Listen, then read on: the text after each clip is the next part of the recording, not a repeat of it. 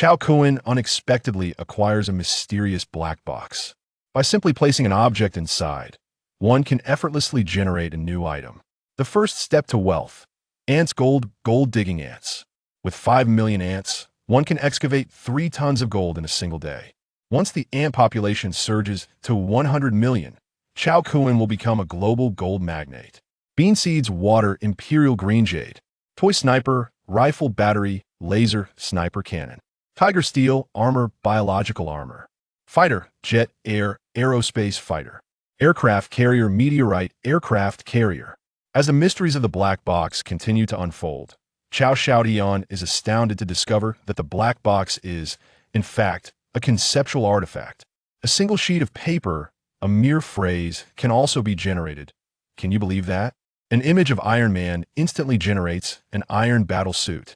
A simple phrase of two-dimensional foil immediately compresses the solar system. A utterance of divine dragon directly conjures a 9-clawed divine dragon steed. Chapter 1. The Enigmatic Black Box. As the lights begin to twinkle in the evening, on a certain street in Zhonghai Baoshan, Cao Kun skillfully stirs fried rice with a pan in one hand and a spatula in the other. The city management is coming. The city management is coming. Run. At that moment, the nearby ants selling skewers suddenly exclaimed in alarm. Cao Kun glanced over to see red and blue lights flickering from the direction of the street's end. Having graduated from an ordinary university, Cao Kun has been selling fried rice from a stall for over half a year. Being chased by the city management is not an unfamiliar experience for him. Instantly, Cao Kun drops his spatula and hastily pedals away on his 3-wheeled bike, the motion fluid and effortless, revealing his seasoned expertise. Such is the nature of street vending. There's only one path to escape, for being caught would inevitably result in a fine, rendering several days of hard work futile. When Cao Kun first began his stall, he was apprehended once, fined 1,000, and had his tricycle impounded for a month. For someone like him, struggling at the bottom of society and barely making ends meet, this truly feels like adding insult to injury. The young man waiting for fried rice is momentarily taken aback, then shouts at Cao Kun, "Brother, my fried rice. I'll see you at the next intersection." Without looking back, Cao Kun speeds away on his bike. The city management pursues relentlessly, leaving Cao Kun bewildered. There are several vendors around, so why am I the only one being chased? Just as he rides past an alley, suddenly, several children dash out from within. Cao Kun's expression shifts to alarm, and he swiftly turns the handlebars and slams on the brakes to avoid them. Crash! The timing is too perfect. He cannot evade in time, and the tricycle collides with a parked vehicle at the roadside, producing a resounding bang. Subsequently, the tricycle tips over, trapping Cao Kun beneath it. Buzz! A sudden, excruciating pain throbbed at the back of Cao Kun's head, causing a disorienting whirl of sensations before he succumbed to unconsciousness. When Cao Kun regained consciousness, it was already the following afternoon. The moment Cao Kun opened his eyes, he was horrified by the sight before him, letting out a startled scream. Darkness. It was an abyssal blackness, swirling and deep, akin to a black hole nestled in the infinite cosmos, slowly rotating. It seemed capable of devouring one's very soul. Where am I? Have I already perished? Just as Cao Kun uttered this thought, a woman's voice echoed beside him. You are not dead. You are in a hospital. Upon hearing this, Cao Kun felt momentarily stunned as the enveloping darkness abruptly dissipated and light flooded in. Cao Kun surveyed his surroundings, realizing he was in a hospital room where a beautiful nurse was tending to his bandages. Noticing the bewildered expression on Cao Kun's face, the nurse gently inquired, "You have finally awakened. How do you feel now? Is there any discomfort in your body?" Hospital. Cao Kun was somewhat dazed, pondering what he had just witnessed. A dream? Rubbing his heavy head, he hoarsely asked, "How long have I been unconscious?" 18 hours. The lovely nurse asked, "Do you still remember who you are?" "What does that mean?" Cao Kun was momentarily taken aback and replied, "My name is Cao Kun. Last night, while setting up my stall and cycling to avoid a child, my tricycle overturned and struck my head, causing me to faint." The nurse smiled and nodded after hearing this. "Your diagnosis is a concussion caused by a blunt force trauma. The fact that you can recall the events suggests it is not too severe. The doctor will come by shortly for a further examination." With that, the nurse pushed her cart out of the room. Cao Kun sat up and gingerly touched the bandaged area at the back of his head, feeling a dull ache. With a look of despair, he sighed. All my efforts over the past few months have gone to waste. What terrible luck. Hospital treatment would cost him at least several thousand yuan. Most importantly, his tricycle had collided with a car, and the compensation would undoubtedly be considerable. In an instant, all the money he had painstakingly earned over the months was rendered futile.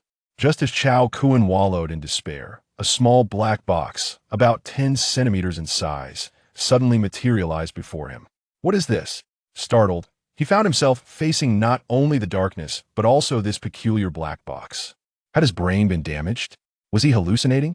Cao Kun rubbed his eyes vigorously and opened them again to find the black box still hovering in front of him.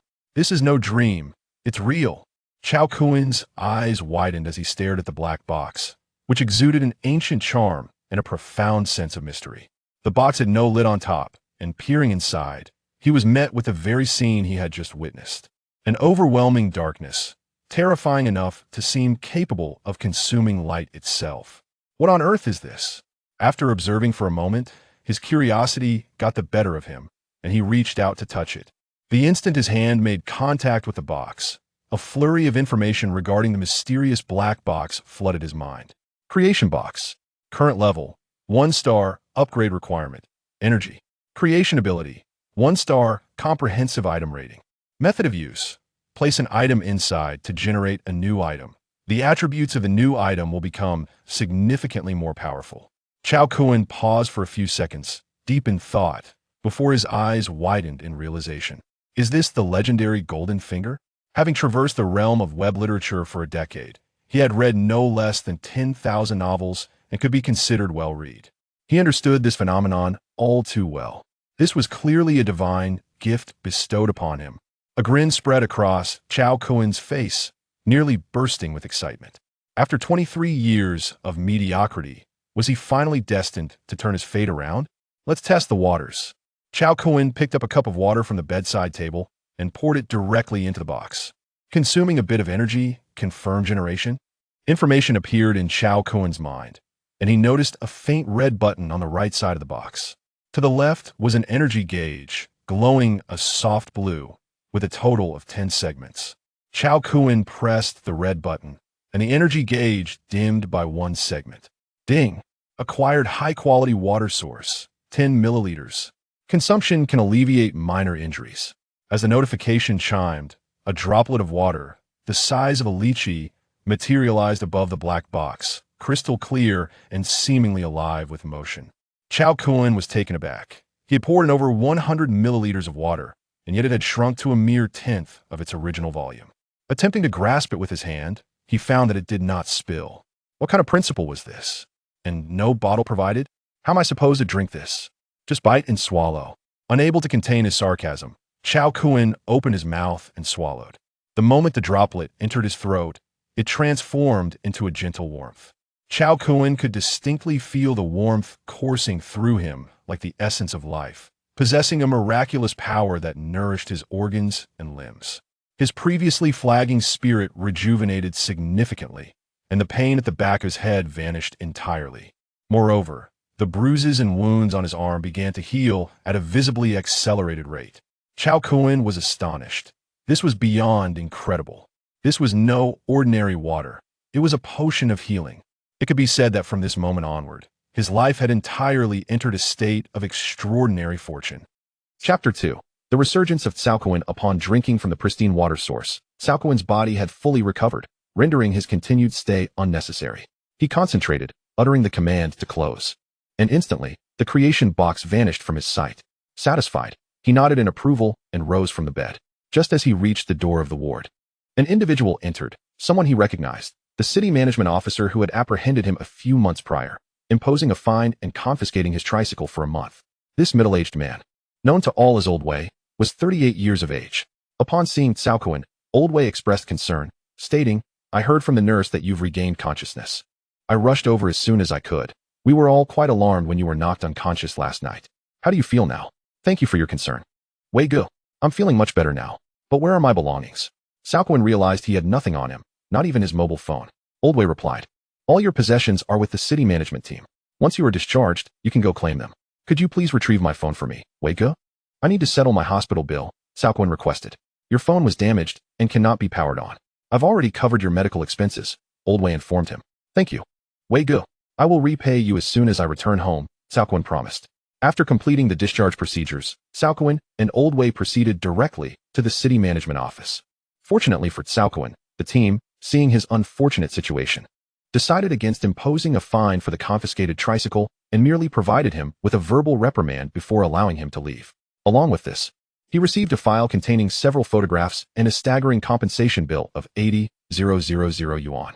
This was due to an incident last night where, while evading a child, Cao Kun had collided with a vehicle, a Mercedes-Benz S-Class, as indicated by the photographs, which displayed a significant dent and alarming scratches on the right side of the luxury car. Overwhelmed with despair, Cao Kun felt a surge of anger. What kind of misfortune is this? He lamented. After 8 months of selling goods on the street, he had managed to save less than 50,000 yuan. Now, with an 80,000 yuan compensation claim, his already strained finances had plunged him into dire poverty. Fuming, Cao Kun rode away on his tricycle, his heart heavy with frustration. If not for the miraculous creation box, he might have considered fleeing altogether. For someone like him, a compensation of 80,000 yuan was indeed a monumental sum.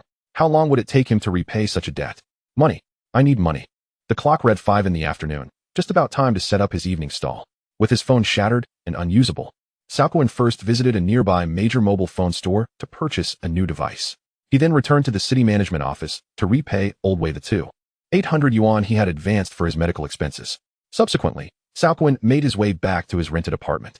For the sake of convenience in setting up his stall, he had chosen a ground floor unit, a modest, aging 35 square meter one-bedroom apartment located on the outskirts, with an annual rent of 23,000 yuan. Eagerly, Cao Kun entered his home and retrieved a bowl of uncooked rice along with a bowl of cooked rice. With a flick of his mind, the black box materialized before him. Uncertain whether others could see this mysterious object, he opted to generate it within the privacy of his living space. He poured the uncooked rice into the box. Ding. Consuming a small amount of energy. Do you wish to confirm synthesis? The prompt echoed in his mind, and Cao Kun pressed the red confirmation button. Ding. You have obtained 250 grams of high-quality rice, with additional permanent effects. Strength 1, Constitution 1, lifespan increased by 10 days. Note, each person can utilize this effect up to 5 times. As the notification rang out, a cube composed of rice grains floated above the black box. Strength, Constitution, and even an extension of lifespan. Cao Kun was utterly astonished. Was it truly that remarkable? Just then, a translucent panel resembling a personal attribute screen from a game appeared before him. Ah, it even has hidden functions. Cao Kun gazed at the glowing panel in astonishment. Name, Cao Kun. Lifespan, 8652, 20082. Strength, 8. Average human value, 10 and below. Speed, 6. Constitution, 7. Spirit, 8. Special abilities, none. I'm quite weak, Cao Kun mused, feeling a wave of disappointment wash over him. Calculating based on an average of 365 days in a year, a lifespan of 20,082 days would amount to a mere 55 years. As the current average life expectancy was 72 years, he was left with a 17-year deficit. This meant he could expect to live for only another 31 years. With a glum expression, Cao Kun took the generated rice and hurriedly found his rice cooker to steam it. 15 minutes later, he opened the lid to be greeted by a delightful aroma of rice wafting through the air, igniting his appetite as he swallowed hard. The rice grains inside the cooker sparkled like pearls, each one plump and larger than the rice he usually cooked.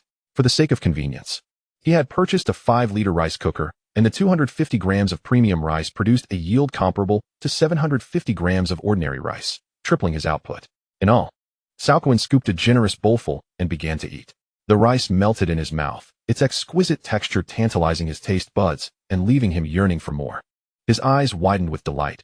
This was undoubtedly the best rice he had ever tasted. No, it was the finest delicacy he had encountered in his life.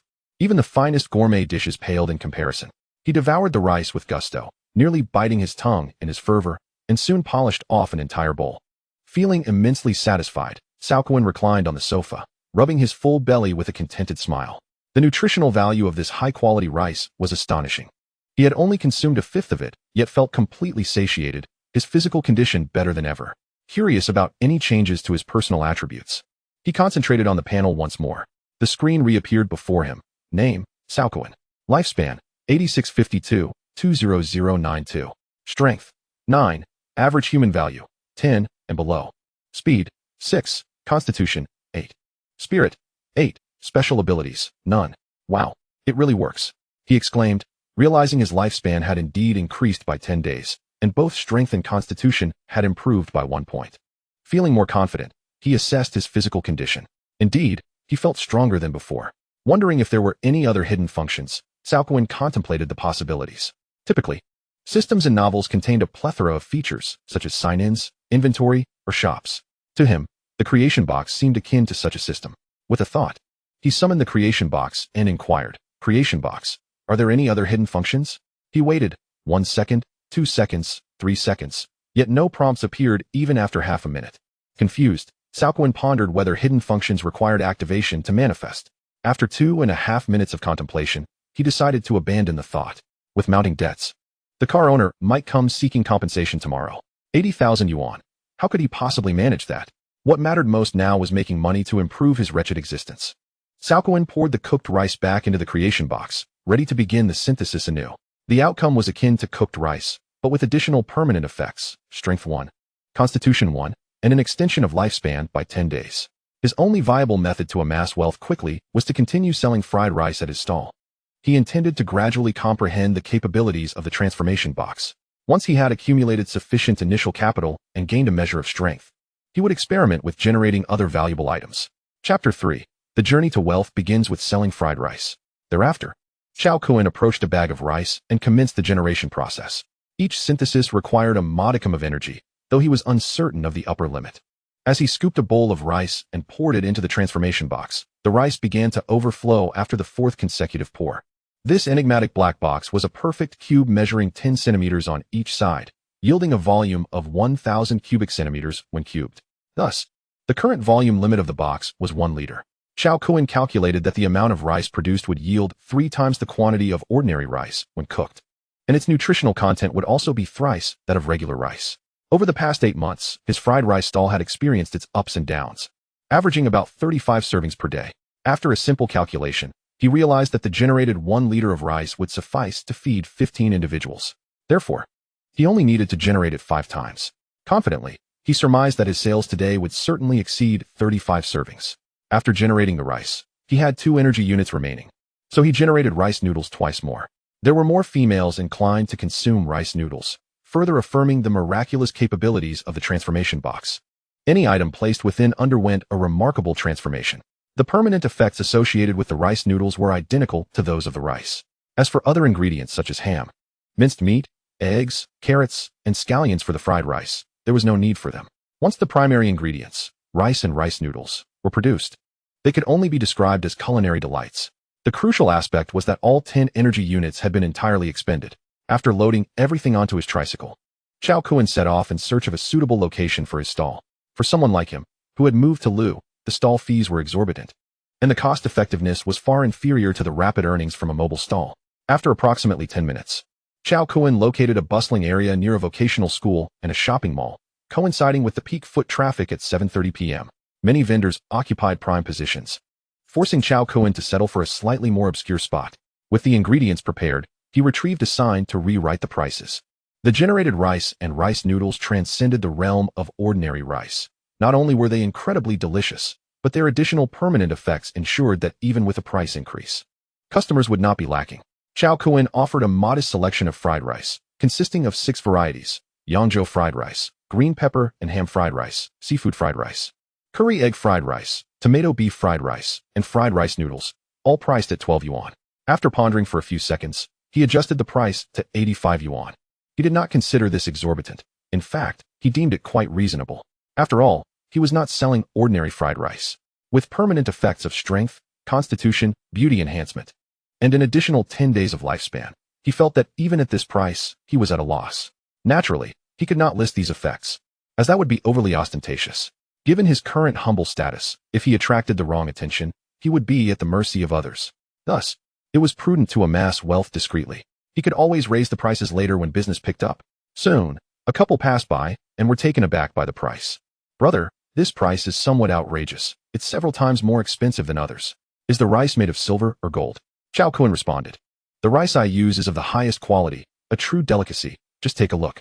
Saying this, he opened the container holding the rice. Upon seeing the glistening, plump grains resembling pearls, the couple's eyes widened in astonishment. This looks exquisite. I've never seen such beautiful rice before. The male exclaimed, is this some sort of advanced technology? Cao Kun was momentarily taken aback. Honestly, he was unsure whether it constituted advanced technology. Having tasted it himself before arriving, he found it to possess the authentic aroma of rice, so it probably didn't qualify. Cao Kun offered a disposable spoonful to the inquisitive young man with a smile, saying, whether it is advanced technology or not, you'll know once you taste it. The young man hesitated momentarily, then accepted the spoonful and tasted a few grains. Instantly, a delightful flavor tantalized his taste buds, causing his eyes to light up. He then eagerly devoured the entire spoonful, savoring the unparalleled deliciousness. Observing her boyfriend's blissful expression, his girlfriend remarked, it's just a spoonful of plain rice. Is it really that extraordinary? The young man, lost in reminiscence, replied, delicious, truly exquisite. Brother, quickly prepare me a serving. He was unable to resist. Even if it were indeed advanced technology, he had to indulge. I cannot pass up such exquisite flavors. What kind would you like? Yangzhou fried rice. All right, please wait 3 minutes. He heated the pan, adding shrimp, eggs, corn, peas, carrots, sausage, salt, soy sauce, and finally, the rice. The sizzling sound resonated as he tossed and stir-fried the ingredients. With his newfound strength, Cao Kun found cooking the rice easier than ever, much to the delight of the couple, who were now salivating. As time passed, the aroma of the stir-fried rice intensified, wafting through the air and enveloping the couple. The scent was so captivating that it felt as if it penetrated their very souls, rendering them unable to resist, their throats dry and mouths watering. What is that aroma? It smells divine. After the stir-frying process concluded, the rich fragrance of the rice spread uncontrollably, captivating the attention of passers-by. Many turned their gazes towards Cao Kun's stall, with some unable to resist approaching. 85 yuan for street-fried rice? That is absurd. The price deterred many. However, the tantalizing aroma stirred the appetites of others. Just inhaling the scent makes me drool. It must be incredibly delicious. Today, I shall indulge myself. Boss, give me a serving of seafood fried rice. I want to see who dares to sell at such a high price. Also, a serving of tomato beef fried rice for me. Before long, the Yangzhou fried rice requested by the couple was ready. Each grain was golden and plump, glistening enticingly, akin to a work of art. Cao Kun inquired, will you be dining here or taking it to go? Dining here, please, the young man replied eagerly, wiping his mouth as he could hardly contain his anticipation. The aroma was irresistible, and upon receiving the container, he immediately took a large spoonful. Ah, delicious. This is truly exceptional.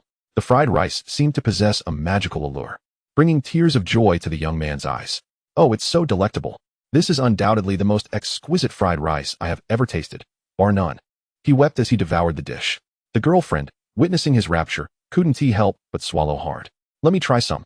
Instantly, her eyes widened, and she unabashedly seized the container, devouring the contents with gusto, only to find herself shedding tears of joy as well. Is it really that exaggerated? Others around them exchanged bewildered glances. Cao Kun smiled faintly. He did not find it exaggerated at all. After becoming accustomed to ordinary food, indulging in such high-quality rice was akin to savoring earthly delights, making it utterly irresistible. The subsequent dishes prepared were consumed on the spot. No one could resist. Oh, the flavor. It is truly exquisite. Such is the delicacy of the human realm. I feel so full, so utterly satisfied. Goodness, why do I feel so invigorated after finishing? For this taste, 85 yuan is certainly worth the price. It surpasses the exquisite seafood feasts for which I've spent hundreds. My heavens, it is indeed true. I can feel it as well. Boss, could it be that your fried rice possesses some sort of magic? Cao Kun cast a subtle glance at the individual, acknowledging their cleverness. As he tossed the rice in the iron wok, the aroma intensified, wafting through the entire street and drawing a considerable crowd, which soon formed an extensive line. Cao Kun continued without a moment's respite, laboring diligently until nearly midnight, when all his ingredients were sold out. He had served a total of 75 portions of fried rice and 6 portions of fried noodles, each serving priced at 85 yuan, culminating in an impressive total of 835 yuan. This figure was over 30 times what he had earned previously. The fried rice venture had proven exceedingly profitable. Upon returning to his dormitory, Cao Kun briefly washed up and fell into a deep slumber. After 4 continuous hours of frying rice, his arms ached terribly. He was utterly exhausted. This sleep was sweeter than any he had experienced before, and he did not awaken until nearly 11 the next day. rising naturally. Ah! Cao Kun stretched his taut body and sat up, feeling a sense of vitality. With a mere thought, the creation box manifested before him. A smile broke across his face, resembling that of a fool, as tears welled in his eyes and his lips trembled. It was all real. It was not a dream. He truly had turned his fortunes around. After indulging in his blissful grin for a while, he finally closed the creation box and proceeded to dress, wash up, and prepare a simple meal, seafood fried noodles. As he savored the delicious noodles, he scrolled through short videos. To his surprise, he stumbled upon a video of himself selling fried rice. The title read, "The best and most delicious fried rice in history. Truly a culinary delight, delicious enough to bring tears." In the video, the patrons surrounding his stall appeared as though they were starving, devouring the food ravenously, exclaiming in astonishment, and praising the endless deliciousness of his fried rice. The view and comment counts were substantial, with many inquiring for his location, eager to indulge in his culinary creation. Cao Kun's lips curled into a smile. It seemed he was on his way to fame. Tonight's business would surely be bustling, allowing him to set up his stall early. Suddenly, a knock resonated at his door, accompanied by a man's voice. "Is Cao Kun home?" Cao Kun furrowed his brow. In Zhonghai, he was alone, without a single friend. The only one who had come to find him was his landlord. He had already paid his rent for the second half of the year 2 months prior. Who could this person be? He rose to open the door, revealing a well-dressed middle-aged man, impeccably groomed, exuding the demeanor of a successful individual. Cao Kun asked, perplexed, "Who are you?" The middle-aged man cast a fleeting glance around Cao Kun's modest dwelling, his eyes betraying a hint of disdain, before he replied coolly, "Last night, you damaged my Mercedes with your bicycle. I am the owner." He produced his driver's license for Cao Kun to see. It appeared that compensation was required. "Mr. Zhang, I currently have only 50,000 yuan. I can pay the remainder in 3 days." Cao Kun had just over 50,000 yuan, insufficient to cover the 80,000 yuan owed. The creation box could only generate 10 times a day, yielding enough rice for 150 portions of fried rice, which would net him approximately 10,000 yuan after costs. 3 days would suffice to earn the remaining 30,000 yuan. The middle-aged man, named Zhang Chao, displayed a flicker of enthusiasm in his eyes as he retrieved a contract from his briefcase and handed it to Cao Kun. "Mr. Chao, please take a look at this." Cao Kun accepted it with confusion. After a brief perusal, he understood. It was a recipe transfer agreement. The terms were simple. The man wished to purchase his fried rice recipe exclusively. The offered price was 200,000 yuan. In essence, if he agreed to sign the contract, not only would he avoid compensating the 80,000 yuan, but he would also receive 200,000 yuan in transfer fees. Cao Kun's expression was peculiar. It was evident that this individual had seen the viral video of his bustling stall and wished to capitalize on the opportunity. Zhang Chao regarded Cao Kun with a faint smile, adding, "Mr. Chao, I manage several restaurant chains. In addition to the recipe transfer, I can also offer you a position in my restaurant with a monthly salary of 15,000 yuan." Cao Kun had already gained some online notoriety, attracting a steady stream of customers clamoring for his fried rice. With such popularity, he would undoubtedly draw many patrons to the restaurant. Cao Kun returned the contract to Zhang Chao, stating, "I apologize, but my fried rice does not have a recipe. It is merely ordinary home-style fried rice." He had no recipe to speak of. It was all thanks to the rice generated by the creation box. Furthermore, even if he had a recipe, he would never consider relinquishing it. 200,000 yuan exclusively? It would be foolish to squander such a golden opportunity. He preferred to quietly accumulate his wealth. Zhang Chao's expression darkened at Cao Kun's words, assuming he was merely haggling. "I will add another 20,000 yuan." Zhang Chao had thoroughly analyzed the quality of Cao Kun's fried rice. He had even consulted the patrons in the video, all of whom extolled the dish's exquisite taste. One person might lie, but a multitude would not.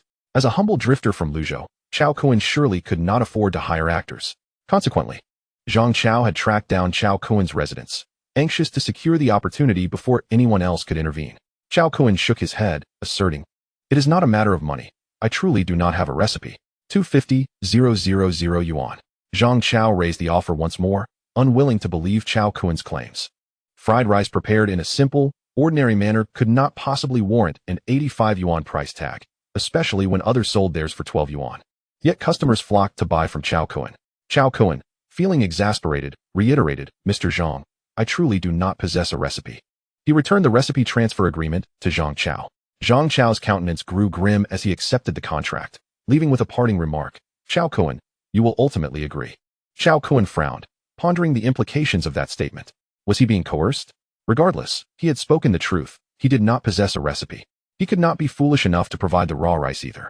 The creation box was his treasure, the key to his newfound fortune. He understood the adage that possessing a precious gem could lead to peril. If anyone learned of the creation box's existence, he would be in grave danger. This was no idle fear, it was a legitimate concern. Thus, the existence of the creation box was a secret known only to him. Even his closest ones could not be informed. Time swiftly passed, and soon it was 5 in the afternoon. Cao Kun began generating rice. The 10 units of energy consumed the previous day had replenished. Clearly, he had a daily quota of 10 generation opportunities, which was sufficient for now. This time, he generated rice for 15 servings at once, which proved to be more cost-effective than rice noodles. To expedite the frying process, Cao Kun purchased a larger wok capable of accommodating 2 to 3 servings at once, thereby saving him half the time during busy hours. Once everything was loaded onto his vehicle, Cao Kun rode to the spot where he had set up his stall the previous night.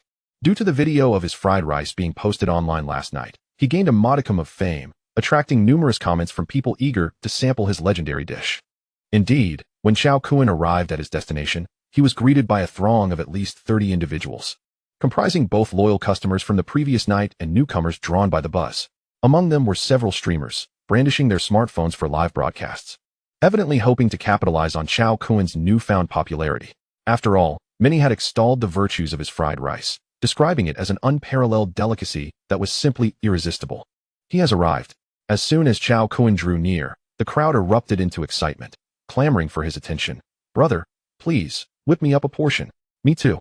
Ever since I tasted your fried rice last night, I've lost my appetite for anything else. I've gone a whole day without eating and am nearly starving. I need 2 servings to take back for my girlfriend. I want 6. My dorm mates are ravenous and claim they won't survive till tomorrow without your fried rice. Hurry. We need help. Big guy, I'm a food streamer. Could you please serve me first? If it truly lives up to the hype, I'll promote you for free." Cao Kun, beaming with gratitude, responded, "Thank you all for supporting my business." The crowd eagerly assisted him in arranging the ingredients, their impatience palpable. With a sizzling sound, he heated the oil, added the ingredients and seasonings, flipping them deftly with fluid motions. In no time, 3 fragrant portions of fried rice emerged, each grain glistening with a golden sheen, making the onlookers' throats involuntarily constrict as they swallowed hard in anticipation. One food streamer, directing his camera towards the pan, exclaimed in astonishment, "Brothers, it seems the video is authentic. The owner hasn't hired actors. Just the aroma alone has me drooling. I can hardly contain myself." He promptly took a spoonful of the freshly served fried rice, and upon tasting it, a wave of indescribable delight surged through him, leaving him breathless. Chapter 5. Delicious to the point of tears. The exquisite flavor coursed through the streamer's very being, elevating him to a state of pure ecstasy, his face radiating sheer bliss. "This flavor is simply sublime," he declared, devouring the dish voraciously. The chat room exploded with excitement. "I've been a fan for 10 years, and I've never seen a host react this way while eating." It seems the fried rice has truly astounded him. "Stop talking. I can't help but weep. I think I can already smell it from here. It's over 1,000 kilometers away. It's just too far. I can't hold back any longer. Wait for me half an hour. I'm on my way. Damn, that Australian lobster I just ordered suddenly seems unappetizing. I'm taking my private jet to eat that fried rice. I'm 300 kilometers away. Will I make it in time?" At that moment, 2 young men approached from the back of the crowd. "Wow, this business is even more bustling than our restaurant. Indeed, this aroma is phenomenal. I've been in the food industry for 5 or 6 years, and this is the first time I've encountered such fragrant fried rice." These 2 were employees of Zhang Chao's chain restaurant, Xiao Ming and Xiao Huang. "Let us hurry, we have a mission." With the line growing longer, by the time they received their fried rice, an hour had passed. The pair found a slightly secluded spot, avoiding the cameras, and whispered, "Let us eat half now. It would be a shame to waste such delicious fried rice. Wow, the flavor is truly exceptional. No wonder Boss Zhang wanted the recipe. Indeed, this can be deemed the world's finest fried rice. I'd pay 85 yuan for it, and even if the price were to multiply tenfold, people would still buy it." As they enjoyed their meal, they discreetly scanned the surroundings and, seeing no one was watching, produced a hidden fly that they had altered to blend seamlessly into the dish. Xiao Ming spat out a mouthful of rice in shock, exclaiming, "What the hell is this?" Xiao Huang, upon realizing, retched violently, cursing, "It's a fly? This is revolting. I came all the way here after seeing the video, only to find a dead fly in my dish. What terrible luck. This street food is far from clean. Let us go confront the owner." Their theatrical display drew the attention of many. Upon hearing about the fly, the previously delighted expressions of the diners turned to horror, as though they had just bitten into a fly themselves. The food may be delicious, but encountering something as unsanitary as a fly is utterly unacceptable, regardless of the taste. Xiao Ming and Xiao Huang approached Cao Kun, brandishing their half-eaten containers of fried rice. Their faces darkened with anger. "Owner, take a look at this." The crowd gathered around, and upon seeing the charred remains of a fly in Xiao Ming's box, their faces shifted in disbelief. This was undeniable evidence that the fly had indeed been cooked along with the rice. "Just now, I finished my meal. I drove for 2 hours. And this is what I get. Can I even eat this? Disgusting. I can't eat anymore. Refund me." The chatroom of the food streamer erupted in chaos. "Ha! Streamer, share your thoughts." "Damn it. I was nearly there by plane. Turn back quickly. The lobster is going cold." "This is hilarious. Street food is inherently unclean. Why the fuss?" "You're a tough one. I can't take it. I can accept a little taste issue, but not hygiene. I'd rather eat instant noodles." Xiao Ming and Xiao Huang slammed their hands on the stall, glaring at Cao Kun in fury. "What do you propose we do? I'm about to be sick." Cao Kun, frowning at the fly in the fried rice, realized it was August, and indeed, flies were present. Even if he denied it, who would believe him? Damn it. What bad luck. Cao Kun, visibly distressed, turned to the furious Xiao Ming and Xiao Huang and asked, "How do you wish to resolve this?" "Compensation. We demand compensation." "Yes. The food safety law stipulates a minimum of 1,000 yuan. Otherwise, I will file a complaint." At this moment, Cao Kun understood that arguing was futile. He promptly transferred 1,000 yuan to them and refunded some customers who had already paid but not yet eaten. Xiao Huang, with a fierce glare, insisted, "And I want my compensation. We cooked it together." Cao Kun transferred another 1,000 yuan. "You're wise. Otherwise, I'd have your stall overturned." After receiving their compensation, Xiao Ming and Xiao Huang left triumphantly. They felt elated, having disrupted Cao Kun's business and pocketed 1,000 yuan for themselves. As they departed, the remaining crowd dispersed. Thus, a single fly swiftly tarnished Cao Kun's booming business, leaving it desolate. After cleaning up his stall, Cao Kun rode back to his dormitory. Unlike others, he now bore a reputation that was as foul as the fame he had briefly enjoyed. His fried rice was truly one of a kind, remarkably distinctive. Even if sold in a different location, it would be instantly recognized and shared online.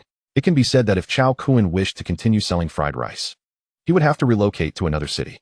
On this particular night, not only did Cao Kun fail to earn any money, but he also lost nearly 1,000 yuan, resulting in a complete financial loss.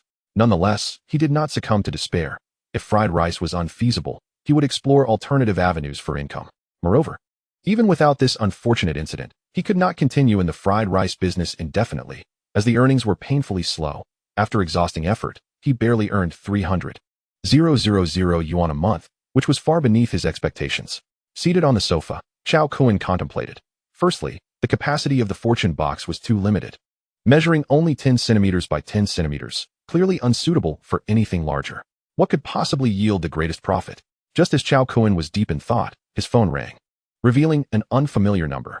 After a moment's hesitation, he answered, "Hello, who is this?" "I am Zhang Chao," came the resonant voice from the other end. Cao Kun, feeling irritated, retorted, "I told you already, I have no recipe." Zhang Chao chuckled lightly, saying, "I saw the video. Someone found a fly in your fried rice. Your reputation is now tarnished, and it is evidently impossible for you to continue selling fried rice. I can offer you a way out, 200,000 yuan. If you agree, we can sign the contract tonight." Cao Kun's expression hardened as he replied in a low voice, "Were those 2 people you sent?" Having been in the fried rice business for 8 months, it was his first experience of someone finding a fly, which seemed far too coincidental. Zhang Chao merely smiled noncommittally and said, "You have 1 hour to consider." He then abruptly hung up. Cao Kun's face darkened. This was a dirty trick, a despicable maneuver. "Damn it. I was even thinking of repaying you for the car repairs, but now I owe you nothing." His anger boiled over. Chapter 6, Drugging Me? "You're quite bold." Cao Kun was seething, his fury almost palpable. While such tactics were disgraceful, they were undeniably effective, striking him down and shattering his livelihood. In the culinary business, reputation was paramount. Once it was sullied, recovery was impossible. "I will remember this grudge, and I shall repay it tenfold," he vowed. Once he had calmed down, he resumed pondering ways to make quick money. At that moment, his gaze fell upon a battered phone resting on the coffee table. This was the phone that had been rendered useless after his tricycle overturned 2 nights prior, the screen deeply dented and unsightly. Although the phone was no longer functional, he had refrained from disposing of it, as it contained important documents that he preferred to destroy himself. Taking up the damaged phone, Cao Kun mused. I wonder what would happen if I threw this broken phone into the fortune box. With that thought, the fortune box materialized before him, and he placed the phone inside. Ding. Item size exceeds the limit. Generation impossible. The fortune box's notification echoed in his mind. Looking at the phone partially sticking out, Cao Kun chuckled wryly. As he had suspected, the fortune box had size restrictions and required complete submersion in the black vortex for it to work. What if I split it in half? He pondered. With this thought, he retrieved a toolbox and began to dismantle the broken phone with fervor. Snap, crackle. In no time, he had severed the phone into two halves, reducing the size to within 10 centimeters. Eagerly, he placed the two pieces into the fortune box. Ding. Insufficient energy, generation impossible. Cao Kun suddenly recalled that all his energy had been consumed in generating rice that day. Never mind, I'll deal with it tomorrow. Time to play. It was still early, just past 7 in the evening. With no family or friends in Zhonghai, he spent his leisure time playing games like Honor of Kings and PUBG. The life of an ordinary person was indeed simple and unadorned. After a few minutes, he stared at the screen displaying the word failure in bold letters, feeling speechless. His entire team had underperformed, and he was the only one with a decent score. What a bunch of no-hopers, he cursed as he readied himself for a second match. Wonder if I can generate top-tier gaming skills by throwing my gaming techniques into the fortune box? I'll try that another day. Just then, an incoming call interrupted his thoughts. It was another unfamiliar number. Without hesitation, Cao Kun hung up. During his gaming time, he only answered calls from family or close friends. However, less than 3 seconds later, the caller rang again. Sticking to his routine, he hung up once more. Yet, the caller persisted, dialing again. Annoyed, he finally answered. Who is this? Cao Kun, have you thought about it? Came the voice of the middle-aged man from before, Zhang Chao. Recognizing the tone, Cao Kun refused to give him the satisfaction and snapped, Get lost. I don't have a recipe. After that, he hung up and blocked the number. On the other end, Zhang Chao's expression darkened as he gripped his phone tightly, his knuckles cracking. As a wealthy tycoon with a net worth in the billions, it was the first time he had been so openly insulted by someone of such lowly status. You're asking for it. He fumed before making a call. 3,000. Find someone for me. What kind of person? Came the reply. A lowly outsider. He sent the address information. Failure, victory, failure, victory, victory, victory, failure. After 3 hours of gaming, Cao Kun felt trapped in a never-ending cycle of wins and losses, remaining stuck at 22 stars in the rankings. Frustrated, he exclaimed, I can't believe I'm still at the same level. What a waste of time. Time for bed. With that, he silenced his phone, turned off the lights, and drifted off to sleep. However, less than half an hour later, 2 tattooed men wearing masks approached his door. Is he asleep? Let us move. One of them pulled out a wire and inserted it into the lock. In less than 10 seconds, with a click, the door swung open. Be quiet. Just use the drug to knock him out. The 2 men tiptoed inside, heading straight for Cao Kun's bedroom. Oblivious to the impending danger, he remained asleep. With a swift motion, a cloth soaked in a sedative was placed over Cao Kun's mouth. He jolted awake, eyes wide, but before he could react, his consciousness faded away. 2 hours later, in an abandoned basement on the outskirts of Zhonghai, Zhang Chao stared at the unconscious form of Cao Kun sprawled on the floor, expressionless as he picked up a bucket of cold water and doused him. Splash! Soaked from head to toe, Cao Kun was jolted awake, the blinding headlights of 2 cars forcing him to squint again. As his vision adjusted, he saw 3 men surrounding him, one of whom was Zhang Chao. Cao Kun's expression darkened as he scanned his surroundings, which were shrouded in darkness, illuminated only by the headlights of the 2 cars. It was painfully clear that he had been kidnapped. Cao Kun rose to his feet, casting a piercing gaze at Zhang Chao, and coldly inquired, What do you mean? Zhang Chao. In the past, such a situation might have left him in a state of panic and unease. However, he was no longer the same person. After partaking of rice several times, his strength and physique had surpassed the average of ordinary individuals. Confronting 3 or 5 petty thugs posed no challenge for him at all. Zhang Chao regarded Cao Kun with a hint of astonishment. Typically, one would expect a newcomer to society like Cao Kun to be frightened in such circumstances. Yet, the calmness and composure displayed by Cao Kun took him aback. There was a certain audacity to him. In a commanding tone, Zhang Chao coldly declared, Cao Kun, those who recognize the times are the true heroes. Hand over the formula and leave Zhonghai, and I may spare you. Otherwise, death awaits. In a metropolis like Zhonghai, with its vast population, countless individuals vanished daily. For a lowly figure like Cao Kun, life was as expendable as that of an ant. If he failed to recognize the gravity of his situation, he could not blame Zhang Chao for his ruthless nature. Upon hearing this, Cao Kun replied with a steady voice. You may certainly try. Did he truly believe him to be a mere insect? You reap what you sow, Zhang Chao coldly ordered. break one of his legs to teach him a lesson. At his command, two tattooed men, who were abducting Cao Kun, emerged from the vehicle wielding baseball bats, their eyes gleaming with menace and exuding an air of intimidation. Zhang Chao looked at Cao Kun with a mocking expression, akin to observing a repugnant rat, convinced that Cao Kun would soon cower in submission. However, the next moment, his triumphant demeanor abruptly faltered. Just as the two tattooed men approached within a meter of Cao Kun, he preemptively struck out with two swift kicks. Bang! Bang! Caught off guard, the thugs doubled over in agony, propelled backwards several meters, crashing against a car before coming to a halt. They lay on the ground, clutching their stomachs in excruciating pain, utterly incapacitated. Once Cao Kun made his move, he ensured that it was decisive, leaving no opportunity for retaliation. Zhang Chao stood frozen, utterly astonished. He could hardly fathom that this seemingly frail and lanky youth possessed such formidable strength. It was crucial to note that these tattooed men were not mere street thugs. They possessed a certain level of combat proficiency. Yet, they were so easily bested by Cao Kun. Was this young man a martial artist? While Zhang Chao remained in a state of disbelief, Cao Kun approached him, delivering a resounding slap. You thought you could drug me? Quite bold of you. Chapter 7. The new marvelous use of the creation box. Smack. The slap reverberated loudly in the silent basement. Zhang Chao had no time to evade and stumbled backward several steps before collapsing to the ground, dazed. The force of the blow left him reeling, stars dancing before his eyes, his head buzzing. Cao Kun had no intention of sparing him. He advanced and placed a foot firmly on Zhang Chao's head. As the saying goes, respect begets respect. If one shows disrespect, one shall receive the same in kind. Zhang Chao's lawlessness had provoked Cao Kun's wrath. With a sneer, Cao Kun pressed his foot down hard on Zhang Chao's face, declaring, Zhang Chao, first you sent someone to ruin my stall, and now you attempt to kidnap me to coerce me into surrendering the formula. I'm afraid you're sorely mistaken. My skills surpass yours, and you shall be disappointed. With the creation box at his disposal, Cao Kun felt empowered. Faced with oppression, he would strike back with force, returning the same to the one who had inflicted it. Zhang Chao's eyes blazed with fury, his chest heaving with rage. He had never been so brutally humiliated. To be overpowered by a mere street vendor selling fried rice was a blow to his pride of unimaginable proportions, a profound disgrace indeed. Cao Kun, you seek your own demise. Zhang Chao growled through gritted teeth, his fist swinging violently toward Cao Kun's leg. Cao Kun merely chuckled coldly, delivering a powerful kick in response. Zhang Chao screamed, sliding across the ground and crashing into a load-bearing wall, clutching his waist in agony, contorted like a shrimp. Boom.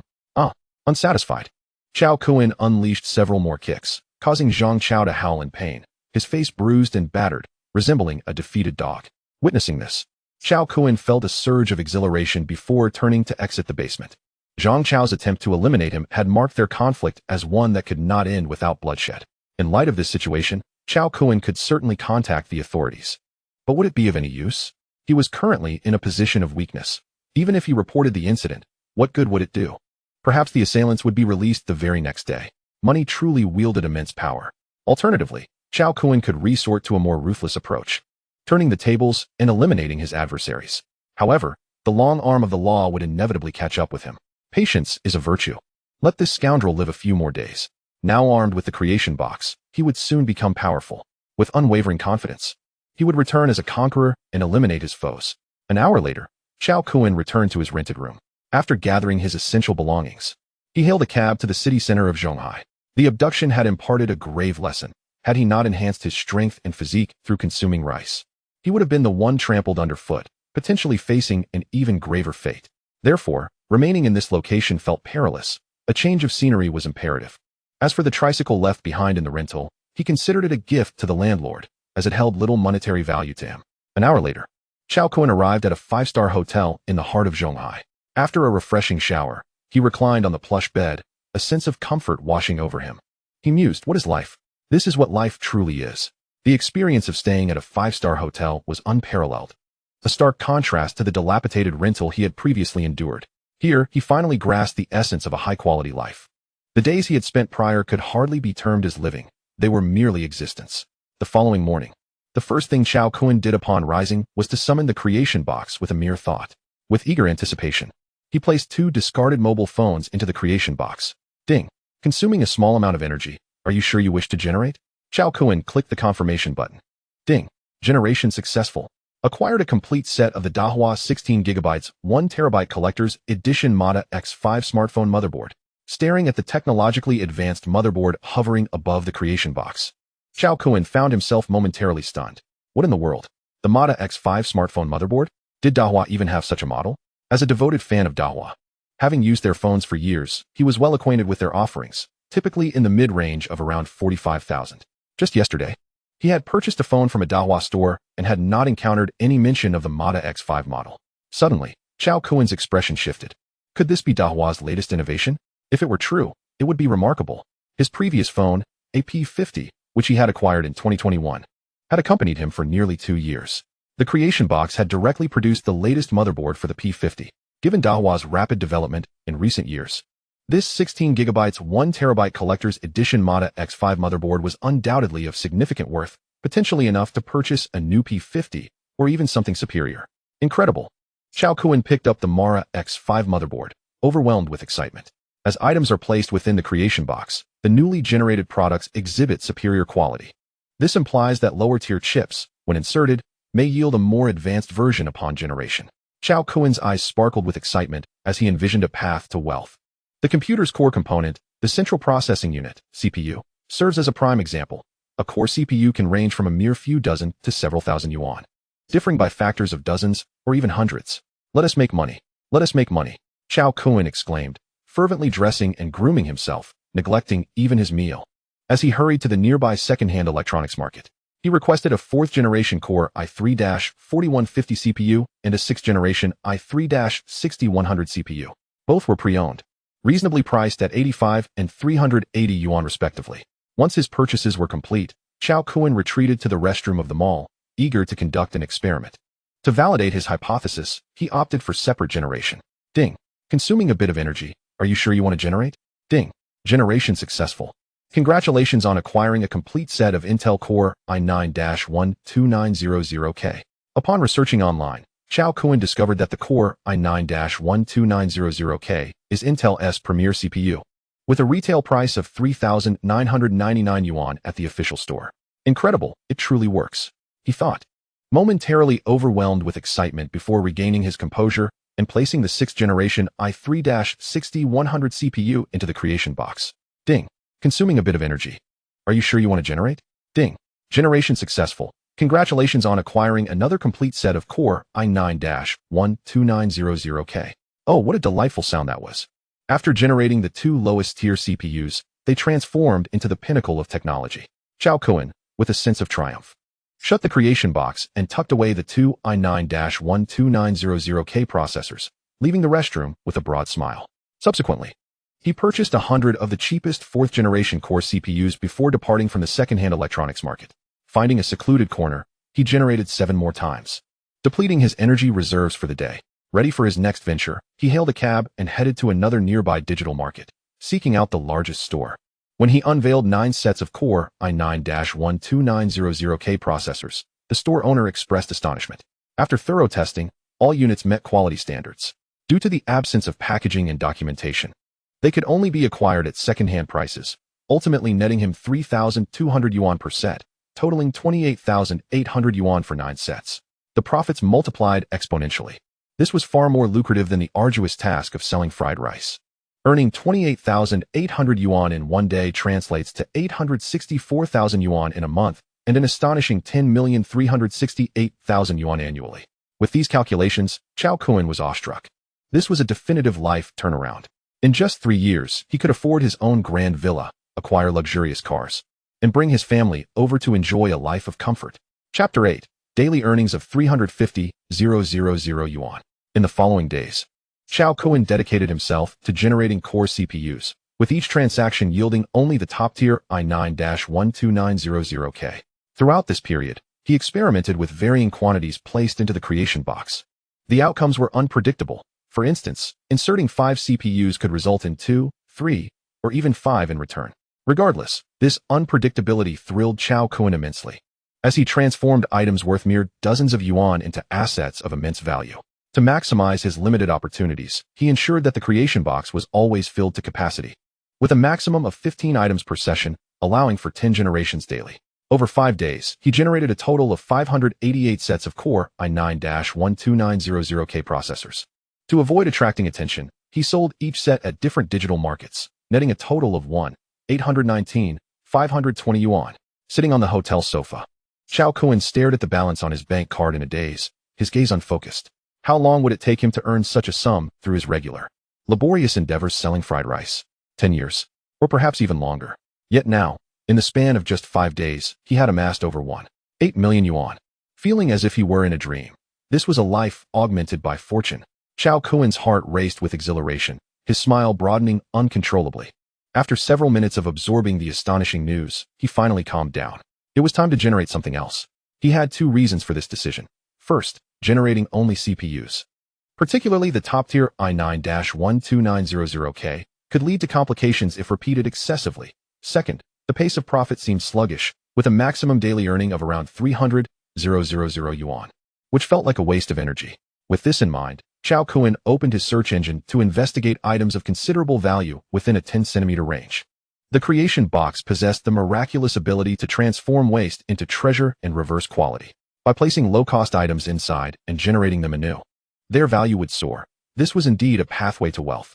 Wood, golden silk nanmu, agarwood, pink ivory, rosewood, yellow flower pearwood. Metals, rhodium, palladium, gold, iridium, platinum. Ores, blood diamonds. Emeralds, taffy stones, silicate boron magnesium aluminum stones, blue silicate boron calcium stones, diamonds, platinoid magnesium zinc stones, bicolor tourmalines. Medicinal herbs, ginseng, ganoderma, ambergris, natural musk, cordyceps, deer antler. Sichuan fritillaria, chuan bei mu, heavy building, sandalwood, agarwood.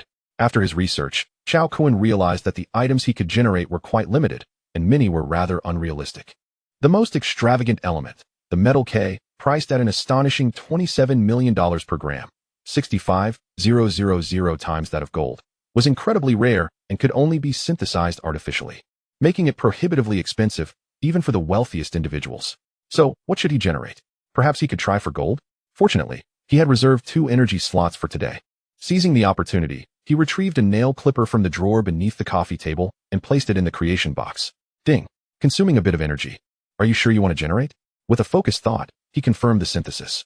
Cao Kun had recently discovered that he could confirm generation through his thoughts, a rather advanced method that spared him the tedious button pressing. Ding! Synthesis successful. Congratulations on acquiring a nanomaterial nail clipper. Disappointment washed over him. Perhaps he had overreached. If gold was unattainable, wood would surely prove futile as well. Perhaps he could try generating precious stones, specifically emeralds. As for herbs, he contemplated ginseng. If he could enhance the age of a century-old wild ginseng, it would indeed yield substantial profits. A century-old wild ginseng could be worth millions, a rare and precious commodity. If only the creation box were slightly larger, he could venture into the second-hand automobile business. Discarded cars could be purchased for mere thousands, but upon generation, their value could soar into the hundreds of thousands. Now that would be a true windfall. After all, automobiles are a necessity, and with China's vast population, the second-hand car market is immense. Gazing at the creation box before him, Cao Kun focused his thoughts, and the attributes panel of the creation box materialized in front of him. Name, creation box. Current level, 1 star, 99,999 away from 2 stars. Upgrade requirement, energy. Creation ability, 1 star, comprehensive item rating. Usage method, place items within, and new items will be generated, their attributes becoming exceedingly powerful. 99,999? Huh. Cao Kun was taken aback, recalling that just a few days ago, this number did not exist. When did it upgrade? Upgrade requirement, energy, electricity, hydropower, wind energy, biomass, tidal energy, solar energy, petroleum, geothermal energy, and coal, all qualify as energy sources. Yet he had not engaged with any of these, and the creation box had not emitted any prompt sounds. Confounded, Cao Kun's gaze fell upon the window. The weather was splendid, and it was mid-August, with the outside air sweltering. Suddenly, a realization struck him. Could it be solar energy? It seemed that during his recent excursions outdoors, the creation box had silently absorbed solar energy, facilitating its upgrade. Indeed, he mused, he should bask in the sun more often. He decided to experiment with electricity. Approaching the power strip, he pondered, how should he proceed? Surely he wouldn't directly touch it, would he? Doubt clouded his mind. Just as he was at a loss, the creation box stirred, a display suddenly appearing beside the power strip. A prompt echoed in Cao Kun's mind. Ding, energy detected. Would you like to absorb it for an upgrade? Upgrade? Absolutely. Cao Kun responded without hesitation. However, he remained oblivious to the grave consequences of his words. In the next instant, a faint, colorful glow emanated from the creation box, and the current from the power strip transformed into a blinding white light, which was absorbed by the creation box. Yet this process lasted merely a second before abruptly halting. What was happening? Why had it stopped? Just as Cao Kun was consumed by curiosity, a tremendous explosion reverberated from outside the room. His expression shifted dramatically. What was that noise? It sounded as if something had exploded. He hurriedly opened the window to investigate, noticing that many guests in the hotel were equally startled, peering out to discern the source of the commotion. When Cao Kun finally located the source of the explosion, he was dumbfounded.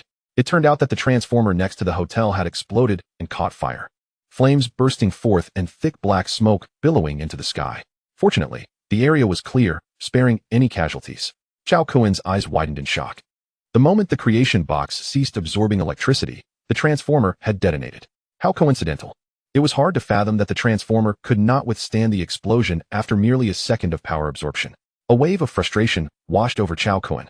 How could he upgrade the creation box now? At this rate, relying solely on solar energy would take an eternity. Chapter 9, a 1-second catastrophe for the transformer. Shortly thereafter, the power company rushed in to extinguish the fire and conduct repairs. After observing for a while, Cao Kun returned to his bed, focusing his thoughts to summon the creation box once more. The creation box would automatically vanish if it strayed more than a meter away from him. With another mental command, the creation box's attribute panel materialized. Current level, 1 star, 99,998 away from 2 stars. Upgrade requirement, energy. Cao Kun was astonished. After the transformer explosion, it had only upgraded by 0.0001. What colossal amount of electricity would be required to reach 100? How much electricity would the creation box need to upgrade to 2 stars? He inquired mentally. 100 billion. The prompt echoed back, leaving Cao Kun in a state of disbelief. 100 billion kilowatt hours? In the context of residential electricity costs in Zhonghai, where the average rate is 0.65 yuan per kilowatt hour, that amounts to 65 billion yuan. Even if he earned 1 million daily solely from electricity sales, it would take him over a decade to upgrade the creation box to 2 stars. This was an astronomical figure. Cao Kun was rendered speechless. Yet, despite this, he could not bring himself to abandon hope. If the 1-star creation box was already so formidable, how powerful would a higher level one be? Would it not be invincible in the universe? This immense temptation stirred a desire within Cao Kun. He furrowed his brow, racking his brain for ways to expedite and economize the upgrade process for the creation box. First, he needed to address the transformer explosion issue. Otherwise, every time the creation box absorbed electricity, it would result in a catastrophic explosion, leading him inevitably to a life of confinement. Struggling to devise a viable solution, Cao Kun took out his phone to search for factories with high electricity consumption. This would not only satisfy the creation box's energy needs, but also allow him to develop discreetly. Electrolytic aluminum plants, oxygen production facilities, metal smelting plants. However, small factories consumed too little electricity, which was insufficient. Large factories, on the other hand, had exorbitant acquisition costs, making them unfeasible. After much contemplation, Cao Kun slapped his forehead in realization. How foolish of him. With that kind of money, he could directly purchase a power plant, ensuring a self-sustaining supply of electricity. Enlightened, he began researching power plant prices online. After careful investigation, Cao Kun ultimately settled on a hydropower station with a capacity of 300,000 kilowatts, capable of generating an average of 2 billion kilowatt hours annually. The price ranged from 100 million to 200 million. With such a power station supplying electricity, the creation box could reach 2 stars within 5 years. Of course, this was not absolute. If Cao Kun could secure a substantial amount of funds during this period, he could purchase additional power stations, thereby significantly reducing the time needed, potentially elevating the creation box's level to 2 stars in less than a year. 100 million. It seemed imperative to devise a plan to amass great wealth. With everything in order, Cao Kun began his daily routine of washing up and preparing a meal. Ever since discovering that the rice produced had a permanent effect of enhancing strength and physique, he had been indulging in rice dishes, experimenting with various preparations. To his delight, he never grew weary of it. In fact, it became increasingly delectable. Cao Kun simply fried 2 eggs and prepared a bowl of rice porridge. This seemingly humble rice porridge turned out to be exceptionally delicious. After satisfying his hunger, Cao Kun checked his personal attribute panel. Name, Cao Kun. Lifespan, 8652-20182. Strength, 23, Average human value is 10, for reference. Speed, 6. Constitution, 25. Spirit, 8. Special abilities, none. After finishing his meal, Cao Kun departed the hotel and summoned a ride to the Hongqi 4S flagship store. Having suddenly come into wealth, he felt a strong urge to spend. With a bank balance of 1.82 million, it was time to purchase a vehicle for transportation. Relying on taxis daily had proven quite inconvenient. As soon as he stepped into the store, a charming saleswoman clad in a black skirt suit and black stockings approached him, smiling warmly. "Hello, sir. I'm sales representative Xiao Hong. May I ask if you have an appointment?" Cao Kun was taken aback by the politeness and courtesy of the beautiful saleswoman. Standing at 1.82 meters, he was not particularly handsome. He could only describe himself as somewhat attractive, dressed in ordinary attire. The cliched scenarios often depicted in novels, mockery, indifference, condescension, were conspicuously absent. Instead, the saleswoman was exceedingly warm and welcoming. Could it be the lower price of Hongqi cars that prompted such friendliness? Reflecting on this, Cao Kun chuckled to himself, realizing that he had been overly influenced by novels filled with pretentious scenarios. Smiling, he replied, "No appointment. Do you have any H9s available?" It is not that Cao Kun lacks aspirations for a sports car. Rather, he is currently in the nascent stages of entrepreneurship, constrained by insufficient funds as he endeavors to save for a power station to upgrade his creation box. The several $100,000 red flag vehicle is quite suitable, discreet, yet luxurious, offering remarkable value for money. Most importantly, it supports domestic brands, starting with my own choice. "Certainly. Sir, please follow me," said the saleswoman, Xiao Hong, as she led Cao Kun to the red flag H9. The vehicle, rightfully dubbed the Rolls-Royce of the East, boasted a commanding and stylish black exterior, which Cao Kun found quite appealing. Observant and perceptive, Xiao Hong noted the subtle changes in Cao Kun's demeanor, her heart swelling with joy at the prospect of closing the deal today. As Cao Kun caressed the H9's headlight, he inquired, "What are the specifications of this vehicle?" With a smile, the alluring saleswoman replied, "Sir, this is the 2022 model, 30T Intelligent Connected Flagship Edition. The car measures over 5.1 meters in length. Features 20-inch alloy wheels, a wheelbase of 3,060 millimeters, a longitudinal V6 engine, rear-wheel drive, mechanical supercharging, boasting 283 horsepower and 400 newton-meters of torque. With a 0 to 100 kilometers H acceleration time of 7.1 seconds. The on-road price is 3.12 million yuan. After her explanation, she looked at Cao Kun with eager anticipation. "Can I take it for a test drive?" "Of course, sir," she assured, embodying the principle that the customer is king, as she gracefully leaned to open the driver's door for him. The interior, adorned with a rich maroon hue, exuded luxury, technology, and style. It featured a genuine leather steering wheel and seats, 253 ambient lighting options, a Bose sound system, 360-degree panoramic imaging, a panoramic sunroof, and seats equipped with ventilation, heating, and massage functions.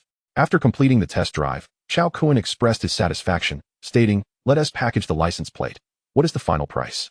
In a metropolis as vast as Shanghai, license plates require a bidding process and a prerequisite of 3 years of social security payments, which can be cumbersome. It is far simpler to pay a little extra and have it all arranged for him. Xiao Hong, accustomed to such inquiries, smiled and replied, 500,000 yuan. "In 2 weeks, you can bring the car in, and we will handle the registration for you." "That seems reasonable." Cao Kun nodded in agreement. "Let us sign the contract." Once the contract was finalized and the payment settled in one go, the temporary license plate was affixed, and Cao Kun drove away from the red flag flagship store in his new car. As he embarked on his journey in his first vehicle, his joy was palpable. He pressed the voice recognition button on the steering wheel and called out, "Xiao Hong." "I'm here," came the response. "Play a high-energy song." "Certainly." Playing the explosive hit song, Falling Leaves and Turtles. As the music began to play, the atmosphere was electrifying.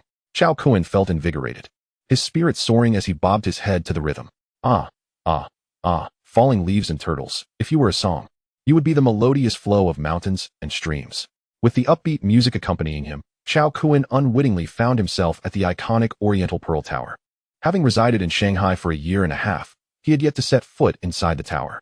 Now, free from the drudgery of selling fried rice to make ends meet, he intended to enjoy the splendor of this magnificent city. The weather was splendid, and being a Saturday, the area around the Oriental Pearl was bustling with crowds. It took him half an hour just to find a parking spot. After purchasing a ticket, he ascended in the 360-degree, transparent 3-track sightseeing elevator, shooting straight up to the sky.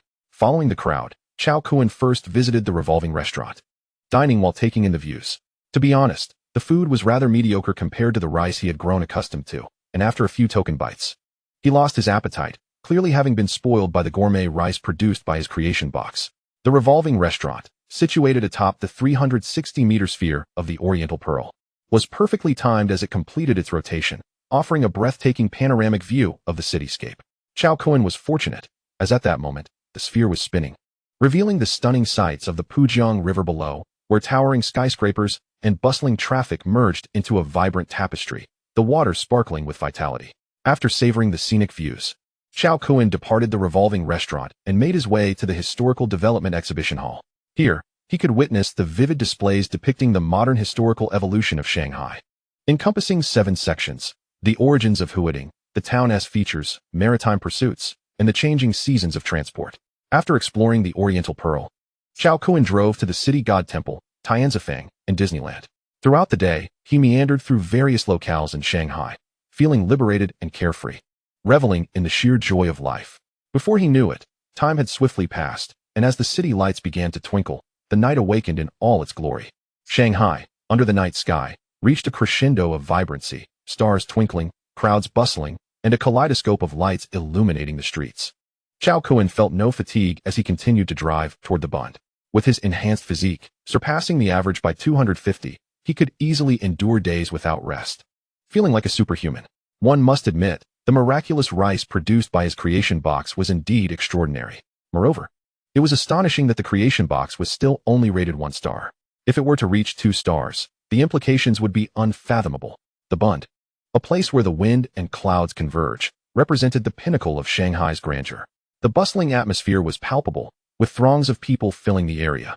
Cao Kun stood beside the railing, gazing across the Huangpu River at the world-renowned Lujiazui CBD, where dazzling light shows intertwined, casting a resplendent glow upon the river, reminiscent of a galaxy. As he beheld the towering edifices across the way, a surge of ambition coursed through Cao Kun. From this moment onward, he was no longer an outsider. He possessed the means to establish himself in Shanghai. It would not be long before he stood at the pinnacle of this great city, savoring its splendor. Yet, amidst this triumph, he felt an inexplicable loneliness. His gaze swept around, realizing what was missing. Indeed, in such a splendid setting, couples were taking photos and flaunting their affection, leaving a profound impact on him as a solitary figure. Observing a couple nearby, deeply enamored and entwined, stirred a complex array of emotions within him. Once, he too had experienced a love that was deeply etched in his memory, only to see it crumble to the harsh realities of life mere months after graduation. His girlfriend, captivated by the allure of a lavish lifestyle, had chosen to pursue a relationship with the factory manager. Enraged, Cao Kun muttered, 30 years in the East, 30 years in the West. Do not look down on the youthful poor. He then resigned from his job and began selling fried rice, perhaps a narrative shared by many in the world. Cao Kun reflected, feeling that it wasn't a loss. After all, he had enjoyed 2.5 years of companionship. After admiring the nightscape for a while, hunger struck him. He glanced up to see the golden letters of the famed Peace Hotel shining brightly before him. The seafood buffet was unlimited, priced at 900 yuan per person. Since his physique had improved, his appetite had expanded, rivaling that of 5 grown adults. Upon entering the Peace Hotel, Cao Kun found a spot and began to indulge in a feast of seafood. The succulent abalone, the majestic Alaskan king crab, the exquisite Argentine red shrimp, the freshly air-freighted oysters from New Zealand, the tender, juicy steak, the charcoal-grilled lobster, the famed Peking duck, and the robust lamb chops from the Northwest. Such a dazzling array of culinary delights left Cao Kun utterly satiated and thoroughly content. With a blissful expression, he departed the restaurant, pondering the benefits of the rice generated after consumption, and whether the seafood, particularly the abalone, harbored other remarkable properties. Perhaps it was worth exploring. After indulging in a copious feast, Cao Kun embarked on a leisurely stroll to aid digestion, setting his sights on the nearby Nanjing Road pedestrian street. Today was dedicated to the trifecta of eating, drinking, and merriment. Meandering slowly, he arrived at the bustling pedestrian street half an hour later. Flanking the thoroughfare were renowned establishments and major shopping centers, with last year's sales totaling an impressive 18 billion, marking it as the second-largest commercial hub in the metropolis. Celebrated as the premier shopping street in China, the pedestrian street was alive with throngs of shoppers, the vibrant lights of various commercial outlets igniting a fervor of consumer desire. Among these, the Yong'an department store stood as a quintessential old brand on Nanjing Road, boasting a century of history. Entering the opulent mall, Cao Kun made a beeline for the men's clothing section.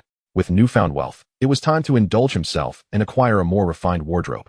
In the anima clothing store, welcomed by the enthusiastic black-clad saleswoman, he selected 3 sets of casual attire. Indeed, the adage rings true: clothes make the man. After donning the stylish outfits, Cao Kun's demeanor transformed, captivating the attention of the saleswoman and other patrons alike. While his features may not have been extraordinarily striking, he possessed a charm that grew on one. His well-built physique, with a strength and vitality rating of 25, complemented his 182 centimeters stature, exuding confidence and ease. It must be said, wealth lends courage to a man. The current Cao Kun was a far cry from the man he had been just a week prior. Observing the robust young man, several affluent women in search of clothing for their husbands were visibly impressed, their eyes sparkling with surprise and an involuntary tightening of their legs. Cao Kun's physique was undeniably striking. A woman, perhaps in her 40s, plump yet graceful, could not restrain herself from stepping closer to him. With well-manicured fingers, she caressed his sturdy arm, feeling the strength of his muscles, her expression growing increasingly eager. The other wealthy women, witnessing this, felt a pang of regret for not being bolder. A young man of such caliber had slipped from their grasp. How enviable. "Oh, what are you doing?" Cao Kun exclaimed, taken aback by the wealthy woman's touch, instinctively stepping back and regarding her with caution. She scrutinized him from head to toe, slowly declaring, "Your appearance is acceptable, and your physique is quite strong. Your masculine confidence is rather appealing to me." In a bold proposition, the affluent woman proposed, "Accompany me for 3 months, and I shall provide you with 1 million. Since the passing of her husband, leaving her with a fortune of billions, she sought novel pleasures, the greatest of which was to indulge in the company of young men. Of course, only those who met her standards would do. And Cao Kun's robust physique and handsome features fit her criteria perfectly. With her discerning eye, she quickly deduced that Cao Kun was not a local and likely came from modest means. The temptation of 1 million for just 3 months of companionship was one she believed he could not refuse. "What? Are you suggesting that you wish to keep me?" Cao Kun responded in astonishment, his disbelief evident. Truthfully, had this offer been made just a week earlier, he would have accepted without hesitation, exclaiming, "Sister, I am willing." After all, this wealthy woman was not without allure, exuding grace and a ripe sensuality reminiscent of a perfectly ripened peach. The struggles of selling fried rice seemed trivial compared to such an opportunity. However, he was no longer in that desperate position. He did not require the patronage of a wealthy woman. The woman smiled knowingly. "Yes, indeed. Quite a surprise, isn't it?" She seemed to envision the scene of Cao Kun. Overwhelmed with emotion, Cao Kun, with a twitch of his lips, felt a mix of surprise and regret at the timing of such an offer. He firmly rejected her, stating, "Sorry, I am not that kind of person." Was he in need of money? Indeed, he was in dire need. But with the fortune he had recently acquired, making money was no longer a daunting task. There was no necessity to grovel at the feet of a wealthy woman, enduring humiliation. The wealthy woman appeared taken aback, astonished that he would turn down such an extraordinary opportunity. Yet, the more he resisted, the more intrigued she became. 200,000, she countered, with a stoic expression. Cao Kun replied, "I refuse." 3 million, she offered, raising the stakes.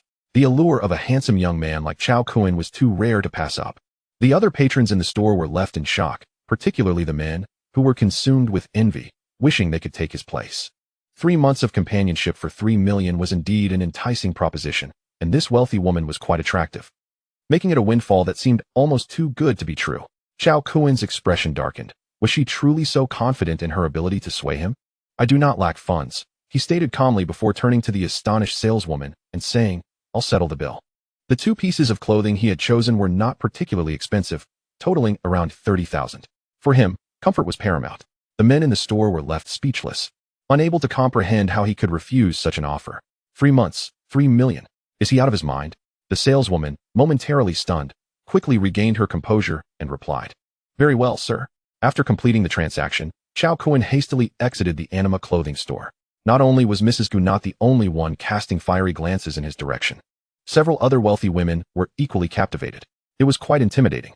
"Young man, you cannot escape my grasp," Mrs. Gu mused as she watched him leave. After departing the anima store, Cao Kun proceeded to purchase 5 sets of underwear and 2 pairs of casual shoes. As he passed the watch counter on the first floor, he found himself slowing down. It is often said that while the poor indulge in cars, the wealthy adorn themselves with watches. Honestly, he too felt that wearing a watch would lend an air of sophistication, embodying the essence of a successful individual. "Welcome to Vacheron Constantin," greeted a statuesque saleswoman with impeccable politeness. "I'll just take a look," Cao Kun responded, perusing the selection before finally settling on a Vacheron Constantin overseas model. A classic design characterized by its understated elegance. Recently, the protagonist Gao Qiqiang from the popular drama The Crazy Ones has become the epitome of a business tycoon. Flaunting a watch that comes with 3 exquisite straps, priced at a staggering 221,000 RMB. As he signed the invoice and completed the transaction, a grin spread across Cao Kun's face as he admired the timepiece on his wrist, a true symbol of success that instantly elevated his aura. Suddenly, a thought struck him like a bolt of lightning. The dimensions of the watch encircled just under 10 centimeters. Could it be that this watch could also be generated within the creation box? The mere thought ignited a fervor within him. He had observed that the most luxurious watches could fetch millions, truly a hallmark of opulence. If he could produce top-tier timepieces, the profits would be astronomical, effortlessly raking in tens of millions daily. However, despite his eagerness, Cao Kun refrained from making an immediate purchase. Firstly, he wished to return home and experiment. For this was merely a conjecture. Only through trial could he ascertain its feasibility. Secondly, even if the creation of high-end watches proved viable, there was no necessity to acquire a brand new one. The second-hand market was replete with options, offering an abundance of choices at reasonable prices. After concluding his shopping, Cao Kun departed from the Yong'an department store, laden with bags. Half an hour later, he located his vehicle in the parking lot and drove back to the hotel. Upon his return, he glanced at his wrist. It was only a little past 9 in the evening, still quite early. Despite the day's exertions, his spirits remained remarkably high, embodying the essence of youthful vitality. Unable to sleep, he decided to indulge in a foot bath and a massage. Such luxuries were once beyond his imagination. But now that fortune favored him, he was eager to savor the exquisite lifestyle of the affluent. After searching for a suitable venue on his phone, Cao Kun exited the hotel and headed straight to the largest foot massage establishment nearby. The lavishly decorated venue, steeped in an ancient aesthetic, was renowned in the bustling metropolis of Shanghai, naturally commanding a premium for its services. "Good day, welcome," the receptionist greeted him in unison as he entered. Clad in elegant kipeos, each was slender and youthful, exuding beauty. Approaching the front desk, the receptionist beamed and inquired, "Sir, would you like a foot massage or a spa treatment? Is there a menu? I'd like to take a look," Cao Kun replied, feeling somewhat out of his depth in such an establishment for the first time. The receptionist handed him a sleek tablet. Scanning through the options, he ultimately selected the top-listed social media influencer package, a gentle massage spa lasting 120 minutes for 998 renminbi. "Let us go with the gentle massage spa," he confirmed. "Excellent choice, sir," she replied. Soon after, a lovely attendant led him to the 8th floor, into a private room. The serene ambience, accompanied by soothing melodies, enveloped him in tranquility. The attendant presented him with a tablet, smiling as she said, "Sir, this contains the profiles of our technicians. You may choose your preferred type." Cao Kun perused the options, his eyes widening with delight. The selection was impressively diverse: cute, pure, gentle, aloof, and elegant types, each one a paragon of beauty. With enviable figures and striking appearances, he marveled at the rarity of encountering such exquisite women in his everyday life, let alone interacting with them. Here, however, they were in abundance. Indeed, the disparity among people was stark. The finest experiences were reserved for the elite, while the ordinary remained oblivious to such luxuries. Ultimately, he opted for a mature, sophisticated technician. At 32, she was fair-skinned and exceptionally skilled in various massage techniques, embodying the nurturing essence of an elder sister. The attendant prepared a bath for him, cheerfully advising, "Sir, please take a bath first. Once you're done, you may ring the bell, and the technician will be with you shortly." "All right," Cao Kun responded. After the attendant exited, he began to undress and wash. Chapter 12. Generating a $1 million watch. Cao Kun sank into the expansive bathtub, the fragrant aromas lifting his spirits, and his body relaxed deeply. After 20 minutes, he finished bathing, dried himself off, donned a pair of shorts, and rang the bell for the technician. Shortly, a bespectacled, elegant technician entered the room, bowing slightly and smiling. "Good day, sir.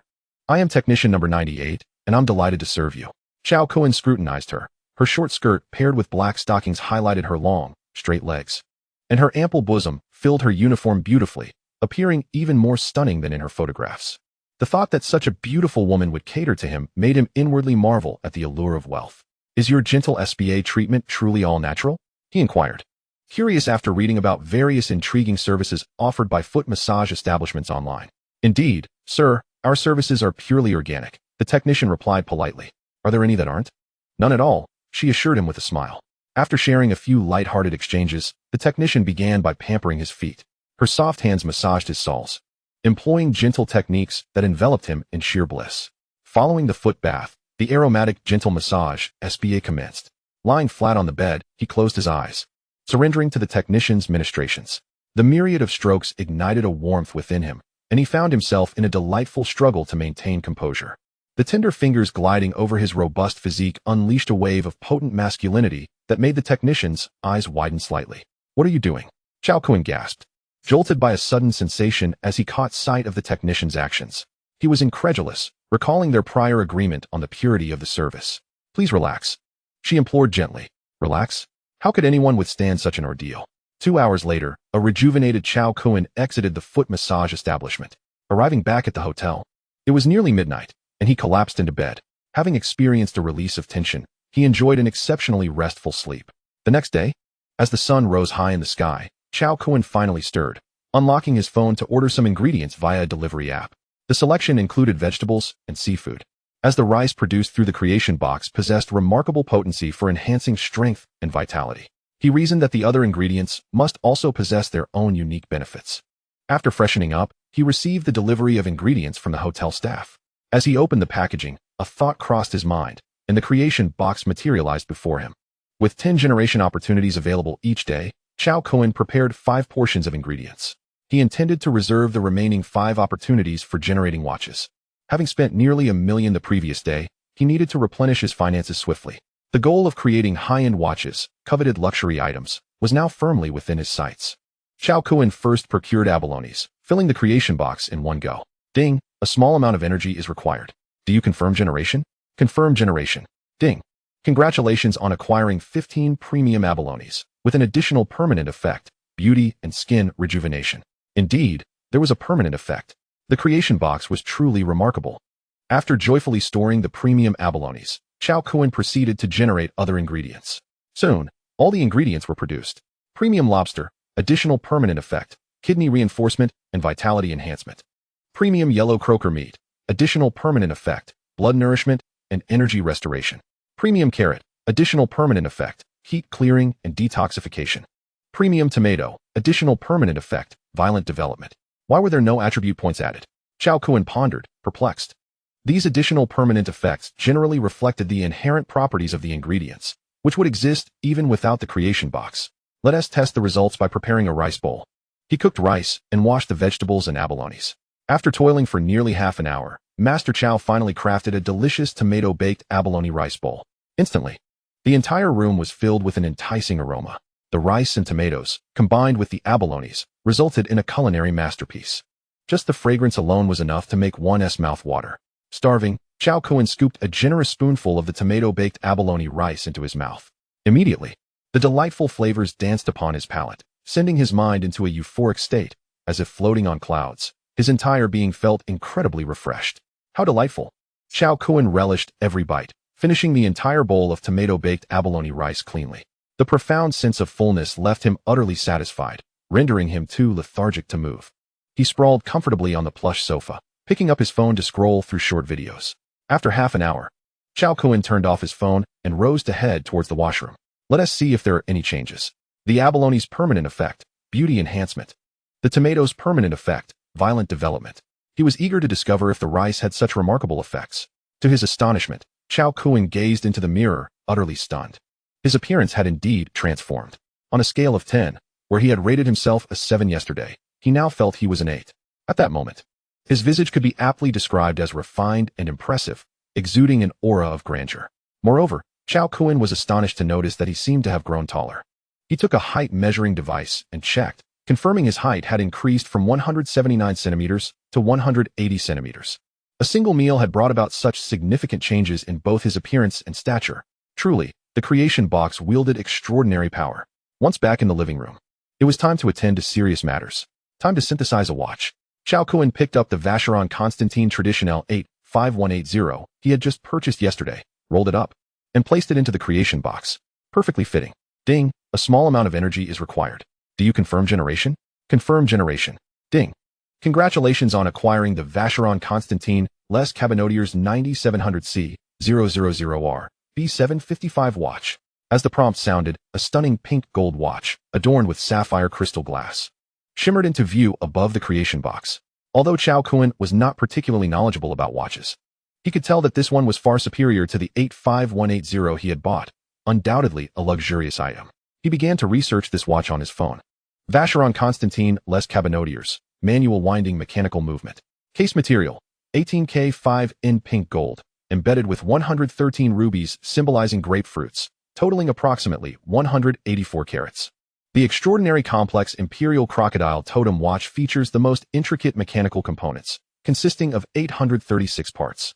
The dial displays minute repeater time, time equation, tourbillon, perpetual calendar, power reserve, and sunrise-sunset times, with a starry sky map on the back. This belonged to the pinnacle of watches, a series that could not be bought for any price. With a market value in the domestic market exceeding 40 million yuan. 40 million. Cao Kun was left utterly dumbfounded, staring at the price on his phone. His mind blank. Chapter 13, The Four Seas Club. Cao Kun was shocked for several minutes before regaining his composure. He examined the nearly 40 million yuan watch closely, running his fingers over it multiple times, and couldn't he help but exclaim, "The craftsmanship is exquisite and luxurious. Indeed, there is a reason for such a high price." However, Cao Kun would not wear this watch to flaunt its price. It was unnecessary.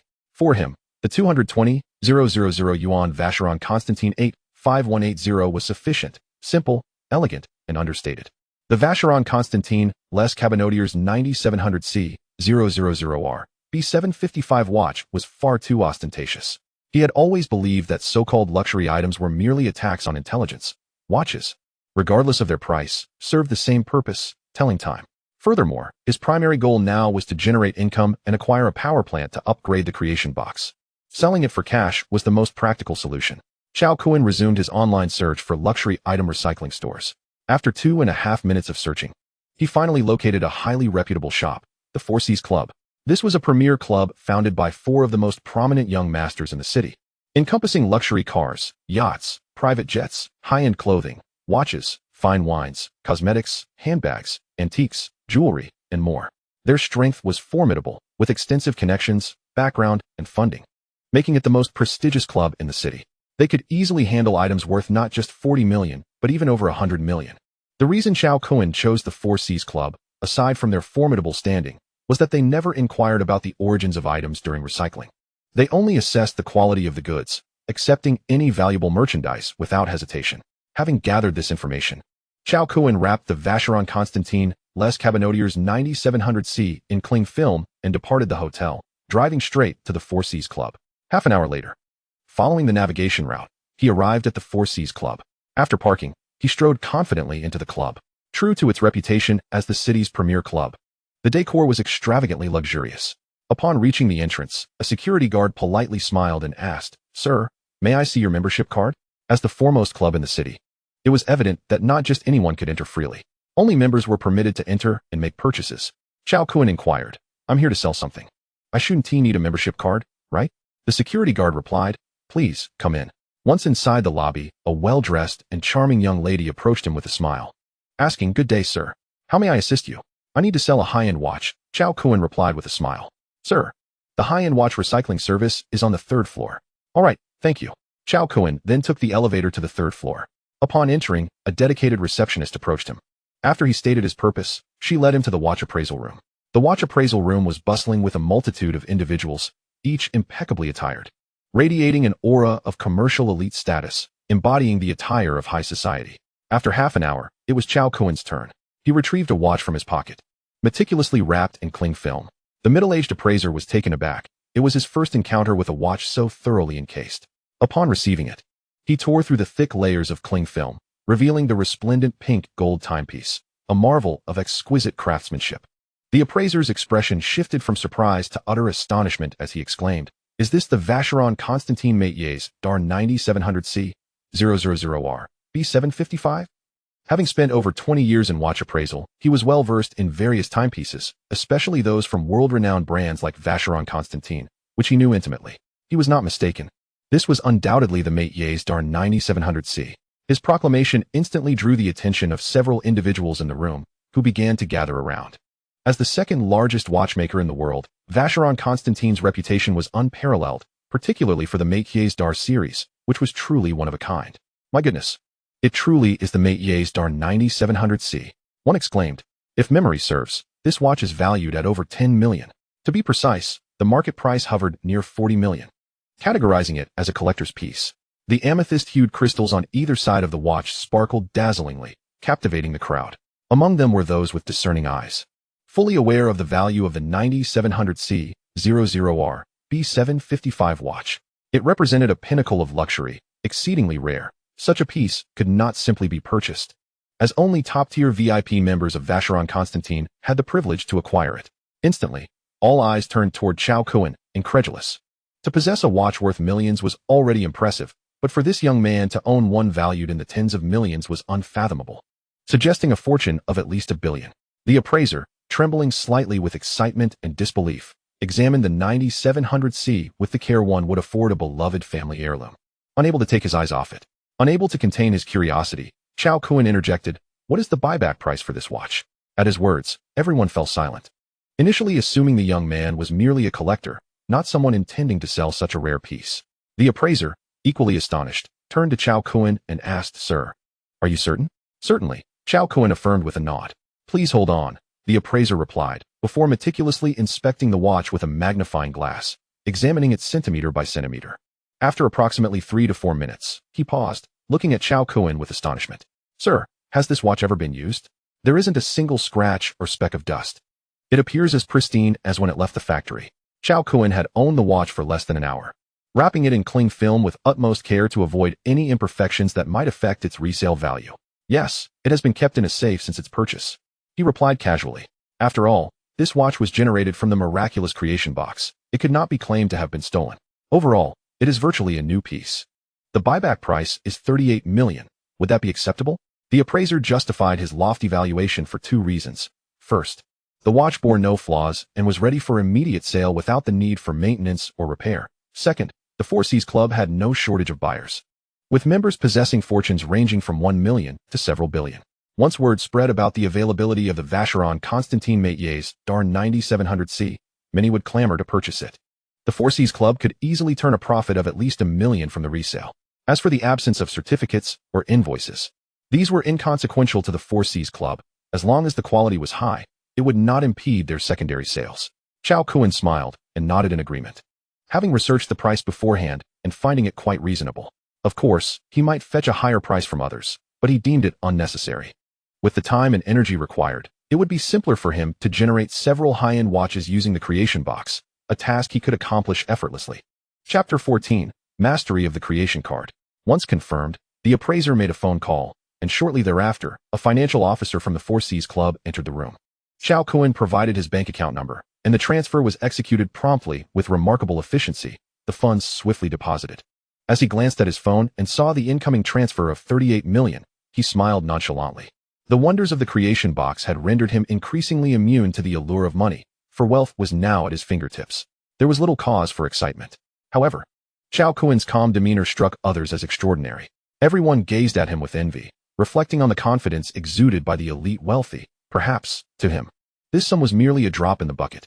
After the funds arrived, Cao Kun departed from the Four Seas Club and made his way to the tax bureau. To avoid scrutiny over tax returns, he still had to pay the 20 personal income tax, which amounted to a painful deduction of 7.6 million. After settling his tax obligations, he returned to his hotel. The freedom of not having to work was exhilarating.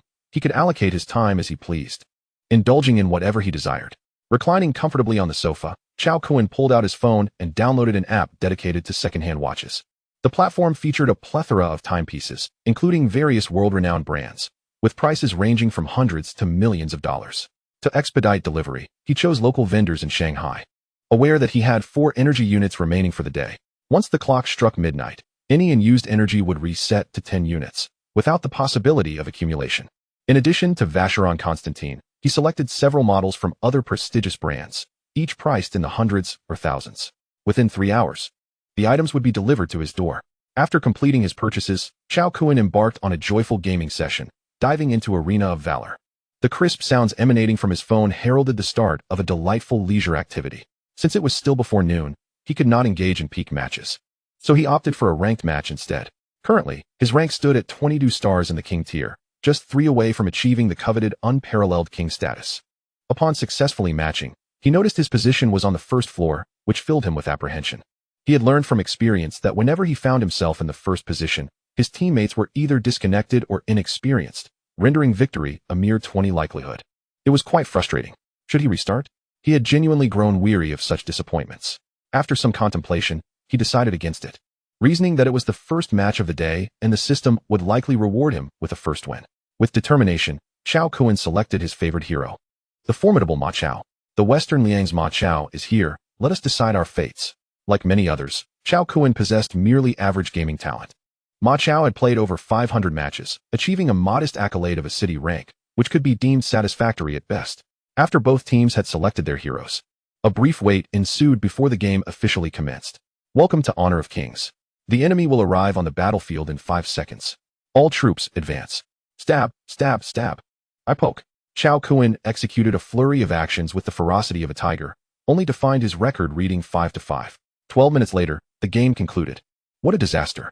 As he gazed at the defeat screen, Cao Kun furrowed his brow and donned a mask of agony, sinking deep into contemplation. Was it truly this challenging to ascend to the rank of a martial king? Who, pray tell, was winning this wretched game? In a fit of rage, Cao Kun exclaimed, "What the hell? Are you forcing me to cheat?" Furious, he exited the game and descended to a nearby computer store to purchase a USB drive, requesting the staff to copy all gameplay data for the heroes of Honor of Kings onto it. Upon returning to his hotel, a thought struck him, and the creation box materialized. Without hesitation, he inserted the USB into the box. Ding. A small amount of energy is required. Do you wish to proceed with the generation? Confirmed. Ding. Congratulations, you have acquired a mastery card for Honor of Kings. As the notification chimed, a card materialized above the creation box, resembling a crystal, translucent and radiant. Approximately the size of a 3-inch photograph, with the game's emblem prominently displayed at its center, exuding a futuristic aura. Astonished, Cao Kun marveled at the unexpected success of his experiment. The creation box truly was remarkable. He grasped the card in his hand, pondering its usage. As no instructions accompanied it, surely he couldn't consume it? Perhaps a test with blood would suffice. Cao Kun produced a nail clipper, pricked his finger, and allowed a droplet of blood to fall upon it. The vivid crimson droplet slipped from the card and fell to the ground, yet the card remained unblemished. Frowning, he concluded that this method was futile. After some contemplation, he decided on a more aggressive approach, with a firm grip. He crushed the card as if it were made of tofu, shattering it into countless atoms that integrated into his being. Instantly, a wealth of strategic insights concerning the 238 heroes of Honor of Kings flooded Cao Kun's mind, enhancing his gaming awareness and dexterity to an unparalleled level. Without delay, he launched Honor of Kings and selected Ma Chao once more. His understanding of triangle kills, linear kills, and lightning-fast 5-hit combos reached its zenith. He executed a solo kill against the enemy top lane in mere minutes, achieving 3 consecutive kills within 3 minutes, almost 1 kill per minute, establishing a substantial economic lead. Ma Chao's might left the opposition astounded. As the game progressed to the 4th minute, the enemy mid laner and jungler attempted to ambush him in the brush, only to be met with Cao Kun's swift sprint, resulting in an explosive counterattack. From that pivotal moment, the game was essentially sealed. With superior equipment and Cao Kun's unparalleled skills, Ma Chao transformed into an invincible warrior, claiming 15 kills in under 6 minutes. No matter how fast one might be, lightning will inevitably catch up. Your fate is sealed. Divine might prevails. With a swift execution, the 21-star ranked match appeared as easy as facing bots, devoid of any challenge. After securing a quintuple kill, the game clock reached 6 minutes, prompting the opposing team to concede. Their top player was merely a joke. Continuing the game would only invite further humiliation. What prowess! Observing his score soar to 160, a smile graced Cao Kun's face, radiating confidence. He could now assert that even professional esports players would be no match for him. Subsequently, he traversed every lane, top, jungle, mid, ADC, and support, mastering each role with ease, consistently achieving scores exceeding 15 points. In just 2.5 hours, Cao Kun played 18 consecutive matches, all victories, all MVPs, averaging 8 minutes per game. He soared from 22 stars to 40 stars in rank. What system or mechanism could withstand his absolute prowess? It was akin to a paper tiger, easily pierced, unable to hinder his rampage. Now, this was what gaming should feel like, an exhilarating experience. Cao Kun felt invigorated and euphoric. The continuous victories were utterly exhilarating. He simply couldn't stop. Just as he was about to start another match, a knock echoed at the door. Cao Kun exited the game and opened the door to find the hotel front desk attendant. "Sir, Here is your package. Chapter 15, A Modest Daily Goal. It turned out to be the watch Cao Kun had purchased from a second-hand platform. Thank you. No need for thanks, sir. It is our duty. After politely acknowledging the beautiful front desk attendant, Cao Kun closed the door and approached the coffee table, eagerly unboxing his acquisition. Today, he had 4 energy slots remaining, equating to 4 generation opportunities. Thus, he decided to invest in the most prestigious luxury watch brands: Patek Philippe, Vacheron Constantin, Audemars Piguet, and Richard Mille, for distinct second-hand watches, each with independent packaging. Even second-hand luxury items retained significant value. Among the 4, the Patek Philippe was the most expensive, costing him over 100,000. Ding. A small amount of energy will be consumed. Do you wish to confirm the generation? Confirmed. Ding, ding, ding. Before long, all 4 second-hand watches were successfully generated, culminating in ding. Congratulations, you have acquired a Patek Philippe Grand Complications 4740mm, 6300G, 010 watch. Ding. Congratulations, you have obtained a Vacheron Constantin Métier's DAR 6620C, 000R watch. Ding. Congratulations, you have received an Audemars Piguet Jules Audemars series watch. Ding. Congratulations, you have acquired a Richard Mille MR5602 watch. Each timepiece exuded exquisite craftsmanship and brilliance, instantly recognizable as expensive. Cao Kun checked the prices of the watches on his phone. The Patek Philippe commanded an astonishing auction price of 54 million. The other 3 watches were also valuable, with the cheapest not falling below 10 million. The total value of the 4 watches, combined with the recently sold Vacheron Constantin, exceeded his modest goal. Truly, top-tier luxury items yield swift returns. Cao Kun was utterly amazed. This was the correct application of the creation box. Impressive. Glancing at the time, he noted it was 5 p.m. Without hesitation, Cao Kun descended to his car and drove to the Four Seas Club. In the bustling metropolis, only the Four Seas Club could accommodate such multi-million-dollar luxury goods in one go. Upon arriving, he was greeted once again by the middle-aged watch appraiser. Observing the 4 exquisite watches before him, the appraiser was left astounded. His gaze shifted to Cao Kun, incredulity evident in his voice. You wish to sell them all? Including the Vacheron Constantin Métier's DAR 6700 from a few hours prior. This young man had presented 5 timepieces, each valued in the millions. While he had encountered individuals with extensive collections of high-end watches, he had never before witnessed someone so eager to sell them all at once. Upon confirming that Cao Kun had sold the watches, the experienced appraiser wasted no time and commenced the authentication process. After a brief interval of several minutes, the examination of all 4 timepieces concluded, revealing them to be in pristine condition, virtually brand new, devoid of any scratches. The counterpart had transfer records and Cao Kun's bank account number, and soon the total payment of 91,800,000 yuan was credited to his account. Including the earlier transaction of the Vacheron Constantin 6700C, Cao Kun's bank balance astonishingly soared to a staggering 1.2 billion yuan, an unprecedented amount. It could be said that Cao Kun had indeed achieved his modest daily financial goal. As a law-abiding citizen, he was obliged to fulfill his tax responsibilities. During his visit to the tax office at noon to settle his dues, he opted to download a tax payment application on his phone for future convenience, sparing him the need for repeated trips to the tax bureau. Upon completing the payment through the app, his bank balance took a hit, diminishing by over 18 million yuan. A twitch formed at the corner of Cao Kun's mouth. The sting of loss was palpable. He lit a cigarette in the car, inhaling deeply before setting off towards the antique street. Indeed, Cao Kun had shifted his focus once more. While high-end watches yielded swift profits, their production was limited. After all, the items generated by the creation box were random and uncontrollable. Particularly with limited editions, every watch had a traceable owner, and exceeding the quantity would lead to complications. One must not be greedy. It was wise to know when to withdraw.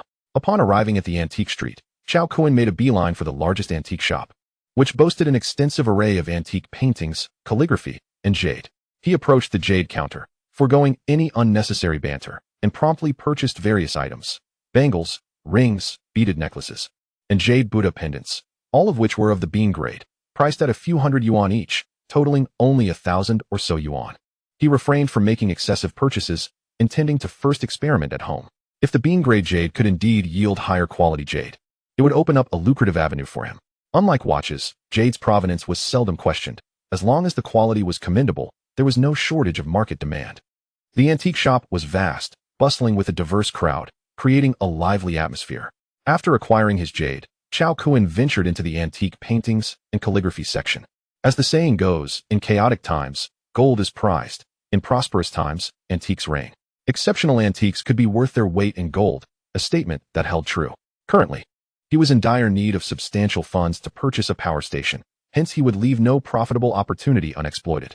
After all, with the creation box at his disposal, he could conduct experiments at will. After browsing for a while, Cao Kun paused in front of a shelf displaying shards of porcelain from various dynasties, including Tang, Song, Yuan, Ming, and Qing. Regardless of the era, once porcelain was shattered, its value plummeted, relegating it to scrap, and thus, it was priced by weight. Considering the spatial limitations of the creation box, Cao Kun opted for smaller porcelain pieces, such as bowls and teacups, all under 10 centimeters in size.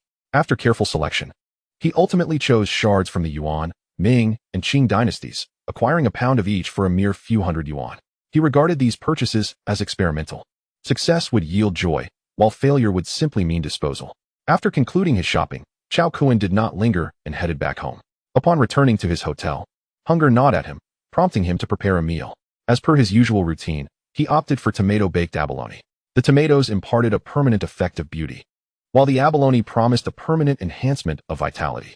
After the meal, Cao Kun's height increased to 181 centimeters, and his attractiveness score ascended from 8 to 9. Now, Cao Kun was not only well-built and wealthy, but also strikingly handsome, embodying the archetype of a tall, rich, and handsome individual. After dining, with nothing else to occupy his time, Cao Kun opened Honor of Kings for some leisure. With his mastery of the game, he was a force to be reckoned with, dominating each match and relishing the joy of gaming. The next day, awakening naturally from the comfort of his plush bed, his first order of business was to begin generating porcelain and jade. Cao Kun initiated the porcelain generation first. The porcelain shards he had purchased fit perfectly within the creation box, and he continued until it was filled to capacity. Ding. Consuming a bit of energy. Do you confirm the generation? Confirm. Ding. Congratulations, you have obtained the next chapter. Chapter 16, Blue and White Porcelain and Imperial Green. Ding. Congratulations. You have received a Ming Chenghua Blue and White 9 Autumn jar. As the notification chimed, a blue and white porcelain jar materialized above the creation box. The jar was adorned with blue floral motifs such as chrysanthemums and pinks, with butterflies fluttering about, vividly lifelike. Cao Kun was taken aback. Just the previous night, while scrolling through Douyin, he had followed several antique accounts and had familiarized himself with the introduction and value of blue and white porcelain. 2 years prior, at an auction in Kyoto Poly, a small piece of porcelain had astonishingly sold for 28,175,000 yuan, leaving Cao Kun astounded. He had contemplated the potential fortune if he could generate such blue and white porcelain, never imagining his wish would come true. Overjoyed, Cao Kun carefully took the Ming Chenghua Blue and White 9 Autumn jar, his hand gliding over its surface, appreciating its pure white body and exquisite, smooth texture. As he rotated the jar for a closer inspection, even as a novice in antiques, he could sense the extraordinary quality of this porcelain. Moreover, he discovered several elegant calligraphic characters inscribed on the blue and white double circle at the base of the jar, clearly stating made in the Chenghua period of the Ming dynasty, the strokes meticulously crafted, indicative of a master calligrapher's hand. This was a piece of imperial kiln porcelain from the Chenghua era, specifically crafted for royal use during the Ming dynasty. It was breathtaking, a true embodiment of the beauty of porcelain culture. After admiring it for 3 to 4 minutes, Cao Kun gently placed it on the coffee table and proceeded to generate the remaining porcelain. Ding. Congratulations. You have obtained a Ming Chenghua Blue and White Sea Dragon pattern small jar. Ding. Congratulations. You have obtained a Yuan Blue and White small pattern plate. Ding. Congratulations. You have obtained a Qing Qianlong Imperial Enamel Color Flower and Bird Cup. After successfully generating 4 exquisite porcelain pieces, Cao Kun concluded his session. He viewed the generation of porcelain as a one-time affair and wouldn't easily replicate antique porcelain again, as both antiques and high-end watches had traceable origins, and excessive quantities would inevitably raise suspicion. All 4 pieces of porcelain were beautifully crafted. Upon checking online, he found that the most valuable was the Ming Chenghua Blue and White Sea Dragon pattern small jar, which had fetched a price of 33,775,000 Hong Kong dollars at Sotheby's, translating to over 30 million yuan. For the other 2 pieces, he could not ascertain their values. After completing the porcelain generation, Cao Kun shifted his focus to generating jade. He placed the bangle into the creation box. Ding. Consuming a bit of energy, do you confirm the generation? Confirm. Since porcelain had been successful, jade should yield equally favorable results. With eager anticipation, the notification sounded. Ding. You have obtained a Dragonstone Grade Jade bangle. Astonished, Cao Kun recalled that among jade varieties, the most valuable was the glass type, commonly referred to as imperial green. Jade grades, from highest to lowest: glass type, high ice type, glutinous ice type, rosy type, glutinous type, bean type. Colors: green, red, yellow, purple, white, composite colors. Among them, the green hue is predominant. The richer the color, the more uniform and plump the quality. It should not be cottony or cracked, and when struck, it produces a crisp and melodious sound. Such exquisite jadeite commands the highest prices. Cao Kun carefully examined the bracelet, which shimmered like glass, its surface gleaming. His fingers glided over it, revealing a texture that was delicate, pure, and flawless, with an intensely vibrant green that was exceptionally bright, subtly illuminated by a flickering fluorescence. He felt an exhilarating rush. He had struck it rich. The glass-type jadeite was exceedingly rare, a sight predominantly seen in auction houses. A precious rarity of high value, yet scarce supply. This jade bracelet in his possession was a pinnacle of quality in terms of both type and craftsmanship.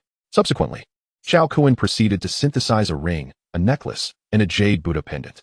Without a doubt, after the transformation from the creation box, the quality underwent a radical metamorphosis, all emerging as the finest glass types. Additionally, he preserved 2 energy slots, leading Cao Kun to devise an ambitious plan, one that could potentially yield him several billion in profit. Once the plan was in place, Cao Kun began shopping online, first acquiring a leather suitcase to store antique jadeite. He then ordered a small bag of coal and a bottle of chicken blood. After placing his orders, Cao Kun proceeded with his evening routine, preparing a meal of tomato-baked abalone over rice. Shortly after finishing his dinner, the items he had purchased online arrived at his doorstep, delivered by the same striking receptionist. How handsome! The receptionist gazed at Cao Kun, momentarily entranced, her eyes wide with infatuation, almost drooling. After indulging in 3 meals of tomato-baked abalone, Cao Kun had undergone a remarkable transformation. Standing at 182 centimeters, his looks had reached an unparalleled pinnacle, complemented by a robust physique and an aura of confidence that was truly extraordinary. The close proximity intensified the effect, as he radiated an overwhelming masculine charisma that was undeniably captivating to women. It would not be an exaggeration to say that had Cao Kun spoken, the beautiful receptionist would have instantly succumbed to his charm, willingly submitting to his whims. Noticing the receptionist's gaze nearly glazed over, Cao Kun felt a swell of pride. As a man, he relished the admiration of beauty. It wasn't until he waved his hand in front of her that she snapped back to reality, her cheeks flushing with embarrassment as she stammered, "Mr. Cao, your package." She handed the parcel to him. "Thank you." After accepting the package, Cao Kun prepared to close the door. "Mr. Cao, may I add you on WeChat?" The receptionist asked nervously, her eyes searching his. Cao Kun paused, scrutinizing her. The receptionist, working at a 5-star hotel, possessed striking beauty and an impeccable personal image, certainly a campus belle in her university. If rated on a scale of 10, she would easily score an 8. 5. Her fair complexion, well-proportioned figure, and alluring silhouette in her black work attire created an irresistible allure. After a moment's thought, Cao Kun nodded. "Sure." Hearing this, Yang Hongyan's heart soared with joy. A recent graduate from an ordinary family, she had little to her name apart from her beauty. The lavish lifestyle of the metropolis fueled her aspirations to rise above her station, yearning to transform into a phoenix through the gaze of a wealthy man. Unfortunately, such diamond bachelors were exceedingly rare. Cao Kun's image and demeanor matched her ideal partner perfectly, embodying the essence of a perfect man, even if he weren't immensely wealthy. His handsomeness alone made it worthwhile to engage with him. After adding each other on WeChat, Yang Hongyan remarked, "Mr. Cao, feel free to message me anytime. I'm at your service." She even winked at him, the insinuation unmistakable.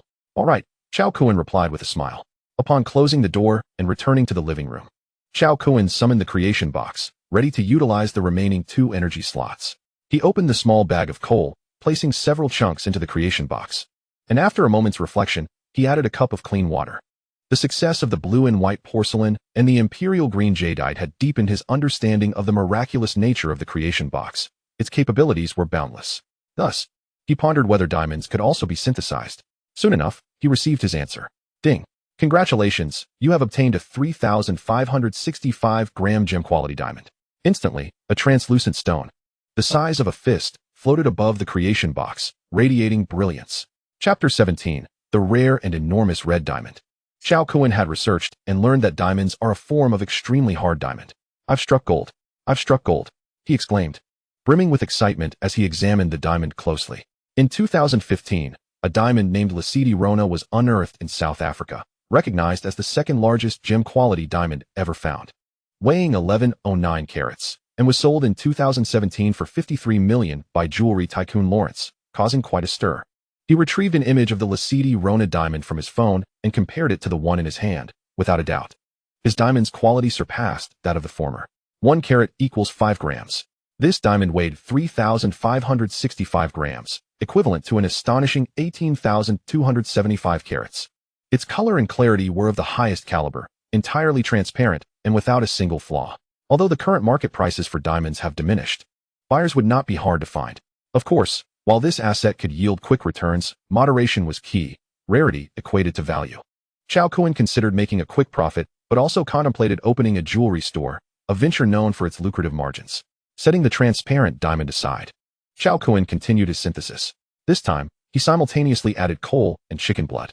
Among diamonds, the most valuable and rarest treasure is the red diamond. If this combination could yield a red diamond, it would indeed be extraordinary. Ding.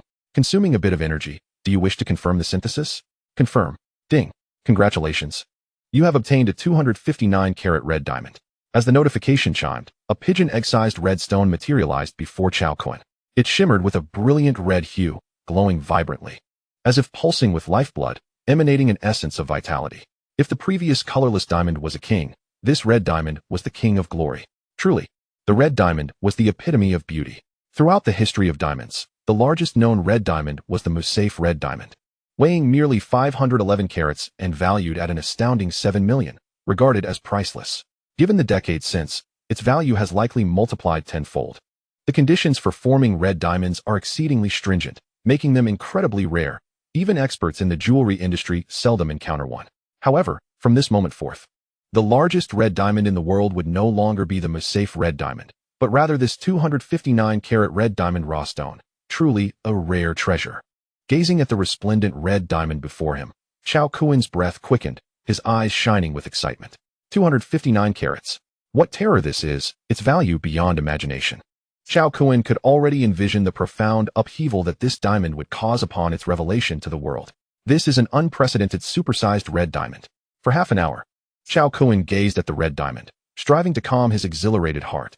As he contemplated the creation box before him, he was filled with myriad sentiments. A treasure as precious as the red diamond might well be rendered worthless in comparison to the creation box. In this moment, Cao Kun's desire for the upgrade of the creation box intensified. He was filled with anticipation. Carefully, he wrapped the blue and white porcelain, the imperial green jade, the white diamond, and the red diamond, placing them into his leather case. With that, he departed. The value of this collection should be sufficient to purchase a power station. Cao Kun drove to the Four Seas Club. Here, his primary contact was a middle-aged watch appraiser. Upon seeing Cao Kun's return, the appraiser was taken aback. This wealthy young man must be in dire need of funds. The appraiser had a vivid impression of Cao Kun, having sold 6 top-tier watches worth over 100 million yuan in just 2 days. The ability of a single individual to acquire such an array of luxury timepieces indicated an extraordinary wealth, starting at a minimum of 2 billion yuan. The appraiser rose, casting a glance at the case in Cao Kun's hands, his eyelids twitching with realization. Something significant was about to unfold. In previous visits, Cao Kun had presented casually packaged items, but this time he approached with the utmost seriousness, clearly signifying the precious nature of his goods. With a broad smile, he inquired, "Mr. Cao, what treasures do you intend to sell this time?" Cao Kun responded with a faint smile, asking, "Is your manager available?" The value of this case was in the hundreds of millions, possibly even exceeding $1 billion. The appraiser recognized his limitations. Only the head of the Four Seas Club could manage such a transaction. Upon hearing Cao Kun's words, the appraiser felt a jolt of realization. Indeed, Cao Kun was bringing forth something extraordinarily valuable, potentially a transaction worth over 100 million. Soon, the appraiser finished his call with the club's manager. "Sir, please follow me to the VIP room. Our manager is not in today, and you will need to wait for 20 minutes. Upon entering the opulent VIP room, they offered top-tier red wine and gourmet delicacies, attended by 2 stunning women. As the premier establishment in the metropolis, the Four Seas Club's VIP room was undeniably exquisite, catering to guests whose wealth exceeded $1 billion. How magnificent this is! He is the epitome of my ideal male figure. Cao Kun's striking appearance astonished the 2 beautiful women, their eyes sparkling with admiration as they clamored for his contact information. Wealthy, tall, and handsome, Cao Kun shone like a firefly in the night, radiating an irresistible brilliance that captivated the two lovely women. He did not decline their advances, having experienced a breakup. He understood that love holds little value in the face of wealth. In today's society, money is everything. The emergence of the creation box had transformed his once humble existence into an extraordinary one, granting him access to previously unattainable pleasures, such as beautiful women. Why refuse? He was neither a eunuch nor a saint. With wealth comes the right to indulge, perhaps a typical mindset of someone suddenly enriched. The two beautiful women almost clung to him, showering him with meticulous attention. One arm wrapped around the waist of one woman, he savored the grapes peeled by the other, relishing each bite, feeling the bliss that accompanies affluence. After 20 minutes, there was a knock at the VIP room door, prompting the two lovely women to quickly tidy their attire and answer. A young couple entered. The man, dressed in bespoke casual attire, stood approximately 178 centimeters tall, handsome and spirited. The woman wore a black gown, a belt accentuating her slender waist, showcasing her alluring figure. With exquisite features and striking beauty, her red lips imparted a commanding presence, exuding femininity. This woman was the most beautiful he had encountered thus far. As they approached, the man's eyes widened in surprise. In the metropolis, his looks were often unmatched, yet he felt overshadowed by Cao Kun's striking appearance, experiencing a tinge of envy. This fellow is extraordinarily handsome. Collecting himself, the man extended his hand to Cao Kun, smiling. Hello, I am Qin Feng, one of the shareholders of the Four Seas Club. Chapter 18, Auction Submission. Cao Kun's expression shifted as he reciprocated the handshake. Cao Kun, the illustrious Qin Feng, known from news articles he had seen online, was unexpectedly standing before him today. Following this, the woman in the black gown introduced herself. Hello, Mr. Cao. I am Su Ruoqing, the manager of the Four Seas Club.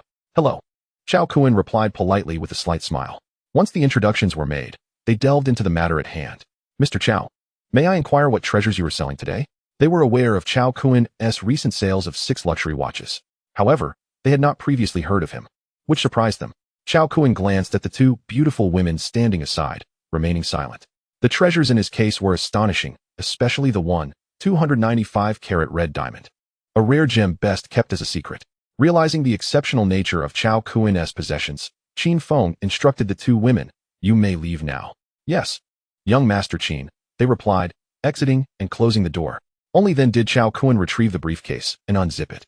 First, he unveiled several pieces of blue and white porcelain, carefully unwrapping them to reveal their true forms. As exquisite pieces of porcelain appeared before their eyes, both Qin Feng and Su Ruoqing gasped in astonishment. As shareholders of the Four Seas Club, they had encountered some antiques, and were familiar with the caliber of blue and white porcelain.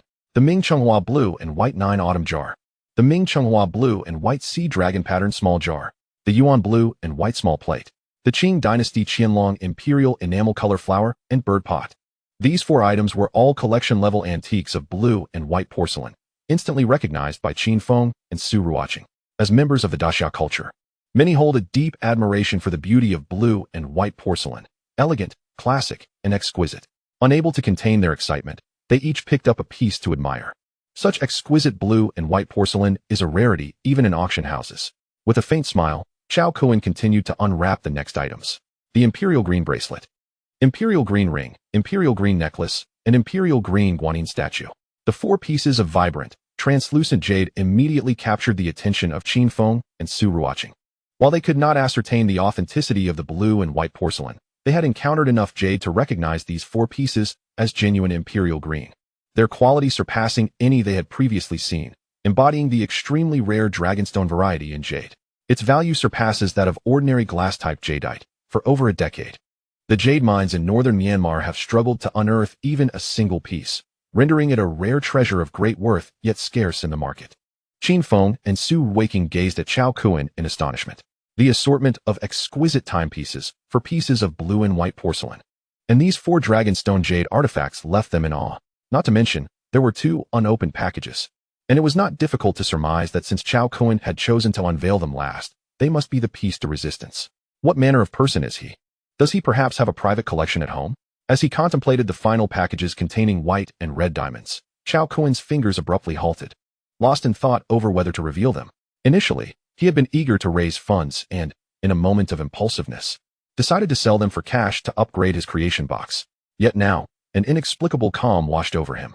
Such rare treasures as red diamonds, particularly of this substantial carat weight, Can he truly safeguard them with his current abilities? While he may appear to possess strength beyond that of the average person, what if his opponents wield firearms? What means does he have to resist? As the saying goes, a common man is innocent, but possessing treasure is a crime. One must not underestimate this world. Beneath its seemingly orderly facade lies unpredictable peril. In the face of considerable profit, legal constraints become mere illusions, and this is no exaggeration. His promising life has only just begun, and he has no desire to meet an untimely demise. After much deliberation weighing the pros and cons, Cao Kun resolved to refrain from revealing them for now. He would wait until he had developed sufficient strength to withstand any danger before doing so. For the moment, it is prudent to lay low and cultivate his abilities.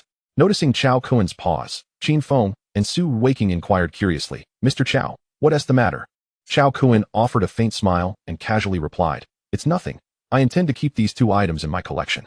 With that, he secured the suitcase. Observing the change in his demeanor, both Qin Feng and Su Weiqing understood that the remaining 2 packages were indeed precious. And it seemed that Cao Kun was reluctant to part with them. Since he was unwilling to reveal them, they naturally refrained from pressing further. Gazing at the 4 pieces of blue and white porcelain and the 4 dragonstone jade artifacts laid out on the table, Qin Feng turned to Cao Kun and asked, "Do you plan to sell these?" "Indeed," Cao Kun nodded. "Mr. Cao, we need to conduct an appraisal first," Su Weiqing smiled. "Of course," Cao Kun replied. After making a couple of phone calls, 2 appraisers soon arrived, one to assess the porcelain and the other for the jadeite. The results came swiftly, confirming their authenticity. Cao Kun smiled lightly, jesting, items generated by the creation box could not possibly be counterfeit. Following a discussion with the appraisers, Su Weiqing turned to Cao Kun and stated, "Mr. Cao, we currently have 2 options. The first is for our 4 Seas Club to purchase them at market value. The total offer for the 4 pieces of blue and white porcelain is 75 million. The total offer for the 4 dragonstone jade pieces is 5 billion. Cao Kun curiously inquired, "What about the second option?" "The second option is to entrust the 4 Seas Club to auction them," she explained. Without hesitation, Cao Kun replied, "Then let it be the second option." Cao Kun was aware of the 4 Seas Club's capabilities, knowing they also held auctions and were the second largest auction house in the Magic City. The reason for opting for auction was that the market price Qin Feng had quoted seemed somewhat low.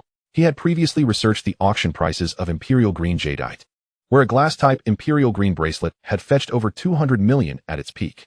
In comparison, the pieces he possessed were of superior quality, and thus, naturally more valuable. Such rare jadeite would certainly attract the attention of affluent collectors, and the auction price would undoubtedly surpass the current 5 billion. When does the auction commence? Although he understood that auctions had fixed schedules, if it were too far off, he would have to consider alternative venues. There were indeed numerous capable auction houses in the Magic City, and he was not bound to the 4 Seas Club. Su Weiqing pondered briefly before responding with a smile. This Friday, the commission for items worth over 100 million is set at 12%.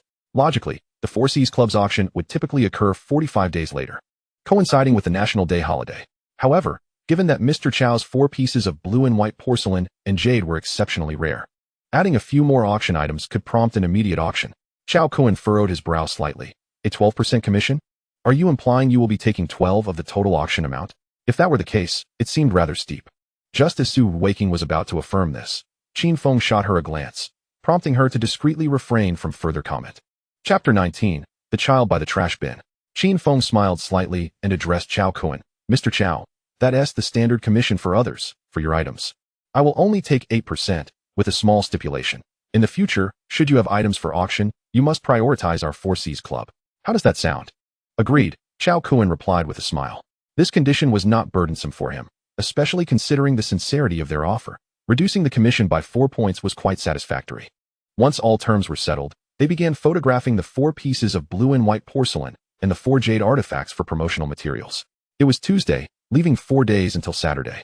This promotional period would be sufficient to spread the word about the 4 exquisite pieces, attracting numerous collectors and wealthy individuals.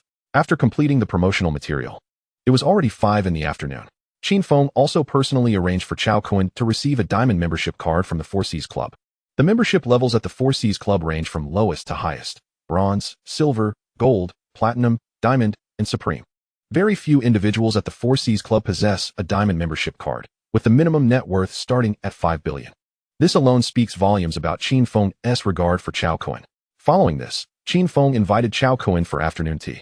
As one of the 4 young masters of the Magic City, Qin Feng's family background was extraordinary. Anyone entering his circle typically boasted a minimum net worth of 1 billion. And even that was considered a peripheral role. It was exceedingly rare for Qin Feng to invite someone to dine, as wealth alone was not enough. Status and connections were equally vital. Yet, in Qin Feng's eyes, Cao Kun appeared distinctly extraordinary, enigmatic, with an air of mystery. Handsome, well-built, and affluent. He possessed an aura that intrigued Qin Feng. While the various luxury watches and blue and white porcelain seemed impressive, they were not unheard of in his circle. What astonished him most were the jade artifacts. Such treasures could not simply be purchased, even with wealth, given their extreme rarity. Most known specimens were either heirlooms or part of museum collections, jealously guarded by affluent private collectors. In contrast, here was Cao Kun, casually presenting 4 pieces for sale with an untroubled demeanor, as if the dragonstone jade held no significance to him, hinting at an exceptionally formidable background. Moreover, Qin Feng could sense an underlying pressure emanating from Cao Kun, reinforcing his belief that this individual was far from ordinary and would undoubtedly achieve greatness in the future, making him a worthy ally. Accepting Qin Feng's invitation, Cao Kun recognized that he was alone and vulnerable in the Magic City. His foundation was too weak. Cultivating a friendship with the esteemed Qin Feng would enhance his network, making future endeavors more manageable. Subsequently, Qin Feng led Cao Kun to an elegantly decorated and luxurious private restaurant. This is the estate of the Qin family, renowned in the bustling metropolis of Magic City, where the chefs and culinary creations are of the highest caliber in the world. To dine here, one must secure a reservation a month in advance, with a minimum expenditure starting at 100,000, a luxury unattainable for the average person. In the private room of Qin Feng, 2 individuals took their seats, with Su Ruoqing serving as a maid, brewing the finest West Lake Longjing tea. As the tea leaves unfurled in the water, a delicate aroma gradually wafted forth. Qin Feng handed the menu to Cao Kun, courteously smiling. "Brother Cao, please feel free to order." This was Cao Kun's first visit to such an upscale restaurant. Yet he appeared remarkably composed, exuding an air of tranquility. The aura of the creation box was his source of confidence. With a smile, Cao Kun replied, "Brother Qin, just choose whatever you deem fit." The young master, hosting a distinguished guest, ensured that the kitchen did not slacken in their duties, and the dishes were served promptly. Golden caviar, sake jelly with half an abalone, crystal king crab, salt-seared premium minga beefsteak, alligator tail soup, abalone sauce with flour glue, wild large yellow croaker, and boiled wild conch were among the numerous exquisite dishes, each costing several tens of thousands. The top-tier ingredients and delightful flavors invigorated Cao Kun's appetite, and he savored the meal immensely. During their repast, the two engaged in lively conversation, with Qin Feng inquiring about Cao Kun's background. There was no need for Cao Kun to conceal anything. Given Qin Feng's status, it would be simple to uncover his true identity. However, he refrained from mentioning the creation box. Upon learning that Cao Kun hailed from a small town in Ludong, Qin Feng found it hard to believe. Yet he refrained from probing further, as they had only just met and were not well acquainted. An hour later, as their meal concluded, Qin Feng and Cao Kun exchanged WeChat contacts and waved goodbye. Watching the red flag car gradually disappear, Qin Feng's expression narrowed slightly. From their earlier conversation, he had observed that Cao Kun's demeanor did not resemble that of a scion from a prominent family. Rather, he bore similarities to a sudden nouveau riche, leaving him puzzled. Could it be that Cao Kun's claims were indeed truthful, that he came from an ordinary family in a small town in Ludong? But how then to explain the luxury watch, the blue and white porcelain, and the jade? Could they be stolen? Such a notion was absurd. If such treasures had gone missing, the news would have spread far and wide, rather than remaining shrouded in silence. Noticing Qin Feng lost in thought as he gazed at the spot where Cao Kun had departed, Su Ruoqing spoke up. "Young Master Qin, shall I arrange for someone to investigate Cao Kun's background?" "No need." Qin Feng waved his hand. "Let us not rush. Regardless of Cao Kun's background, a hasty investigation would surely displease him. In due time, the truth will reveal itself." Upon returning to his hotel, Cao Kun noted that it was still early and, feeling a sense of boredom, decided to call home. It had been over a month since he last contacted his family. Here, it is important to elaborate on Cao Kun's family situation. His biological parents were not the Cao couple. He had been discovered next to a garbage bin when the Cao couple, unable to conceive, visited the hospital for treatment. Thus, Cao Kun was essentially a foundling. After fruitless inquiries about his biological parents, the Cao couple adopted him, treating him as their own son, having long desired a child. Perhaps due to their kindness, heaven favored them, and when Cao Kun was 5 years old, the couple welcomed a set of twins. Nevertheless, the couple's affection for Cao Kun remained unchanged. He was raised as their own and supported through school and university. Regrettably, Cao Kun fell short of their expectations and did not gain admission to a prestigious university, leaving him filled with guilt, and he subsequently visited home infrequently, only maintaining contact through occasional phone calls. In contrast, the twin sisters not only possessed striking looks, but also excelled academically, both achieving outstanding scores over 700 in the recent college entrance examination and gaining admission to the prestigious Dashia University in Kyoto. At that moment, Cao Kun felt a mix of emotions, comparing himself to his exceptionally gifted sisters and feeling rather mediocre. Yet, fortune smiled upon him. The creation box had appeared, transforming his fortunes dramatically.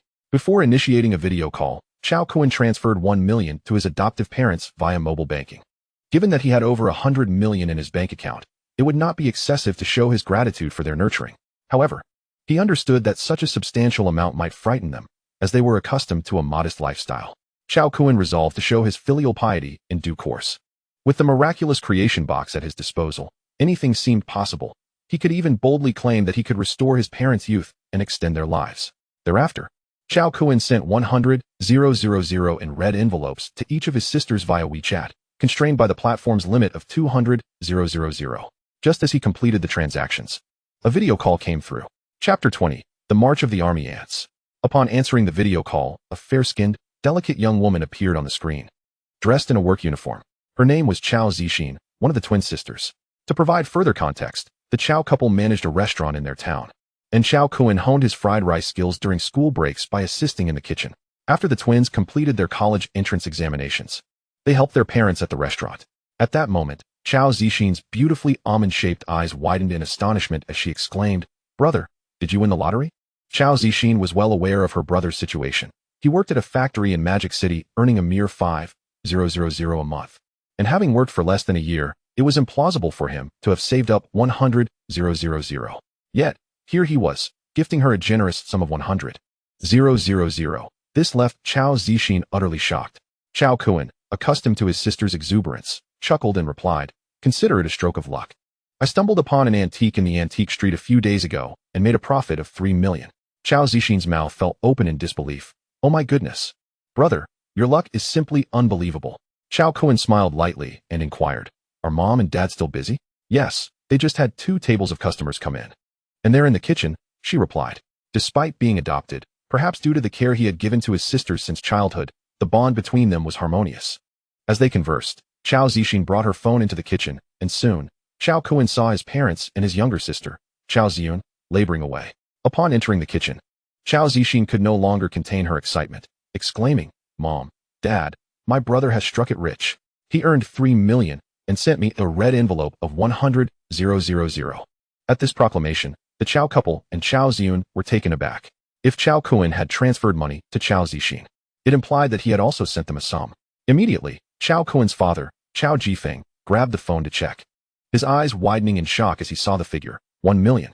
It was worth noting that their small restaurant earned around 200,000 a year through hard work. Yet, Cao Kun had just transferred 1 million in an instant. Simultaneously, Cao Ziyun, who was also checking her phone, was equally astonished. She too had received a sum of 100,000. Cao Jifeng gazed solemnly at the image of Cao Kun displayed on Cao Zixin's phone screen and inquired gravely, "Kunzi, what on earth is going on?" As a father, he was acutely aware of his son's circumstances. Having graduated from an ordinary second-tier university, how could he amass such wealth in less than a year? Suddenly, a wave of dread washed over him, his face etched with concern. He feared that his son might have strayed onto a perilous path, engaging in illicit activities. After all, methods of quick financial gain are often delineated within the criminal code. Noticing the expression of anxiety on Cao Jifeng's face, Cao Kun immediately smiled and reiterated his explanation. Upon hearing that Cao Kun had stumbled upon a super antique valued at 3 million yuan in the antique street, Cao Jifeng's anxious heart relaxed, and he exclaimed that his son was extraordinarily lucky. At that moment, Cao Ziyun approached, staring at the handsome visage on the screen, astonished to realize that her brother seemed to have become even more attractive. Had he applied a beauty filter? Regaining her composure, Cao Ziyun smiled gently and greeted Cao Kun, saying, "Thank you, brother." Cao Ziyun and Cao Zixin bore an uncanny resemblance, as if they were carved from the same mold. Although their appearances were identical, their personalities diverged significantly. Elder sister Cao Ziyun was gentle and amiable, possessing both grace and intelligence, while younger sister Cao Zixin was lively and charming, brimming with vivacity. Cao Kun chuckled, Ziyun, feel free to spend lavishly on what you love. Once your funds are exhausted, I shall replenish them. Subsequently, the family engaged in conversation for a full hour, concluding well past 9 in the evening. Just a week prior, Cao Kun had been toiling at the bottom rungs of society, struggling daily for a livelihood. Yet now, having achieved success, he found himself in a state of idleness. Reclining comfortably on the sofa, he indulged in browsing Douyin videos. As he opened the app, a trending topic instantly captured his attention. The king of jadeite, Dragonstone Jade, has made its debut in the Magic City, with a starting value of 500 million, to be auctioned 3 days hence at the Sihai Club. Intrigued, Cao Kun clicked to view a promotional video showcasing antiques, featuring the blue and white porcelain and Dragonstone Jade he had consigned for auction that very day. It appeared that the Sihai Club was generating buzz for these items. The excitement was not limited to Douyin. Similar trending topics were circulating on Weibo, Tushio, and various news platforms. This represented a tremendous opportunity for the Sihai Club, one that Qin Feng would not overlook. By attracting the attention of affluent individuals, they could secure higher bids and simultaneously elevate the club's reputation, potentially positioning it as the foremost auction house in the Magic City. Qin Feng's extensive promotion was primarily driven by the allure of the Dragonstone Jade. While blue and white porcelain is indeed precious, it is not particularly rare unless it is a national treasure. In contrast, Dragonstone Jade, known as the King of Jade, grows in caves, never basking in sunlight, enduring the cold, and exhibiting the remarkable trait of warmth in winter and coolness in summer. Thus, it is also referred to as Divine Dragon Jade, symbolizing its rarity akin to that of a mythical dragon. Since the end of the last century, Divine Dragon Jade has nearly vanished, underscoring its unparalleled rarity and value, surpassing even glass jade. Indeed, the release of this promotional video swiftly captivated numerous wealthy collectors across the Xia dynasty. By the following morning, news of the auction featuring 4 pieces of Dragonstone Jade had circulated internationally, with collectors from East Asian nations such as South Korea, Japan, and Singapore calling the Sihai Club to confirm their attendance at the auction 3 days later. The next day, after breakfast, Cao Kun departed the hotel, first stopping at a jewelry store to purchase several pieces of bean jade. After the auction, if the total funds reached 800 million, he planned to acquire a power station. Conversely, if the amount fell short, he intended to open a jewelry store. The most critical aspect of starting a jewelry business is sourcing merchandise, a task that posed no challenge for Cao Kun. A few low-quality jade pieces placed in the creation box could be transformed into exquisite imperial green jade, a venture with immense profit potential. The creation box offered 10 opportunities for generation daily, and Cao Kun was determined not to squander such valuable chances. In addition to generating imperial green jade, he harbored a bold and innovative idea that he intended to test today. After purchasing the jade, Cao Kun drove directly to a nearby large flower and bird market. From rice and computer CPUs to watches, blue and white porcelain, jade, and diamonds, he had succeeded in various ventures. However, all these had been inanimate objects. Last night, he had pondered daringly. What if he placed living creatures into the creation box? He wondered if it could yield even more astonishing results. Due to the 10-centimeter size limitation of the creation box, he sought small animals. Once parked, he entered a shop named Ant House. Chapter 21, The Talent Ability Sphere. The shop owner, a middle-aged man in his 50s, greeted Cao Kun as he entered. "Young man, what kind of ants are you looking for?" "Let me take a look first," Cao Kun replied. The shop boasted a vast array of ant species: little yellow house ants, army ants, termites, black ants, stink ants, bullet ants, army ants, red fire ants, and countless others. After surveying the options, Cao Kun ultimately chose the army ant. They were robust, had strong mandibles, produced numerous eggs, and, most importantly, exhibited a remarkable sense of teamwork, aligning perfectly with Cao Kun's requirements. Of course, he avoided the African army ant, which is prohibited for domestication in the country, opting instead for the Eastern army ant, also known as the Eastern leafcutter ant, which bore similarities to its African counterpart. Turning to the shop owner, Cao Kun inquired, "How much for the army ants?" The owner's eyes lit up. Among the hundreds of ant species in the shop, army ants were among the highest in price, sold in batches of 10. "How many would you like?" After considering the size of the largest army ant, which measures 74 millimeters, he calculated that the 1,000 cubic centimeter creation box could accommodate around 500. Having determined the quantity, he said, "1 queen ant and 500 worker ants." The owner's eyes gleamed brighter, and he smiled broadly, enthusiastically responding, "The queen is 3,000 yuan, and the worker ants are 100 yuan each, totaling 53,000 yuan. Will you be paying in cash, or through WeChat, or Alipay? Is it really that expensive?" Cao Kun was taken aback by the price. Yet he did not hesitate to transfer the funds. He believed the creation box would surely yield a delightful surprise, making the expenditure worthwhile. For the shop owner, this transaction was significant, resulting in a substantial profit. Thus, he generously gifted Cao Kun a high-quality ant habitat. After purchasing the ants, Cao Kun returned to his car, eagerly summoned the creation box, and poured the army ants from the habitat into the box, confirming the generation. Ding. Consuming a bit of energy. Do you confirm the generation? Confirm. Ding. Congratulations. You have obtained a mutated Eastern Army ant queen and 109 worker ants. 1 talent ability sphere. As the notification chimed, a swarm of ants materialized above the creation box, huddled together, alongside a small sphere glowing with a faint white light, about the size of a fingernail. Cao Kun was momentarily stunned, then widened his eyes in disbelief. What the heck? Is this a talent skill drop? He had merely wished to generate some ants, but was astonished that the creation box had bestowed upon him such an unexpected boon. Elated, Cao Kun eagerly grasped the white orb, and instantly, information about this orb flooded into his mind. Originally, this extraordinary talent, derived from the army ant, enables a tenfold increase in strength upon activation. In an instant, Cao Kun's mind was shaken. After all, ants are the titans of the insect realm, capable of lifting objects that surpass their own weight by 400 times.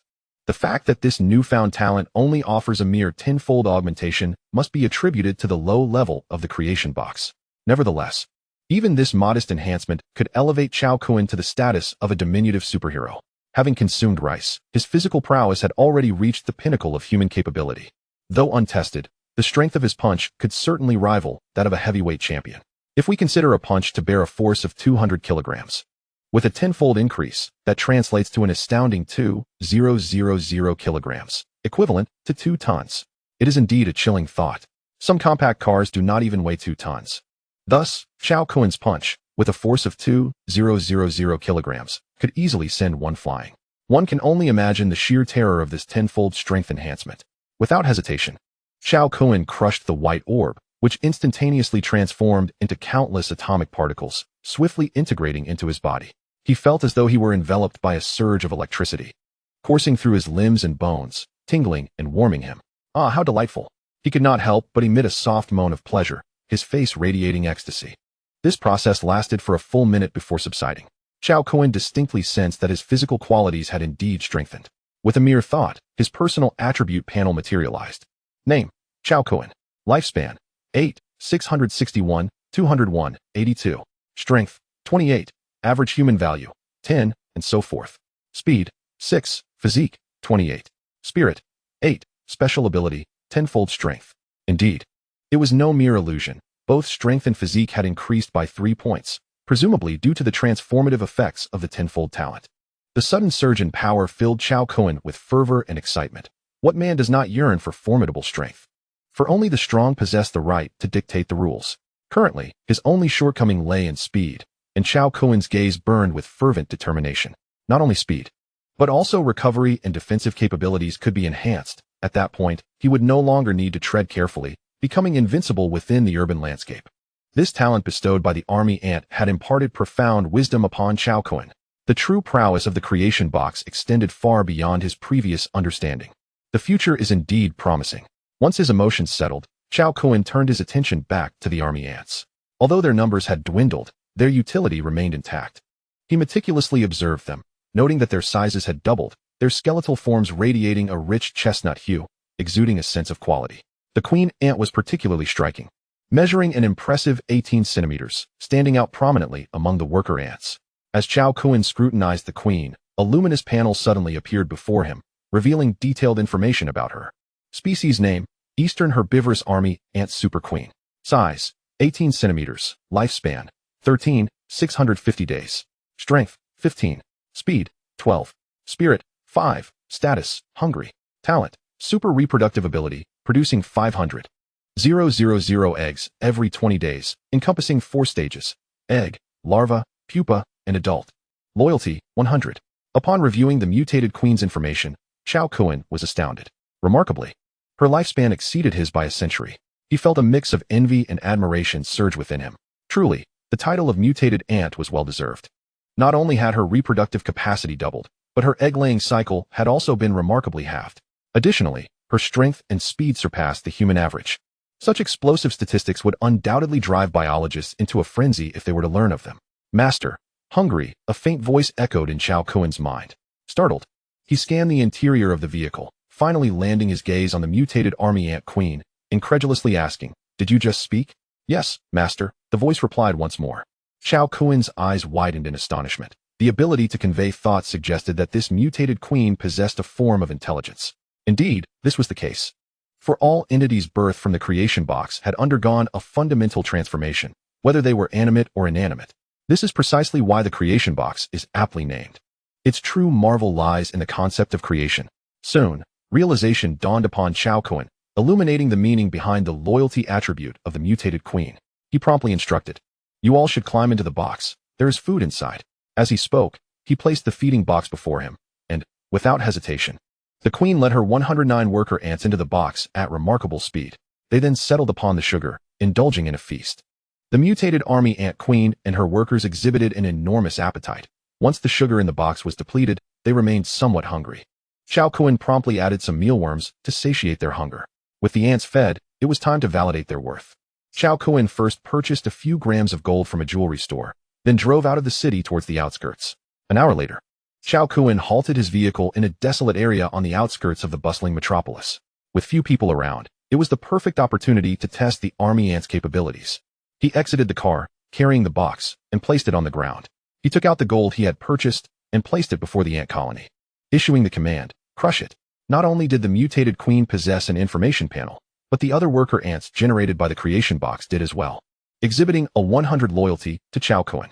Furthermore, the strength and speed of these 109 worker ants surpassed that of the queen, reaching an astonishing 25 points. This speed was more outrageous than that of world-class sprinters, capable of traversing 100 miles effortlessly. With a cacophony of metallic crunching sounds, the worker ants began to bite through the gold pieces as if they were mere watermelons, effortlessly reducing them to tiny golden flecks. Cao Kun watched in awe. The sheer biting force was terrifying. If they were to bite a human, the consequences would be unimaginable. To some extent, these worker ants had already developed a unique killer instinct. Small in size, swift in movement, and with formidable biting strength, they could take a life while one slept, leaving no room for defense. Cao Kun's gaze hardened. Anyone who dared to provoke him would soon find themselves facing the wrath of his worker ants.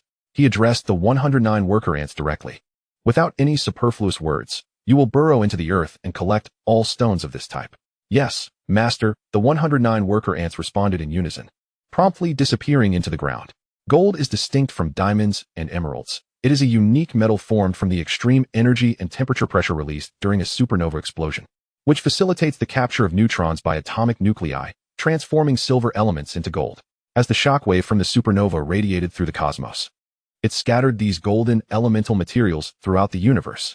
Consequently, it can be understood that gold is distributed globally. However, the majority lies buried deep underground, making extraction exceedingly difficult.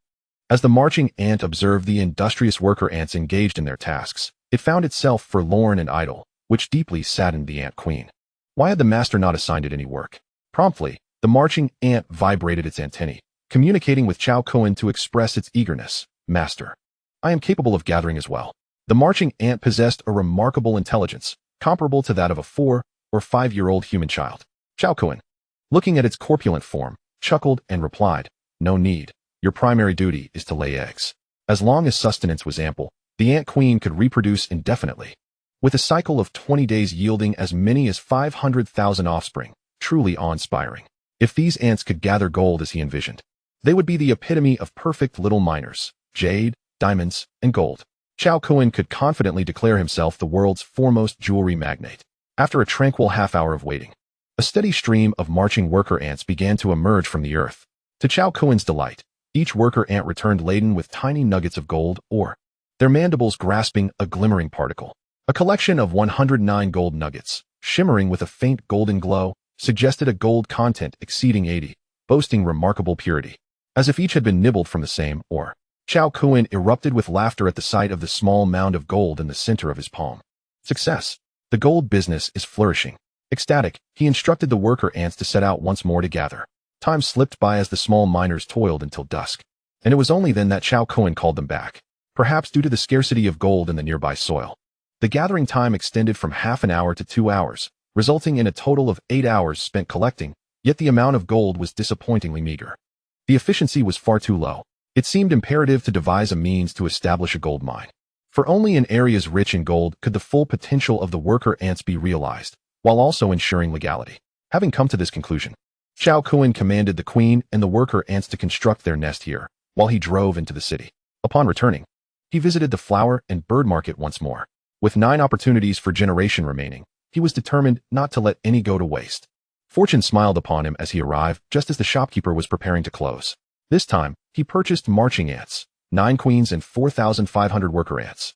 The shopkeeper was both astonished and elated, recognizing Cao Kun as a rare, high-quality client who specialized in raising ants.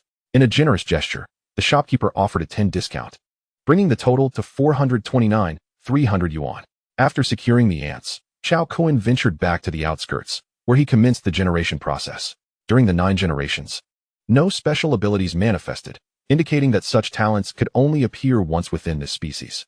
Upon completion, the number of queens reached 10, and the worker ants totaled 210.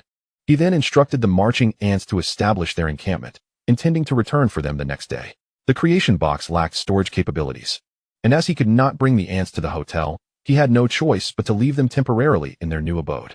With everything arranged, Cao Kun drove back into the city. Once there, feeling famished, he dined at a restaurant before returning to the hotel. After a brief gaming session, he retired for the night. The following morning, after breakfast, Cao Kun set off to the largest real estate sales company in the metropolis, Yulong Real Estate. Indeed, his mission today was to purchase a residence, as his bank account now contained a modest sum suitable for such an investment. His preference was for a villa. Given the unique nature of the creation box, a villa with ample privacy would serve to conceal his secrets while also facilitating the arrangement of marching ants. Upon arriving at the Yulong Real Estate Villa Sales Center, Cao Kun succinctly articulated his requirements: a standalone villa, preferably in a secluded location, with the ability to move in the same day and expedited paperwork. The tall, elegantly dressed saleswoman beamed with delight upon hearing this. A super client indeed. Standalone villas typically began at a minimum of 10 million yuan. Should this sale materialize, her commission would exceed 200,000 yuan.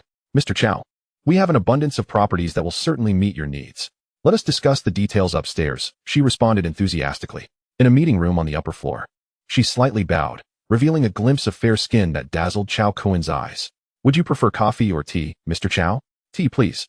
After preparing the tea, the saleswoman, with her high heels clicking, swiftly returned with a stack of documents. Mr. Cao, we have 6 properties that match your criteria. She then proceeded to elaborate on the particulars of each villa. Once her presentation concluded, the saleswoman anxiously awaited Cao Kun's decision. His gaze lingered on the last set of documents, and after a thorough review, he found it to be the perfect match, promptly declaring, I will take you Ranju number 18. The saleswoman was taken aback, for indeed, she had hesitated to present this particular property. Among the 6, Ranju no. 18 ranked lowest in terms of advantages. Situated in the northern outskirts of the metropolis, it was surrounded by stunning natural landscapes. Yet its remoteness rendered it lacking in essential amenities, being a 30-kilometer drive from the city center and exhibiting a distinctly traditional Chinese pastoral style. Most residents were retirees, leading the saleswoman to reserve this option for last. Cao Kun's choice astonished her. Is there an issue with the property? He inquired, sensing her surprise. The reasons behind his selection of Ranju were twofold. It was conveniently located just an hour's drive from the power station he intended to acquire. And a mere 3 kilometers to the east lay an abandoned gold mine. This mine had been neglected for years after its resources were nearly depleted.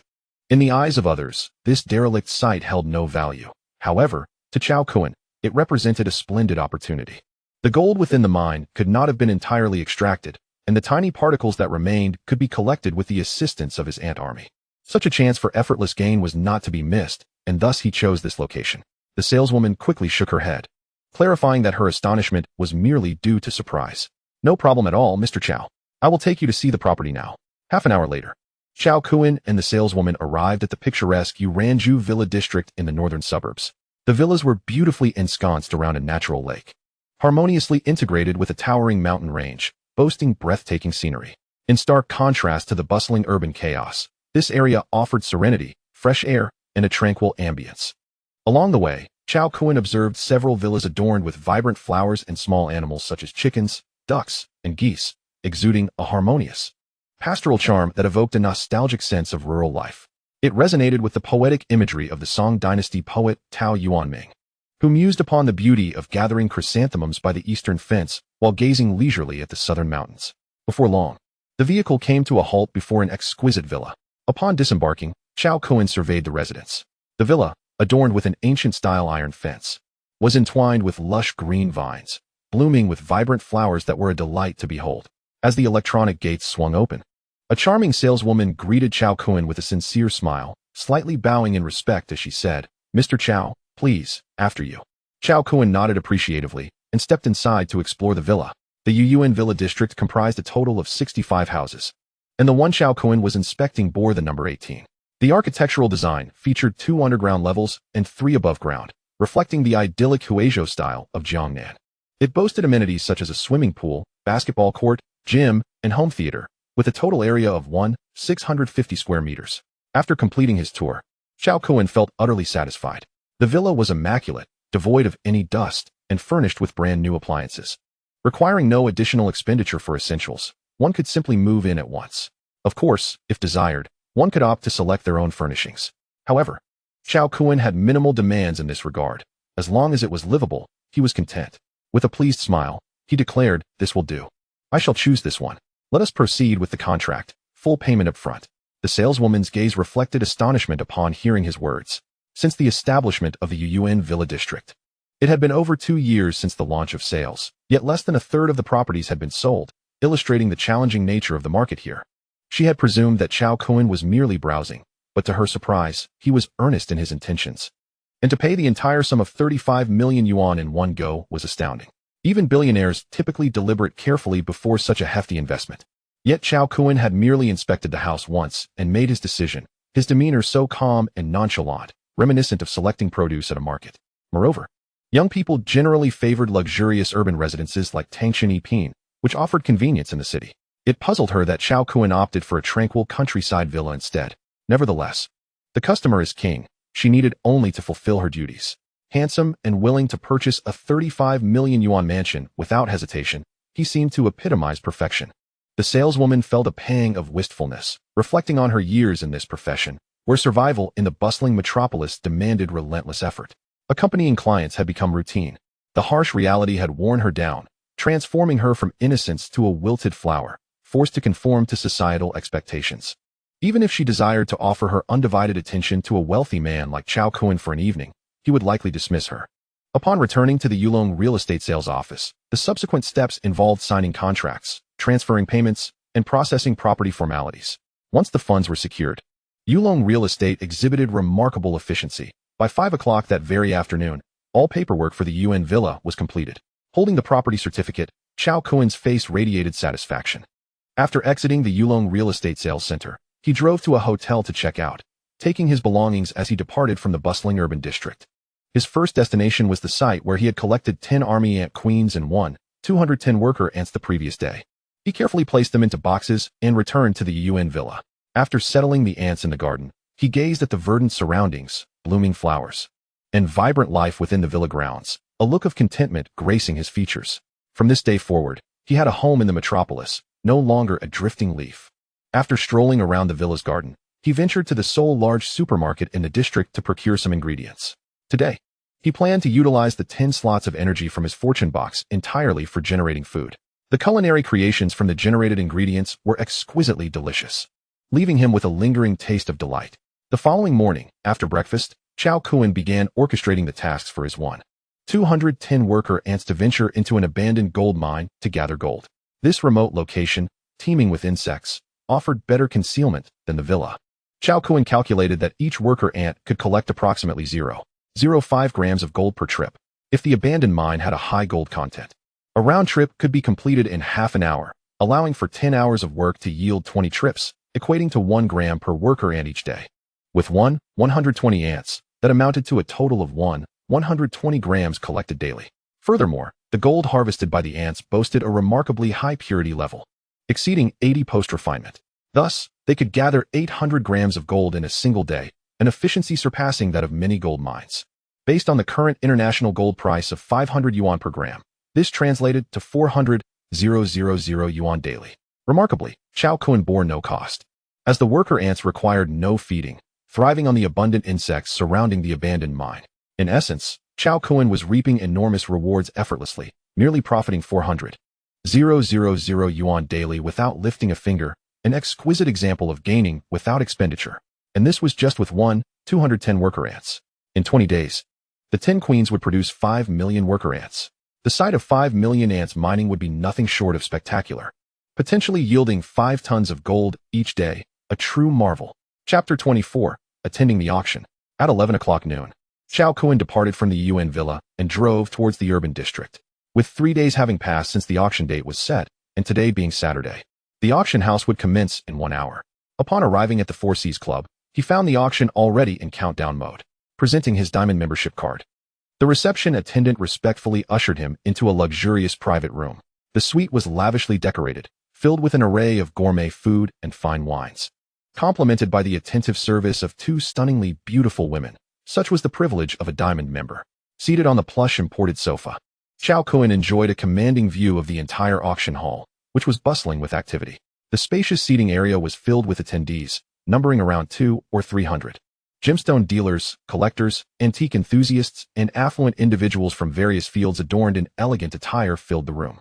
Among them were also several international guests, many of whom had their sights set on a few exquisite pieces of jadeite from the dragonstone variety. At that moment, the auction commenced in earnest.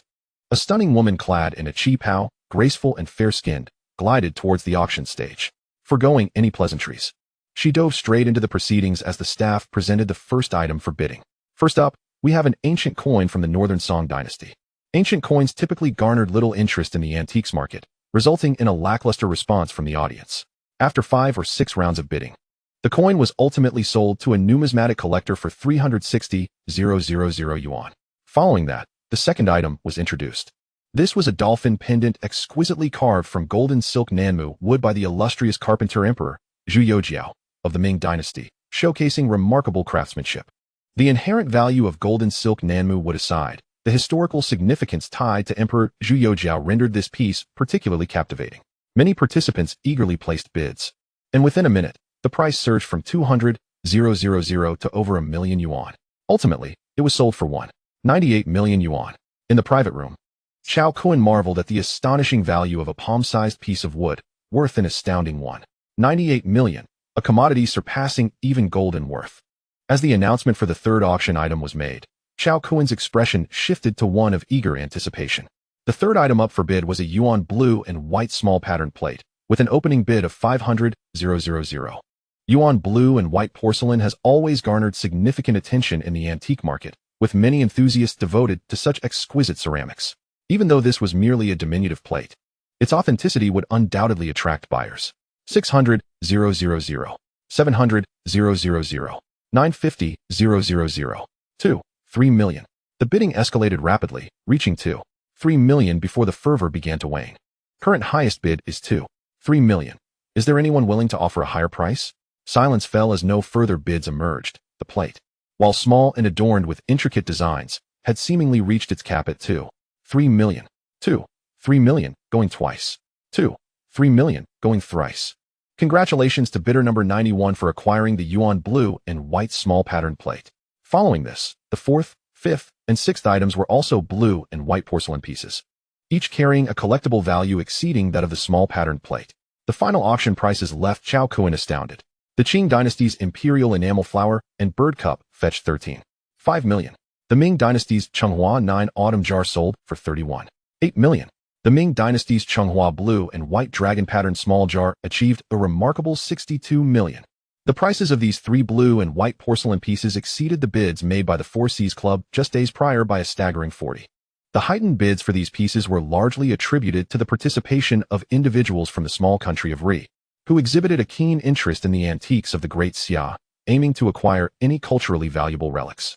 Naturally, collectors from the Great Xia were unwilling to allow such treasures to slip into the hands of those from Ri, resulting in intense competition during the auction.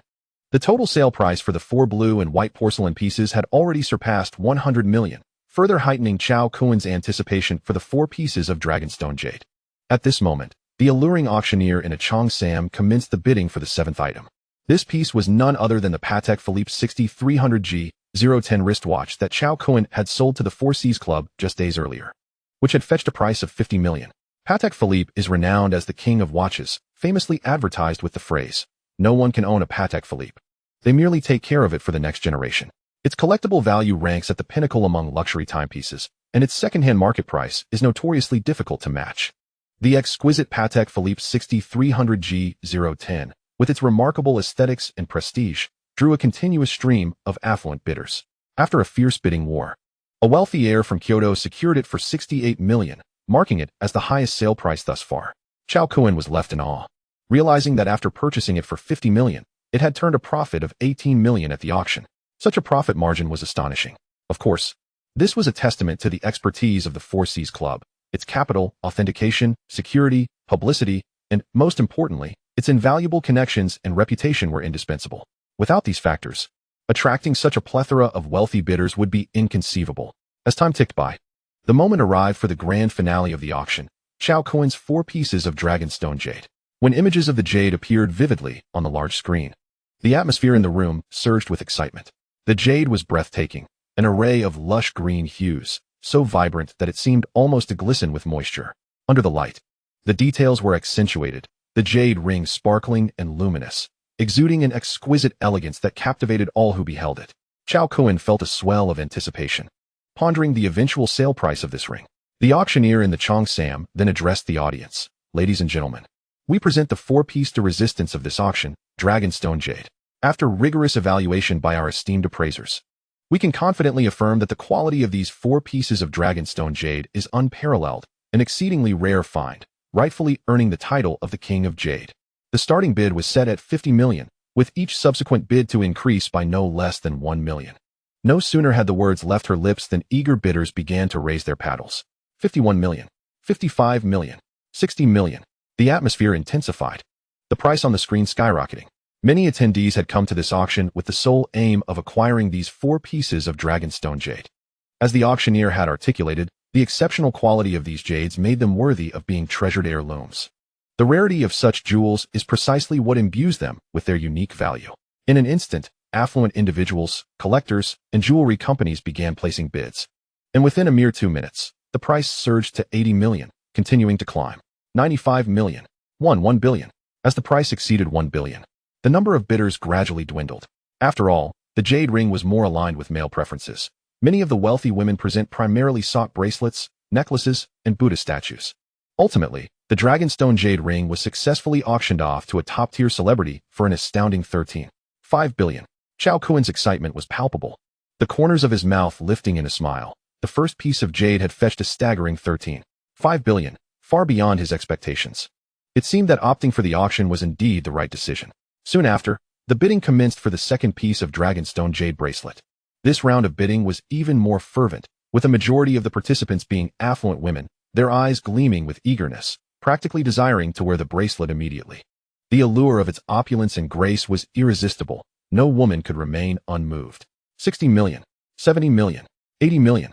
Chapter 25, Sudden Wealth, 1 billion, 5 billion. In less than a minute, the bidding surpassed that of the jade ring, as these wealthy women seemed to be caught in a frenzy, placing bids one after another. Everyone understood the principle of rarity equating to value. This bracelet was the finest of its kind, the only one in existence. To possess it would be a matter of immense pride and fortune, a symbol of status. 6 billion, 7 billion, 8 billion. At this price point, astonishingly, 5 or 6 affluent women continued to bid, leaving many in the room astounded. "I must have this bracelet. I bid 2 billion. A resplendent, voluptuous middle-aged woman's voice resonated throughout the hall, exuding confidence and pride. Upon hearing her declaration, the other competing women hesitated and eventually withdrew. This middle-aged woman was well known among the elite circles of the Magic City, named Chun Yuexiang, a prominent socialite and jewelry collector. Following the untimely passing of her husband a few months prior, she had inherited an impressive fortune exceeding 10 billion. It could be said that Chun Yuexiang was one of the wealthiest women in the Magic City and indeed across the entirety of the Great Xia. With Chun Yuexiang's declaration, it was clear that no one could contend for the Dragonstone Jade bracelet. Furthermore, with similarly valued necklaces and Buddha statues available, there was no need to engage in a fierce contest for the bracelet. Cao Kun observed her closely, feeling a sense of familiarity, as if he had seen her before. After a moment of reflection, he recalled an incident at the Yong'an shopping mall on Nanjing Road. where a woman had brazenly approached him, offering $3 million to keep him as her companion, a proposition he had vehemently declined.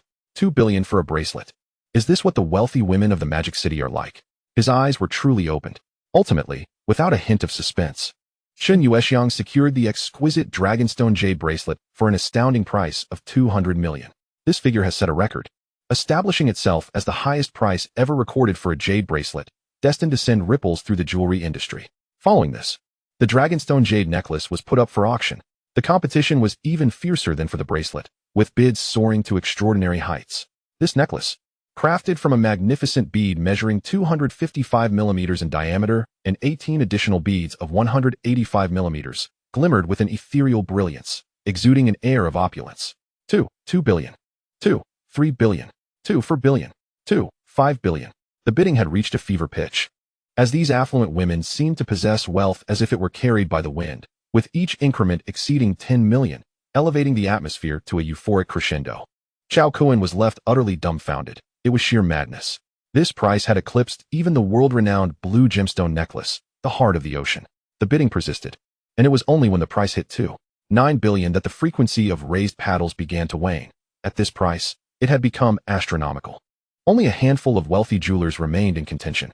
The allure of the King of Jade necklace held immense value for these jewelers. 9 billion, first call. 9 billion, second call. 9 billion, third call.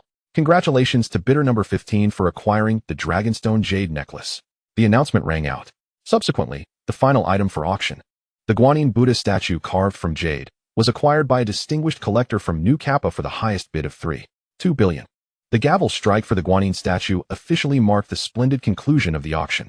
Cao Kun, seated in the opulent VIP room, wore a broad smile, the corners of his mouth lifting in delight. After the auction, the total sale price of his 4 pieces of blue and white porcelain and 4 pieces of Dragonstone jade reached an astonishing 1,054,600,000 RMB. Yet, his investment cost was a mere fraction, less than 1,000 RMB. The profit had multiplied a staggering 1 million times. This is what it truly means to reap immense rewards. Cao Kun felt fortunate he had not hastily sold these items to the Four Seas Club, for he would have lost out on billions. As the auction concluded, attendees gradually departed, and Cao Kun rose from his suite, heading towards the office of Su Weiqing, the general manager of Four Seas Club, to inquire about when the funds would be transferred. He was eager to upgrade his fortune box. Just as he reached the door, a man and a woman approached, none other than Qin Feng and Su Weiqing. "Cao Laudi, you've struck it rich. Congratulations," Qin Feng exclaimed upon seeing him. He was astonished by the total sales amount of Cao Kun's jade items. He had initially thought the limit would be 800 million, only to find it had surpassed 1 billion.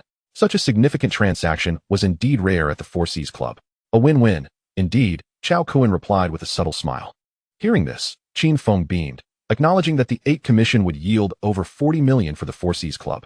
It was a true win-win situation to have a high-caliber client like Cao Kun. Cao Kun got straight to the point, asking, "Brother Qin, when will the funds be credited?" Qin Feng replied with a smile, "Rest assured, it will be credited within an hour." The Four Seas Club's position as the premier club in the Magic City was undoubtedly built on its impeccable reputation. Typically, the process would take around 3 days. But Qin Feng, eager to establish a connection with Cao Kun, spoke so confidently. Satisfied with Qin Feng's response, Cao Kun decided that he would continue to choose the Four Seas Club for the upcoming auctions of white diamonds and red diamonds. "Cao Laudi, do you have some time? The weather is splendid today, and we're planning to set sail for some leisure. I'd like to introduce you to a few friends," Qin Feng invited. Cao Kun pondered for a moment and nodded in agreement. Although he had recently become wealthy, he still felt somewhat out of his depth compared to the affluent second generation like Qin Feng. Being alone in the Magic City, making new acquaintances would be quite beneficial. Subsequently, the trio descended the stairs and drove away from the Four Seas Club. Half an hour later, they arrived at a port in the Magic City. This was the private harbor of the Four Seas Club, specifically designated for the sale of luxury yachts. At that moment, several high-end vehicles, including Rolls-Royce Cullinans, McLarens, and Lamborghinis, were parked along the waterfront, where 3 young men clad in bespoke attire leaned casually against the luxury cars, engaged in conversation. At that moment, 2 cars sped into view from the distance, drawing the attention of the 3 young men. Moments later, the vehicles came to a steady stop. Cao Kun, Qin Feng, and Su Weiqing emerged from their respective cars. Qin Feng patted Cao Kun on the shoulder and smiled as he introduced him to the 3 young men. "This is Cao Kun, our diamond member at the Four Seas Club. Today, his total sales exceeded 1 billion. The trio looked at Cao Kun with curiosity, as they were the partners who co-founded the Four Seas Club alongside Qin Feng.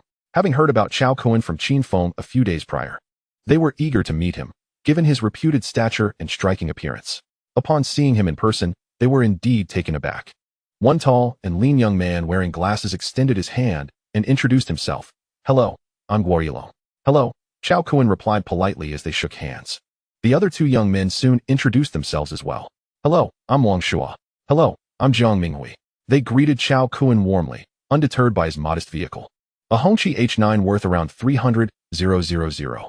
Despite being relatively unknown, the ability to produce over 10 billion in exquisite items marked him as anything but ordinary. The depth of his background was likely far beyond that of their illustrious families. Moreover, in close proximity, the seemingly affable Cao Kun exuded a subtle, yet palpable pressure that was even more intense than what they experienced with their family elders. It felt as if, in Cao Kun's presence, they were mere children standing before a giant. Instantly, their curiosity about Cao Kun's true identity deepened. This sensation stemmed from Cao Kun's physical prowess, which had reached the limits of human capability, coupled with the extraordinary strength bestowed by the Ant's innate talent. This transformation had altered his aura in a profound way, though Cao Kun himself remained blissfully unaware. After becoming acquainted, the group shared laughter as they boarded a sleek silver luxury yacht to embark on their maritime adventure. Chapter 26. Fishing at Sea. As Cao Kun, Qin Feng, Guoyilong, Wang Shua, Jiang Minghui, and Su Weiqing stepped aboard the yacht, they were greeted by a dozen stunning women clad in revealing swimsuits, their curves accentuated as they bowed and welcomed them. "Greetings, esteemed guests." These women were the pinnacle of the Four Seas Club's modeling agency, each one possessing beauty and physique that could only be described as exceptional, akin to the campus belles of their schools.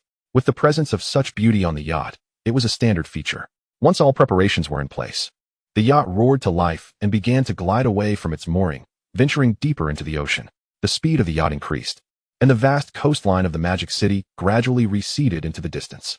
Standing on the deck, Cao Kun gazed out at the endless expanse of the azure sea, feeling an immense sense of exhilaration. This was his first time on the ocean, and the grandeur of the waters allowed him to appreciate the vastness of the world more vividly. He contemplated whether he should also acquire a luxury yacht for himself. He no longer has to work and now spends his days idly, feeling bored and aimless. In a few days, he plans to bring his parents and younger sister over and embark on an impromptu journey around the world.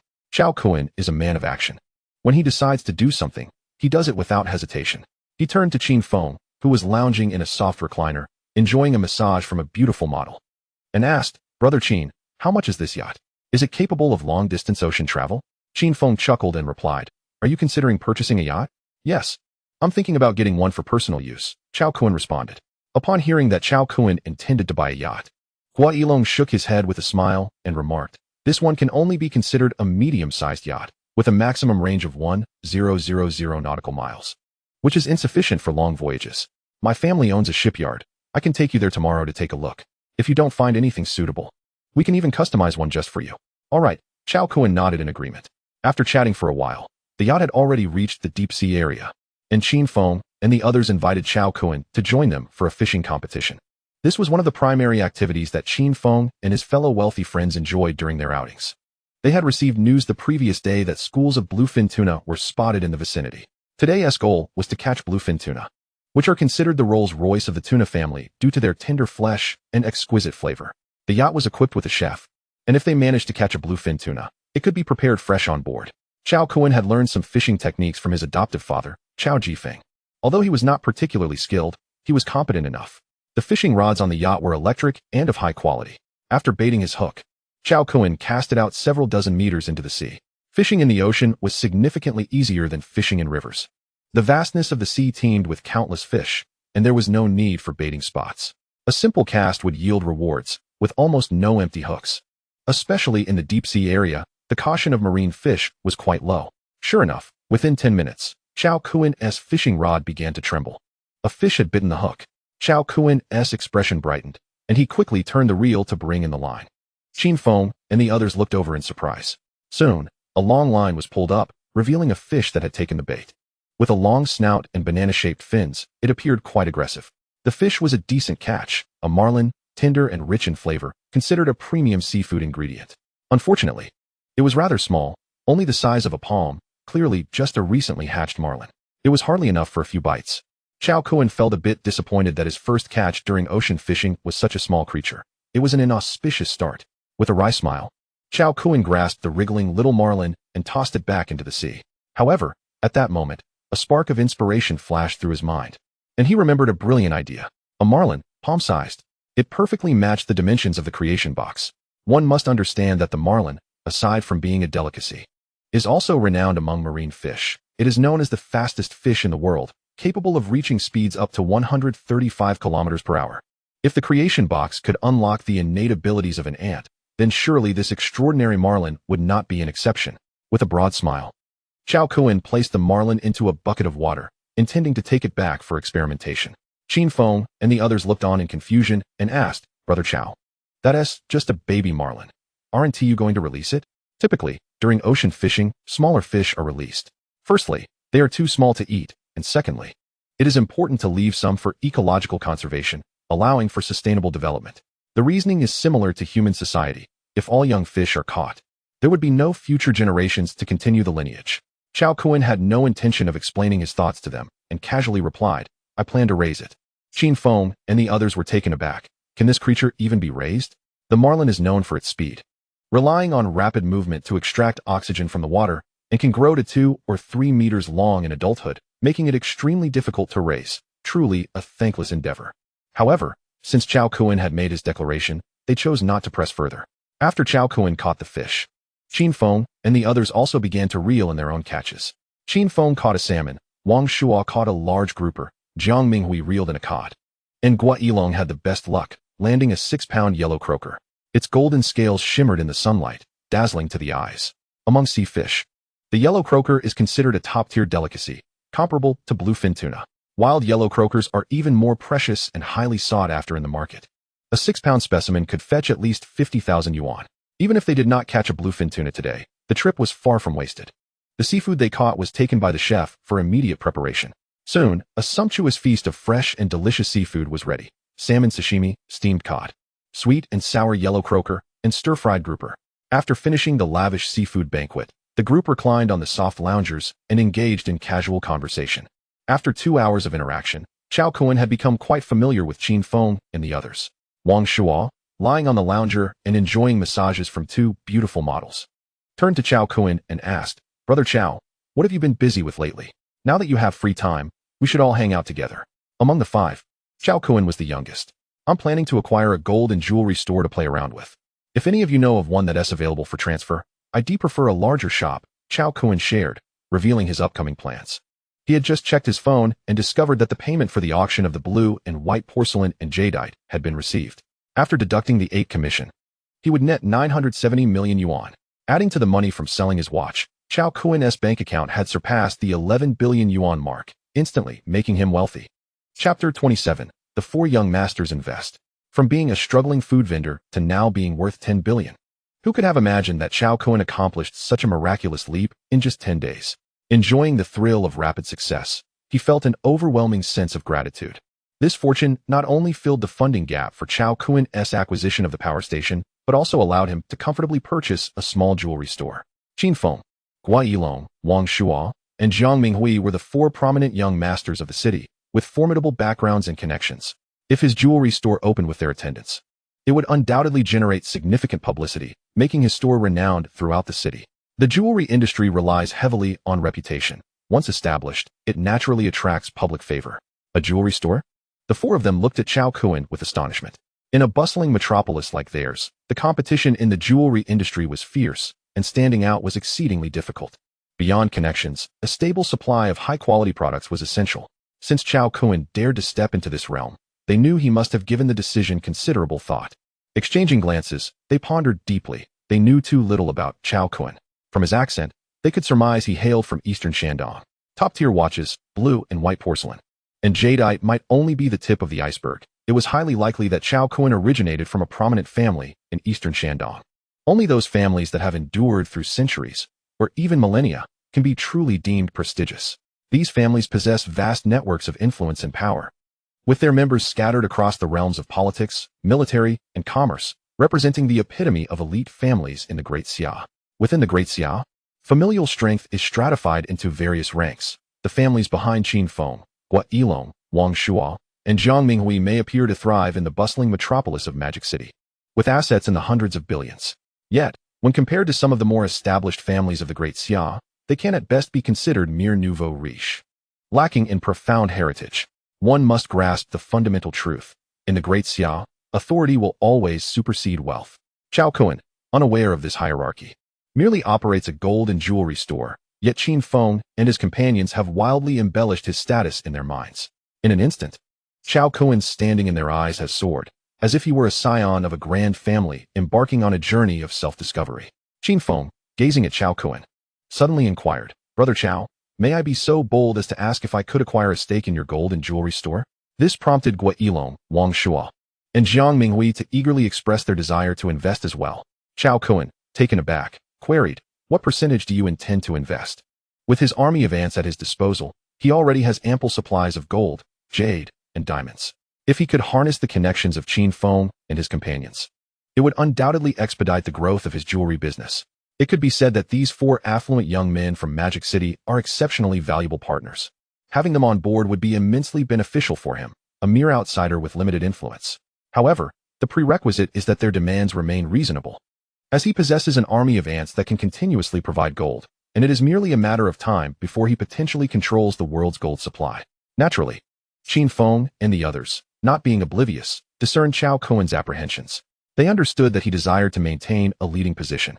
This was clear to Qin Feng and his companions. Their sudden interest in investing in Cao Kun's gold and jewelry store was not primarily motivated by financial gain, but rather a means to forge a closer bond with him. Having known each other for over a decade, they shared a deep familiarity. A mere exchange of glances was sufficient for them to reach a consensus. Wang Shuo, casting a curious glance at Cao Kun, asked, "Brother Cao, would it be possible to divulge the nature of your supply chain?" Contemplating this, Cao Kun mused that if he could acquire a high-quality gold mine, within 20 days, 10 mutated ant queens could each breed up to 500,000 soldier ants, culminating in a staggering total of 5 million worker ants. Assuming a conservative estimate of one ant collecting 1 gram of gold daily, that would amount to 5 million grams. Over the course of a month, this would yield approximately 1.5 billion grams of gold, which, when refined, would possess a minimum of 50 purity, equating to around 75 million grams, or 75 tons of gold. This figure is astonishing, considering that the total gold reserves in the Great Xia are less than 200 tons. With every cycle of 20 days, the population of soldier ants would surge by 5 million within a year. The gold reserves under Cao Kun's control could surpass that of the Great Xia. Of course, this is merely a theoretical consideration. Achieving such a feat is no simple task. Quality gold mines within the confines of the Great Xia would not suffice to meet Cao Kun's aspirations, unless he ventured to other countries to lease extensive gold mining operations. Additionally, there is the matter of sustaining an army of ants, numbering in the tens of millions, even billions. Their presence would render the land barren, inevitably inciting global panic. Thus, Cao Kun concluded that it would be prudent to initially limit the ant population to no more than 10 million. Having clarified his thoughts, Cao Kun stated, "I can provide around 3 tons of gold each month, while the supply of exquisite jade may vary. Naturally, as the jewelry store expands, the quantity of supplies will also increase. 3 tons of gold monthly falls within a reasonable range. Exceeding this would surely attract the attention of national authorities. In the absence of the capacity to engage with the state machinery on equal footing, it is wise to remain somewhat discreet." Although Cao Kun's projections were conservative, they left everyone astounded. Not only Qin Feng, Gua Yilong, Wang Shuo, and Jiang Minghui were taken aback, but even Su Ruoqing and the dozen models present were left speechless. 3 tons of gold per month. What an extraordinary concept.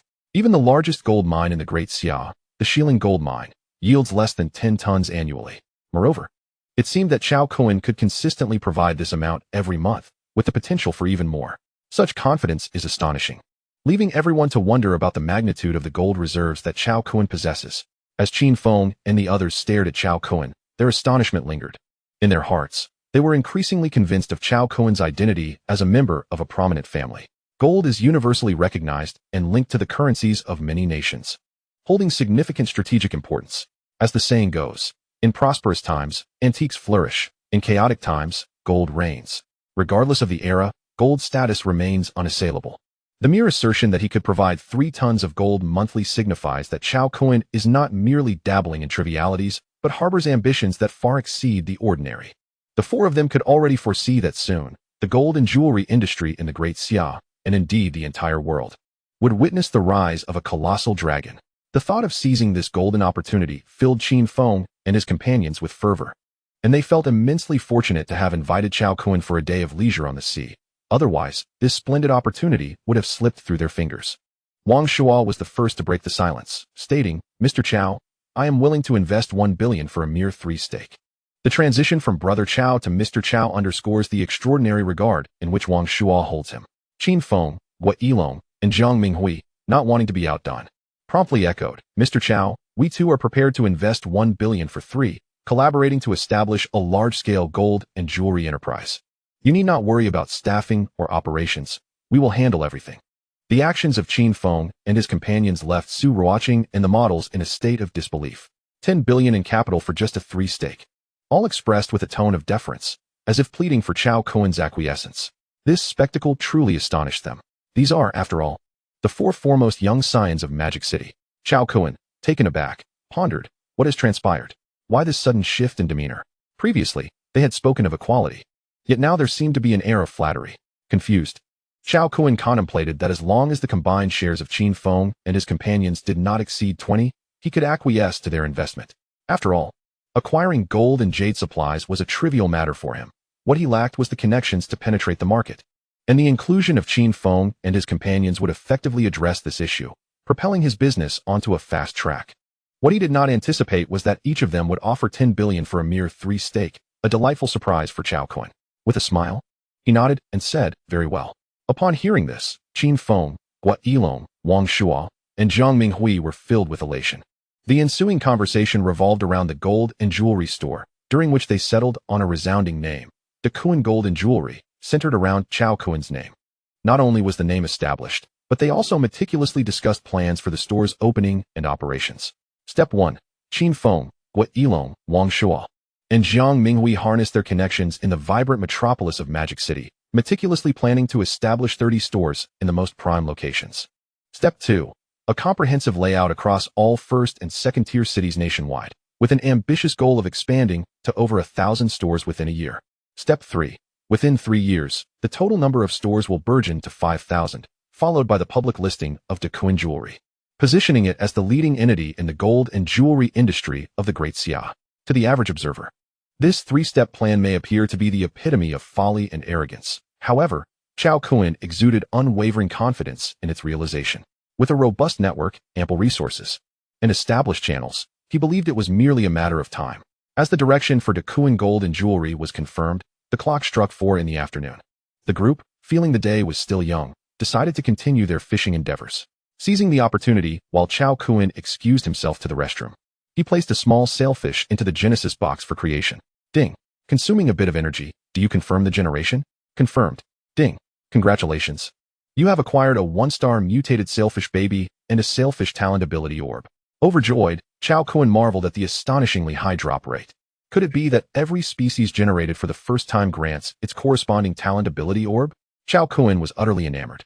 He grasped the sailfish talent ability orb, which resembled a white, rounded pillar adorned with a sailfish pattern, shimmering with starlight. Shortly thereafter, the information of the sailfish talent ability orb materialized in Cao Kun's mind. The message was straightforward. This orb nearly perfectly replicated the sailfish's innate swimming talent. In essence, once Cao Kun fused with this talent ability orb, his speed in water would mirror that of the sailfish, propelling him 30 meters per second, equivalent to 130 kilometers per hour, leaving even sharks in his wake. However, a flicker of confusion crossed Cao Kun's mind. If the sailfish could yield a 100 swimming talent, why did the ant's immense strength talent orb only provide a 10-fold increase? Pondering this, he ultimately decided to let it go. With a decisive crunch, Cao Kun shattered the orb. Instantly, the orb disintegrated into countless atomic particles, swiftly merging into his being. At that moment, Cao Kun felt his physical strength amplify significantly. This boon suggested that each fusion with a talent ability orb would result in a comprehensive enhancement of his body. Satisfied, he summoned his personal attribute panel. Name: Cao Kun. Lifespan: 8664-20182. Strength: 33. Average human value: 10, and so forth. Speed, 15. Constitution, 33. Spirit, 9. Special abilities, tenfold strength, sailfish speed. The augmentation from this fusion surpassed that of the previous ant talent ability, with both strength and constitution increasing by 5 points, and spirit by 1. The most significant enhancement was in speed, which doubled. After fusing with the talent ability orb, Cao Kun turned his gaze toward the small sailfish. Soon, the information panel of the little sailfish appeared before him. Name, banana sailfish. Size, 9 centimeters. Lifespan, 1, 10, 500 days. Strength, 20. Maximum peak in adulthood can reach 60. Speed, 25. Maximum peak in adulthood can reach 200. Status, hungry. Talent, water control, can manipulate the power of water for offensive purposes. Water speed, maximum speed in adulthood can reach 220 kilometers per hour. Loyalty, 100. Similar to the army ant, the sailfish, having been regenerated in the Genesis box, was akin to being reborn. While its species remained unchanged, its genetic capabilities had transcended its original state, particularly in speed, which had doubled. In a sense, it represented a new evolutionary form. After observing the little sailfish for a while, Cao Kun exited the restroom and made his way to the deck of the yacht. During the time Cao Kun had spent generating the sailfish, Qin Feng and the others had enjoyed a fruitful haul, catching several large fish, including a yellowfin tuna. However, their target for the day remained the bluefin tuna. Upon returning to the fishing rod, Cao Kun gazed into the depths of the ocean, which shimmered like a blue and white gemstone. His eyes sparkled, having integrated the sailfish's talent ability. He could hardly resist the urge to dive in and experience the thrill of its swimming prowess. Placing his phone on a nearby table, he grasped the small sailfish and, to the astonishment of Qin Feng and the others, leaped from the deck. The group stood frozen in disbelief, rushing to the edge where Cao Kun had jumped, calling out in alarm. Brother Kun, what on earth is happening?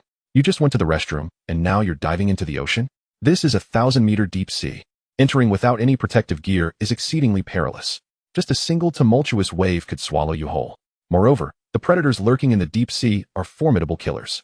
Without any protective equipment, a human stands no chance in the water. Quick, quick, quick. Jump in and save him. The crew aboard the yacht, all proficient swimmers, immediately prepared to leap in after Cao Kun at Qin Feng's urgent command. As soon as Cao Kun made contact with the ocean, he activated the sailfish's talent ability. Instantly, he found himself capable of flawlessly maneuvering his body through the water, even exerting slight control over the currents. Floating on the surface, he called out to the crew on the yacht, "I can swim. You don't need to jump in." With that, Cao Kun propelled himself forward like a fish, the water parting effortlessly before him, significantly reducing his resistance.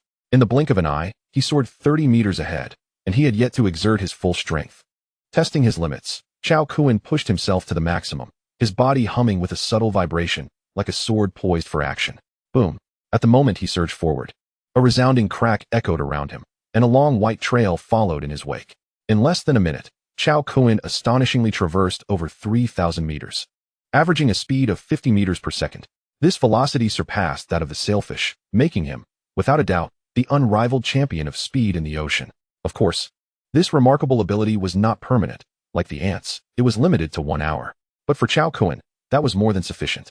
After relishing the vibrant marine life for a while, he released the small sailfish he had been holding.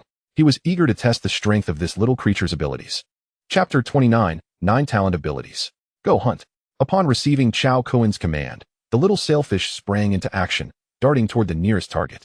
Despite its diminutive size, the sailfish exhibited astonishing speed, covering several meters in an instant. A large, 4 to 5 times bigger eastern starry grouper, caught off guard, was swiftly pierced through the abdomen by the sailfish, erupting in a cloud of blood in the water. Its speed and physical strength were formidable. Subsequently, Cao Kun directed the little sailfish to attack various targets, each encounter resulting in flawless success. Moreover, the little swordfish exhibited an astonishing appetite, capable of consuming prey 10 times its own size, which attests to the ferocity of its digestive system. After devouring several delectable morsels, the little swordfish underwent a remarkable transformation. Within a mere 10 minutes, its size doubled, reaching over 20 centimeters.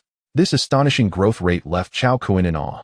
At such a terrifying pace, it would not be long before the little swordfish would enter its mature phase. The little swordfish had demonstrated its ability to fend for itself. Even if it could not contend with formidable predators like sharks, it could effortlessly evade them and ensure its own survival. Consequently, Cao Kun permitted the little swordfish to roam freely. After bidding farewell to it, he continued his exploration of the ocean. At that moment, Cao Kun found himself 200 meters beneath the surface, where the pressure exerted by the water was merely a slight discomfort. He attempted to dive deeper. But upon reaching a depth of 300 meters, the overwhelming pressure began to affect him. His body felt constricted by a massive boulder, and the oxygen grew exceedingly scarce, making each breath a struggle. Clearly, 300 meters marked his limit. In the depths of the ocean at this depth, sunlight became dim. Yet countless bioluminescent marine creatures of various shapes illuminated the dark waters with their soft, radiant glow, reminiscent of a starry sky, vibrant and breathtaking. Immersed in such a splendid underwater spectacle, Cao Kun's senses were utterly captivated.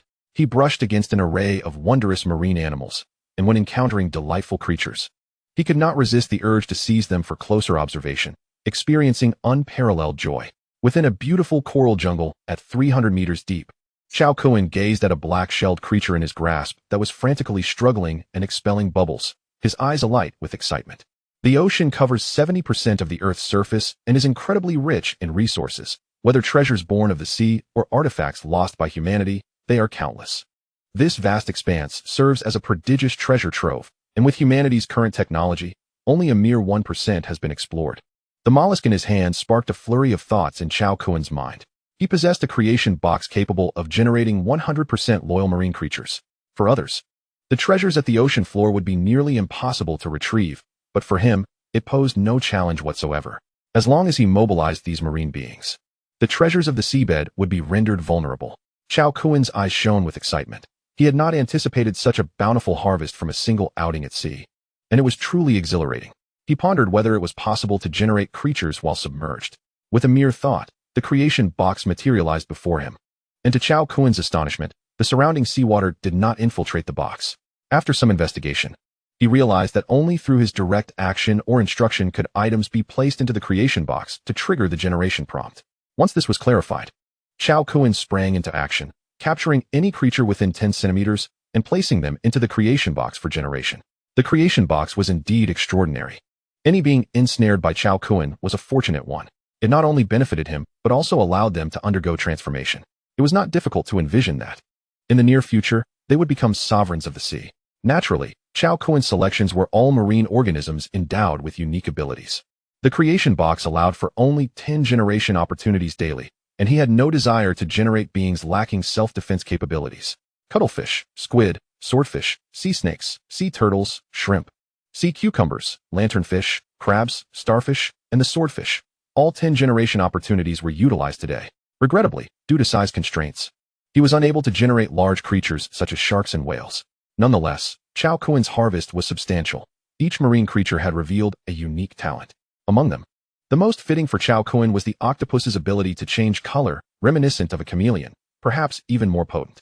He could instantaneously alter his body color to match that of the surrounding water, rendering himself invisible, akin to a seamless copy-paste, truly remarkable. Additionally, the octopus bestowed upon him two other extraordinary abilities, transformation and regeneration.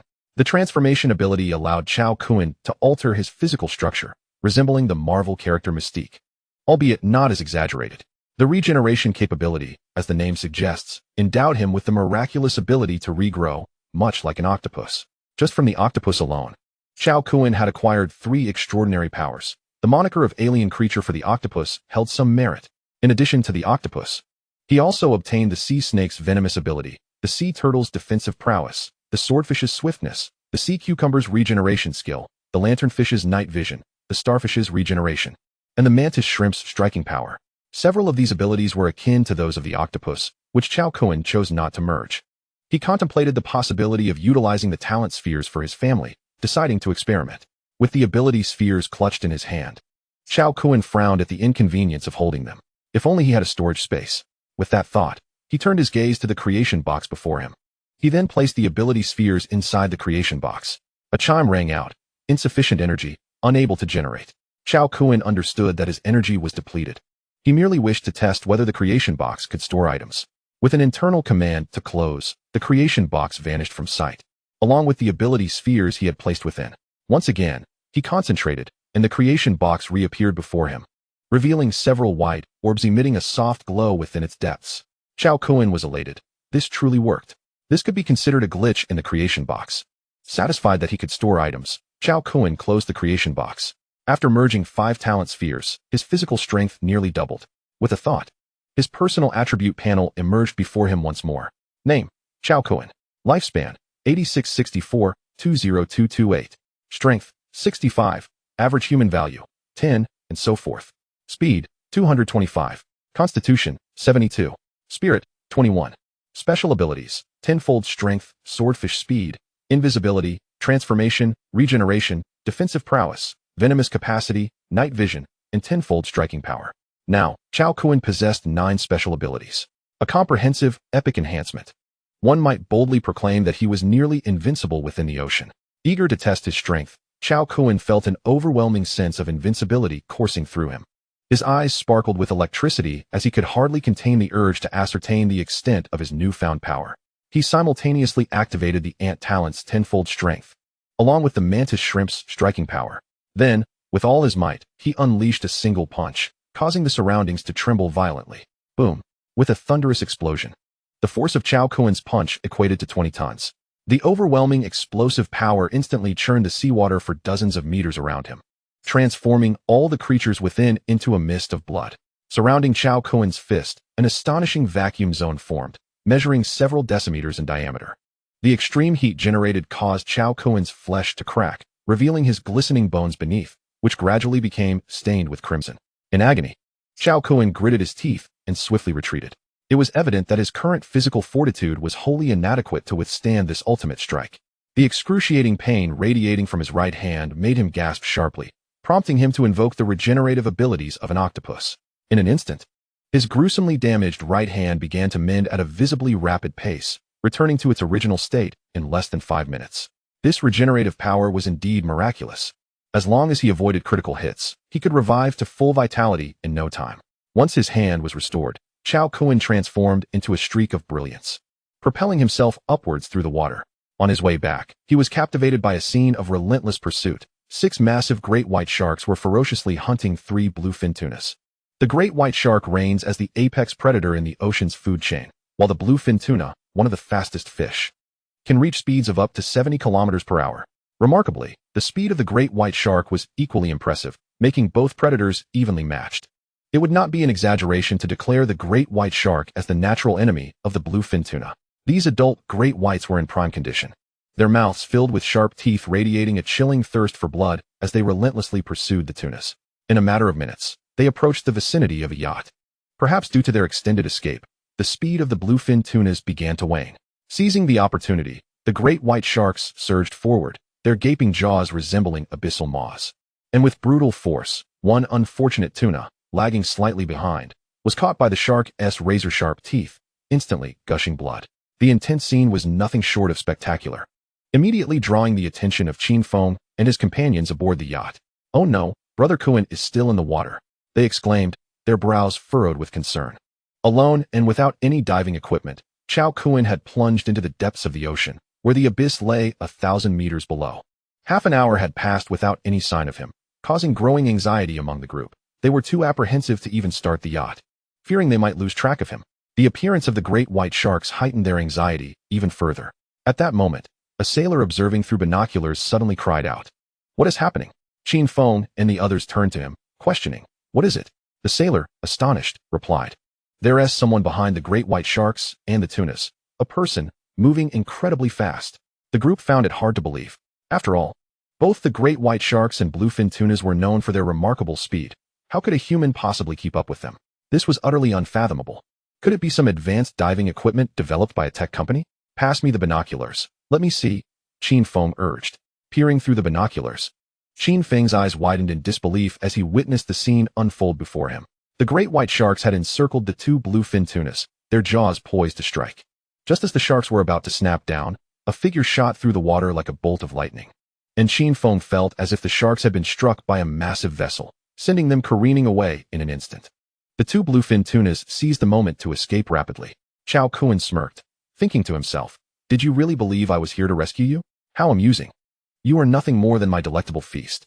Transforming into a darting figure, he pursued the tunas, and within mere seconds, he appeared beside them, delivering 2 rapid punches that rendered them unconscious.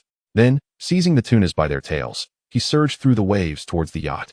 In no time, Cao Kun emerged before the yacht, and under the astonished gazes of Qin Feng and the others, he leapt gracefully from the water, landing firmly on the deck. With a resounding thud, the two bluefin tunas, each weighing over 300 pounds, crashed onto the deck, creating a cacophony that left Qin Feng and the others utterly spellbound. Each individual stared at Cao Kun, their expressions frozen in disbelief, as if gazing upon an extraterrestrial being, especially for Qin Feng, who had witnessed the entire spectacle through the binoculars. The speed at which Cao Kun had dispatched the great white sharks and subdued the bluefin tunas was nothing short of miraculous. It took him merely a few seconds to accomplish what seemed impossible. This astonishing display of power shattered their perceptions of reality. Is this really a human? Qin Feng thought, overwhelmed by incredulity. Observing the slack-jawed expressions of the onlookers, Cao Kun offered a casual smile, knowing this was exactly the impression he intended to create. His aim was to instill a sense of awe in Qin Feng and the others, making it undeniably clear that he was no ordinary individual. After all, in the realm of business, he was merely a novice, while Qin Feng, Guo Yilong, Wang Shuo, and Jiang Minghui hailed from illustrious families, well-versed in the intricacies of commerce. Should they conspire against him, it could prove to be quite troublesome. Cao Kun was not inherently distrustful of them. Rather, their acquaintance was still too fresh to foster any deep bonds of camaraderie. This was precisely why he had chosen to openly exhibit his formidable abilities before them. For over 2 minutes, it took for the group to snap back to reality from their state of shock. "Brother Kun, you truly come from a prestigious family," they exclaimed, marveling at his extraordinary prowess. Such incredible strength could only belong to those noble lineages with centuries of heritage. "Brother Kun, you are simply amazing. Your speed rivals that of a car, truly invincible." Surrounded by awestruck faces, Cao Kun chuckled internally. From a prestigious family? I was unaware of such a thing. He recalled how, just half an hour prior, Qin Feng and the others had treated him with newfound respect during their discussion about the gold and jewelry store. Did they believe he hailed from some noble lineage, hence their deference? Cao Kun found the thought amusing, but chose not to clarify. Did noble families still exist in the Daxia? With the existence of the creation box, he was confident that he would one day become such an entity. And that day was not far off. After swimming a lap in the ocean, Cao Kun felt the sticky residue of seawater clinging to him, prompting him to head for a shower. As they gazed at Cao Kun's towering silhouette, the astonishment in the eyes of his companions lingered. The terrifying prowess he had displayed had shattered their understanding of the world, speeding through the water, unarmed, and subduing great white sharks and bluefin tunas. Such capabilities were beyond their wildest imaginations. Suddenly, Wang Shuo spoke up. "Do you think we might have a chance to learn such skills?" Guo Yilong, Qin Feng, and Jiang Minghui exchanged glances, their expressions reflecting a mix of shock and intrigue at Wang Shuo's question. Confronted by the gazes of the three, Wang Shuo smiled faintly and inquired, "What? Do you not desire it?" Jiang Minghui replied with a wry smile, "Of course, it is a dream we all harbor. But do you believe that Brother Kun would be willing?" The extraordinary martial prowess exhibited by Cao Kun, particularly his astonishing abilities, is indeed the aspiration of every man. Guo Yilong chimed in. "Indeed, I have heard from my grandfather that the reason esteemed families have endured for centuries, even millennia, is not only due to their deeply entrenched vast networks, but also their possession of formidable martial skills. Such capabilities are the treasures of these illustrious clans, accessible only to their core descendants, with outsiders unable to even approach them." With unwavering determination, Wang Shuo stated, "Success is contingent upon human endeavor. As long as we cultivate a good rapport with Brother Kun, while I cannot boldly claim that we could learn all of his skills, acquiring even a few techniques could be immensely beneficial. This is a once-in-a-lifetime opportunity that we cannot afford to overlook." His words resonated with Guo Yilong, Jiang Minghui, and Qin Feng. Indeed, they had a prime opportunity to engage with the pinnacle of power in the Xia dynasty, and failing to seize it would lead to irrevocable regret. At that moment, Wang Shuo, Guo Yilong, Jiang Minghui, and Qin Feng silently resolved to foster a friendship with Cao Kun. They lacked neither wealth nor women. What they sought most fervently was the extraordinary capability demonstrated by Cao Kun. Chapter 31. The super yacht. When Cao Kun returned from the sea to the Yuan residence, it was already 6 in the evening. He had brought back a considerable quantity of bluefin tuna, specifically from the prize Toro section, known for its rich fat content and nutritional value. He had procured 100 pounds, sufficient sustenance for over half a month. After placing the tuna in the refrigerator, Cao Kun proceeded to the abandoned gold mine in the south. In recent days, the army ants had amassed gold particles at the entrance of a cave, which he packed up and took back to the villa. Upon entering the basement of the villa, Cao Kun opened the packed gold particles, revealing a small pile of glittering gold under the lights, captivating to behold. These golden grains were the fruits of labor collected by the army ants from the abandoned mine. Cao Kun first weighed the total amount of gold on an electronic scale, which amounted to 3,564 grams. This was the labor output of 1120 army ants over 3 days, with each ant averaging about 1 gram per day. This result was not particularly ideal for Cao Kun, merely half of what he had anticipated. Clearly, the gold content of this abandoned mine was quite low, and in a few days, the yield from the army ants would likely diminish significantly. Of course, sending the army ants to collect gold from the abandoned mine was merely an experiment. He had no illusions of striking it rich. Objectively speaking, this could be considered illegal mining, neither lawful nor compliant, riddled with loopholes, and not a sustainable plan. Therefore, once he had addressed matters at the power plant in the coming days, Cao Kun intended to return to his hometown in Ludong Province. Ludong Province boasts the highest gold production in the Xia dynasty, with over 300 gold mines of varying sizes. Cao Kun planned to purchase a large gold mine in Ludong, which would allow the army ants to operate at maximum efficiency while also being legal and traceable, thus enabling profits to flow into the market. After recording the weight of the gold, Cao Kun activated the small high-frequency gold melting machine he had acquired, pouring the dust-laden gold particles into a quartz crucible for rapid heating and refinement. Gold is a soft metal with a low hardness, melting at 1,065 degrees Celsius. The small high-frequency melting machine he purchased can reach temperatures up to 2,000 degrees Celsius, suitable for melting most metals, including gold, silver, copper, iron, and platinum. The operation of the high-frequency melting machine is straightforward and swift, featuring a built-in water cooling function. In just an hour and a half, all the gold particles were melted down, refined into small gold bars. Each gold bar weighed 500 grams, totaling just over 5 bars. When weighed on the electronic scale, the final figure emerged, 2,682 grams. From the original 3,564 grams, the refined yield was 2,682 grams, achieving a gold content of 73, which is quite high. Gazing at the stack of small gold bars, Cao Kun felt a surge of joy. If 1120 army ants could yield such results, what bounties would 5 million army ants bring? The anticipation thrilled him immensely. After securing the gold bars in a safe, Cao Kun indulged in a brief gaming session before retiring for the night. The following morning at 9 a.m., after enjoying breakfast, Cao Kun ventured into the city to procure a supply of sugar, mealworms, and large watermelons.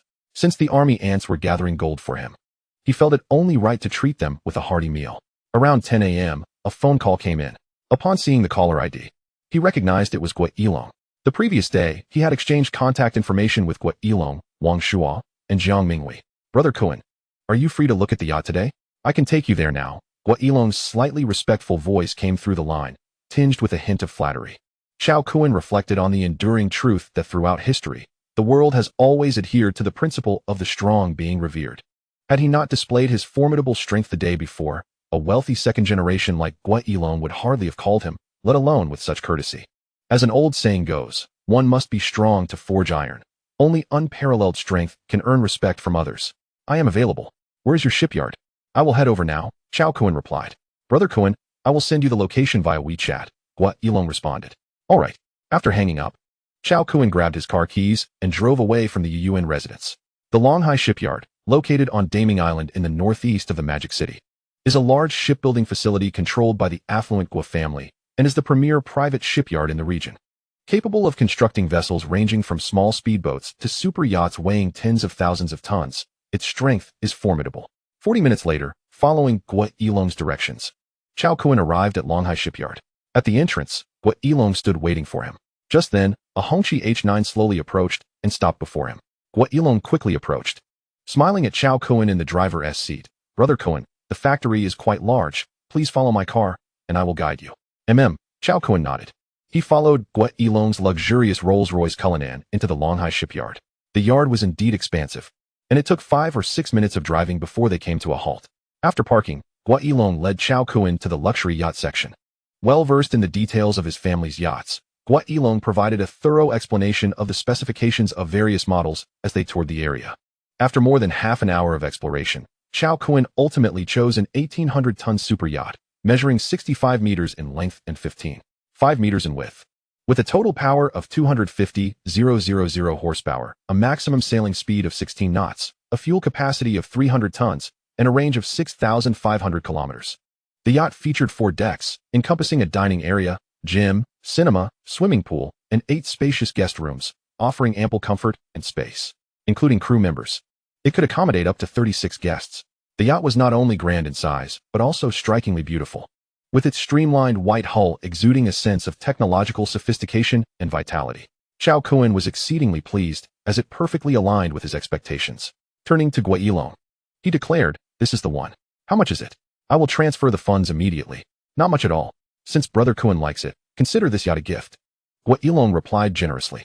Having been confirmed as the next heir of the Gua family, destined to oversee their vast empire, presenting a luxurious yacht worth $1.5 billion to Cao Kun was a minor expense compared to the family's assets worth hundreds of billions. More importantly, it was an excellent opportunity to forge a closer bond with Cao Kun, one that he could not afford to miss.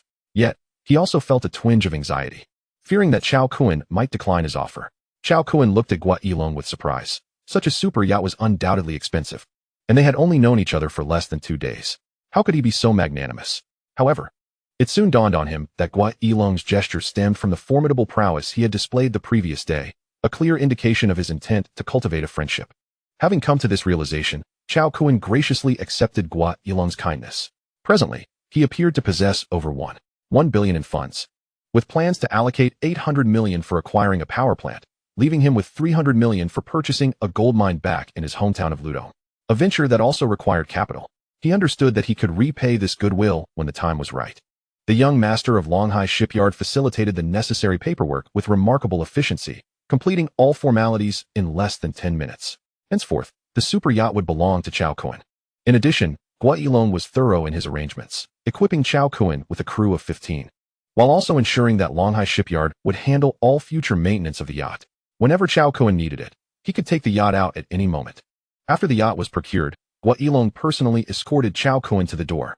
As they were parting, Cao Kun pondered for a moment before asking, "Old Gua, do you know any commercial agents?" Large-scale business transactions involve research, assessment, negotiation, and documentation, areas in which Cao Kun was completely uninformed. The best course of action was to seek out someone well-versed in these matters to assist him in his acquisition endeavors. Gua Yilong, intrigued yet cautious, thought to himself that Brother Kun must be planning something significant.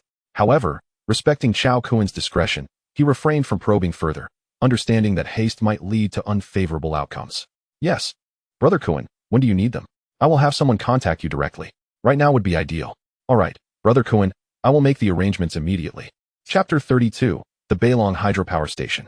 Gua Yilong made a call, and within 20 minutes, 2 business Audi cars arrived at Longhai Shipyard. The vehicles came to a halt, and 5 individuals, 3 men and 2 women, emerged, clad in professional attire, carrying briefcases and exuding an air of competence. The 5 greeted Gua Yilong respectfully, "Young Master Gua." This quintet represented the elite of Gua's investment sector, known for their formidable business acumen, led by a man named Li Xuekong. Gua Yilong nodded and addressed Cao Kun. "Brother Kun, these 5 constitute the most capable team within our Gua investment group, fully prepared to meet all your business investment needs." Subsequently, he instructed Li Xuekong and his team, "This is Mr. Cao. You are to assist him in all his commercial endeavors without delay." Li Xuekong and his colleagues were taken aback. They were well aware of Gua Yilong's status and the significance of the young man before them, who was destined to inherit the vast assets of the Gua family. Yet, witnessing such deference from a prominent figure in the metropolis towards a younger individual indicated that Mr. Chao's status was even more illustrious. Consequently, the group did not hesitate to bow slightly towards Cao Kun, addressing him with respect, "Mr. Cao." "Thank you, everyone." Cao Kun responded with a polite smile. He then briefly outlined his intention to acquire a hydropower station. After grasping Cao Kun's objectives, the group boarded their vehicles and set off. The Bailong Hydropower Station was the facility Cao Kun intended to acquire, located in Bailong town, approximately 90 kilometers north of the metropolis.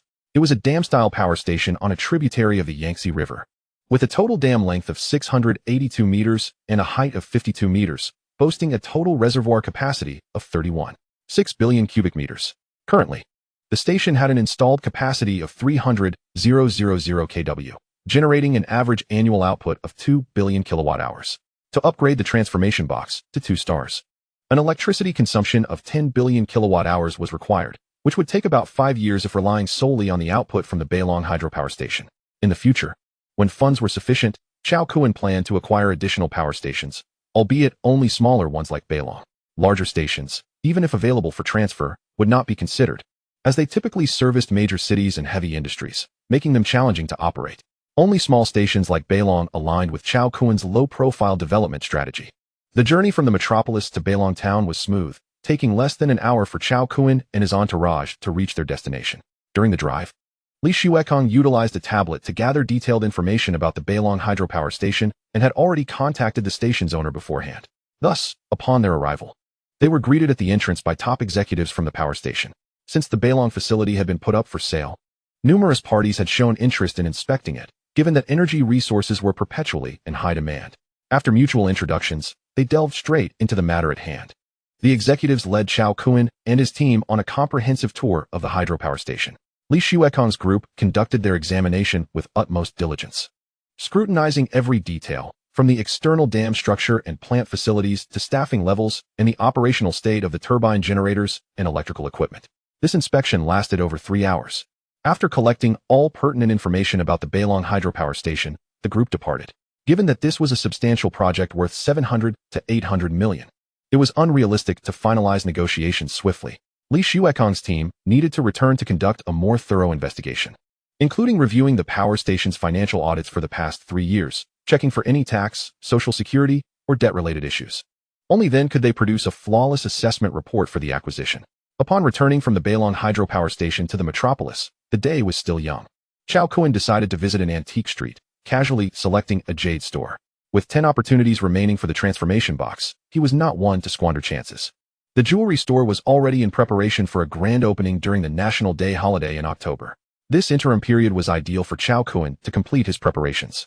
This time, he opted for a diverse selection of jade in various colors: pink, purple, yellow, and red, picking several pieces from each category. After purchasing the jade, Cao Kun drove home. But as he passed by a large aquarium, a sudden inspiration struck him, prompting him to slow down. Having acquired the innate ability orbs for various marine creatures, from ants to marlins, he found these abilities immensely beneficial, significantly enhancing his own prowess. In response to this, Cao Kun embarked on an extensive online exploration of various fascinating creatures last night, encompassing terrestrial animals, avian species, freshwater organisms, marine life, as well as an array of flora. After delving into this wealth of information, Cao Kun was utterly amazed and mentally compiled a list of extraordinary and gifted beings. Upon parking his car at the entrance, he entered the aquarium. 10 minutes later, he emerged, holding a fish tank that housed a diminutive electric eel, measuring a mere 9 centimeters in length. Upon returning to his residence, Yuranju, Cao Kun opened the tank and gently lifted the little electric eel. The moment it made contact with his palm, the eel began to thrash vigorously. Fortunately, being a juvenile, it lacked the capacity to discharge electricity and thus posed no threat to Cao Kun. With a flicker of thought, the creation box materialized, immediately accompanied by a notification sound resonating in Cao Kun's mind. Ding. A certain amount of energy is required for generation. Do you confirm? Taken aback, Cao Kun realized he had not yet activated the electric eel. However, he quickly comprehended that, due to a glitch he encountered yesterday with the creation box, he had stored several talent ability orbs. Today, it was likely due to the restoration of energy that such a prompt emerged. Astonished, he contemplated the potential for generation. The idea of producing multiple distinct talent ability orbs was exhilarating. He promptly confirmed the generation command. Ding. The current item rating has reached the 1-star limit. An upgrade to 2 stars is required for further generation. As the notification sounded, the 4 talent ability orbs he had placed into the creation box flew forth. Hovering before him, Cao Kun couldn't help but smile wryly.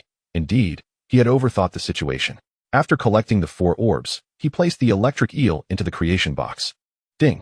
A certain amount of energy is required for generation. Do you confirm? Confirm. Ding. Congratulations. You have obtained a 1-star variant electric eel hatchling and 1 talent ability orb. With a beaming smile, Cao Kun first secured the little electric eel back in the fish tank before seizing the talent ability orb and crushing it in his hand. Crack. The orb instantly disintegrated into countless particles, merging into Cao Kun's being. At once, he felt a tingling electric current coursing through him, akin to a full-body electric massage, stimulating every cell in a sublime manner. This process lasted a full 90 seconds before concluding. Chapter 33, The Power of Lightning.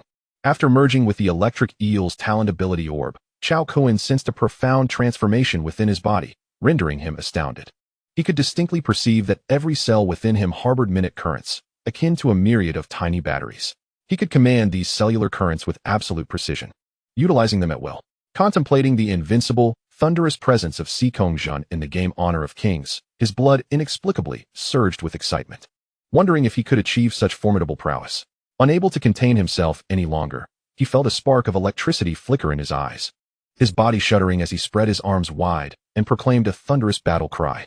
With thunder, shatter the darkness. The currents within his cells rapidly converged into his hands, intertwining and producing a cacophony of crackling sounds. Although the electric display on his hands was not as grand as Cao's magnificent, electrifying form, Cao Kun was nonetheless satisfied. Testing his newfound power, he pointed a finger, and an arc of electricity shot forth, swift as lightning, striking a potted plant in the living room. Crackle! The verdant plant was instantly hit by the arc, erupting into flames and transforming into charred remains amidst wafts of white smoke. Wow, such incredible power! Cao Kun exclaimed, astounded by the destructive force of his gesture. Comparable to high-voltage electricity. Feeling somewhat dazed, he recalled that the maximum voltage of an electric eel is 800 volts.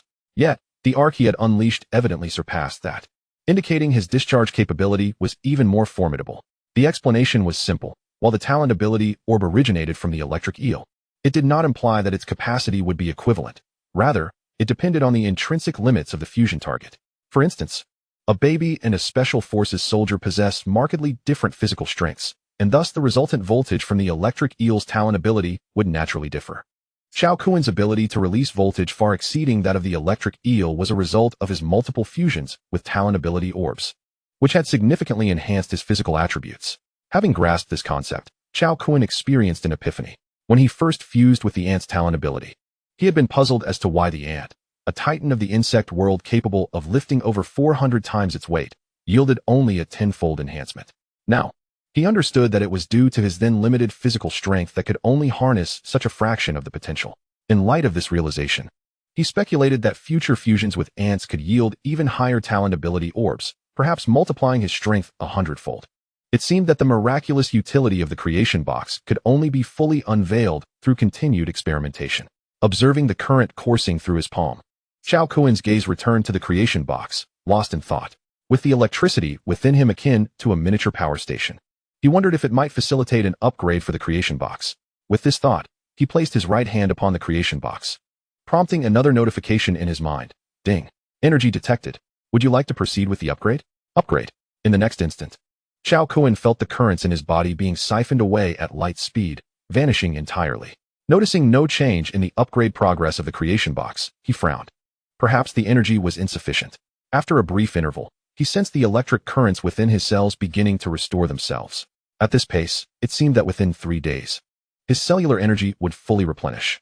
Moreover, he uncovered a remarkable realization. The electric currents passing between his cells were subtly enhancing their strength, a process he could distinctly feel. Astonished, Cao Kun marveled at the electric eel's talent ability, which exhibited an inherent auto-evolution capability, a veritable passive skill. Truly remarkable. After examining the electric eel's talent ability, Cao Kun generated emerald jade from the remaining 9 energy slots, along with the 4 talent ability orbs, and stowed them securely in his safe.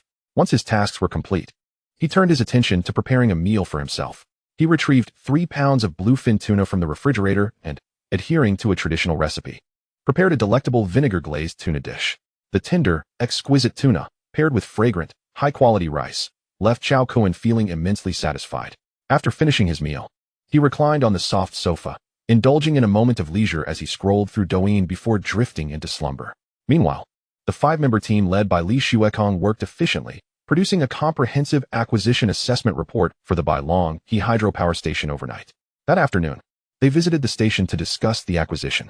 The owner, having suffered losses in the stock market and urgently needing funds for circulation, was greatly impressed by Cao Kun's promptness, ultimately agreeing to a purchase price of 7.2 billion. After acquiring the Bailong hydropower station, that afternoon, Cao Kun convened a high-level meeting with the leadership team of the power station. At the meeting, Cao Kun announced the first crucial decision, effective immediately. The power station would cease external electricity distribution. This declaration left the leadership team momentarily stunned. What was this young new owner up to? How could they possibly generate profits if the electricity produced was not sold externally? The station manager, Zhao Dai, curiously inquired, Mr. Cao, why have we halted external distribution? Cao Kun replied nonchalantly, the electricity generated by the station will be utilized for other purposes. The reason for stopping the external supply of electricity stemmed from his original intention of upgrading the creation box, rather than focusing on profit. With the owner's directive in place, compliance was the only option for the others. Subsequently, layoffs ensued. With the cessation of external electricity distribution, unnecessary positions were naturally eliminated, retaining only essential staff. The total number of employees, including the leadership team, was 86, which was directly halved after the layoffs. Zhang Dai and his colleagues were bewildered. First, the external electricity supply was halted, and then half of the workforce was laid off. Cao Kun's maneuvers left them utterly perplexed. Sensing their unease, Cao Kun announced a 20 salary increase for all staff. With 42 employees remaining and an average salary of 8,000 yuan, even after the raise, the annual expenditure would only amount to 8 million yuan, which was negligible for him. As long as the hydropower station operated normally and did not impede the upgrade of the creation box, he was satisfied. After the meeting, Cao Kun treated the entire staff to dinner at a 5-star hotel in the bustling metropolis, allowing everyone to become better acquainted. After the meal, Cao Kun returned to his villa, Yuanju, and retired for the night. The next day, Cao Kun rose early and headed to the Beilong hydropower station. The station generates electricity based on demand, producing only as much as is necessary. Now, with the halt on external electricity distribution and no means to store electricity, Cao Kun had no choice but to consume the generated power on the same day. He remained at the power station all day, not leaving even for a moment, to facilitate the absorption of electrical energy for the upgrade of the creation box. This behavior puzzled Chunde and the others at the power station. Why was the electricity generated, despite the absence of storage facilities, seemingly vanishing? Chapter 34, Black Technology, Lithium Battery, My Heavens. That amounts to over 5 million kilowatt-hours of electricity. How could it just disappear without a trace? The bewilderment among the staff was palpable, akin to encountering a ghost.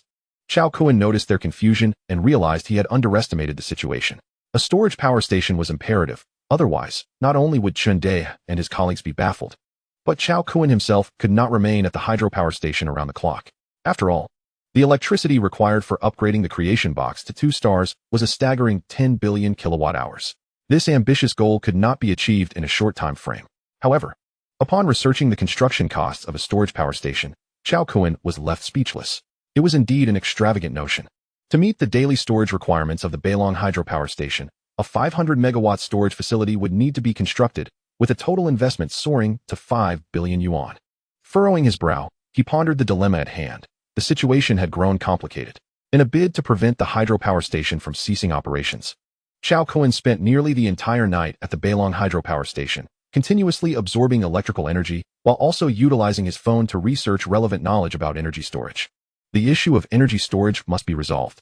There are 6 methods for electricity storage: pumped storage hydroelectricity, compressed air energy storage, flywheel energy storage, superconducting magnetic energy storage, superconducting capacitor energy storage, and battery storage. After familiarizing himself with these 6 methods, Cao Kun found a glimmer of hope in battery storage. The other 5 methods were not only prohibitively expensive, but also required extensive construction time. Only battery storage seemed quick, convenient, and cost-effective, instilling him with optimism. Immediately, Cao Kun placed an online order for several small ternary lithium batteries. Indeed, his plan relied on the miraculous capabilities of the creation box to enhance the energy density of the lithium batteries. Of course, this was merely his conjecture. After all, this venture belonged to the realm of technology, and whether the creation box could produce superior batteries would only be revealed through experimentation. Cao Kun opted for expedited delivery, and within 2 hours, the batteries arrived. Eagerly, he placed the batteries into the creation box to initiate the generation process. If this endeavor failed, he would have no choice but to reside at the hydropower station indefinitely. Ding! Congratulations, you have obtained an ultra-large capacity ternary lithium battery. Filled with anticipation, Cao Kun examined the battery's specifications. Name: ultra-large capacity ternary lithium battery, energy density 18,500 mJ/kg, capacity 9,000 kilowatt-hour, weight 9,000 grams. Cao Kun was astounded, once again overwhelmed by the miraculous capabilities of the creation box. If his memory served him correctly, the energy density of lithium was only 0.046 to 0.072, insufficient to even reach 1 mJ/kg. Yet now, after being processed by the creation box, it had astonishingly transformed, achieving an incredible energy density of 18,500 mJ/kg, an astonishing increase of 18,500 times. What does this signify? For context, gasoline, currently the most commonly used and efficient energy source, has an energy density of 42 mJ/kg, with 1 kilogram of gasoline containing the equivalent of 12 kilowatt-hours of electricity. In contrast, this ultra-large capacity ternary lithium battery, with its phenomenal increase in energy density, is capable of storing 1,000 kilowatt-hours of electricity per kilogram, surpassing gasoline by a staggering factor of 83. This data is simply astounding. The most terrifying aspect is that this battery can repeatedly store electricity. A battery no larger than a palm could enable an electric vehicle to travel 50,000 kilometers. This represents a revolutionary breakthrough in energy technology, poised to disrupt the current battery and petroleum industries. From smartphones and computers to cars, ships, and spacecraft, this battery could replace traditional energy sources. The market value is unimaginable, potentially exceeding trillions or even tens of trillions. This battery embodies pure black technology. After the initial excitement subsided, Cao Kun regained his composure. First and foremost, while this battery is remarkable, it does not guarantee successful manufacturing, no matter how impressive. Without the requisite technology, it would be utterly futile. In other words, he could only utilize it but not produce it. Secondly, even if manufacturing were feasible, it was beyond his current capabilities. The stakes involved are immense, and how could energy superpowers and corporations remain passive? Cao Kun's modest stature could not withstand such pressures.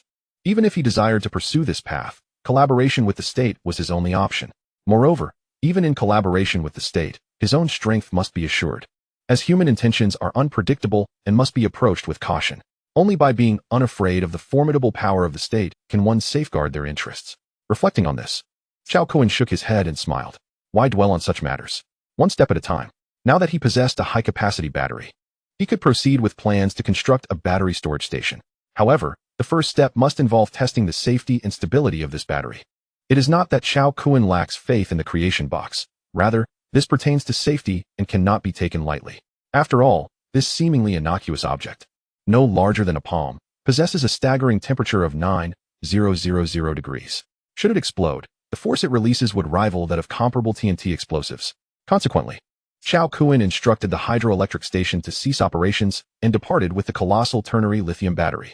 To ensure the battery's safety and avert any potential explosions, he resolved to conduct his experiments in the depths of the ocean.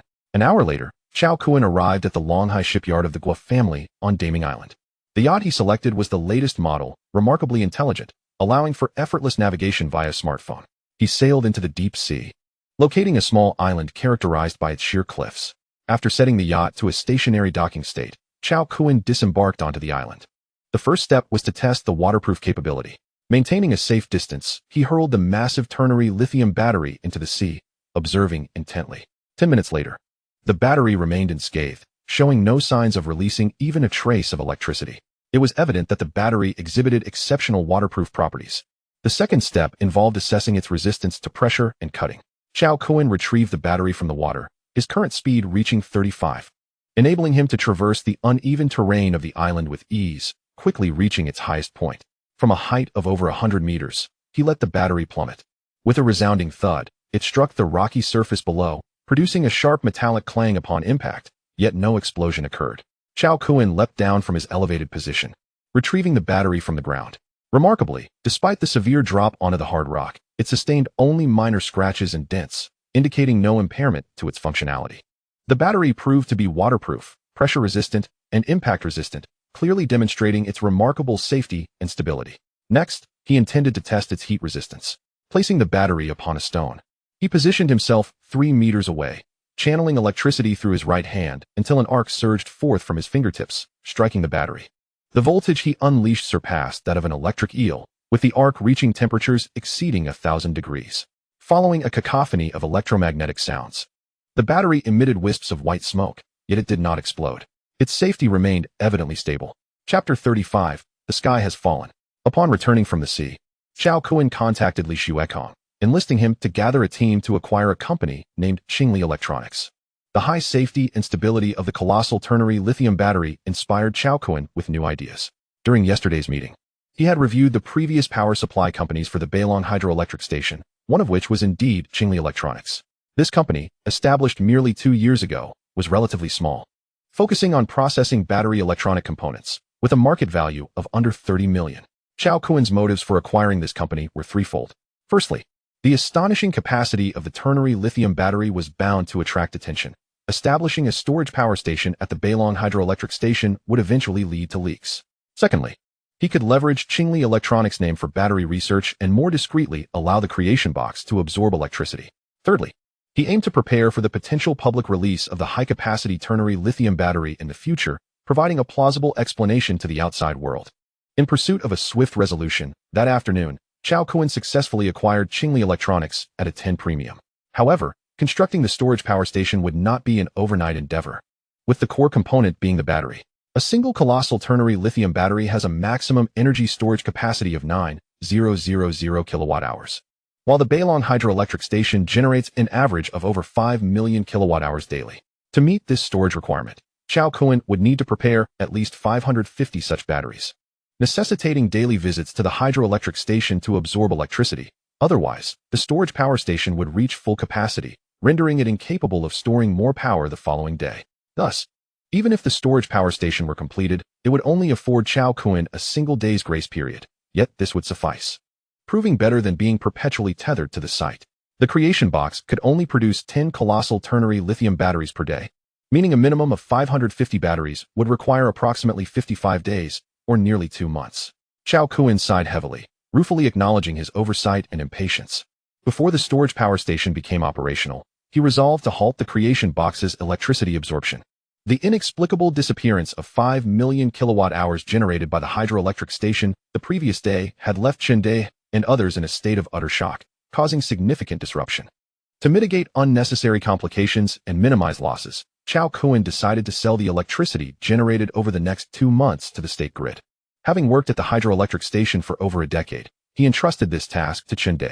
Upon receiving Cao Kun's directive, Chende was left bewildered, his expression one of confusion. What is happening? Wasn't it agreed that we would keep the power for ourselves? We just ceased external electricity supply yesterday, and now this change? Despite his doubts, Chende complied with the orders. The creation box's upgrade was stalled due to the storage power station. And with no other pressing matters in the Magic City, Cao Kun planned to return to his hometown to resolve issues concerning the gold mine. Having arranged matters with both the Bailong hydroelectric station and Qingli Electronics, Cao Kun made his way to the Guijin Center in the Magic City. After being away for over a year, he could not possibly return empty-handed. Clothing, cosmetics, bags, jewelry, beverages, cigarettes, tea, snacks, and various gifts filled his vehicle to capacity. After completing his shopping, Cao Kun returned to his residence, bringing with him 10 queen ants and 120 worker ants. These little creatures were essential for surveying the gold mine. He could not overlook their importance. Once everything was prepared, he set off for the Longhai shipyard. Cao Kun's hometown was located in Taoyuan Town, Guangzhou City, East Lu, a quaint coastal town. Daming Island was less than 500 kilometers from Guangzhou, allowing him to reach it in 8 hours by yacht. Just as he exited the villa area of his residence, his phone rang. Upon checking, he saw that it was a call from his sister, Cao Zixin. As soon as he answered, he was met with her tearful voice, filled with dread. "Brother, something terrible has happened at home. You must come back." Cao Kun's heart raced as he inquired urgently, "What on earth is going on?" "Our mother suddenly experienced severe abdominal pain this morning, and we took her to the hospital for examination. They ultimately diagnosed her." At this point, Cao Zixin was overcome with sobs, unable to continue. Cao Kun's pupils dilated in alarm, a sense of foreboding washing over him. "It can't be cancer, can it?" He fought to suppress his unease, his voice trembling as he pressed for details. "It's late-stage liver cancer." The tremor in Cao Zixin's voice revealed the depth of her despair. "What?" Cao Kun felt as though he had been struck by lightning, his mind momentarily paralyzed. Liver cancer. This was the most difficult cancer to treat, with the highest mortality rate, and it was agonizing. Even with chemotherapy, late-stage liver cancer patients could only survive for 3 to 6 months at most, with some not even reaching 3 months. Cao Kun found it hard to believe. Just days ago, during a video call, she had appeared perfectly healthy. How could she have fallen ill so suddenly?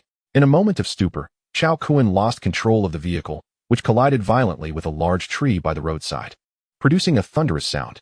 The airbag deployed instantaneously, jolting Cao Kun back to awareness. On the other end of the line, Cao Zixin discerned the commotion and anxiously inquired, "Brother, what happened?" Shaking his dazed head, Cao Kun reassured her, "I'm fine. Don't worry, mother will be all right. I'll return shortly." After ending the call, Cao Kun extracted a cigarette, lit it, and took a deep drag, compelling himself to regain composure.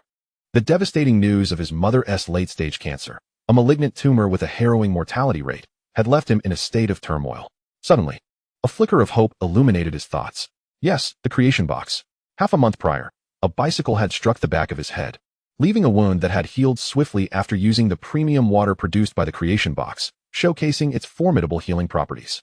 With clarity on his course of action, Cao Kun tidied up and restarted the car, heading towards the largest traditional Chinese medicine shop in the city center. Unsure if ordinary water could cure his mother's liver cancer, he resolved to procure some medicinal herbs as a precaution.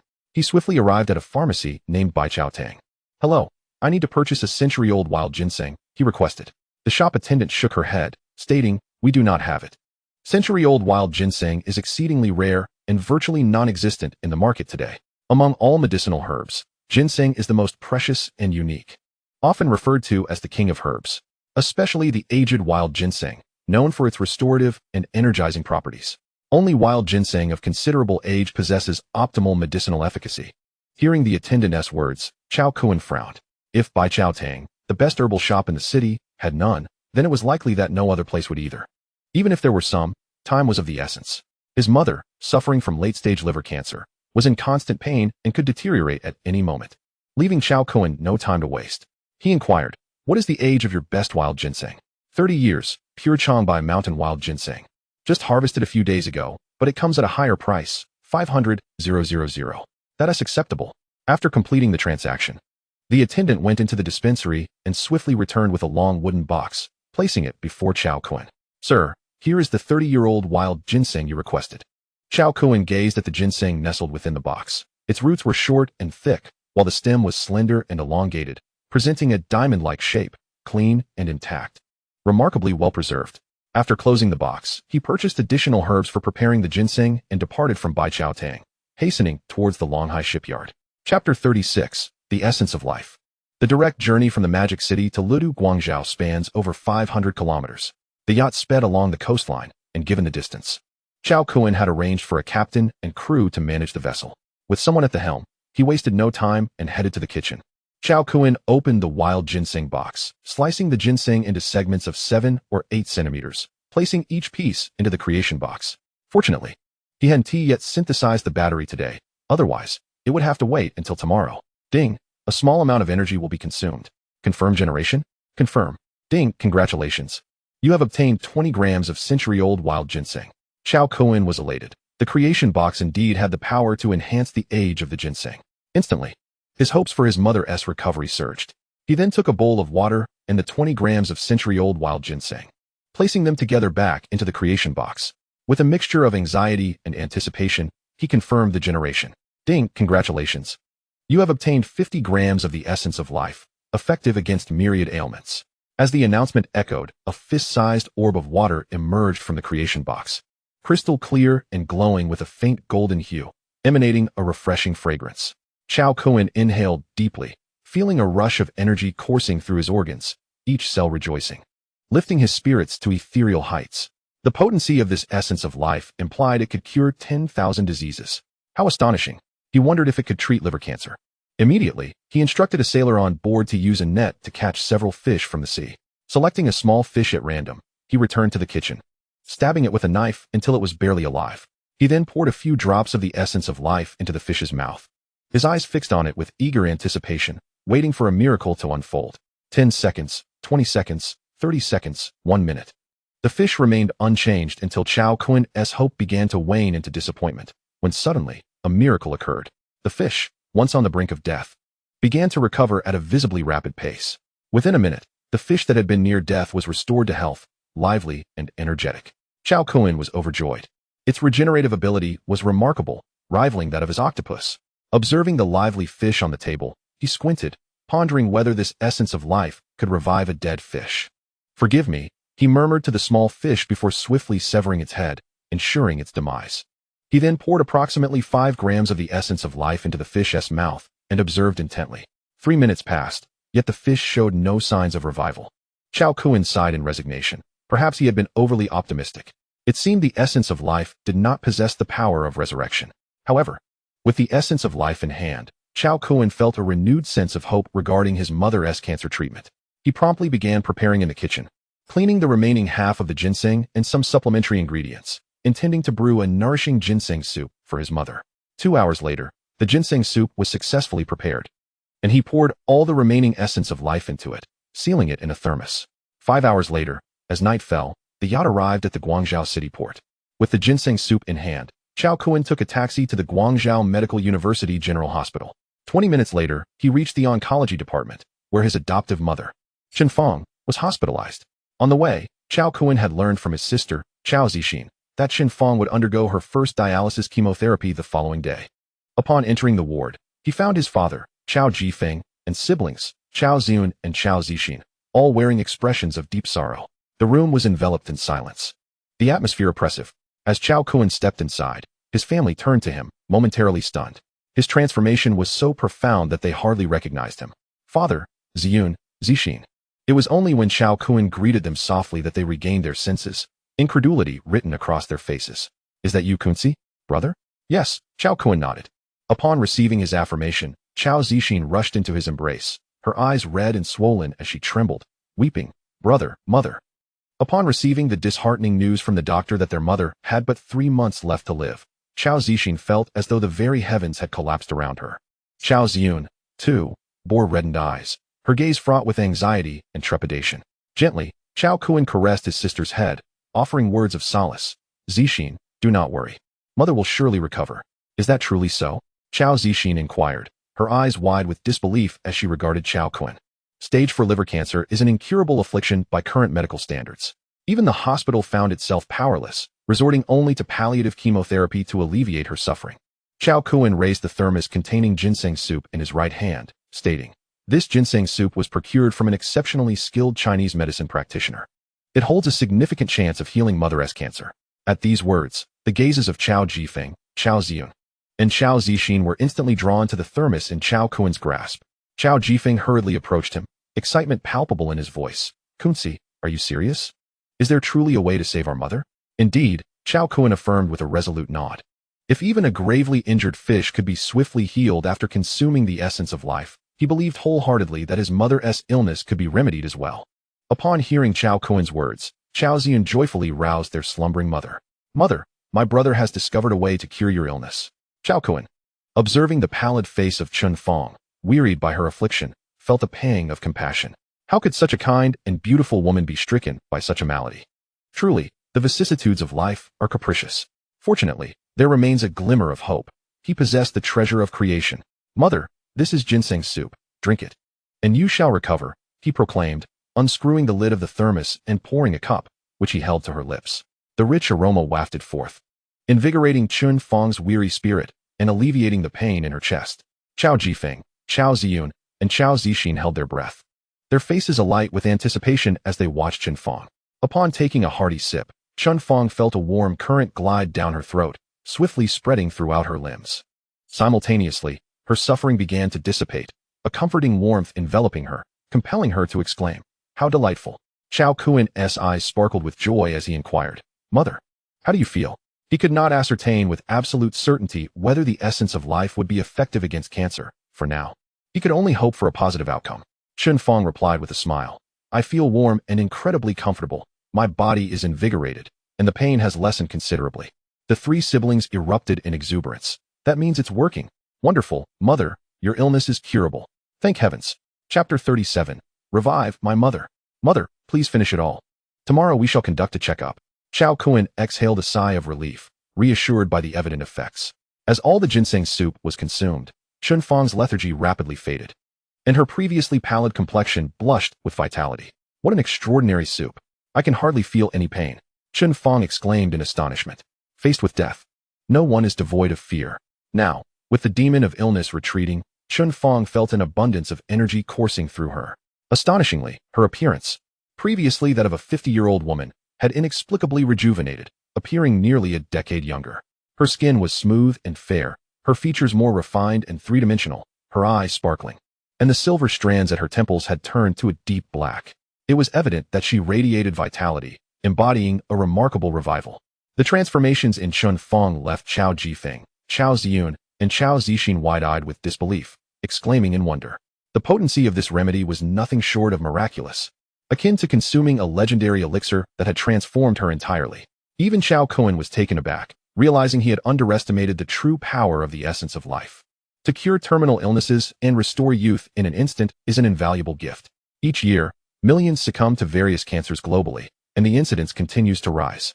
Moreover, other lethal diseases, such as ALS, leukemia, uremia, and AIDS, claim countless lives, amounting to a staggering market potential.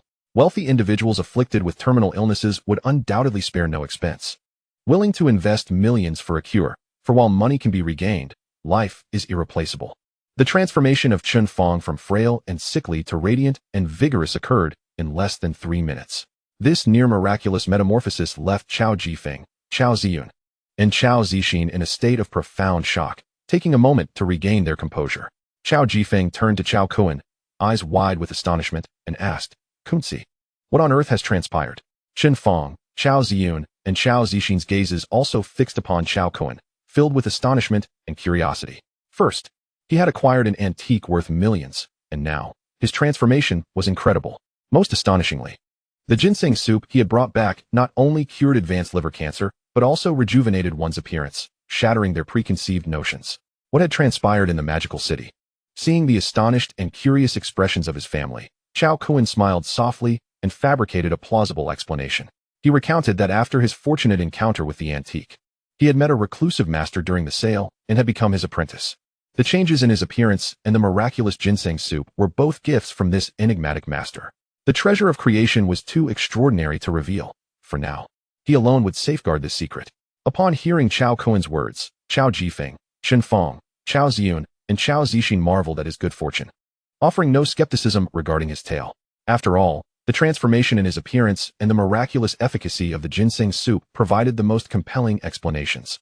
As they beheld their brother's newfound height, handsomeness, and charisma, far exceeding mere cosmetic enhancements, Cao Zixin felt a pang of envy, exclaiming her desire to learn from the reclusive master as well.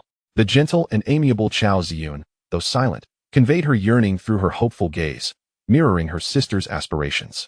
Cao Kun, having fabricated the existence of the reclusive master, knew he could not allow both sisters to seek apprenticeship.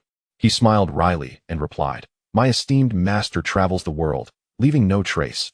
I encountered him by coincidence, and he departed the magical city days ago, leaving no means of contact. I am unaware of his current whereabouts." Upon hearing this, the hopeful expressions of Cao Ziyun and Cao Zixin dimmed with disappointment. Observing their forlorn countenances, Cao Kun cheerfully added, "Though you cannot become his disciples, I can impart some unique skills in place of my master. Brother, will I become more beautiful?" Cao Zixin inquired, her heart brimming with joy. "Certainly," Cao Kun affirmed with a nod. His changes in height and appearance were due to consuming high-quality tomatoes and abalone. He believed that if his sisters partook in these as well, they too would experience transformations. Furthermore, he also intended to provide them with a few special ability orbs that possessed regenerative capabilities, ensuring their safety. After conversing for a while, it was already 11 o'clock in the evening. Due to the sudden diagnosis of late-stage liver cancer for Chen Fong, the family found themselves utterly exhausted, having gone without food for an entire day. Once it was confirmed that she was in remission, there was no reason to remain in the hospital. After departing, the family dined at a restaurant and subsequently found accommodation at a nearby 5-star hotel. The following day, after completing the discharge procedures, the Cao family immediately proceeded to another hospital for a comprehensive examination of Chen Fong's health. The decision to switch hospitals was made to avoid unnecessary complications. After all, it would be quite alarming to discover that what had been diagnosed as late-stage liver cancer had miraculously resolved overnight. Surely, it could not be labeled a misdiagnosis. After 3 hours of waiting, the results of Chen Fong's tests were finally revealed, confirming that her health was remarkably robust, and the once fatal liver cancer had completely healed. Even the minor ailments accumulated from years of hard work had vanished without a trace. The attending physician was astonished by Chen Fong's well-being and inquired if there was a secret remedy involved. Since consuming ginseng soup, Chen Fong had experienced no discomfort and felt surprisingly revitalized, yet Cao Kun and the others remained apprehensive. With the test results now affirming that Chen Fong's liver cancer had been entirely eradicated, the family felt a long-held tension ease within them. After leaving the hospital, they joyfully returned to Taolin Town, located 50 kilometers northwest of Guangzhou City. Only a day had passed since Chen Fong's diagnosis, and since only a few family members were privy to this information, it had not garnered external attention. Upon their return to town, Cao Jifeng and Chen Fong spent 2 days at home before succumbing to restlessness and visiting a restaurant. Cao Kun urged his parents to enjoy their newfound financial security, suggesting that there was no need for them to toil from dawn till dusk, as their annual earnings would hardly be significant. It was time to relish life, to travel, and to indulge in a more refined existence. However, the couple, having lived frugally and worked diligently for most of their lives, found it challenging to adapt to a life of leisure. They insisted that once Cao Kun married and had children, they would close the restaurant to help him raise his family. Marriage and children? Cao Kun was not currently inclined toward such thoughts.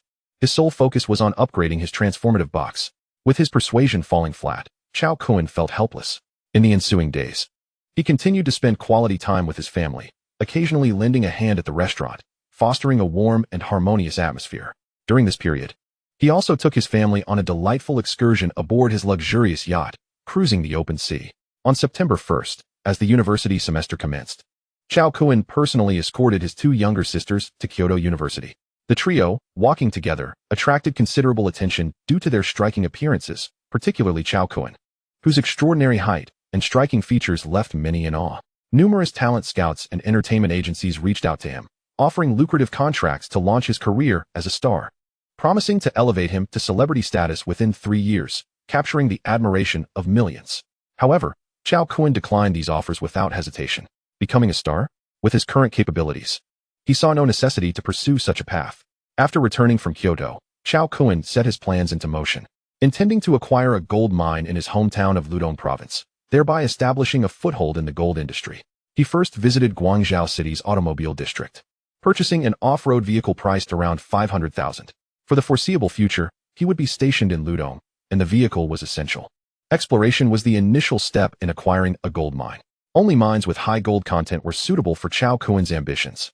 He believed that the mutated army ants could easily penetrate underground to depths of 100 meters and possessed a unique ability to locate gold deposits. Thus, assigning the task of surveying the gold mining sites to the army ants was an astute decision.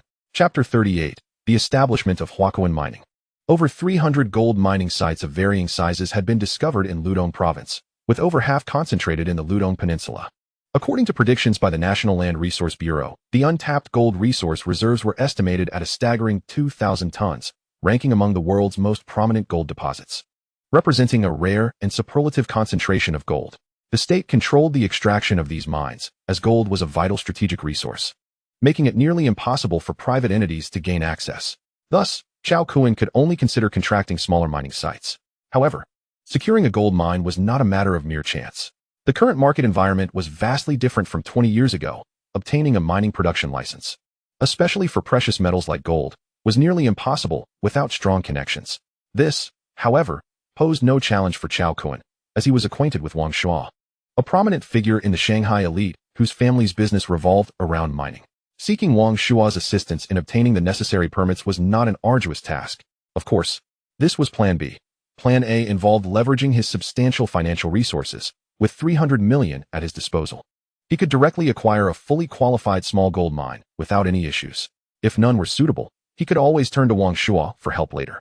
Cao Kun visited a consulting firm in Guangzhou City. Given the multitude of gold mines, searching for suitable options on his own would be a waste of time and still might not yield results. Therefore, he opted to engage professionals to handle the search efficiently. After investing 30,000, the consulting firm provided him with a list of 30 gold mines that met his criteria by that afternoon. With the information in hand, Cao Kun began to survey each site individually.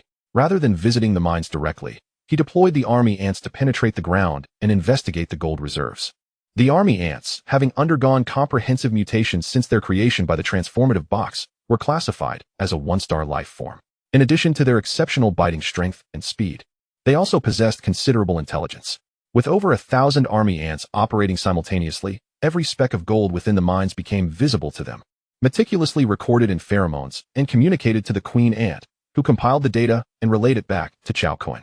Consequently, Cao Kun had a clear understanding of the gold reserves in these mines. The 30 mining sites were scattered throughout Ludong, and the time spent surveying the gold reserves alone took 2 days. Ultimately, he identified 3 mines that met his expectations.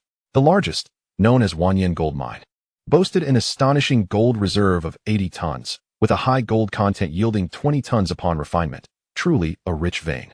Specifically, these 80 tons of gold resources were situated adjacent to the Wanyan Gold Mine, buried 100 meters underground at a steep 75-degree angle, making it a vertical mine with minimal extraction difficulty. Even without the assistance of the army ants, Cao Kun could reap substantial profits through manual mining alone, leading to a sudden windfall. This gold mine was a must-have for Cao Kun, as its recent gold extraction efficiency had faltered, signaling an impending depletion of resources. Thus, the current owner was seeking to sell. Having determined his target, Cao Kun contacted Li Xuekong from the Shanghai elite to initiate negotiations for the acquisition. On September 2nd, at 3 in the afternoon, Li Xuekong and a 5-member team arrived in Guangzhou City. Once the team was assembled, Cao Kun led them to the Wanyan gold mine. The Wanya gold mine is situated in Wanya village of Jiudu City, less than 80 kilometers in a straight line from the first gold mine in Ludong province, the Jiaojia gold mine. Who would have imagined that this place conceals an astonishing reserve of 80 tons of gold? Before arriving at the Wanya gold mine, Cao Kun and his companions had made prior arrangements. Upon their arrival, they swiftly met with the mine's manager. "Are you the one interested in purchasing my gold mine?" The manager, Zhang Su, was taken aback as he gazed upon the handsome and charismatic Cao Kun. Zhang Su was not entirely unfamiliar with Cao Kun. He had seen a video the previous day featuring Cao Kun, Cao Ziyun, and Cao Zixin registering at Kyoto University.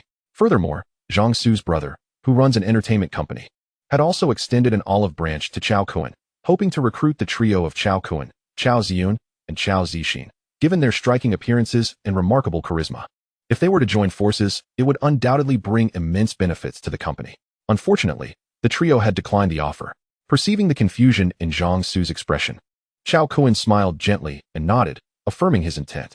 Zhang Su's bewilderment deepened. Since the rise of the Cao siblings on the internet, netizens had thoroughly investigated their background, revealing that they hailed from a modestly middle-class family. How could someone from such humble beginnings contemplate acquiring a gold mine? The Wanya gold mine, while seemingly small, would require at least 80 million for a takeover, an amount that seemed implausible given Cao Kun's background. With a slight furrow of his brow, Zhang Su inquired, "Do you have proof of funds?" Anticipating such a request, Cao Kun presented a bank-issued certificate of funds. Upon discovering that he possessed a cash flow of 300 million, Zhang Su was astonished. A family of ordinary means, yet one that boasted such substantial liquidity and the audacity to undertake a gold mine operation. This indicated that Cao Kun was far more than he appeared. However, Zhang Su's concerns were irrelevant. He was solely interested in the financial transaction. With the funds secured, he was more than willing to transfer ownership of the mine, especially since its future yield of gold was limited. To him, a non-profitable gold mine held no value.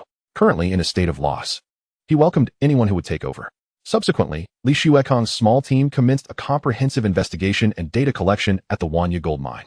The mine, encompassing an area of 150 acres, was a new venture equipped with office buildings, dormitories, cafeterias, various machinery, and a foundry, allowing for seamless operations upon Cao Kun's acquisition without the need for additional procurement. Moreover, the mine had only been operational for less than a decade.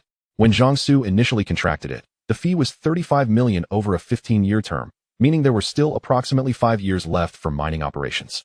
This time frame was sufficient for Cao Kun, as he anticipated his army of ants would soon swell to 5 million.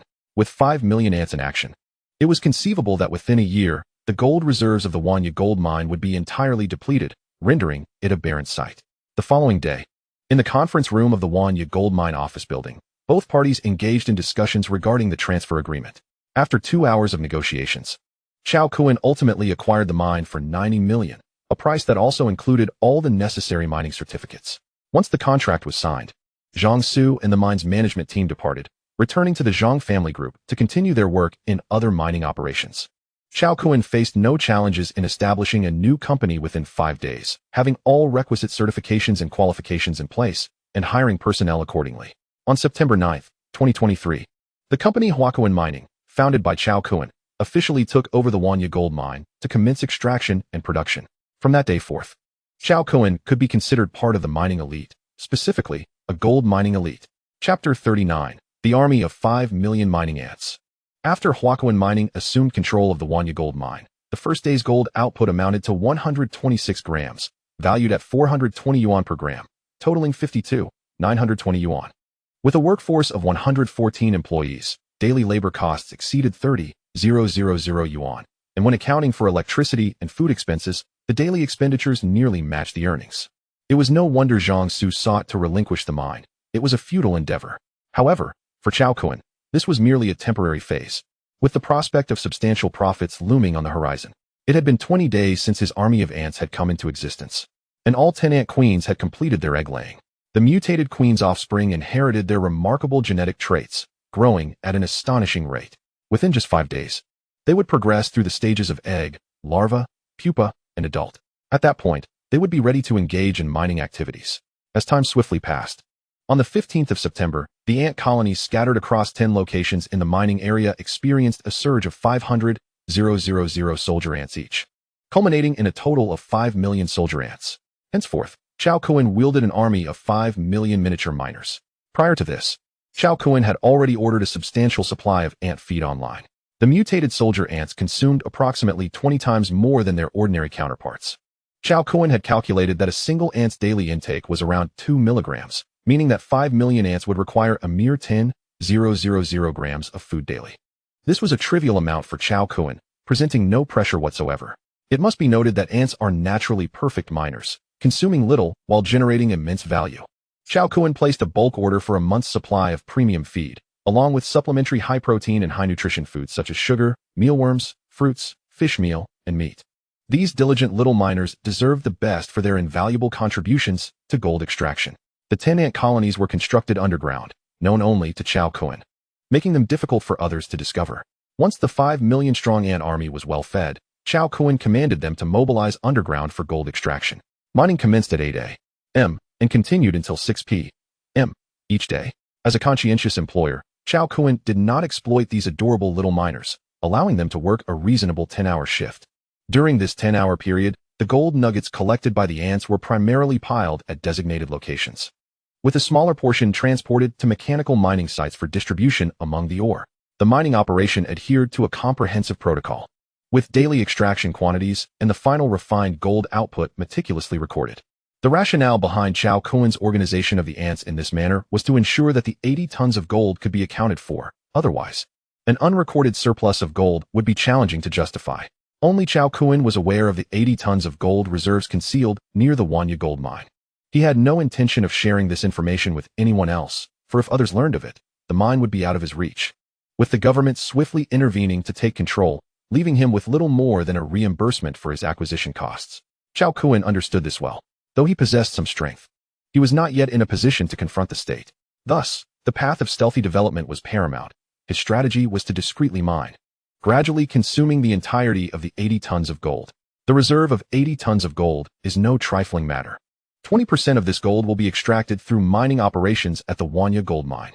The remaining gold, however, will be discreetly refined by Cao Kun, who plans to venture abroad to secure a gold mine, seamlessly integrating this batch of gold into the operation. Accumulating a substantial amount of gold in a short period is indeed the most prudent course of action. In summary, compared to domestic affairs, international endeavors present far fewer complications. The quantity of gold is dictated solely by him, and through such operations, this gold can be legitimately introduced into the market. 5 days later, workers engaged in mining activities at the site discovered a significant number of gold granules during the extraction process. As anticipated, the day's refining statistics revealed a dramatic spike in gold production, surging from 120 grams to over 300 grams, an astonishing increase of more than tenfold. Furthermore, this data exhibited fluctuations over the subsequent week, with the highest single-day output reaching an unprecedented 260 grams, setting a new record since the inception of the Wanya gold mine. The sustained high yield of gold quickly stirred excitement throughout the mining area. Had they struck a veritable gold mountain? The supervisor promptly relayed this exhilarating news to Cao Kun, who responded with a calm smile. This was a scenario he had orchestrated intentionally. Had it not been for the fear of attracting governmental scrutiny, the figures would have been even more impressive. From this moment onward, the Wanya gold mine had firmly entered its operational rhythm. It was time for an overseas expedition, with the mobilization of 5 million ants. The pace of gold extraction was remarkably swift. Within 10 days, over 30 tons of gold ore had been excavated. After accounting for a small amount left scattered in the mining area awaiting proper extraction, the remainder was secretly refined by Cao Kun and stored in the basement of a villa he purchased in Judah City, totaling approximately 75 tons. At this rate, it would not take a month to exhaust the 80 tons of gold reserves. However, this was merely the output from the ants. The remaining 20% of gold, designated for normal mining operations, would require about a year to extract at the mine's standard production pace.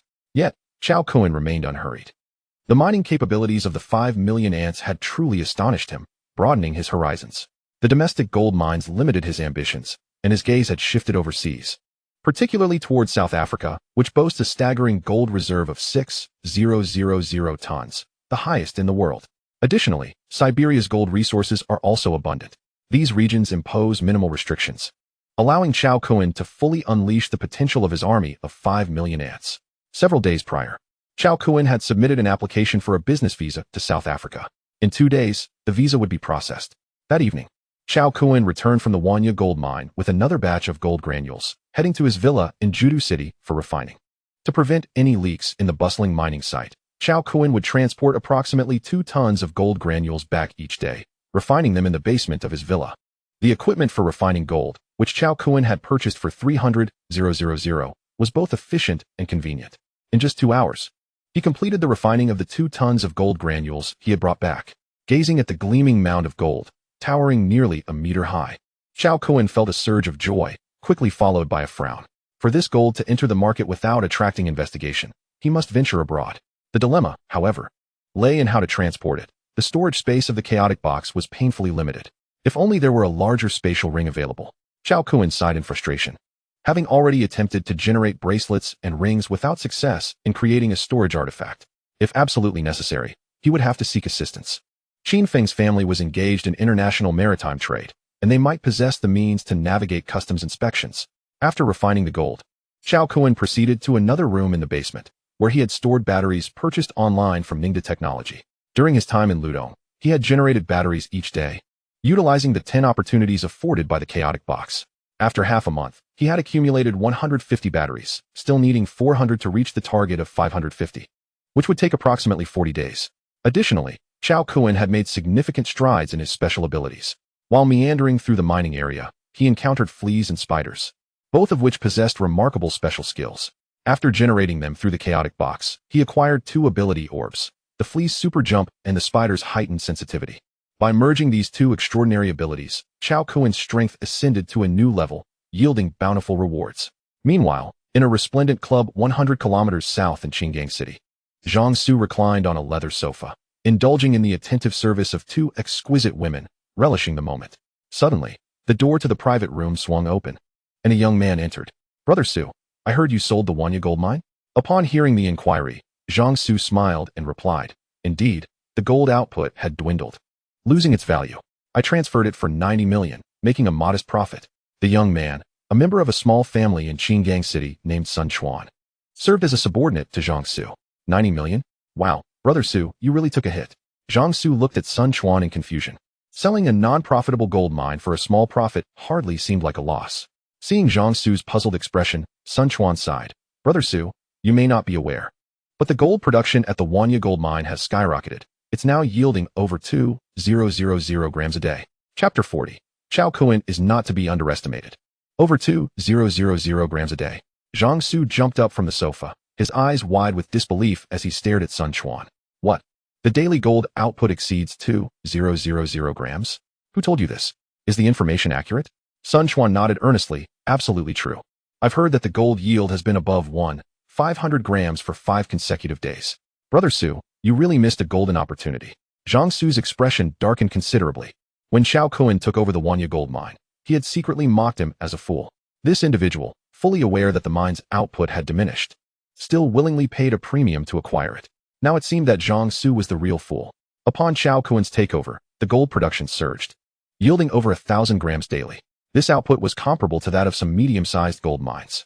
It was evident that the Wanya gold mine concealed astonishing gold resources, which Cao Kun had likely known before acquiring it. But Zhang Su was left bewildered, unable to comprehend how this was possible. He had employed his family's professional exploration team to conduct thorough assessments of the Wanya gold mine and had determined it held no mining value. Yet now, after Cao Kun's acquisition, a significant amount of gold was being extracted. Was it as if the gold had simply materialized? It was utterly baffling. Observing Zhang Su's fluctuating demeanor, Sun Chuan cautiously inquired, "Brother Su, there are rumors circulating that you lack discernment and fail to recognize true value. I've even received word that Chang Yunqiao seems interested in acquiring the Wanya gold mine." Chang Yunqiao, as mentioned by Sun Chuan, was the second son of the Chang family from Yuntai City, adjacent to Qingang, who had always been at odds with Zhang Su. Zhang Su scoffed. "If Chang Yunqiao wishes to acquire the Wanya gold mine, he must await my consent." With that, he strode towards the exit of the private room. Sun Chuan hastily followed. inquiring, "Brother Su, are you intending to reacquire the Wanyan gold mine?" Although Zhang Su remained silent, his intentions were unmistakably clear. Around 9 in the evening, Cao Kun was engrossed in a video game when a phone call interrupted him. Upon checking the caller ID, he realized it was Su Guangrui, the duty manager of the Wanjin gold mine. Cao Kun's brow furrowed slightly. A call at such a late hour could only signify trouble at the mine. He had always prioritized safety at the gold mining site, diligently eliminating all potential hazards. Moreover, he had taken extensive measures for security, having discreetly deployed army ants around the mine to monitor every movement 24/7, ensuring the safety of the mine's assets. Given the speed and biting force of the army ants, anyone attempting to infiltrate the area would find it utterly impossible. "Hello, Manager Su, what is the matter?" Cao Kun answered. "Mr. Cao, a gentleman named Zhang Su wishes to see you. He claims to have something of great importance to discuss," Su Guangrui replied. As a newly appointed professional manager recruited by a headhunting firm, Su was unfamiliar with Zhang Su's identity. Zhang Su. Cao Kun paused. Realizing this was the former owner of the Wanyan gold mine, what could he possibly want from him? After a few moments of contemplation, Cao Kun quickly deduced the situation. It was evident that Zhang Su, having witnessed the mine's lucrative daily gold yield, was experiencing regret and envy. Seeking him out at such a late hour could only pertain to matters concerning the Wanyan gold mine. However, it was of no consequence. The mine had already been transferred to his name, and a contract had been signed, thus protected by law. Should Zhang Su wish to stake a claim, he would find the door firmly closed. Cao Kun was curious to see what Zhang Su intended to pursue. "Very well, I shall come over now." After hanging up, Cao Kun swiftly completed his game, dressed, and drove to the Wanyan gold mine. His residence was a mere 10 kilometers away, allowing him to reach the mine in under 15 minutes. Upon arrival at the conference room, he encountered Zhang Su. "Mr. Zhang, to what do I owe the pleasure of your visit at this late hour?" Cao Kun inquired directly. Zhang Su, known for his straightforward demeanor, wasted no time. 100 million. I wish to reclaim the Wanyan gold mine." Cao Kun smiled faintly, his initial assumptions confirmed. "I'm afraid, Mr. Zhang, I'm not interested in selling the Wanyan gold mine at this time." 100 million? Does Zhang Su truly believe he can secure it that easily? He knew that within the next 2 years, the mine would yield at least 10 tons of gold, with a market value of at least 4 billion. Zhang Su, seeing the mine's skyrocketing profits, was merely regretting his past decisions and hoping to buy back in for a mere 100 million, a naive thought indeed. Upon hearing Cao Kun's flat refusal, Zhang Su's brow furrowed, and after a moment of contemplation, he spoke in a low voice. 1.2 billion. You acquired it for 900 million. With just half a month passing, you would net a profit of 300 million. You would not incur a loss. Cao Kun chuckled softly, responding nonchalantly, "I will not sell." At this, Zhang Su's expression turned cold, and before he could speak, Sun Quan, who had accompanied him, pointed an accusatory finger at Cao Kun, exclaiming angrily, "You brat, Brother Su is willing to offer an additional 30 million. You should know when to back down and not overstep your bounds." Cao Kun's eyes narrowed, a chill emanating from his gaze as he directed it towards Sun Quan. He was no longer someone to be bullied at will. Sun Quan, who had previously exuded arrogance, felt as though he were confronting a colossal beast in the face of Cao Kun's icy stare, his heart racing as he averted his gaze. Unable to meet Cao Kun's eyes, Cao Kun's physique was now several times that of an ordinary person, exuding an intangible pressure that rendered Sun Quan utterly defenseless.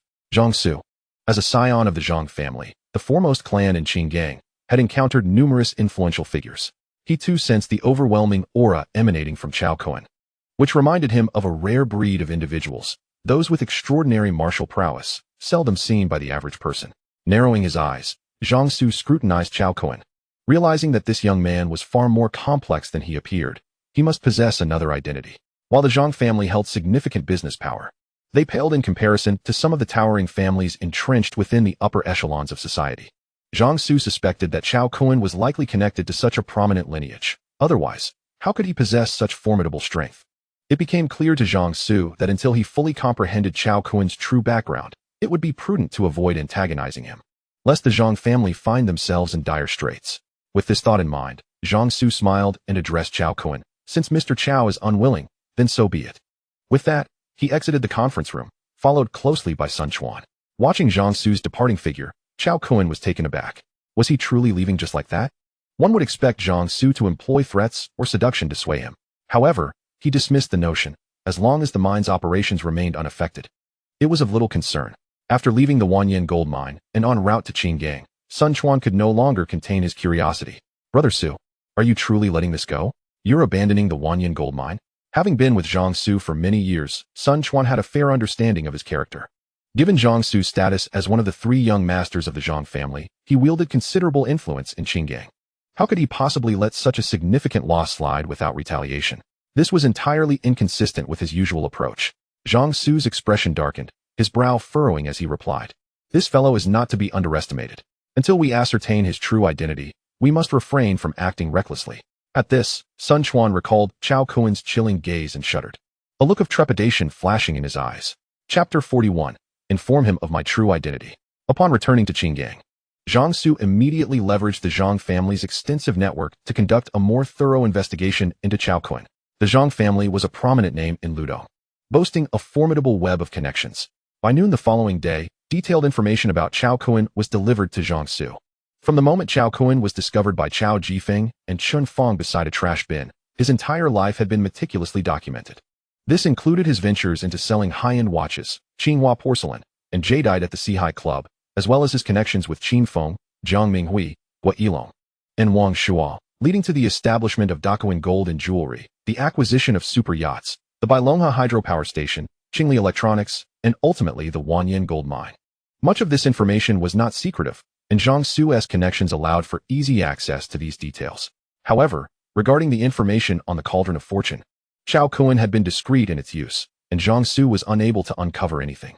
After reviewing the dossier on Cao Kun, Zhang Su's face was a mixture of confusion and disbelief.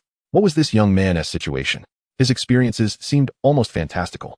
The records indicated that Cao Kun hailed from an ordinary background, with unremarkable personal capabilities and no notable achievements. Yet, strangely, everything began to change a month ago, coinciding with his sale of luxury watches at the Sihai Club, marking a turning point in his life. Zhang Su was baffled. Where had Cao Kun acquired such high-value treasures like luxury watches, Qinghua porcelain, and imperial green jade? Moreover, what perplexed Zhang Su even more was the astonishing transformation of Cao Kun. Compared to a month ago, he seemed like an entirely different individual. Despite the absence of any records of cosmetic surgery, his charm had skyrocketed. This was utterly illogical, instilling a sense of uncanny mystery in Zhang Su. After a prolonged contemplation and an exhaustive mental struggle, he still could not fathom the origins of Cao Kun's newfound treasures. He immediately placed a call, demanding a thorough investigation. Urging every possible method to ascertain the provenance of the watches, the blue and white porcelain, and the jade, there was no doubt that Cao Kun harbored further secrets. Yes, third young master.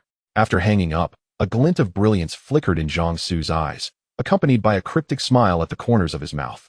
Gazing at the striking photograph of Cao Kun in the dossier, Zhang Su remarked, Cao Kun, you have truly taken me by surprise. I am eager to uncover your true identity. The sudden appearance of luxurious watches and antique jade in Cao Kun's possession piqued Zhang Su's interest immensely. Surely, there were grand secrets hidden within Cao Kun's persona, a seemingly unremarkable individual, hailing from an ordinary family and relying solely on street vending for survival. Suddenly unveiling a trove of treasures was nothing short of extraordinary. 2 hours later, Zhang Su's team assigned to investigate Cao Kun contacted him. Third young master. We could not uncover anything. There are no traces of origin. Indeed, the trail went cold at the hotel where Cao Kun resides, as if he materialized out of thin air, leaving no evidence behind. Understood. After ending the call, Zhang Su felt an overwhelming sense of frustration. It was inconceivable that there were no traces at all. Was it possible that these items were gifted to Cao Kun by someone? As this thought crossed his mind, Zhang Su's eyes widened, and a plausible idea sprang forth in his mind.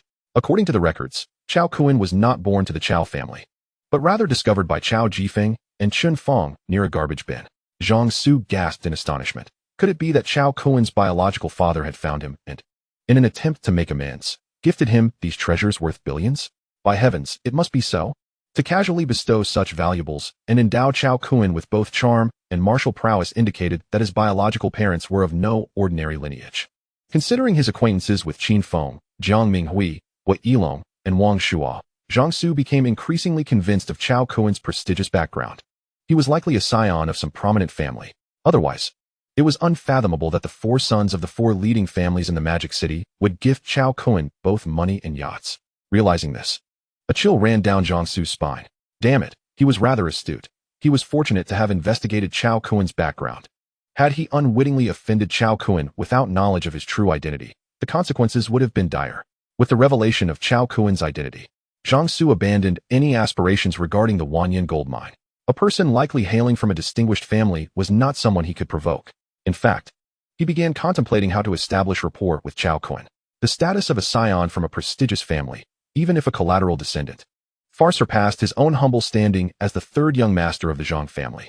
Should he forge a connection with the influential family backing Cao Kun, he would undoubtedly become the next heir of the Zhang family, elevating their status significantly.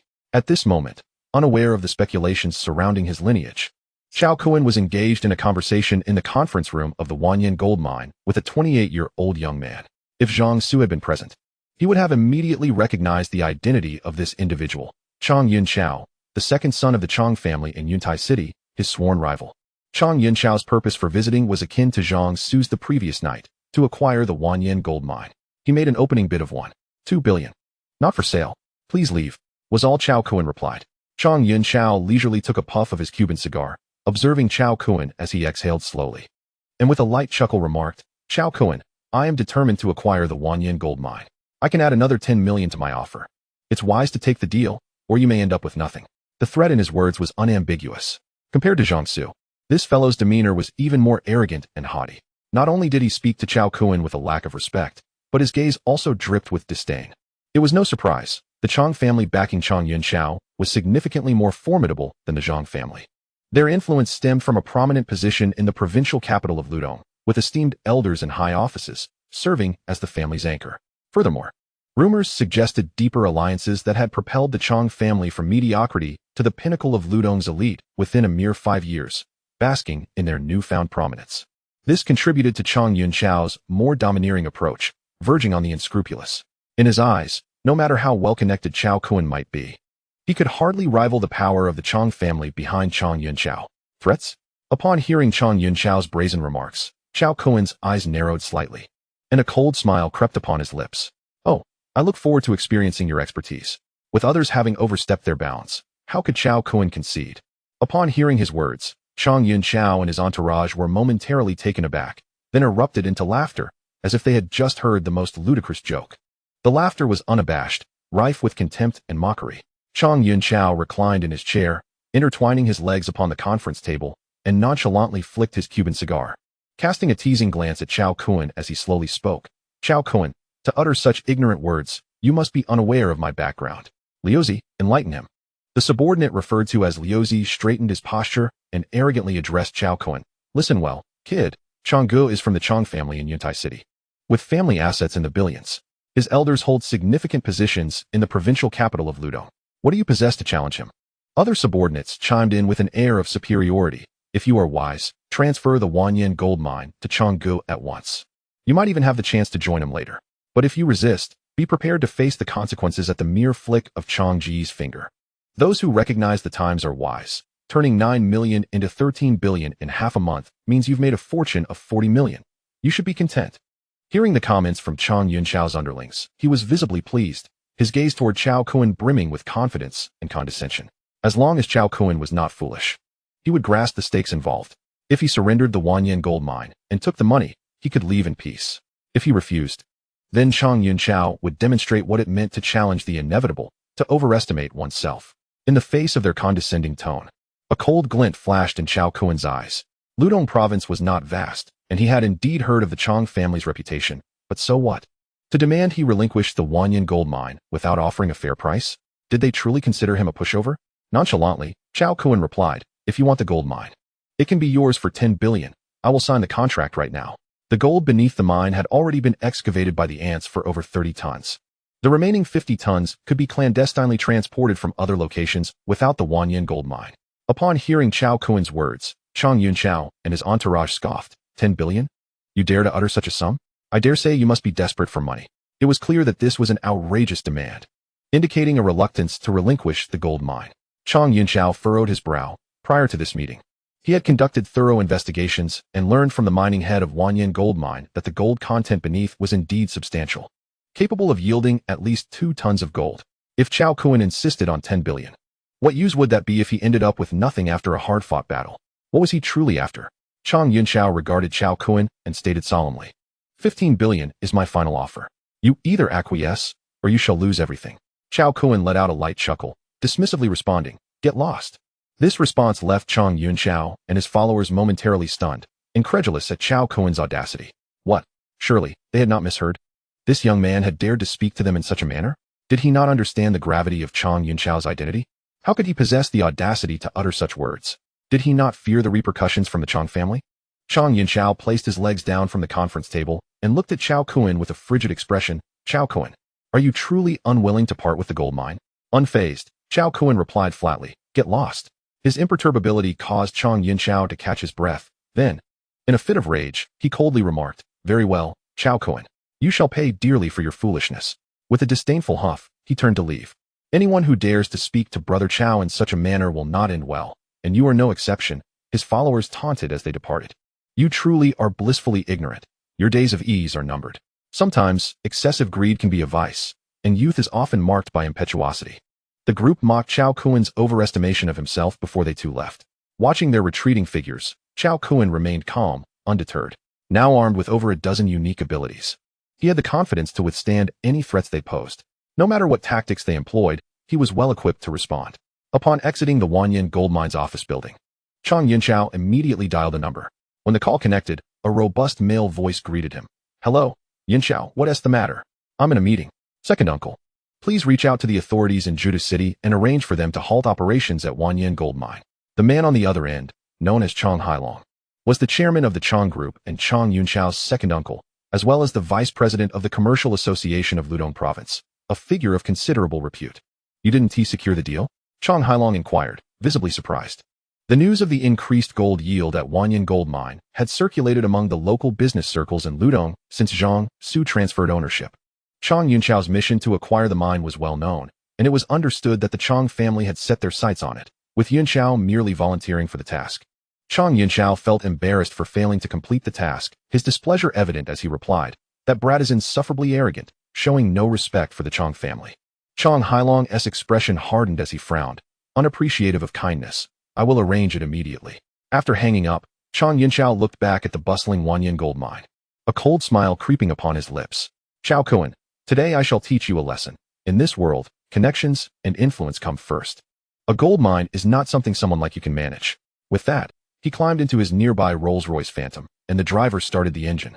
Heading towards the exit of Wanyan Gold Mine, several of his followers, seeing this, also drove their luxury vehicles in pursuit. However, unbeknownst to Chang Yunqiao, two ants had stealthily infiltrated his vehicle. Less than an hour after Chang Yunqiao's departure from Wanyan Gold Mine, officials from the Safety Production Supervision Department and the Environmental Protection Agency arrived to conduct inspections. This scene was witnessed by Cao Kun from his office on the top floor of the mine's administrative building. Is this the extent of the Chang family's tactics? Cao Kun smiled faintly, his demeanor unruffled. He had anticipated such inspections from the relevant authorities and even considered the worst-case scenario. Indeed, half an hour later, a knock sounded at his office door. Come in. The door swung open, revealing Su Guangrui, the mine manager, his face a mask of anger as he rushed in. President Cao, the authorities claim our mine poses significant safety hazards and severe environmental damage, issuing a stern reprimand and ordering us to suspend operations pending further notice. Having been at Wanyan Gold Mine for half a month, Su knew that Cao Kun was stringent about safety protocols, overseeing daily inspections to ensure that all safety measures were well within acceptable limits. Clearly, someone was targeting Cao Kun. Cao Kun remained calm as he said, I understand. Inform everyone that they will be on paid leave for a few days. I will resolve this issue promptly. Historically, the interests of the state have often overshadowed those of the individual. The Chang family had wielded their influence in governmental circles to suppress Cao Kun, and the effects were unmistakable.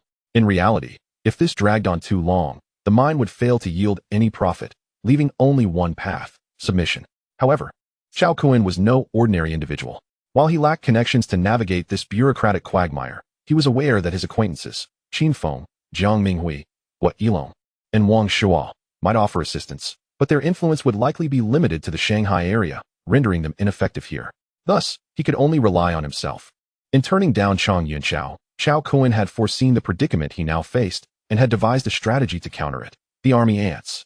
The Wanyan Gold Mine had consistently produced over 2,000 grams of gold daily for an entire week, causing envy among many who had their eyes set on it. Gold, a universally coveted hard currency, attracted attention from all quarters. Regrettably, the Chang family had already declared their intent to acquire Wanyan Gold Mine at all costs. In Ludong, The Chang family wielded considerable power, an imposing entity for many. The mere name of the Chang family, a top-tier conglomerate worth hundreds of billions, instilled fear in the hearts of many, making the prospect of competing against them daunting. In Qingyang, Jiangsu soon learned of the inspection that led to the mine's suspension. This aligned perfectly with the Chang family's modus operandi, aiming to force Cao Kun into submission. However, they were unaware that Cao Kun was far from an ordinary individual. Jiangsu wore a smirk, eagerly anticipating the unfolding drama. The truth about Cao Kun's lineage would soon be revealed. Besides Jiangsu, many others were also taken aback by the news of the mine's halt. They were astonished that the Chang family had not secured it. To stand against the Chang family suggested that this young man, Cao Kun, was not to be underestimated. At the same time, it became clear why Cao Kun had refused the Chang family's offer. Their compensation was simply insufficient. Youthful arrogance often leads one to crash against the hard walls of reality. Everyone understood that the ultimate victor would undoubtedly be the Chang family, unless the force behind Cao Kun was greater than that of the Chang family. Yet, this seemed highly improbable. If Cao Kun had an illustrious background, would the Wanya gold mine have ceased production so abruptly? It seems the Wanya gold mine is about to change hands once more. Chapter 43. The Ant Slayer. As the city lights shimmered to life, the night descended. In the heart of Judu, within an opulently adorned bar, the atmosphere pulsed with vibrant energy. Countless handsome men and beautiful women swayed passionately in the dance floor's embrace, responding to the DJ's fervent calls, creating a mesmerizing tableau of indulgence beneath the kaleidoscopic lights. Suddenly, the raucous heavy metal music came to an abrupt halt. In the next moment, the bar's resplendent lights illuminated a specific area, followed by a thunderous crash as multicolored confetti rained down from above. 10 stunning women clad in ultra-short skirts, exuding grace and allure, bore aloft hundreds of bottles of premium spirits, while ahead of them, someone proudly held high a grand golden ace of spades. They proceeded towards an extravagant VIP booth. This spectacle, a hallmark of many nightclubs, was none other than the prestigious Dragon set. The sight instantly captured the attention of everyone present, their gazes drawn in unison. It was the Emperor Dragon set, the most extravagant black gold version of the ace of spades, ordered in a staggering quantity of 10 sets, which mine owner had arrived now. Each black gold Emperor Dragon set costs 128,888 yuan, making the total a staggering 288,880 yuan, enough to purchase a fine residence in a prime city location. How ostentatious! Who was this individual to command such attention that even the nightclub owner made an appearance? It appeared to be the second young master of the Chang family from Yuntai City, Chang Yinxiao. Could it truly be him? Such a privileged scion visiting a humble place like Judu? As the 10 enchanting women approached the luxurious booth labeled 00, the nightclub owner respectfully addressed the young man seated at its center. Young Master Chang, your presence truly elevates the status of my humble establishment. These 10 sets of Emperor Dragon set are a complimentary gift for you. Wishing you a delightful evening. Reclining comfortably in the plush booth, Chang Yunxiao exhaled a ring of smoke, clearly pleased with the owner's gesture. This was the power of authority, with sufficient influence. One would always be catered to and revered. With a slight smile, he dismissed the extravagance, saying, 10 sets of Emperor Dragon set are unnecessary. Inform everyone that tonight's expenses are on me. 100,000 or so. Did he need such a gesture? Chang Yunxiao's entourage immediately echoed his words loudly for all to hear. Instantly, the venue erupted into cheers and shouts, the atmosphere reaching a fever pitch. In that moment, Chang Yunxiao became the focal point of the entire gathering. Young Master Chang is grand. Young Master Chang is formidable. Young Master Chang, we adore you. Receiving such accolades, Chang Yunxiao relished the attention, basking in a sense of superiority. He thoroughly enjoyed being the center of attention. The feeling was exquisite, exhilarating. Upon announcing he would cover the entire evening's expenses, the nightclub owner beamed with delight. Who would refuse to profit from such wealth? He promptly opened a bottle of ace of spades for Chang Yunxiao, pouring for him and his companions. His followers raised their glasses, toasting him, Brother Cao. That Cao Kun fellow is utterly oblivious to his own insignificance. He dares not show respect to you and the Chang family. With the Wanya gold mine halting operations, it won't be long before he comes begging for you to acquire it. In Ludong, anything the Chang family desires will ultimately belong to us. Indeed, let us raise our glasses to toast Brother Cao, in advance congratulating him on securing the Wanya gold mine. Cheers to Brother Cao. Chang Yunxiao took great pleasure in his followers' words, clinking glasses with them and downing his drink, while he and his entourage reveled in their merriment. On the other side, in Cao Kun's villa, Cao Kun stood on the balcony of his bedroom, gazing at the bustling nightscape of the city center. With narrowed eyes, he sneered, Chang Yunxiao, Do you truly believe your life is more valuable than the Wanya gold mine? From ancient times to the present, the fundamental rule of this world has remained unchanged, the law of the jungle. The one with the mightiest fist reigns supreme. If your Chang family seeks to suppress me using your political power, I shall respond in kind with my personal strength. I, Cao Kun, am not to be trifled with. After the failed negotiation with Chang Yunchao, Cao Kun anticipated the various difficulties and oppressions he would soon face from the Chang family. Thus, as Chang Yunchao departed the Wanya gold mine, Cao Kun secretly arranged for 2 army ants to infiltrate Chang Yunchao's Rolls-Royce Cullinan. At this moment, these 2 ants lay hidden within Chang Yunchao's garments, awaiting Cao Kun's next command. Once all creatures were generated from the transformative chamber, in a certain sense, Cao Kun became their master. As long as they remained within 100 miles, he could sense their locations and communicate with them. This was a secret he had stumbled upon just days prior. Judu City is merely a 4th-tier small city in Ludong, with a permanent population of 1 million and a relatively compact urban area. At present, the bar where Chang Yunchao was located lies merely 30 miles from Cao Kun's villa. Therefore, he need not leave home to issue commands to the army ants. Army ants are small, swift, and possess formidable biting power. The human body stands no chance against their serrated fangs. It can be said that aside from their mining capabilities, they are also exceptionally suited to serve as merciless assassins. Ant Slayer. A cold smile crept upon Cao Kun's lips as he silently commanded, "Commence action." Bite through his most sensitive area. As Cao Kun issued his command, the 2 hidden army ants sprang into action simultaneously from their concealed position within Chang Yunchao's clothing. They moved with remarkable speed, swiftly crawling into the confines of his trousers. Their jaws agape, revealing razor-sharp serrations as they targeted their victim with relentless precision. In the midst of drinking with his companions, Chang Yunchao suddenly felt an excruciating pain in his groin. He howled in agony, clutching his trousers as he writhed on the floor, his expression contorted in extreme distress. His companions were equally startled by the sudden turn of events, their faces a mixture of concern and fear as they urgently inquired, "Brother Cao, what's wrong?" Chang Yunchao's anguished cries reverberated throughout the bar, prompting the DJ to halt the music. All eyes turned in astonishment towards him. At that moment, the 2 army ants, disregarding their ant ethics, sank their jaws into him once more before vanishing into the dim light. "Oh, the pain is unbearable. My groin is in agony."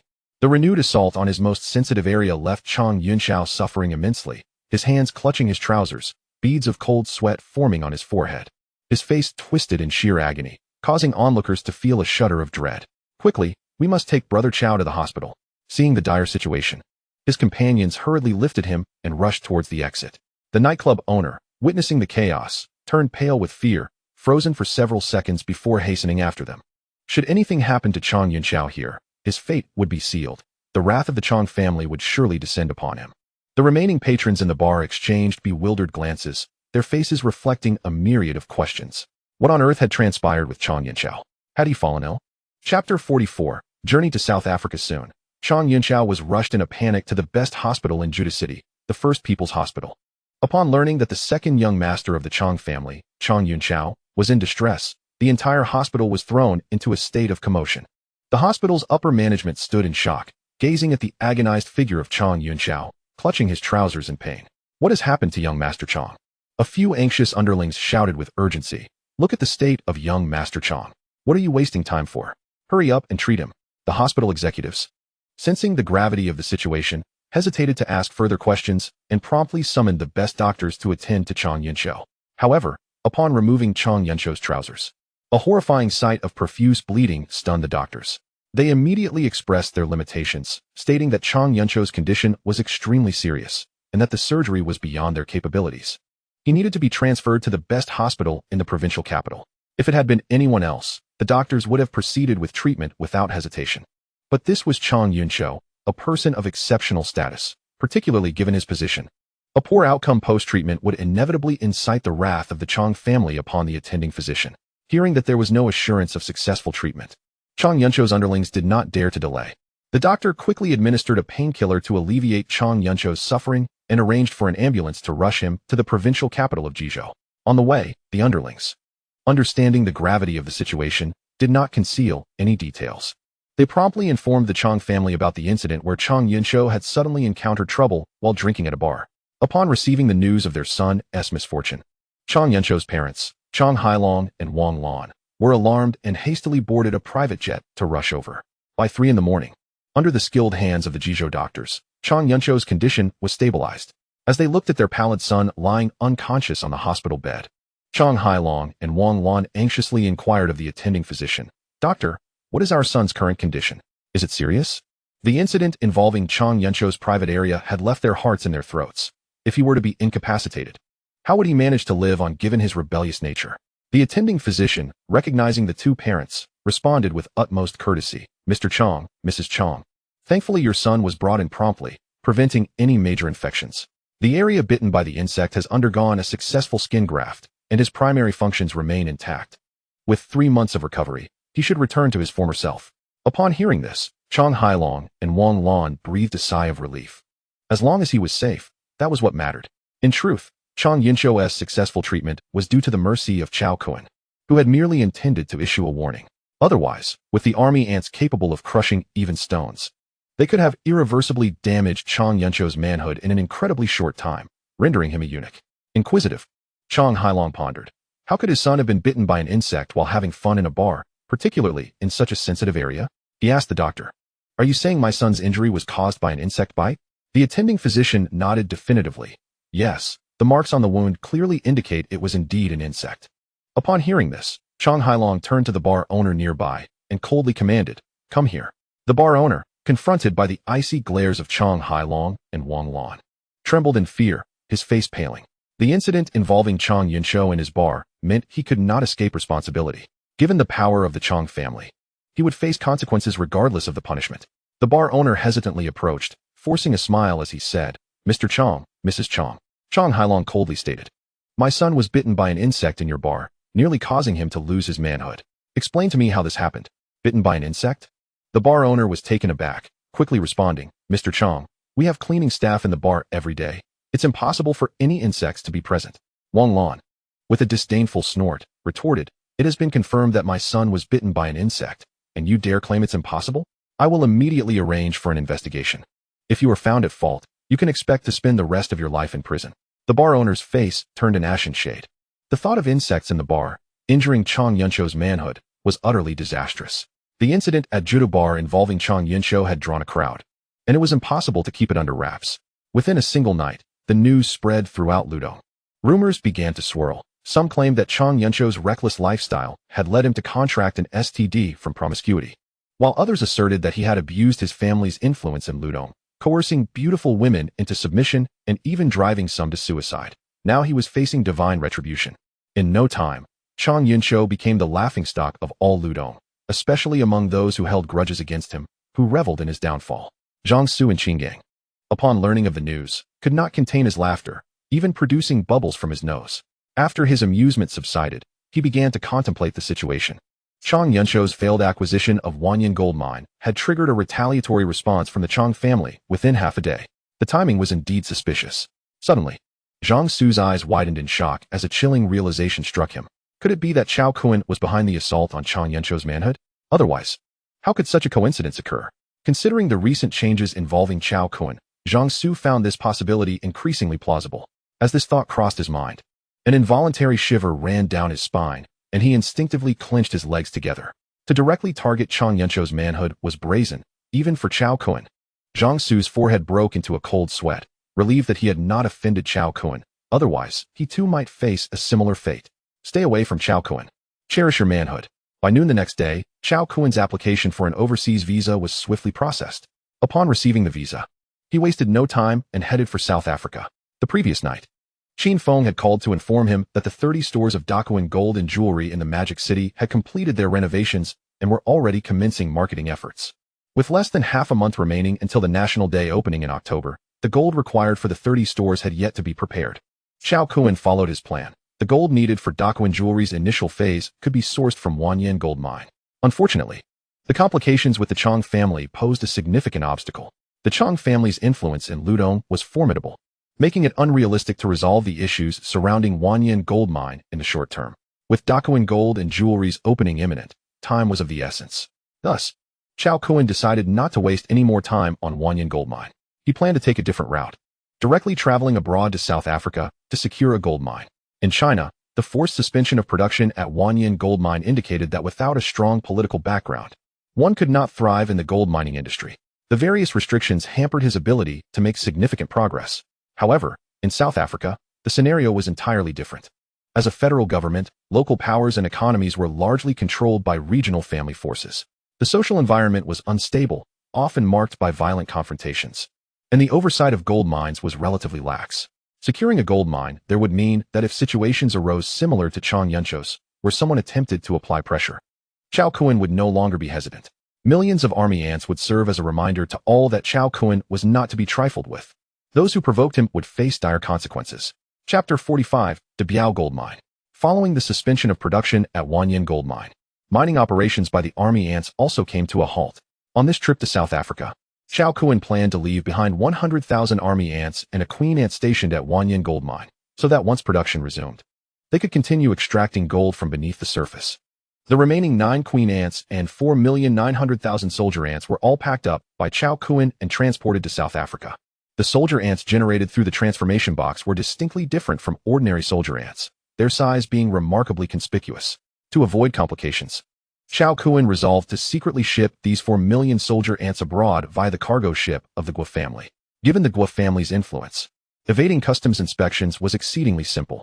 Once out of the Great Xia, matters would become significantly easier for him. The combined volume of 4 million soldier ants was not particularly large. After adequately providing for their sustenance, Cao Kun packed them up and drove his off-road vehicle directly to the bustling metropolis. Upon arrival in the metropolis, Cao Kun first visited the Yuan villa, retrieving various exquisite jade artifacts that had been generated recently. The Daquan jewelry store had already commenced promotional efforts, and these dozens of exceptional jade pieces were bound to yield remarkable results. After some contemplation, he also decided to present a transparent diamond weighing a staggering 18,275 carats. Now that he possessed substantial strength, there was no need to conceal such a treasure. Showcasing it would enhance the reputation of Daquan jewelry, allowing it to realize its significant value. As for the red diamond, Cao Kun intended to keep it for a lucrative venture with foreign clients. After leaving Yuan Villa, Cao Kun drove straight to the harbor at Daming Island. There, the cargo ship arranged by Guo Yilong had been awaiting his arrival for quite some time. Brother Kun, Guo Yilong greeted him with a smile upon their meeting.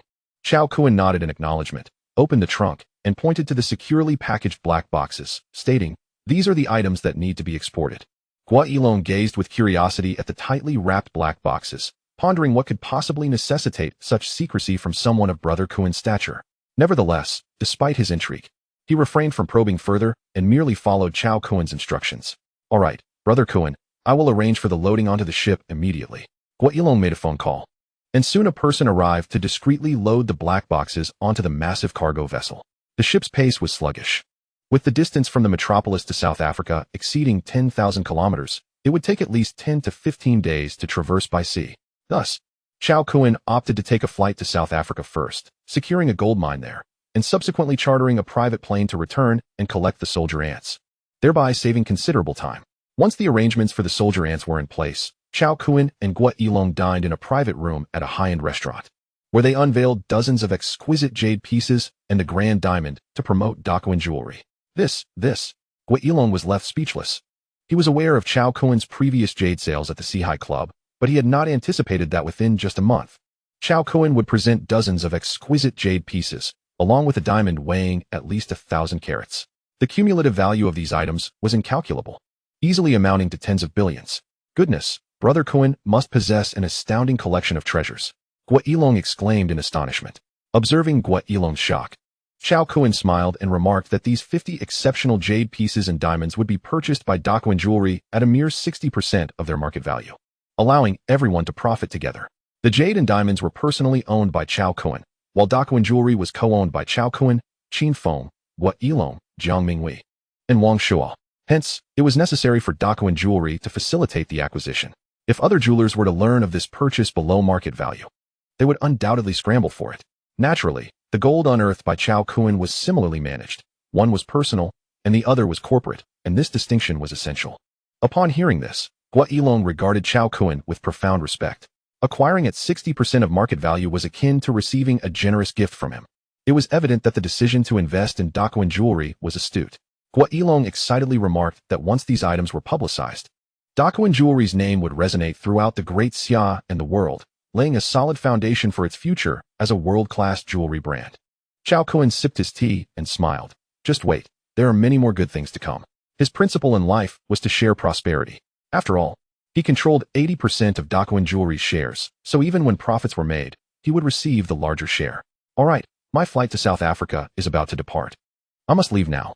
Please ensure the promotional work for Daquin Jewelry is well executed. I will arrange for 3 tons of gold to be delivered before the opening, and we will handle the contracts upon my return. With that, Cao Kun exited the private room and drove towards the international airport of the metropolis. As Guailon watched Cao Kun depart, he was filled with deep reflections. To leave tens of billions worth of items without even signing a contract, was this the confidence of a scion from a prominent family? Indeed, it was extraordinary. At 4 o'clock in the afternoon, Cao Kun successfully boarded the flight to South Africa. The massive aircraft took off from the runway of the Metropolis International Airport, soaring into the skies. During the flight, Cao Kun remained diligent, perusing the latest materials about South Africa to strategize. This was his first journey abroad, especially to such a distant place. Unfamiliar with the surroundings, he needed to prepare thoroughly to facilitate his endeavors upon arrival. Engrossed in his reading, Cao Kun was unaware that 15 hours had passed before the plane gently descended at Pretoria, the capital of South Africa. The local time was 6 hours behind the metropolis, and upon disembarking, it was 2 o'clock in the afternoon. After satisfying his hunger at a Chinese restaurant, he proceeded to the largest bank in South Africa, the South African Reserve Bank. For the next week to half a month, Cao Kun would be residing in South Africa, and it was imperative to acquire local currency. The exchange rate between the Great Xia currency and the South African rand was 13. With 1 million Great Xia dollars, he exchanged for 3 million rand. Now that he was financially equipped, he could commence his serious business. It is widely known that the largest gold mine in South Africa is the Rand Gold Mine, which reportedly possesses over 50,000 tons of gold resources, accounting for 52% of the world's confirmed gold reserves.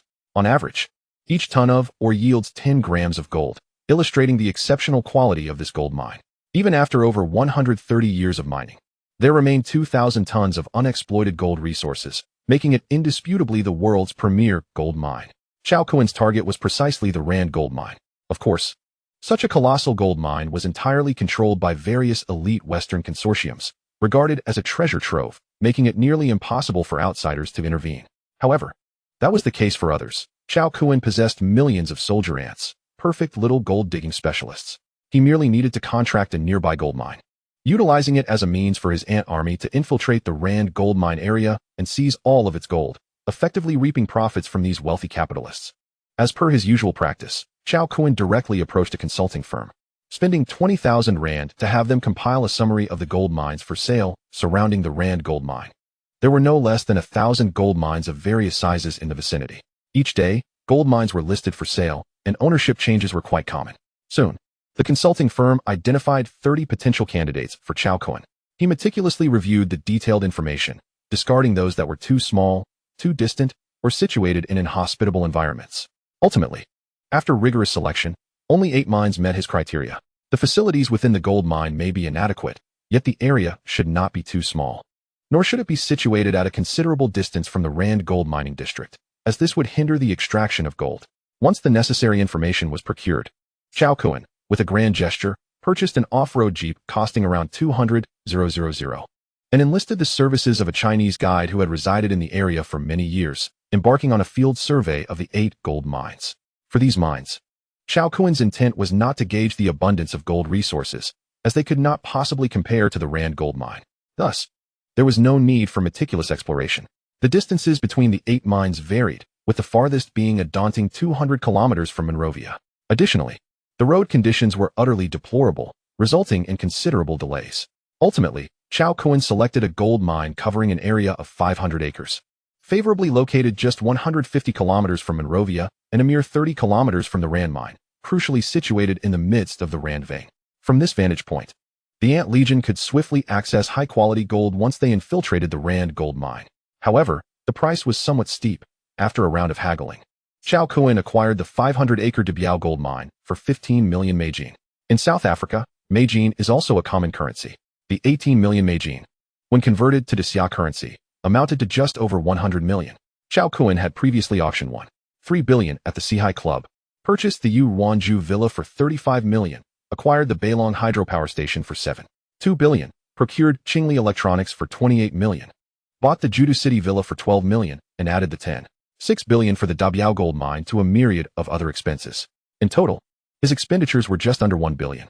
Currently, Cao Kun's account retained a substantial balance of 300 million. Following the acquisition of the Dabiao gold mine, his first course of action was to seek out a mining machinery company, investing heavily in a set of automated refining equipment. In this venture, with no trusted individual at hand, he deemed it impossible to delegate the pivotal task of refining the gold or to others. Thus, he resolved to undertake the refining himself. Although it would be taxing, it would at least ensure safety and prevent mishaps. With a workforce of 9 million soldier ants, and given the high gold content of the mine, it was feasible to extract 3 to 4 tons of gold daily. The Dabiao gold mine's previous equipment was obsolete and inefficient. Cao Kun invested 8 million Meijin in new refining equipment sourced from a German factory, renowned for its advanced technology, which he could operate with ease.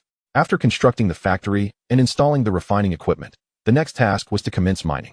The original workers of the Dabiao gold mine were retained for observation. Those who performed well would be rewarded, while those who displayed dishonesty would be dismissed. Once the workers were organized and set to work, Cao Kun wasted no time and promptly traveled to Monrovia, where he rented a helicopter at a premium price, heading eastward. By the 4th day of Cao Kun's arrival in South Africa, the Gua family's cargo ship was nearing Malaysian waters. With the gold mine operations in South Africa well organized, and the grand opening of Cao Kun Gold and Jewelry just days away, time was of the essence, and the Ant Legion needed to mobilize. Chapter 46. A daily yield of 55 tons of gold.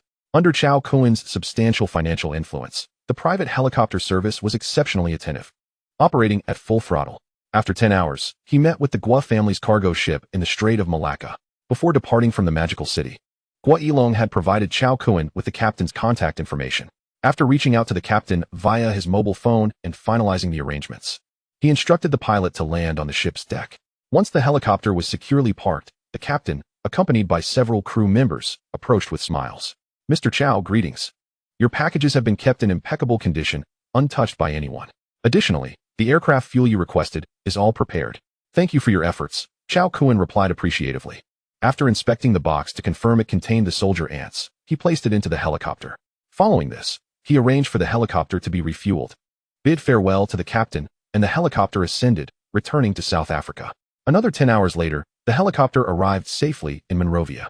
With the ant box in tow, Cao Kun exited the private aviation company without lingering.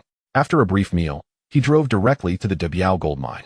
Upon entering the mine, he opened the black box, revealing that prior to packaging, he had included 10 days' worth of food, and all 9 queen ants along with the 9 million soldier ants were alive and well, with not a single ant perished.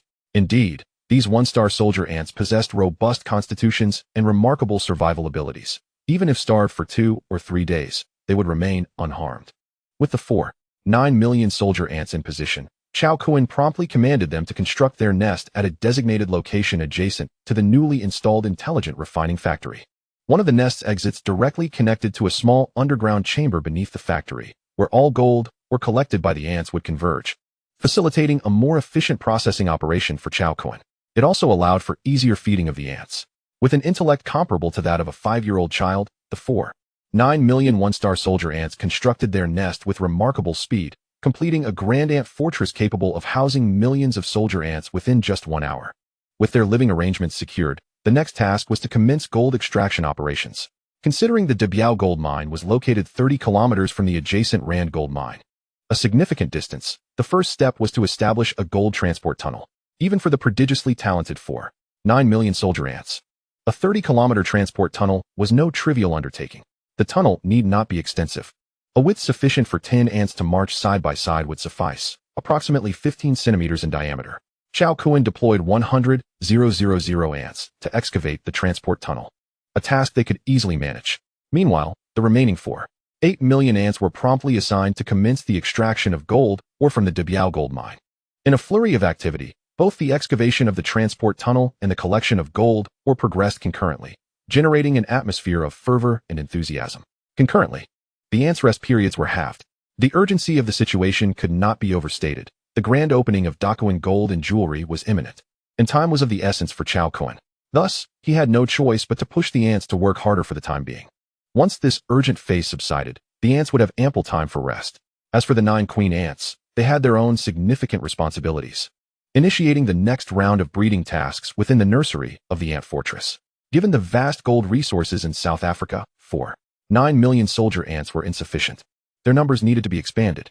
In the midst of such activity, time seemed to slip away swiftly. Unbeknownst to them, 12 hours had passed. Quantity was always the key to success. After a day of strenuous labor by the 8 million ants, the amount of gold ore collected reached an astonishing 66 tons. On average, each ant collected nearly 14 grams over the span of 12 hours, a remarkable efficiency surpassing that of the Wanyan gold mine in the homeland by 55. From the comparative data, it is evident that the gold content of the Dabo gold mine is astonishingly remarkable. Cao Kun, filled with exuberance and fervor, finds himself increasingly eager for the Rand gold mine. Simultaneously, the gold transport tunnel, tirelessly excavated by 100,000 ants, is nearing completion. The industrious ants are working overtime, and in merely an hour, they will breach the final barrier, enabling entry to the Rand gold mine by tomorrow. Cao Kun has distinctly separated the manual excavation conducted within the Dabo gold mine from that of the ants. He has even erected protective barriers, with dedicated ants stationed around the perimeter, vigilant 24 hours a day, ensuring that no one can infiltrate this area. As for the original workers retained by Cao Kun, he does not harbor any illusions about their capacity to extract significant quantities of gold. Their true purpose lies solely in obscuring the activities of the army ants. This serves to validate that the gold mine is actively producing gold, with the daily output entirely at Cao Kun's discretion. In the basement of the alchemical smart factory, Cao Kun gazes at a mound of shimmering gold nuggets piled before him. He picks up a handful and examines it. The quality of these gold nuggets is exceptionally high, with a refined yield of at least 85 or more. With the gold ore in place, the next task of refining it into high-purity gold falls squarely on Cao Kun's shoulders. The gold refining process involves a comprehensive sequence of 9 steps: selection, crushing, milling, purification, heating, evaporation, purification, and finally, casting and shaping.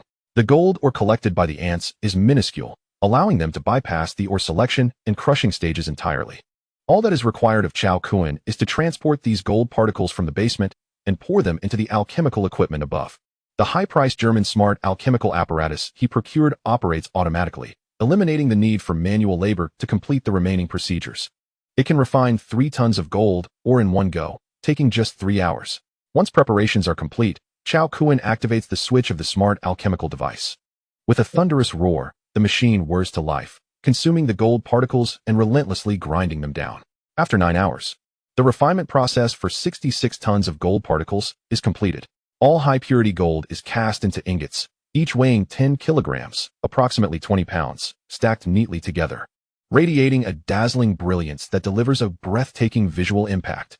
Ultimately, the smart alchemical device reports an exact figure, a total of 632 kilograms of gold. Gazing at the mountain of gold ingots before him, Cao Kun's eyes gleam with excitement, and his countenance exudes confidence and ambition.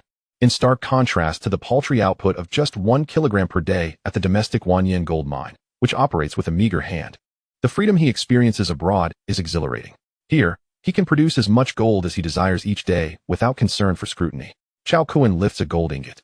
Its weight substantial and impressive.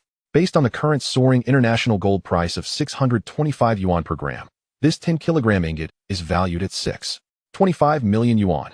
Before him lie an astonishing 563 such ingots, amounting to a staggering total value of 3.5 billion yuan. What is even more astounding is that this represents merely one day's harvest for Cao Kun. This is a staggering concept. Last year, the global gold production totaled 2,000 tons. With sufficient gold reserves, at Cao Kun's pace of extraction, he could reach this figure within a year. It is foreseeable that before long, Cao Kun will ascend to become the individual possessing the most gold in the world. It is unimaginable that in just a few years, he will hold the greatest gold reserves globally. With such colossal gold reserves, Cao Kun could sway the fate of the global economy. This is the formidable power of vast gold reserves. Even the central banks of various nations would pale in comparison to his might. One man versus all the gold mining enterprises in the world. Perhaps this is what it means to live an extraordinary, almost fantastical life. Unstoppable, unassailable, with the gold secured. The next step is to devise a means of transporting it back to his homeland. The grand opening of Daku Jewelry is less than a week away. Once the gold reaches the bustling metropolis of Shanghai, the process of transforming it into exquisite jewelry will require time. As previously discussed with Qin Feng and the others, initially, they would supply Daku Jewelry with 3 tons of gold each month. Subsequently, as Daku Jewelry expands its domestic outlets, the delivery volume will gradually increase.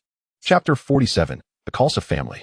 During the acquisition of the Wanyan gold mine in Ludong, Cao Kun established Huakuan Mining as a domestic company with limited operational scope. However, considering future overseas developments, he instructed Li Shuekong to register an international mining company named Zhongkuan, based in the Cayman Islands. This location offers high confidentiality and fewer restrictions, facilitating Cao Kun's investments in gold mines across the globe. In South Africa's Dabo gold mine, Cao Kun fully acquired it under Zhongkuan International Mining Company. Eventually, it will be Zhongkuan International Mining Company that coordinates with Daku Jewelry. While on the flight to South Africa, Cao Kun familiarized himself with the basic conditions of the country from his research. The primary power in South Africa is predominantly held by 9 major black tribes. Given that he had acquired the Dabo gold mine less than a week ago and suddenly amassed 3 tons of gold, this would undoubtedly raise suspicions from the South African authorities. After all, gold is a hard currency with significant strategic value in the international arena. Before he has fully established himself, he prefers to avoid attracting the attention of capital giants and believes that maintaining a low profile is prudent. Thus, to ensure the smooth passage of gold through South African customs without inciting scrutiny, some measures must be taken. The target he seeks is the Khalsa tribe. Ranked second among the 9 black tribes of South Africa, the Khalsa tribe boasts a population of 8 million and has historically produced a father of the nation in South Africa, which has elevated their social standing significantly. Today, many tribe members hold important positions across South Africa. Cao Kun's plan is to pave the way with financial incentives. By leveraging the influence of the Khalsa family, he aims to facilitate the smooth export of gold mined in South Africa. He picks up 2 gold ingots, contemplates for a moment, and then adds 3 more ingots to his backpack, securing the alchemical factory before driving away from the gold mine towards the capital city of Pretoria. Upon arriving in Pretoria, Cao Kun evades surveillance and rents another vehicle. He then employs his unique ability to transform, with 3 tons of gold leaving the country each month. This is no trivial figure. Wealth can be a tempting lure. Cao Kun remains cautious. Soon, with his formidable transformation abilities, he undergoes a significant change. He appears slightly slimmer, shorter by 5 centimeters, and his visage transforms into that of a youthful individual around 35 years of age. With this new identity, even if the Khalsa family were to become greedy and seek to harm him, they would be unable to trace back to the Dabo gold mine. Ultimately, one must always remain vigilant. A bit of caution never goes amiss. To facilitate communication, Cao Kun stops at a bookstore and purchases a compact comprehensive guide to South African languages. After placing it in his creation box, he receives a proficiency card for South African languages. With this card, he will no longer face language barriers in South Africa. With all preparations complete, Cao Kun contacts a well-known local intermediary who facilitates transactions between buyers and sellers, collecting commissions from the dealings. The Khalsa family wields immense power in South Africa, and Cao Kun, having just arrived, lacks any notoriety and has even undergone a transformation. Thus, it would be imprudent to approach them directly, as they might not even grant him entry. Hence, a political and business intermediary is required to facilitate an introduction. The intermediary meets with Cao Kun in a cafe. "Sir, do you wish to meet Mr. Zhao?" The Mr. Zhao mentioned by the intermediary is precisely the individual Cao Kun seeks. He is a core senior member of the Khalsa family and the deputy minister of the South African Customs Headquarters, a figure of considerable influence.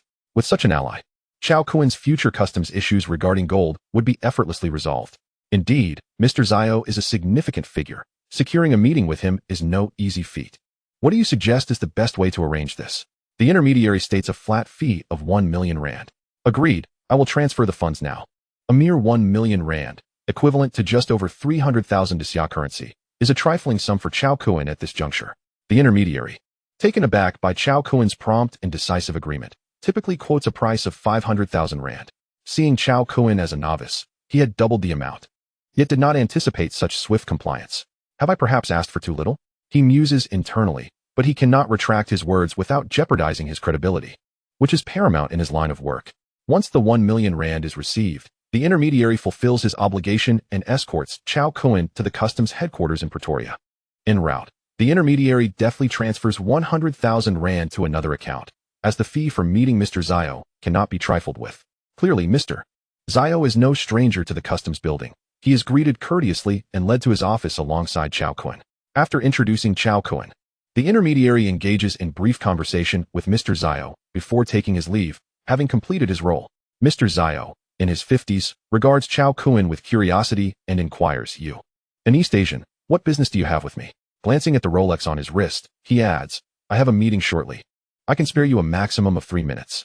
Cao Kun, smiling, replies in Khalsa, hello, Mr. Zhao. I have a substantial business proposition that I believe will pique your interest.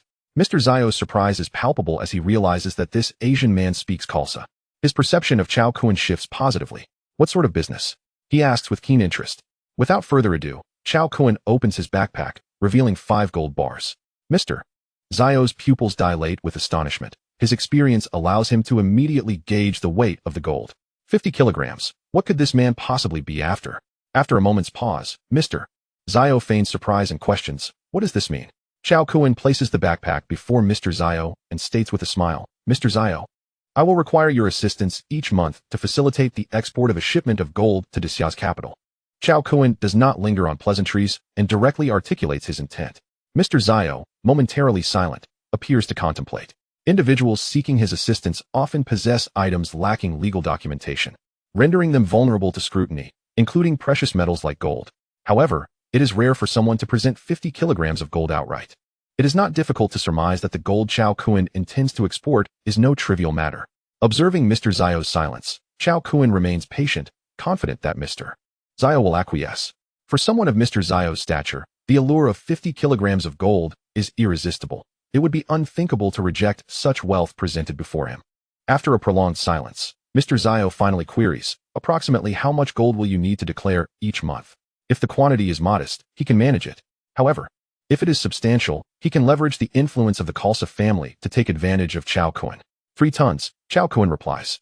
Mr. Zhao's expression betrays his shock. While South Africa appears rich in gold reserves, years of rampant overexploitation have diminished easily accessible mines.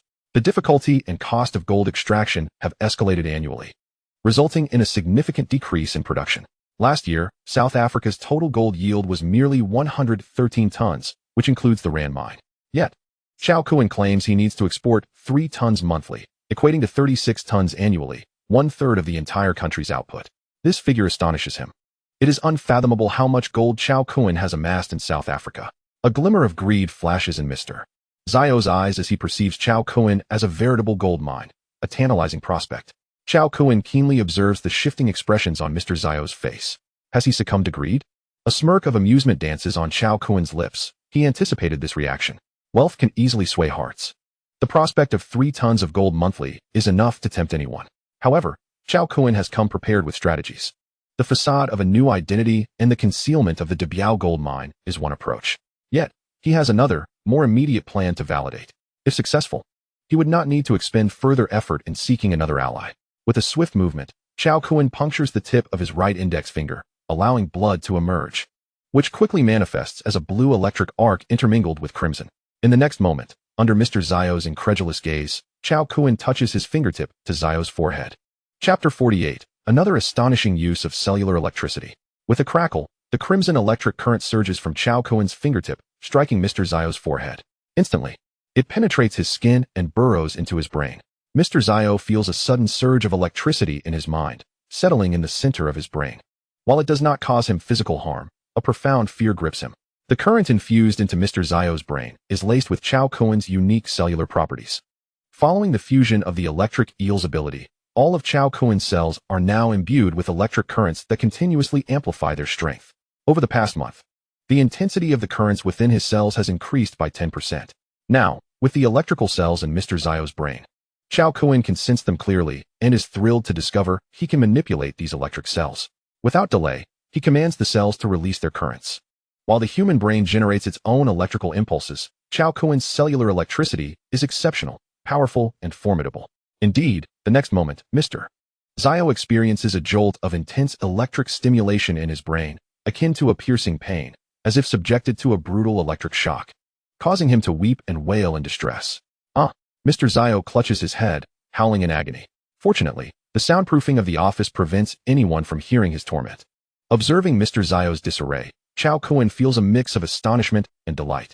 His cells possess the remarkable ability to conduct electricity, coupled with a mental fortitude that far surpassed that of an ordinary person. Driven by a sense of curiosity, he endeavored to ascertain whether he could exert control over Zhao, never anticipating that he would succeed, and with such astonishing efficacy. This outcome filled Cao Kun with immense delight. How splendid! How extraordinary! With such an unfathomable technique at his disposal, Cao Kun could find substantial utility in the future. For instance, with individuals like Chang Yunqiao, he could directly employ his electrical cell control next time, ensuring the other party would behave as obediently as a grandson. At that moment, Xiao, who had been weeping in despair, suddenly ceased, gasping for breath. Cao Kun was momentarily taken aback. He had not commanded the cells to halt their discharge.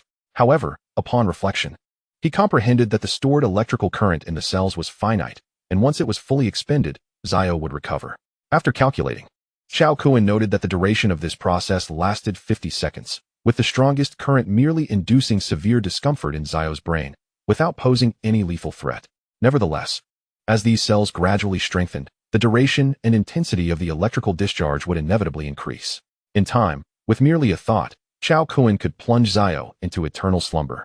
Cao Kun turned to Xiao with a smile and inquired, "Mr. Xiao, what are your thoughts?" At that moment, to Xiao, Cao Kun's grin resembled the sinister smirk of a devil.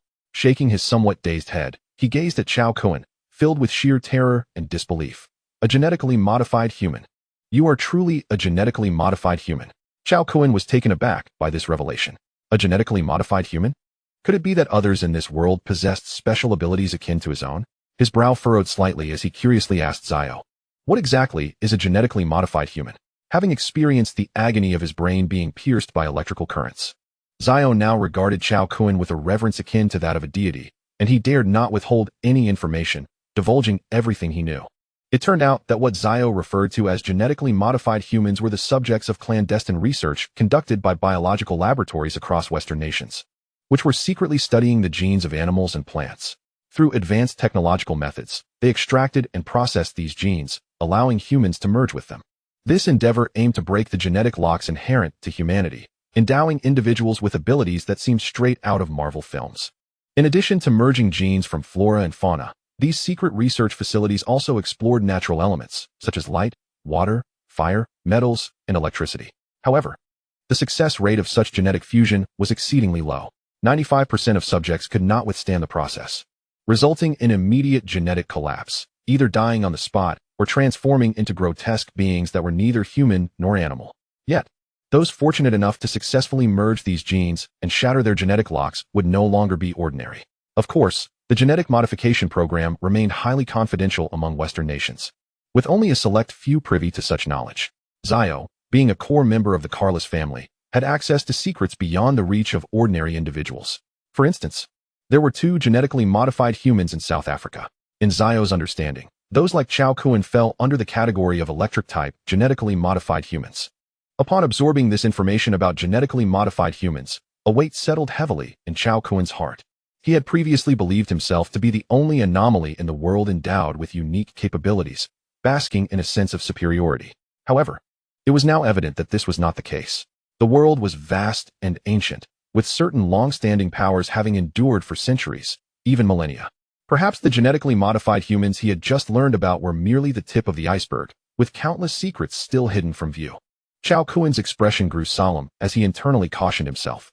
In a world where he could not achieve invincibility, he must remain humble and discreet. Once he had regained his composure, he turned to Xiao and said nonchalantly, "Mr. Xiao, can you assist me with my request?" "Absolutely." Xiao promptly nodded vigorously in response. Knowing Cao Kun's identity as a genetically modified human, he dared not utter a word of dissent. Behind every genetically modified human lay an organization, a collective of individuals endowed with extraordinary abilities. To provoke such terrifying beings would spell disaster for the Carlos family. "Excellent," Cao Kun replied, satisfied, as he grasped a gold bar and crushed it effortlessly, splitting it in 2 as if it were mere clay, which made Xiao's scalp tingle. "This is your reward for your efforts. Serve me well, and you shall reap the benefits." Upon hearing this, joy illuminated Xiao's face. Even though he held a high position within the Carlos family and lacked for nothing, no one would refuse the prospect of amassing greater wealth. Cao Kun presented him with 50 kilograms of gold. Assisting such a magnanimous figure was exceedingly gratifying. However, as he beheld the elation on Xiao's face, Cao Kun suddenly exuded a formidable aura, descending upon Xiao like a mountain. His eyes crackled with electricity as he fixed a penetrating gaze upon Xiao. His voice icy as he warned, "But should you do anything to displease me, I will be furious, and you and your loved ones shall suffer terribly." Zhao trembled at the overwhelming pressure emanating from Cao Kun and hastily vowed with fervor, "Rest assured, sir, I will diligently fulfill your requests." "Very well." Cao Kun nodded in satisfaction, then inquired, "What is your phone number? I will arrange for someone to coordinate the gold customs clearance with you in the coming days." Zhao hurriedly produced a personal card from his drawer, reverently offering it to Cao Kun with both hands. Receiving the card, Cao Kun turned to leave. Just as he reached the door, he paused, facing away from Zhao, and declared, "If you perform well, should I be satisfied? It would not be impossible for you to become a genetically modified human as well." At these words, Zhao's eyes widened in astonishment, and he immediately knelt on the ground, overwhelmed with excitement, exclaiming, "Sir, from this moment on, I shall be your loyal servant. Wherever you command me to go, I shall not stray." The allure of becoming a genetically modified human far surpassed any amount of gold. With the chance to attain such a status, Zhao could not afford to let it slip away. Dignity was of no consequence. Indeed, Cao Kun replied, nodding in satisfaction, before opening the door and departing. He was not merely making empty promises to Zhao, he genuinely intended to follow through. As the deputy minister of the South African Customs Department and a member of the Carlos family, Zhao held considerable value for him. If Zhao proved to be astute and diligent in his service, Cao Kun would not hesitate to grant him an ability orb. Chapter 49 Mr.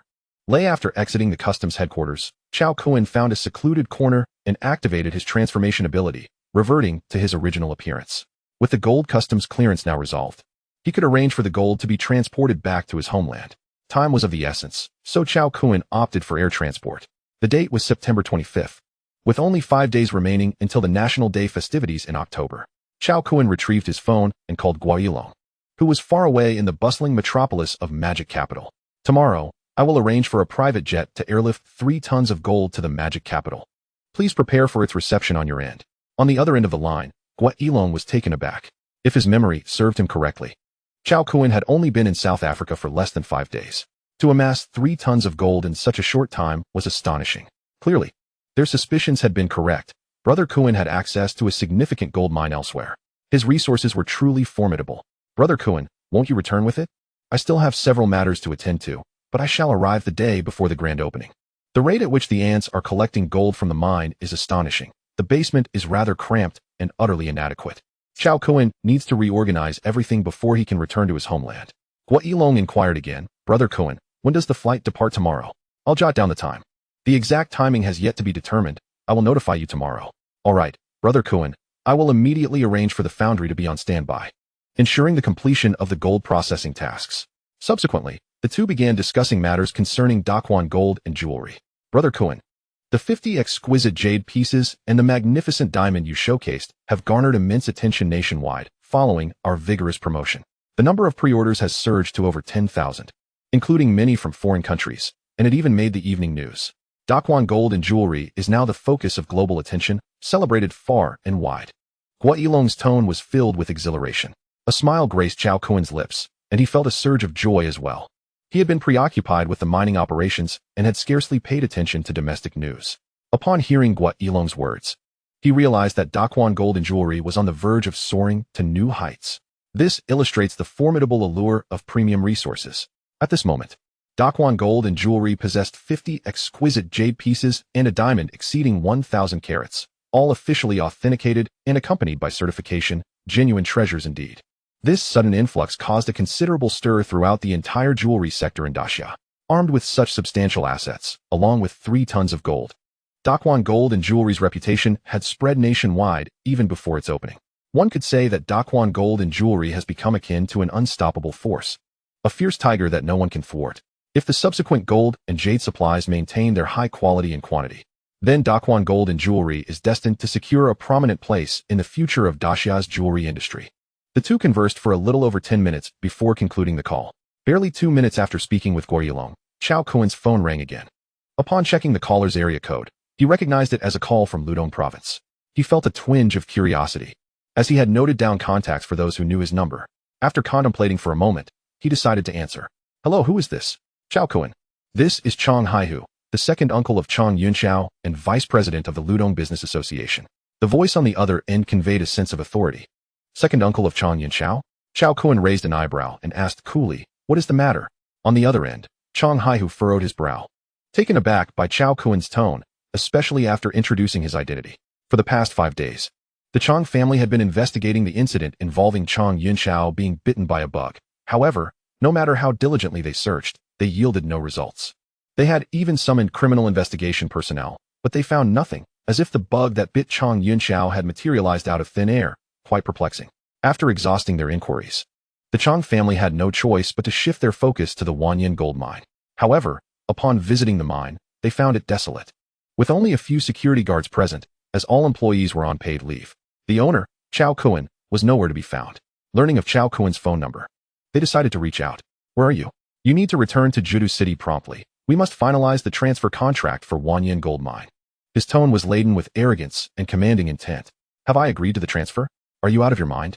Cao Kun scoffed, uninterested in engaging in further dialogue, and swiftly hung up while blocking the number.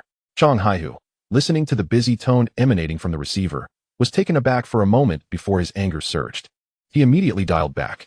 Sorry, the number you have dialed is not available. Please try again later. Chang Haihu's expression darkened. It was evident that Cao Kun had blocked his number. Cao Kun, do you think you can go missing without any repercussions? You foolishly ignorant fool. Chang Haihu chuckled coldly and made another call. After blocking Chang Haihu's number, Cao Kun drove to the special automotive city of Bielophilia to order a small drilling rig and a bulldozer. The purpose of acquiring these machines was to excavate a large underground shelter next to the ants' nest to store the gold particles collected by the ants. This way, even if Cao Kun were temporarily absent from the Debiao gold mine, it would not hinder the ants' continued gold collection. After purchasing the drilling rig and bulldozer, Cao Kun proceeded to a steel market, placing an order for materials to reinforce the shelter. Having secured all the necessary supplies, Cao Kun returned to the Debiao gold mine within 2 hours, where the drilling rig, bulldozer, and steel materials were promptly delivered. Cao Kun picked up the specialized vehicle driving manual USB he had purchased along the way and generated a proficiency card through the creation box. After integrating the proficiency card, he could now effortlessly operate all specialized vehicles. One cannot help but marvel at the capabilities of the creation box. Cao Kun started the drilling rig, beginning the excavation work. There was no option. The secret of the ants' gold mining could not be disclosed to anyone else. Thus he had to undertake this task personally. After half an hour, Cao Kun used the drilling rig to carve out a 2.5-meter tunnel near the ants' nest, just wide enough for the small drilling rig to pass through. The soil here was of sandstone structure, exceedingly solid. To excavate a large shelter would take time and effort. In the following days, Cao Kun would focus on fulfilling this crucial responsibility. The next day, at 10 in the morning, after finishing breakfast, Cao Kun dialed the number on Shi Ao's private card. Those who were privy to Shi Ao's personal phone number had received it directly from him, so the call connected swiftly. Hello, who is this? Greetings, Mr. Shi Ao. I was instructed to contact you by Mr. Lei. The Mr. Lei mentioned by Cao Kun was the lean, middle-aged man who had met with Shi Ao the previous day. Which Mr. Lei? Shi Ao inquired, puzzled. The Mr. Lei who met you yesterday and presented you with 5 gold bars, Cao Kun reminded him. Upon hearing Cao Kun's reminder, Shi Ao immediately recalled the encounter. Just the day before, a genetically modified individual with electrical abilities had visited him, presenting 5 gold bars weighing 10 kilograms each, and had even allowed him to experience the unpleasant sensation of electricity. This left a lasting impression on Shi Ao, and he certainly could not forget it. So, that esteemed individual is named Mr. Lei, he realized. Instantly, Shi Ao responded with utmost courtesy. Hello, you are here to facilitate the customs clearance for the gold, correct? Recognizing that this individual was personally arranged by Mr. Lei, Shi Ao dared not take the matter lightly.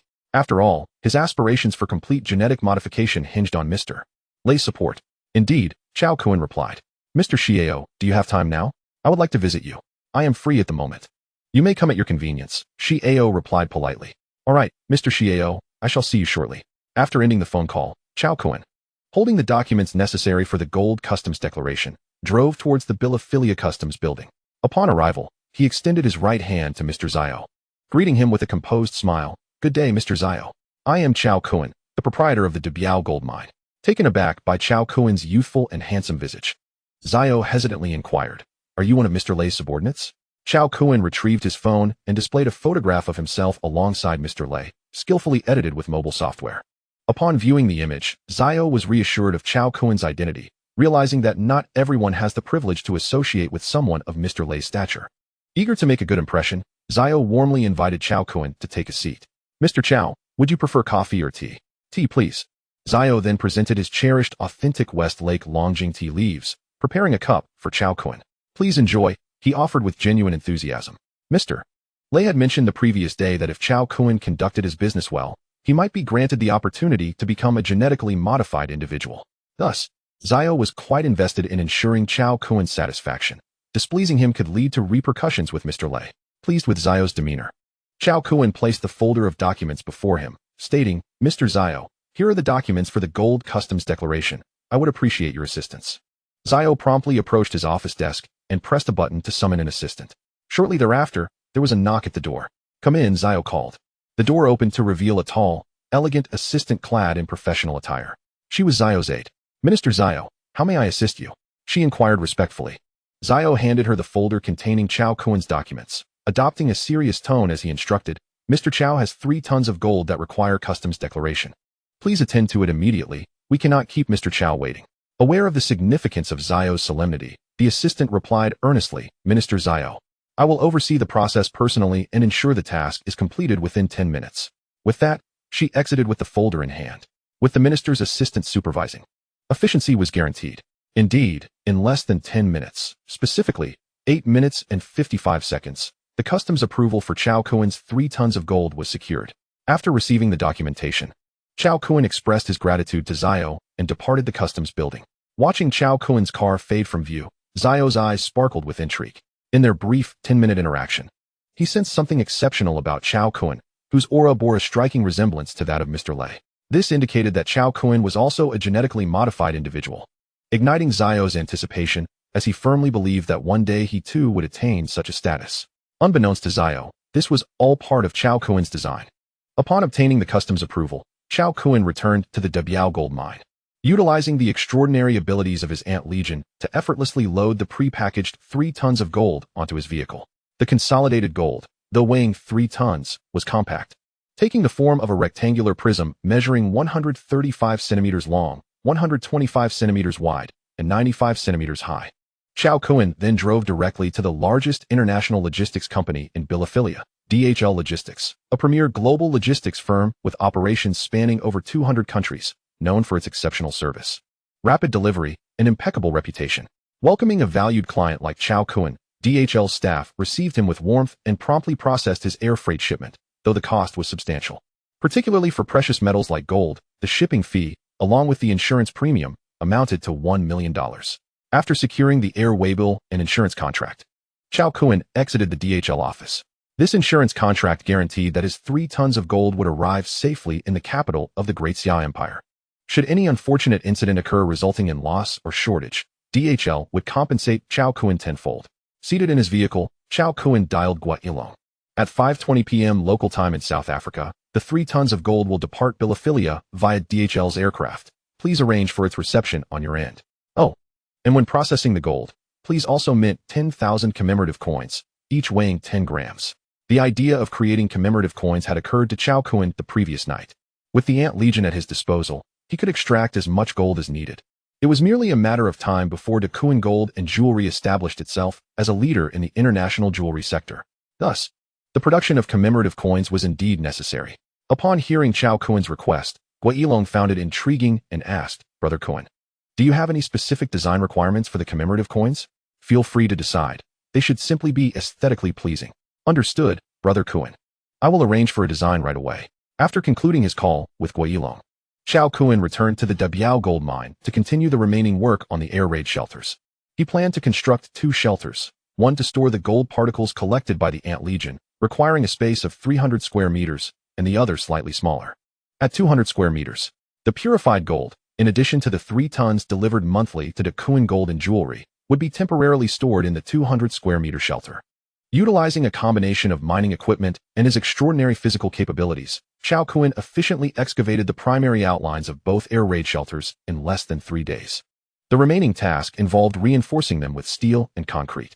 While Cao Kun busied himself with the shelters, far away in the Great Xia capital, Guailong and his associates received the 3 tons of gold airlifted from South Africa at the international airport.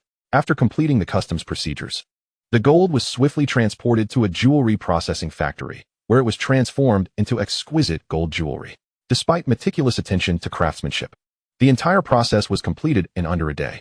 Subsequently, the finished jewelry was distributed across 30 gold shops in various districts of the capital, all set for the grand opening 2 days later.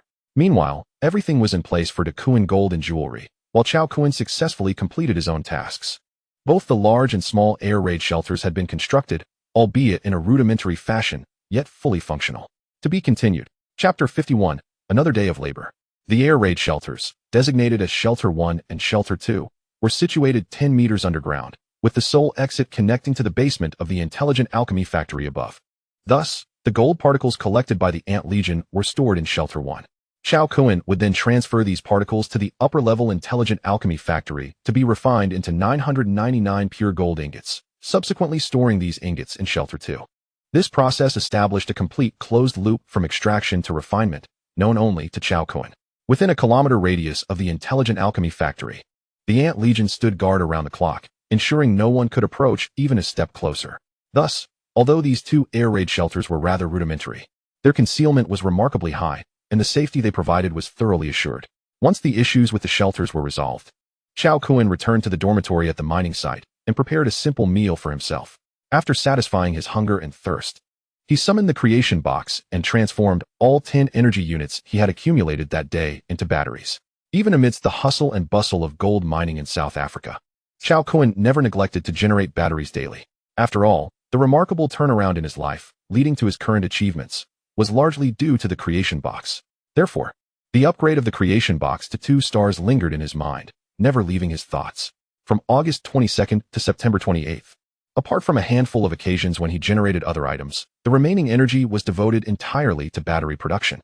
Over these 38 days, Cao Kun amassed a total of 372 batteries, leaving him 178 short of the 550 required to construct an energy storage station.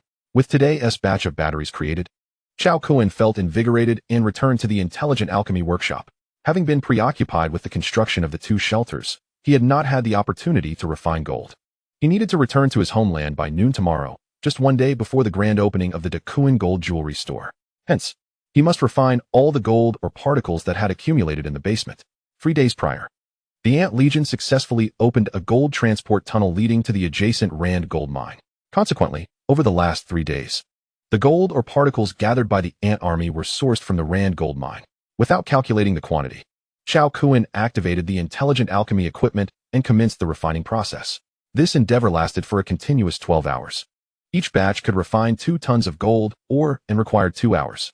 The final tally revealed a staggering 253 tons of gold or particles, yielding a high-purity gold output of 295 tons.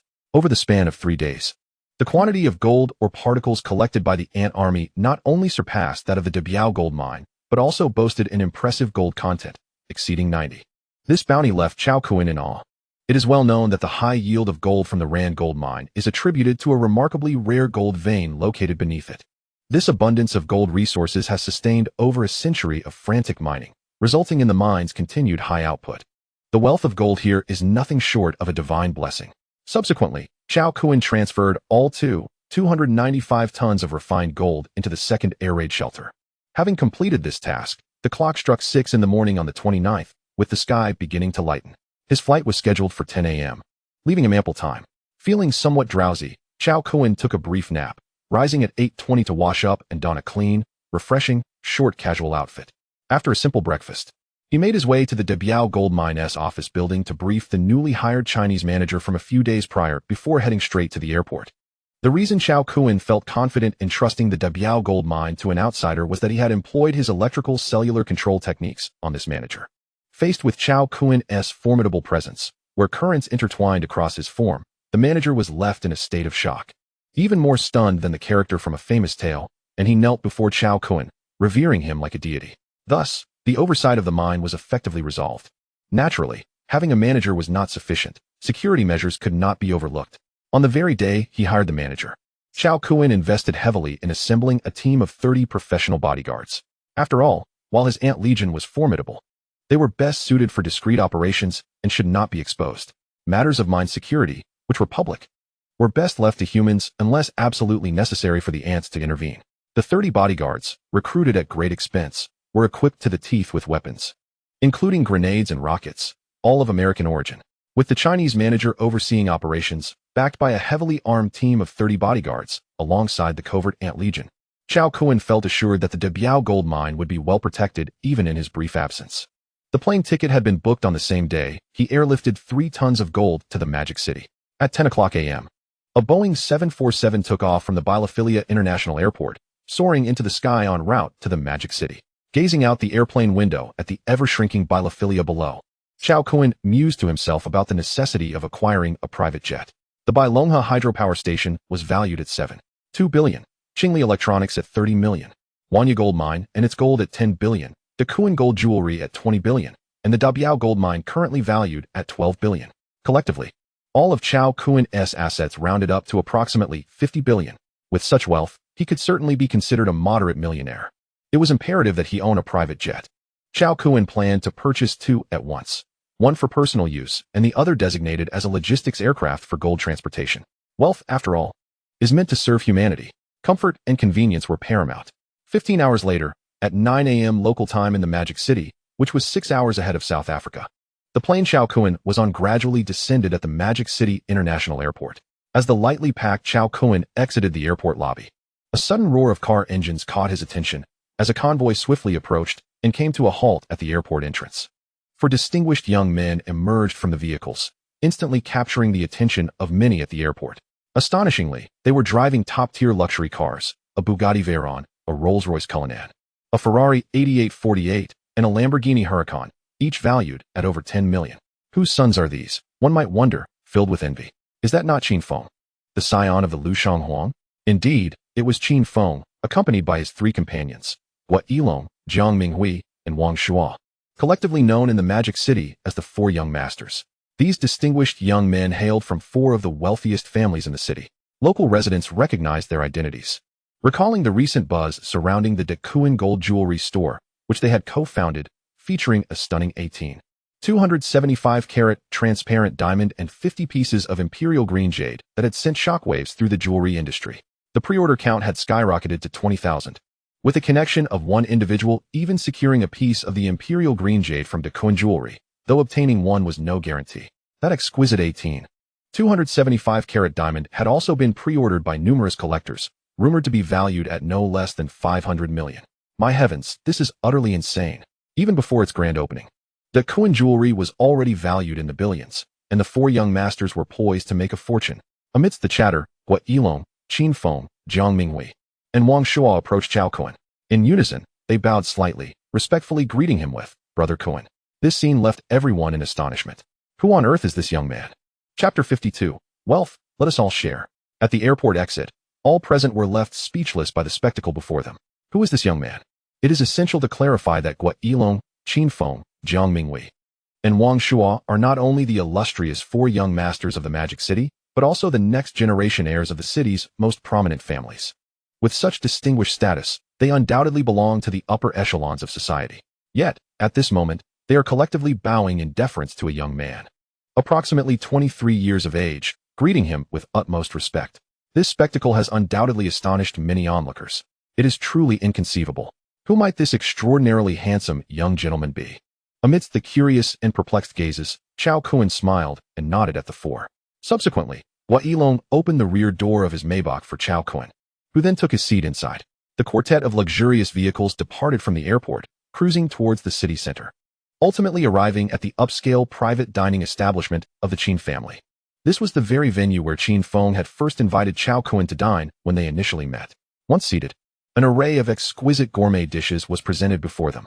Qin Feng, Hua Yilong, Jiang Minghui, and Wang Shua raised their glasses, standing in unison as they addressed Cao Kun with smiles. "Brother Kun, we are immensely grateful for your generosity in allowing us to invest into Dakuan Gold and Jewelry. It is an honor for us. Today, we would like to toast to you." Indeed, they possessed connections, but what was truly vital was the source of their wealth. 50 pieces of imperial green jade, a stunning 1852-carat natural diamond, 3 tons of gold. All of this was provided solely by Cao Kun, which also attested to his formidable strength, a level of resources that few could rival. It could be said that even without their investment, Dakuan Gold and Jewelry would still achieve great renown. Exceptional goods will always find buyers. Yet, Cao Kun's agreement to their investment brought them great joy. "Let us not be overly courteous. Wealth should be shared," Cao Kun remarked. "Moreover, the smooth operation of Dakuan Jewelry is also due to your diligent efforts." He too rose, raising his glass with a smile. "Now, let us drink." Clink.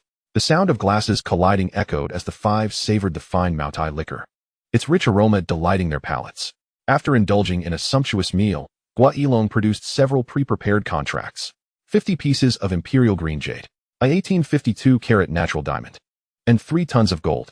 These legitimate commercial transactions, subject to taxation, necessitated the signing of formal public contracts with legal efficacy. Cao Kun perused the first jade contract, noting that while everything else was in order, there was an issue regarding the procurement price. He had clearly stated to Gua Yilong that they would sign at a 40% discount from market price, yet the contract reflected the original market price instead. Perplexed, Cao Kun remarked, "Did I not specify a 40% discount? Brother Kun, such a discount is too generous. We feel undeserving," Gua Yilong and the others replied, shaking their heads. They had collectively established a venture, possessing personal fortunes in the billions, and were backed by families with industries worth hundreds of billions. They were not in need of money and had no intention of taking advantage of Cao Kun. Moreover, their motivation for investing into Kun gold and jewelry was not solely profit, but rather to deepen their relationship with him. While they were affluent, so too was Cao Kun. In just under 2 months, his total assets had amassed nearly 500 million, a staggering increase in wealth that was beyond their imagination. The smooth operation of Kun gold and jewelry had been entirely managed by Qin Feng, Gua Yilong, Jiang Minghui, and Wang Shuo, with Cao Kun remaining hands-off. He felt it was only right to allow for a greater share of profit. After all, he wasn't in dire need of a few extra dollars. As they all concurred, "Very well, I, Cao Kun, am a man of my word. A 40% discount it shall be." With that, he crossed out the procurement price on the jade contract, amending it to reflect the agreed discount. The same was done for the diamond procurement contract. Seeing this, Qin Feng, Jiang Minghui, Wang Shuo, and Gua Yilong could only smile wryly, silently accepting the situation. Brother Kun's generosity was indeed remarkable. Next came the contract for the 3 tons of gold, with the current international market price hovering around 468 yuan per gram.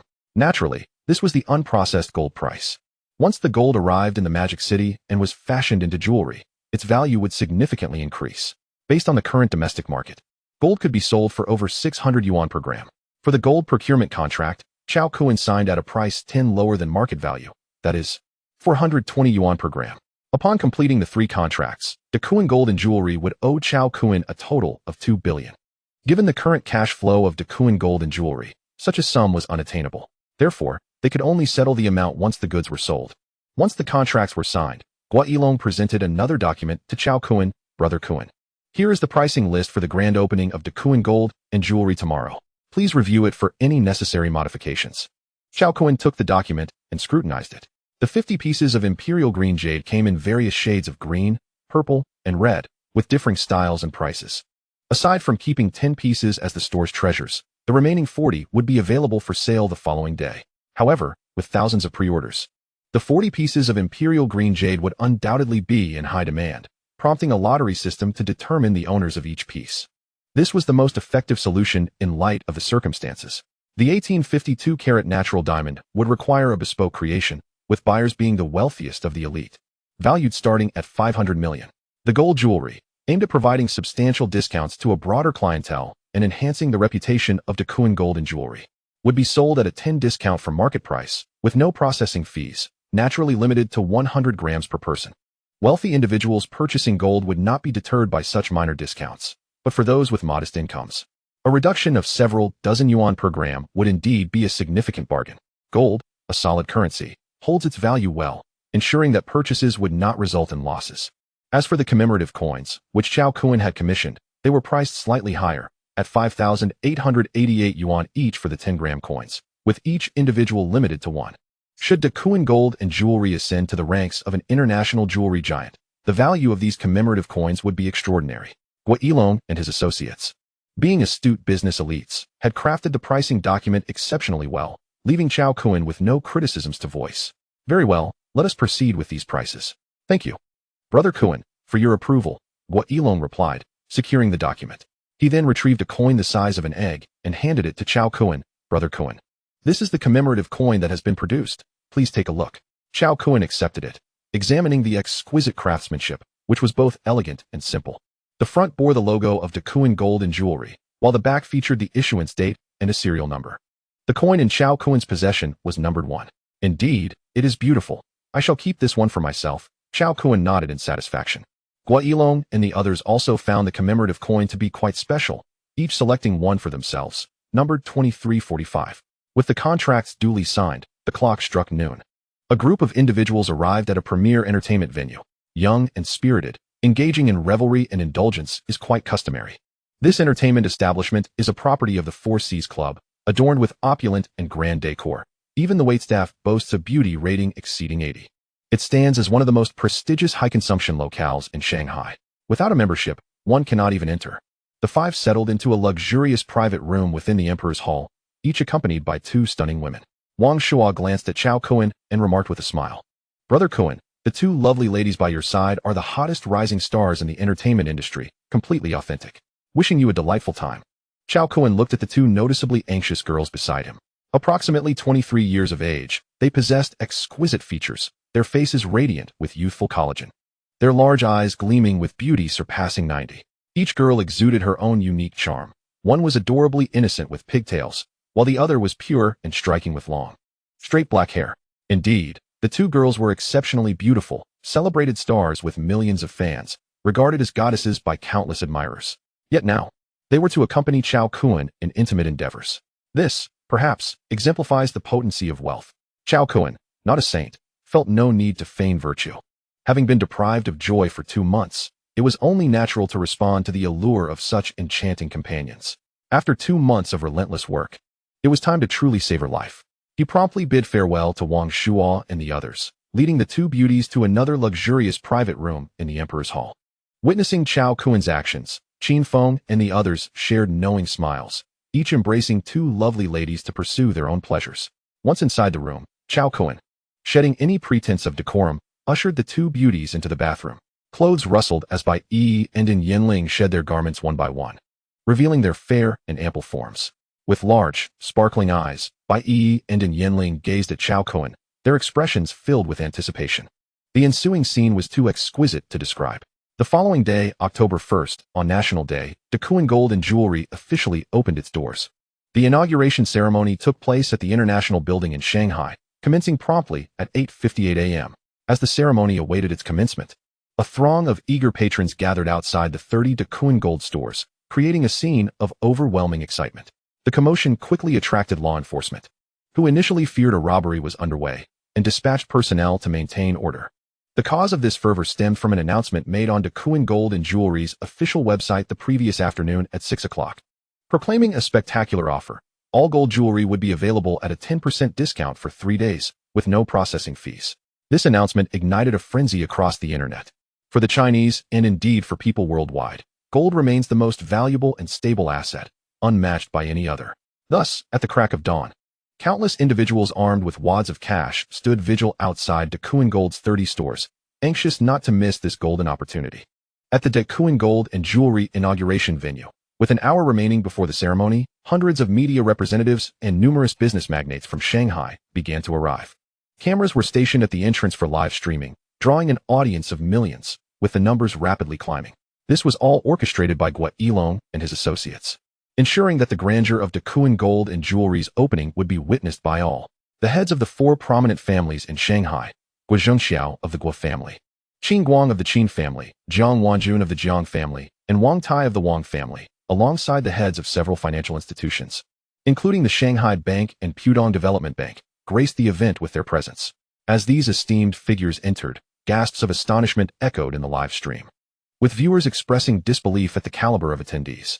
The presence of such illustrious individuals illustrated the formidable connections of the 4 young masters of Shanghai, an astonishing display of influence. At that moment, a tall and strikingly handsome young man strode into the venue, instantly captivating the audience online. Who is this? He is simply too handsome.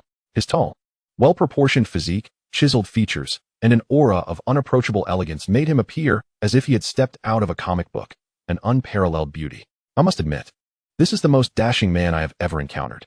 Just one glance leaves me feeling inadequate and consumed with envy. Oh my, how can such a perfect man exist? I am overwhelmed. The influx of admiration for this stunning figure, identified as Cao Kun, ignited a frenzy among the women in the live stream. I must go and deliver my affections. My long-lost husband, your beautiful wife has come to find you. Cao Kun's exceptional looks rendered countless women entranced, akin to being under a spell. Local admirers raced towards the international building in Shanghai, determined to catch a glimpse of him. With a flourish, Cao Kun approached the registration wall, his pen gliding gracefully as he inscribed his name. He then chose a seat among the many, preferring to remain a behind-the-scenes player, observing the unfolding spectacle with a knowing smile. As the countdown to the ceremony began, the venue filled to capacity, with attendees not only from Shanghai, but also from other provinces in the Great Xiao region. At 8:58 a.m., the atmosphere electrified as vibrant music filled the air, and the host took the stage. Esteemed leaders, distinguished guests, ladies and gentlemen, good morning. Thank you. After a brief opening address, Guo Yilong, Qin Feng, Jiang Mingwei, and Wang Shuo, the executives of Cao Gold and Jewelry, ascended the stage, inviting Shanghai's second-in-command and the heads of the four noble families to join them for the unveiling and ribbon-cutting ceremony. With the illumination of the Cao Gold and Jewelry logo, the establishment was officially inaugurated. Subsequently, the second-in-command and the heads of the four noble families delivered speeches, extending their congratulations and support for Cao Gold and Jewelry. As the event commenced, an audible gasp swept through the audience, both in attendance and online, eliciting a wave of envy and admiration. It is often remarked that some are born into privilege while others are not. Indeed, Guo Yilong, Qin Feng, Jiang Mingwei, and Wang Shuo belong to the former category. To be born into such fortune is to win life's lottery. Representing the new generation of commercial elites in the bustling metropolis of Shanghai, they are the heirs of the four prominent families and shareholders of the Four Seas Club, as well as directors at Cao Gold and Jewelry. Their illustrious identities command the admiration of countless onlookers. Following the ribbon-cutting ceremony, the festivities unfolded with an extravagant animal celebration, featuring captivating performances and musical acts. The stage was graced by some of the most celebrated stars of the moment, with several kings and queens of the entertainment industry making appearances. Nearly half of the celebrity roster had gathered, elevating the atmosphere to a fever pitch. The online viewership surged into the millions as the grand opening of Cao Gold and Jewelry created a sensation across the internet. Chapter 54. The grand opening of Cao Gold and Jewelry. Amidst the jubilant atmosphere of the opening ceremony, Cao Gold and Jewelry launched 30 gold boutiques in Shanghai. Crowds had been gathering outside, and as soon as the doors swung open, a torrent of eager customers surged inside, their shouts echoing like those in a bustling marketplace. I want a pair of 10-gram earrings. Please give me a 100-gram gold set. I desire a commemorative coin. Bring me a kilogram of gold nuggets. I'd like a royal green jade bracelet. The scene was one of utter pandemonium, with all 30 boutiques overflowing with customers, creating an unprecedented frenzy of commerce. In a mere morning, the gold jewelry displayed across the counters had sold out entirely. The staff, tirelessly replenishing the displays from the stockroom, barely had a moment to catch their breath, and though weary, their smiles reflected their elation. They simply could not contain their joy. As sales personnel, their earnings were directly tied to the volume of gold sold, and they were reveling in their newfound fortunes. 3 tons of gold, while seemingly substantial, amounted to less than 100,000 grams per boutique after accounting for processing losses. Given Shanghai's staggering consumer capacity and the generous discounts offered, it was highly probable that the gold would be sold out within a day. Such a scenario would leave the boutiques in an awkward predicament of having no gold to sell. In addition to the booming gold sales, 40 exquisite pieces of royal green jade were swiftly sold through a lottery system, igniting a fervor that also boosted the sales of other jade, gemstones, and diamond jewelry within the store. A friendly reminder, as a gold and jewelry establishment, other precious items such as jade and diamonds are naturally indispensable. A month prior to the grand opening, Guo Yilong and his associates had already initiated the procurement and processing of these jade items. Though their quality could not rival the 50 pieces of exquisite royal green jade owned by Cao Kun, this was to be expected, as Cao Gold and Jewelry could not replicate all of Cao Kun's treasures through creation. It is essential to understand that rarity enhances value. Should royal green jade become too abundant, its market worth would plummet, leading to a regrettable situation. Thus, the 50 pieces presented at the opening were indeed the last remnants of Cao Kun's stock, and he had no intention of creating more in the future, given that he now possessed numerous lucrative ventures at his disposal. After the opening ceremony concluded, Cao Kun learned that throngs of young women had congregated outside the Central International Building in Shanghai, brandishing banners and chanting fervently, a spectacle more reminiscent of a fan frenzy than a mere shopping event. Cao Kun was speechless. It seemed that possessing good looks was not always advantageous, as it attracted unwanted attention and complications. In his current status, likening him to a figure of celestial stature would not be an exaggeration. Only women of exceptional quality, such as Bai Yi and In Yen, could capture his interest. He held little regard for those of mediocre charm, as he had ascended beyond such trivialities. Seeking refuge from the spotlight, Cao Kun discreetly found a secluded corner and employed his shape-shifting abilities to adopt a more ordinary appearance. Pleased with his transformation, he stepped out of the Central International Building and was immediately met with a throng of enthusiastic girls, each dressed in vibrant attire, vying for attention. The scene was a dazzling display of youthful exuberance. Some audacious young women even held up signs with messages that made Cao Kun wince with discomfort, their content bordering on the indecorous. Cao Kun sighed. Fortunately, his ability to disguise himself spared him from being besieged by these fervent admirers. I shall forever remain the unattainable man for you, he mused with a proud smile as he strode past the eager crowd. By 10 o'clock that evening, the sales figures were in. The 3 tons of gold had been entirely sold out, leaving the showcases of all 30 boutiques bare. On that day alone, the foot traffic reached an astounding 30,000. The combined sales of gold, jade, and diamonds totaled a staggering 3 billion. Daku Gold and Jewelry had truly achieved a remarkable opening success. This astonishing figure left Cao Kun, Guo Yilong, Jiang Minghui, Qin Feng, and Wang Shuo in disbelief, creating quite a stir in the external world. The pace of profit generation was nothing short of frightening. After deducting costs, Daku Gold and Jewelry netted a profit of 1 billion. A single day's net profit of 1 billion is an exceedingly rare feat, both in Shanghai and nationwide. Witnessing the fruits of the Ant Brigade's labor, Cao Kun felt a swell of satisfaction. This success warranted a celebratory feast for the Ant Brigade as a token of gratitude. The early profits from Daku Gold and Jewelry would be utilized judiciously, including the 3 procurement contracts worth 20 billion that Cao Kun had personally signed, which would remain in the company's accounts for the time being. He intended to invest all of this capital into the development of Daku Gold and Jewelry, focusing on expanding into first-tier cities such as Kyoto, Guangzhou, Shenzhen, Chongqing, Jiangnan, Nanjing, Rongqing, and Chang'an. These tasks could be entrusted to Guo Yilong and his associates. As for Cao Kun, he planned to acquire several gold mines in South Africa to justify the high production output of gold. He currently had 2 billion at his disposal, which was more than sufficient for purchasing a few smaller mines. Next month, he would arrange for the customs clearance of 10 tons of gold. With Daku Gold and Jewelry now on the right track under the supervision of Guo Yilong and his team, Cao Kun could afford to take a step back and pursue his own endeavors. The following day, Cao Kun drove to the Beilong hydropower station to inspect Qingli Electronics. It had been over a month since he had last visited these companies after their acquisition, and today he had no pressing matters. So he decided to take a leisurely tour. Today marks the National Day, and the senior executives along with the majority of the staff from both companies are enjoying their holiday, leaving only a few on duty. After inspecting the Beilong River hydropower station and Qingli Electronics, everything is functioning normally. In just 20 days, the complete set of 550 batteries will be ready, allowing Cao Kun to commence the construction of the energy storage station to enhance the charging capabilities of the creation box. With matters in Shanghai concluding for the time being, Cao Kun finds himself with little to occupy his time. As the National Day holiday presents itself, he does not feel the urgency to return to South Africa. Instead, he plans to return to his hometown in Ludong, accompanied by his family, to embark on a week-long self-driving tour around the Southeast Asian nations on his yacht. Indulging in leisure and enjoyment, Cao Kun books a flight online, and fortuitously, there is a flight to Ludong Guangzhou in just an hour. After securing his ticket, he drives towards the airport. Upon arriving at the entrance, he unexpectedly encounters an individual, one with whom he shares a profound enmity. Zhang Chao, who once made a living selling fried rice when Cao Kun first acquired the creation box. This very man, witnessing Cao Kun's flourishing business, shamelessly sought to purchase the recipe.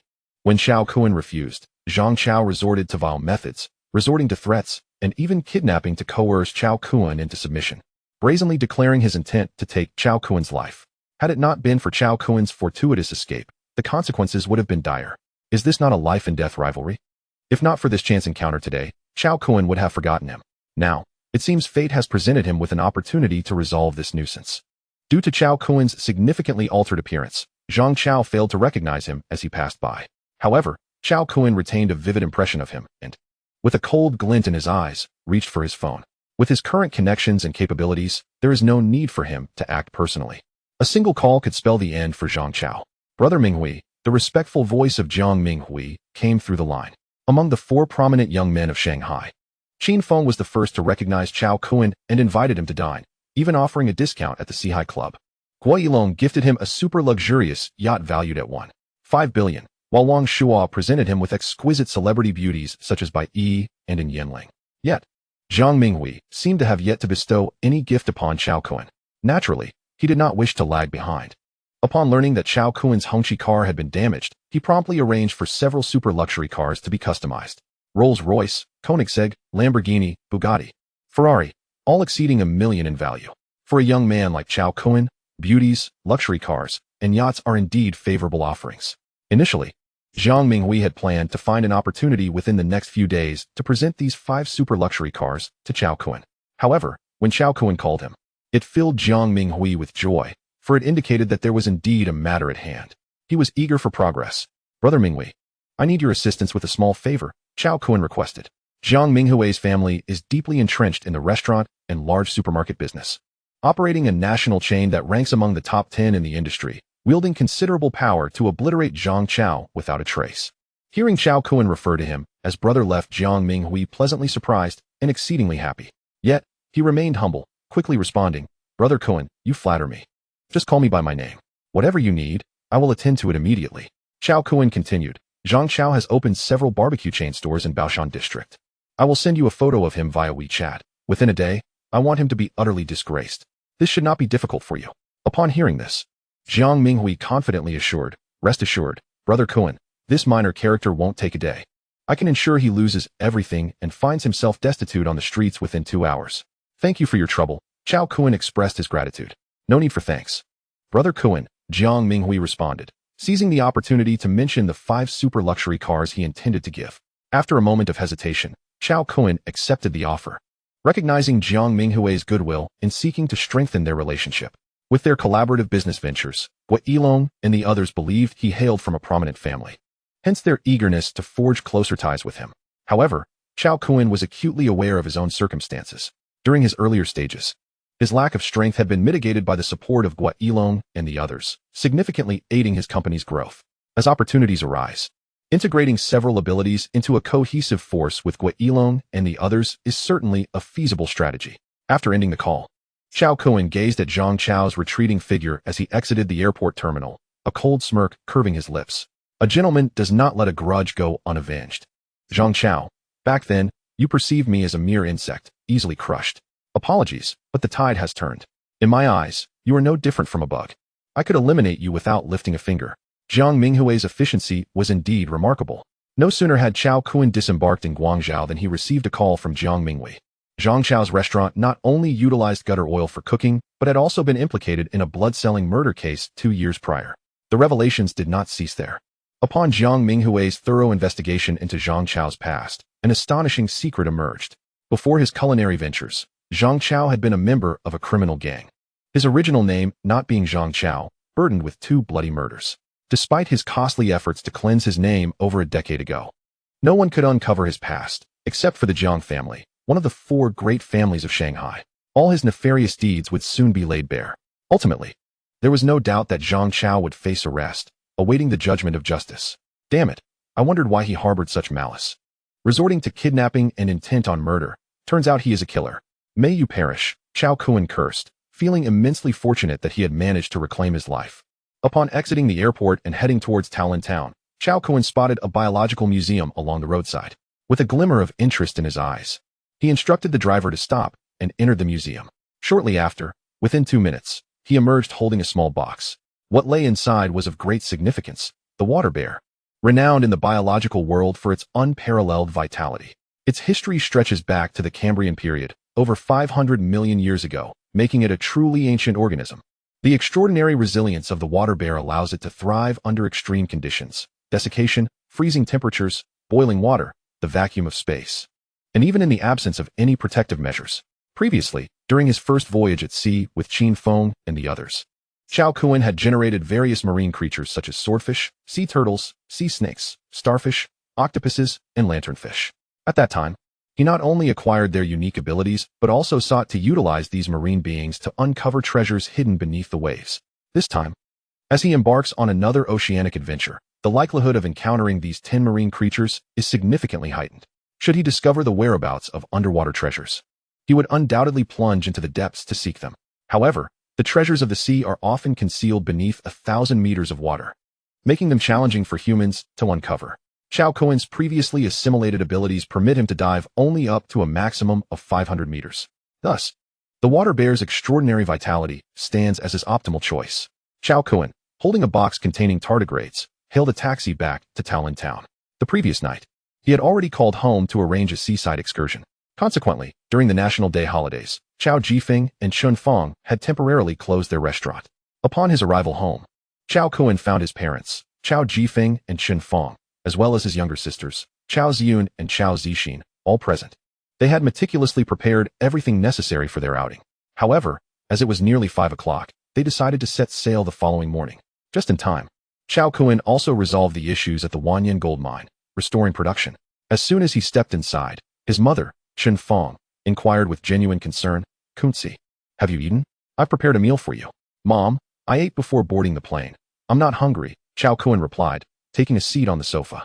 His father, Cao Jifeng, was engrossed in a cookbook, studying it intently.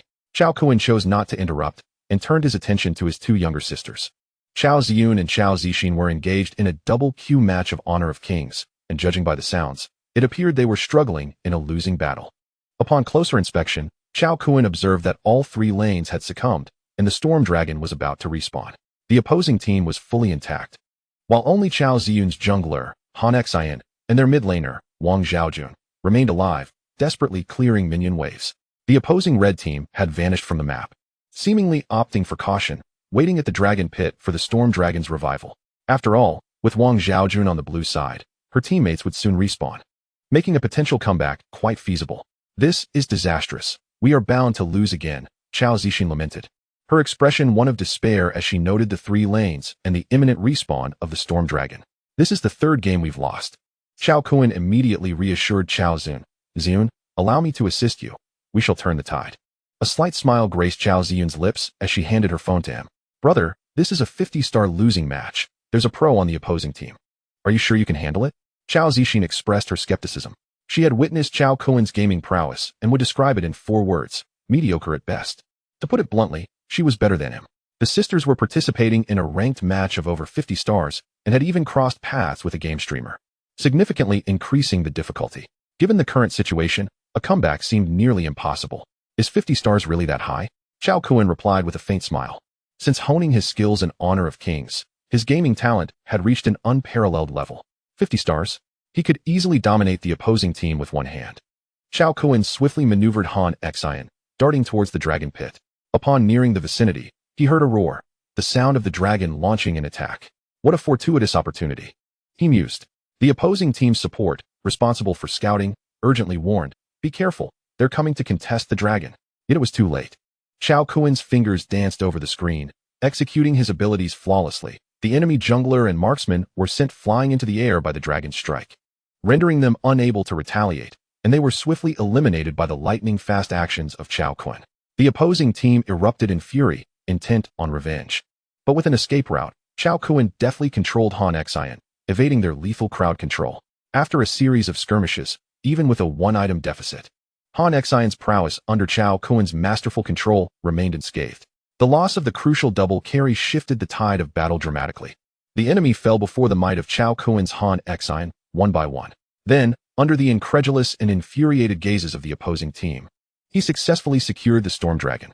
With the added buffs and Han Xian's formidable wave-clearing capabilities, along with the support of revived teammates, they stormed down the mid lane, demolishing towers with relentless fervor until, just as the enemy was about to respawn, the crystal shattered. "Victory!" Cao Zixin exclaimed, her shock palpable. "Brother, that was incredible.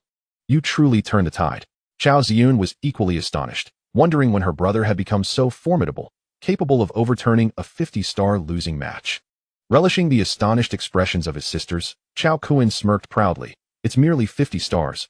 I could easily handle 100 stars single-handedly. When did you become so skilled? Take us to victory." Cao Zixin playfully shook Cao Kun's arm, her tone teasing. "I need to attend to some matters now, but upon my return tonight, I shall lead you both to victory. I still have issues at the Wanyan gold mine to resolve." Just as Cao Kun finished speaking, his phone rang. He glanced at the screen and saw it was Su Guangrui, the manager of Wanyan gold mine. As soon as he answered, Su's anxious voice rushed through the line. "President Cao, there's a grave situation at Wanyan gold mine." "What has happened?" Cao Kun inquired, his brow furrowing slightly as he stepped out onto the balcony.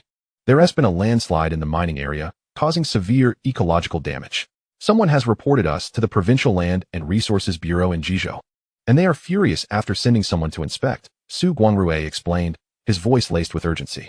Cao Kun quickly pressed for details. What were the on-duty personnel doing? Have you checked the surveillance footage? How serious is it? The surveillance is down, Su replied. The extent of the environmental damage exceeds the limits specified in our contract. They are claiming we violated the environmental protection regulations, imposing a fine of 10 million, and Su's voice trailed off, hesitant to continue. Cao Kun's expression hardened. A cold smile forming on his lips. They intend to unilaterally terminate the contract and reclaim the Wanyan gold mine, correct? Cao Kun was well aware of the contract stipulations when acquiring the mine. Among them was a clause that stated if environmental damage exceeded certain thresholds during mining operations, adversely affecting the local ecology, the Land Resources Bureau had the right to unilaterally terminate the contract, in addition to imposing a fine. Some mining companies, in their quest for greater profits, resorted to destructive mining practices. They may have profited financially, but they inflicted irreparable harm on the local ecosystem, which was utterly reprehensible. Thus, the state imposes severe penalties on mining companies that egregiously damage the environment, maintaining a strict zero-tolerance policy. Indeed, Su sighed helplessly. Cao Kun's demeanor grew colder. At such a critical moment, the surveillance was down, and the environmental damage exceeded contractual limits. It was evident that this was a deliberate act. He quickly identified two potential suspects. After acquiring Wanyan gold mine, he had encountered many conflicts. The first was the former owner, Zhang Su, and the second, the Chang family from Yuntai. Only these two could resort to such underhanded tactics. Cao Kun's gaze turned icy. Whoever thought they could manipulate him with such methods was gravely mistaken. After ending the call with Su Guangrui, Cao Kun dialed Zhang Su's number. At a tea house in Qingyang, Zhang Su was enjoying afternoon tea with several friends, discussing the grand opening of Daquan jewelry that had taken place the previous day. The event had attracted a significant portion of Shanghai's elite, along with half of the entertainment industry's stars showcasing their talents, catapulting Daquan jewelry to national fame. The sales for the day had reached 3 billion yuan, yielding an estimated profit of 800 million. As the conversation progressed, one of his friends remarked, "By the way, Su Gu, are you not planning to reclaim Wanyan gold mine?" Indeed, to relinquish over 2,000 grams of gold in a single day to the Chang family is an utter waste. The Wanyan gold mine, having rejected the Chang family's acquisition, is now subjected to their retaliation in the form of production suspension, a fact that is no longer a secret within the upper echelons of Qilu. It is common knowledge that one cannot contend with a giant. Eventually, the Wanyan gold mine will inevitably fall into the hands of the Chang family, even if the current proprietor of the mine chooses to neglect it. The Chang family possesses myriad ways to exert their influence. Upon hearing the words of his companions, Zhang Su's lips curled into a slight smile as he enigmatically remarked, "Just wait and see. The Chang family has provoked the wrong person this time. The Wanyan gold mine will not be theirs. And the real spectacle is yet to unfold." His friends, intrigued, eagerly pressed for details. "Brother Su, what exactly is going on?" "In Qilu, it is indeed rare for someone to rival a top-tier family like the Changs." Zhang Su merely smiled in silence. He could not carelessly divulge the secret of Cao Kun. Seeing Zhang Su's demeanor, his friends grew even more curious, feeling as if they were left hanging. They implored him, "Brother Su, I would gladly pay 5 million for that secret. I swear I won't tell a soul. I'll offer 1,000, they clamored. Just then, Zhang Su's phone rang. Glancing at the caller ID, he was taken aback. "Brother Kun, why is he calling me?" Since uncovering Cao Kun's likely ties to a prominent family, Zhang Su had retained his phone number and had been keeping an eye on him. He was acutely aware that the 50 exquisite jade pieces and 3 tons of gold from Daquan jewelry had all been provided by Cao Kun. How could an ordinary person from a humble background possibly present such a fortune valued at over 2 billion? This defied all reason. Consequently, Zhang Su was increasingly convinced that Cao Kun was a scion of a prestigious family, albeit one fallen from grace, possessing considerable status. He had been contemplating how to foster a closer relationship with Cao Kun when, unexpectedly, Cao Kun reached out to him first. This surprised Zhang Su, who gestured for his friends to quiet down. He answered the call, his face alight with a smile. "Mr. Cao, what a pleasant surprise to hear from you. Brother Kun?" His friends stared at him in disbelief. Who was this Brother Kun? Just a phone call had rendered the third son of the Zhang family in Qingyang so courteous. Even respectful, this was astonishing. "Come to the Wanyan gold mine," came Cao Kun's icy voice through the line. Understanding that the objective pertained to the Wanyan gold mine, Zhang Su knew the implication was clear. The culprit would be revealed upon their meeting, and the taste of the electric cell would ensure compliance from the other party. To the Wanyan gold mine? Zhang Su was momentarily taken aback. Isn't Brother Kun in the Magic City? He quickly responded, Mr. Cao, I will head there immediately. Cao Kun simply stated before hanging up. Subsequently, he retrieved the number of Chang Haihu, whom he had blocked. In a luxurious villa in Jizhou, Chang Haihu answered his phone. A sardonic smile creeping across his face as he recognized the number. You little bastard, dared to block my calls, and now you're desperate, aren't you? Too bad it's too late. He watched the phone ring incessantly, relishing the moment, refusing to pick up. He was certain that Cao Kun would call again. After the third attempt, Chang Haihu leisurely answered, Hello, who is this? I am Cao Kun. Your family wants the Wanya gold mine, correct? Very well. Come over to sign the contract. I will be waiting for you at the Wanya gold mine. Sign the contract? Chang Haihu chuckled lightly. There's no need for that. In a few days, the Wanya gold mine will automatically come into our possession. His tone was brimming with confidence and arrogance. From this statement, Cao Kun discerned the answer. It was indeed Chang Haihu who was behind this. Growing weary of idle chatter, Cao Kun coldly declared, Enough of this nonsense. You have 2 hours. If you do not come, I will immediately transfer the Wanya gold mine to a prominent family in the capital.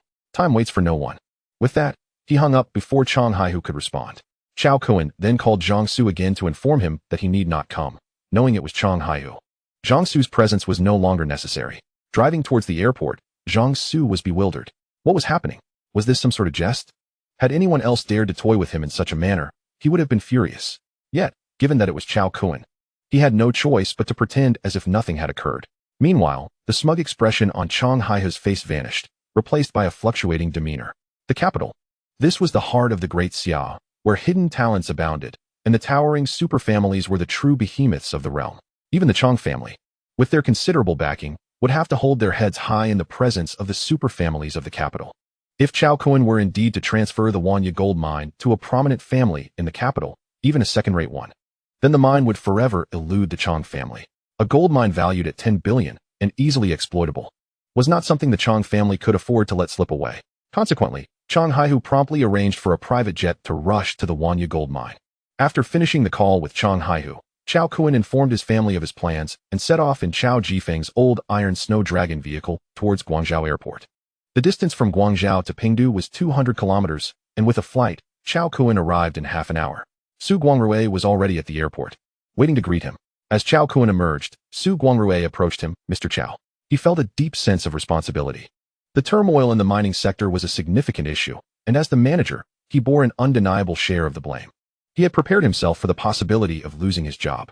Cao Kun patted his shoulder reassuringly, saying, Do not worry. The Wanya gold mine will soon be back on track. While the forest collapse is indeed a grave incident, it is also contingent upon circumstances. Once we resolve matters with the Chang family, all subsequent issues will be effortlessly addressed. Su Guangrui was perplexed. With the contract for the Wanya gold mine on the brink of forced termination, how could Cao Kun, its owner, remain so unfazed? This was a gold mine worth at least 10 billion. Was he truly unafraid of being forcibly reclaimed? Or did he genuinely possess the means to navigate this crisis? Upon returning to the Wanya gold mine, Cao Kun headed straight to the site of the forest collapse. The sight before him was one of utter devastation. To the left of the mining area, hundreds of meters of forest had caved in, burying a significant portion of the mining site and severing a nearby river, which was 7 to 8 meters wide. Fortunately, there were no casualties. To cause such destruction, explosives had undoubtedly been employed. The Chang family was indeed ruthless in their pursuit of the gold mine. Suddenly, a message echoed in Cao Kun's mind. Master, you have arrived. When Cao Kun had journeyed to South Africa, he had left behind 100,000 soldier ants and a queen ant at the Wanya gold mine. The queen ant was the source of the message. Within 100 kilometers, Cao Kun could sense their presence, and within a kilometer, they could communicate. He distinctly felt that 20 meters beneath his right, there lay an ant nest. In the Wanya gold mine, 100,000 ants and their queen awaited Cao Kun's next command. Through thought, Cao Kun inquired, Are you aware of the events unfolding here? Yes, master. The queen responded promptly, transmitting a video recording to him. This footage was captured by my subjects and should be of value to you. Cao Kun was taken aback. He had no idea that ants could record and transmit video. As he watched the footage sent by the queen, he was astonished to find it in 3 dimensions. A complete contradiction to the visual capabilities of ants, yet remarkably clear. He marveled at the extraordinary nature of these star-grade ants. The video documented the entire process of a forest collapse, revealing 2 individuals stealthily infiltrating the mining area and detonating explosives that caused the landslide. Cao Kun, having integrated various unique abilities, experienced a significant enhancement of his bodily functions, granting him a photographic memory. He recognized the two individuals as employees of the mining site. Realizing that it was Chang Haihu Chuan who had bribed them, a treacherous betrayal. His gaze turned icy. The saying held true: men die for wealth, birds perish for food. Now that he had identified the true culprit, he was determined to ensure they faced repercussions. As Cao Kun began to inquire whether there were any casualties among the ants, a group of officials from the Jeju Land Resource Management Department approached. The leader, a middle-aged man with a stern countenance, addressed Cao Kun. "Are you the owner of the gold mine, Cao Kun?" "Yes, that is I," Cao Kun nodded. The man's expression grew serious as he declared, "A significant accident has occurred in the mining area, which constitutes a major oversight on your part as the owner.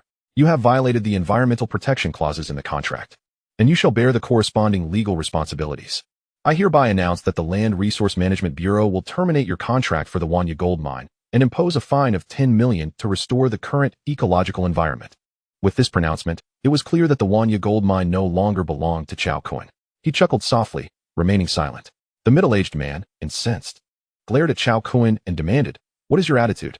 Cao Kun smirked and replied, "It was Chang Haihu who sent you, wasn't it?" The man's eyes flickered momentarily before he regained his composure, about to speak when suddenly, the distant sound of helicopter rotors thundered toward them. A white private helicopter soon hovered overhead, emblazoned with the words Chang Group number 002. It descended gracefully onto a nearby concrete clearing. From the helicopter emerged a corpulent middle-aged man, the vice president of the Qilu Commercial Association, Chang Haihu. As he approached Cao Kun, he scrutinized him with astonishment, wondering what gave Cao Kun the audacity to disregard the Chang family. Upon seeing him in person, Chang Haihu was genuinely impressed. The young man before him was striking and possessed an air of authority that eclipsed anyone else he knew in the younger generation. "Ah, Cao Kun, I have arrived. Let us sign the contract," he said with a smile, casting a discreet glance at the middle-aged man. The latter, bewildered, pondered what was happening. Wasn't it agreed that they would take over the Wanya gold mine after the holiday? "Follow me," Cao Kun instructed, leading him toward the office building. Once inside his office and with the door closed, Cao Kun's demeanor shifted dramatically. An invisible chill enveloped the room, causing the temperature to plummet. Chang Haihu instantly felt an overwhelming sense of oppression, as if the very air had been siphoned away. Turning to Cao Kun, he was rendered speechless. The young man now bore the visage of the middle-aged man, his body crackling with blue electricity, echoing like thunder, instilling fear and submission. "Chang Haihu, how dare your family covet the Wanya gold mine? Do you seek death?" Cao Kun's voice resonated like rolling thunder, brimming with a chilling ferocity. The shock rendered Chang Haihu weak, collapsing to the ground, trembling as he stammered, "You are Cao Kun. You are not worthy to know my true identity." Cao Kun's tone was frigid as he raised his hand, blood surging forth like a stream of electricity. Chang Haihu, gripped by terror, attempted to flee, but it was futile. The current, infused with Cao Kun's electrical cells, surged into Chang Haihu's brain. "Let us start with a taste of pain." Cao Kun smirked coldly, sending shivers down Chang Haihu's spine. The electrical cells that entered his brain possessed an acute sentience. With Cao Kun's current mental prowess, he could control the cells within a 10-meter radius with a mere thought. The number of electrical cells injected into Chang Haihu's brain far exceeded those that had been implanted in Zio's. Where Zio had 1,000, Chang Haihu now had 30,000, resulting in an exponentially greater release of electrical energy. Chang Haihu clutched his head, writhing on the ground, emitting harrowing screams. "Ah, it hurts too much." His eyes bulged, tears streaming down his face as he frantically banged his head against the floor. In an instant, his head was bloodied, a gruesome sight. "Spare me! Spare me!" The torment was so excruciating that he wished to sever his own head, desperately bowing to Cao Kun in a frantic plea for mercy. Observing Chang Haihu's pitiful state, Cao Kun deemed it sufficient. Continuing would surely result in irreparable damage to his brain, leading to a fate of madness and disability. With a thought, he ceased the release of electrical energy.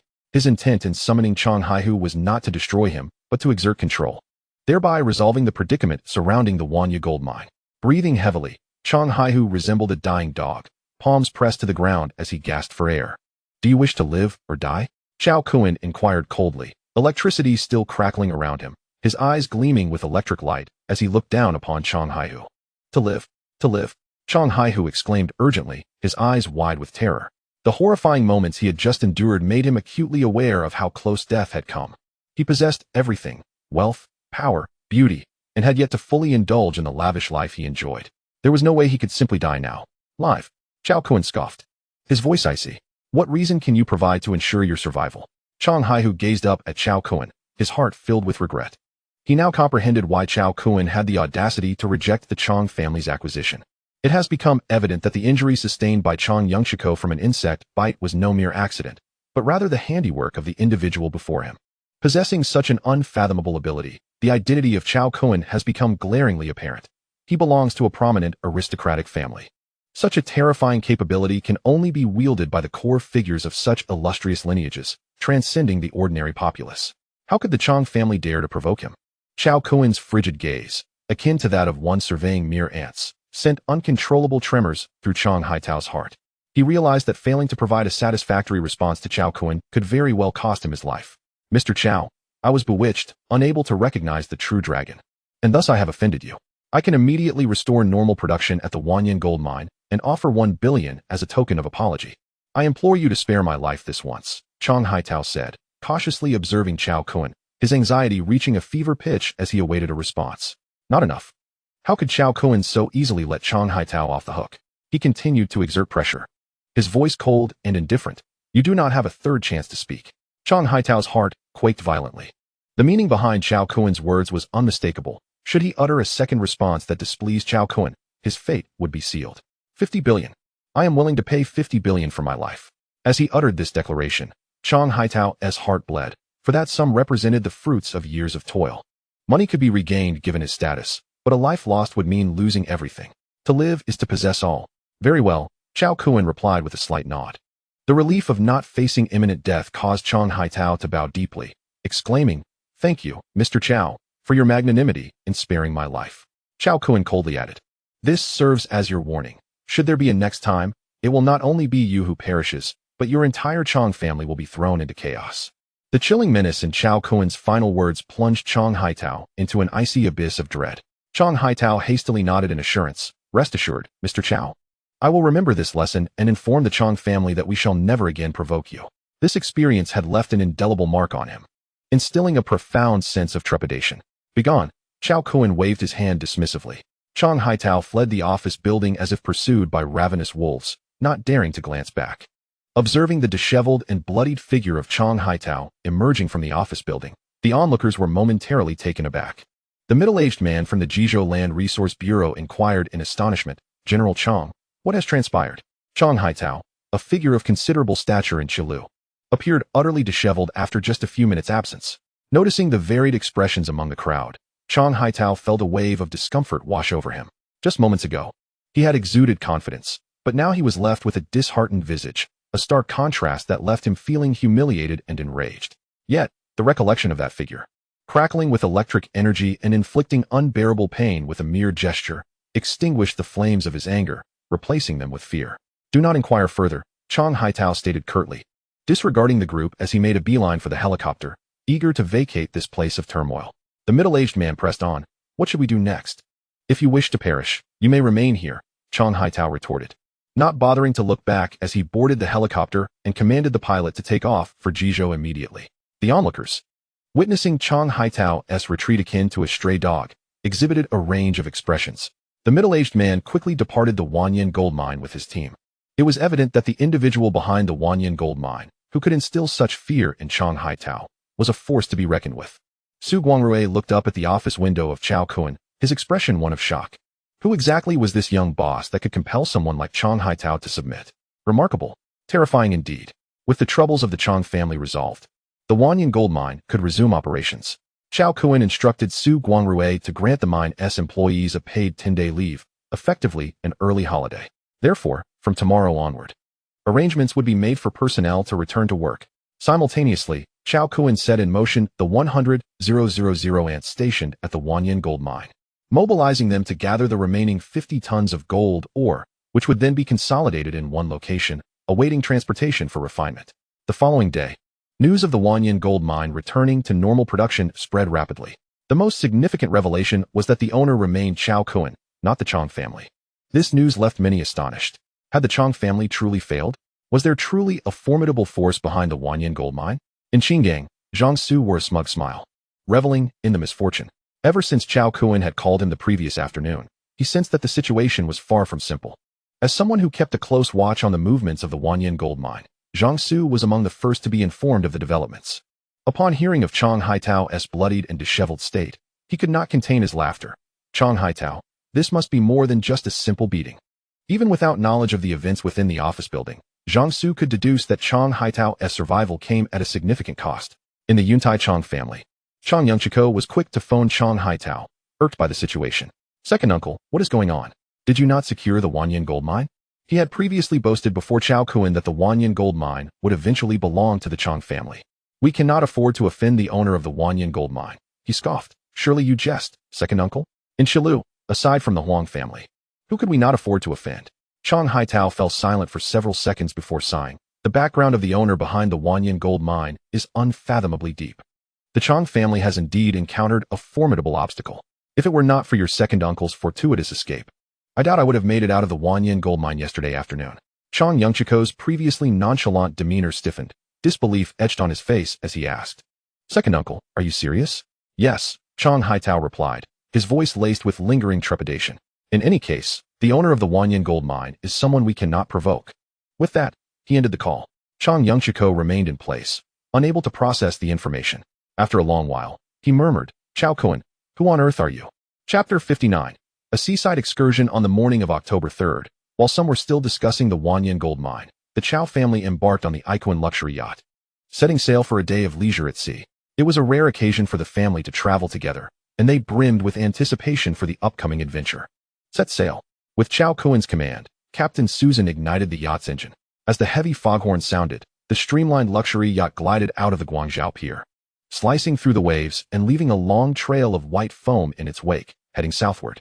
This voyage commenced from Guangzhou in the Yellow Sea, traversing the East China Sea, the Taiwan Strait, and the South China Sea, ultimately arriving at Sanya. The entire journey spanned 500 kilometers, with a planned duration of 5 days. After 5 hours of navigation, the Icon reached the central area of the Yellow Sea, where the waters were remarkably clear, revealing a vibrant array of fish swimming beneath the surface. It was an ideal spot for sea fishing. Cao Kun instructed Susan to reduce the yacht's speed and remain in place. Subsequently, the crew was instructed to prepare fishing rods for a day of deep-sea angling. Once the rods were set up, Chao Jifeng eagerly stepped forward, his excitement palpable as he beheld the sophisticated fishing rod before him. For an avid angler, possessing such a high-quality rod is indeed a thrilling prospect. After affixing the bait and targeting a suitable spot, Chao Jifeng cast the line. Within a minute, a 30-centimeter fish took the bait. With swift dexterity, he reeled in the catch. Upon identifying the species, Chao Jifeng exclaimed in delight, it's a red-spotted grouper, weighing a hefty 6 pounds. The red-spotted grouper is a delicacy known for its low fat and high protein content, a staple at upscale banquets, commanding prices exceeding 100 yuan per kilogram in seafood markets. Huh, I've got one too, exclaimed Chao Ziyun, who was joyfully reeling in her line, revealing a 5-pound salmon. Nearby, Chao Zixin, who was maneuvering a drone for aerial shots, remarked in astonishment, this fish is rather foolish to bite so easily. Chao Jifeng removed the red-spotted grouper from the hook and placed it into a bucket, chuckling as he explained. Here, over 200 kilometers from the coastline, the fish exhibit a lower level of caution, making them easier to catch. I want to fish too. Chao Zixin, eyeing her sister's beautiful salmon, suddenly felt inspired. Retrieving the drone, she approached a fishing rod, mimicking Chao's Haifeng's technique of baiting the hook and casting the line. Cao Kun tossed a puffer fish he had caught into the bucket, grinning as he proposed, let us have a fishing contest. We'll see who can catch the most in an hour. I shall undoubtedly claim the first prize, Chao Zixin declared confidently. Meanwhile, Chen Fong, disinterested in fishing, lounged in a deck chair, soaking up the sun while watching her husband and children fish, a warm smile of contentment gracing her face. The waters surrounding the Icon were teeming with fish, requiring little skill to catch them. Simply casting the line resulted in immediate bites. They nearly achieved a continuous catch. In less than 10 minutes, their bucket brimmed with a variety of seafood. The fish seemed inexhaustible, and Chao Zixin reveled in the joy of fishing, while Cao Kun, Chao Jifeng, and Chao Ziyun wore broad smiles, their hands never ceasing movement. An hour later, they reluctantly ceased fishing, their haul prompting the crew, knowledgeable in seafood pricing, to tally their earnings. First place, Chao Zixin, 12,600 yuan. Second place, Chao Jifeng, 12,500 yuan. Third place, Chao Ziyun, 11,200 yuan. Fourth place, Cao Kun, 11,000 yuan. The variety of fish caught was nearly identical, resulting in minimal price fluctuations. Satisfied with her victory, Chao Zixin bounced with joy, resembling a little girl who had just indulged in sweet confections. Cao Jifeng reflected on the fact that even on the busiest day at their family-run restaurant, they seldom earned over 10,000 yuan. Yet today, in just 1 hour, he had reeled in fish worth more than that sum. The rapid pace of earnings left him astounded. Seizing the moment, Cao Kun persuaded his parents to relocate to the vibrant metropolis. He mentioned that the villa he had purchased, Yiyuan, remained unoccupied, situated in a tranquil environment with a spacious garden suitable for flowers and small animals, ideal for his parents' residence. After returning to Kilu to help his mother, Zhang Fong, recover from her illness, he introduced the family to the Aiquan yacht for the first time, leaving them in awe. Cao Kun had explained that his master, a reclusive sage, had 8 disciples besides him, each a prominent figure in Daxia. Among them, his 5th senior brother resided in the metropolis, and the yacht and villa were gifts from him to Cao Kun. Cao Zixin and Cao Ziyun joined in the persuasion, and ultimately, Cao Jifeng and Chun Fong agreed to move to the metropolis. As the family conversed, the various fresh fish they had caught were swiftly transformed into a sumptuous feast by the onboard chef. Delicacies included seafood soup, grilled bass, pan-seared salmon, steamed Eastern Star grouper, stir-fried vegetables, and fruit salad, all paired with exquisite, sweet red wine. The tender fish left the family thoroughly satisfied. After lunch, they lounged on the deck, savoring the leisurely afternoon. In the golden autumn of October, the temperature on the Yellow Sea was quite pleasant. The radiant sunshine, soaring seabirds, refreshing sea breeze, and the vast azure ocean combined with the elegant white yacht to create an exquisite tableau of beauty. After a brief sojourn in the Yellow Sea, Captain Susan steered the yacht southward once more. 3 hours later, as the Aiquan entered the East China Sea, Cao Kun, who had been resting on a deck chair, suddenly opened his eyes wide. He had previously noted that any creature generated by the creation box within 100 kilometers would resonate with him.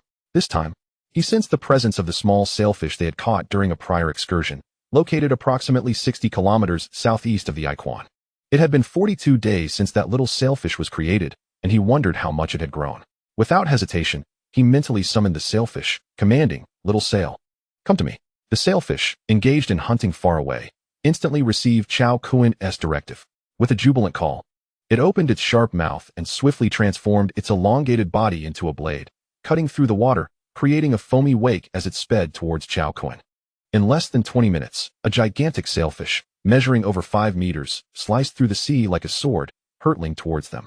The surrounding fish, sensing the approach of their sovereign, scattered to either side, clearing a path for the majestic creature. This spectacle immediately captured the attention of everyone aboard the Aiquan. "Wow, look! A sailfish, an enormous sailfish!" Cao Zixin exclaimed, eagerly piloting the drone to capture footage of the magnificent fish. With a tremendous splash, the sailfish breached the surface, its pointed snout soaring several meters above the water before crashing down alongside the Aiquan. Floating on the surface, its large eyes gleamed with a human-like expression as it gazed at Cao Kun, its tail swaying in the water. "Master, have you come to see me?" echoed a youthful voice in Cao Kun's mind. Upon hearing this voice, Cao Kun recognized it as the sailfish.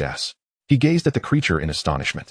Typically, sailfish take 4 to 10 years to grow from juvenile to adult, yet this little sailfish had astonishingly soared from 8 centimeters to 5 meters in under 2 months. With a thought, Cao Kun summoned the attribute panel of the little sailfish. Name: banana sailfish, growth stage. Level: size: 515 centimeters. Lifespan: 42, 10, 500 days. Strength: 65, peak adult value can reach 90. Speed: 180, peak adult value can reach 220. Status: healthy. Talent: control of water, possessing the ability to manipulate the power of water for personal use, exhibiting formidable offensive capabilities. Loyalty: 100. Remarkably strong. It can be asserted that Little Flag currently possesses unparalleled speed in the ocean. The most terrifying aspect is that Little Flag has yet to reach its peak and still has 20 growth potential remaining. At that time, it will become even more powerful. "Brother, this giant sailfish is observing you?" At that moment, Cao Zixin, who was capturing footage with a drone, immediately noticed the distinct features of the colossal sailfish. Cao Jifeng, Chun Fong, Cao Ziyun, and the crew, upon hearing this, scrutinized the creature and were left utterly astonished. Its gaze resembled that of a human? Has it attained sentience? How incredible! This sailfish, typically devoid of intelligence, now possessed the eyes akin to those of a 4 or 5-year-old child, brimming with spirit and joy. This was simply unfathomable. Cao Kun smiled and explained, "I rescued it before. We are good friends, which is why it is so pleased to see me." The group was taken aback. They had only heard of belugas, sea turtles, and dolphins being exceptionally friendly towards humans. Yet, a sailfish, renowned for its lethal prowess, not only refrains from attacking humans, but appears to be amicable? This sailfish is extraordinarily unusual. Observing the incredulous expressions of the crowd, Cao Kun smiled faintly and said to Little Flag in the water, "Little Flag, go catch me a big fish." With a playful wiggle of its head, Little Flag plunged into the water, disappearing from sight. Splash!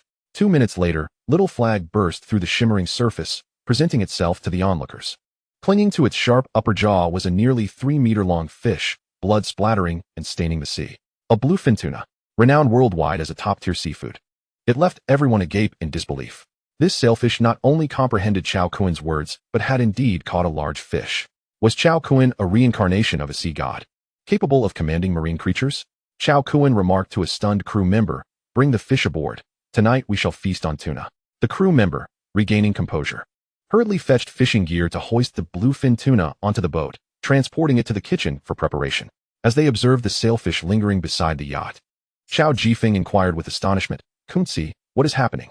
This sailfish actually caught a fish for you?" Not only Chao Jifeng was astonished, Chen Fong, Chao Ziun, and Chao Zixin also found it miraculous.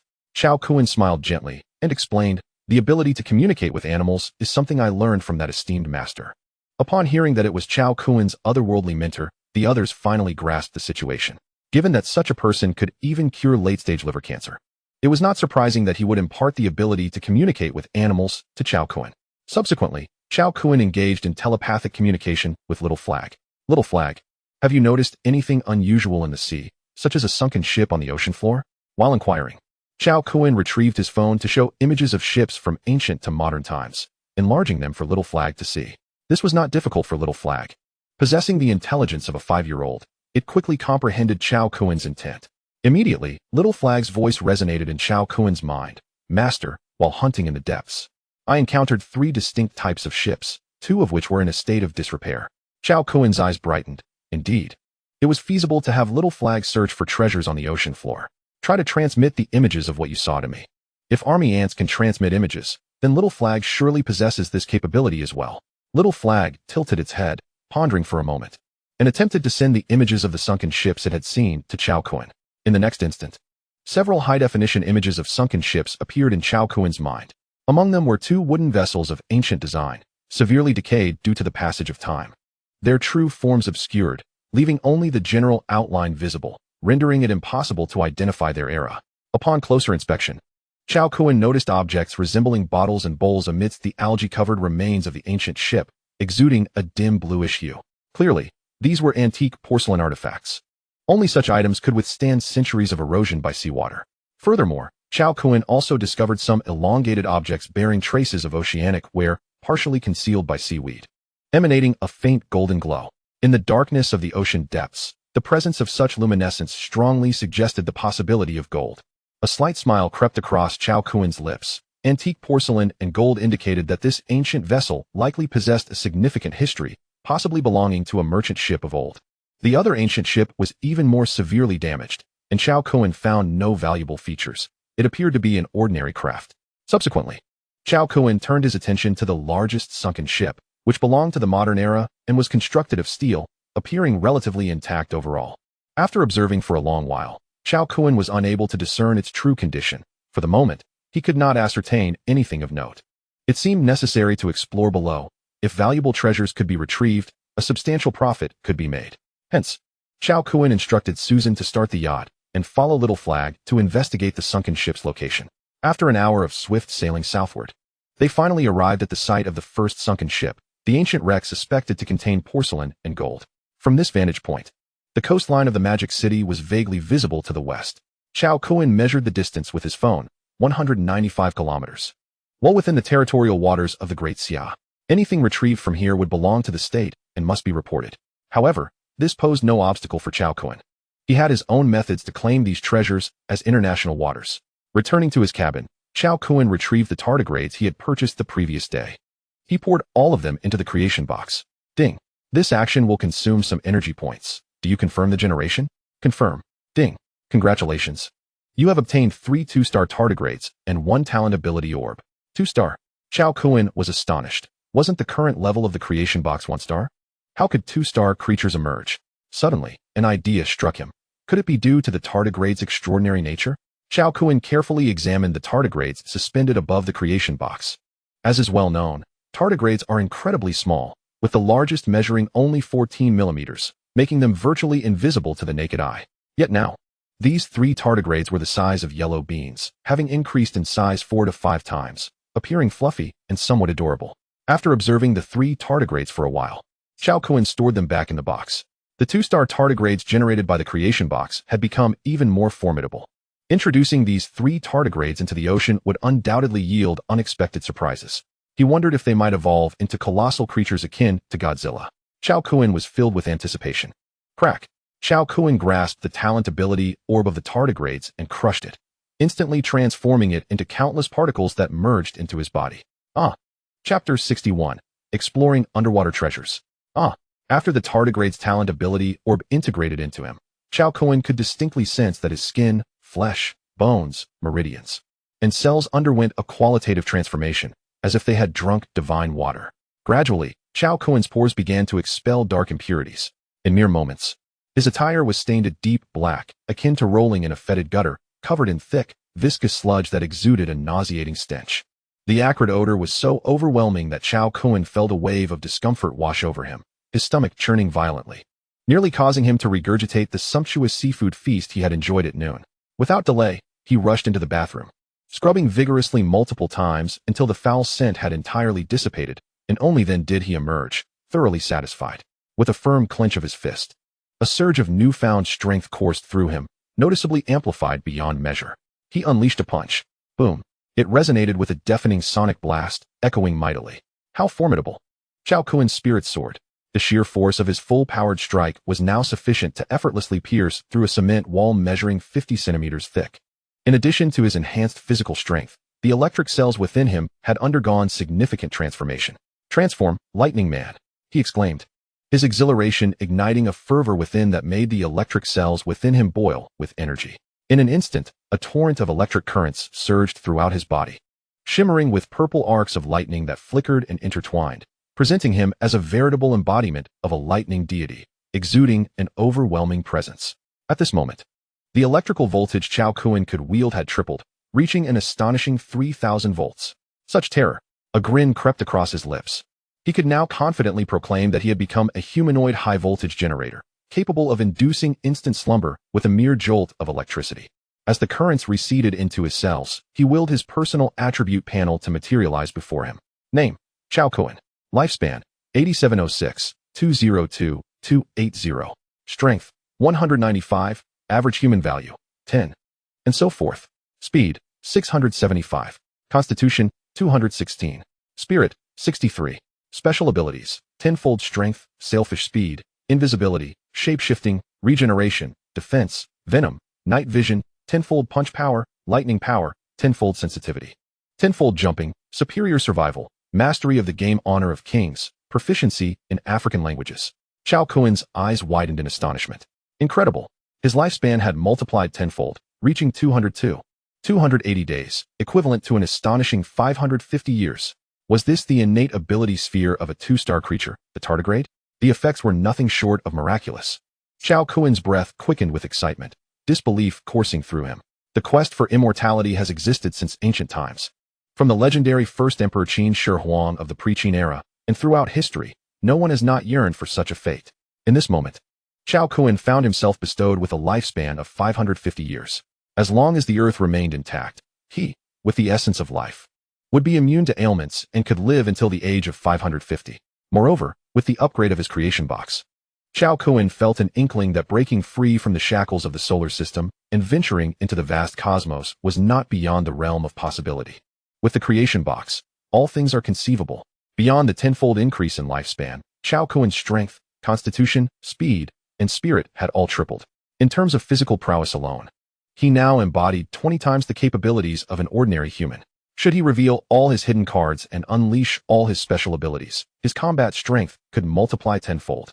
He could boldly assert that as long as he was not struck by conventional heavy weaponry, he was an immortal entity.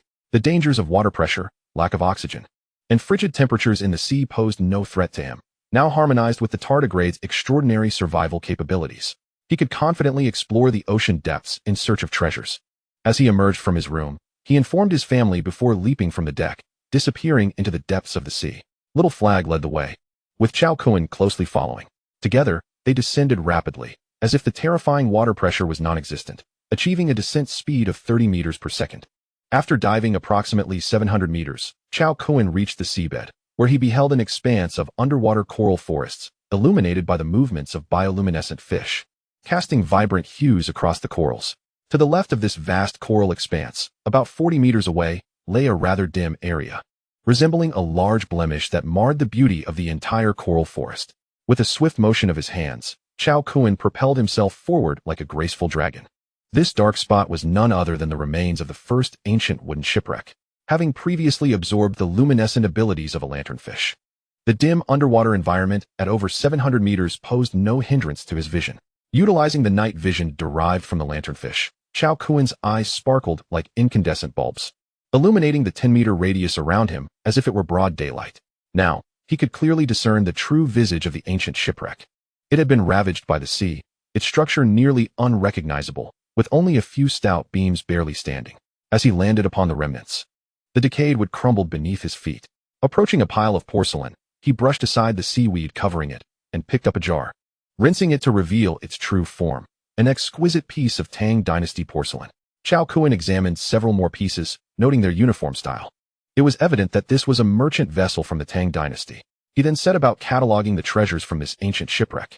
The porcelain had likely been housed in boxes, and despite the decay of the boxes, the porcelain inside remained relatively intact, totaling over 100 pieces, showcasing exquisite craftsmanship in both Celadon and white porcelain. However, after millennia of immersion in seawater, the overall aesthetic appeal, texture, and luster of the glaze had diminished considerably. This collection of porcelain would require the expertise of a professional antiquities restorer for proper care. In addition to the hundreds of porcelain pieces, Cao Kun unearthed numerous valuable artifacts from the decaying hull. Among them were 20 rusted iron swords of historical significance, over 60 pieces of jewelry, including agate and Hetian jade, approximately 60 pounds of gold ingots and bars, around 950 pounds of silver ingots and items, and roughly 3,000 copper coins. The calligraphy and paintings had all succumbed to decay, leaving only a few fragmented bronze tubes. Cao Kun felt a profound sense of satisfaction. The night before, Chang Hohu had transferred 50 billion to him. With cash flow exceeding 52 billion, he was certainly not lacking in funds. Yet, the thrill of treasure hunting filled him with joy. The total worth of these findings could easily yield him a profit of 10 billion. Particularly, the hundreds of porcelain pieces were exceedingly rare in contemporary times, with most surviving Tang Dynasty porcelain housed in major museums, leaving only a scant few in circulation. Once professionally restored, these pieces would retain their value. Covering the treasures with seaweed, ensuring their safety, he and Little Flag began their ascent. For the time being, Cao Kun decided against retrieving these treasures, as they lay within the territorial waters of the Great Xia. The Ikung vessel still had over a dozen crew members aboard, making it unwise to draw attention. Thus, he planned to search the remaining 2 shipwrecks before collectively retrieving everything in international waters, promoting the haul to facilitate sales. Chapter 62, The Treasure Ship. Upon returning to the ship and noting the coordinates, Cao Kun continued his journey toward the location of the second ancient shipwreck. The sunken vessel lay in a state of utter disrepair. Cao Kun's exhaustive search yielded nothing of value. It was merely an ordinary freighter. Undeterred, he set forth once more. The third wreck, a steel-structured ship, was situated at a considerable distance. The Ikun navigated at full throttle, reaching an impressive speed of 65 kilometers per hour. And after 2.5 hours of eastward sailing, they finally arrived. This location, nestled between the Great Xia and the islands of the East Japan, lay within international waters. Moreover, this spot was genuinely classified as deep sea, with depths exceeding 1,000 meters. Unbeknownst to them, the clock had struck 6 in the afternoon. As the sun descended towards the horizon, its final rays cast a golden-red hue across the shimmering surface of the ocean, creating a breathtaking spectacle. After enjoying the twilight beauty with his family, Cao Kun once again plunged into the depths. Before long, accompanied by a small flag, Cao Kun reached the site of the third steel wreck. At a depth of 200 meters, lay a ship twice the size of the Ikun, lodged within an underwater canyon. The vessel, measuring over 150 meters, lay on its side, its overall structure remarkably intact. As he approached the grand ship, Cao Kun, endowed with night vision capabilities, discerned its identity through the ship's cannons, machine gun mounts, inscriptions, and designs. It was a transport vessel from the Second World War, belonging to the East Japan. The hull bore numerous gaping holes, evident signs of being struck by artillery shells.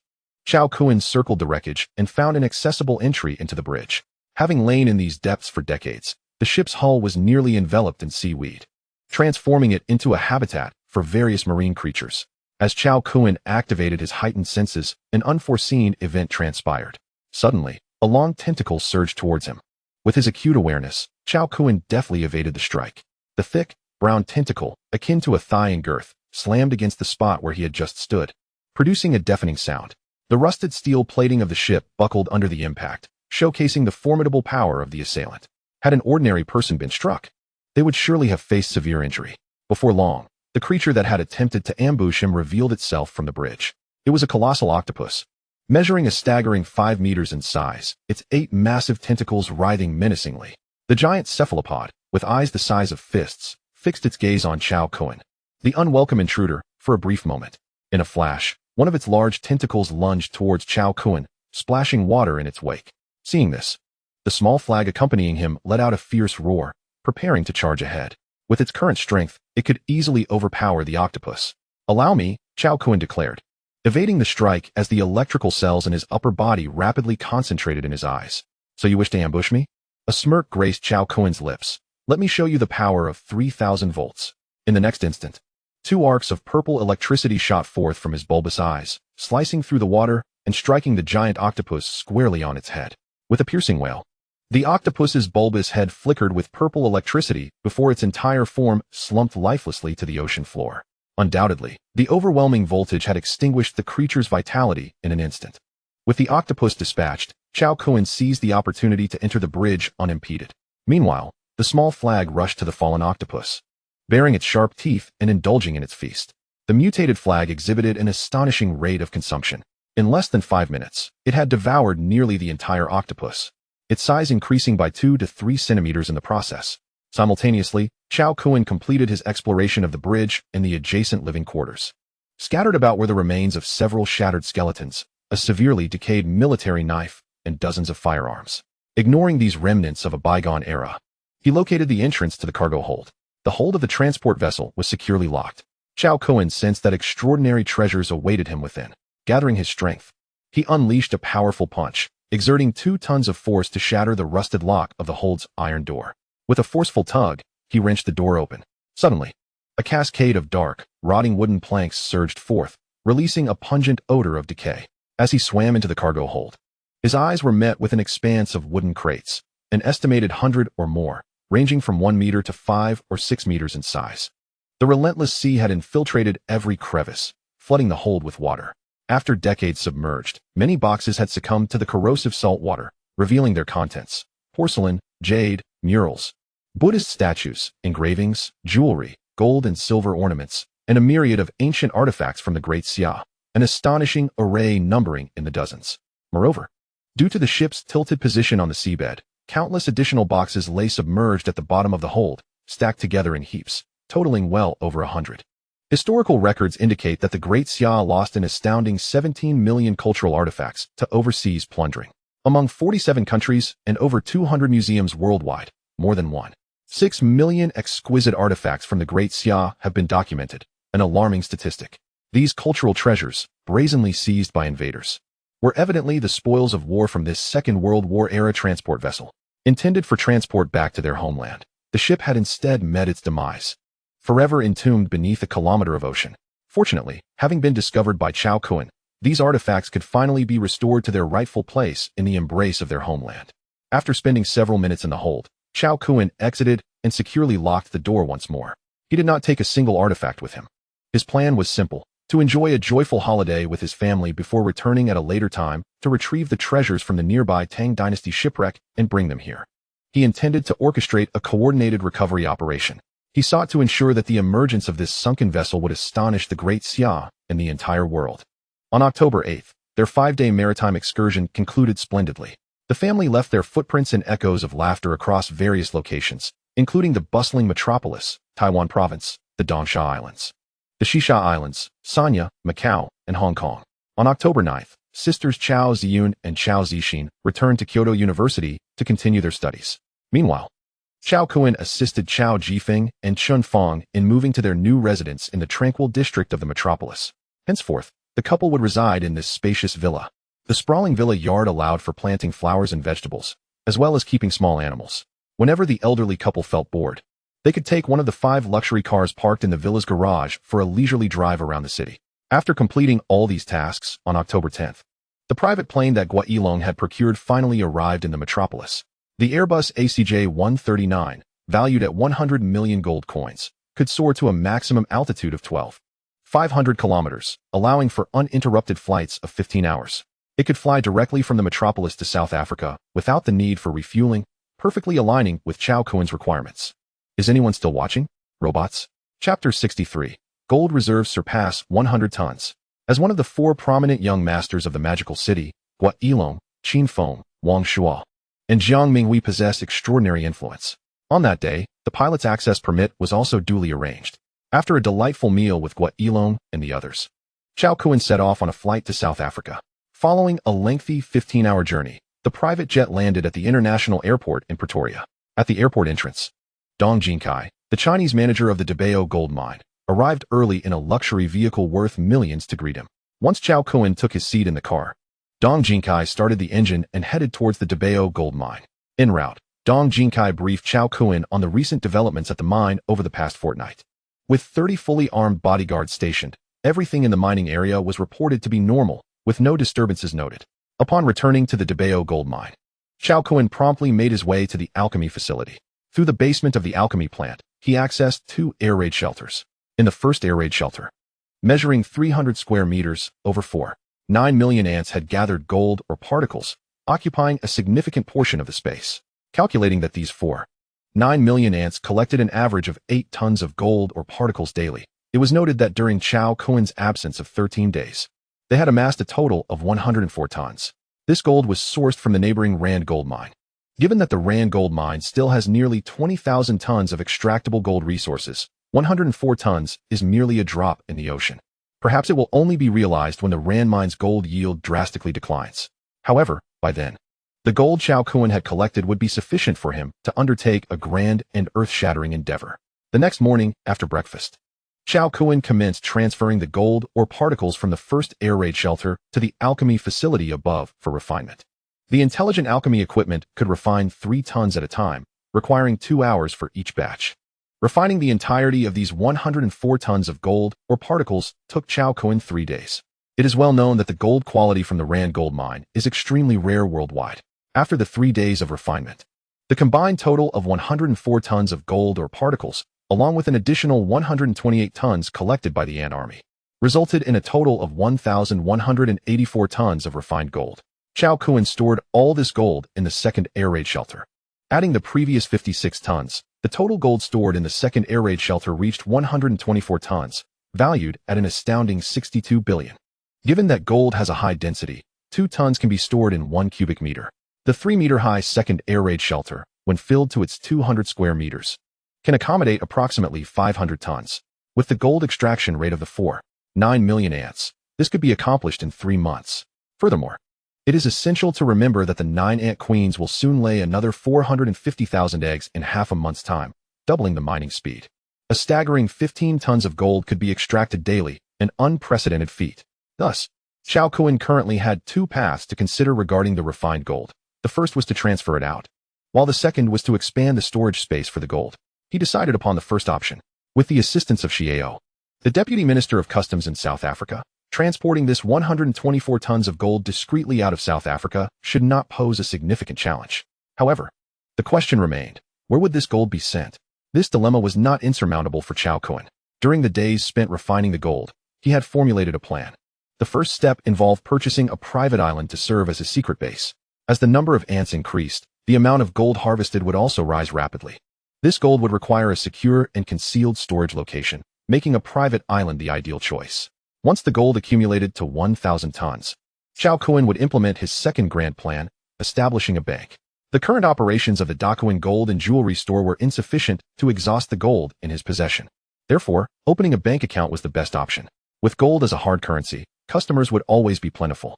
Eventually, Cao Kun was confident that his bank could stand shoulder to shoulder with the world's largest financial institutions.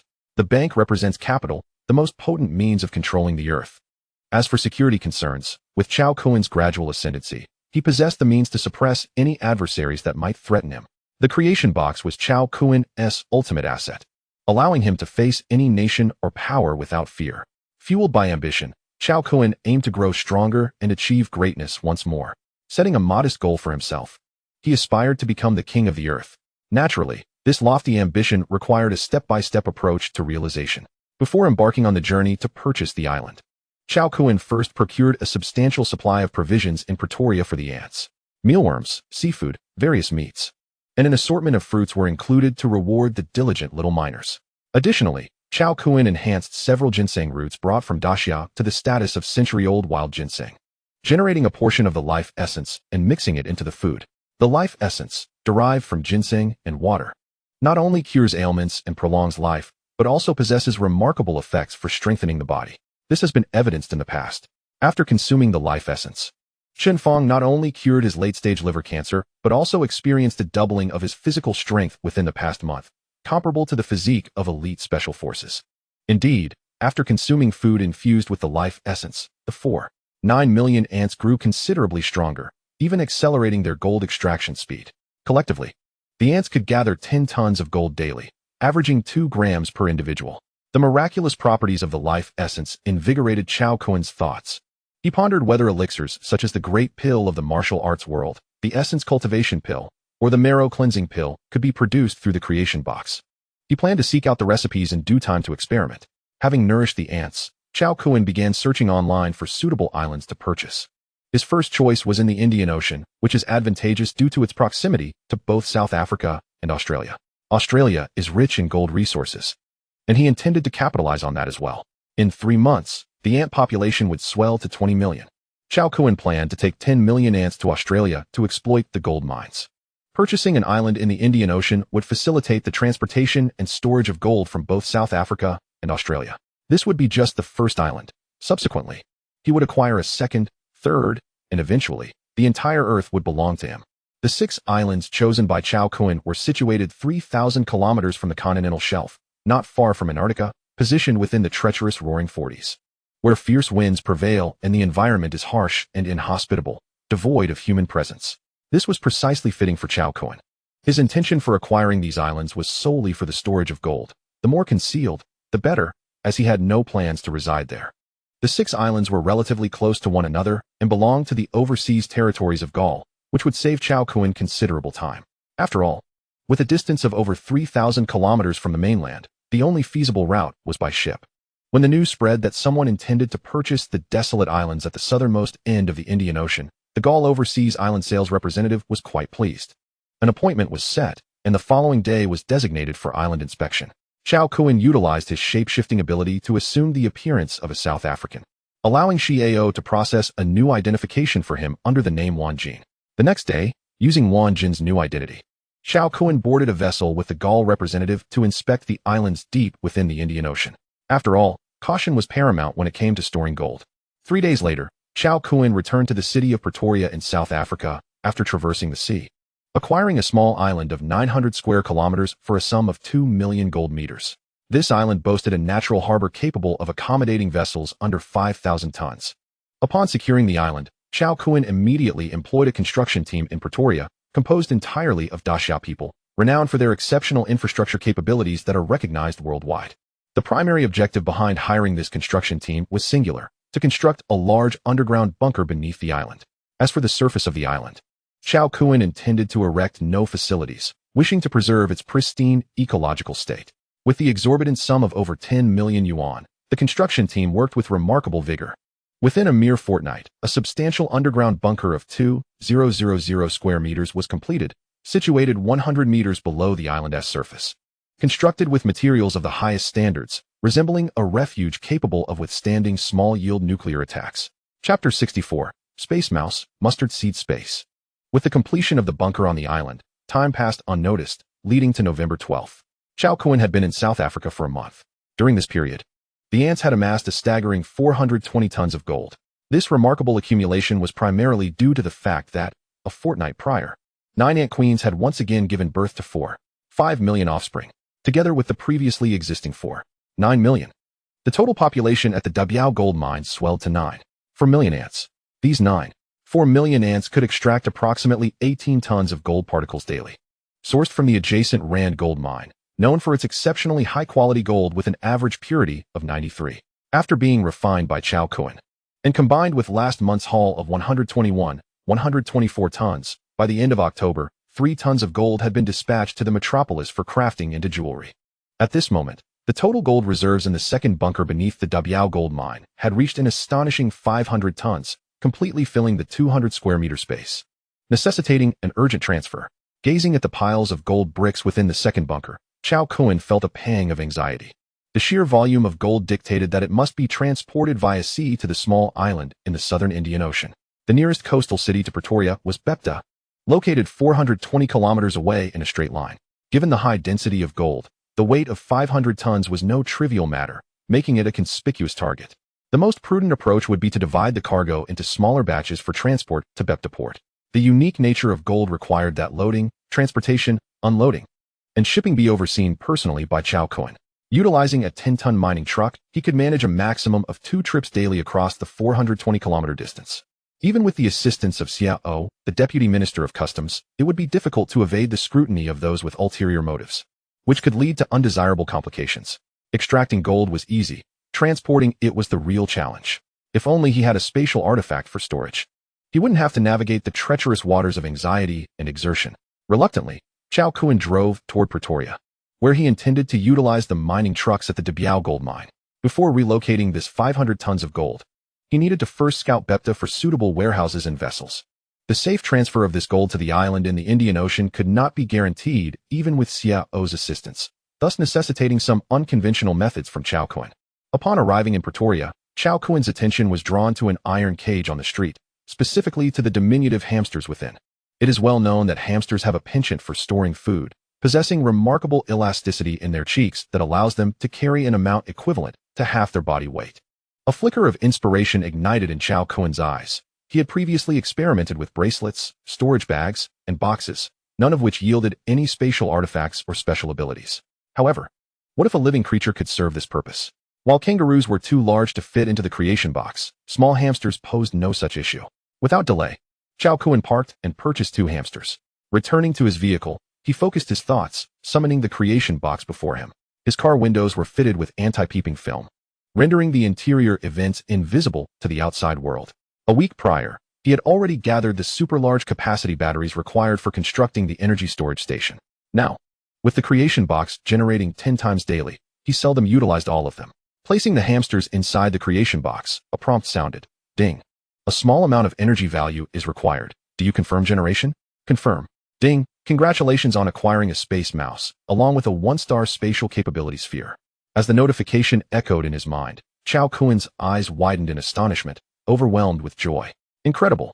A spatial artifact has truly emerged. Elated, he promptly seized the spatial capability sphere, eager to shatter it. With a crack, the sphere disintegrated into countless particles, merging seamlessly into Cao Kun's being. In an instant, he found himself in a tranquil, dimly lit space. Soon, information about this obscure realm materialized in his mind, a 1-star mustard seed space, measuring 10 cubic meters. Truly, the creation box was extraordinary. This mustard seed space immediately alleviated Cao Kun's pressing predicament. With gold's high density, 1 cubic meter could contain 932 tons. Thus, the 10 cubic meters could accommodate 193 tons. Thanks to the mustard seed space, Cao Kun needed only 3 trips to safely and effortlessly transfer the 500 tons of gold to the small island in the southern Indian Ocean, bypassing the hassle of transportation and vessel hiring. Most importantly, it significantly reduced the risk of gold leakage. With a thought, Cao Kun emerged from the mustard seed space, his gaze settling on the hamster now floating above the creation box. Compared to before its generation, the hamster now exhibited subtle changes. Its size remained unchanged, yet its fur gleamed with brilliance, and its small eyes sparkled like a galaxy, exuding an indescribable allure. Prolonged observation could ensnare one's soul within its depths. With a mere thought, the hamster's attribute panel materialized before him. Name: Space Mouse, Juvenile. Level: Size: 10 centimeters. Lifespan: 190 days. Status: Healthy. Strength: 15. Peak adult value: 85. Speed: 50. Peak adult value: 300. Talent, spatial power, currently activated 3 cubic meters, peak adult capacity 10 cubic meters. Loyalty, 100. Upon reviewing the information of the space mouse, Cao Kun was taken aback. An increase of 60 years in lifespan was a normal occurrence. But what astonished him was the velocity of this seemingly frail creature. Its initial speed was only slightly lower than his by 5 points. The most terrifying aspect was its peak adult speed of 300. Cao Kun had tested his own speed of 65 points. At full sprint, he could run 60 meters per second, which meant he could cover over 200 kilometers in an hour at maximum capacity, twice that of a cheetah, the champion of long-distance running on land. It's important to note that this was merely the speed attribute at 65 points. Should the space mouse reach its peak adult state, with a speed attribute of 300, surpassing the speed of sound would be a trivial feat. This is the terrifying potential of a being governed by spatial attributes. Cao Kun set aside the spatial mouse and picked up another small hamster, placing it into the creation box for generation. By cultivating several spatial mice, he could transfer 500 tons of gold in one go. Before long, this little hamster transformed into a spatial mouse as well, yet it did not yield a mustard seed spaceball. Cao Kun disembarked to acquire 2 more. But the outcome was the same. No mustard seed spaceball emerged. Could it be that each species is limited to a singular innate ability? Furrowing his brow, Cao Kun recalled that this indeed seemed plausible. When he first generated ants, their numbers reached over 1,000. Yet only once had he received a special ability sphere for 10-fold strength. With this realization, Cao Kun felt a wave of relief wash over him. One must be content and not overly greedy. Immediately, he procured 2 more small hamsters, generating spatial mice once again. Subsequently, he drove back to the Debiao gold mine with 5 spatial mice in tow. His mustard seed space could accommodate 10 cubic meters, equivalent to 192 tons of gold. Each spatial mouse possessed a capacity of 3 cubic meters, able to hold 576 tons of gold. Thus, 6 spatial mice could contain a staggering 456 tons. Together with Cao Kun's mustard seed space of 192 tons, he could transfer 500 tons of gold in a single operation. With the storage solution now established, the dilemma of gold transfer was elegantly resolved. How splendid! In just 10 more chapters, the creation box would upgrade to 2 stars. An exhilarating high-tech battle scene was on the horizon. Chapter 65, Gold Island. Upon returning to the Debiao gold mine, Cao Kun headed directly to the underground No. 2 air raid shelter with his 6 spatial mice. He did not rush to collect the gold, but instead enveloped the 6 spatial mice with his thoughts. If his mustard seed space could accommodate spatial mice, the process would become remarkably simple. Ants would excavate the gold, spatial mice would store it, and he would merely collect the spatial mice.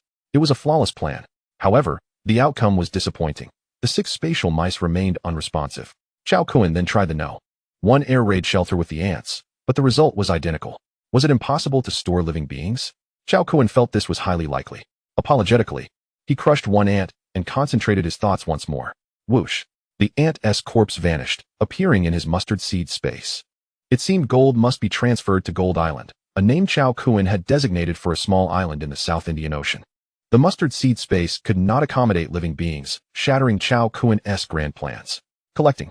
Returning to the number 2 air raid shelter, he concentrated his thoughts, and instantly, the gold bricks before him seemed to be devoured by a colossal void beast, rapidly diminishing. This process lasted but a fleeting moment, as his 10 cubic meter mustard seed space filled to capacity with 192 tons of gold. When Cao Kun manifested within the mustard seed space, he found it overflowing with gold bricks, piled high. After storing such a quantity of gold, he felt no hint of weight. Truly, this mustard seed space was extraordinary. For the remaining 308 tons, Cao Kun commanded the 6 spatial mice. They opened their mouths wide, appearing like black holes, exuding an invisible force of absorption.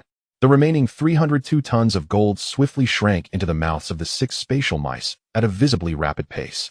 Only when the No. 2 air raid shelter lay empty did the 6 spatial mice slowly close their mouths. Cao Kun was astonished. He picked up 1 spatial mouse that had stored 576 tons of gold, and like him, it remained remarkably light, showing no sign of the gold's weight. Invincible. Cao Kun then attempted to command this spatial mouse to release the gold it had ingested. Clatter. The 576 tons of gold was neatly arranged on the ground. Not a single gram missing. However, Cao Kun also discovered a new issue. This spatial mouse appeared significantly weaker than the other 6. Curious, Cao Kun inquired of this spatial mouse, "How many times can you store and release each day?" The spatial mouse replied, "Master, at full capacity. I can do so 3 times a day. At half capacity or below, I can manage 5 to 10 times. Upon hearing this, Cao Kun understood. The storage and release capabilities of the spatial mice were indeed limited and not arbitrary. It seemed he too must adhere to similar restrictions. After storing 500 tons of gold, the next step was to transfer it to Gold Island. This time, Cao Kun planned to bring along 10,000 ants to garrison the island. With an army of 10,000 deadly ants guarding the premises, no intruder could set foot on Gold Island. Security measures must be thorough. Cao Kun, accompanied by 6 small hamsters and 10,000 soldier ants, boarded a private Airbus at the Bielefeld City Airport. An hour later, they arrived at the coastal city of Biputa in southern South Africa. To avoid attracting attention to the island, Cao Kun refrained from constructing an airport. The journey from Biputa Harbor to Gold Island in the South Indian Ocean spanned 500 kilometers, with endless seas in between. There were no refueling stations. Even helicopters, devoid of runways, could not reach the destination in one go. Cao Kun chartered the fastest small yacht, powering away from Biputa Harbor. After 3 days and nights of sailing across the ocean, he finally arrived at Gold Island. Upon reaching the island, Cao Kun first issued commands to the 10,000 soldier ants. Gold Island spanned an area of 800 square kilometers, and the 10,000 ants were divided into 4 squads, each consisting of 500 ants, to guard the 4 cardinal points of the island, ensuring its impregnable fortification. Though these ants appeared diminutive, their lethality surpassed that of even elite soldiers. Unless large-scale weaponry was employed, no one could breach Gold Island. As for the ants' sustenance, the island, situated deep in the Indian Ocean, was surrounded by waters teeming with countless fish, ensuring they would not go hungry. Moreover, each time Cao Kun visited, he brought along fresh beef, lamb, and a variety of fruits and vegetables to provide the ants with a balanced diet. With the 10,000 ants properly stationed, Cao Kun proceeded to the island's center, home to the lone 100-meter peak. He sprinted at full speed, moving with such agility that he seemed to glide over the ground, effortlessly covering 50 meters in the blink of an eye. The 6 spatial mice followed closely behind, matching his pace. In under 10 minutes, Cao Kun and the 6 spatial mice reached the base of the 100-meter peak at the center of Gold Island. Approaching a concealed cliff at the foot of the mountain, he pressed down on a specific spot with his palm, exerting force. Crack! With the sound of mechanical movement, the stone wall before him slowly parted, revealing a passage 3 men wide. After Cao Kun and the 6 spatial mice entered the passage, the stone wall gradually closed behind them. This corridor led directly to the mountain's core, where an elevator awaited, accessible only to Cao Kun. To operate it, he needed to provide his iris, fingerprint, and DNA information. Descending to a depth of 50 meters, they encountered a 1-meter-thick titanium alloy door, which also required fingerprint, iris, and DNA verification to open, marking the entrance to the true air raid shelter. With a thought, Cao Kun summoned all 192 tons of gold from his mustard seed space, which manifested on the floor of the shelter. Simultaneously, the 6 spatial mice opened their mouths wide, and the remaining 308 tons of gold aligned perfectly with the 192 tons already present. Within a bomb shelter measuring 40 meters in width, 50 meters in length, and 5 meters in height, there exists a volume of 10,000 cubic meters. The 500 tons of gold occupy only a minuscule portion of this vast space, rendering it remarkably spacious. It will not be long before this expansive shelter is filled to the brim with gold. Upon departing the shelter, Cao Kun, accompanied by 6 space mice, boarded a yacht and returned to South Africa. 3 days later, he arrived back at the Debiao gold mine. During the week he spent relocating the gold. 3 million ants had gathered an impressive 125 tons of gold or particles. After dedicating 3 days to the refining process, he extracted an additional 115 tons of gold. The abundance of gold here seems inexhaustible. With matters in South Africa resolved, Cao Kun prepared to return to his homeland, as he had accumulated sufficient energy storage to commence the construction of a power storage station. The upgrade of the creation box also needed to be prioritized. In addition to this, the salvage of a sunken ship in international waters awaited attention. Operations at the Debiao gold mine were now on a steady course. Even in December, the climate in South Africa boasts an average temperature exceeding 15 degrees Celsius. The 3 million ants remain unaffected by the low temperatures in their relentless quest for gold. The first bomb shelter, covering an area of 300 square meters, can accommodate 500 tons of gold or particles. At a rate of 18 tons of gold excavated daily by the ants, Cao Kun need only visit once a month. In the ensuing days, he would remain in his homeland, focusing on the upgrade of the creation box through the absorption of electrical energy. Chapter 66. Constructing a comprehensive physical laboratory. After a 15-hour flight aboard an Airbus ACJ-139, Cao Kun landed at Magic City International Airport at 2 p.m. local time. He first returned to his residence, Yuanju, and after sharing a meal with his parents, he stored a portion of the batteries kept at the villa into the mustard space. He then drove the top-tier Bugatti Veyron, gifted by Jiang Minghui, to Qingli Electronics. Previously, he had earmarked the location for the energy storage station right at the Qingli Electronics factory. The core of constructing this battery energy storage station lies in the batteries themselves. Cao Kun currently possesses 600 ultra-high-capacity ternary lithium batteries. Before their production, he ensured they were all of a uniform size. Each battery measures 10 centimeters by 10 centimeters by 8 centimeters, smaller than a mobile phone, with an individual capacity of 9,000 kilowatt-hours. In total, these 600 batteries yield an impressive capacity of 5.4 million kilowatt-hours, more than sufficient to meet the daily energy storage demands of the Bailong hydroelectric power station, which generates an average of 5 million kilowatt-hours around the clock. The compact size of the batteries ensures stability and safety. Arranged in a horizontal and vertical combination of 10 by 10 by 10, with additional space reserved between them. The battery assembly can be configured into a structure measuring 12 meters in height, 12 meters in width, and 90 centimeters in depth, occupying less space than a tricycle. Despite their diminutive size, the cumulative capacity of this battery assembly reaches an astonishing 5.4 million kilowatt-hours. Should an explosion occur, the devastation would be catastrophic, leaving a barren landscape within a kilometer radius. However, such an event is virtually impossible. Cao Kun had previously conducted rigorous safety tests on the batteries, subjecting them to drops from heights of 100 meters, extreme temperatures, and cutting, all of which affirmed their safety. This is the marvel of the Creation Box. A 12-meter micro-energy storage station, capable of holding 5 million kilowatt-hours of electricity, is indeed an extraordinary feat. Consequently, before embarking on the construction of the energy storage station, Cao Kun planned to establish an electronic science laboratory under the guise of technological innovation, thereby concealing the true purpose of the energy storage station. This also served to prepare for the future market introduction of the batteries. Cao Kun placed a call to Guo Yilong. Brother Kun, please help me contact a company that can construct an electronic technology laboratory. I need it urgently, preferably as soon as possible. Upon hearing this, Guo Yilong's expression shifted. Realizing that Brother Kun was about to undertake significant endeavors once again, he promptly responded, "Rest assured, Brother Kun, I will have someone contact you within 3 minutes." Soon, within less than 2 minutes, a call came through to Cao Kun. "Hello, Mr. Cao, this is Lu Feizhu from Feizhu Laboratory Engineering Company. Young Master Guo mentioned that you require the construction of a laboratory?" "Yes, I intend to build a 2,000 square meter P1 level comprehensive physical laboratory. 3 stories above ground and 2 below. How quickly can it be completed?" "I am in a hurry. The laboratory is merely a facade. Its existence is all that matters." Lu Feizhu quickly replied, 5 days. Compared to a biological laboratory, a physical laboratory is significantly simpler to construct, especially since it is only a P1 level, which entails a relatively modest workload. Good. The following morning, Lu Feizhu arrived at Qingli Electronics with his team. After Cao Kun designated the location for the laboratory, construction commenced immediately. The energy storage station would only be built after the laboratory's completion.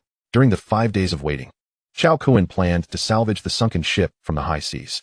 That vessel, laden with antique jewelry, had been submerged for decades after being plundered by Japanese pirates and was now due to resurface and return to its homeland. Prior to the salvage operation, Cao Kun needed to make a trip back to the Wanyan gold mine in Qilu. 2 months prior, he had instructed the ants to excavate several tons of gold from the mine, which were still stored in a villa in Jidu City. This would be conveniently transported along with the antique jewelry from the sunken ship, allowing for a seamless integration of resources. By doing so, this batch of gold would acquire legitimacy, perfectly supplementing the inventory of Dakuan jewelry and filling the gap in gold jewelry. Having a private jet is indeed advantageous. An hour later, Cao Kun arrived in Jidu City, Qilu province. He first took the 6 space mice back to the villa to retrieve the 75 tons of gold stored there, transferring it into the mustard space. Then, he drove to the Wanyan gold mine. Since resuming operations on October 2nd, the 100,000 ants stationed at the mine had resumed their gold collection efforts. After 45 days, they had gathered a substantial amount, which he planned to transport to South Africa for refining. As soon as Cao Kun's vehicle entered the premises of the Wanyan gold mine, Manager Su Guangrui immediately approached him. "Mr. Cao, has everything been running smoothly in the mine lately?" "Yes, everything has been normal since operations resumed on October 3rd. Su Guangrui regarded the handsome and charismatic Cao Kun with a mix of admiration and respect. Even the renowned Chong family of Qilu bowed to him. Cao Kun had become quite notable in the region. Even after more than 40 days, many continued to discuss him, and numerous individuals speculated that his identity was far more complex than it appeared, undoubtedly shrouded in a significant background, one so formidable that the Chang family dared not provoke. That's good. Cao Kun nodded slightly and waved his hand. You may go about your business. I will take a look around. After Su Guangrui departed, Cao Kun made his way to the ant's nest. Situated in a secluded area at the back of the mine, shielded by trees, lay an abandoned mine shaft, descending 50 meters deep. Since Cao Kun would be away in South Africa for an extended period, he could not promptly transport the gold or particles collected by the ants for refining. As such, the 100,000 ants from the Wanyan gold mine had collectively relocated to this mine shaft for their habitation.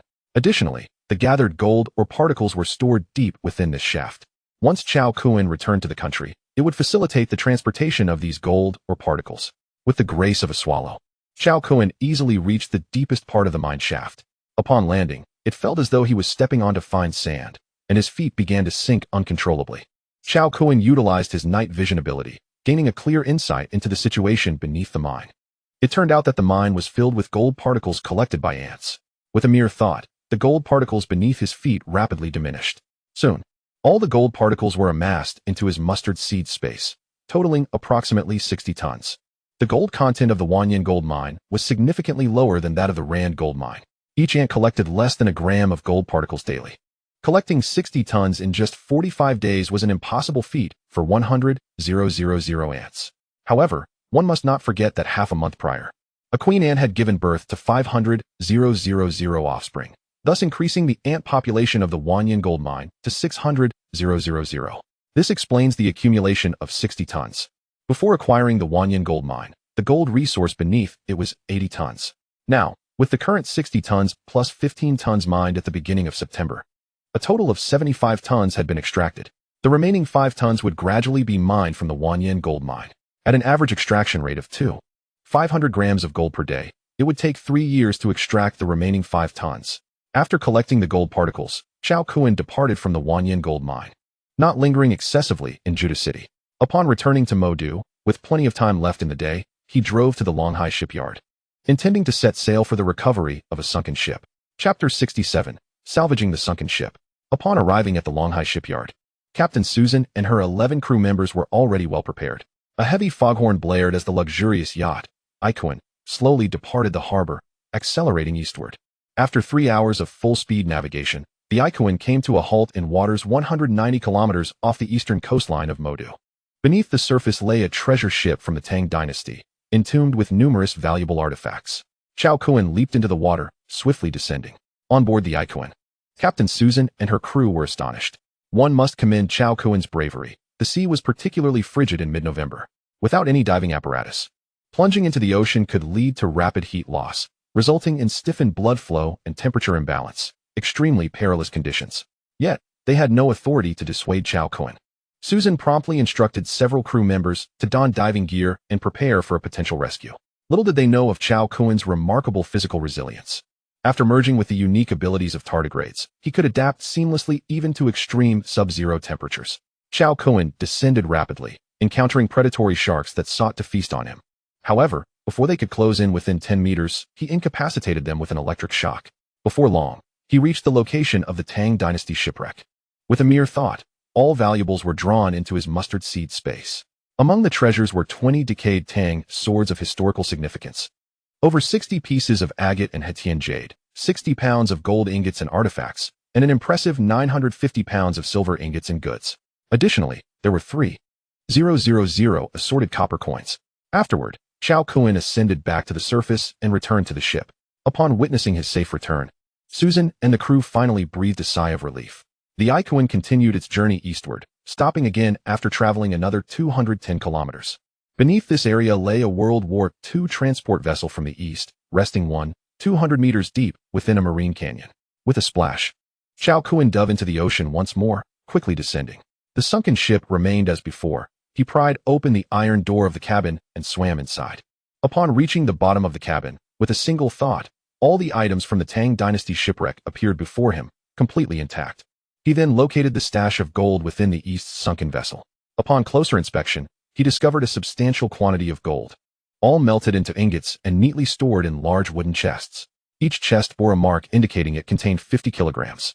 In total, there were 20 chests, amounting to 10,000 kilograms, or 10 tons of gold. In addition to the gold, there were 50 tons of silver, 5 tons of platinum, and over 10,000 pieces of antiques and various jade and gemstone treasures. This solitary transport vessel had amassed such a wealth of treasures. Merely a glimpse into the vast atrocities committed by the East against the Great Xia. Gazing at the trove of Great Xia treasures within the ship's hold, Cao Kun's eyes turned icy.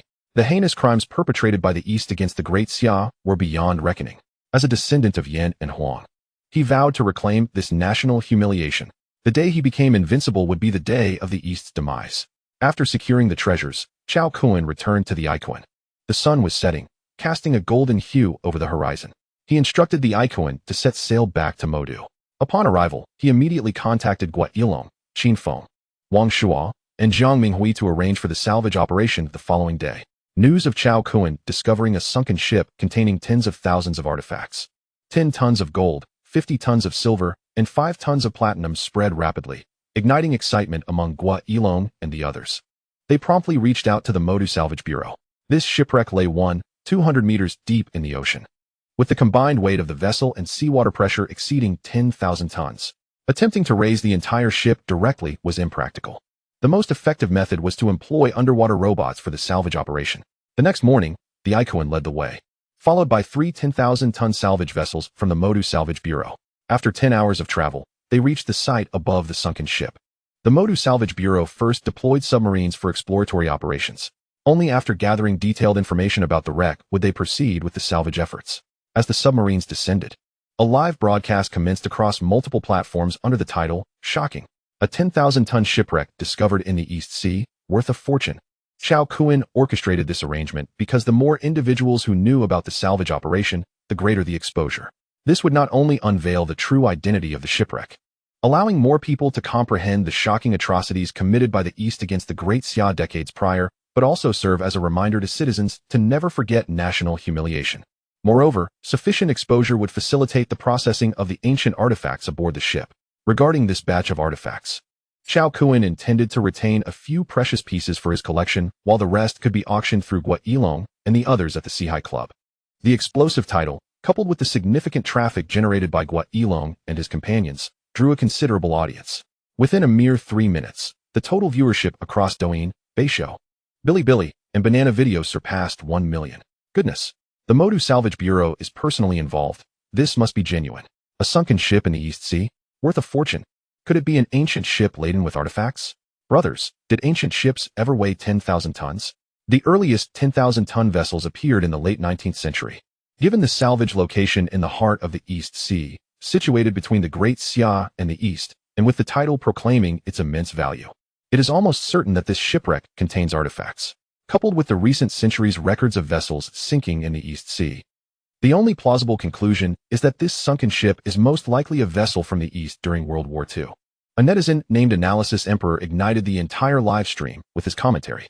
It is well known that the Eastern invaders wreaked havoc upon the Great Xia, engaging in a frenzied plunder that could only be described as a thorough excavation of its treasures. If this sunken vessel indeed belongs to the wartime fleet of the Eastern powers and boasts a weight of several thousand tons, it is unfathomable to consider the wealth of Great Xia artifacts it may contain. To describe them as priceless would be an understatement. As numerous netizens flooded the chat with their excitement over this tantalizing possibility, the salvage vessel from the magical city had already descended into the depths of the ocean.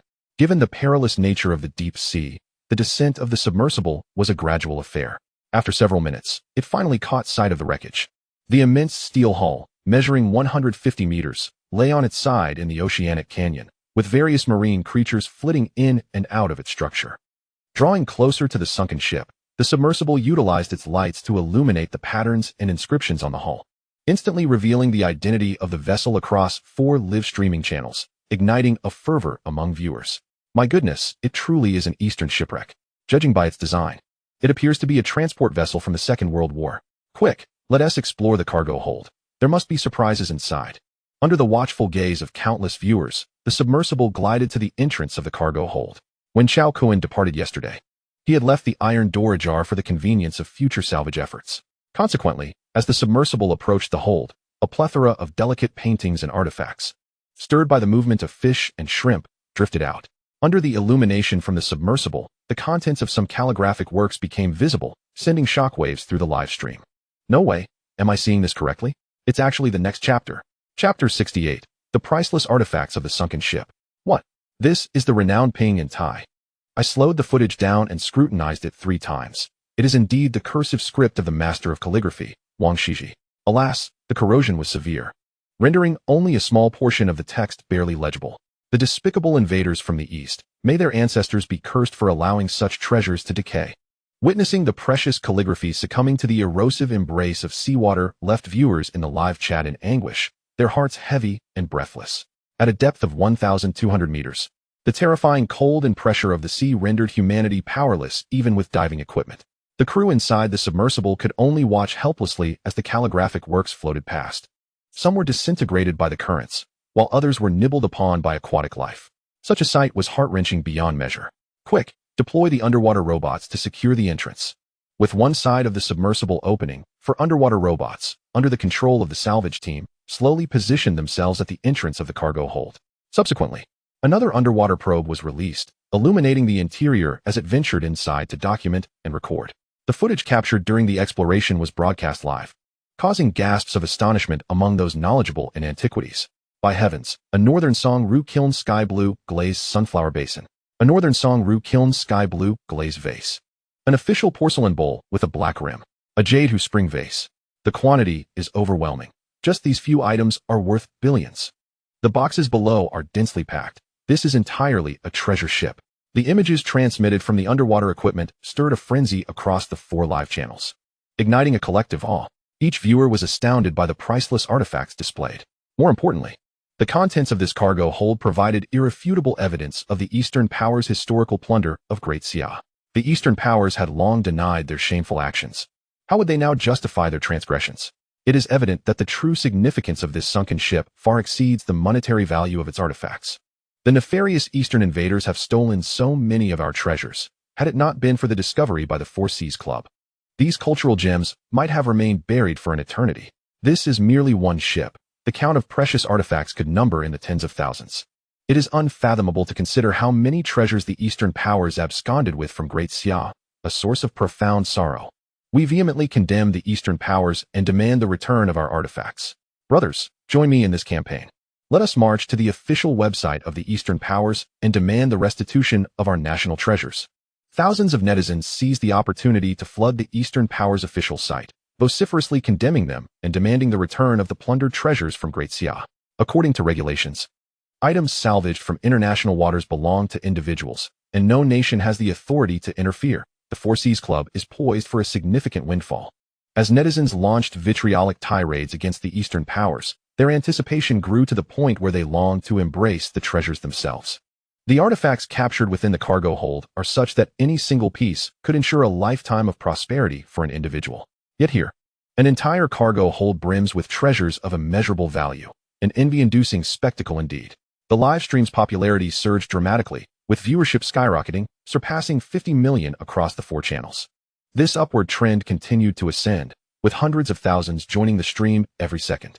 Many collectors from the antique community showered the stream with gifts worth millions, leaving messages such as, Liuzhou Blue Record Antiques is willing to offer 100 billion for this entire trove of artifacts. Huh, you must be dreaming. A mere 100 billion for such a vast treasure? That is sheer folly. I, from the Wanbao Pavilion in Kyoto, am prepared to offer 200 billion and will take on the responsibility for all conservation and restoration efforts. Just the few artifacts visible on the surface are valued at over 500 million. It is unimaginable what the total worth of all the treasures within that grand cargo hold could be. This is a surefire lucrative venture. The Wanbao Pavilion's bid left viewers in the live stream utterly astounded. My heavens, 200 billion. That's a figure I wouldn't dare to dream of. My envy is about to explode. I am utterly exhausted by this. Everyone should share in this fortune.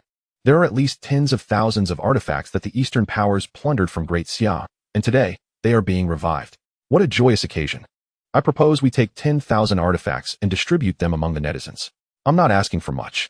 I just want that Northern Song Ru Kiln Sky Blue Glazed brush washer. This proposal resonated with countless viewers, leading to a flurry of comments in the chat. Everyone should share in this. Exactly, I want that jade bracelet. I want it too. Seriously, how audacious can you be? Do you even know what the Northern Songru kiln is? This is a prestigious collection, and every piece is a masterpiece, held in high regard in museums. It's worth beyond mere currency. Moreover, this discovery lies in the depths of the ocean. Do you have any idea how much the Four Seas Club invested to uncover this shipwreck? They deserve every bit of the reward, yet you shamelessly demand a share. In an instant, this World War II Eastern shipwreck, through the live stream, swept across the internet like a storm. It caused a sensation in society, with major media outlets clamoring to report a transport vessel weighing thousands of tons, submerged 1,000 meters beneath the East China Sea. Its identity will bring you to tears. First discovery of a World War II treasure ship plundered by the Eastern powers from Great Xia. The significance is monumental. A 1,000-ton artifact ship emerges in the East China Sea. Its worth is incalculable. The media coverage rapidly dominated the trending news lists, propelling the interest in this Eastern shipwreck to unprecedented heights, making waves across the globe. In the land of the rising sun, upon receiving the news, the authorities swiftly accessed information regarding the sunken ship, combining it with prior data. The higher echelons of Japan were soon made aware of the detailed inventory contained within the vessel. For years, Japan had not ceased its search for this shipwreck. Yet in comparison to the vast, unending ocean, the endeavor was akin to searching for a needle in a haystack. However, now, the people of the Great Xia had managed to locate it before them. The emergence of this sunken ship would inevitably resurrect the heinous acts of pillage and slaughter committed by Japan against the Great Xia in years gone by, inciting condemnation and animosity towards their shameless acts of thievery. Such denunciations held little weight for Japan, as they were impervious to the loss of reputation. In time, as the fervor dissipated, the people of Great Xia, with their ephemeral 7-second memory, would soon forget the incident. What Japan truly valued were the artifacts. They must not return to Great Xia, for such a loss would significantly impact their nation's prosperity. Baka, this sunken ship belongs to our empire. Relay the orders, mobilize the navy at once, and retrieve it. However, the situation was complicated by the fact that this was international waters. A reckless approach could antagonize the Great Xia Navy and spark international disputes. Smack. A resounding slap. Baka, are you a fool? Can't you disguise yourselves as pirates? Swiftly, arrangements were made to seize as much as possible before the Great Xia Navy could establish a presence, with any remnants to be destroyed. Following the directives from the higher-ups, the Japanese Navy immediately dispatched a maritime self-defense force, masquerading as pirates, and sped towards the East China Sea. Chapter 69, The Dark Fury. The significance of the sunken ship drew considerable attention from the upper echelons of the Great Xia Bureau of Cultural Relics. They issued a press release, bestowing high commendations upon the Seahai Club, and promptly mobilized a large team of experts from the Kyoto Museum to head to the East China Sea that very afternoon, ensuring the immediate restoration and maintenance of the retrieved artifacts. Of course, the high-ranking officials of Great Xia were not merely reaping the rewards. The ownership of all items aboard the vessel still belonged to the Seahai Club. If it were an ordinary individual, the treasures from this shipwreck could easily fall prey to those with ulterior motives. However, the discoverers of the shipwreck were the Seahai Club, comprised of the 4 prominent scions of the Magic City, backed by the 4 illustrious families of the same region. Any attempts to meddle would be in vain. The shipwreck contained an abundance of artifacts, and with the depth of 1,200 meters, only underwater robots could accomplish the delicate salvage work, rendering the task exceedingly challenging. Given the precious nature of the relics, extreme caution was required, making the process time-consuming. Initial estimates suggested that the salvage operation would take a month. As the sun dipped below the horizon and twilight enveloped the earth, 2 large yachts rapidly approached from 50 kilometers west of the sunken vessel. These yachts were, in fact, the Japanese Navy, disguised as a band of pirates with a crew of 30. The yachts had been converted into armed vessels, equipped with cannons and torpedo launchers. Utilizing the cover of darkness, they slowed to a halt 20 kilometers from the wreck. The mission's leader, Ichikawa Iku, stood on the deck with a telescope, gazing at the brightly lit salvage ships of the Magic City. Ha ha ha. Great Xia people, do you think you can salvage the treasures of my empire without consulting me? Ichikawa Iku lowered the telescope, grinning wickedly as he commanded his subordinates. Quickly, launch into the sea. Before the Great Xia people realize what's happening, seize and destroy everything. Leave not a single item for them. The crew promptly responded, swiftly opening the yacht's launch compartments, and 2 small submarines descended into the depths. These armed submarines were outfitted with 4 specialized underwater guns and 10 small deep-sea bombs. They advanced rapidly, reaching the sunken ship's location within 5 minutes, pausing to observe. At that moment, hundreds of lights were continuously moving in and out of the wreck. These were the underwater robots deployed by the Magic City's Salvage Bureau, engaged in the delicate retrieval process. Eliminate those underwater robots. The two-armed submarines surged towards the wreck, launching a fierce attack on the robots. The underwater machine guns fired not bullets, but specially designed harpoons, propelled by gas, capable of piercing through the high-pressure depths and traveling over 100 meters at incredible speeds. The underwater robots, sluggish in their movements and clustered too closely, had no chance of evasion. In mere seconds, more than half of the robots were skewered, plummeting to the seabed like dumplings. On the surface, the staff controlling the underwater robots on the salvage vessels noticed the calamity with shock, hastily instructing the remaining robots to evade. Through the robots' cameras, they discerned the assailants and recognized the threat they posed. A hurried report was sent to the Salvage Bureau's supervisor aboard the ship. Chun, our underwater robots are under attack. Upon hearing that half of their underwater robots had been compromised, the head of the Salvage Bureau, Chun Guiqiang, was taken aback. His expression hardened as he queried, "Did you identify the attackers?" 2 armed submarines, and the underwater robots were destroyed by harpoons. Upon hearing this, Chun Guiqiang furrowed his brows. The news of the sunken ship's discovery had only been public for less than a day. Even if someone had ill intentions, they could not have acted so swiftly. This was the East China Sea, with the nearest nations being Great Xia, Japan, and South Korea. The only logical explanation for such a rapid assault was that the Japanese were behind it. This World War II-era Japanese transport ship contained countless priceless artifacts from Great Xia. The only ones with ulterior motives were the Japanese. Those beasts. Chun Guiqiang seethed with fury and immediately contacted the Magic City, requesting that armed personnel be dispatched for support. He then called Gui Ilong, informing him of the situation, as the discovery of the shipwreck was made by the Sihai Club, and they had the right to be informed. On board the Kun, Cao Kun, Gui Ilong, Qin Feng, Jiang Minghui, and Wang Shuo gathered for a sumptuous seafood feast. Qin Feng looked at Cao Kun with curiosity and asked, "Brother Kun, how did you discover this sunken ship? Searching for a valuable wreck at a depth of 1,200 meters is akin to finding a needle in a haystack. Yet you managed to locate it, and it holds immeasurable treasures. It's truly astounding." Cao Kun picked up a piece of tender fish with his chopsticks. Savoring it before responding with a smile, "I stumbled upon it in some old documents. I never expected it to be real. As the saying goes, one must always be wary of others." He thought to himself that the secret of his ability to make animals seek treasures was his alone to bear. Upon hearing Cao Kun's cryptic response, Qin Feng and the others ceased their inquiries, understanding that such a special technique was likely a privilege of Cao Kun's prestigious family, and they were not yet worthy of knowing. However, their respect for him only deepened. Cao Kun continued, "Aside from reserving 20 rare artifacts for my personal collection, you may handle the rest as you see fit." Upon hearing this, Gui Ilong chuckled and remarked, "Brother Kun, my old man is also keen on collecting a few pieces, and I assure you, the prices will far exceed market value." The trio of Qin Feng, Jiang Minghui, and Wang Shuo echoed his sentiments. Besides their personal collections of rare treasures, the remainder, when auctioned, could elevate the Sihai Club to the pinnacle of auction houses in Daxia. "That sounds agreeable.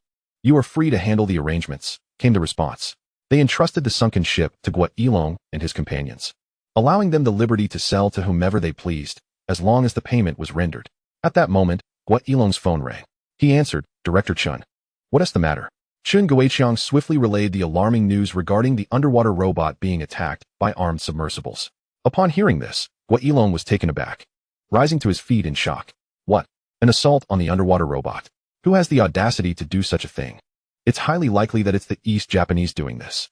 Those despicable East Japanese, you are courting death." He continued, "I have already contacted the naval forces in Modu, and they are en route at breakneck speed. My concern now is whether those 2 armed submersibles are equipped with additional weaponry aside from underwater guns. If the East Japanese lunatics resort to using deep-sea bombs to obliterate the ship's cabin, the consequences would be catastrophic." Gui Ilong was on speakerphone, and his conversation with Chun Guiqiang was crystal clear to Cao Kun, Wang Shuo, and Jiang Minghui, whose faces paled in response. Courting death. Cao Kun's expression sharpened, and a menacing glint flickered in his eyes. A terrifying aura erupted from him, causing the very air in the room to feel as if it were solidifying. Someone was foolish enough to entertain sinister thoughts about his sunken ship, and Brother Kun was furious. Chapter 70. The Might of Brother Kun, Beyond Imagination. Under Cao Kun's unparalleled pressure, Gui Ilong and his companions felt as though they were bearing the weight of a mountain, their hearts constricted. This was the extraordinary might of Cao Kun, 20 times that of an ordinary person, instilling fear in the weak.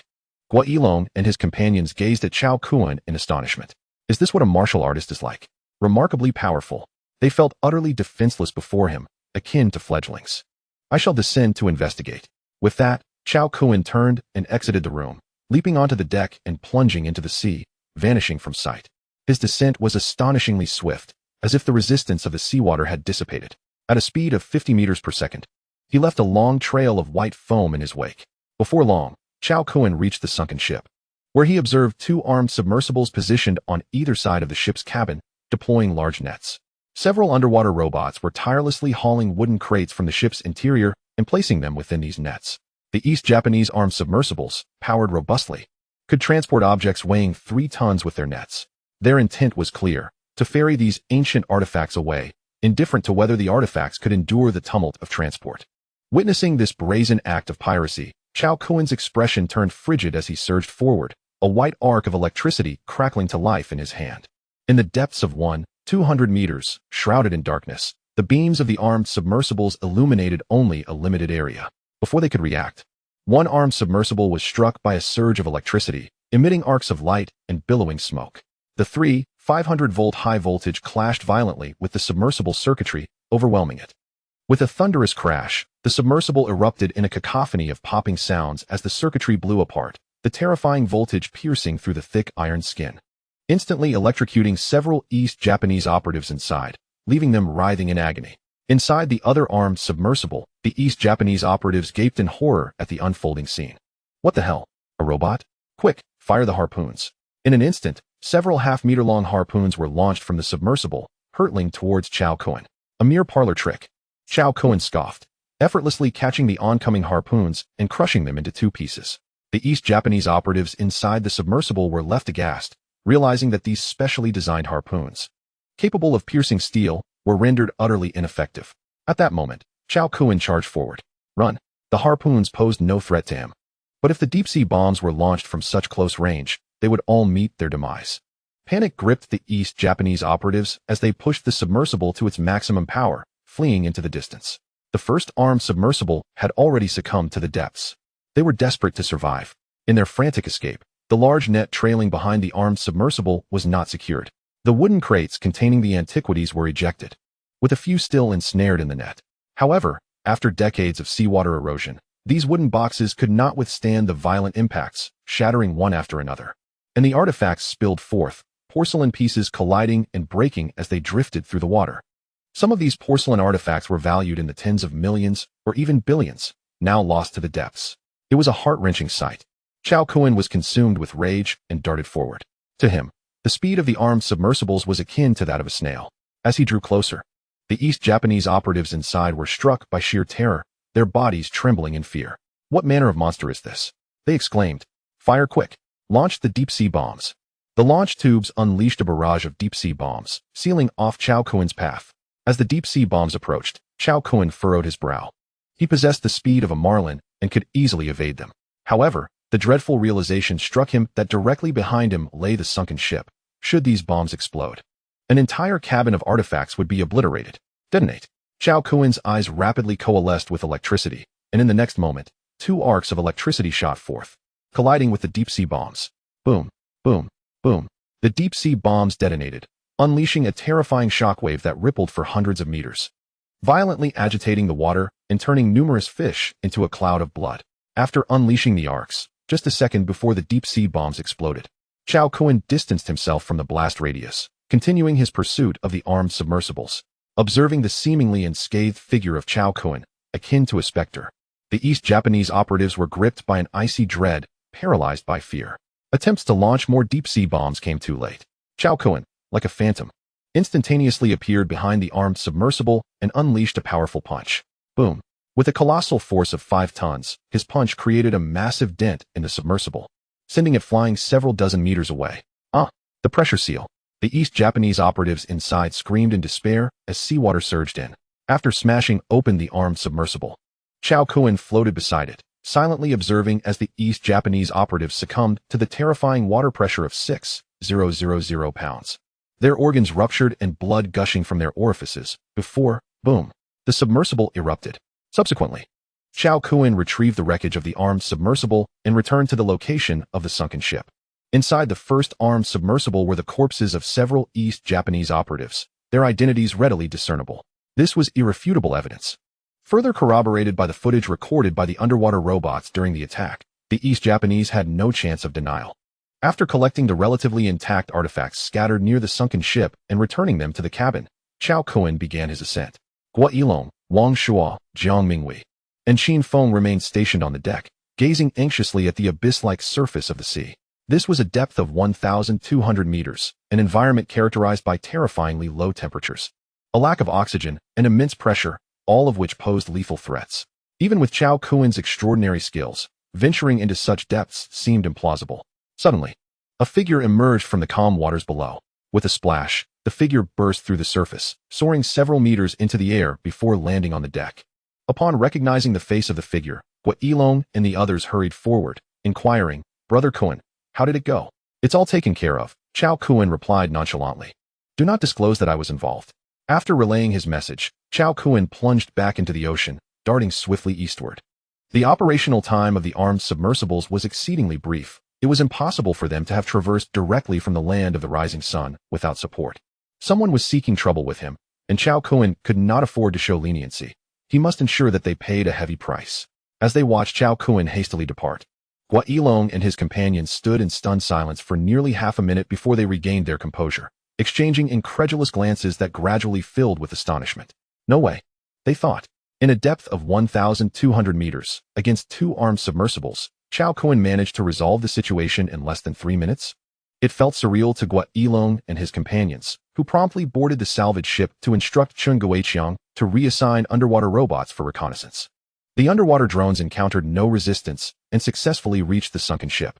Soon, they discovered 2 decommissioned armed submersibles adjacent to the wreck, which were confirmed to be the culprits behind the previous attack on the salvage robots. The group was utterly astonished. This was beyond comprehension. Who could have done this? The underwater robots had been attacked less than 10 minutes ago, and now the 2 armed submersibles lay in ruins?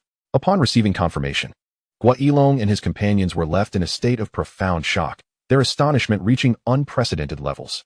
They swallowed hard, speechless for a considerable time. Was this still a human being? Even with extraordinary skills, such a feat seemed outrageous. In that moment, they came to the profound realization that Cao Kun's power far exceeded their imagination. They had severely underestimated his capabilities.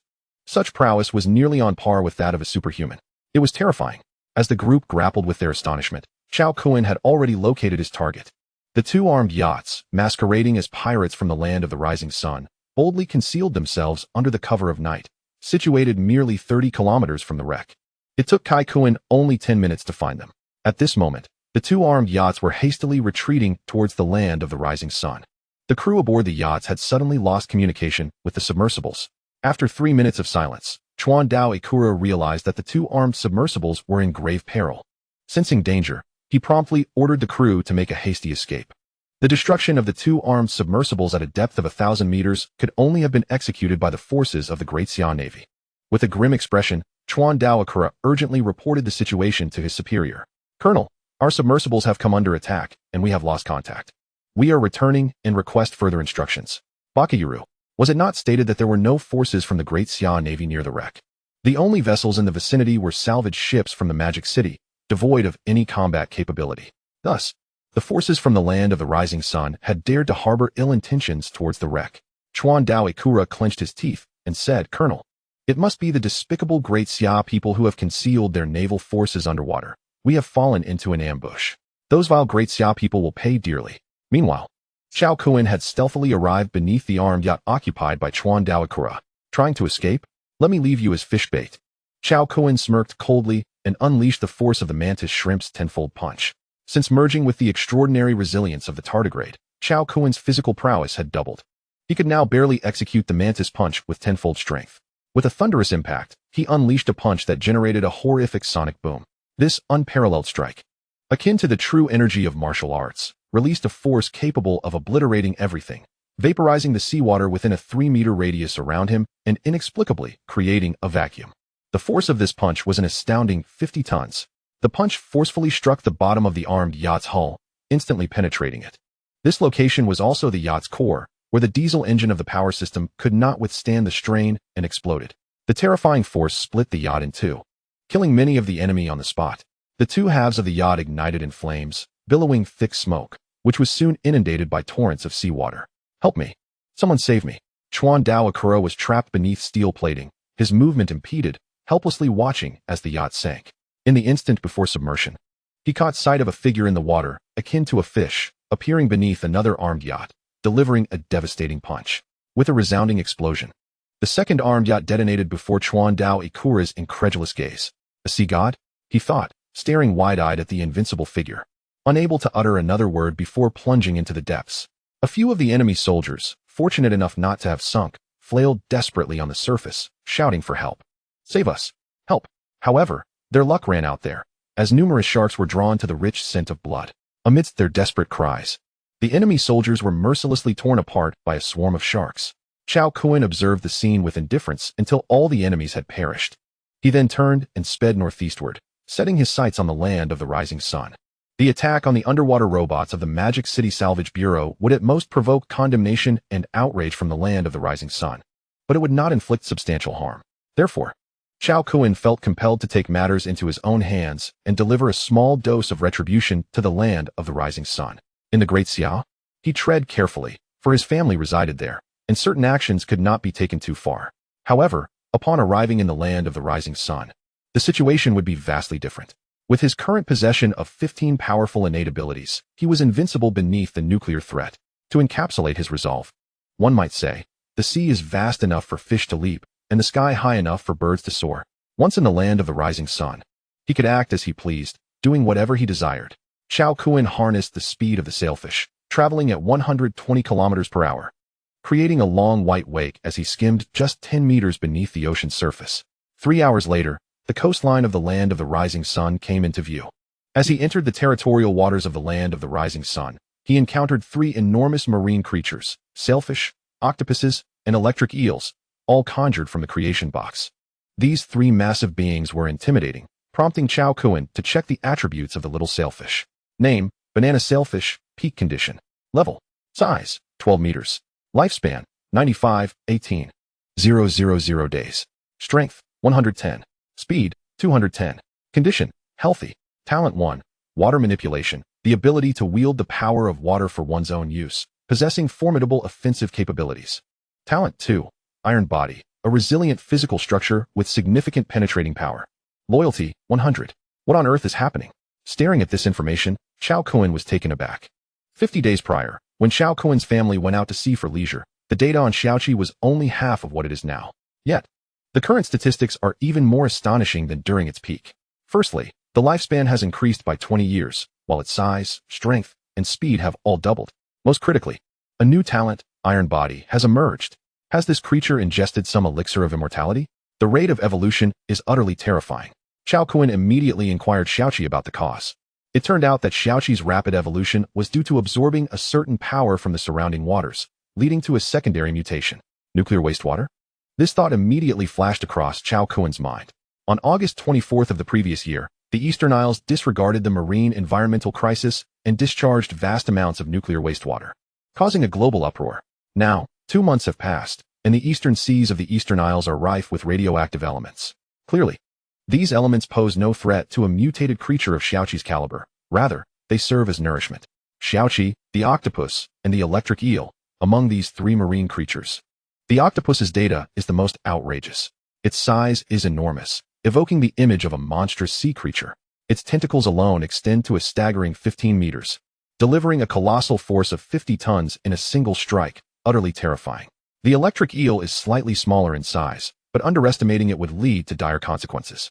It can unleash a high-voltage shock of 6,000 volts, sustained for 3 minutes, twice the capacity of Cao Kun now. Gazing at these 3 colossal beings before him, Cao Kun's eyes narrowed slightly, a smile curling at the corners of his mouth, revealing a hint of madness. If we are to play, let it be a grand affair.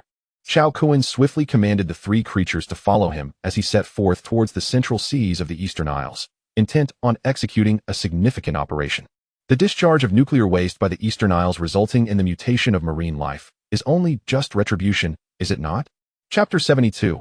I am at the nuclear power plant of the Eastern Isles. 10 hours later, as the dawn broke, Cao Kun, accompanied by the swordfish, octopus, and electric eel, halted in the deep waters 50 kilometers off the coast of Tokyo. Advancing further would undoubtedly attract detection from the Eastern Isles. Cao Kun instructed the three marine creatures to remain in place and await further orders, while he continued swimming towards Tokyo. Cao Kun's plans for this journey to the Eastern Isles were manifold. The first step was the nuclear power plant. The upgrade of the creation box necessitates a substantial amount of electricity, and the nuclear power plants of the Eastern Isles present an excellent opportunity. Half an hour later, Cao Kun utilized his invisibility ability to reach the shore, whereupon his appearance began to transform. 3 seconds later, Cao Kun morphed into a robust, blonde-haired, blue-eyed Westerner. After landing, he followed the map's guidance and took a taxi directly to the Fukushima nuclear power plant. As the second largest nuclear power plant in the Eastern Isles, Fukushima supplies electricity to millions in Tokyo and its surrounding cities. Soon, Cao Kun arrived at the substation of the Fukushima nuclear power plant. Here, all the electricity generated by the plant converges. Utilizing his invisibility, Cao Kun stealthily entered, ready to wreak havoc. With a surge of malevolence, he unleashed electrical currents from his hands, mercilessly claiming the lives of the Eastern Islanders within the substation. The heinous acts committed by the Eastern Islanders against Daxiao in the past were now due for some interest. Emotionless, Cao Kun found an exquisite thrill in executing these Eastern Islanders, a euphoric release. In less than a minute, dozens fell victim to the terrifying currents, their bodies reduced to lifeless husks. Subsequently, Cao Kun entered the control room of the substation, locating the main route for electricity transmission. With a mere thought, the creation box materialized. Upon contact with the electricity, an alert sounded from the creation box. Ding! Usable energy detected. Would you like to absorb an upgrade? Absorb. Take it all, leaving not a single drop behind. With unwavering resolve, Cao Kun confirmed his decision. In the next moment, the creation box emanated a kaleidoscopic glow, resembling an endless black hole, endowed with the power to devour all. The electricity coursing through the main transmission route transformed into a crimson and white torrent, continuously absorbed by the creation box. As the creation box siphoned the electricity, cities surrounding the Fukushima nuclear power plant plunged into widespread blackout. This sudden and bizarre phenomenon sent shockwaves through the Eastern Isles. The Eastern Isles Prime Minister, enraged, quickly traced the source of the problem back to the Fukushima nuclear power plant. However, when they dispatched personnel to investigate, they found the site had already been transformed into a hell on earth. Corpses littered the ground, at least 100 in number. These were the workers of the Fukushima nuclear power plant, who had rushed to assist upon discovering issues at the substation, only to be mercilessly executed by Cao Kun's electric currents. Furthermore, the substation and transmission lines lay in ruins. Restoring normal electricity would require considerable time and resources. Witnessing the chaotic and bloody scene before them, everyone felt a chill run down their spines, struggling to comprehend the unfolding horror. What on earth had transpired? Meanwhile, the instigator, Cao Kun, had already moved on to his next target. There are 55 nuclear power plants constructed in the Eastern Isles. Cao Kun intends to pay each one a visit. On his way to the next nuclear power plant, Cao Kun checked the upgrade progress of the creation box. Current level, 1 star, progress 18, 165. Cao Kun felt a surge of joy. Excellent, the progress is quite promising. Absorbing power from several more nuclear power plants would elevate the creation box to 2 stars. Cao Kun eagerly anticipated what a 2-star creation box would entail. He procured a high-priced motorcycle and sped towards the next nuclear power plant. Kill the enemies, absorb the power. Slay the foes, absorb the power. Annihilate, absorb the power. The territory of the Eastern Isles is relatively small, and the nuclear power plants are densely distributed, allowing Cao Kun to ride his motorcycle at full speed. In less than an hour, Cao Kun launched surprise attacks on 3 coastal nuclear power plants in the Eastern Isles, causing widespread blackouts in the central region. The Eastern Isles high-ranking officials were furious, scrambling to track down the assailant. However, as Cao Kun remained invisible throughout his incursions into the power plants, the footage captured by their surveillance cameras depicted a ghostly figure, moving like a specter, unleashing arcs of electricity to decimate the personnel within the nuclear facilities. Then, the power mysteriously vanished. What manner of monster is this? Such a sight left the Eastern Isles high-ranking officials aghast, unable to comprehend the reality before them. The Eastern Isles Emperor, filled with rage, bellowed orders, Baka Yuru. Regardless of what this creature is, I demand it be found and obliterated. With the Emperor's command, all military forces were mobilized to guard the remaining nuclear power plants, vowing to capture the perpetrator. The series of incidents involving 4 nuclear plants was something the Eastern Isles officials could hardly suppress. Now, with all military forces deployed, it seemed war was imminent. What on earth had transpired? This ignited widespread panic throughout Eastern Isles society. Some individuals have recorded videos and uploaded them to the international web. In an instant, the 4 nuclear power stations in the land of the rising sun were struck by an unidentified force, resulting in hundreds of fatalities. Widespread power outages in the central region, and reports of military mobilization. Like a tempest, this news swiftly permeated the globe, dominating headlines across nations. The world was engulfed in astonishment and disbelief. What transpired? Has someone declared war on Japan? The citizens of the Great Xia, upon witnessing this news, took delight in the unfolding drama, eagerly becoming onlookers. It must be the work of that heroic figure. How impressive! Within an hour, 4 nuclear power plants had been attacked in succession. Such a feat could not have been accomplished by a mere individual. It was undoubtedly the orchestration of a well-organized and strategic team. Deservedly so. The Japanese, having committed numerous misdeeds, are facing retribution. How could that be surprising? I suspect this could very well be a consequence of Japan's reckless discharge of nuclear wastewater into the ocean, provoking a retaliatory strike for marine life. Ha ha. Regardless of the perpetrator, today is a splendid day for me. I shall go out and set off fireworks. Farewell for now. I shall join you. Let us gather and celebrate with a drink. At this moment, at the Shaojing nuclear power station, thousands of troops were concealed within the facility. Furthermore, nearby in the waters, 2 destroyers and several Apache and Black Hawk helicopters, purchased at exorbitant prices from the United States, lay in ambush around the Shaojing nuclear power station. It was evident that Japan was truly enraged. Far away, on a black motorcycle situated 1,000 meters distant, Cao Kun surveyed the ominously charged Shaojing nuclear power station, a sly smile playing upon his lips. Let me show you some real power. After assimilating the unique abilities of the tardigrade, Cao Kun's physical attributes had doubled. His range of sensory connection with the creatures generated by the creation box had expanded to 200 kilometers. At this moment, swordfish, octopuses, and electric eels lay in wait. A mere 150 kilometers from Cao Kun's position. With a mental command, he instructed them to attack the Japanese vessels traversing the waters. Woohoo! Oh yeah, hee hee. The 3 powerful marine creatures emitted jubilant sounds, exuding a terrifying aura. They surged upwards from the depths of the sea, the water swirling as nearby fish fled in panic. Hunting time. Chapter 73. Have the beasts invaded? Roar. The swordfish, the swiftest among them, charged towards its first target, a massive cargo ship from Japan, laden with 300,000 tons of iron ore, arriving from Australia. The little swordfish appeared beneath the colossal vessel, and suddenly, its dorsal fin, resembling a giant leaf, shimmered with a deep blue luminescence. Clang! The swordfish's fin sliced through the bottom of the massive ship, and an unbelievable spectacle unfolded. The sturdy steel hull cracked open as if it were mere tofu, and flames erupted. 2 seconds later, the swordfish seemed to be performing surgery on the cruise ship, leaving a horrifying crack that spanned over 300 meters across the hull. Yet this was not the end. The swordfish's razor-sharp fin continued to slash at the ship's bottom, leaving gaping wounds 30 centimeters deep. In less than 10 seconds, the hull was riddled with holes, and seawater poured in violently. With 300,000 tons of iron ore on board, the ship began to sink at an accelerated rate. As water flooded into the cargo hold, the massive vessel began to tilt uncontrollably. The process unfolded rapidly. The Japanese aboard the ship desperately tried to remedy the situation, but it was too late. Within a mere minute, the ship had already descended several meters. The crew attempted to abandon ship to save themselves, but their efforts proved futile as they were ultimately engulfed by the swirling vortex created by the sinking vessel, meeting their end at the ocean's depths. Meanwhile, the instigator, the swordfish, had long departed, heading towards its next target. On another front, a deep-sea fishing boat was engulfed in terror as electric currents surged through it, leaving a dozen Japanese men convulsing on the ground, smoke rising from their bodies.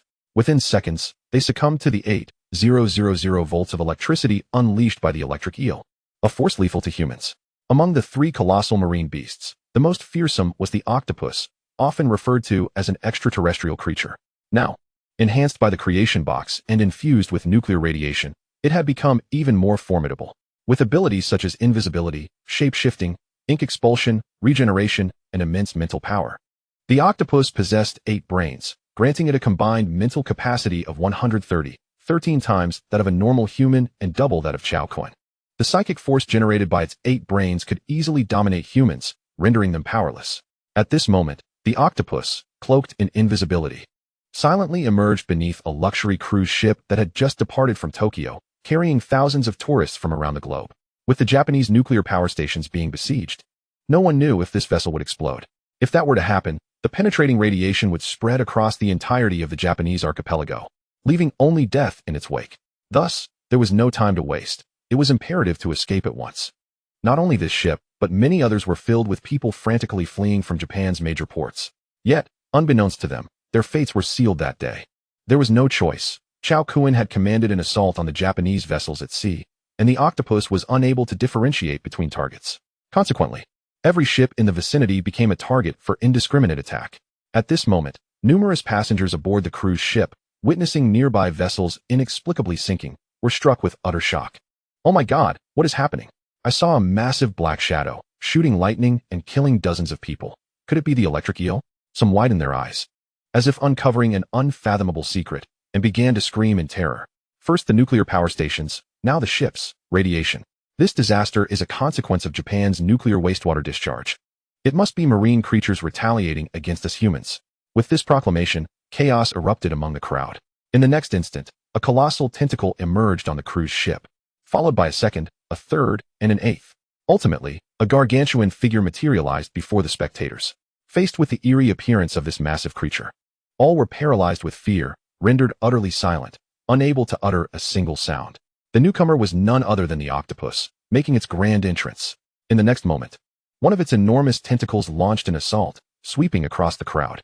A powerful gust of wind accompanied the approach of the massive appendage, leaving the onlookers frozen in terror, their hearts seemingly halting as they attempted to flee, only to find their legs weighed down as if encased in lead. Boom! The 15-meter-long tentacle descended with the force of 50 tons, an unimaginable terror. 7 or 8 individuals vanished without a sound, crushed as the ship shattered into fragments, blood spilling everywhere.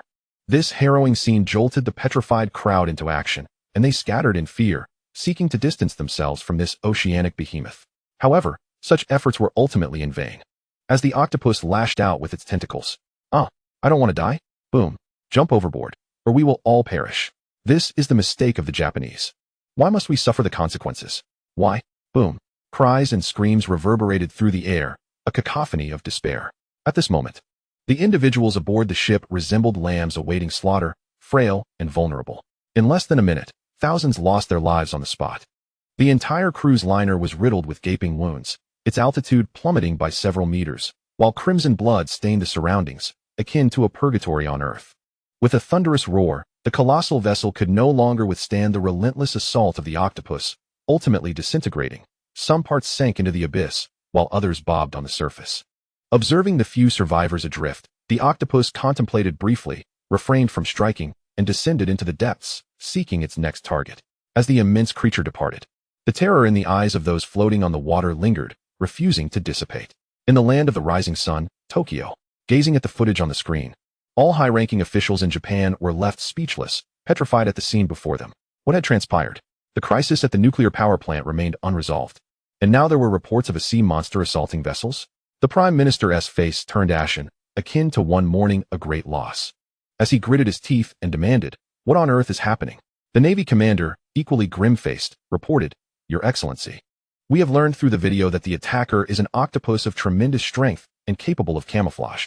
An electric eel can emit a staggering 8,000 volts. A swordfish can effortlessly slice through our steel ships. Our preliminary estimates indicate that 15 fishing vessels, 1 cruise liner, and 3 cargo ships have already been attacked. And the toll is rapidly escalating." Bang! The Prime Minister slammed the table in fury, coldly inquiring, "Is the Marine Monitoring Department incompetent? Why was there no advance warning?" The Navy commander furrowed his brow and replied, "There are rumors circulating that this is retribution for our disposal of nuclear waste into the ocean, causing mutations in marine life. It is evident that the incident at the nuclear plant and the attack by these 3 sea monsters are interconnected. They are retaliating." The others present exchanged worried glances, their expressions heavy with concern. If indeed the nuclear waste had led to the mutation of marine creatures, the consequences would be dire. Just 2 months since the waste was released, 4 sea monsters had already launched assaults on Japan. If this continued, an unending invasion of marine life was inevitable. What means would Japan have to defend itself then? In that moment, many felt deep regret, realizing that the decision to release nuclear waste was a grave error. But it was too late. They were indeed reaping what they had sown. Chapter 74. Is this the end of the world? The Prime Minister, infuriated to the point of spitting blood, questioned why other nations discharging nuclear waste into the ocean had not experienced similar mutations. Yet Japan's waters were uniquely afflicted. The current situation was urgent. If these 3 sea monsters could not be neutralized, Japan's vessels would never be safe to depart again. immediate deployment of the fleet, submarines, and air support. We must eradicate these three sea monsters or face endless repercussions. The Prime Minister issued his command. Japan quickly dispatched 10 F-35 fighter jets, followed by a fleet consisting of 2 Kongo-class destroyers and 3 Sorya-class submarines. The news of 3 sea monsters, an octopus, an electric eel, and a swordfish, attacking passing vessels spread like wildfire across the globe, dominating headlines. Was this an invasion by otherworldly beasts? These gargantuan marine creatures not only towered in size, but their enhanced abilities were clearly a result of the nuclear waste Japan had disposed of. In less than 2 months, the speed of such mutations was astonishing. Japan was truly reaping the consequences of its actions. It deserved this fate. Damn it, this is infuriating. Japan is a curse. Their nuclear waste disposal is forcing the world to pay the price. In just 2 months, the number of mutated marine creatures will only increase, and after Japan falls, we will surely be next. The emergence of these 3 mutated sea creatures was merely a harbinger, signaling an imminent and unending invasion of the human world. Very well. I hereby announce that the Earth has entered a countdown to doomsday. We are all doomed, and no one shall escape unscathed. What are we waiting for? Quickly hoard provisions. The astute have already begun to act. Public discourse online was not mere alarmism or panic-mongering, with 3 mutated sea creatures appearing off the coast of Japan. Their overwhelming power dismantling hundreds of thousands of tons of steel vessels within mere minutes. The impact on everyone was profound. The emergence of these creatures might just be the precursor to a collective mutation among marine life. Yet humanity's exploration of the oceans has only reached a mere 5. Even with all means at their disposal, humans could not possibly eradicate all life in the Pacific Ocean. This was destined to be a catastrophe for mankind. In an instant, the news of the 3 mutated sea creatures in Japanese waters plunged the world into chaos, as if the end of the world had truly arrived. Across the globe, a phenomenon of mass hoarding of food and essential supplies ensued. In the United States, the frenzy reached a fever pitch. As people questioned the value of money in the face of apocalypse, it had become worthless, merely scraps of paper. Why not just take it for free? Almost immediately, not only the U.S., but several European nations began to witness rampant zero-cost purchasing. People rushed into supermarkets, seizing whatever they could find, their combat prowess astonishing. There was no stopping it. The situation was spiraling beyond control, and order was beginning to collapse. World leaders were left bewildered. What? The end of the world is here? They immediately dispatched personnel to Japan to investigate the situation in detail. The nations closest to Japan, such as the Great Xia and South Korea, were particularly anxious. If Japan fell, they would surely be next. To intercept the danger at the earliest opportunity, the military of Great Xia mobilized forces from the Northeast, Central, and Southern theaters, deploying them to coastal cities along the Yellow Sea and East China Sea to prevent the invasion of mutated sea creatures. Naval warships and submarines were also dispatched to monitor the waters of the Yellow Sea and East China Sea. In Japan, at a small port. Is this the end of the world? Looking at the news on his phone, Cao Kun found it both amusing and absurd. He never expected that a simple trip to Japan would escalate into a portent of the apocalypse. Just then, a call came in. The caller ID displayed Dad. Kunzi, where are you? Are you aware the end of the world is upon us? Hurry and stock up on supplies. Your mother and I are at the supermarket entrance. But the crowd is too dense to get in, came his father's anxious voice. Cao Kun could only smile wryly, unable to explain, and replied, Mom, I'm out of town. I'll be back tomorrow. Please stay safe. You too. I can't talk long. We finally squeezed in.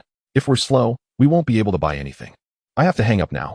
Cao Kun was left speechless, incredulous at the absurdity of it all. Just after hanging up, his 2 younger sisters, studying at Kyoto University, called him as well. Their situation was relatively stable. Under school leadership's guidance, they remained calm and did not engage in panic buying. However, they were filled with anxiety and unease. Cao Kun reassured his sisters, telling them to stay put at school. The end of the world would not come, and everything would return to normal. After finishing the call with his sisters, he was soon interrupted by a call from Guailong. Kunking. Reports have emerged of marine mutated beasts attacking in the land of the rising sun, and online discussions suggest that the countdown to the apocalypse has begun. Should we continue to salvage our sunken vessel? Guailong expressed his concerns with a furrowed brow. Proceed with the salvage, came the response. Guailong was at a loss. If the end of the world truly approached, what use would salvaging serve? In the face of doom, what holds paramount importance? Food, of course.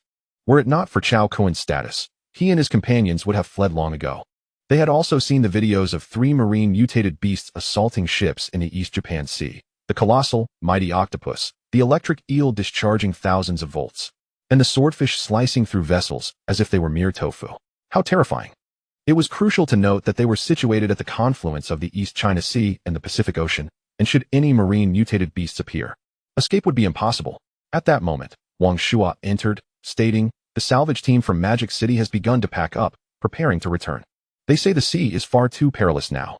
Cao Kun also heard this, and it seemed salvage operations were effectively halted. "All right, you all should head back," he replied. Guo Yilong recalled that since Cao Kun had entered the sea the previous night, he had not re-emerged, prompting him to curiously inquire, "Kunking, what about you?" "I am watching fireworks in the land of the rising sun," he declared before abruptly ending the call. Watching fireworks? Guo Yilong was taken aback. Did that imply Kunking had made his way to Japan last night? It was a distance of 350 kilometers, and without a vessel, how had he traversed such a stretch? As these thoughts swirled in his mind, Guo Yilong's eyes widened in shock, his heart racing. The nuclear power plant had been attacked. Marine mutated beasts had assaulted ships in Japan. These events occurred within a mere 2-hour span. And at this very moment, Cao Kun was in Japan. What an uncanny coincidence. He gasped. Could it be that Kunking is behind this? The thought sent chills down his spine, an unsettling sense of horror blossoming within him. Wang Shua, noticing his tense demeanor and ghostly expression, was equally startled. He placed a reassuring hand on Guo Yilong's shoulder and exclaimed, "What's wrong, Yilong? Have you seen a ghost?" Guo Yilong jolted awake, shaking his head vigorously to dispel the absurd notion.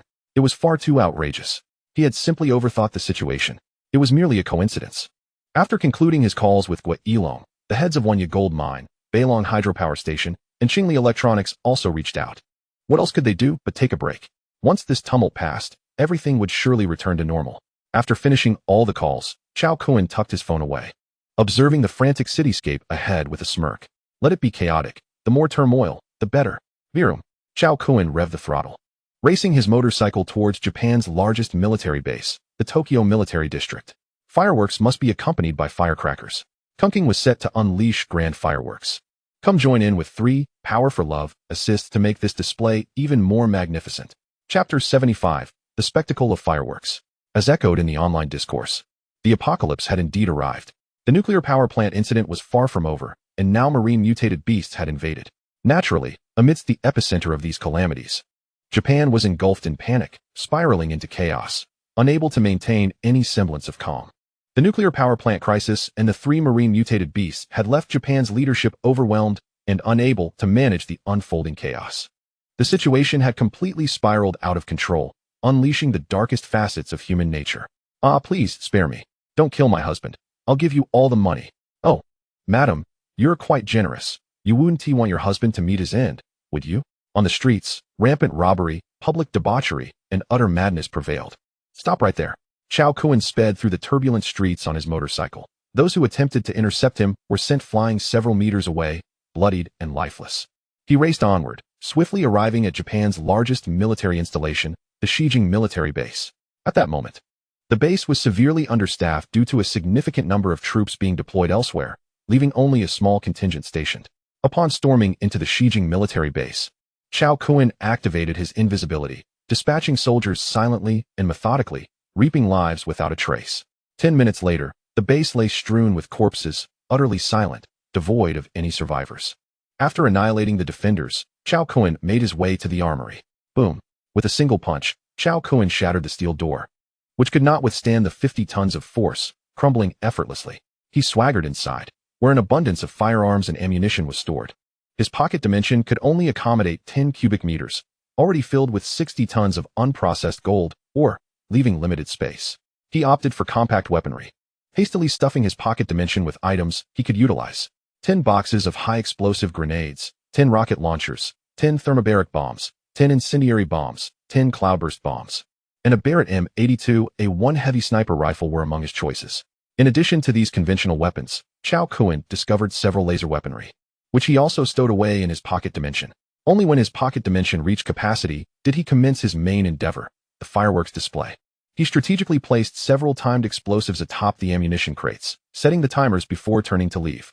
Once Cao Kun had distanced himself by 1,000 meters from the armory, a thunderous explosion erupted. The entire military base trembled violently, akin to an earthquake. Instantly, an immensely powerful shockwave surged outward from the armory, expanding with devastating force, obliterating everything in its path. The armory, capable of equipping 100,000 troops, was completely annihilated, disintegrating into scrap metal. Surrounding structures suffered a similar fate, collapsing one after another. The ground cracked like a spider's web, fissures spreading thousands of meters. Truly, it was a magnificent spectacle. Witnessing the monumental display, Cao Kun chuckled. What a grand fireworks show. The destruction spanned a radius of over 10,000 meters, with destructive power rivaling that of a small nuclear bomb. The Xijing military base's armory was reduced to rubble. The explosion was so colossal that it could only be described as earth-shattering, astonishing in its magnitude. The resounding blast echoed for dozens of kilometers, reverberating through the heavens. Almost half of Xijing City heard it, leaving all in stunned disbelief, their gazes fixated on the military base, trembling in horror. A massive mushroom cloud billowed skyward. Thick smoke swirling ominously. Even in broad daylight, it was strikingly conspicuous. What had transpired? Was it a nuclear strike? The people of Japan were paralyzed with fear, trembling uncontrollably. Suddenly, memories of the boy who had once set off fireworks on the island resurfaced in the minds of countless individuals, akin to a harbinger of doom, instilling terror in their hearts. In an instant, Xijing City was engulfed in heightened anxiety and dread. Disasters continued to strike Japan, each more cataclysmic than the last, leading everyone to realize that true catastrophe was imminent. Japan was doomed. This place could no longer be endured. Depart. There is no choice but to flee. To the east lie 3 mutated sea beasts, making escape impossible in that direction.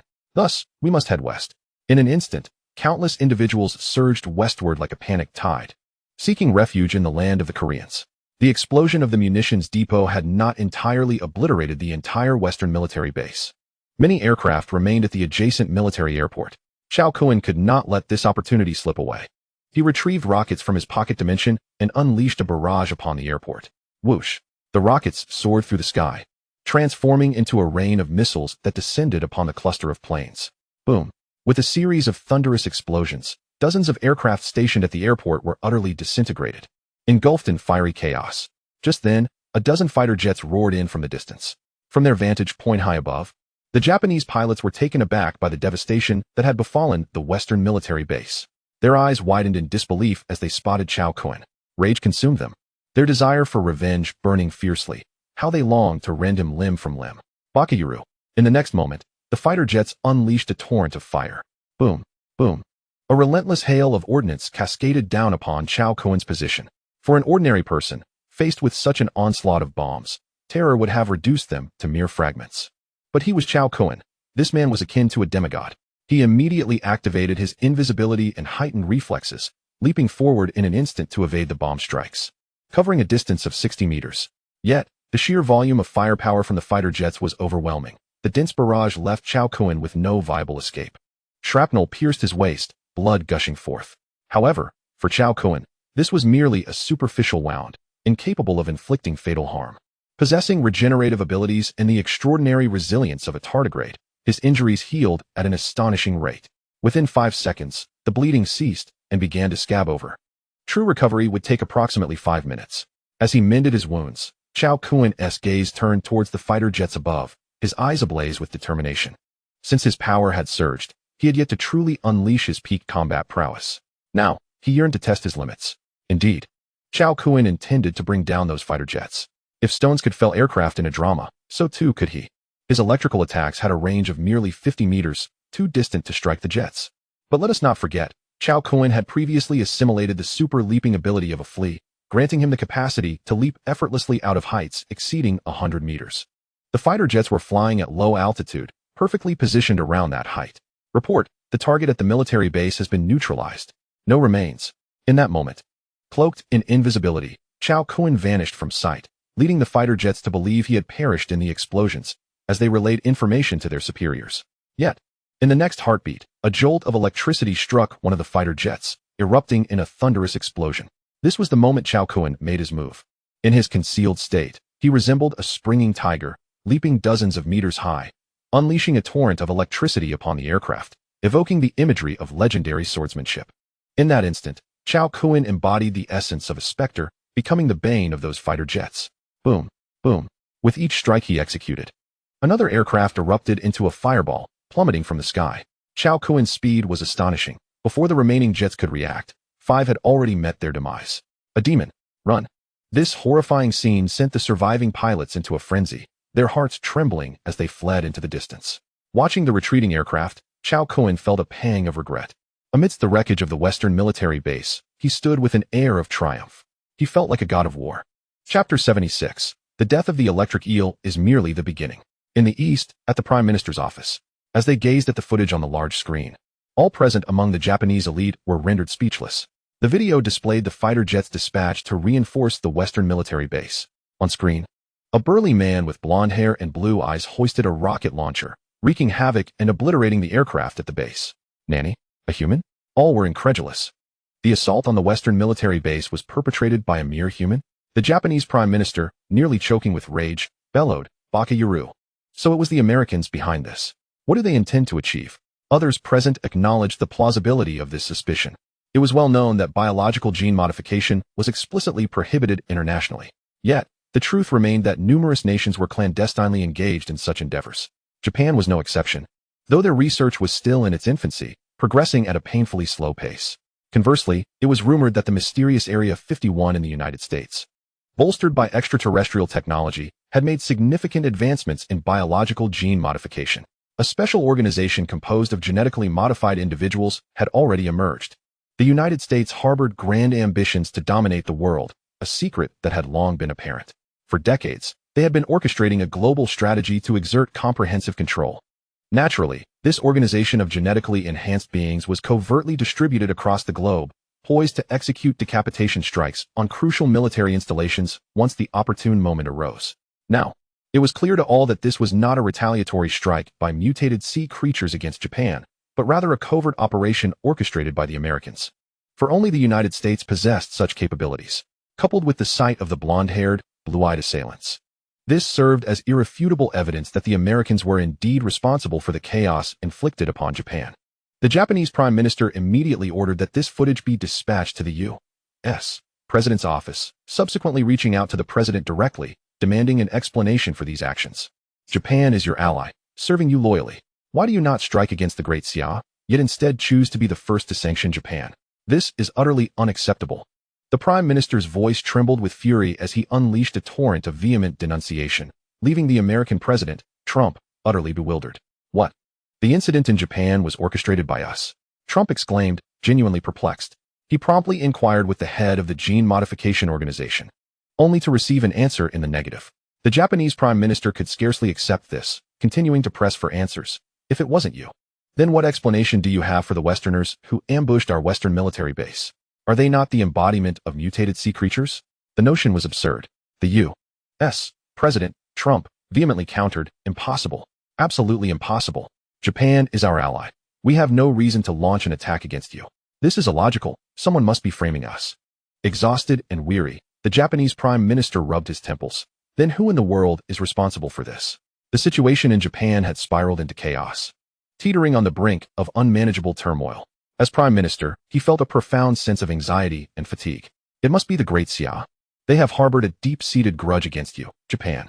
Surely, they're the ones pulling the strings behind all of this. The Prime Minister was furious.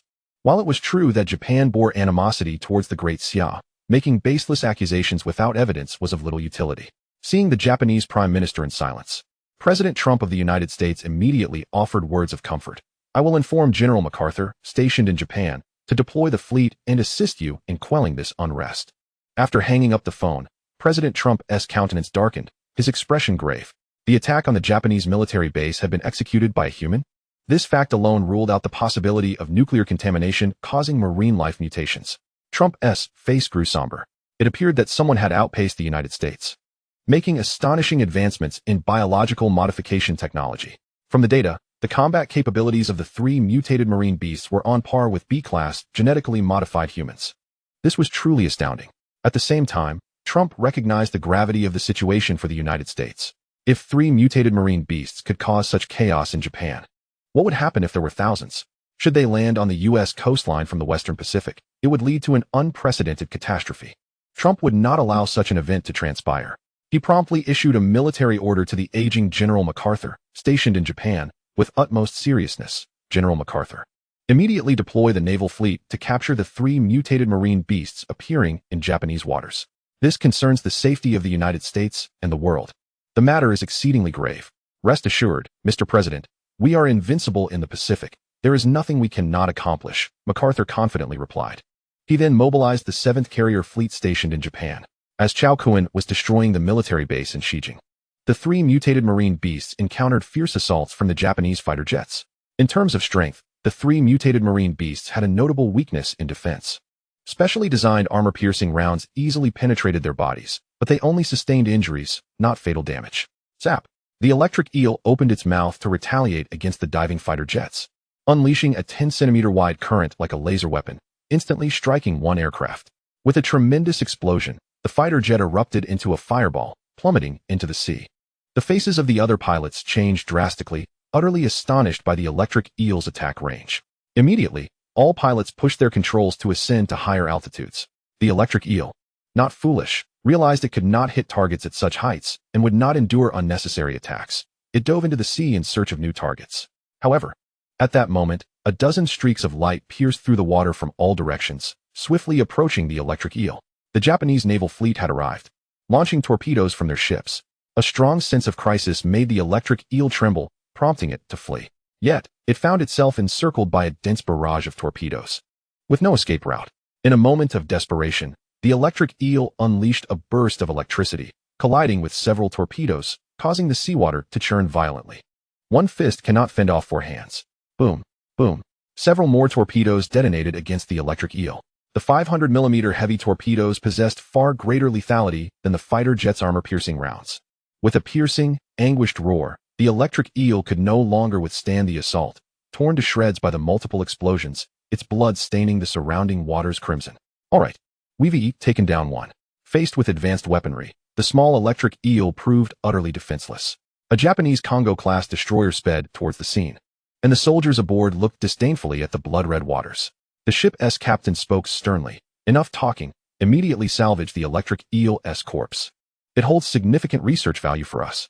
Soon, 2 larger segments of the electric eel's body were retrieved. Shortly thereafter, an armed helicopter arrived to transport the remains to the Japanese biological laboratory.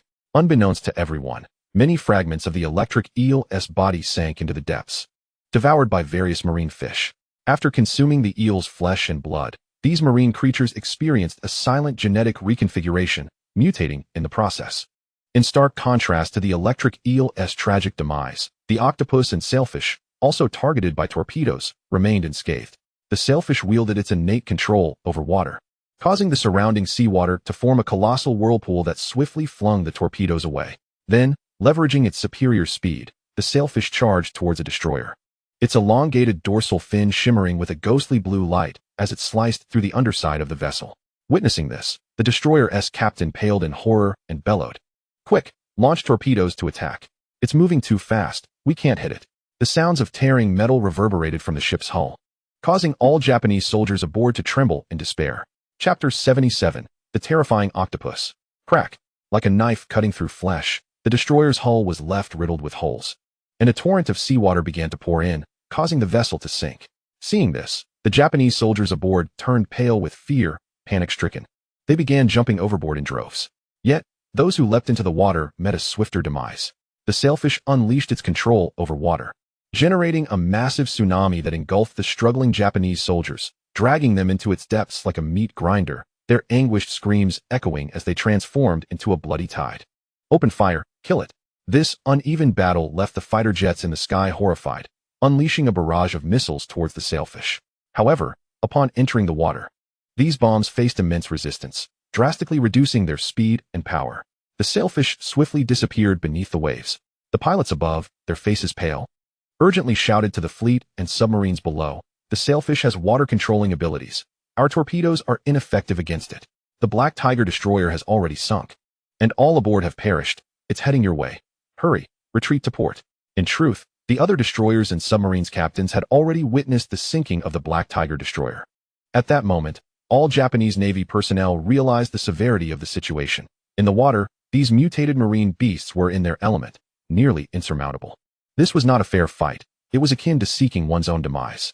In that instant, this stretch of ocean had become a forbidden zone for the Japanese, as the remaining destroyers and submarines raced back in a frantic retreat. However, their speed was insignificant in the face of the octopus and sailfish. The sailfish, like a flash of lightning, darted through the depths, appearing beneath a destroyer. The Japanese Navy above was paralyzed with terror. Remaining on the ship meant death. And jumping into the water meant the same. This was a true dead end. In their desperation, the Japanese Navy aboard the ship detonated all their munitions, intending to perish together with the monster. Fire everything. Let us blow this thing to kingdom come. Boom. The destroyer exploded into a myriad of pieces. The terrifying shockwave sending towering waves crashing into the sea. The sailfish, too close to the blast, could not escape unscathed. Its body was left mangled, its dorsal fin shattered. Appearing utterly tragic, its vitality diminished, and it became exceedingly weak. Yet, this was still thanks to the sailfish's newly evolved steel body, strengthened by absorbing nuclear radiation. Otherwise, the current fate may very well mirror that of the electric eel, meeting its demise here. The severely injured sailfish, gripped by fear, immediately darted towards the depths of the ocean, voraciously consuming smaller fish to recuperate. Among the three oceanic mutated beasts, the octopus exhibited the most terrifying offensive capabilities, possessing the ability to transform into any fish species within the marine realm, regardless of size. Once it morphed into invisibility, it was endowed with an exceptional capacity for concealment, rendering it undetectable by the submarine sensors. Can you fathom the dread instilled by an adversary possessing such an array of formidable skills? The octopus transformed into a pufferfish and lunged at a dragon-class submarine above, reverting to its original form, with its 8 tentacles tightly ensnaring the vessel before launching an assault. The psychic energy from its 8 brains erupted simultaneously, coalescing into an intangible net that enveloped the submarine. The Japanese personnel inside the submarine suddenly felt an unprecedented sense of palpitations, causing their breaths to slow. The psychic shock, magnitude stronger than that of a human, unleashed an intangible onslaught of unparalleled lethality, leaving them with no means of counteraction. Mere seconds later, the souls of all Japanese soldiers within the submarine suffered a debilitating blow, rendering them mindless and akin to living corpses. Subsequently, the octopus violently struck the submarine with its massive tentacles, its terrifying strength reducing the vessel to a crumpled wreck, instantly transforming the Japanese crew inside into mere pulp. The entire process transpired fluidly, dispatching a submarine in mere moments. It was a crushing confrontation, devoid of suspense. The octopus, indeed, could be deemed the ocean's harbinger of death. Following the obliteration of this submarine, the octopus advanced towards its next target. Flee. The disappearance of a single submarine sent shivers down the spines of the remaining 2 vessels. Panic, fear, horror, despair. The Japanese Navy wished fervently to equip their submarines with wings to escape this terrifying locale. Yet, even at maximum power, the submarine could only achieve a speed of 30 knots, a trivial pace compared to the octopus's 50 knots. Gurgle, gurgle. Ultimately, the 2 remaining Dragon-class submarines vanished without a trace, silently succumbing to the depths of the ocean. Upon receiving the news of the annihilation of 2 Japanese Congo-class destroyers and 3 Dragon-class submarines, the Japanese Prime Minister's eyes turned bloodshot, and he spat out a mouthful of blood, his eyes bulging in shock, fainting on the spot.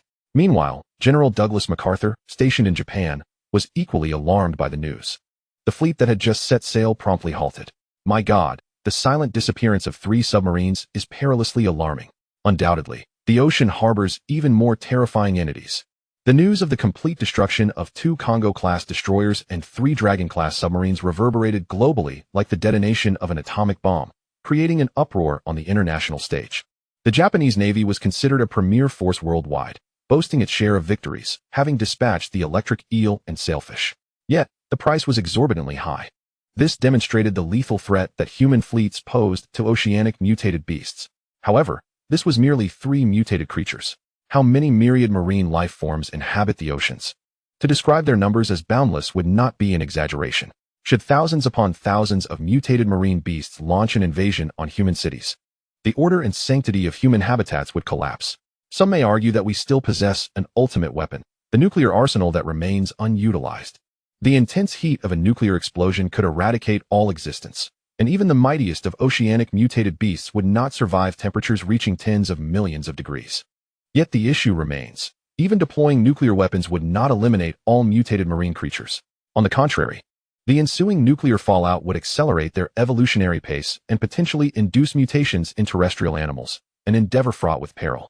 At this moment, leaders of nations recognized the gravity of the situation. This was no longer merely a dilemma for Japan. It had escalated to a matter of humanity's survival. As the winds of change swept through, nations hastened to dispatch teams to Japan, initiating extensive research on the remains of the electric eel. seeking every conceivable method to counter the oceanic mutated beasts. Chapter 78, The Two-Star Creation Box. In this moment, the atmosphere brimmed with an oppressive and unsettling aura. The apocalypse had truly begun its countdown. All nations entered a state of emergency preparedness, their military forces poised to confront impending calamities. Meanwhile, smaller coastal nations, with feeble military capabilities, lacked the means to resist, prompting entire populations to migrate towards the continental interior. Many sought refuge among nations with formidable military strength. The world was in utter chaos. Meanwhile, the architect of this farcical disaster, Cao Kun, engaged in an exhilarating battle within a nuclear power station in Japan. The Japanese self-defense forces, stationed within the facility, had adequately prepared for an ambush. You can turn invisible, can you? Allow me to employ thermal imaging. You shall find no refuge. However, they remained oblivious to the nature of their adversary, an invincible being, having fused with the traits of sea snakes and tardigrades. Cao Kun wielded the ability to control his body temperature, rendering thermal imaging ineffective against him. Once cloaked in invisibility, Cao Kun transformed into a formidable entity, continuously retrieving high-explosive grenades from his spatial pocket and hurling them into the crowd. The air was filled with screams and chaos as blood and flesh scattered. Boom. The pressure wave.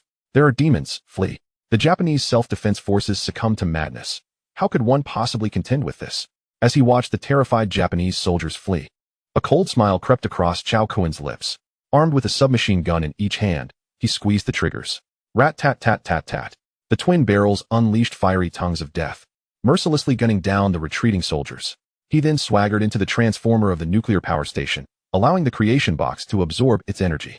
In just 3 hours, Cao Kun had visited 6 nuclear power stations, averaging half an hour to drain each facility's power, rapid and invincible in his endeavors. The Japanese self-defense forces crumbled under the pressure.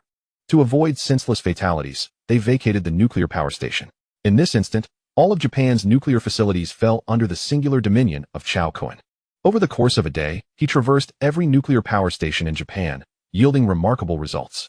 After considerable effort, the creation box finally upgraded to 2 stars. The 2-star creation box underwent significant transformations. Firstly, its spatial dimensions expanded tenfold, increasing from 10 cubic centimeters to 1 cubic meter.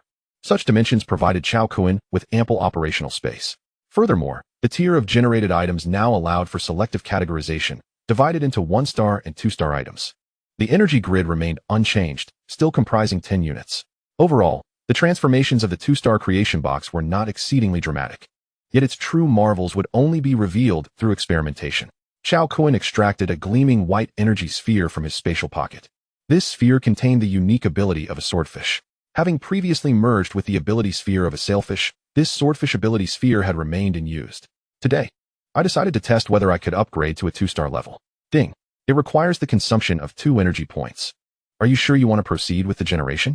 Indeed, as Cao Kun had anticipated, the energy required to generate a 2-star item had doubled. This meant he had only 5 opportunities each day to generate 2-star items. Cao Kun was quite pleased. Although the chances were limited, the potential was vast. And being 2-star represented a qualitative transformation. Confirm. Ding.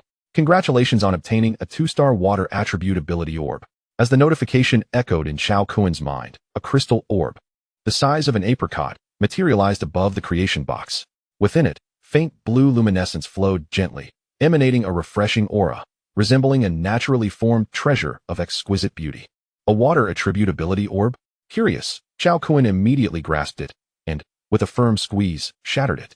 The sight of such a flawlessly beautiful crystal orb being crushed by Cao Kun would undoubtedly incite ire from any woman who witnessed it, decrying him for squandering such a precious gem. The 2-star ability orb was, without a doubt, vastly different from the 1-star variant. Particles of pale blue, akin to droplets of water, seamlessly integrated into Cao Kun's being. Suddenly, he was astonished to feel a current flowing within him, accompanied by a soft sound of trickling water. It was as if he were swimming in an aquatic realm, an experience of unparalleled delight. After 2.5 minutes, this intoxicating sensation gradually faded. Cao Kun's eyes sparkled as he extended his palm, and with a mere thought, it was as if he had cast a spell. In the center of his hand, a large sphere of water began to coalesce. Observing this orb, he understood why it was termed a water attribute ability orb. As the name implies, he now possessed the powers akin to a grand sorcerer, capable of manipulating the surrounding water elements. He then willed the large water sphere to morph into a water serpent, which surged towards a wall. With a thunderous crash, akin to a bomb, the wall shattered, leaving a gaping hole. Moreover, Cao Kun could distinctly sense that the strength of his water attribute attacks was intrinsically linked to his mental prowess. The greater his mental strength, the more formidable his water attacks. Eventually, at a certain threshold, he could command the waters of the ocean itself. This was a terrifying ability with the potential for sustainable enhancement, promising boundless prospects. Impressive, Cao Kun marveled. Is this the power of a 2-star creation box? Truly formidable. Having adapted to the water attribute ability, he continued generating items, eager to explore the new wonders of the 2-star creation box. From the pocket dimension, he retrieved a Barrett .50 caliber heavy sniper rifle and a laser gun, both pilfered from the military arsenal of the Shijing military base. He intended to combine these two items and observe the outcome. The laser gun was compact, measuring only 60 centimeters, while the Barrett sniper rifle was somewhat larger but could be positioned at an angle. Ding. It requires the consumption of 2 energy points. Are you sure you want to proceed with the generation? Confirm. Ding. Congratulations on obtaining a laser sniper cannon. Gazing at the dark golden laser sniper cannon that floated before him, Cao Kun's eyes lit up as he carefully examined it. It measured 12 meters in length, weighed 18 pounds, and had a 30mm caliber. The streamlined barrel shimmered with a cold metallic luster, feeling robust to the touch. What astonished him even more was that this laser sniper cannon was powered by a metallic hydrogen battery. The energy density of this battery was 100 times greater than the supercapacity lithium batteries he had previously generated. Decades ago, numerous nations had invested heavily in hydrogen energy research, and significant progress had been made. It was widely believed that the next breakthrough in renewable energy would be high energy density. Clean hydrogen energy. Metallic hydrogen energy was the holy grail humanity had long sought. With it, from mobile phones to spacecraft, even interstellar travel would no longer be mere fantasy. It would elevate human technological advancement to unprecedented heights, potentially beyond the solar system. Without exaggeration, the significance of metallic hydrogen energy surpassed that of nuclear weapons. Cao Kun coveted this metallic hydrogen battery. If the creation box could reveal the technology to produce it, he could become the unrivaled sovereign of the world's energy. He had heard that Japan had made remarkable strides in hydrogen energy and considered procuring some hydrogen energy resources. Furthermore, the materials and launching apparatus of this laser sniper cannon were also invaluable. This truly showcased the terrifying worth of the 2-star creation box. Cao Kun was enamored with the laser sniper cannon and felt an urge to test its power. How powerful could it be? He aimed the cannon at a skyscraper a kilometer away and squeezed the trigger. As the firing mechanism engaged, the metallic hydrogen battery unleashed a surge of energy. Whoosh! In an instant, a dazzling white orb shot forth from the cannon's muzzle. The sound was barely audible, approximately 50 decibels, and the recoil was nearly negligible. The white orb sped like lightning and struck the center of the skyscraper in less than a second, demonstrating astonishing velocity. Boom! With a deafening roar, the 100-meter-high skyscraper was pierced through, leaving a conspicuous 10-meter-wide hole. Even from a kilometer away, Cao Kun could see it clearly. Incredible! He exclaimed, astonished by the destructive power of the 10-meter diameter impact. He believed that even the formidable resilience of a tardigrade would succumb to such a strike. The lethality of this weapon was terrifying, and its speed was so swift that evasion was impossible. Cao Kun was exhilarated, becoming addicted to the thrill of it all. And he raised the laser sniper cannon once more, this time targeting the tallest building in Japan, the Shijing Sky Tower, 10,000 meters away. Would he be able to hit it from such a distance? Chapter 79, The Smart Wristband. Whoosh! A blazing, radiant white orb erupted from the barrel of the laser cannon, slicing through the air. In the blink of an eye, it traversed 10,000 meters. The steel framework of the Shijing Sky Tower was vaporized in the center by the terrifying white beam, abruptly creating a small sun that radiated dazzling light amidst the dim twilight. With no support, the upper half of the Shijing Sky Tower plummeted, collapsing into a heap of scrap metal. Strong. Incredibly strong. This weapon represented a dimensional assault on the current technological arsenal of Earth. Even an American aircraft carrier would be rendered incapacitated after just one more shot. Cao Kun's gaze was fervent as he looked up into the void, yearning to take a shot at a satellite. Ultimately, after considering the inability to calibrate his aim, he decided against it. Checking the energy display, he noted that after firing 2 shots, the energy level was still at maximum. Truly, the metallic hydrogen battery was fearsome. With a lingering sense of excitement, Cao Kun stored the laser sniper cannon back in his pocket dimension, refraining from generating more items. He took out his phone to search for hydrogen energy companies in Japan, as his desire for the metallic hydrogen battery was intense. With this technology, he could construct his own battle mecha. This is truly the grand plaything befitting a man. Previously, Cao Kun expressed his ambition to reign as the king of the earth. Now, The emergence of the secondary causative box presents the perfect opportunity.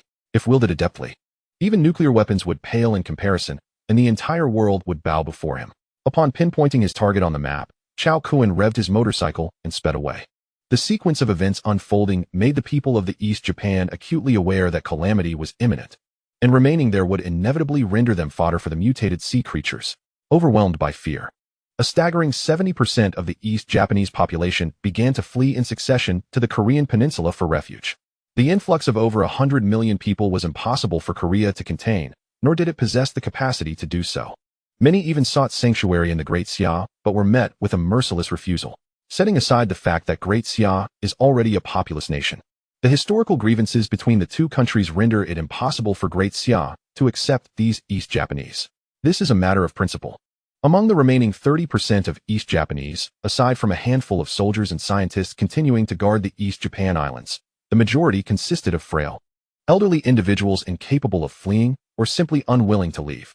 It can be said that, at this moment, the East Japan Islands are desolate, with storefronts along the roads smashed and in tatters. Occasionally, human corpses appear in alleyways, ravaged and devoured by wild dogs, creating an eerie atmosphere. Who could have imagined that a once thriving metropolis, within the span of merely a day, could devolve into a lifeless, desolate city? Cao Kun arrived at the largest triangular hydrogen energy company in Shijing City, as the backbone industry of East Japan. Even amidst the current turmoil and the looming threat of oceanic mutations, the triangular hydrogen energy enterprise maintained a garrison of 100 soldiers. Against these feeble defenders, Cao Kun dispatched them with ease in under a minute. He then made his way to the production workshop of the Triangular Hydrogen Energy Company, locating the hydrogen energy battery warehouse, and secured a portion to store within the mustered space. Subsequently, Cao Kun hurried to the laboratory of the Triangular Hydrogen Energy Company. All the top-tier protective measures crumbled before his formidable might, as he effortlessly shattered them with a few powerful punches. After a thorough search, he discovered some paper documents.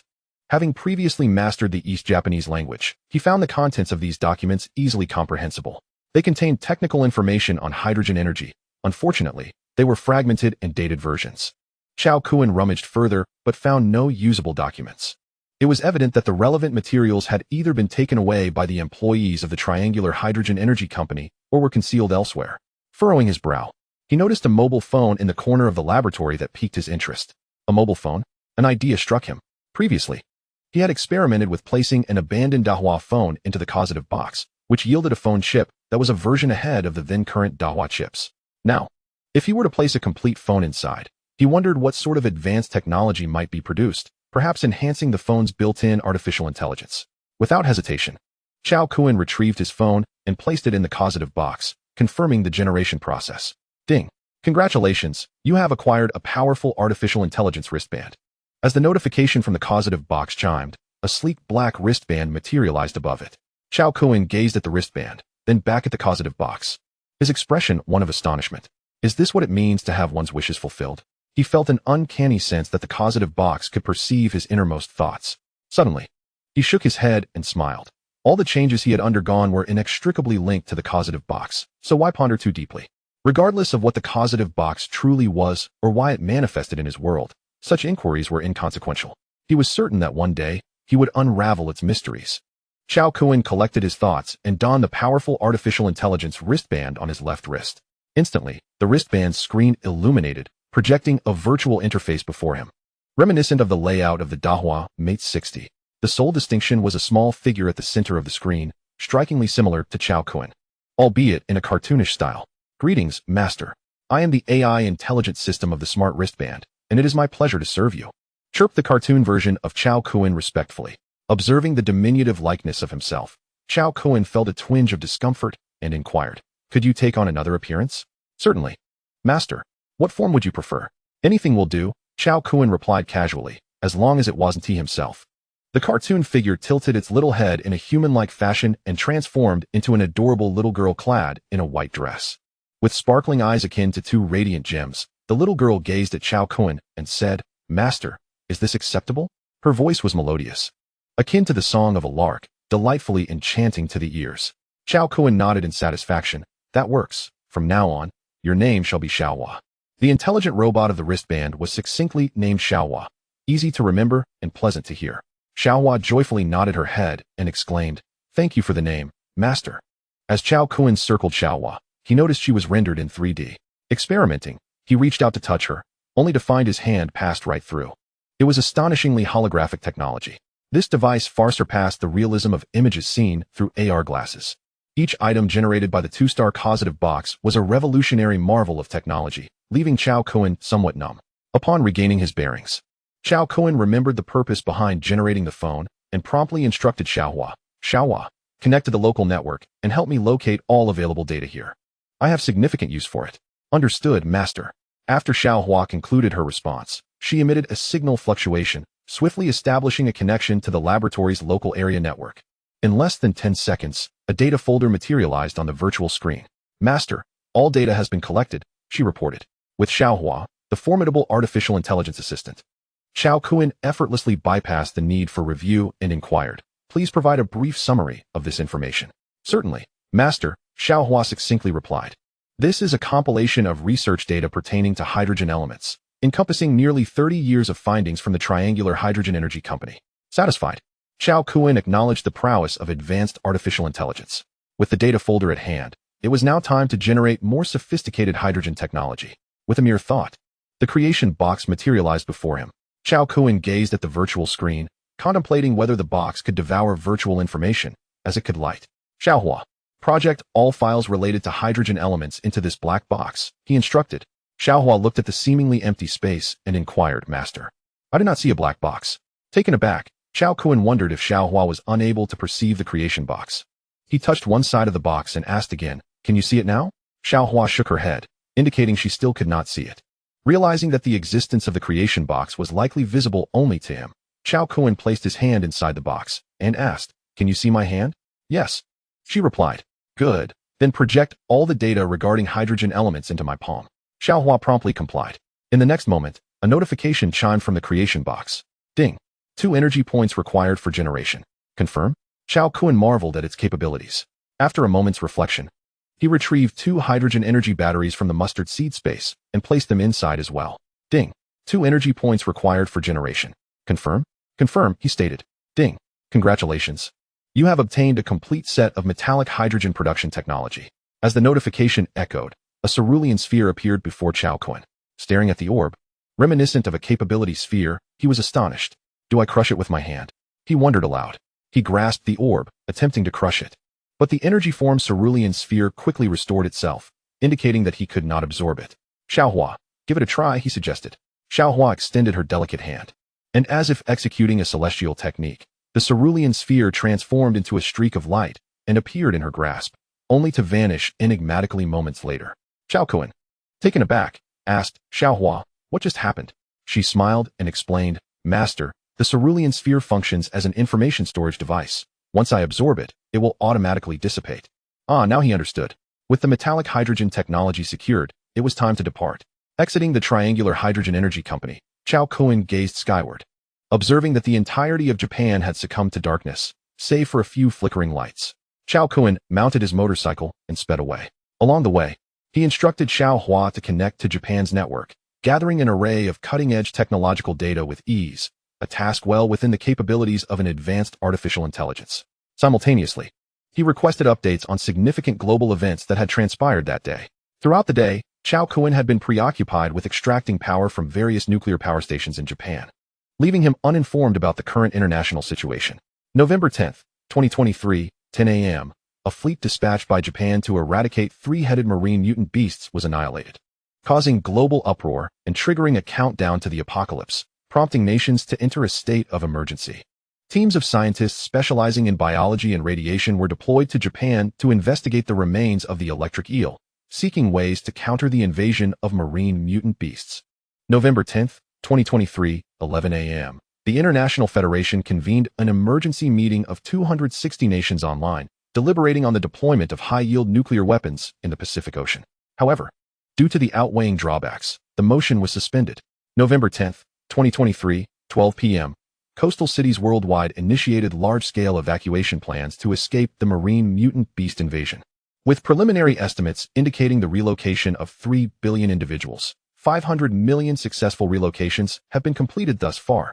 November 10, 2023, 3 p.m., A total of 165 scientists specializing in biology and radiation from various countries arrived in Japan, convening at the largest biological laboratory in West Kyoto to conduct urgent research on the remains of the marine mutant beast electric eel. November 10, 2023. 5 p.m. The West Kyoto Biological Laboratory released a statement regarding the progress of their research on the remains of the marine mutant beast electric eel, indicating significant advancements. Upon hearing these news reports, Cao Kun's expression hardened. The electric eel was dead? Within a 200-kilometer radius, he had sensed several creatures. Yet he was unaware of their life statuses. He had believed that after the octopus, sailfish, and electric eel attacked the Japanese vessels, they had retreated to the ocean depths. To his astonishment, the electric eel had been killed and subsequently brought back for research. Cao Kun was well aware of the wondrous capabilities of the creation box, once generated. The electric eel's characteristics and transformations would belong to an entirely new species. If subjected to research, it was conceivable that unique discoveries could emerge, such as the lightning power he had fused with the electric eel. The likelihood of this was exceedingly high, piquing Cao Kun's interest, prompting him to investigate further. Xiaohua. Locate the West Kyoto Biological Laboratory, he commanded. Master, I have already searched, Xiaohua responded, presenting a virtual route map before him. Cao Kun quickly memorized the layout before it vanished. With a roar, Cao Kun accelerated, his motorcycle transforming into a shadow as it sped along the darkened road. Chapter 81. Astonishing Discovery. At that moment, within the Future Biological Science Laboratory of Japan, over 100 authoritative experts in biology and radiation had gathered just half an hour prior. They had made groundbreaking progress in researching the remains of the marine mutant beast electric eel, and the results sent shivers through everyone's hearts. The electric eel cells contained not only substantial nuclear radiation, but also a previously unseen substance on Earth, which was identified as the primary cause of the electric eel's mutation. Further investigations into this extraordinary substance revealed its remarkable capacity to influence the recombination of biological genes, yielding incredible enhancement effects. This discovery left the scientists exhilarated to the point of fainting. They promptly extracted the electric eel's genetic cells and proceeded with an injection experiment on a laboratory mouse. All eyes were glued to the scene, breaths held in anticipation. 5 minutes later, the data from the monitoring equipment for the mouse surged dramatically. In mere seconds, the mouse's size increased significantly, with its physiological indices tripling, and the data continued to rise steadily. The scientists' eyes widened in disbelief, their pupils trembling with shock. After a brief silence, a collective gasp echoed through the room. At that moment, the previously unconscious laboratory mouse suddenly opened its blood-red eyes, flashing with electric currents. Squeak! The crimson gaze of the laboratory mouse fixated on the scientists beyond the glass, and it opened its mouth to unleash a surge of electricity, striking the glass. Crack! In an instant, a web-like fracture spread across the surface, culminating in a shattering explosion. Having assimilated the genetic cells of the mutated electric eel, the mouse now possessed the extraordinary ability to emit electrical currents. This astonishing transformation did not frighten the scientists. Rather, it ignited a fervor within their eyes. Squeaking in defiance, the mouse shattered the glass and transformed into a white blur, darting toward freedom. The scientists, unwilling to let it escape, pursued it fervently, but the mouse retaliated furiously, its body crackling with intertwining currents of electricity. Each scientist who dared to touch the mouse was met with excruciating convulsions, as if they had grasped a high-voltage wire. This terrifying power prompted the others to recoil in astonishment. The voltage exceeded 300 volts. Unimpeded, the mouse raced toward the exit, only to be confronted by a sudden blockade of brown stones. In swift succession, more stones materialized, forming a confining stone box that rendered the mouse immobile. Shortly thereafter, a figure adorned with an intricately patterned mask emerged at the entrance of the passage. Towering and formidable, he exuded a palpable sense of oppression. Observing the struggling, snarling mouse, the masked man's brown eyes flickered with surprise. Was this the outcome of their experiments? The sudden appearance of the masked figure and the sight of the trapped mouse sent ripples of shock through the scientists. Could this be the fabled genetic modification operative from the United States? Many began to speculate about the masked man's identity, astonished. At that moment, a middle-aged man with gold-rimmed glasses and a short beard stepped forward, approaching the masked figure. His name was Bruin, one of the most illustrious biologists in the United States, a paragon in the realm of biological sciences, and a recipient of the Nobel Prize in Physiology or Medicine. He was also one of the core scientists at the most enigmatic genetic modification research facility in the nation. Upon hearing of the mutated beasts emerging in the east, he had promptly come to investigate. Gray Mountain, you arrived just in time. This little creature nearly escaped. It was revealed that the masked man was named Grey Mountain, a member of the U.S. Genetic Modification Organization, tasked primarily with safeguarding Bruin and the safety of the scientists from America. Grey Mountain slightly bowed to Bruin, uttering, "Mr. Bruin." He held great respect for Bruin, acknowledging his significant role in his successful transformation into a genetic operative. At this juncture, Bruin's assistant approached with a syringe filled with anesthetic, which he deftly injected into the mouse through a crevice in the stone. However, due to the mouse's astonishing resilience after merging with the electric eel's genes, it took 3 doses of anesthetic before it finally succumbed to unconsciousness. Subsequently, Bruin carried the mouse to a series of instruments for more detailed data collection. Unbeknownst to anyone, as Grey Mountain departed, he received a signal from Bruin. Maintaining his composure, Grey Mountain turned and left. Before long, the detailed data collection was complete, and Bruin displayed the findings on the laboratory's large screen. The sight of the data drew gasps from the crowd, their elation palpable. "Oh my God, we did it! We truly succeeded." The mouse's vital signs were remarkably healthy, exhibiting no adverse side effects, and it was evident that the genes of the mutated electric eel were extraordinarily stable. How wondrous! The compatibility of the fused genes had astonishingly reached 100%. It was truly remarkable. This was not a calamity, it was a divine boon. A new era of evolution was about to commence, ushering humanity into a new future, a time when everyone could become superhuman. Over 100 scientists erupted in exuberant celebration, their joy uncontainable, envisioning the monumental changes that the integration of marine creatures' extraordinary abilities would bring to human existence. "We can commence human trials. I volunteer to be the first test subject." Unable to restrain themselves, many others clamored to express their eagerness. The prospect of merging with the electric eel's genes and unleashing electrical currents was simply too exhilarating. Bruin, equally astonished, recognized the implications of the data collected from the mouse. Drawing upon his extensive experience at the U.S. Genetic Modification Research Facility, a success rate of 100%. With no side effects, this was the epitome of a perfect gene fusion agent. It was indeed a groundbreaking discovery. However, all of this would be exclusively enjoyed by the United States. Observing the ecstatic crowd, Bruin raised his hand for silence, declaring, "Ladies and gentlemen, may I have your attention? I have an important announcement to make." Instantly, the room fell silent, all eyes fixated on Bruin. He continued, "I will be brief, with just 2 points." He spoke directly and without preamble. "First, you will join our U.S. Genetic Modification Research Facility, and the findings regarding the mutated electric eel will be shared among us. You will all have the opportunity to become genetic operatives, to become a new breed of humanity." Upon hearing this, the room erupted in uproar. This was a blatant attempt at monopolization. The countenance of several scientists from the East darkened, and Lu Liang, the leader of their delegation, confronted Bruin, asking sternly, "Bruin, what do you mean by this?" Bruin merely cast a fleeting glance at Lu Liang, dismissing him as he continued, "Second, death." His tone dripped with icy menace, freezing the atmosphere in the room. Bruin's words were unequivocal, and the meaning was crystal clear.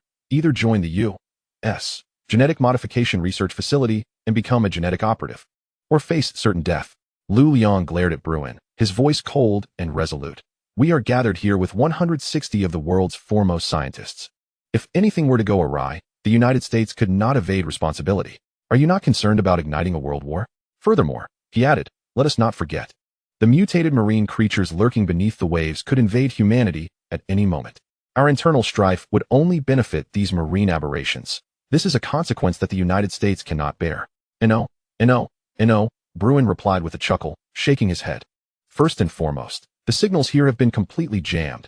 No information can be transmitted outside, and the outside world will remain oblivious to the occurrences within these walls.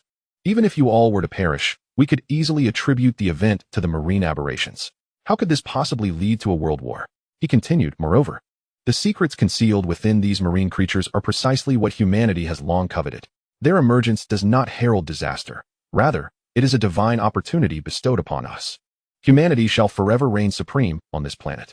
Oh no, to be more precise, it is the United States that shall reign supreme. From this day forth, the United States would be the sole sovereign of the earth, and the nations behind you would have but 2 choices, to submit or to perish. There would be no alternative." Bruin's words were imbued with unparalleled confidence and arrogance. The United States had strategically positioned itself across the globe for decades, with military bases scattered worldwide. Its military prowess was unparalleled, possessing the capability to deliver a strike anywhere on Earth within a 24-hour window. Harboring grand ambitions of unifying the Earth, The emergence of marine mutant beasts has presented an unparalleled opportunity. By capturing a multitude of these creatures and extracting their genetic material, a legion of genetically modified humans could be produced in a remarkably short span of time. In the face of such a formidable army, the technological weaponry of nations worldwide would be rendered obsolete. Even the looming threat of nuclear weapons would fail to intimidate the United States. Upon hearing Bruin's words, a heavy silence enveloped the room, as all present understood that the outcome was already predetermined. Almost immediately, numerous voices echoed in unison. I am willing to join you. So am I. In a matter of moments, all 160 scientists from various nations expressed their desire to collaborate. If ants could persist, how much more so could humanity? When confronted with the choice between life and death, the instinctual preference for survival prevailed. After all, we are all human. The location of our endeavors matters little. Excellent, splendid. Welcome to our great American family, Bruin exclaimed, visibly pleased. He then turned his gaze towards the Daxia team, which had remained silent until now, and smilingly addressed Mr. Liu. We are all intelligent individuals here. I trust you will make the right decision. Liu Liang, with a sardonic chuckle, retrieved a miniature smartphone from his pocket and said, I apologize, Mr. Bruin, but I must disappoint you. The secrets of the marine mutant beasts have already been transmitted elsewhere. Your aspirations of monopolizing this information are nothing short of delusional. Bruin was momentarily taken aback before scoffing. We have deployed a supersized signal jammer, effectively sealing off the entire region of Nippon. No satellite, no matter how advanced, could possibly detect anything. Liu Liang chuckled lightly and replied, Oh, is that so? He then tossed the smartphone toward Bruin. Upon receiving it and reviewing its contents, Bruin's expression darkened significantly. The message confirmed a successful transmission, succinctly stating, Beast. 100 gene extraction fluid discovered. America seeks to monopolize. Moreover, the timestamp indicated that the information had been sent long before Bruin had gathered comprehensive data on the lab rats. With a cold glint in his eyes, Bruin glared at Liu Liang, venomously uttering, You are truly damned. Liu Liang shrugged with a grin. We are all too familiar with the nature of you Americans, which is precisely why we prepared for contingencies. Surprised, are we? Before departing for Nippon, the Daxia think tank had anticipated several scenarios, one of which included the United States attempting to monopolize the research findings. Accordingly, Daxia had taken extensive precautions, installing a high-frequency signal enhancer in Modu to promptly receive crucial information transmitted from Nippon. To their astonishment, this foresight had proven invaluable. Observing Bruin's exasperation, Liu Liang smirked. You think you can outmaneuver Daxia with your schemes? Not a chance. With that, he led his fellow scientists out of the laboratory, all wearing smiles. Stop. Bruin's voice was icy. Did I grant you permission to leave? Liu Liang turned back, squinting at Bruin, and replied coolly, What? Do you intend to kill us? Feel free to try. Bruin's anger flared, but before he could respond, a new figure entered the room. It was Huishan, who, sensing the tense atmosphere, calmly suggested, Mr. Bruin. Let them go. Bruin frowned at Huishan. The latter produced a specialized smartphone, handing it to Bruin for his perusal. Upon examining the device, Bruin found a message from President Chuan Deng of the United States. The content was straightforward. Daxia had uncovered the monumental secrets surrounding the mutant electric eel. Should any harm befall the Daxia scientists, swift retribution would follow. Reading the message, Bruin's pupils constricted, his frustration palpable. Damn it. I should have blocked Nippon's signals before the research commenced. Witnessing Bruin's disheartened demeanor, Liu Liang couldn't help but chuckle as he and his team made their exit. Even with nations backing him, Bruin dared not act recklessly. The United States could ill afford to provoke the wrath of a nuclear superpower. As Liu Liang and his colleagues strode confidently out of the laboratory, the remaining scientists from other nations exchanged bewildered glances. What was happening? Had Daxia truly transmitted the information? If so, did that mean they no longer needed to align with the United States? Mr. Bruin, the research results are in, and we must return to our countries to report, they declared, promptly taking their leave. The scientists who had come to Nippon for the electric eel research were all esteemed elites from their respective nations. They held deep affection for their homelands. And unless faced with the specter of death, none would willingly join the United States. Of course, a handful of scientists chose to remain, expressing their willingness to ally with the Americans. Today's revelations were destined to send shockwaves across the globe. It was foreseeable that the world would soon be engulfed in turmoil, not only due to the imminent threat posed by marine mutant beasts, but also because nations would engage in fierce competition to seize these creatures, resulting in a bloody free-for-all. The survival of the smaller nations caught in the crossfire remained uncertain. Fortunately, by seizing this opportunity to align with the United States, they could find some measure of protection. Thus, 52 countries and 165 top-tier scientists convened in Nippon, only to part ways in discord within a day. However, the results they had gleaned were bound to astonish the heavens and move the spirits. From this moment onward, the world was poised for a transformative upheaval. Chapter 83. The day tour of Nippon concludes. Boom, boom, boom. Cao Kun sped along on his motorcycle, arriving at the future biotechnology research base of Nippon. He observed scientists from various nations emerging from the facility, their expressions animated and hurried. A flicker of intrigue crossed Cao Kun's face. Had the experimental results been unveiled? Without hesitation, he commanded the AI, Xiaohua, to infiltrate and gather information. The network system of the Nippon biotechnology base was woefully inadequate against Xiaohua's prowess, rendering it child's play for her to breach. In mere seconds, she effortlessly downloaded and compiled all experimental data from the facility. Master, the information has been successfully collected, Xiaohua reported, conjuring a virtual folder before Cao Kun. He swiftly accessed the contents, absorbing the information at an astonishing pace, coming to understand the entirety of the events that had transpired within the Nippon biotechnology base. Cao Kun's expression shifted to one of astonishment as he grasped the implications of the data through the research and extraction of the electric eel's genetic material. A high degree of safety and feasibility had been established for human integration with its genes.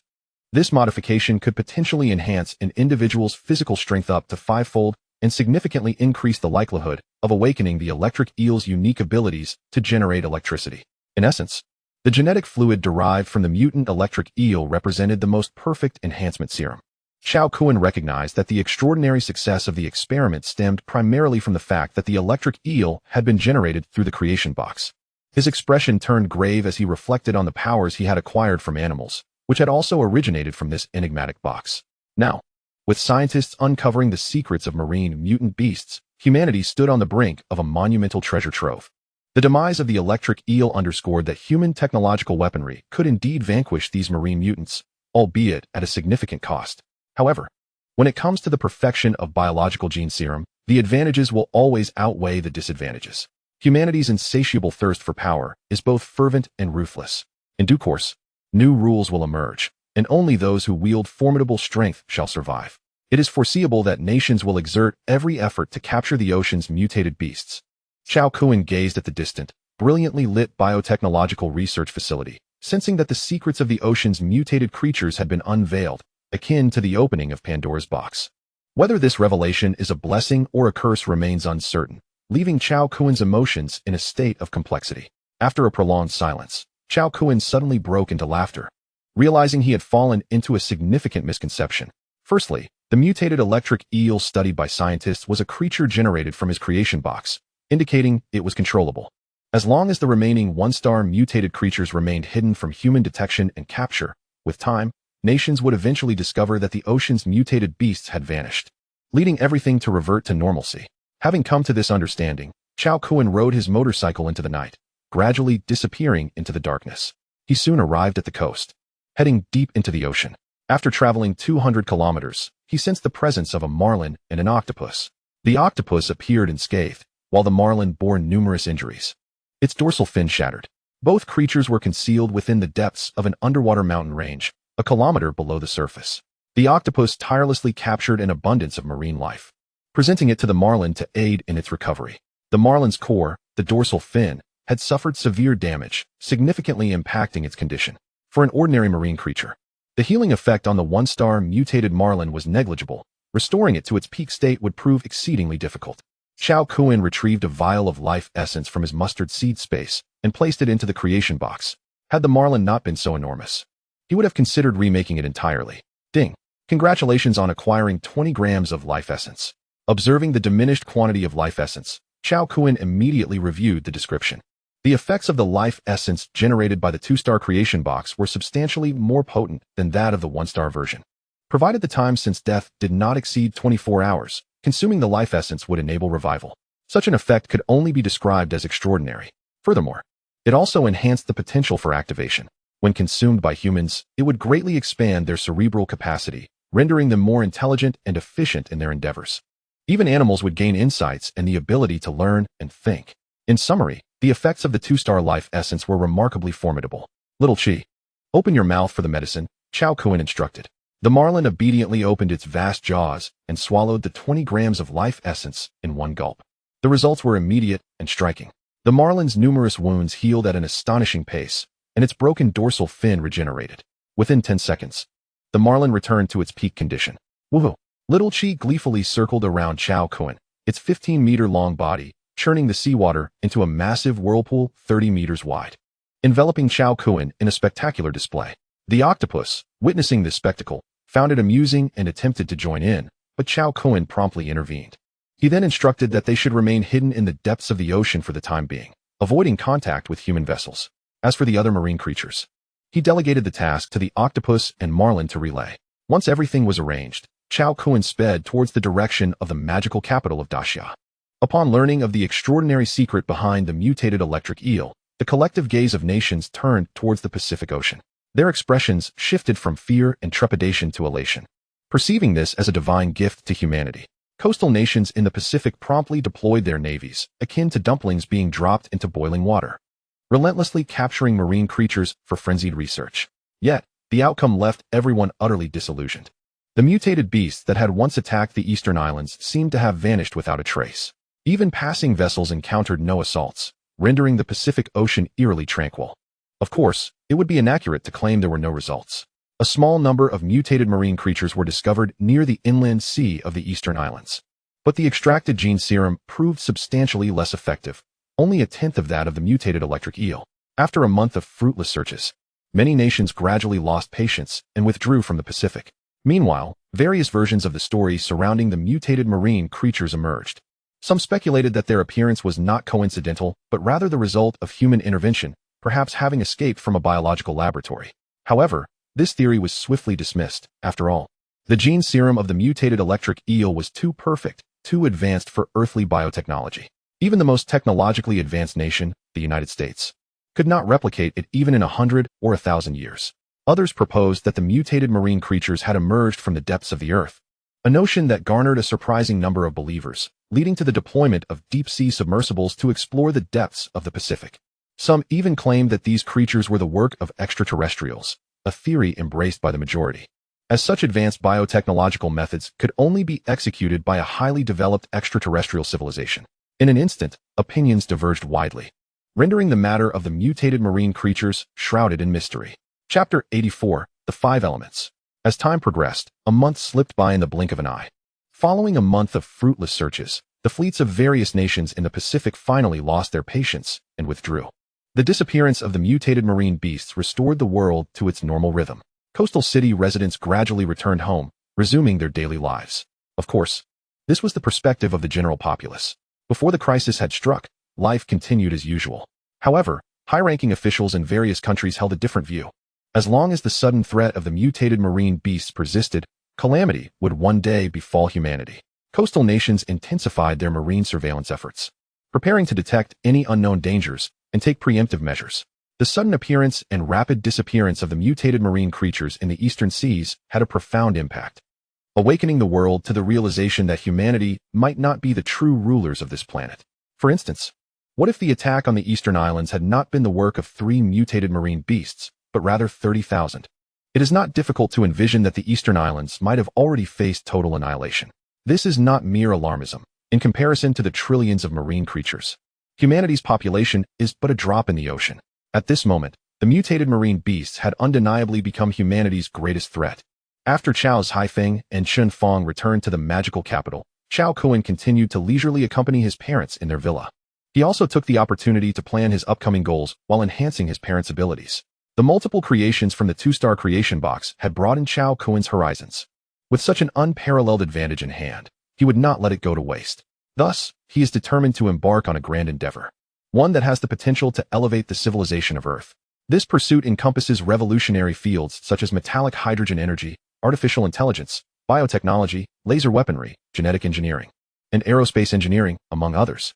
Each of these ventures represents an extraordinary technological project that transcends and even disrupts the current understanding of humanity. Once these projects are initiated, they will undoubtedly attract the attention and competition of numerous giants, an inevitability that cannot be avoided.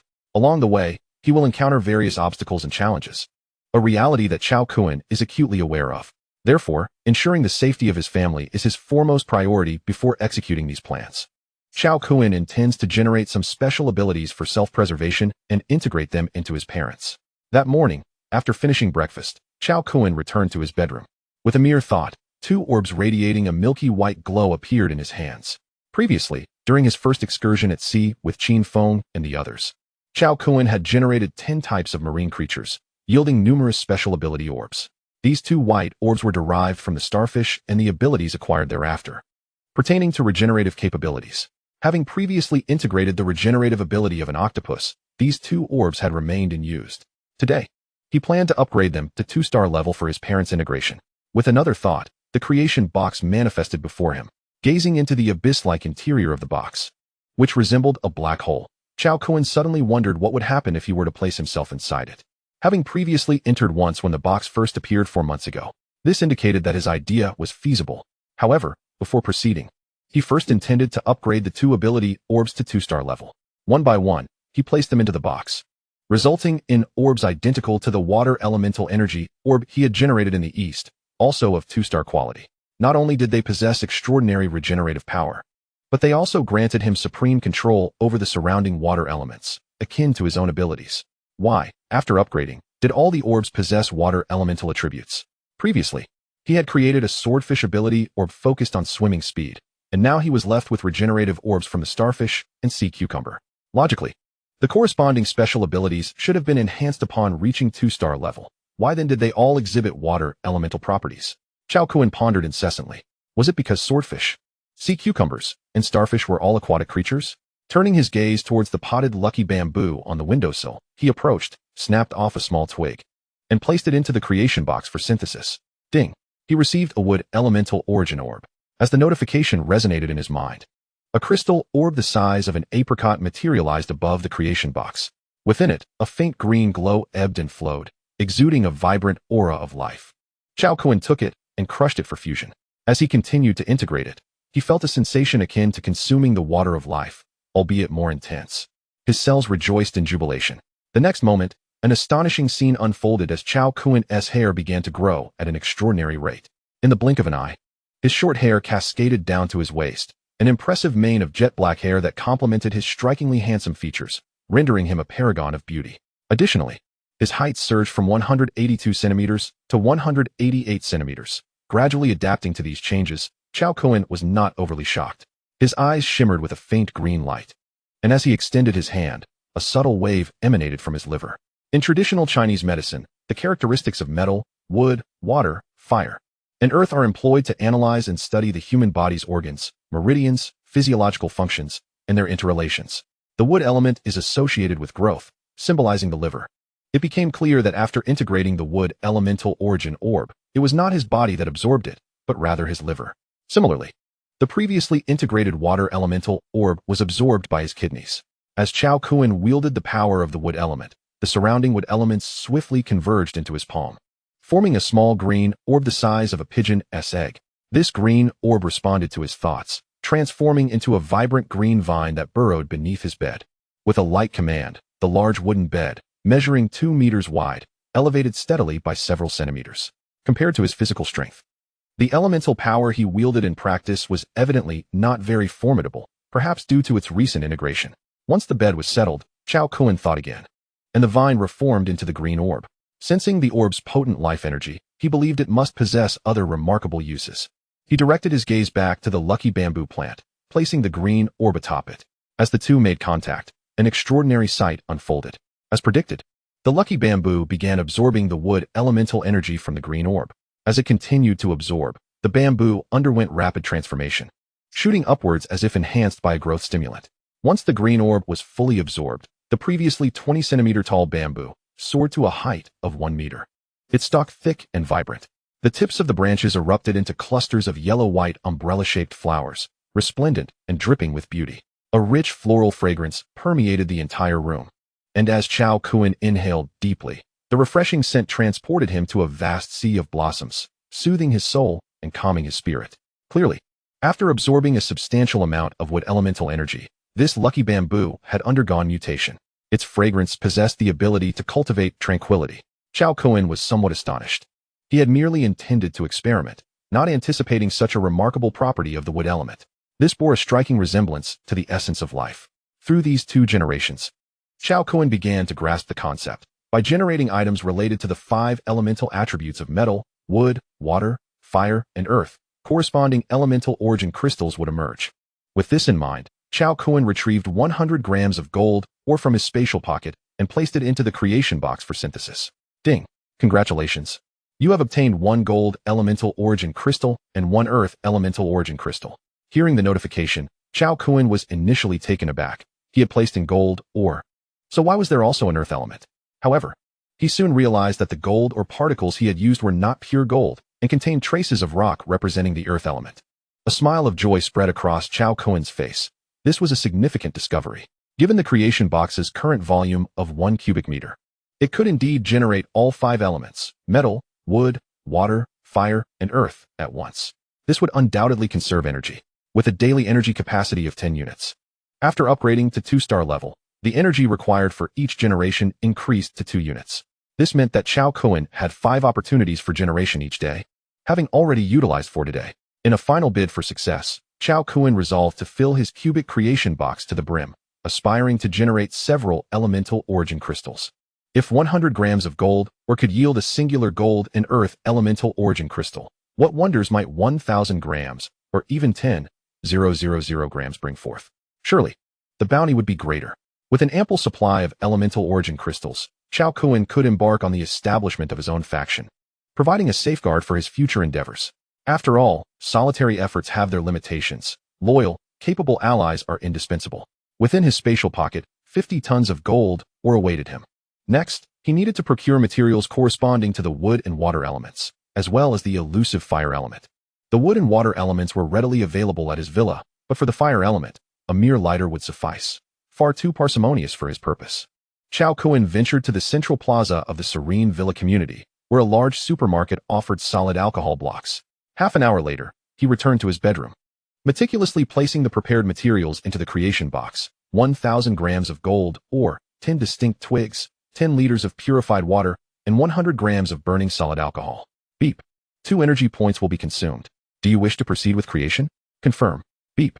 Congratulations, you have obtained 1 crystal each of the gold, wood, water, fire, and earth elemental origins. Upon hearing the prompt from the creation box, disappointment washed over Cao Kun. It appeared that quantity alone would not enhance the number of elemental origin crystals. The creation limit remained a singular oddity.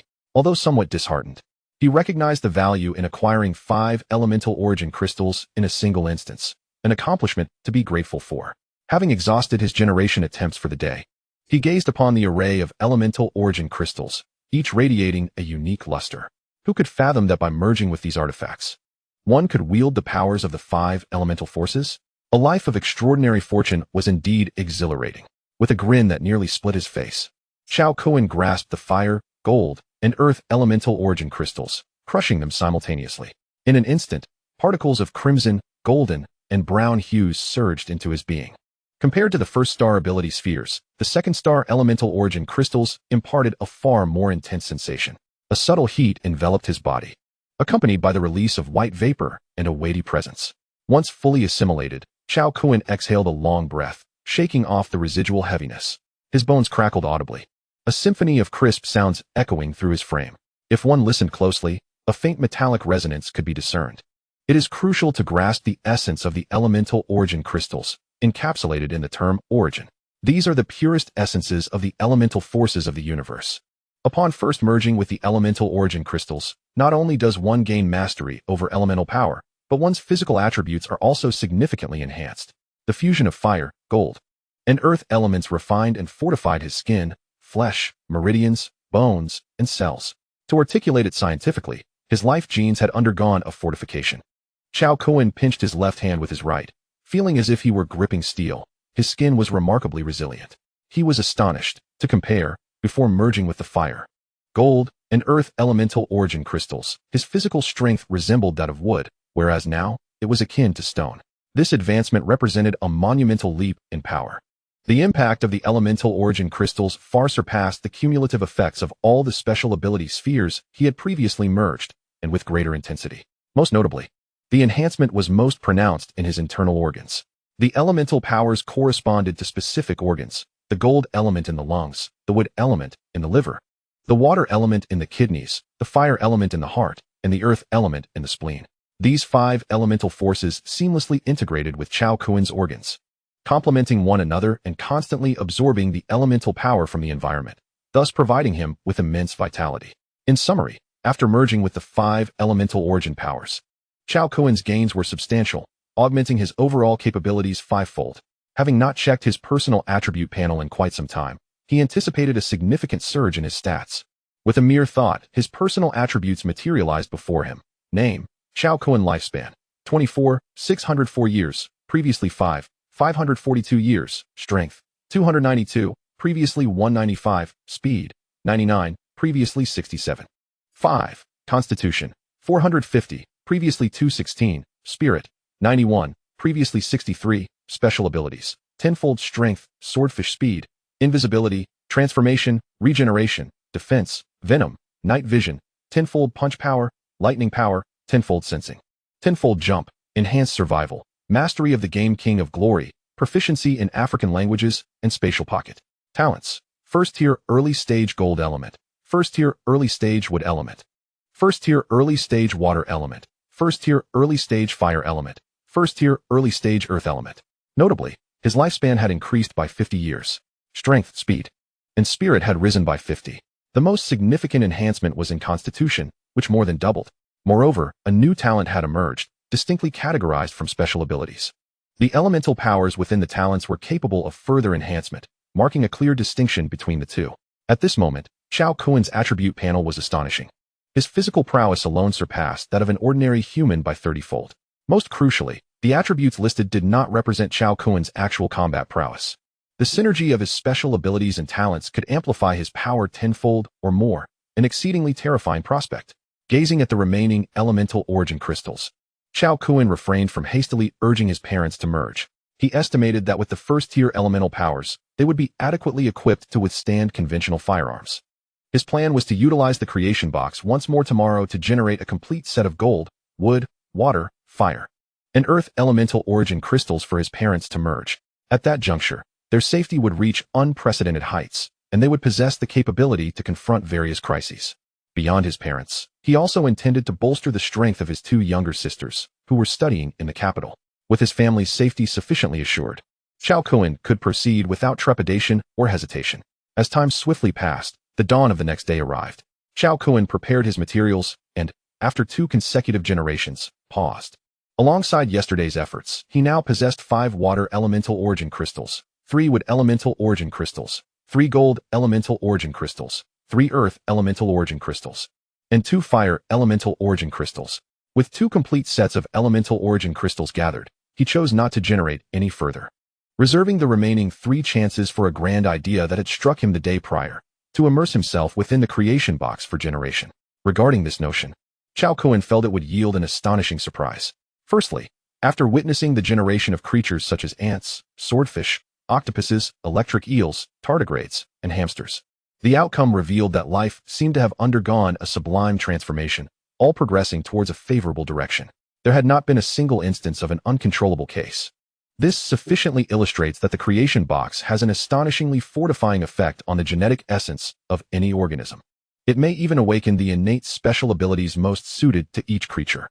For instance, the strength of ants magnified, the teeth of swordfish became sharper, and the octopus exhibited superior invisibility, transformation, and mental prowess. Without exception, the hierarchy of life experienced a monumental elevation, growing ever more formidable. Humans, after all, are merely a more advanced species, still belonging to the realm of living beings. Crucially, after numerous generative outcomes, Cao Kun had begun to comprehend the essence of the creation box. In a single phrase, its miraculous nature could be encapsulated. All things can be generated. Carbon-based beings like humans are also a part of this vast tapestry. Without a moment's hesitation, Cao Kun leapt into the creation box, crouching down and surveying the surrounding space with keen eyes. Lo and behold, the scene before him diverged entirely from what he had perceived from the outside. Gazing outward, countless stars radiated a myriad of dazzling lights, adorning the void and forming an extraordinarily brilliant river of stars. Moreover, Cao Kun was astonished to discover that he seemed to have been magnified billions of times. The stars surrounding him appeared to be no larger than marbles in his perception. Is this truly the internal world of the creation box? With wide eyes, Cao Kun murmured in shock. At that moment, a prompt resonated in his mind. Ding. Consuming 2 energy points is required. Do you confirm generation? Ignoring it, Cao Kun meticulously observed the star nearest to him, which gave him the sensation akin to that of the only star in the solar system, the Sun. However, its brilliance was a billion times greater than that of the Sun. This was a supermassive, unknown celestial body. From it, Cao Kun could even sense the faint presence of the 5 elemental forces. Could this be a genuine star? Startled by this incredible thought, Cao Kun swallowed hard and attempted to grasp it with his finger. His finger passed straight through the colossal star, devoid of any tangible sensation, as if he were touching the air. Is it an illusion? Frowning, Cao Kun's initial awe was replaced by disappointment. It seemed he had overthought the matter.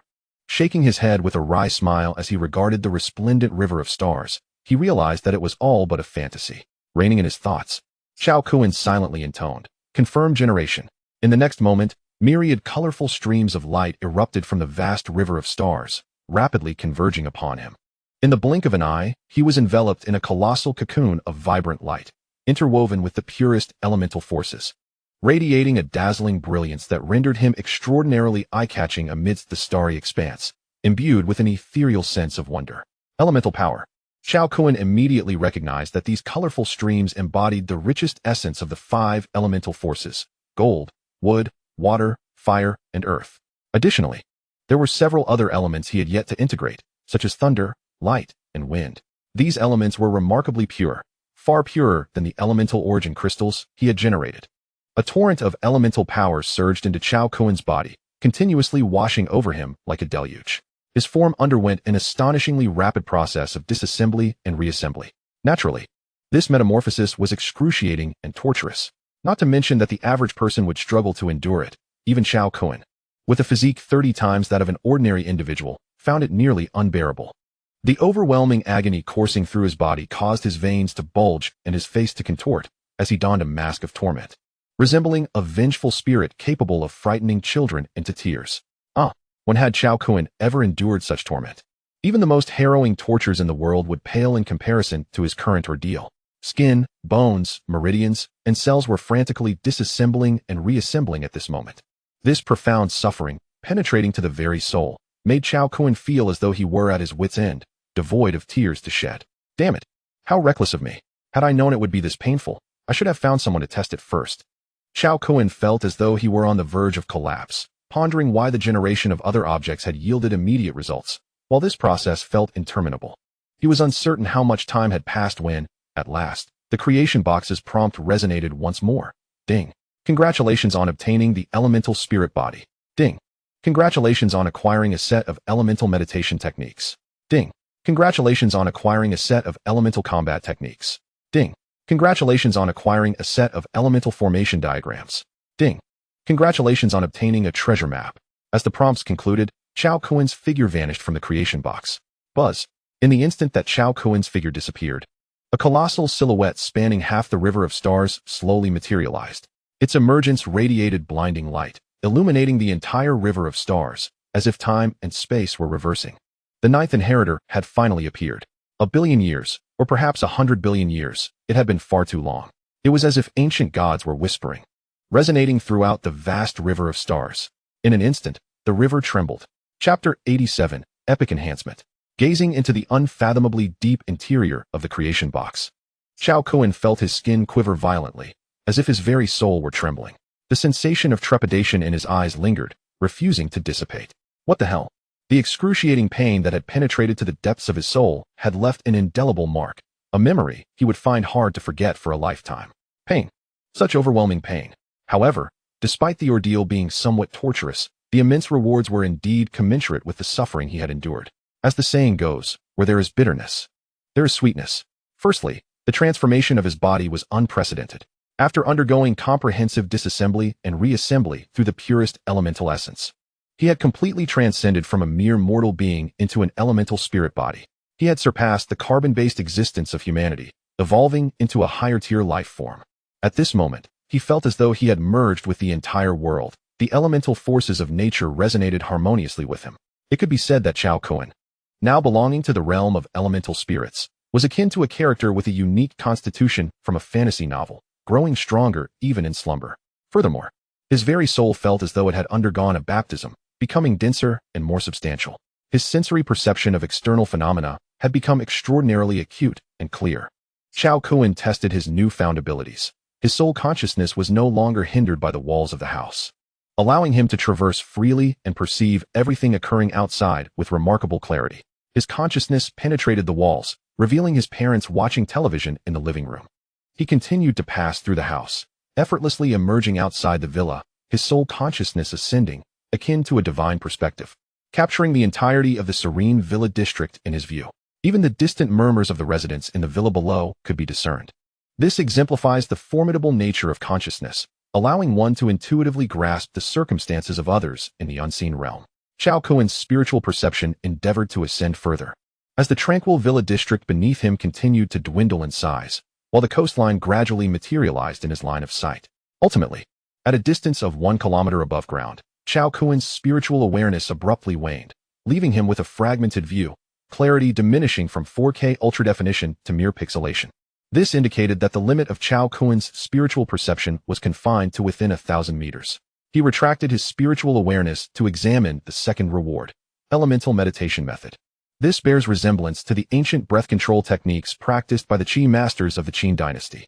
As an elemental spirit, Cao Kun could sense the elemental energies permeating the world, and through the elemental meditation method, he could absorb and refine these forces, thereby augmenting his own power. Upon grasping the principles of the elemental meditation method, Cao Kun pondered thoughtfully. His previous surges in strength had all stemmed from the use of the creation box for enhancement. The emergence of the elemental meditation method signified that he could now cultivate and elevate his prowess autonomously. This could be considered a reward in the form of a cultivation technique. Indeed, it was quite remarkable. Cao Kun did not hasten to practice the elemental meditation method. Instead, he continued to explore the third reward, elemental combat techniques. As the name suggests, these pertain to the methodologies and combat skills involving elemental manipulation, enabling him to unleash the full potential of the elemental energies within him. Techniques such as the golden element's draconic spear, the wood element's confinement cage, the water element's raging waves, the fire element's inferno, the earth element's rotating ground, the wind element's 9 transformations, the light element's flash explosion, the dark element's eternal night, and the lightning element's thunderous fury, among others. A total of 9 elemental combat techniques, each encompassing diverse domains, defensive, offensive, speed-oriented, and supportive types. The ranks range from the 1st to the 9th tier. The apex 9th tier elemental combat techniques possess the supreme power to obliterate entire star realms, a terrifying prospect indeed. With thousands of various elemental combat techniques before him, Cao Kun was momentarily dazzled, his eyes gleaming with excitement. Ever since he had gained dominion over elemental forces, his understanding of their application had remained rudimentary at best, akin to a novice. The efficacy of his previous endeavors had been exceedingly limited. However, the situation was now drastically different. Once he acquired these elemental combat techniques, he would be able to maximize his capabilities, effortlessly achieving a 10-fold increase in strength. This was a treasure indeed. Cao Kun, brimming with exhilaration, suppressed his urge to immediately delve into learning and continued to examine the fourth reward, elemental array diagrams. Although somewhat akin to elemental combat techniques, they are not entirely the same. While the former instructs him on utilizing elemental forces to enhance individual strength, the latter leans more towards collective applications, with a broad spectrum of influence. By employing elemental array stones, one can establish various types of formations, such as killing arrays, illusion arrays, earth arrays, summoning arrays, teleportation arrays, and spirit gathering arrays, among others. These two are categorized by rank, ranging from the 1st to the 9th tier. High-tier elemental array diagrams, provided that there is sufficient energy in the elemental array stones, can sustain their effects for billions of years. Cao Kun's expression turned to one of astonishment. The power of elemental array diagrams far surpassed that of elemental combat techniques, with adequate materials. Even a second-tier diagram could swiftly annihilate an entire nation, causing the very fabric of space to collapse and reconstitute itself, its might eclipsing that of nuclear weapons. After a prolonged moment, Cao Kun managed to steady his astonished heart and turned his attention to the final reward, Starry Sky Treasure Map. Upon contact, a vivid spiral star map showcasing a tapestry of celestial bodies materialized in his mind. This seems strangely familiar. Cao Kun focused intently on the map and soon recognized its identity. The galaxy appeared in a spiral form, with a central bar-shaped stellar cluster, including the Sagittarius Arm, or Iron Arm, Scutum Centaurus arm, and several others. Good heavens, how could this be so familiar? This is none other than the complete distribution map of the Milky Way galaxy. Cao Kun was utterly taken aback. At that moment, the treasure map shimmered with 2 points of light, one white and one red. The white point was conspicuously located within the solar system, nestled in the smallest arm of the Milky Way, precisely where Cao Kun currently resided on Earth. The red point stood out even more, positioned at the very center of the star map, at the heart of the golden bar. The treasure lies so far away? Cao Kun was incredulous, realizing this map was guiding him deep into the cosmos. My heavens, this cannot be a jest. To clarify, the solar system is situated 30,000 light-years from the center of the Milky Way, a staggering distance. Even at the speed of light, it would take 30,000 years to traverse. Moreover, even if Cao Kun could fly at light speed, he would not live for 30,000 years. Furthermore, if memory serves, the center of the Milky Way is believed to harbor a supermassive black hole named Sagittarius A, which is 3 million times the mass of the Sun. Not to mention him, even the Sun, with its diameter of 1,392,000 kilometers, would meet a tragic end if it ventured too close. Cao Kun shook his head with a wry smile. He could hardly escape the solar system, let alone venture to the center of the Milky Way. One step at a time.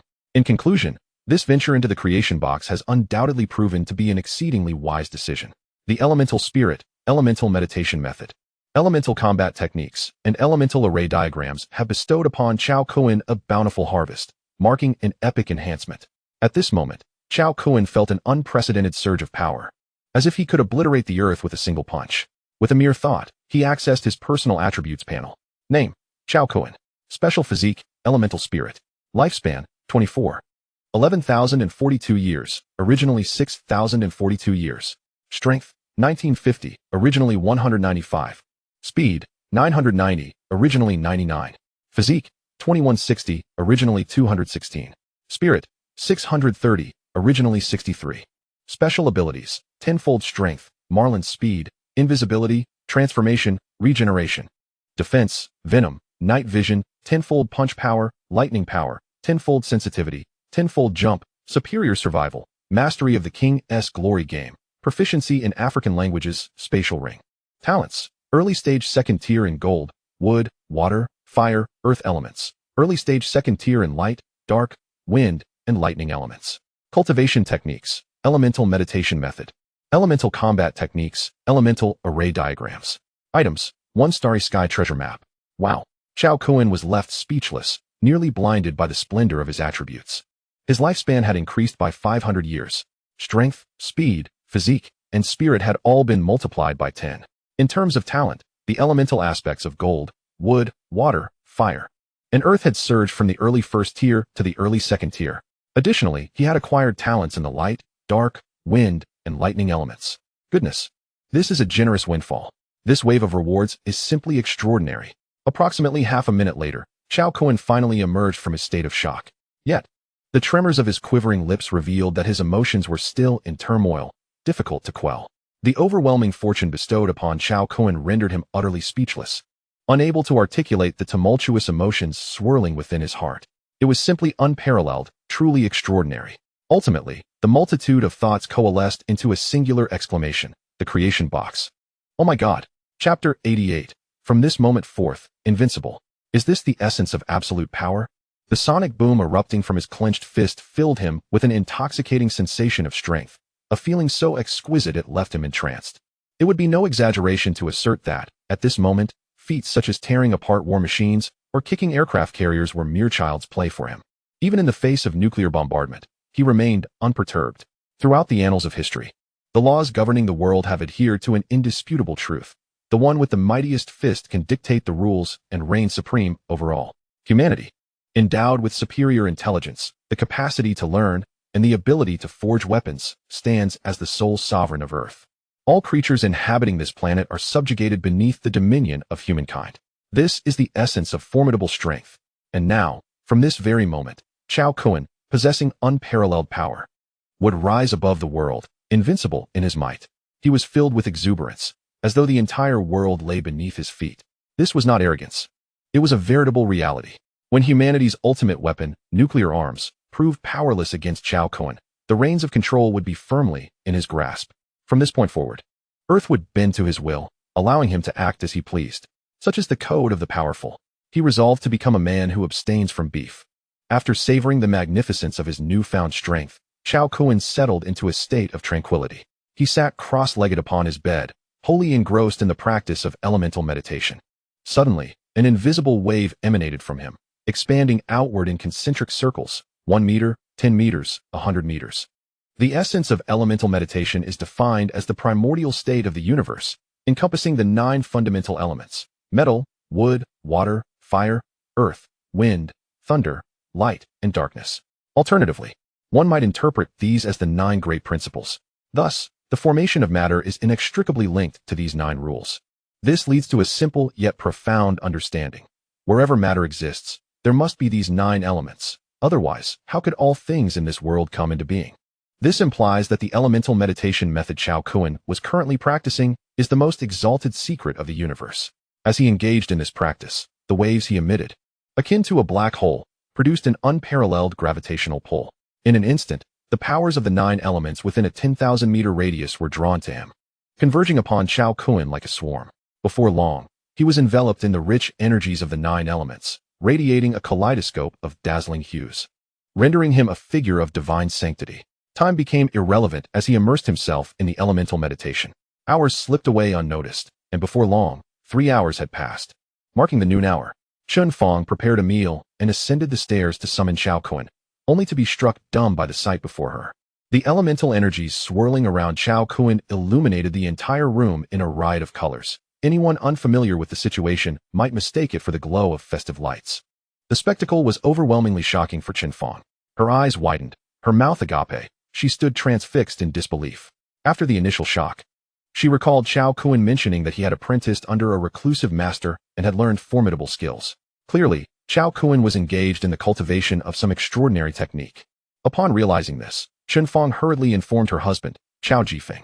In a deep meditative state, Cao Kun was entirely oblivious to the external world. Cao Jifeng rushed over, his mind in disarray, utterly astonished. After a moment, he regained his composure, his gaze filled with awe. As an enthusiast of fantasy and martial arts dramas, he could not restrain himself from exclaiming, "Is this cultivating immortality?" The state of Cao Kun's cultivation bore an uncanny resemblance to that of the practitioners depicted in cinematic portrayals of immortality. The couple exchanged incredulous glances, unable to fathom that their son had encountered a true immortal. Observing Cao Kun in his meditative pose, the couple hastily withdrew, their spirits soaring with exhilaration. They never could have imagined that their son was engaged in the pursuit of immortality, an utterly astonishing revelation.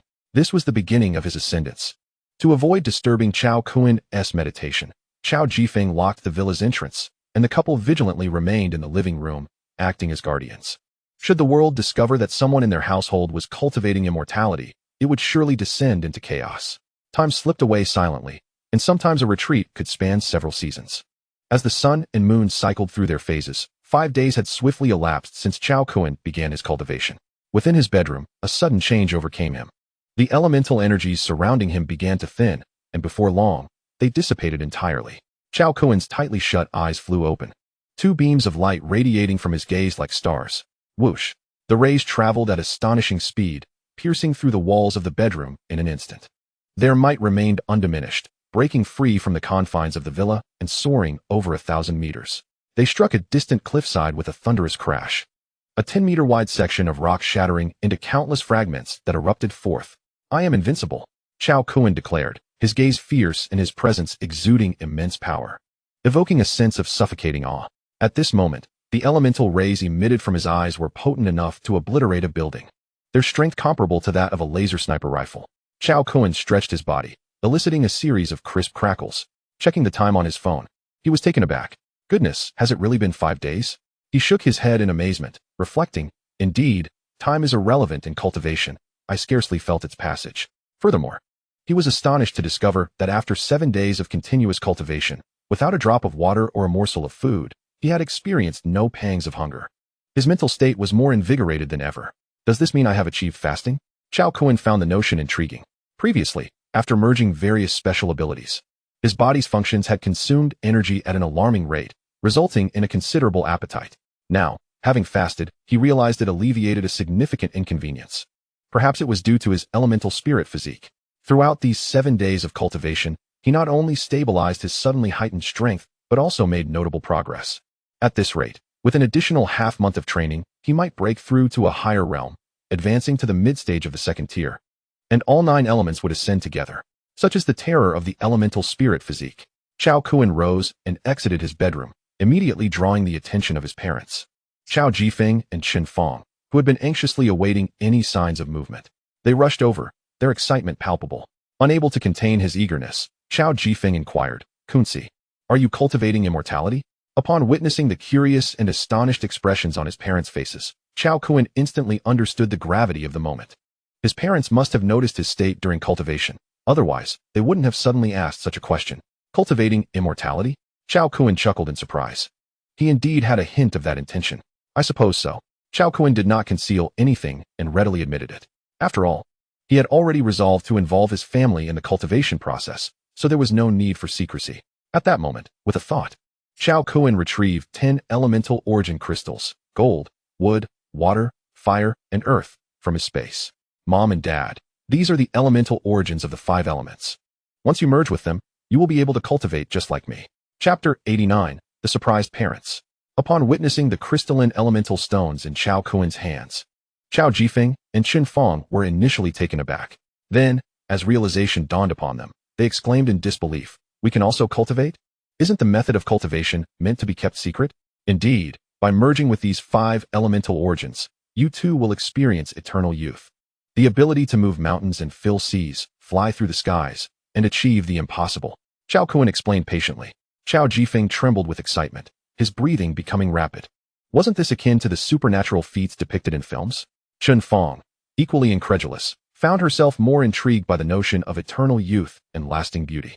The dream of retaining youth and beauty is a temptation no woman can resist. As he accepted the 5 elemental origin crystals from Cao Kun, Cao Jifeng's gaze burned with anticipation. How do we use this? Do we just swallow it? No, you simply crush it.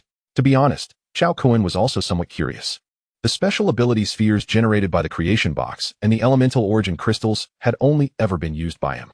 Until now, no one else had attempted to merge with them. The outcome for others remained to be seen. Crack. The hardness of the elemental origin crystal was no greater than that of a biscuit. It was exceedingly fragile.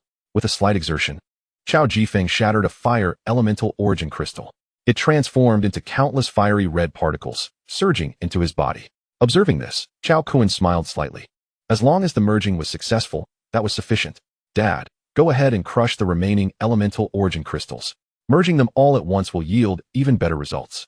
Following his son's advice, Cao Jifeng swiftly crushed the remaining gold, wood, fire, and earth elemental origin crystals. As he continued to merge with the 5 elemental origin crystals, Cao Jifeng underwent a profound transformation, albeit less dramatic than the changes Cao Kun experienced within the creation box. Nevertheless, for someone merging with the 5 elemental origin crystals for the first time, this was a monumental event. His entire being was refined and purified by the quintessence of the 5 elemental origins, surpassing even the most intense of purifications. Cao Jifeng's skin, flesh, bones, meridians, and cells rapidly strengthened, while impurities and filth within his body surged forth through his pores. Before long, he was enveloped in a foul-smelling black sludge, as if he had rolled in a cesspool, rendering him nearly unrecognizable. The acrid stench pervaded the entire living room, akin to a toxic gas grenade, a truly eye-watering experience.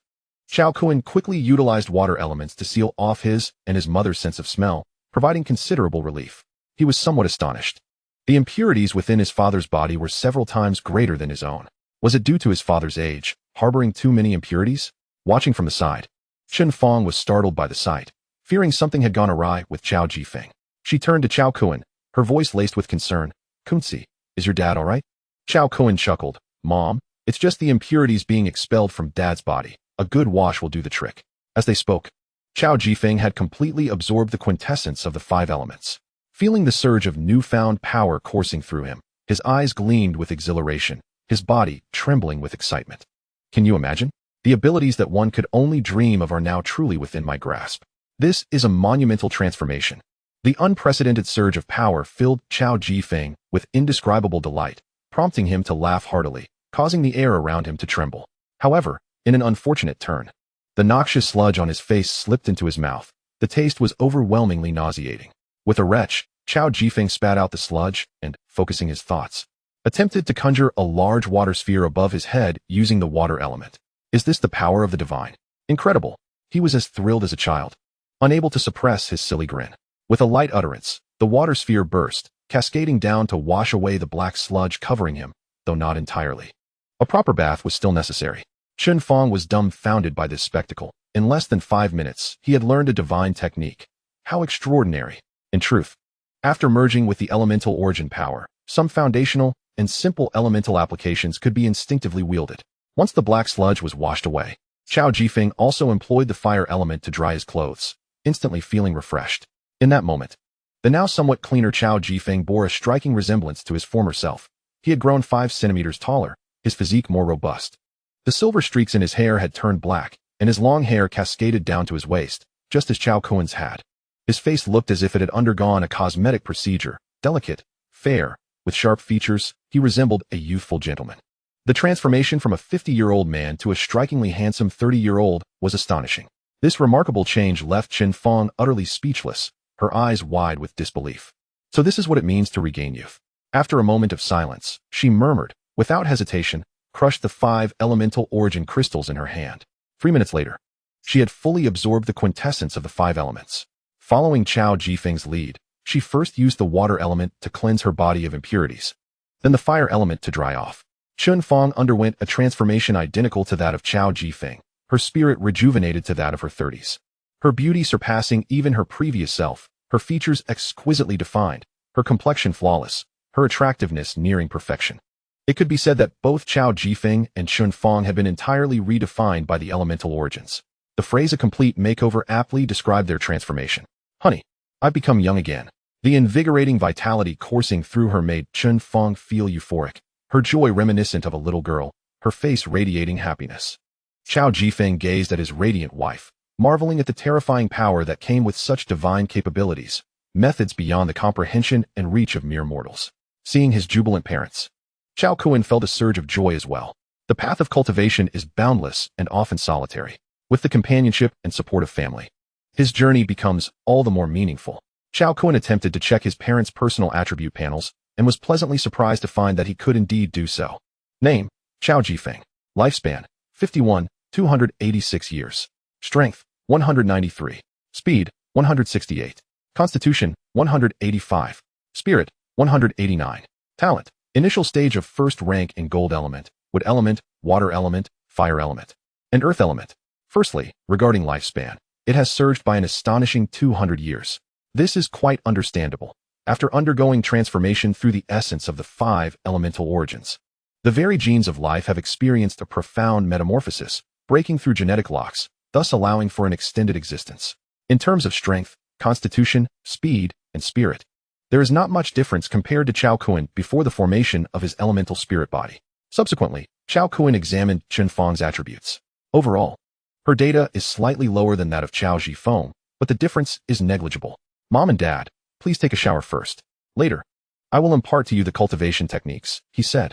Now that his parents have integrated the essence of the 5 elements, they are fully equipped to practice elemental meditation techniques and elemental combat skills. Regarding family, apart from the creation box, there is no need for Cao Kun to keep anything hidden. He naturally intends to share everything he knows. Chapter 90, Elemental Combat Techniques. An hour later, in the villa's living room, Cao Kun, Cao Jifeng, and Chen Fong sat facing each other. Once everything was prepared, Cao Kun spoke. Mom and Dad, I shall first teach you the secret method of cultivation, the elemental meditation technique. Since Cao Kun's last creation in the creation box, his spiritual essence has become more solid, allowing him to separate from his body.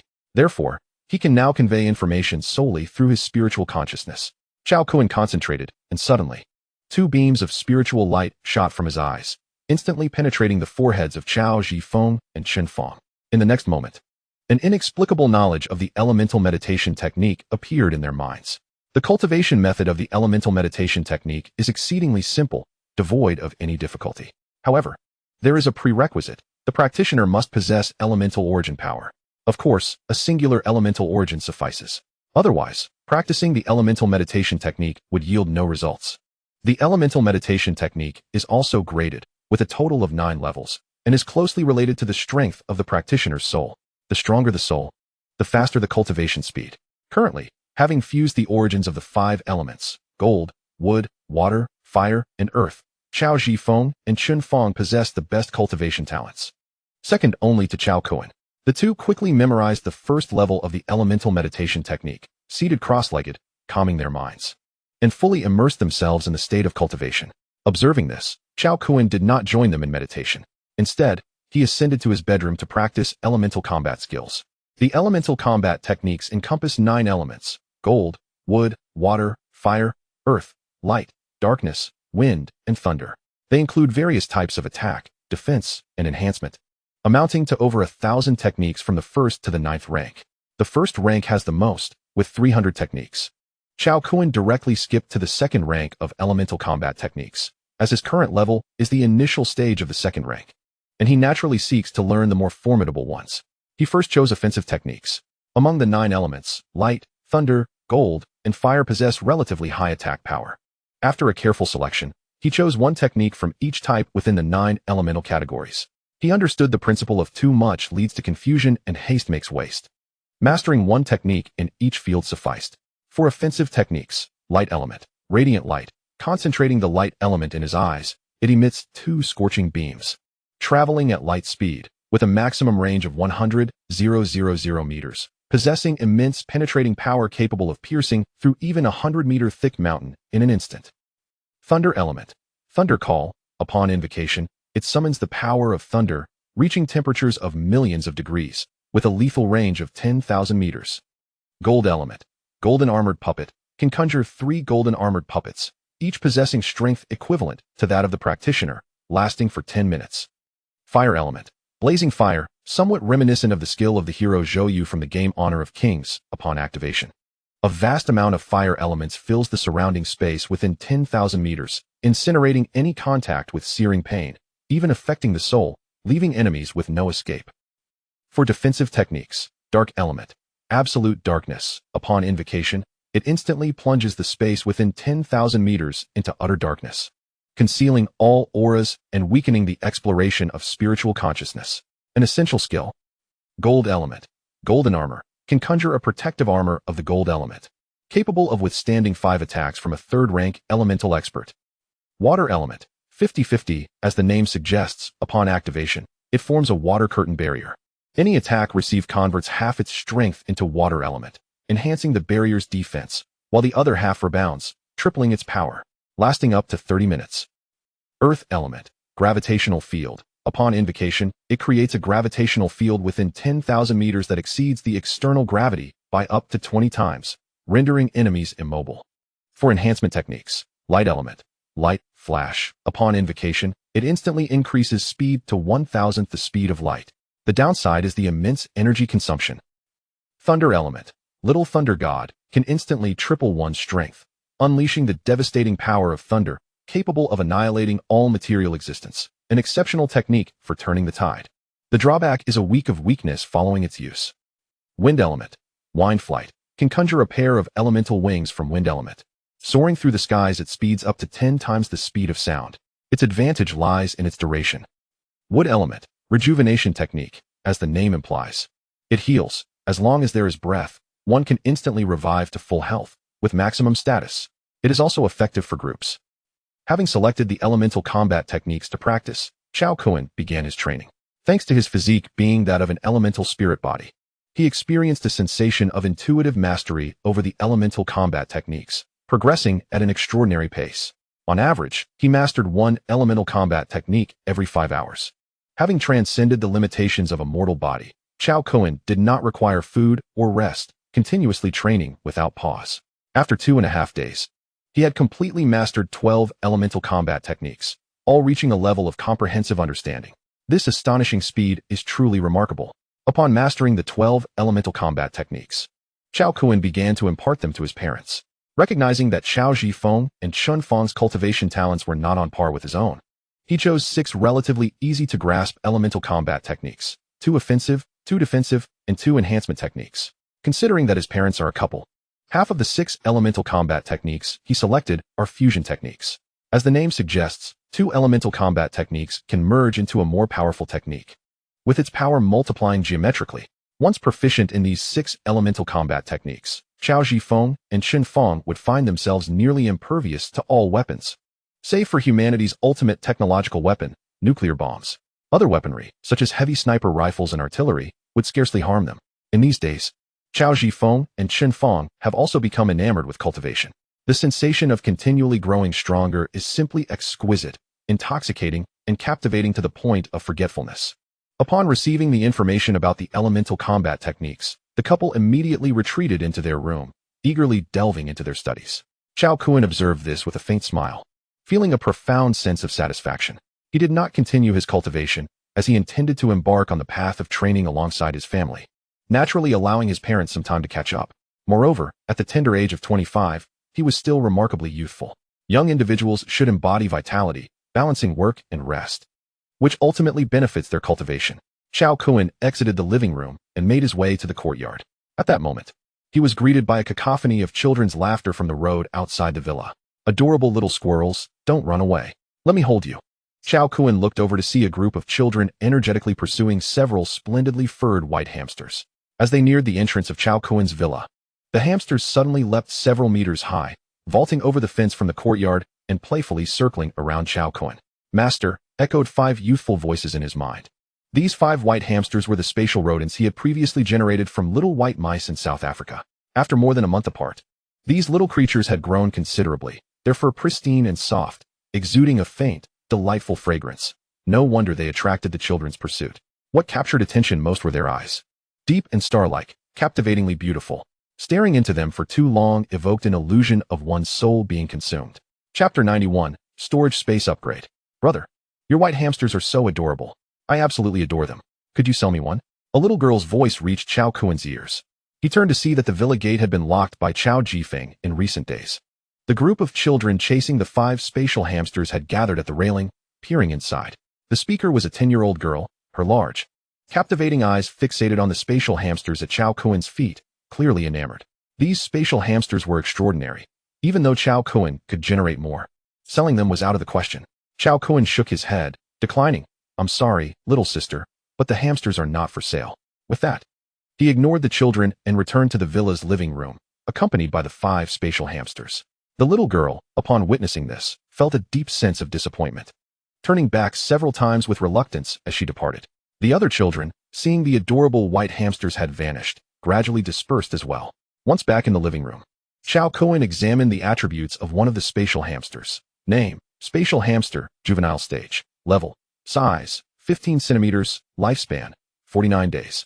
60 years, status, healthy, strength, 45, peak adult value, 85, speed, 120, peak adult value, 300, talent, spatial power, currently 5 cubic meters. 10 cubic meters at adulthood, loyalty, 100. He then checked the attributes of the other 4 spatial hamsters, finding them entirely consistent.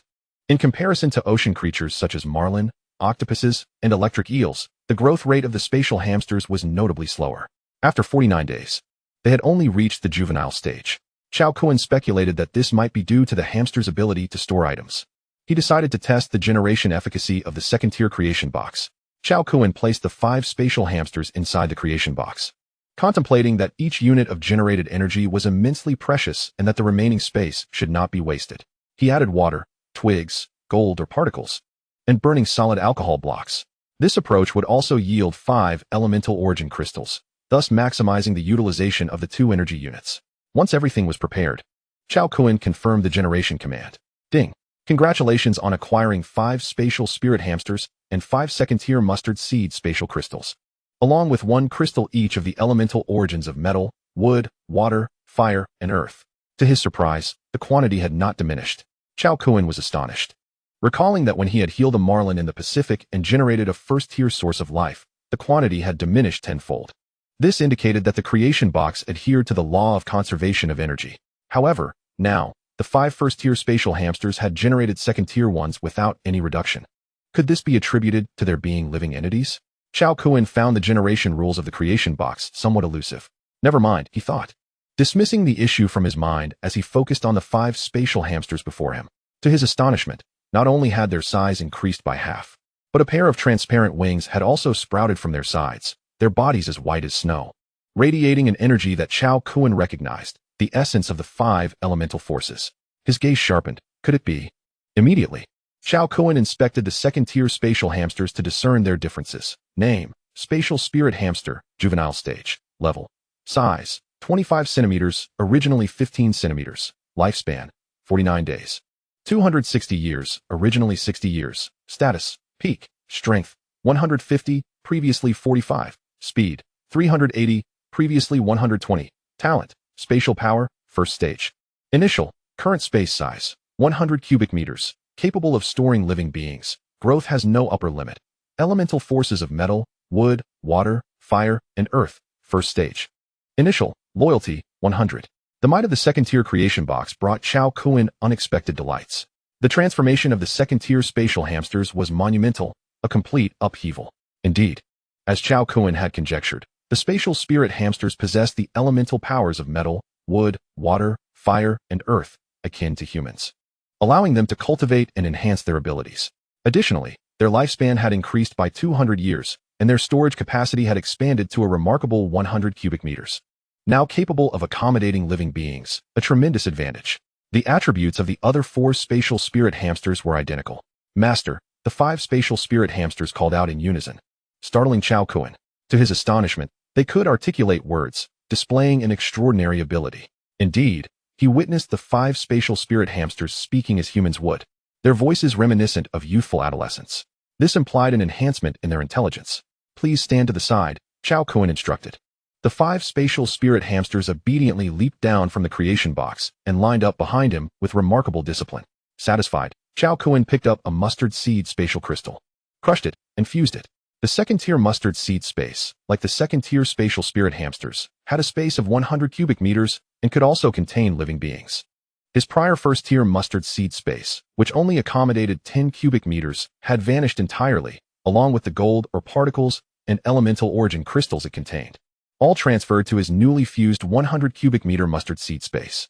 Cao Kun gazed at the 5 spatial spirit hamsters, and with a thought, they were drawn into the mustard seed space. Using his spiritual perception, he confirmed that the 5 spatial spirit hamsters maintained their vitality and could move about. With another mental command, the 5 spatial spirit hamsters reappeared outside. Cao Kun's gaze shifted to the remaining 4 mustard seed spaces, and he grinned. Just right for my parents and sister, 1 for each. He then stored them in the mustard seed space. With nothing else to generate for the moment, Cao Kun closed the creation box. Looking at the 5 spatial spirit hamsters, he imparted the elemental meditation technique and several first-tier elemental combat skills to them. The 5 spatial spirit hamsters, displaying unwavering loyalty of 100, were exceedingly reliable and trustworthy. Cao Kun remarked, "Try to cultivate as the 5 spatial spirit mice do." And with that, he coiled his body and closed his eyes, commencing the elemental meditation technique. Before long, the surrounding elemental forces of the 5 elements swiftly converged. Absorbed by the 5 spatial spirit mice, Cao Kun nodded slightly. It appeared that both humans and animals could engage in the practice of elemental meditation. Not wishing to interrupt the cultivation of the 5 spatial spirit mice, he took a seat on the sofa in the living room and addressed the intelligent system, Xiaohua, on his smart wristband, saying, "Xiaohua, please assist me in finding a spacious and secluded residence in the Magic City area." The decision to seek a new abode was not merely a whim of Cao Kun's, but rather a calculated plan. Firstly, although Cao Jifeng and Chun Fong had merged with the primal essence of the 5 elements, their cultivation aptitude paled in comparison to his. After 2.5 days of continuous practice, their progress had only seen slight improvements. At their current pace, it would take them at least 3 months to break through to a minor realm. Thus, to accelerate his family's cultivation speed and align it with his own, Cao Kun resolved to enhance their progress. Within the elemental array, there existed a spirit-gathering formation capable of accelerating cultivation. Once established, this formation would condense the purest elemental forces from heaven and earth, creating a chain reaction in the surrounding environment, leading to astonishing phenomena such as the rapid growth of flora and the awakening of animal intelligence. Therefore, it was imperative to relocate from the tranquil villa, as a more remote and peaceful dwelling was urgently needed. The advanced artificial intelligence, Xiaohua, omnipotent in the digital realm, swiftly located residences that met Cao Kun's criteria through big data analytics. "Master, I have found 3 suitable residences for you," Xiaohua's sweet and endearing voice chimed. Presenting 3 virtual dossiers before Cao Kun, he perused the documents and, after a short while, selected his ideal residence, Yunwu Mountain Villa. situated at the juncture of the Magic City and Suzhou, is an expansive estate covering over 1,000 acres. The overall environment remains semi-primitive, with verdant mountains and clear waters, exuding breathtaking beauty. The villa's architecture is perched on the mountainside of a 100-meter-high peak, where morning mists shroud the landscape, resembling a celestial realm. Hence, it is aptly named Yunwu Mountain Villa. The overall style of the estate harmoniously blends the natural splendor of primitive woodlands with the refined aesthetics of Suzhou gardens, embodying a poetic beauty. Fresh, natural, elegant, and pleasant, it could be said that Yunwu Mountain Villa is the finest residence in the vicinity of the Magic City. Renowned for its natural oxygen bar, such a rare abode naturally has an extraordinary owner, the Qin family, known as the kings of the Magic City. While seemingly unassuming and little known, in the Magic City, identity, status, and power are paramount. Even when combined, the four prominent families backing Guo Yilong, Qin Feng, Wang Shuo, and Jiang Minghui cannot rival the Qin family. The reason is simple. The Qin family is a branch of the illustrious Qin family from Jinling. This is the ultimate answer. Hence, the Qin family's standing in the Magic City is often described as the kings of the Magic City, symbolizing their unparalleled authority. Spanning 1,000 acres, distanced from the bustling city, with an exquisite environment, it perfectly aligns with Cao Kun's requirements. Rising from his seat, Cao Kun exited the villa. In the next moment, azure light flickered from his shoulders, gradually forming a pair of azure wings. This was the wind elemental combat technique, Windwalk, that he had just mastered. With a maximum speed reaching 10 times the speed of sound, it was also remarkably enduring, ideal for travel. With a flap of his azure wings, Cao Kun soared into the air, moving like lightning, transforming into a fleeting shadow that appeared in the sky 1,000 meters above in the blink of an eye. At that moment, dusk was settling, casting a gentle twilight over the earth. From this height, the sprawling expanse of the Magic City came into view, its dense skyscrapers shimmering with brilliant lights, resembling a sea of stars, a sight to behold. Enjoying the sensation of soaring through the sky, Cao Kun admired the nightscape for a moment before once again flapping his wings and ascending higher, eager to test his newfound elemental combat technique. Cao Kun's excitement surged as he contemplated whether he could leave Earth and venture into outer space. With a swift motion, his flying speed began to escalate, 3 times the speed of sound, 5 times the speed of sound. In mere seconds, he had unleashed the full potential of Windwalk, achieving a terrifying speed of 10 times the speed of sound. At a velocity of 400 meters per second, Cao Kun felt no discomfort whatsoever.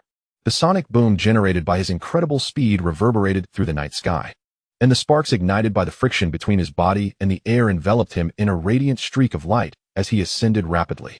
At 10 times the speed of sound, Cao Kun traversed the cloud layer and reached the Earth's stratosphere, where satellites from various nations float. In just 2.5 minutes, suddenly, a slowly moving massive structure caught Cao Kun's attention. Possessing the unique ability of the lanternfish, he was undeterred by the darkness. Upon closer inspection, he discerned that it was a space station. This international space station had been constructed collaboratively by 16 countries, including the United States, Russia, the United Kingdom, France, Japan, and Canada. Seeing the space station before him, Cao Kun furrowed his brow. During the construction of the International Space Station, the Great Xia had also applied for participation but was mercilessly rejected by these nations, who claimed that Great Xia lacked the strength and qualifications to partake. However, this only ignited the indomitable spirit of the Great Xia. Very well. If you won't let me play, then I shall build one myself. Let these so-called developed countries witness that what you can accomplish, the Great Xia can achieve as well. Thus began the space race. The Great Xia pursued diligently, relying solely on its own resources, independently researching, designing, constructing, and launching. Eventually, last year, they successfully built their own space station. This monumental achievement sent shockwaves through the annals of global space exploration, demonstrating to many that the Great Xia, the Eastern Dragon, had taken flight.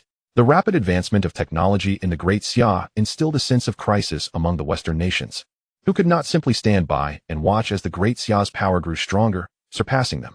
Consequently, in recent years, the Western countries have tacitly formed an alliance to impose blockades and suppress the Great Xia in various domains, including technology, finance, culture, and military affairs. It can be said that an invisible war has been waged between the Great Xia and Western nations, intensifying in recent years, although many ordinary people remain oblivious. As a pure descendant of the Yin and Huang, Cao Kun harbors a profound love for his country. Now that he has grown powerful and possesses formidable strength, he naturally wishes to contribute to his nation. His previous upheaval in Japan stemmed not only from personal grievances, but also from a sense of righteous indignation. Today, encountering the International Space Station, Cao Kun could not remain indifferent. If the space station were to be destroyed, so be it, with him present. Humanity's technological advancement would usher in a new era. Of course, before commencing, any conspirators who threaten the collective interests of humanity must be eliminated. Starting with the International Space Station. The technological prowess of the Great Xia is rather rudimentary, rendering its entry into the International Space Station an imposing military threat. Today, the Iron Fist of Mai will reveals that Great Xia is poised to embark upon an interstellar era, leaving you pitiful souls unworthy of accompanying us. Xiaohua. Disable all satellite signals in the vicinity. At once, Xiaohua obeyed the command, her delicate hands sweeping through the air, unleashing an invisible wave of information that spread like a tempest. Before long, every satellite within a 100-mile radius of the space station ceased to function. This included the station itself. With a gleeful smile, Xiaohua reported, "Master, everything is taken care of." Good, Cao Kun nodded in satisfaction. The loss of satellite detection would instill profound fear in the United States regarding the unknown. A sinister smile curled at the corners of Cao Kun's mouth as he surged forward, propelled by an overwhelming aura toward the International Space Station. The massive energy fluctuations he generated were soon detected by the station's equipment. Suddenly, urgent alarms blared throughout the entire structure. Warning! Warning! An unidentified energy entity is approaching the station at a speed of 10 Mach. Danger level, 5 stars. Inside the space station, several astronauts were bewildered, grappling with the sudden disconnection from ground control and the inability to transmit electronic signals. The piercing alarm jolted them, and their expressions shifted to one of sheer horror. The danger level is 5 stars. This intensity of alert signified an imminent assault by heavy weaponry or an irreversible catastrophic failure that could lead to an explosion. We must escape. The astronauts, chilled to the bone, dashed toward the emergency escape pods without even pausing to assess the situation. The station's intelligence system would not trigger alarms without cause. At a 5-star danger level, their only recourse was to flee. Just as they began to move, the station was suddenly rocked by violent tremors. Their bodies swayed uncontrollably, and through the glass, they witnessed a massive eruption of flames shooting from one side of the station, plummeting from a great height. The explosion of the station's foundational truss had sent shockwaves throughout the entire structure. "Oh my God, what am I seeing? Is that an angel?" One astronaut exclaimed in terror, pointing incredulously. The others turned to look, and from the center of the explosion, a figure burst forth. The speed was so great that all they could discern was a silhouette, a being with wings radiating golden light. My God, has an angel descended? Chapter 93. An asteroid strikes the Earth? Could it be possible that they had witnessed an angel? Who would dare believe it? Yet before their minds could fully process this revelation, the station was rocked by yet another violent tremor. The laboratory module had exploded. This was, in fact, a deliberate act by Cao Kun. Otherwise, with his current formidable strength, he could have obliterated the entire station with a single punch. He was not a bloodthirsty individual. The astronauts aboard the station, unlike the power brokers of various nations, were valiant explorers of the cosmos, having made significant contributions to humanity. There was no need for them to perish alongside the station. Cao Kun was willing to grant them a sliver of hope. The explosion of the laboratory module roused the 3 astronauts within, who hastily scrambled into the escape pod and pressed the launch button. With a mechanical click, the escape pod detached from the station and rapidly descended. In the next moment, the habitation module where the 3 had just been erupted in a cataclysmic explosion, flames soaring into the sky. Within mere seconds, the balance system of the space station was utterly destroyed, transforming it into a massive fireball plummeting toward the Earth below. Hearing the thunderous explosion from above, the occupants of the escape pod trembled in fear, chilled to the bone. They had narrowly escaped death. High above, Cao Kun observed the rapidly descending space station, calculating its landing trajectory. Right in the territory of Great Xia. This won't do. Whoever creates space debris must take responsibility. With a swift motion, he darted toward the direction of the United States, his golden aura flaring as he delivered a powerful kick. Back to your home. No thanks necessary. The space station abruptly altered its descent trajectory, hurtling toward the United States at an even greater velocity, weighing over 400 tons. This would surely be a significant surprise for the United States. Having accomplished his task, Cao Kun spread his wings and continued to ascend. Traveling at 10 times the speed of sound, he soon breached the atmosphere. Free from the constraints of Earth's magnetic pull, he felt an exhilarating lightness envelop him. Suspended in the void of space, endowed with the resilient traits of tardigrades and the synergistic power of elemental beings, Cao Kun was immune to the lethal dangers of radiation. Extreme temperatures, vacuum, weightlessness, and pathogens. He could traverse the cosmos with ease, gazing down at the azure sphere of Earth, one half cloaked in night, the other in daylight. He marveled at this miraculous planet, the sole bastion of life in the solar system, a sight of breathtaking beauty. Raising his eyes to the boundless expanse of stars above, he felt the vastness, the ethereal, the enigmatic, the profound, and the unknown all converge. Experiencing the reality of standing in space, the infinite cosmos before him evoked an overwhelming sense of awe within Cao Kun. It was a sensation starkly different from merely watching it on a screen.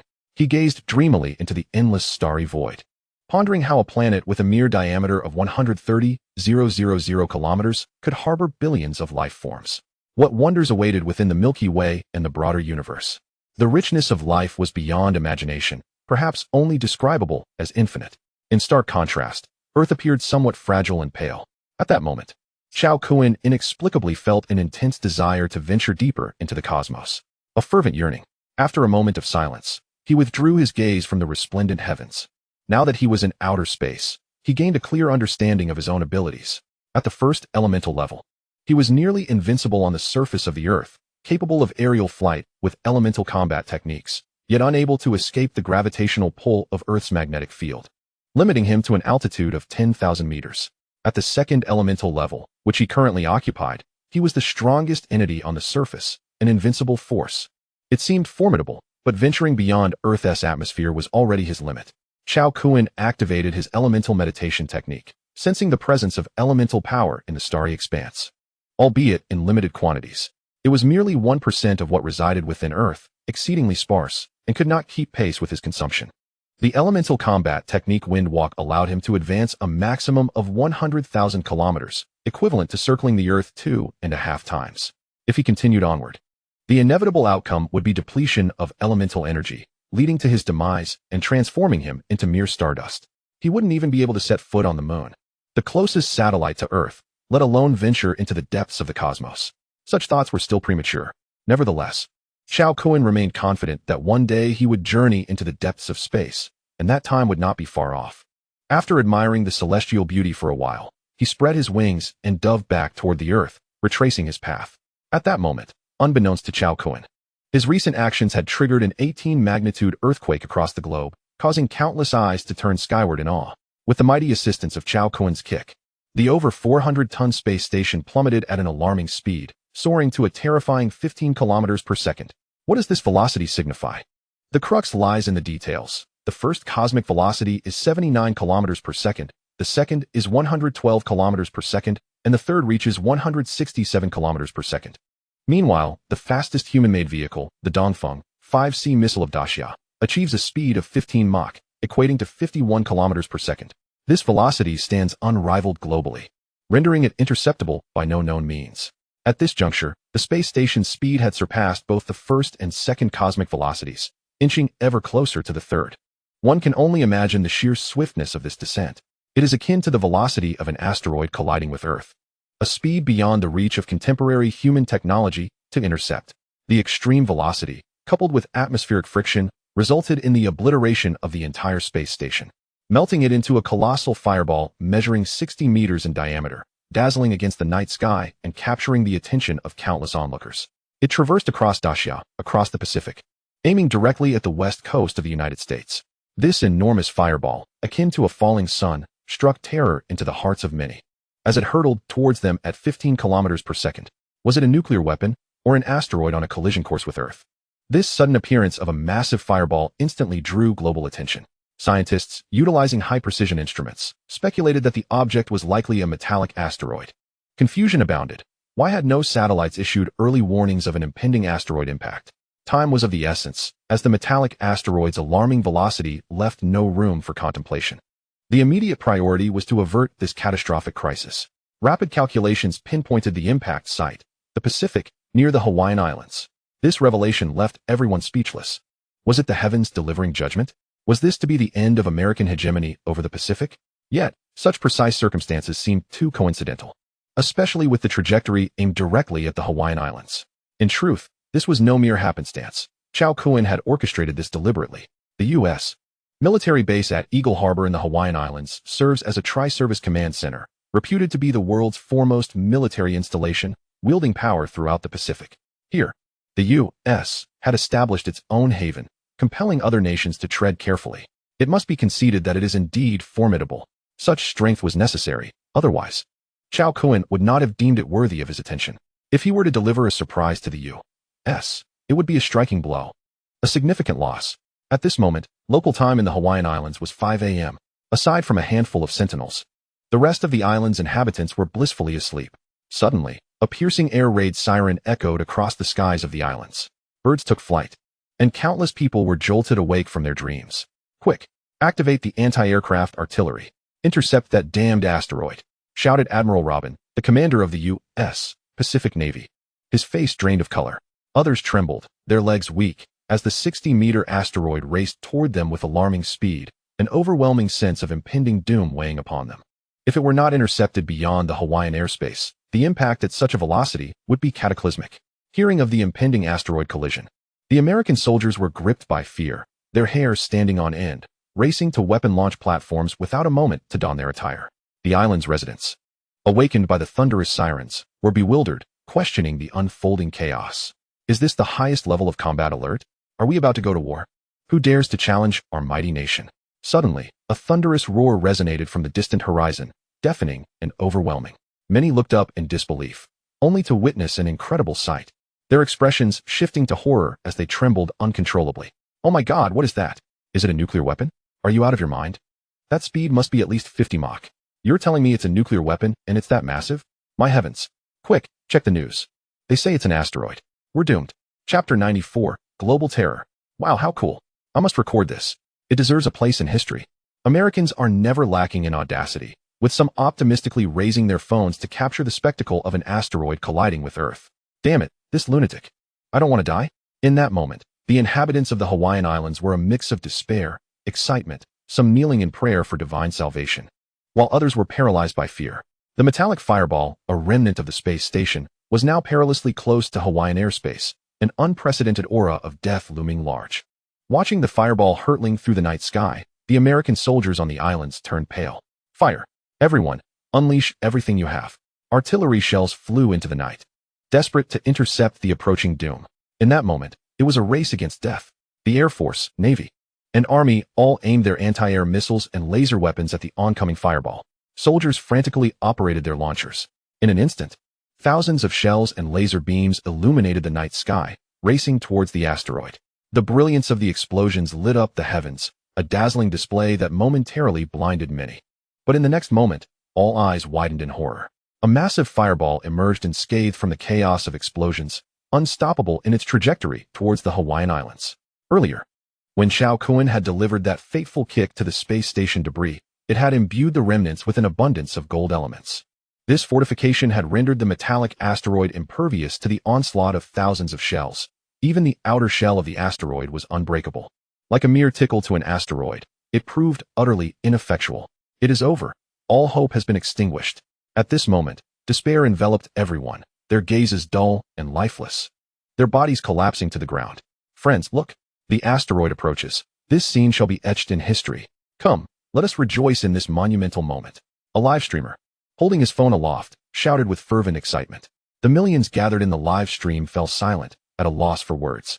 Faced with impending death, they displayed neither despair nor fear. Remarkably, they managed to maintain an optimistic outlook. You are indeed a formidable character. Witnessing the futile attempts at interception, the genetically modified beings stationed in the Summer Islands could not simply resign themselves to fate. Damn that asteroid, run. In the darkness, a dozen figures fled beyond the island, their speed reaching its zenith in a desperate bid for survival. Yet, at a terrifying velocity of 15 kilometers per second, it was ultimately a futile struggle against the inevitable. Thus, amid the despair of millions on the Summer Islands, and the horrified gazes of over 1 billion viewers worldwide, the metallic asteroid streaked through the night sky like a crimson sun. It thunderously collided with False Eagle Harbor. The earth shook with a cataclysmic explosion, reverberating for miles around. The ground trembled. Following the brief explosion, a horrifying brilliance and cacophony erupted from the center of False Eagle Harbor. Aircraft carriers, cruisers, destroyers, battleships, submarines, and tens of thousands of American soldiers moored at the port were obliterated in an instant under the overwhelming force. The metallic asteroid penetrated deep into the island, its terrifying impact driving hundreds of meters into the Earth before its momentum began to wane. Subsequently, the massive quantity of gold within disintegrated, unleashing its final fury. The main island of the Summer Islands was torn asunder by this annihilating power, the ground quaking and fissuring into gaping chasms dozens of meters wide. It was as if the apocalypse had descended. Buildings crumbled, and tens of thousands of people were swallowed like dumplings into the abyssal cracks. Coupled with the millions of degrees of heat generated by the explosion and the obliterating shockwave, in mere seconds, the entire main island of the Summer Islands was utterly dismantled, nearly vanishing from the ocean's surface. 2.5 minutes later, every structure, military base, and over 1 million inhabitants of the Summer Islands, including those genetically modified beings fleeing in a frenzy, were laid to rest in the cataclysm. Yet this was not the end. The terrifying shockwave continued to propagate outward. Waves surged to heights of 100 meters, annihilating everything in their path. From this force, it seemed that only after sweeping across 1,000 kilometers would it finally subside. Far above, at an altitude of several thousand kilometers, Cao Kun beheld the unfolding catastrophe of the Summer Islands. How spectacular it was! The flames reflected in his eyes. He could not help but exclaim. The magnitude of this power surpassed his expectations, truly astonishing him. Cao Kun pondered, even with his utmost effort. He could not possibly unleash such devastating destruction. This painful lesson would surely instill a measure of quietude in the United States. With a chuckle, Cao Kun mused. Know your place. All can be negotiated. Should you refuse to comply, then be gone from my planet. Indeed, at this moment, Cao Kun declared himself the sole sovereign of Earth. Those who defied him would face annihilation. Ah, how splendid it is to wield such power. After admiring the scene for a while, Cao Kun continued his descent towards the cloud mist manor of the Qin family. The live stream had only captured a small fraction of the events on the Summer Islands. At the moment of impact, the broadcast had cut to black. The subsequent footage was derived from real-time satellite surveillance, transmitted globally. Billions witnessed the utter devastation of the Summer Islands. In an instant, the world was struck with terror. Whether in the southern or northern hemisphere, all were left aghast, petrified by the spectacle of the Summer Islands' obliteration by the asteroid. Ah, damn it. Ah. President Trump of the United States erupted in fury, nearly bursting with rage. Blood surged to his head. He gasped for breath. The Summer Islands, strategically positioned, not only ensured the safety of the United States' western flank, but also curtailed the advancement of the Asian powers, including the Great Xia, Japan, Korea, and various Southeast Asian nations. It was a pivotal asset in maintaining American hegemony across the globe. The strategic implications were immense. Most critically, the military might of the Navy, Air Force, and Army was concentrated in the Summer Islands. Now it lay in ruins, a total loss. This catastrophic blow was a significant loss for the grand United States. Do you comprehend what the loss of the Summer Islands signifies for America? It means the United States will forfeit its dominance over global strategic depth. Henceforth, the Pacific will no longer be solely the domain of the United States. A new era of global transformation has begun. President Trump glared at the head of the Satellite Reconnaissance Bureau, his gaze ablaze with fury, roaring, "Borp, what the hell happened? Why was the asteroid's approach not detected in advance? Tell me why?" Facing Trump's thunderous wrath, Borp, the head of the Satellite Reconnaissance Bureau, felt his scalp prickle. He was unwilling to take the blame. He promptly replied, "Mr. President, we have thoroughly re-examined the satellite detection systems, and during this period, no asteroids passed within 1 million kilometers of Earth.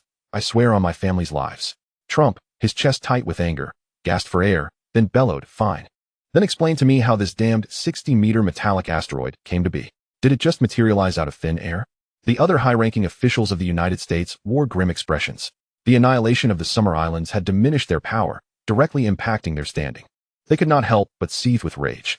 At that moment, the head of the space agency, Cabnew, stepped forward and said, "Mr. President, there's a crucial matter I must inform you about that may be directly linked to the true nature of this asteroid." All eyes turned to Cabnew. The earlier phase of development had concluded. The protagonist had spread his wings and was poised for grand endeavors. The ensuing narrative was set to enter a phase of high-stakes competition among global powers, a technological showdown, a confrontation of the extraordinary, a clash with the unknown. Regardless of who they were, before the invincible Kun, they were mere chickens and dogs, easily dispatched. Chapter 95, The Qin Family of the Demon Capital.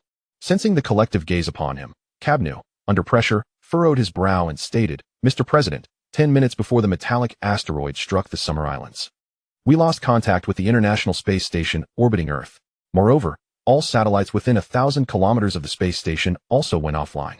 Therefore, I am certain this is related to the asteroid." Trump coldly interrogated, Why didn't you inform me sooner?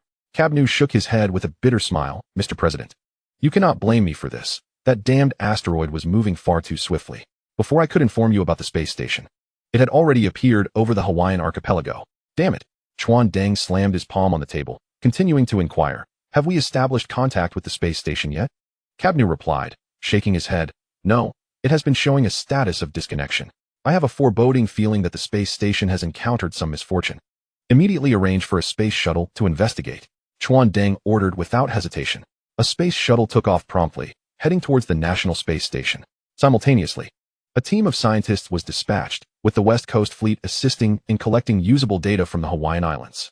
Barely 2 minutes after the American space shuttle had launched, the escape pod carrying 3 astronauts from the International Space Station descended into the waters near the capital of Dacia. They were soon discovered by the Dacia Navy. At that moment, the 3 American astronauts still bore expressions of sheer terror.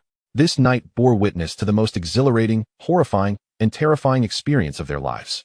Seeing the frightened expressions on the trio, the Dacia naval team immediately realized that this situation was far from simple.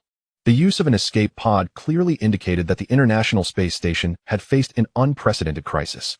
The leader of the Dacia naval team inquired, what transpired up there? Upon hearing the question, the 3 Americans finally snapped out of their stupor, their gazes scanning the surroundings before they looked up at the overcast sky. They collectively released a sigh of relief, embracing one another as they wept. Wally, dear brother, thank heavens we are still alive. It is unbelievable, we were so close. So very close to meeting our maker. One astronaut shouted with fervor, no, damn God. We witnessed angels obliterating our space station. I loathe God. Their dialogue left the Dacia naval team momentarily perplexed, but the key phrases caused their expressions to shift dramatically. Angels had destroyed the International Space Station? Suddenly, their pupils constricted as they recalled the news of the asteroid impact on the Hawaiian Islands just moments ago. The asteroid had traversed Dacia's airspace, crossed the Pacific, and ultimately collided with the Hawaiian archipelago. There had to be a connection. Realizing the gravity of the situation, they promptly reported to the higher-ups in Kyoto. Soon enough, a helicopter arrived from the distance, whisking Wally and the others away to Kyoto. No, please arrange for a flight to the United States. We must return to America. Wally and his companions protested. Once within Dacia's borders, everything was, of course, dictated by Dacia. Such a significant secret could not go unexamined. As the world was shocked and abuzz with discussions over the asteroid's destruction of the Hawaiian Islands, Cao Kun had already arrived at Yunwu Mountain Villa. Situated at the intersection of Magic City and Suzhou, the residence of the Wang family of Magic City. During his descent, Cao Kun tested the invisibility capabilities of his octopus-like abilities. To his surprise, it proved effective. Utilizing the wind element combat technique, he discovered that he could indeed become invisible while airborne. This was remarkable. In combat with foes, he could strike preemptively, catching them off guard and attacking when they were least prepared. With the addition of a technique to mask his presence, he was practically invincible. Cao Kun landed in the courtyard of a villa halfway up Yunwu Mountain, retracting the wind element technique as his form gradually became visible. His unexpected appearance startled the guards of the Chun family stationed nearby. Was it a ghost haunting them in the dead of night? Though fear gripped their hearts, they summoned their courage and surrounded Cao Kun, demanding, who are you? What business do you have at Yunwu Mountain Villa? Cao Kun cast a glance at them, causing the hearts of the 10 or so Chun family guards to quiver, involuntarily taking steps back. It was terrifying. Just a simple gaze from him instilled a sense of overwhelming dread. They had no doubt that this individual could annihilate them with just a glance. This was the undeniable aura of a true powerhouse. Summon your patriarch. I have matters to discuss. The earth was his domain, and he could reside wherever he pleased. Of course, he was not a thief. 10 billion was sufficient to purchase Yunwu Mountain Villa. Should anyone fail to recognize the gravity of the situation, they would meet their demise. As the Chun family guards remained speechless, 6 figures rushed in from a distance. They moved as swiftly as swallows, swiftly reaching Cao Kun, their blood surging with vigor. Greetings, Lord Shadow Guard. The Chun family guards hastily bowed and greeted these 6 individuals. These 6 were indeed members of the Chun family, specially trained shadow guards and the backbone of the clan. The 6 shadow guards furrowed their brows at Cao Kun, astonished that someone had infiltrated Yunwu Mountain Villa. This was a dereliction of their duty, and they could not escape punishment. Their expressions turned grim, and the strongest among them coldly questioned Cao Kun, who are you? Cao Kun was somewhat taken aback. Was this truly the Wang family of Magic City? They seemed to possess some degree of strength. With his current abilities, Cao Kun could easily discern the strength of these 6 individuals. Their vitality was remarkable, approximately 7 times that of an ordinary person. comparable to Cao Kun's initial fusion with the ant's tenfold strength. However, they felt somewhat lacking. He wondered if the Qin family had even stronger individuals hidden away. Cao Kun's consciousness spread outward, quickly allowing him to survey most of Yunwu Mountain Villa. He became well acquainted with the number of strong individuals within the Qin family. Their strengths were mediocre at best, with the most powerful among them only around 13 times that of an ordinary human. Moreover, their vitality was unstable, seemingly on the verge of dissipating at any moment. Cao Kun's gaze flickered. He pondered whether the prominent families mentioned by Gua Yilong contained even more formidable powers. When I have the time, I shall seek to learn from them. Seeing that Cao Kun had ignored his inquiry, the one who had questioned him grew enraged. You seek death, he bellowed, launching a punch towards Cao Kun, the wind whistling as his clothing flapped. Cao Kun's expression chilled, with a mere glance. The assailant was struck as if by a heavy blow, flying back down the mountainside, lifeless in midair. Witnessing this scene, the others gasped in shock, their expressions filled with horror. This was the strongest shadow guard of the Qin family, yet he had been slain by a single glance. Instantly, the way they looked at Cao Kun transformed, filled with dread and astonishment. The hearts of the 10 or so Qin family guards trembled. It was indeed no illusion. This man could truly eliminate them all with just a look. How terrifying. Who on earth was he? Could he be an enemy of the Qin family? The Qin family guards felt a chill run down their spines. They were not members of the Qin family, merely mercenaries for hire. The pay was substantial, but there was no need to risk their lives for the Qin family. Cao Kun's terrifying strength instilled in them the urge to flee. Chapter 96, The Power of Longevity. Not only them, but the remaining 5 shadow guards of the Qin family were also struck by Cao Kun's overwhelming prowess. One of them, trembling, dared to ask, "May I inquire, esteemed elder, has my Qin family ever offended you?" As the pivotal figures of the Qin family, they had been intertwined with the clan for 30 years. Yet they remained oblivious to the existence of formidable adversaries like Cao Kun, who could eliminate their strongest member with but a glance. Such prowess, even if the family head were tenfold stronger, was beyond reach. Cao Kun spoke with an air of indifference, stating, "I harbor no enmity towards your Qin family. I simply have an affinity for the Yunwu Mountain Villa and require you to vacate the premises." Upon hearing this, the tension in the air dissipated. As long as he wasn't an enemy, that sufficed. "Esteemed elder, our family head is currently in Jinling and is not present within the clan. Might we request some time?" Ventured a Qin family shadow guard cautiously. The propensity of Cao Kun to resort to lethal force left them in trepidation. Just as Cao Kun was about to respond, a cool, melodic voice interjected. "If you can save my grandfather, the Qin family is willing to relinquish Yunwu Mountain Villa." As the voice resonated, a young woman emerged from the rear of the residence. Cao Kun observed her. She was a graceful figure, with exquisite features, a complexion like fine jade, and a gentle demeanor, approximately 26 years of age. Clad in a flowing azure gown, she exuded an air of noble elegance reminiscent of the Jiangnan waters. She was Chun Wanqing, the eldest daughter of the Qin family. Before she even arrived, a faint, delightful fragrance wafted into Cao Kun's nostrils, quite pleasant indeed. With delicate steps, Chun Wanqing approached Cao Kun, momentarily taken aback by his ethereal presence. Particularly striking were his deep black eyes, which evoked an unsettling impression of being drawn into an abyss. Chun Wanqing, with her enchanting, watery gaze, reiterated her earlier words, "If you can heal my grandfather, Yunwu Mountain Villa will belong to you." Cao Kun regarded Chun Wanqing. Truth be told, she was the most captivating woman he had encountered thus far. Even the manager of the Four Seas Club, Su Ruoqing, along with the darlings of the entertainment industry, Bai Yi and Yanning, paled in comparison. This woman possessed a beauty nearing perfection, her graceful and gentle aura serving as an additional allure. Nonetheless, for Cao Kun, it was merely a moment of astonishment. It did not stir any profound interest within him. Women? Beautiful women were readily available to him now. His singular pursuit was to grow ever stronger. With a serene smile, Cao Kun replied, "Agreed." He pondered the instability of the aura he had sensed from the Chun family's strongest member earlier, now grasping that it was due to a severe ailment. Chun Wanqing's request might be daunting for others, but for him, it posed no challenge. With a 2-star life source, not only could he revive the gravely ill, but even those who had just departed this world could be restored to life. Coincidentally, Cao Kun was also preparing to establish a superpower of his own, aptly named the Temple of Transformation. Once all arrangements were in place, he would host a grand inauguration, showcasing remarkable treasures to the world, such as life sources, special ability orbs, high-tech weaponry, and elemental crystal stones, items that would undoubtedly make headlines. Presenting these to save Chun Wanqing's grandfather would also serve to generate early publicity. With such resources, the Temple of Transformation would gain immense notoriety in a remarkably short time, hastening the unification of the globe. From that moment forth, only one voice would resonate on Earth, the voice of the Temple of Transformation, transcending all beings as the supreme existence. In the not-too-distant future, Cao Kun would inevitably venture into the depths of the starry cosmos, with Earth merely serving as his starting point and a strategic stronghold. The initial foray into the celestial expanse would be fraught with peril. Cao Kun could not foolishly bring his family along. Thus, the Temple of Transformation was also a provision for his kin, ensuring that under its dominion, none would dare defy them. Upon hearing Cao Kun's affirmative response, Chen Wanqing was momentarily taken aback. Was this a jest? She had merely spoken offhandedly, and he had acquiesced?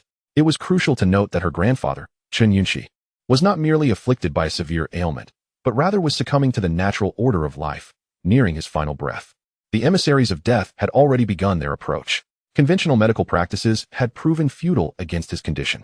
Only the legendary elixir of life could provide a glimmer of hope. As the saying goes, flowers may bloom anew, but youth is irretrievable. The elixirs of rejuvenation and longevity were treasures of the world, unattainable in the mortal realm. In the face of the inexorable passage of time, the ultimate fate of mortals is to return to dust. All had been predetermined. Yet, as the Chun family's steadfast pillar, they could not merely stand by and watch Chen Yunxi perish. Even if hope was but a flicker, the Chen family, at all costs, sought the elusive life-prolonging elixir. Chen Wanqing's father, the newly appointed family head, had ventured to Jinling in search of assistance from the Chun family's ancestral line, hoping for a miracle. Should they fail to procure a means of prolonging life within 3 days, Chen Yunxi would inevitably perish. Chen Wanqing, who had cherished her grandfather since childhood, could not bear the thought of losing him. In a moment of desperation, she had proposed the idea of saving her grandfather, never expecting Cao Kun to genuinely acquiesce. Was he jesting? Or was he sincere? Seeing Chen Wanqing in a daze, Cao Kun calmly instructed, "Lead the way." The life source, costing merely a few thousand, would allow him to create an ample supply. Exchanging a few drops of life source for Yunwu Mountain Villa was a bargain. Sensing her apprehension, Chen Wanqing hastily clarified, "My grandfather's condition is unique. His vital energy is depleted, and ordinary medical interventions have proven ineffective. It can be cured," Cao Kun replied nonchalantly. Chen Wanqing widened her eyes in disbelief. Could this man truly possess the means to save her grandfather? In the face of urgency, she resolved to take a chance. Better to act than to stand idly by as her grandfather slipped away. Without delay, Chen Wanqing guided Cao Kun to an elegantly adorned room. Lying upon the bed was an elderly man, frail and weakened, the very image of decline. Upon seeing her grandfather, Chen Wanqing was overwhelmed with sorrow, tears streaming down her face as she wished desperately that it were she in his place. Turning to Cao Kun, she earnestly implored, "This is my grandfather. If you can truly save him, even granting him but 1 more year of life, I will acquiesce to any request you may have." Cao Kun shook his head, saying, "There is no need. You merely need to vacate Yunwu Mountain Villa." As he spoke, he summoned a small vial of life source from his storage space. Now invincible, he felt no need to conceal his abilities. As Chen Wanqing beheld the vial materialize in Cao Kun's hand, her eyes widened in disbelief. What sorcery was this? Could it be the fabled storage space? This act astonished her, and she felt a surge of hope. Perhaps her grandfather could indeed be saved. With her striking eyes fixed intently on Cao Kun, she awaited his next move. Cao Kun held in his hand a 2-star life source, previously effective in healing the injured. Assessing Chen Yunxi's condition through his spiritual awareness, he realized that his time was nearly up. Only 2 days remained. 10 grams should suffice, he concluded, to grant him an additional decade of life. Cao Kun deftly removed the cork from the small vial, and with a flourish of his hand, 10 grams of the source of life soared forth from the bottle's opening. In an unexpected turn of events, Chun Kushi's mouth instinctively opened, allowing the essence to enter. Beside him, Chen Qingwan stood in stunned silence. The next moment, the transformation of Chun Kushi caused her face to pale in shock. Chapter 97, The Divide of Realms. As the source of life flowed into Chun Kushi's mouth, it instantaneously transformed into a surge of vibrant life energy, rapidly spreading throughout his entire being. Then, an astonishing spectacle unfolded. Chun Kushi's once pallid complexion swiftly blossomed into a healthy flush. His skin, which had been withered and lined with wrinkles, regained its tautness and smoothness, and his head of silvery hair gradually darkened back to black. This extraordinary metamorphosis left Chen Qingwan in a state of awe, utterly astonished. How marvelous! Cao Kun smiled faintly, having long since grown accustomed to such phenomena. In that moment, The rejuvenating effect of the source of life was vividly displayed through Chunkashi. Suddenly, after days of slumber, Chunkashi's eyes flew open wide, and he involuntarily uttered a sound of comfort. How delightful. With that, he propped himself up, catching sight of Cao Kun and Chun Qingwan at his bedside. Initially taken aback, he then turned to Qin Qingwan and inquired, "Wanqing, what on earth is happening?" I distinctly remember being on the brink of death, witnessing her grandfather, who had been on the verge of death, now fully revitalized. Qin Qingwan realized that a miracle had transpired. This was no dream, it was indeed reality. "Grandfather," she cried, overwhelmed with joy, and threw herself into Chun Kashi's embrace, weeping with happiness and excitement like a child. "Dear Wanqing, do not cry. Grandfather is well," Chun Kashi said, his expression gentle as he tenderly stroked her hair in comfort. Yet within him, tumultuous emotions surged. He was acutely aware of his own condition. A man who had approached the end of his life, with one foot in the realm of the departed, had now miraculously returned to his prime state. Oh, but no, it was far beyond that. He could distinctly sense the profound changes within his body. His organs were robust and full of vitality, his bones and flesh rejuvenated. Inside and out, he felt significantly younger. Even the cultivation that had stagnated for years seemed to hint at the possibility of a breakthrough. What on earth had transpired? A wave of astonishment washed over Chun Kashi as his gaze involuntarily turned to Cao Kun, his pupils narrowing to pinpricks. Such strength. He found himself unable to fathom Cao Kun's true capabilities, as the invisible, formidable aura emanating from him made Chun Kashi feel as though he were staring at a colossal celestial beast. Noticing Chun Kashi's gaze, Cao Kun offered a slight smile. Remaining silent, their eyes met, and Chun Kashi's body involuntarily trembled, his astonishment deepening. What had he witnessed? In Cao Kun's eyes, he discerned an incredible tableau, searing brilliance capable of obliterating all existence, raging thunderbolts that tore through the heavens, shadows of ancient darkness, towering giants striding across the stars, and the surging waves of the cosmic seas, alongside the soul-burning flames of utter desolation. So much, in that fleeting moment, Chun Kexi perceived 9 terrifying phenomena. Each one was unfathomably terrifying, capable of annihilating all that exists. Had a deity descended upon the world? Chun Kashi's expression turned vacant, as if he were a withered tree.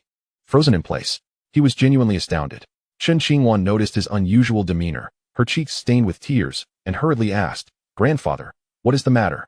Chun Kashi snapped back to reality, withdrawing his gaze from Cao Kun and forcing a smile as he replied, "It is nothing. I am quite well." He then turned to Cao Kun and asked Qin Qingwan, "Wanqing, who is this gentleman?" Qin Qingwan responded, "Grandfather, his name is..." Cao Kun interjected with a smile. "I am Cao Kun." Qin Qingwan continued, "Grandfather, it was Mr. Cao who saved you." She then looked at Cao Kun with immense gratitude, saying, "Mr. Cao, thank you. Thank you for saving my grandfather." Cao Kun replied with a serene smile, "It is merely a matter of mutual benefit." Chun Kashi rose from the bed and bowed deeply to Cao Kun, expressing profound gratitude. "I am deeply indebted to you, Mr. Cao, for your life-saving grace." Cao Kun nodded slightly. The significance of the cloud and mist mountain in comparison to an additional decade of life was abundantly clear. He deserved the gratitude of the elder and inquired, "Are you aware of the distinctions and strength among cultivators in the current realm, and what level do you possess?" Having never had the opportunity to engage with the world of the powerful, Qin Kashi was intrigued by the many formidable individuals of the Qin family. He pondered the true strength of the hidden elites in this world, and how they compared to him. However, Qin Kashi was taken aback by Cao Kun's inquiry. Such an extraordinarily terrifying individual seemed unaware of the distinctions of realms. He looked at Cao Kun, who appeared to be around 24 years old. Yet this did not necessarily indicate his actual age. A transcendent being at the age of 24? Moreover, he could possibly be of a second-tier existence? This was inconceivable. Thus, there could only be one conclusion. The person before him was an ancient being who had recently regained youth. Given the passage of time, he may have forgotten. Indeed, this seemed highly plausible. In that instant, Chun Kashi's gaze toward Cao Kun transformed into one of immense reverence, as he respectfully stated, "Senior." The current classification of realms in the cultivation world, from lowest to highest, is as follows: bright strength, hidden strength, and transformation. Beyond that lies the extraordinary realm, which encompasses 9 tiers, further divided into initial, mid, late, and perfection stages. The first tier, transformation, extends life by 200 years. The second tier, legendary, allows one to create divine abilities, wielding formidable powers. The third tier, epic, grants 1,000 years of life, eternal youth, and the ability to traverse a small asteroid. The fourth tier, legendary, marks one as a sovereign of a starry river. The fifth tier, domain, grants a lifespan of 10,000 years, enabling one to consume stars, with each step spanning tens of thousands of light years. As for the sixth, seventh, eighth, and ninth tiers, I only know their names: mythical, sacred, imperial, and demigod. The specific methods of their strength have been lost to time, having vanished millennia ago. At this point, Shinkeksi felt somewhat embarrassed, admitting, "I am naturally dull-witted, with poor aptitude for cultivation. After over 100 years of practice, I have barely managed to reach the mid-stage of transformation, which is already my utmost limit." Cao Kun listened with a sense of astonishment. How remarkable it was to have so many realms. According to Shinkeshi's description, his current strength should align with the extraordinary second-tier legendary realm. Instantly, the inflated sense of self-importance that initially filled Cao Kun was significantly tempered. Clearly, he had underestimated this world. It was far from the simplicity he had imagined. Chen Qingguan, standing nearby, also listened intently for the first time to her grandfather's accounts of the cultivation world, utterly captivated, particularly when she heard of the possibility of living for 1,000 years. Remaining eternally youthful, her previously resistant sentiments towards cultivation began to waver, stirring a sense of longing within her. Cao Kun continued his inquiry. In today's Great Xia, which family possesses the most powerful cultivator? Shinkeshi contemplated for a moment before responding. Take the Chun family in Jinling, for instance. When I departed from the main lineage of the Jinling Chun family 50 years ago, the current clan leader was at the pinnacle of the extraordinary first tier. Now, 50 years later, barring any unforeseen circumstances, he should have broken through to the extraordinary second tier. Cao Kun's eyes flickered slightly. As the patriarch of his clan, he undoubtedly possessed formidable combat strength. If he were merely at the second tier of the extraordinary realm, it would hardly be impressive. Moreover, the span of time required for cultivation stretches across decades, if not centuries, indicating the arduousness of the journey. And yet, he himself had achieved this in a mere 6 months. In comparison to his prodigious life, there was simply no basis for comparison. A surge of confidence swelled within Cao Kun. He remained an invincible figure. Chapter 98. The Unknown Peril. Cao Kun inquired. How many prominent families still exist in the Great Xia, and what is the standing of the Chun family of Jinling among them? Shinkeshi replied. There are 9 major clans in the entire Great Xia. In terms of overall strength, the Chun family ranks 6th. Thus, the leading clan must possess an extraordinary Tier 3 epic-level powerhouse, correct? Cao Kun speculated. A Tier 3 extraordinary being would have the capability to traverse small star systems. Upon hearing this, Shinkeshi looked at Cao Kun with a hint of astonishment, prompting Cao Kun to ask, "What is it?" Shinkeshi shook his head and sighed, saying, "Since a millennium ago, for reasons unknown, this realm has been subjected to some form of restriction. For practitioners like us, the utmost pinnacle is the complete mastery of the second tier of the extraordinary realm. The path ahead seems to have been severed, making any advance beyond this point exceedingly difficult. A perfected second-tier extraordinary individual is considered the strongest on Earth." 50 years prior, during a competition among the prominent families, Shinkeshi had the fortunate opportunity to witness the prowess of a second-tier powerhouse. The memory remained vivid in his mind, serving as his aspirational goal. Unfortunately, due to the constraints of his innate talent, he found himself powerless to attain it. However, the strange phenomenon he had perceived in Cao Kun's gaze was infinitely more terrifying than that of a mere second-tier extraordinary being. It was the kind of terrifying anomaly that only Tier 4 or even Tier 5 superlative beings could manifest. Thus, Shinkeshi speculated that Cao Kun might hail from a far more ancient era. Was this realm shackled? Did extraordinary Tier 3 beings not exist on Earth? If so, then as a native of this planet, he too would undoubtedly be bound by these limitations. Cao Kun furrowed his brow. This was certainly not good news. Nonetheless, he resolved to remain optimistic, believing that every obstacle presents a path forward. With his current rate of cultivation, he would reach the pinnacle of the second tier in as little as 6 months, or at most a year. Coupled with the miraculous creation box, Cao Kun was confident that he would unveil this mystery. Having comprehended the current cultivation system of the world, Cao Kun decided it was time to depart. "Now that I have fulfilled your request, I shall grant you 1 day to vacate my Yunwu villa," he declared before turning to leave. Stepping outside, a luminous green light enveloped his feet, propelling him 100 meters with each stride. As he vanished into the night, the fleeting glimpses of green light scattered around him. The guards and shadow sentinels of the Chen family, stationed at the entrance, stood gaping in disbelief, as if turned to stone. Goodness, how incredibly magnificent! Chen Kashi and Chen Wanqing, who hastily pursued him, bore witness to this spectacle, their hearts trembling with awe. This was the essence of an extraordinary powerhouse. Although Chen Kashi had encountered such formidable beings several times before, seeing it again after 50 years left him momentarily speechless, stirring a tempest of emotions within the ever-aspiring Chen Kashi. After a brief silence, Chen Kashi turned to his granddaughter and inquired with curiosity, Wanqing, from where did you find this individual? A being as formidable as Cao Kun would be a rare find, even among the most esteemed clans. Yet he has appeared before our humble Chen family, a mere third-rate power. This is truly astonishing. Chen Wanqing, still somewhat dazed, recalled how Cao Kun had abruptly appeared at the Chen residence, effortlessly vanquishing a peak shadow sentinel, subsequently rejuvenating her grandfather and then soaring into the skies. The powerful and enigmatic figure had etched an indelible mark upon her heart, one she would never forget. He appeared out of nowhere, claiming an interest in Yunwu Villa and asking us to relocate. I told him that if he could cure my grandfather, the villa would belong to him. And that was all, Chen Wanqing recounted. Chen Kashi was momentarily taken aback. While Yunwu Villa was indeed commendable, it paled in comparison to the ancestral lands of the prominent clans, akin to the heavens and the earth. How could such a powerful being take notice of this place? Was it truly a hidden treasure? Sighing, he realized the thoughts of such a formidable being were beyond his comprehension. Exuding an air of authority, he spoke with utmost seriousness. Inform everyone to gather their belongings. We must vacate tonight and ensure every room is spotless, absolutely immaculate. Remember, aside from your personal items, not a single blade of grass or tree shall be disturbed within Yunwu Villa. Any violators will be expelled from the Chen family without mercy.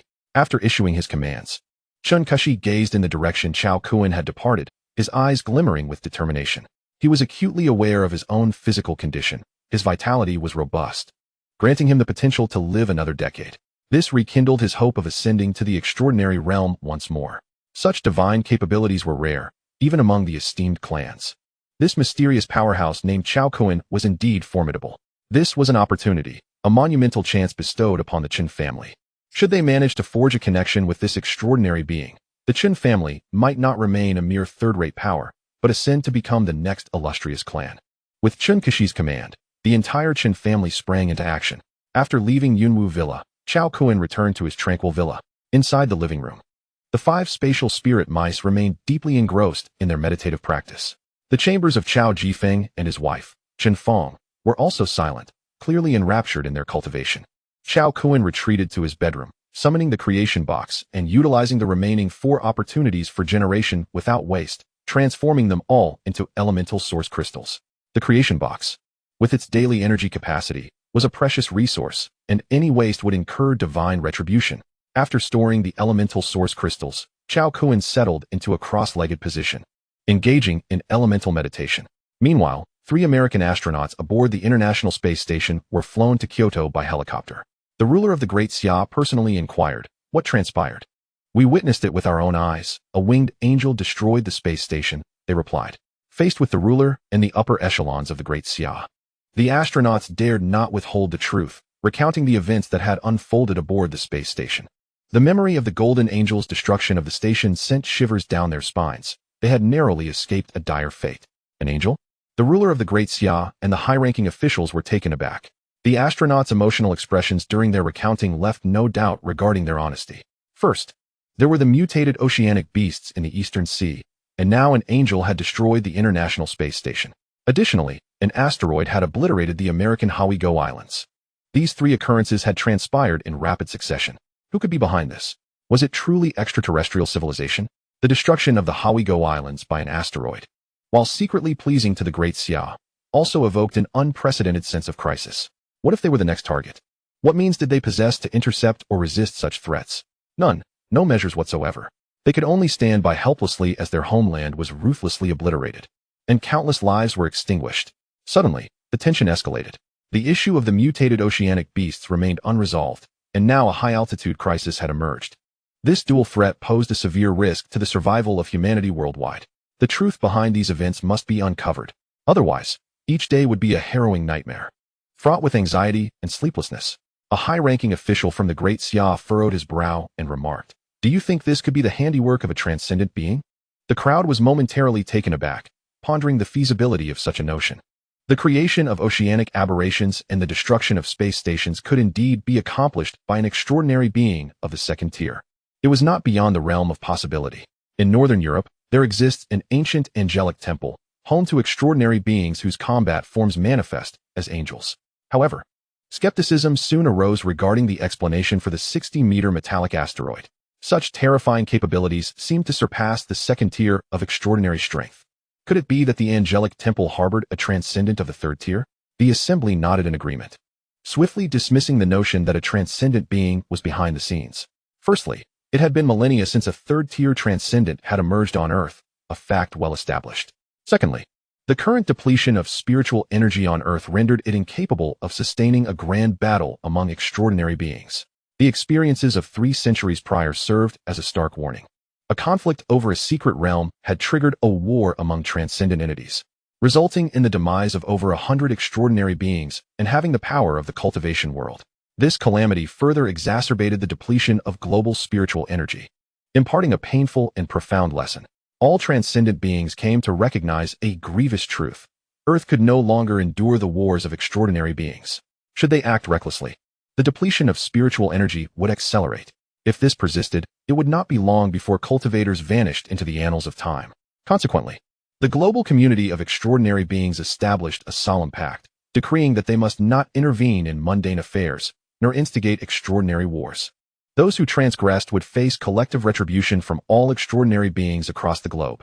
Thus, for the past 3 centuries, transcendent beings have cultivated their inner selves, gradually retreating from the world of ordinary mortals, forming an independent realm of their own. Although conflicts continued to erupt on Earth, to the extraordinary beings, they were mere trifles. As long as the ecological balance of the Earth remained intact and spiritual energy was not diminished, who governed the mundane world was of no concern to them. A suggestion arose. However, perhaps we could enlist the aid of extraordinary beings to investigate this matter. It would certainly simplify our efforts. Without delay, preparations commenced to contact the leaders of nations worldwide, convening an emergency video conference regarding the current events, with each nation dispatching a transcendent being to collaborate on the investigation. Ultimately, the sovereign of Great Xia made a decisive call, prompting immediate action from the officials below. Chapter 99, United as One. An hour later, all arrangements for the conference were complete. In the Grand Hall of the National Assembly in the capital of Great Xia, a colossal screen displayed a unified video link among the leaders of over 100 nations. Although some smaller nations lacked extraordinary beings and could not contribute, they were nonetheless part of the Earth and entitled to participate. Once all leaders were present, the sovereign of Great Xia appeared on the screens of the gathered heads of state. He solemnly proclaimed, "The video conference of the United Nations of Earth is now officially convened." The sole agenda of this urgent meeting was to investigate the recent string of bizarre occurrences that posed a severe threat to the survival of global citizens, thus making the pursuit of truth imperative. As he spoke, the sovereign of Great Xia nodded subtly to his aides. In the next moment, American astronaut Wally and his 2 companions appeared on the screens of the leaders. The President of the United States, Chuan Deng, widened his eyes in disbelief, declaring that the spacecraft dispatched to Earth's orbit had discovered the entire International Space Station had mysteriously vanished. Despite exhaustive searches, the United States found no trace. Ultimately, through the remnants of the asteroid that exploded over the Hawaii Islands, a shocking revelation emerged. What had struck the islands was not an asteroid, but rather the International Space Station. This clarified why satellites had failed to detect an approaching asteroid and issue a timely warning. Chuan Deng initially believed the 3 astronauts aboard the space station had turned to ash, yet they had unexpectedly materialized in Great Xia. What had transpired? The countenance of President Chuan Deng darkened as he furiously demanded, "Sovereign of Great Xia, I require a reasonable explanation." Chuan Deng had ample reason to suspect that the orchestrators behind these events originated from Great Xia. The other leaders appeared equally perplexed. The sovereign of Great Xia replied coolly, "The 3 astronauts will elucidate everything." Soon, Wally recounted the entire sequence of events aboard the space station. Instantly, the leaders were in an uproar. A golden figure with wings? Extraterrestrial beings? Or was it the angelic temple? Had the angelic temple truly intervened? But what was their motive for destroying the space station? The leaders from several nations venerating the angelic temple vehemently objected, "Impossible. This cannot possibly be the work of the angelic temple. They have no reason to destroy the International Space Station. To merely conjecture based on the statements of 3 astronauts is nothing short of slander." President Chuan Deng sternly addressed Wally. "Did you scrutinize the details closely? If you are lying, both you and your loved ones will face dire consequences." When it came to extraordinary beings, without any conclusive evidence, provoking the angelic temple could lead to repercussions beyond their capacity to bear. Upon hearing Chuan Deng's words, Wally and his companions nearly wept. They had spoken nothing but the truth. Mr. President, we swear we did not miss C.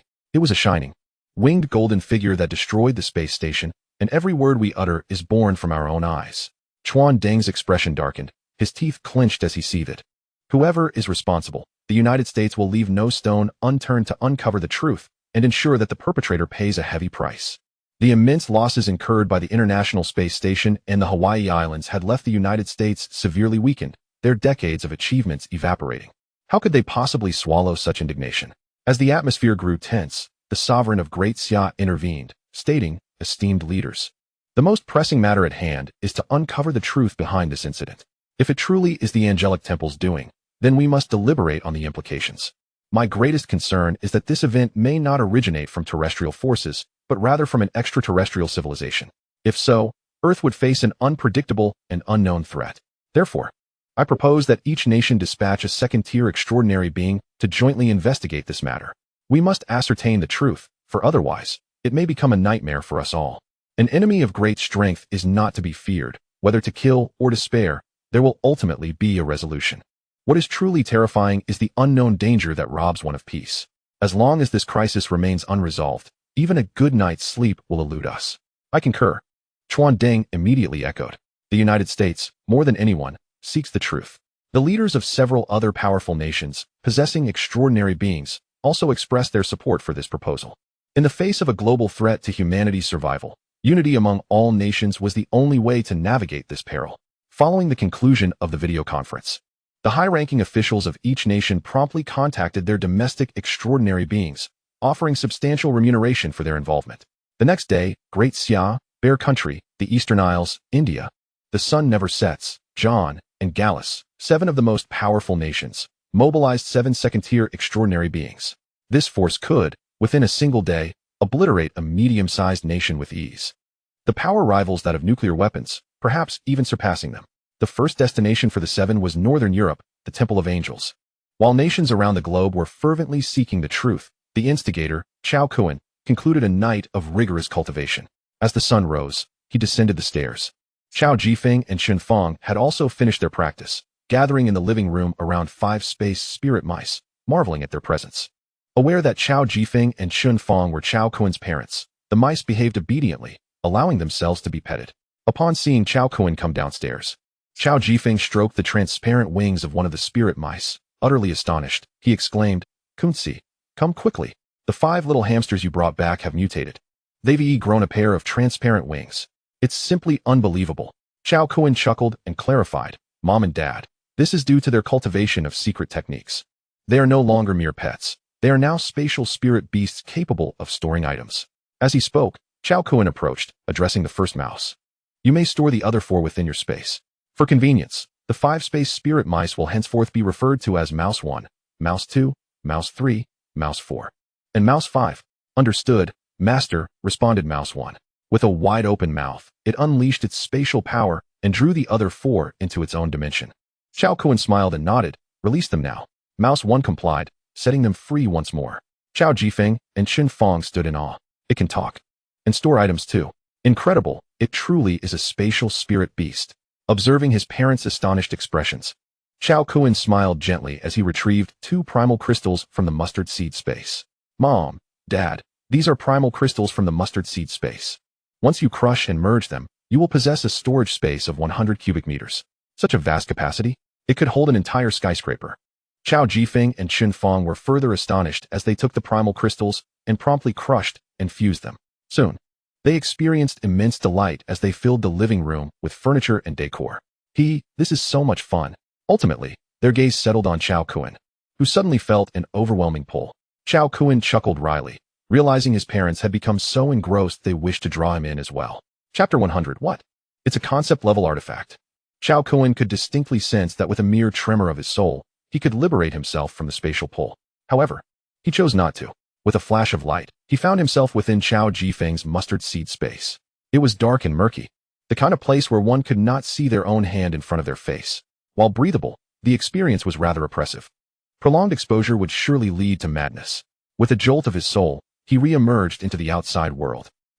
I didn't release you," Chao Jifeng exclaimed in surprise. After pondering for a moment, Cao Kun quickly understood and explained, Each individual's soul possesses varying strengths. Mine is stronger than yours. Thus your mustard seed space cannot confine me. Ah, I see, Cao Jifeng said, enlightened. Cao Kun checked the time. It was already 9 in the morning. He had not visited the Bailong River hydropower station in quite some time, and the physical laboratory for Qingli Electronics had been completed. With nothing else on his agenda today, he decided to take care of it. Mom, Dad, I have something to attend to. I'll be stepping out for a while. Are you not having breakfast? Cao Jifeng and Chun Feng needed sustenance to replenish their energy, but with his elemental spirit body, Cao Kun had no such requirement. I'm not hungry. You both go ahead and eat, he waved dismissively, proceeding to the villa garage, where several top-tier luxury cars awaited. Suddenly, he recalled a scene from the science fiction film Transformers. Watching it in the theater had left him awestruck, dreaming of owning a vehicle like that. Cao Kun mused to himself, wondering if placing a car into the creation box could yield a transformer. Regrettably, the creation box had a mere cubic meter capacity, far too small for such a large object. However, he could experiment with a small drone instead. Mechanical life should prove to be quite fascinating. Choosing a sleek black hypercar, a Koenigsegg, he revved the engine. The roar of the engine sent adrenaline coursing through his veins as he sped out of the villa. Half an hour later, he arrived at the Bailong River hydropower station, stepping out of the car and gazing at the facility with a wry smile. Truly, plans often fall victim to unforeseen changes. The higher the level of the creation box, the more colossal the energy required. The conditions for upgrading to a 3-star creation box were staggering, requiring an astonishing 1 quintillion units of energy. What does that even mean? The commonly used scientific notation scales are as follows: units, tens, hundreds, thousands, 10,000, 100 million, trillion, zhao, quadrillion, jing, quintillion, gai, and so forth. Hence, 1 trillion equals 1 zhao, and 1 quintillion equals 10 trillion. In simpler terms, 1 quintillion equates to 10,000 billion. Previously, the energy needed to upgrade the creation box to 2-star was merely 10 billion units. Goodness! Cao Kun exclaimed, utterly astonished. It was a staggering 10,000-fold increase, transitioning from a simple mode to a hellish one. Many people lack a concept of 100 billion units of energy.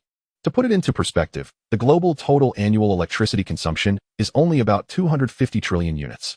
Even if Cao Kun absorbed all of it, upgrading the creation box to 3-star would still take 40 years. This calculation reveals the terrifying nature of the energy required to elevate the creation box to the 3rd star. In the face of 10,000 billion units of energy, the Bailong River hydropower station's annual output of 3 billion units was but a drop in the bucket. Utterly inadequate. Therefore, if Cao Kun wished to upgrade the creation box to the 3-star level, he would need to pursue alternative avenues. The first idea that came to his mind was to absorb energy directly from the sun. Unfortunately, his current strength was insufficient to approach it. Thus, the only feasible method at this stage was to harness a nuclear power station. More accurately, a large-scale, controllable nuclear fusion device capable of infinite energy generation was necessary to meet the demands for the creation box's upgrade. However, as is widely known, constructing controllable nuclear fusion requires specific technological conditions. 1. High temperature and high density plasma to ensure the stability of the fusion reaction. 2. Sufficient pressure and confinement time to prevent heat transfer between the plasma and the reactor walls, minimizing thermal loss. 3. Appropriate fusion fuel. Currently, the fusion fuels most commonly utilized in nuclear power stations around the world are tritium and deuterium. All 3 factors are indispensable for constructing controllable nuclear fusion. Additionally, the development of room temperature superconducting materials is fundamental and critical. Without them, attempting to build controllable nuclear fusion would be like a skilled cook unable to prepare a meal without rice. Presently, the Xia dynasty is significantly ahead of the world in nuclear fusion technology. However, achieving sustained and stable control will require considerable time and development to overcome these technical challenges. The time frame could range from 10 years to 30 years, or even 50 years, an unpredictable venture. But, pardon the interruption, Cao Kun possessed an extraordinary advantage. For him, all of this presented no challenge. He had a straightforward, effective solution at his disposal. Simply by placing materials related to nuclear fusion into the creation box, one can generate a complete and mature controllable nuclear fusion technology. This was previously validated by Cao Kun during the development of metallic hydrogen technology. At this moment, the manager of the hydropower station, Chen De, along with the management team, hurriedly approached and greeted Cao Kun. Mr. Cao. Cao Kun nodded slightly and replied, "You may continue with your tasks. I shall take a stroll by myself."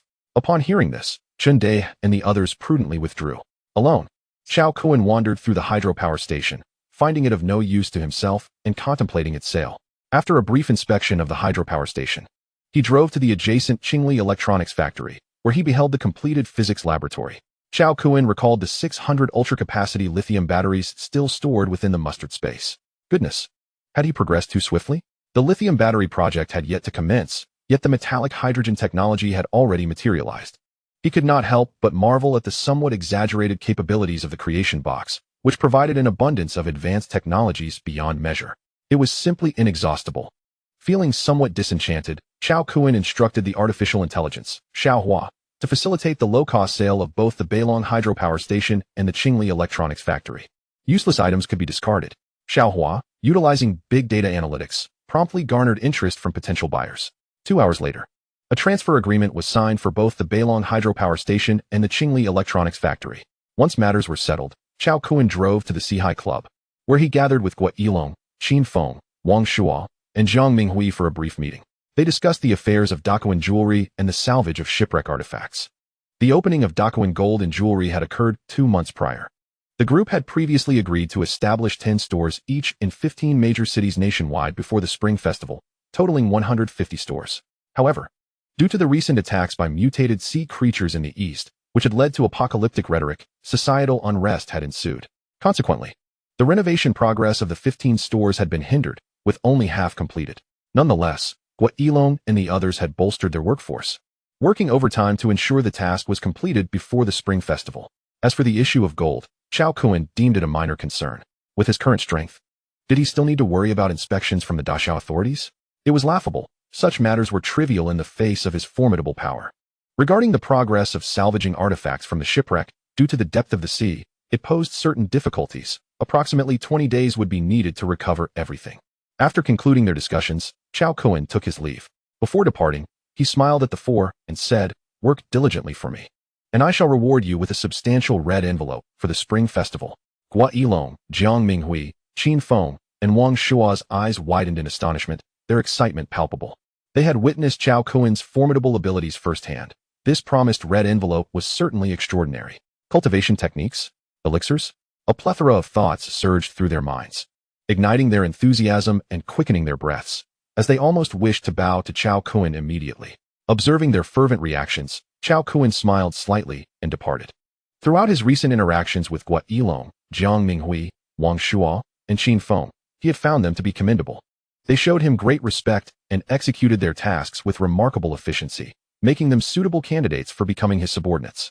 He contemplated integrating them into the Creation Temple. Upon returning to his tranquil villa, Cao Kun found Chao Jifeng, Chen Feng, and the 5 spatial spirit beasts engaged in their training. A slight tremor coursed through his soul. Abruptly concluding Mouse One's training, Cao Kun had important arrangements to make. Since his departure from the Dabao gold mine in South Africa in mid-November, nearly 2 months had elapsed, and the gold particles within the mine had accumulated significantly. It was time to address this matter. Cao Kun transmitted the coordinates of the Dabao gold mine to Mouse One's memory through his spiritual sense. Make a trip to this location and bring back all the gold particles inside. Remember to remain discreet. After learning from Chun Kashi that extraordinary beings existed in this world, he recognized the inherent dangers it posed. Given Mouse One's initial elemental strength, encountering an extraordinary being could lead to capture. Understood, Master, Mouse One replied, its transparent wings fluttering as it ascended into the sky. What? Cao Kun was speechless. I said to be discreet. It was broad daylight. Such a display would undoubtedly attract attention. Half a brain, perhaps. Resigned, Cao Kun used his spiritual sense to convey, Mouse One, when I said to be discreet, I meant not to appear within human sight. This is a city. Flying around like that will get you noticed. Hee, got it, Master, Mouse One replied sheepishly, descending to the ground, and, once away from human structures, sprinting swiftly. With a speed attribute of 380 points, Mouse One surpassed the speed of sound. Its pure white form transformed into a streak of light, a terrifying sight to behold. At this pace, it could traverse the over 10,000 kilometers from the Magic City to South Africa in just 24 hours. Indeed, a remarkable speed. With arrangements in place, Cao Kun returned to his bedroom to prepare for the upgrade plan of the creation box. The first step, controllable nuclear fusion technology. Cao Kun instructed the artificial intelligence, Xiaohua, search online for materials related to nuclear fusion.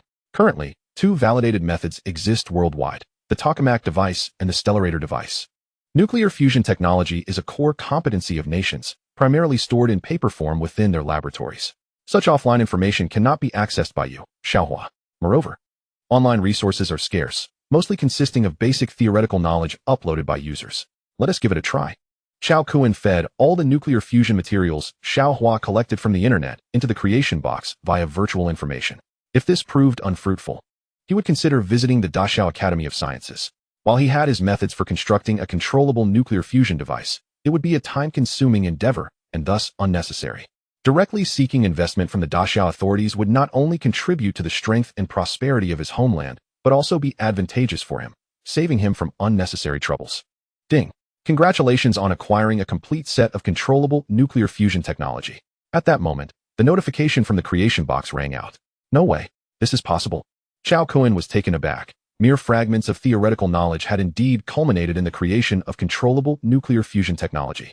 In that instant, a spark of inspiration ignited within Cao Kun. Could it be that submitting a mere blueprint would also yield the desired results?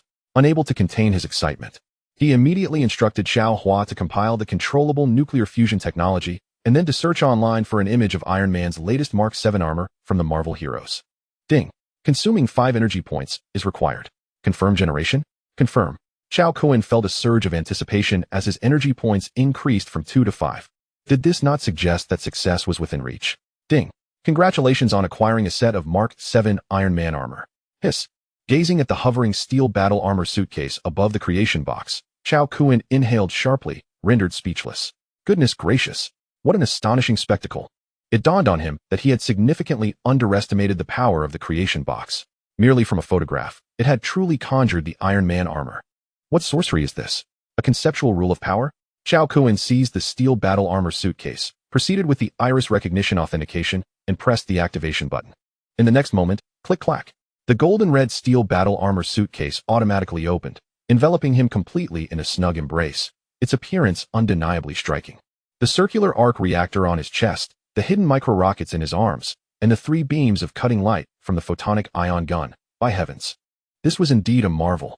The 7th generation of Iron Man armor from the Marvel films had materialized before him, nearly indistinguishable from the original. This was, without a doubt, the very same thing. Cao Kun activated the jet propulsion system on his back. A gust of air swept through the room, and his feet gradually lifted off the ground, suspending him in midair. Likewise, this suit of steel armor he donned possessed an independent artificial intelligence, Jarvis, comparable to the intelligent bracelet AI system, Xiaohua. They belonged to the same echelon. Jarvis, please provide me with the combat data. Certainly, master. Instantly, the combat data of the steel armor appeared before Cao Kun. It was formidable. Its combat capabilities surpassed his current strength, likely achieving the late stage of Elemental Tier 2. After experiencing it for a while, Cao Kun deactivated the steel armor, which transformed back into a suitcase. He stored it in his pocket dimension, knowing that with a mere thought, the steel armor suitcase would fly out and automatically adorn him. Just from a virtual image, it could be generated. This incredible discovery sent shockwaves through Cao Kun's mind, as he realized he had truly opened the door to a new world. A more astonishing thought emerged. Voice generation. As soon as this idea struck him, he could hardly contain his excitement and exclaimed to the creation box, "Creation box, generate a bottle of 82 Sprite for me." Chapter 101. The two-dimensional foil of the solar system? Cao Kun was brimming with exhilaration, nearly on the verge of bursting. At this moment, it was imperative to savor a bottle of 82 Sprite to calm his nerves. Ding, 1 energy point will be consumed. Do you confirm generation? Confirmed, Cao Kun hurriedly replied, only to see his expression change dramatically as he realized a terrifying truth. Voice commands could indeed generate. Goodness, this was utterly extraordinary. Cao Kun trembled all over, as the prowess of the creation box far exceeded his imagination and understanding. This must be a new feature added after the creation box upgraded to 2 stars. Voice commands could fulfill the generation criteria. Cao Kun suddenly recalled that when he used a virtual file in the land of the rising sun to generate metallic hydrogen technology, he should have anticipated this. Creation box. The essence of the creation box lay in the concept of creation itself. It could create all things. This was undoubtedly a conceptual artifact of immense power. Cao Kun's understanding of the creation box deepened significantly. Ding, congratulations on receiving a bottle of 82 Sprite. At that moment, the notification from the creation box chimed, and Cao Kun eagerly grabbed the bottle, twisting off the cap. Gulping it down, he felt the effervescent 82 Sprite invigorate him. As his racing heart gradually calmed, though the astonishment in his eyes lingered. At that moment, Cao Kun's thoughts wandered to many things: the chaos treasure, the divine dragon mount, the empress feeding him. Creation box, generate a divine dragon for me. I wish to feast on dragon meat. Ding, current level insufficient for generation. Since the celestial beings were too advanced to be generated, surely technology should suffice. Creation box, generate a droplet of water from the three-body novel. I wish to ride it through the starry sky. Ding, current level insufficient for generation. After failing twice in a row, Cao Kun regained his composure. The current 2-star creation box meant that the range of generation equated to a Tier 2 technological civilization. The water droplet, being a weapon of explosive power, had already surpassed the products of Tier 2 technological civilization. Creation box, generate an all-purpose bionic human. Ding, 2 energy points will be consumed. Do you confirm generation? Now. That felt comfortable. Cao Kun nodded in satisfaction and confirmed the generation command. Ding, congratulations on receiving an all-purpose bionic human. As the notification sounded, a middle-aged man with the appearance of a daxiao individual materialized before Cao Kun, dressed in a black suit, with short hair and a rugged countenance. His eyes sparkled with intelligence. Cao Kun scrutinized him closely. Feeling the texture of his skin, it was remarkably lifelike, fashioned from a unique material indistinguishable from a real human. Master. The bionic man bowed slightly, his voice steady and authoritative. Please, tell me your primary functions. Master, I am an all-purpose bionic intelligent being, capable of management, research, combat, medical assistance, and daily living, with the ability to autonomously connect to the internet for self-learning and improvement. Quite impressive. From now on, you shall be called Cao Kun. Cao Kun was thoroughly pleased. His intention in generating the all-purpose bionic human was to prepare for the upcoming controlled nuclear fusion project. Thank you for the name, Master. Cao Kun respectfully acknowledged. Cao Kun observed him, pondering whether the bionic human could cultivate the elemental meditation technique. Thus, he proceeded to impart the technique to Cao Kun. However, the outcome left Cao Kun gravely disappointed, as Cao Kun was unable to cultivate. Cao Kun then stored Cao Kun in his pocket dimension and, with time to spare, began practicing the elemental meditation technique. As time flowed by, the sun dipped low, and the stars began to twinkle in the evening sky. Cao Kun concluded his meditation, and wings of azure light manifested from his back. With a powerful flap, he soared into the sky, becoming invisible in the night as he headed towards the cloud and mist villa. Traveling at 3 times the speed of sound, he quickly covered the 50 kilometers. Hovering in midair, Cao Kun surveyed the entire cloud and mist villa, which was enveloped in silence, devoid of any human presence. Save for the solar-powered streetlights that cast scattered glimmers of light, Cao Kun scanned the area with his divine sense and detected no signs of life. The Chun family had prudently evacuated. Cao Kun descended into the villa nestled halfway up the mountain, revealing his form. Walking in the air, he circled around the cloud and mist villa, observing the lush forest, vibrant flowers, and trees, as well as the pavilions, lotus ponds, and swimming fish, all of which were meticulously maintained, indicating the Chun family's commitment to upkeep. The scene of Cao Kun floating gracefully was witnessed by Chun Kashi and his granddaughter Chun Wangking, who had been waiting nearby for quite some time. Grandfather, Mr. Cao has appeared. Indeed, let us go pay our respects to Elder Cao.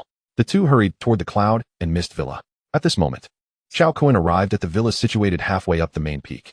The 5-story villa, a fusion of traditional and modern styles, stood elegantly on the mountainside, adorned with intricate carvings and exquisite craftsmanship, exuding an ethereal charm. Inside, everything was arranged in perfect order, immaculate and spotless. The Chun family had indeed put in great effort. Satisfied, Cao Kun concentrated fire elemental energy in his palm. Utilizing local materials as 10,000 grams of gold or particles flew out from his pocket dimension, commencing the preparation of the core for the spirit-gathering array, the array plate. At temperatures exceeding 10,000 degrees, 1,000 grams of gold ore swiftly melts into a golden liquid. The element of wind sweeps through, expelling the impurities within. The essence of gold then spreads forth, reinforcing the hardness of the metal.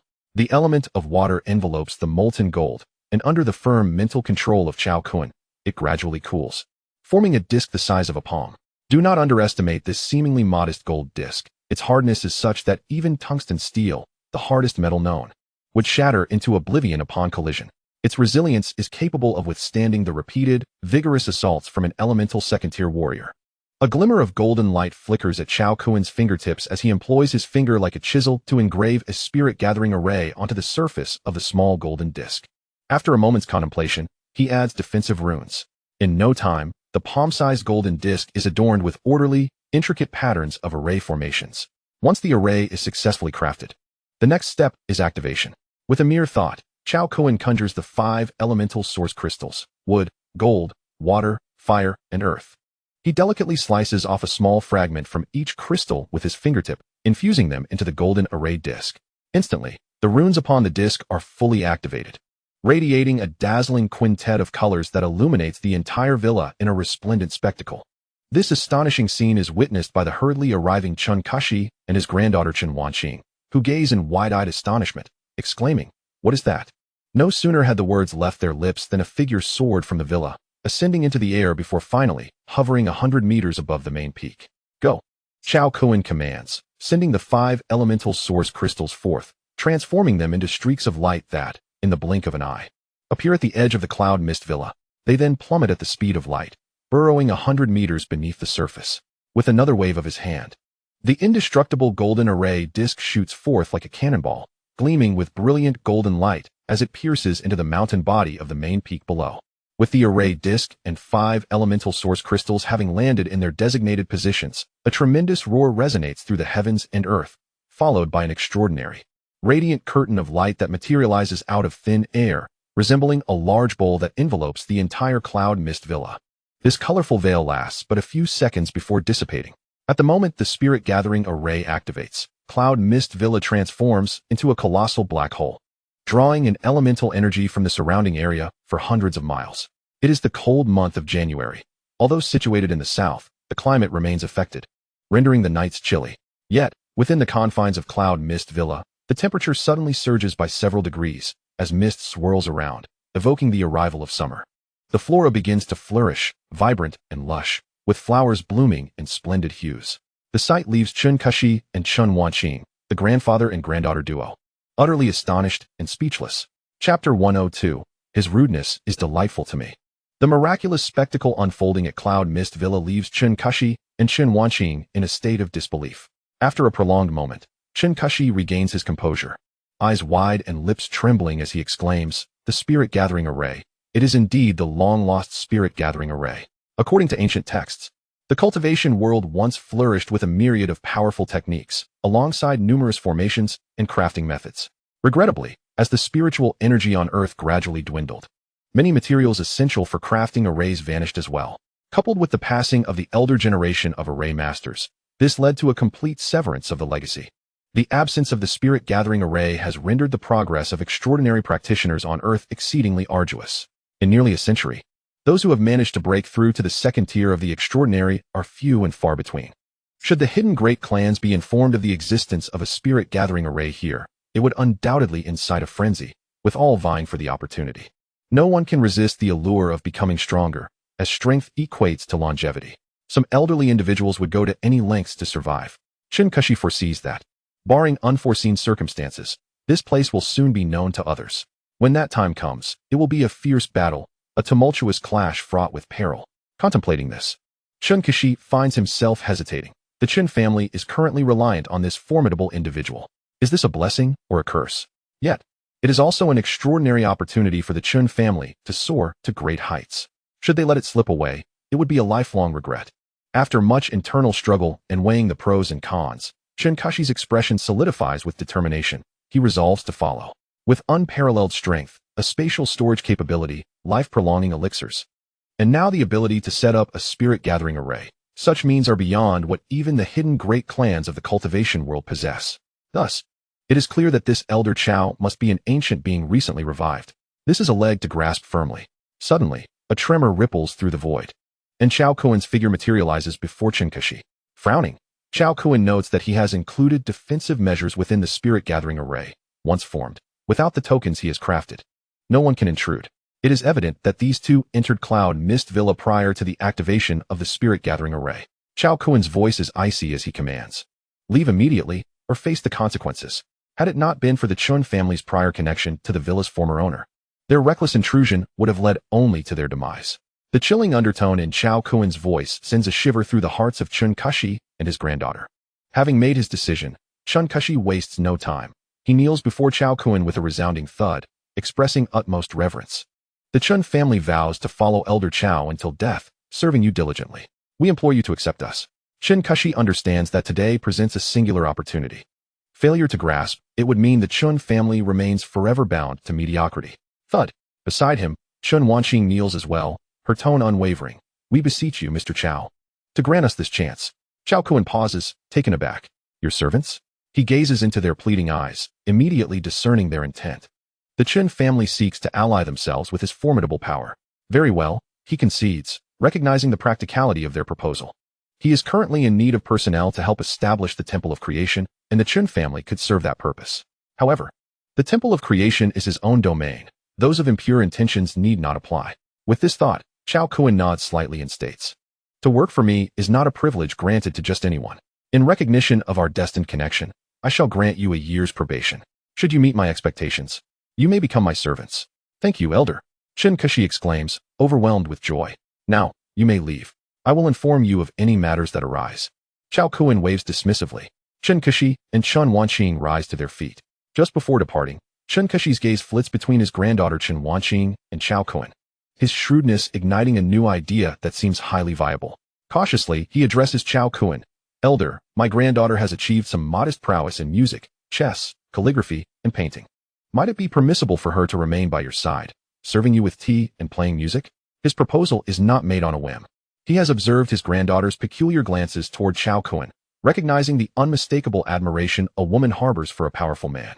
By facilitating this connection, he not only aids his granddaughter but also strengthens her bond with this esteemed elder, which would undoubtedly benefit both her and the Qin family. After all, the chance to engage with such a formidable figure is a rare opportunity that many could only dream of.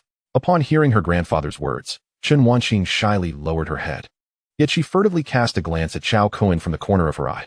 Her delicate fingers clutched the hem of her dress, her heart a whirlwind of anxiety and anticipation. As the saying goes, beauty is drawn to heroes. Cao Kun's striking looks, captivating demeanor, formidable strength, and enigmatic prowess could leave any woman unmoved. Qin Wanqing was no exception. In her eyes, Cao Kun shone like the sun in a starry sky, radiating a brilliance that ensnared her utterly. Their brief encounter the previous night had etched his image indelibly in her heart, filling her dreams with his presence. Thus, when she learned that her grandfather intended to visit Cao Kun today, she followed without hesitation, eager for just a glimpse of him to brighten her entire day. Cao Kun was taken aback, his gaze falling upon Qin Wanqing. Instantly, she became even more flustered, her heart racing wildly, her cheeks flushed like ripe apples, exuding an irresistible charm as she lowered her head, unable to meet his eyes. Very well, then, stay, Cao Kun said before turning to leave. He understood Qin Keshi's intentions perfectly. He wanted his granddaughter to accompany him for enjoyment. This would undoubtedly strengthen the bond between him and the Qin family. There was no need for Cao Kun to feign saintliness. He readily acquiesced to the unspoken request. After months devoid of romantic escapades, he found himself yearning for companionship. The prolonged period of cultivation posed a risk of becoming overly absorbed in his practice. A release was indeed warranted. Qin Wanqing, equally adept in the arts, found this alignment of interests fortuitous. Let us host a magnificent concert tonight, she mused. Upon hearing Cao Kun's affirmative response, Qin Keshi was filled with excitement and advised his granddaughter, Wanqing, this is a tremendous opportunity for you. Be sure to seize this once-in-a-lifetime chance to serve Elder Cao well. Indeed, Qin Wanqing replied joyfully, chasing after him. Observing this, Qin Keshi's face broke into a radiant smile, his heart elated as he descended from Yunwu Mountain Villa. Ha ha! May the heavens bless the Qin family. From this moment forth, soaring to greatness shall no longer be a mere dream. Upon reaching the villa's entrance, Qin Wanqing gazed at the place she had called home for over 20 years, yet her nerves held her back from stepping inside. Why are you not coming in? What are you doing standing outside? Cao Kun's voice called from within, causing her to tremble slightly. Biting her lip, she gathered her courage and stepped inside. Upon seeing Cao Kun seated on the sofa, she gracefully bent at the waist, softly uttering, Mr. Cao. Come sit. He beckoned, patting the sofa to invite her over. With a heart full of trepidation, she approached him with a bashful demeanor. As she neared, a strong hand reached out toward her. Qin Wanqing gasped softly. In that moment, she felt a jolt, as if electrified, her entire being turning weak and limp, collapsing into Cao Kun's embrace. The fabric of her dress tore, revealing a generous expanse of fair skin. Fully aware of what was about to transpire, she trembled slightly, her eyes glistening with unshed tears, reflecting a mix of fear and desire. He is so rough, yet I find myself utterly captivated. Chapter 103. Who is your brother? Meanwhile, In the capital of Daxia, Sanlitun Commercial Street pulsed with life. As one of the bustling commercial hubs of the city, it was a tapestry of vibrant lights, extravagant displays, and a flurry of activity. Amidst the throngs of people, a pair of exquisite, slender twin sisters strolled hand in hand, their radiant beauty turning heads and capturing attention. Their ethereal looks made them a stunning sight against the backdrop of the lively street, drawing admiration from many, even eliciting envious glances from some women who whispered, "What stunning twins!" This enchanting duo was none other than Cao Kun's twin sisters, Cao Ziyun and Cao Zixin. Having spent over 4 months in the capital, they had seldom ventured beyond their campus. With the holiday approaching, they seized the opportunity to explore the city together. As they ambled along, they eventually paused in front of an upscale shopping mall. With their hands filled with bags of their own purchases, Cao Ziyun proposed, "Let us buy some gifts for our parents and brother, and let us get ourselves a lovely little dress too." Hee, Cao Zixin chimed in. Previously, they would never have dared to enter such a high-end establishment, but with the generous allowance of $1 million from their brother, they could indulge without restraint. As they entered the mall, a group of impeccably dressed young men approached them, their confident strides halting upon encountering the twins' strikingly identical faces. The leader, a tall and handsome young man, extended his hand with a charming smile. "Ladies, may we become friends?" Cao Ziyun furrowed her brow, choosing to ignore him and continue walking, pulling her sister along. "Hey, this girl has no respect for Brother Tianlei." One of the young men scoffed. "Should I give it a shot? I bet the outcome will be the same." Even a handsome guy like Brother Tianlei was turned down. The twins' beauty was indeed remarkable, ranking them among the most stunning in the capital. If they knew Brother Tianlei's status, would they regret not befriending him? Another mused. Of course. Brother Tianlei's allure has women lining up from south to north of the city. Watching the twins walk away, Shun Tianlei casually slipped his hands into his pockets, a faint smile gracing his lips. Such character, he remarked. With his striking presence, he was accustomed to women eagerly approaching him. Yet today marked the first time he had faced rejection. The indifference from the twins intrigued him further. These exceptional sisters are a rare find. It would be a shame not to indulge in some fun with them. He made a mental note to arrange a visit to their usual spot, eager to unwind after a month of rigorous training. "Rest assured, Brother Tianlei, we will ensure these two exquisite beauties find their way to your bed tonight, so they can truly appreciate your commanding presence." An hour later, as Cao Ziyun and Cao Zixin exited the mall, burdened with their purchases, they took a taxi that had just pulled up. "To Kyoto University, please," they instructed the driver. "Certainly." The middle-aged female driver started the engine and pulled away from the commercial street. At that moment, an almost imperceptible gas wafted through the vehicle. Upon the first contact between the sisters, Cao Ziyun and Cao Zixin, an overwhelming heaviness enveloped their minds, causing their delicate faces to pale instantly. They were unable to scream before succumbing to unconsciousness. This scene was witnessed in its entirety by a middle-aged woman in a taxi through her rearview mirror. Without a moment's hesitation, she drove off in a single direction, swiftly disappearing into the vast sea of traffic. Half an hour later, the taxi arrived at a quaint villa in the northern part of the city, coming to a gentle halt before a 3-story mansion.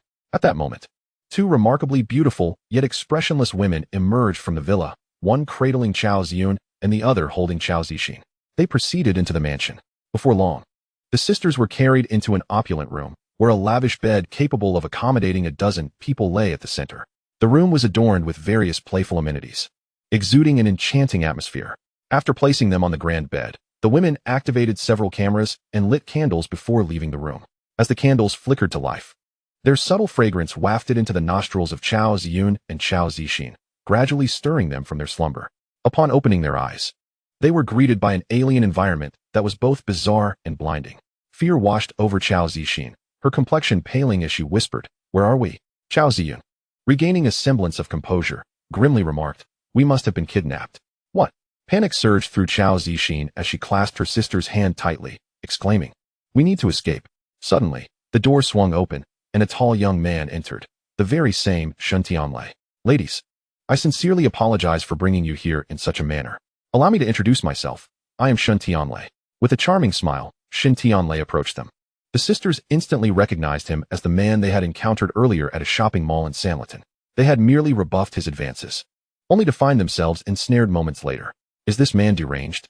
Cao Ziyun regarded Shun Tianlei coldly, asserting, "We are students from Kyoto University.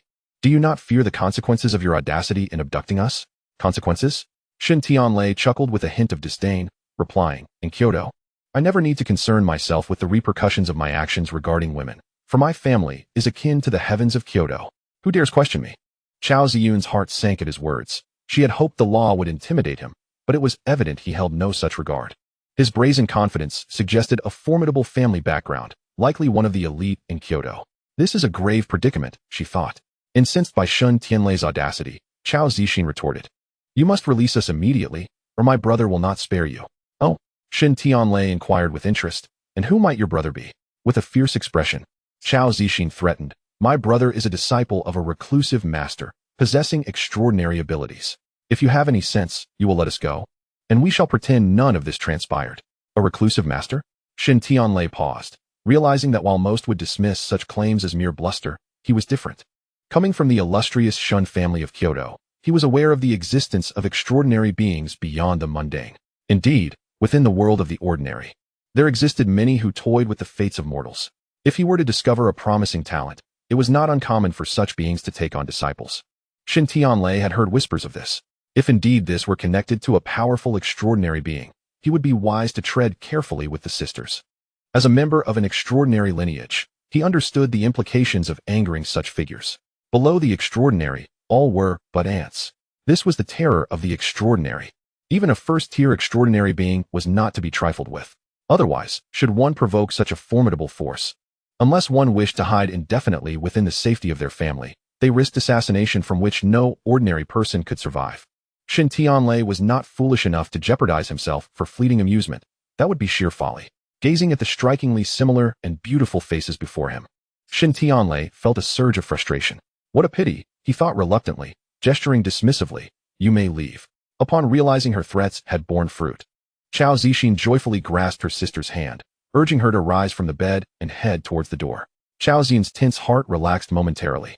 She was relieved that their threats had proven effective, as she could scarcely fathom the horrors that might have ensued otherwise.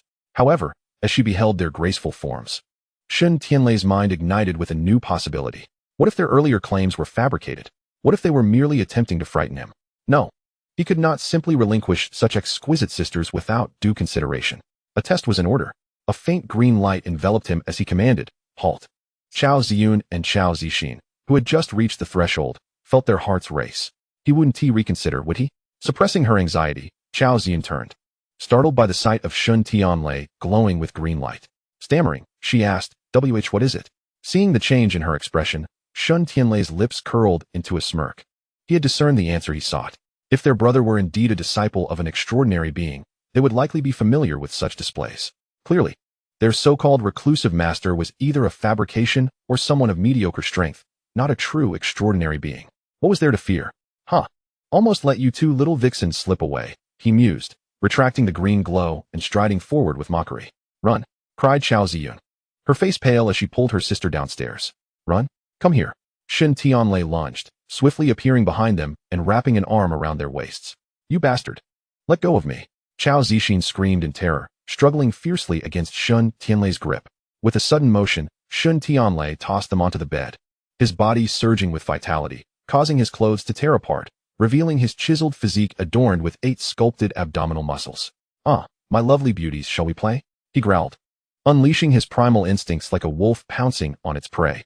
Cao Ziyun and Cao Zixin were paralyzed with fear, their faces drained of color as they fought desperately against his advances.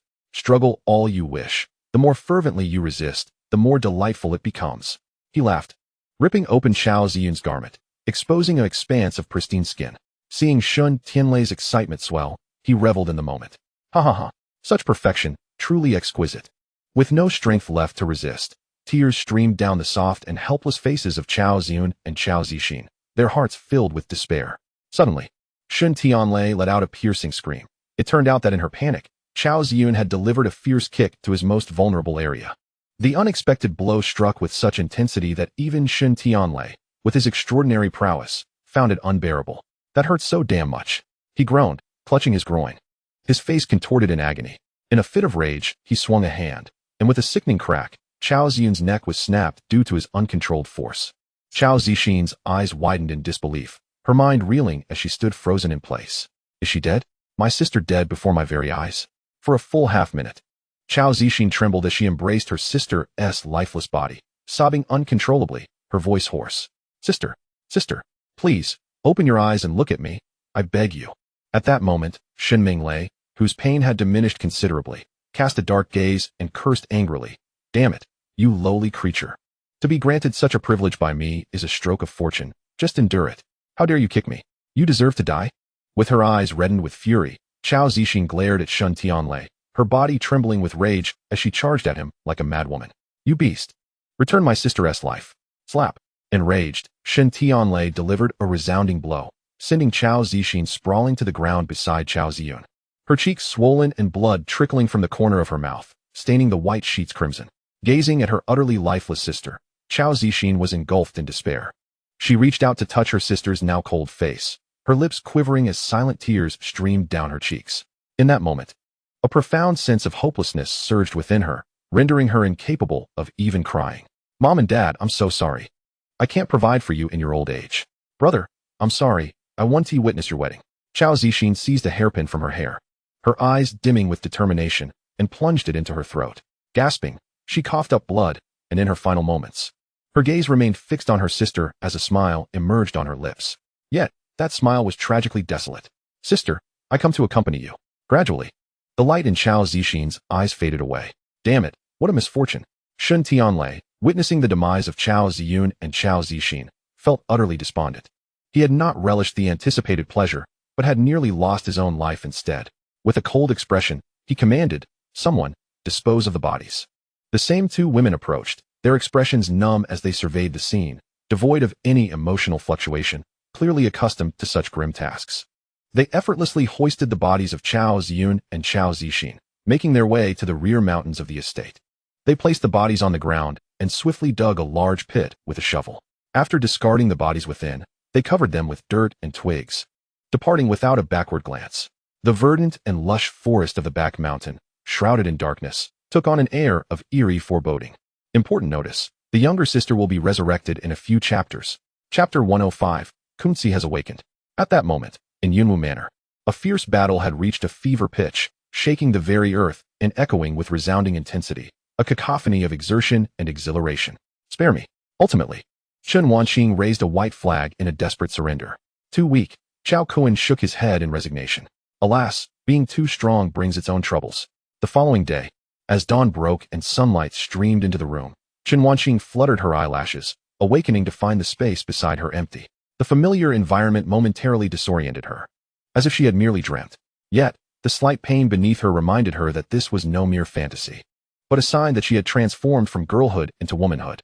Nourished by the rains, she had become even more beautiful. Her pure and elegant features now tinged with a hint of allure, rendering her all the more captivating. Was this the combat prowess of a superpower? The previous night's battle had left Chen Wanqing utterly defenseless, constantly at a disadvantage. Now, she felt as if her body might collapse. This was also why Cao Kun had spared her upon seeing her plead for mercy. Otherwise, her condition would have been far worse.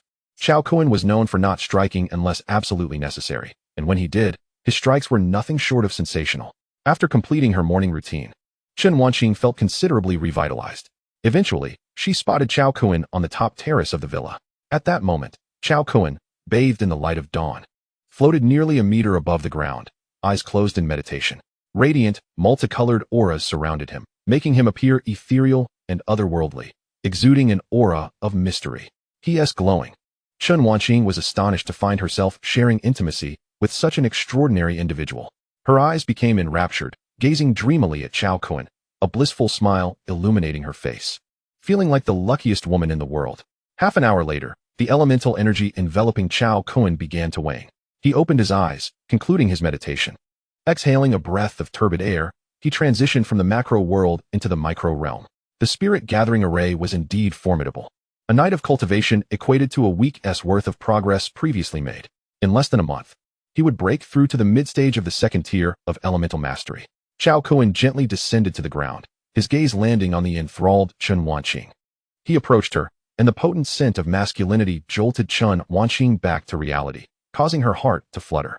With utmost decorum, she offered a slight bow. Mr. Cao. Good morning. Morning, Cao Kun nodded, conjuring a few golden grains of ore in his palm, reminiscent of his previous crafting of an array plate. Soon, he fashioned a uniquely shaped small token inscribed with the words Divine Temple of Creation. This is a token for entering Yunwu Manor. You may come and go as you please. Chen Wanqing accepted it with reverence. Noticing something peculiar about the way she stood, Cao Kun pondered for a moment, summoning a rich vitality from his fingertips. This was the rejuvenating wood-element combat technique he had previously practiced. He pointed at Chun Wanqing's abdomen, and immediately, a surge of life force rapidly spread throughout her body. Ah! Chun Wanqing involuntarily let out a soft moan as warmth enveloped her entire being.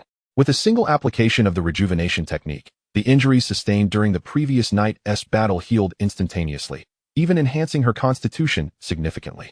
When she regained her composure, she found that Cao Kun had already gracefully departed into the air. He would not impart the elemental meditation methods or combat techniques to Chun Wanqing due to the events of the previous night. Only those closest to him were deemed worthy. I'll observe for a while, Chun Wanqing thought, clutching the golden token tightly, her gaze lingering on Cao Kun's retreating figure, lost in contemplation. Cao Kun soon arrived at the serene villa where Cao Jifeng and Chen Fong were enjoying breakfast, even the four spatial spirit mice partaking in the feast. A variety of nuts, snacks, and fruits were laid out before them. Crunch, slurp, the delightful flavors filled the air. Sitting at the dining table, Cao Kun took a bite of bread. Although he now possessed the ability to fast, it did not deter him from enjoying food and drink. Being with family fostered an atmosphere of harmony and contentment. Chen Fong rose to pour him a cup of warm milk. Mom and Dad, I found a new residence and arranged for an array that accelerates cultivation. You should move in today. All right. After breakfast, Cao Jifeng and Chen Fong began packing their belongings. With the mustard seed space, it was convenient. They could simply store items without the need for cumbersome bags. Cao Kun had little to take from his own room, just a small collection of personal clothing. Once everything was packed, Cao Kun drove his Koenigsegg supercar, with the four spatial spirit mice sitting quietly in the back seat. Cao Jifeng drove a Rolls-Royce Phantom, accompanied by Chun Fong and their child, the four spiritual mice, as they departed from the serene Yuran residence. 50 minutes later, the two luxurious vehicles arrived at Yunwu Mountain Villa. On their way, Cao Kun had bestowed upon Cao Jifeng and Chun Fong a golden token granting access to the villa. This token had a range of 10 meters, allowing the cars to pass through. The Rolls-Royce Phantom and the Koenigsegg traversed an invisible barrier, undetectable to the naked eye of ordinary individuals, discernible only by those of extraordinary abilities. Simultaneously, the internal scenery of Yunwu Mountain Villa retained its previous visage from the outside, an effect of the illusion array. The two vehicles ascended the main peak road, and soon reached the villa nestled halfway up the mountain. As they disembarked, the first breath of air they inhaled was palpably distinct from that of the outside world. Gazing upon the expansive grandeur, picturesque landscapes, melodious birdsong, fragrant blossoms, and a climate akin to eternal spring, both Cao Jifeng and Chun Fong felt a twinge of surprise, albeit not significantly. Having already experienced the shock of the previous days, they found the present sights no longer extraordinary, their hearts serene and steady. Upon hearing the sound of the vehicles, Chun Wanqing, who was enjoying breakfast inside the villa, hurriedly emerged.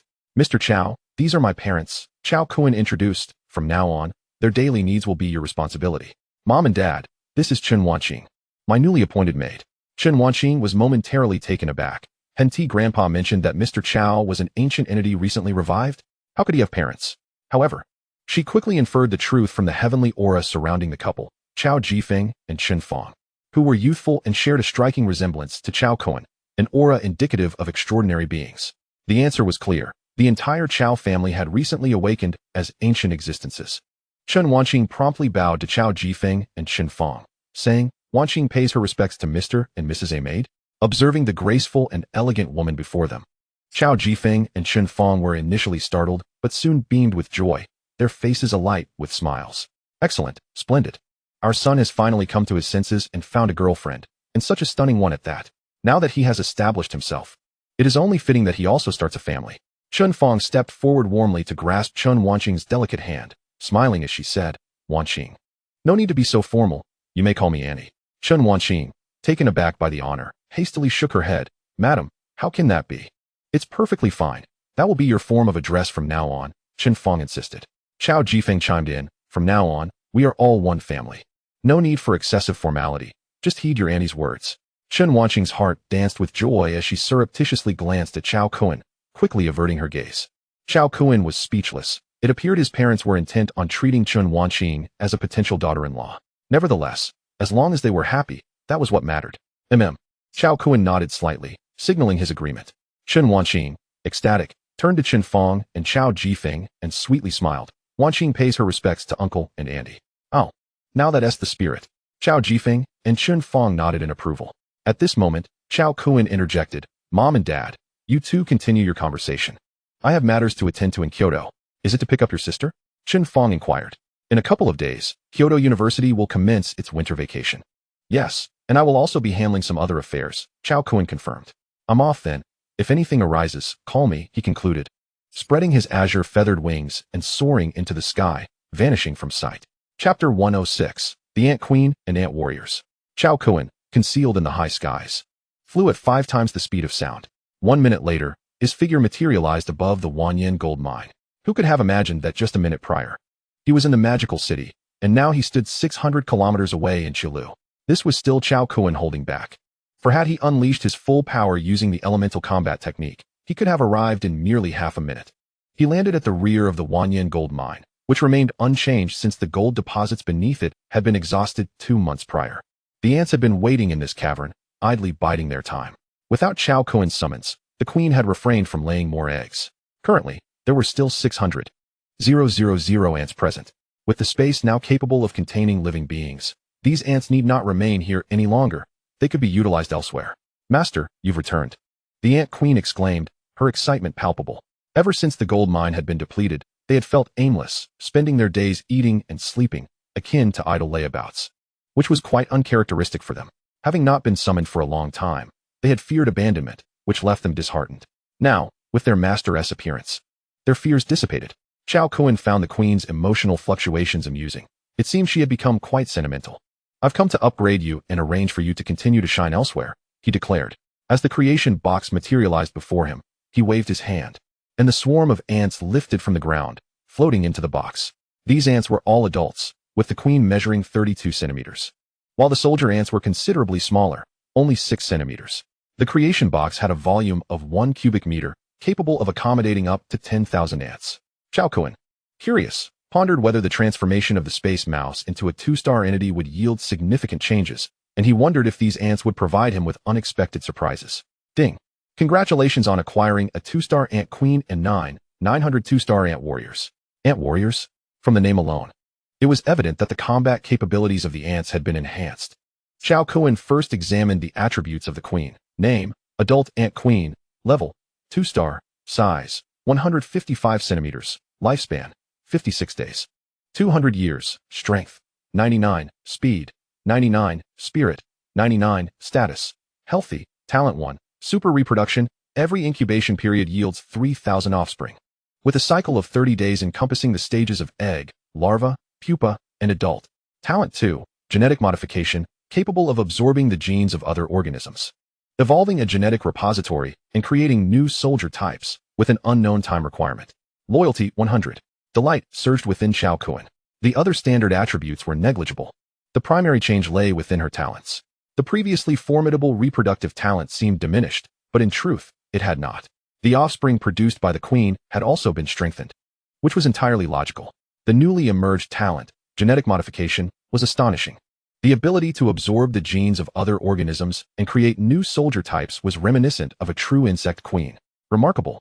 Eagerly, Cao Kun sought out a soil dragon and a sparrow for the ant queen to absorb. The ant queen swiftly devoured them and looked at Cao Kun with a pitiful expression, saying, Master, genetic evolution and the creation of new races require energy. Cao Kun was aware that it would not be a simple task. Immediately, he summoned forth the elemental powers of wood, metal, water, fire, earth, wind, thunder, light, and darkness. Will these suffice? All will do. As long as they are energy, I can automatically convert them into modification power. Cao Kun infused the rich elemental energy into the ant queen. That's enough, master. I feel like I'm going to burst. Cao Kun queried. How long will it take? 3 days. Cao Kun nodded, deciding to relocate the ant queen to the Misty Mountain Manor, where a spirit gathering array could facilitate her absorption of elemental power. In due course, she would continuously propagate new biological soldier species to replenish the divine creation temple's dwindling life force. In high spirits, Cao Kun turned his gaze towards the ant warrior. Designation, Ant Warrior, Adult Stage. Rank, 2 stars. Size, 50 centimeters. Lifespan, 56 days, 100 years. Strength, 120. Speed, 120. Spirit, 80. Status, healthy. Combat Form 1, Crawling State. Equipped with an indomitable exoskeleton, capable of burrowing effortlessly to depths of 1,000 meters, manipulating minute Earth powers to assault foes with soil and stone. Combat Form 2 transforms into an upright ant warrior, doubling its combat prowess. Loyalty 100. Cao Kun commanded one ant warrior to immediately assume its second combat form. With a crackling sound reminiscent of steel clashing, the ant warrior transformed into a 60 centimeters tall armored fighter, resembling a fusion of human and ant. Its body gleamed with a metallic luster, exhibiting sharp angles, while its elongated eyes radiated a chilling aura of lethality. Its feet were blade-like, appearing exceedingly sharp, and two 10-centimeters cannons were mounted on its shoulders. Energy weapons? Cao Kun marveled, observing the ant warriors crammed within the mine, thoroughly pleased. Although lacking practical combat experience, merely viewing the attribute data panel indicated that these 900 ant warriors were sufficient to sweep through a medium-sized nation. Thus, the first unit of the Divine Creation Temple, the Ant Warrior Legion, was established. With a wave of his hand, Cao Kun summoned the Ant Queen and all ant warriors into the mustard seed space. Considering the cramped conditions of the space, he refrained from generating more, instead transferring the remaining 590,000 ants into the mustard seed space. Turning to the creation box, he requested, "Creation box, please generate technologies for processing machinery, lithography, materials science, intelligent driving, exoskeleton mecha, laser cannon, space aircraft carrier, space fighter, lunar landing, and space elevator." Ding. This will consume 2 energy points. Confirm generation? Confirm. Ding. Congratulations, you have acquired complete technologies for processing machinery, lithography, intelligent driving, materials science, exoskeleton mecha, laser cannon, space aircraft carrier, space fighter, lunar landing, and space elevator, totaling 9 technologies. With these 9 technologies, along with metal hydrogen technology and controllable nuclear fusion technology, he now possessed 12 in total. Cao Kun planned to visit the highest echelons of the Great Xia in Kyoto, proposing a cooperative arrangement with a 55 profit share for the Divine Creation Temple to aid the nation's ascendancy and expedite its entry into interstellar civilization. Little Flower collected the 10 technology documents, and with preparations in place, Cao Kun soared towards the capital of Great Xia. Chapter 107. Planetary Technology, Aiding the Nation's Ascent. A minute later, Cao Kun appeared at the most prestigious office building in Great Xia. However, unbeknownst to him, his entrance into the airspace of Kyoto had drawn the attention of several individuals. What a powerful aura! An extraordinary being has appeared. Moreover, a second-tier extraordinary. This individual's stealth and speed are astounding. I cannot perceive their trace, only sensing their presence through their aura. Which family possesses such a formidable figure? This technique is unprecedented. Let us investigate. In an instant, powerful beings across Kyoto began converging towards the same location. Who goes there? Show yourself. As Cao Kun landed in the courtyard of the office building, a contingent of vigilant guards swiftly surrounded him. This was indeed the nation's core area, where only the most elite members of Great Xia could enter. The consequences would be dire should a terrorist appear unexpectedly. The guards fixed their gazes upon Cao Kun, their weapons already chambered. Should he exhibit any signs of danger, they would not hesitate to fire. As the elite guards of the highest office, they were the pinnacle of martial prowess, tasked solely with safeguarding this location. Any threat to their sanctum would be met with a stern warning followed by immediate execution. Cao Kun, somewhat taken aback, acknowledged the caliber of the guards. Indeed, they were far from ordinary. Based on Chun Kashi's descriptions of martial realms, these guards were unified Dark Realm warriors, with 2 among them being slightly stronger, at the threshold of transcending.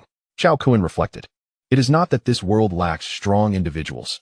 Rather, they remain inaccessible to you. Once you reach a certain level, the other side of this world naturally unfolds before you. There exist hierarchies even among humans. Since they were all cultivators, matters would be simpler. Without the need for lengthy explanations, Cao Kun opted for the most direct approach. Boom. A terrifying aura erupted from him, sweeping across the vicinity like an ancient behemoth. Guards who encountered this overwhelming presence experienced an unparalleled sense of oppression, nearly suffocating them. However, this pressure was fleeting. Observing the guards' astonished expressions, Cao Kun recognized that his display of strength had taken effect. I have pressing matters to discuss with the nation's leader. Please relay my request.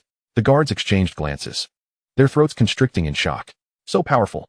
As elite soldiers, they understood the significance of the aura that Cao Kun exuded, a terrifying pressure exclusive to extraordinary beings. This individual was indeed an extraordinary powerhouse, and a formidable second-tier one at that. Confronted with such a presence, they realized it was beyond their capacity to manage. A half-step transcendent guard raised a hand, signaling the others to lower their weapons. He approached Cao Kun, offering a polite bow. "Esteemed elder, please wait a moment. I will contact the secretary's office to convey your message." Shortly thereafter, the call concluded, and the half-step transcendent guard smiled. "Elder, please follow me. I shall escort you to meet the nation's leader." "Very well." Cao Kun nodded slightly. Before long, Cao Kun was in the presence of the nation's leader, accompanied by several high-ranking officials from Great Xia, including two extraordinary beings, one at the early second tier and the other at the mid-second tier. Cao Kun understood this was reasonable, given the significance of the location, and it was only fitting to have two extraordinary guardians. Upon his entrance, the two extraordinary figures' pupils constricted sharply, their faces betraying no emotion, though internally they were tumultuous. What strength! As fellow extraordinary beings, their perception of Cao Kun's aura was keenly intensified. Though his rank was merely early second tier, his vitality was as profound as a river, making them feel that unleashing his full might would challenge them. Who is this person? Such terrifying strength at such a young age. How have we never heard of him before? As the Great Xia Nation's leader and high-ranking officials turned their attention to Cao Kun, they too remained wary of the two extraordinary figures present. Through the subtle transformations of the two individuals, a sudden clarity dawned within his heart. At that moment, Cao Kun stepped forward before the assembly and with a slight bow, introduced himself. "I am Cao Kun, honored to meet the sovereign and all esteemed guests." Unfazed, Cao Kun maintained a poised demeanor, now possessing the stature to stand alongside the others. The sovereign, the two extraordinary powers, and the high-ranking officials of the Great Xia greeted him with cordial smiles, addressing him as Mr. Cao. Without further ado, Cao Kun addressed the intelligent wristband, Xiaohua. "Master, I am here," came the response. In a dazzling display, particles of light coalesced, and soon the adorable, youthful figure of Xiaohua materialized before the assembly. "Please open the technological dossier." With a graceful wave, Xiaohua conjured 12 virtual data files in the air. The onlookers were momentarily taken aback by this display. Goodness, not only was he an extraordinary power, but he also possessed advanced technological projections. Who exactly was this individual? Observing the astonished expressions, Cao Kun smiled gently and elucidated, "Esteemed guests, these 12 technological dossiers are gifts I present to the Great Xia.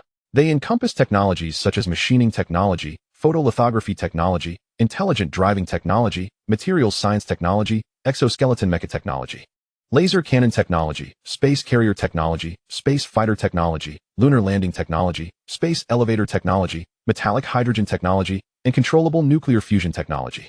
All of these technologies are fully developed and mature. Should the Great Xia thoroughly grasp and assimilate them, it could lead to an explosive enhancement of its technological prowess, catapulting it into a level 2 primary civilization in an astonishingly short period, enabling it to venture beyond the solar system." His words resonated like thunderclaps, no, like 12 thunderous booms, leaving the assembly utterly speechless.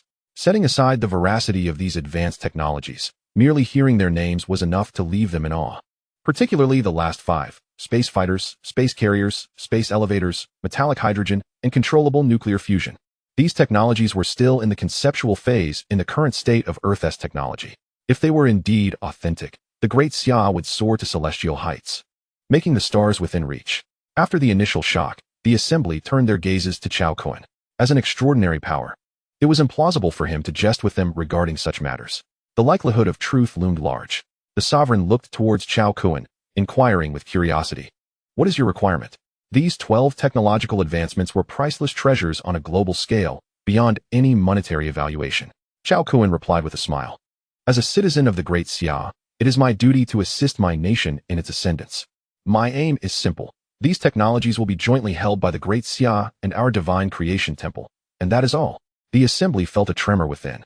Having caught wind of a pivotal keyword, divine creation temple, the name resonated like that of a formidable extraordinary force. When was this entity established? Not only did it boast a powerful figure like Cao Kun, but it also possessed numerous technologies surpassing Earth's current capabilities. This was information they had never encountered before. Before they could fully recover from their astonishment, their shock intensified once more. With a mere gesture, Cao Kun summoned the all-capable android, Cao Kun, before the assembly. Storage space? The two extraordinary powers were equally incredulous. A storage space, indeed. Such spaces were exceedingly rare in the cultivation realm, existing only among a handful of prominent families. Chapter 108. A tremor among the stunned high ranks of the Great Xia. Ignoring the astonished gazes, Cao Kun stated, "This is my subordinate, Cao Kun. He will be fully responsible for all affairs between the Great Xia and the Divine Creation Temple. Cao Kun greeted the assembly with a smile. "Greetings, gentlemen. I am Cao Kun." While the others struggled to discern the authenticity, the two extraordinary powers, with their exceptional perception, quickly detected the peculiarities, exclaiming in astonishment, "Is this a robot?" Cao Kun affirmed. Indeed, Cao Kun is a bionic robot equipped with a highly advanced intelligence system, nearly indistinguishable from an ordinary human. Upon hearing this, the assembly collectively inhaled sharply, realizing that even bionic beings had emerged. Their confidence in the credibility of Cao Kun's previously mentioned 12 technologies surged immensely, prompting an urge to verify their authenticity immediately. The sovereign turned to Cao Kun, voicing the foremost question on everyone's mind. "Mr. Cao, what exactly is the Divine Creation Temple? Could you share some insights?" The others shared in the curiosity, as Cao Kun's formidable prowess, array of advanced technologies, and storage rings had left them in a state of awe. They were utterly intrigued by the Divine Creation Temple, a mysterious and powerful entity that felt as though it hailed from an extraterrestrial civilization. With a subtle smile, Cao Kun remarked, "You may be aware of the recent events. The Eastern Isles faced an attack from mutated ocean beasts, and the U.S. Hawaii Islands were obliterated by an asteroid. Surely you have heard of these occurrences." The assembly's expressions shifted dramatically, incredulity washing over them as they gasped. Could it be? Indeed, these incidents were orchestrated by our Divine Creation Temple. No, to be precise, it was I who was responsible, Cao Kun confessed openly, manifesting a pair of azure wings behind him. This display was intended to instill sufficient awe in the Great Xia officials, ensuring smoother dealings in the future. The assembly gazed at Cao Kun in astonished silence. Goodness, there was indeed something angelic about him. Over the past few days, nations worldwide had gathered 7 extraordinary beings to investigate the truth behind the asteroid impact on the Hawaii Islands. They had visited the Northern European Angel Temple, which, upon verification, cleared itself of suspicion. Among all extraordinary beings globally, only the Angel Temple possessed the ability to sprout wings. Now, the trail had grown cold, rendering the situation utterly enigmatic. The consensus shifted, as many began to believe that this was not an indigenous earthly force but a manifestation of an unknown extraterrestrial civilization. This was a test, or perhaps a precursor to an invasion of Earth by an alien unknown. For the past night, the assembly had fretted over this issue, unable to find restful sleep. But now, clarity emerged. Regardless of whether the Divine Creation Temple was indeed of extraterrestrial origin, at the very least, Cao Kun's actions had communicated that the situation was not dire. In fact, it was more advantageous for them. The only nation truly harmed was the United States. At that moment, the two previously silent extraordinary beings spoke up. "May I inquire, Mr. Cao, what is your standing within the Divine Creation Temple? Are there extraordinary beings above the second tier?" Cao Kun regarded him for a moment, then replied nonchalantly, "I have only recently come into contact with the Divine Creation Temple. I understand they hail from the center of the Milky Way, with influence spanning the entire galaxy. I am merely their representative on Earth." A half-truth, a half-lie. The falsehood served to instill fear in the crowd, minimizing unnecessary troubles. The truth was that one day, his Divine Creation Temple would dominate Earth, becoming the supreme entity of the galaxy. With the conceptual artifact known as the Creation Box in his possession, Cao Kun was confident that this day would not be far off. Daring to ask, "Mr. Cao, how long have you been cultivating?" Cao Kun calculated, noting that the Creation Box had appeared in mid-July, making it over 6 months now. However, the actual time spent in cultivation was merely 10 days. The prior time being trivial skirmishes. To avoid provoking the others, he stated a longer duration, over half a year, perhaps. Yet, he underestimated the weight of his words, delivering an unprecedented shock to his listeners. What? Over half a year? The two extraordinary beings stared in disbelief, utterly petrified. Contemplate the fact that they have endured over 200 years of arduous cultivation, yet their prowess barely grazes the mid-stage of the second tier, with progress agonizingly slow. A mere decade yields only the slightest breakthrough. Yet, look at Cao Kun. In just a little over half a year, he has achieved what they could only dream of after centuries of toil. What sorcery is this? It is as if he possesses a cheat code. Alas, it truly is a case of comparison breeds envy.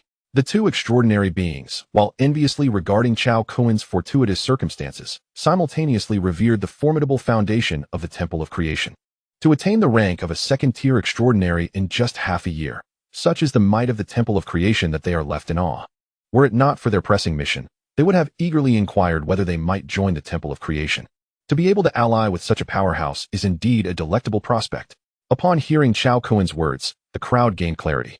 No wonder he could present such an abundance of advanced technology. It appears he has made contact with extraterrestrial civilizations. This stroke of fortune is truly enviable. At that moment, Cao Kun turned to Xiao Hua and instructed, Xiao Hua, transmit all scientific data to Cao Kun. As another intelligent system, Cao Kun instantly received the information sent by Xiao Hua. Very well. I have matters to attend to, so I shall take my leave. For the subsequent affairs, you will converse with Cao Kun. He represents me as well as the Temple of Creation. With that, Cao Kun departed from the office building, soaring into the air and vanishing from view in the blink of an eye. Not 10 seconds after Cao Kun's departure, several figures arrived, having sensed his aura. The superpower of the Temple of Creation, which spans the galaxy. A breakthrough to the second tier in just half a year? Upon learning this news, they were utterly astonished. After a brief moment, they could only express their envy, exclaiming, what a lucky fellow. And then they departed, their minds racing with thoughts of how to win Cao Kun's favor and ascend aboard the starship of the Temple of Creation. For them, Earth felt too small, too confining. The shackles of not being able to break through to the third tier of the extraordinary had exhausted them. They dreamt of escaping. Now, the arrival of the Temple of Creation presented a glimmer of hope. Once they left Earth, they would shatter their chains and forge an unimpeded path ahead, allowing them to soar higher and further. Within the office building, the Emperor of Great Xia immediately commanded his secretary. Relay the order. Summon the heads of all departments in the Research Institute post-haste to verify the 12 technological advancements mentioned by Mr. Cao. Additionally, the Special Operations Team from the capital swiftly deployed to the Research Institute, establishing a military perimeter within a 3-kilometer radius to prevent foreign spies from infiltrating. Yes, Your Majesty. Meanwhile, Cao Kun had arrived at Kyoto University. Xiao Hua, call my sister. I'm sorry, the number you have dialed is currently unreachable. Please try again later. I'm sorry. The number you have dialed is currently unreachable. Please try again later. I'm sorry. Chapter 109, Wrath of Thunder. I'm sorry. The number you have dialed is not answered. Please try again later. Damn it, Cao Kun muttered. He decided not to call again. Realizing it was 10 a.m. and his sister was likely in class, with her phone on silent, he planned to wait for half an hour before trying again. His hands stuffed in his pockets as he leisurely strolled through the campus.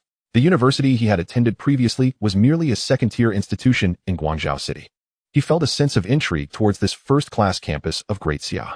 The last time he had accompanied his sister here, he had been in a rush. Today, he took the opportunity to explore and immerse himself in the vibrant atmosphere of a top-tier university. Cao Kun's tall, handsome visage and ethereal aura drew the attention of many, akin to a black hole attracting curious gazes. His presence sparked quite a commotion, and gradually, the crowd around him grew. Suddenly, someone recognized his identity. Hey, handsome. Aren't you Cao Ziyun and Cao Zixin's brother, Cao Kun? Cao Kun turned his gaze to see a plump girl with a delicate face and short hair, her cherubic cheeks lending her an endearing quality. She seems somewhat familiar. In no time, Cao Kun recalled their previous encounter and smiled, saying, Your name is Zheng Ying, right? He had met her when he accompanied his sisters, as she resided in the same dormitory. His smile was disarming, leaving the short-haired girl captivated, her eyes glimmering with youthful infatuation as she bashfully replied, Haha, I didn't expect this handsome guy to remember me. The other girls nearby were similarly entranced by Cao Kun's flawless features, utterly ensnared by his charm. Meanwhile, the boys looked on with a mix of envy and admiration. Damn it, this is a bit excessive, they thought. How can he be so handsome that even we boys can't resist his allure? At that moment, Zheng Ying, curious, inquired, Hey, handsome, where are Ziyun and Zixin? Why didn't they come to school today? The professor just called their names. Cao Kun's expression faltered, his brow furrowing as he asked, What do you mean? Upon witnessing Cao Kun's sudden change in demeanor, Zheng Ying was taken aback, her voice tinged with confusion. Ziyun and Zixin went shopping last night and even invited me to join, but I had other commitments, so I couldn't go. I thought you were with them last night. Cao Kun's heart sank at her words, an ominous premonition rising within him. Under the incredulous gazes of those around him, he swiftly vanished, appearing atop a tall building. If Xiao Hua projected any inappropriate images that his sisters were to be seen by their schoolmates, how could they continue to face their peers? He needed to consider his sister's feelings.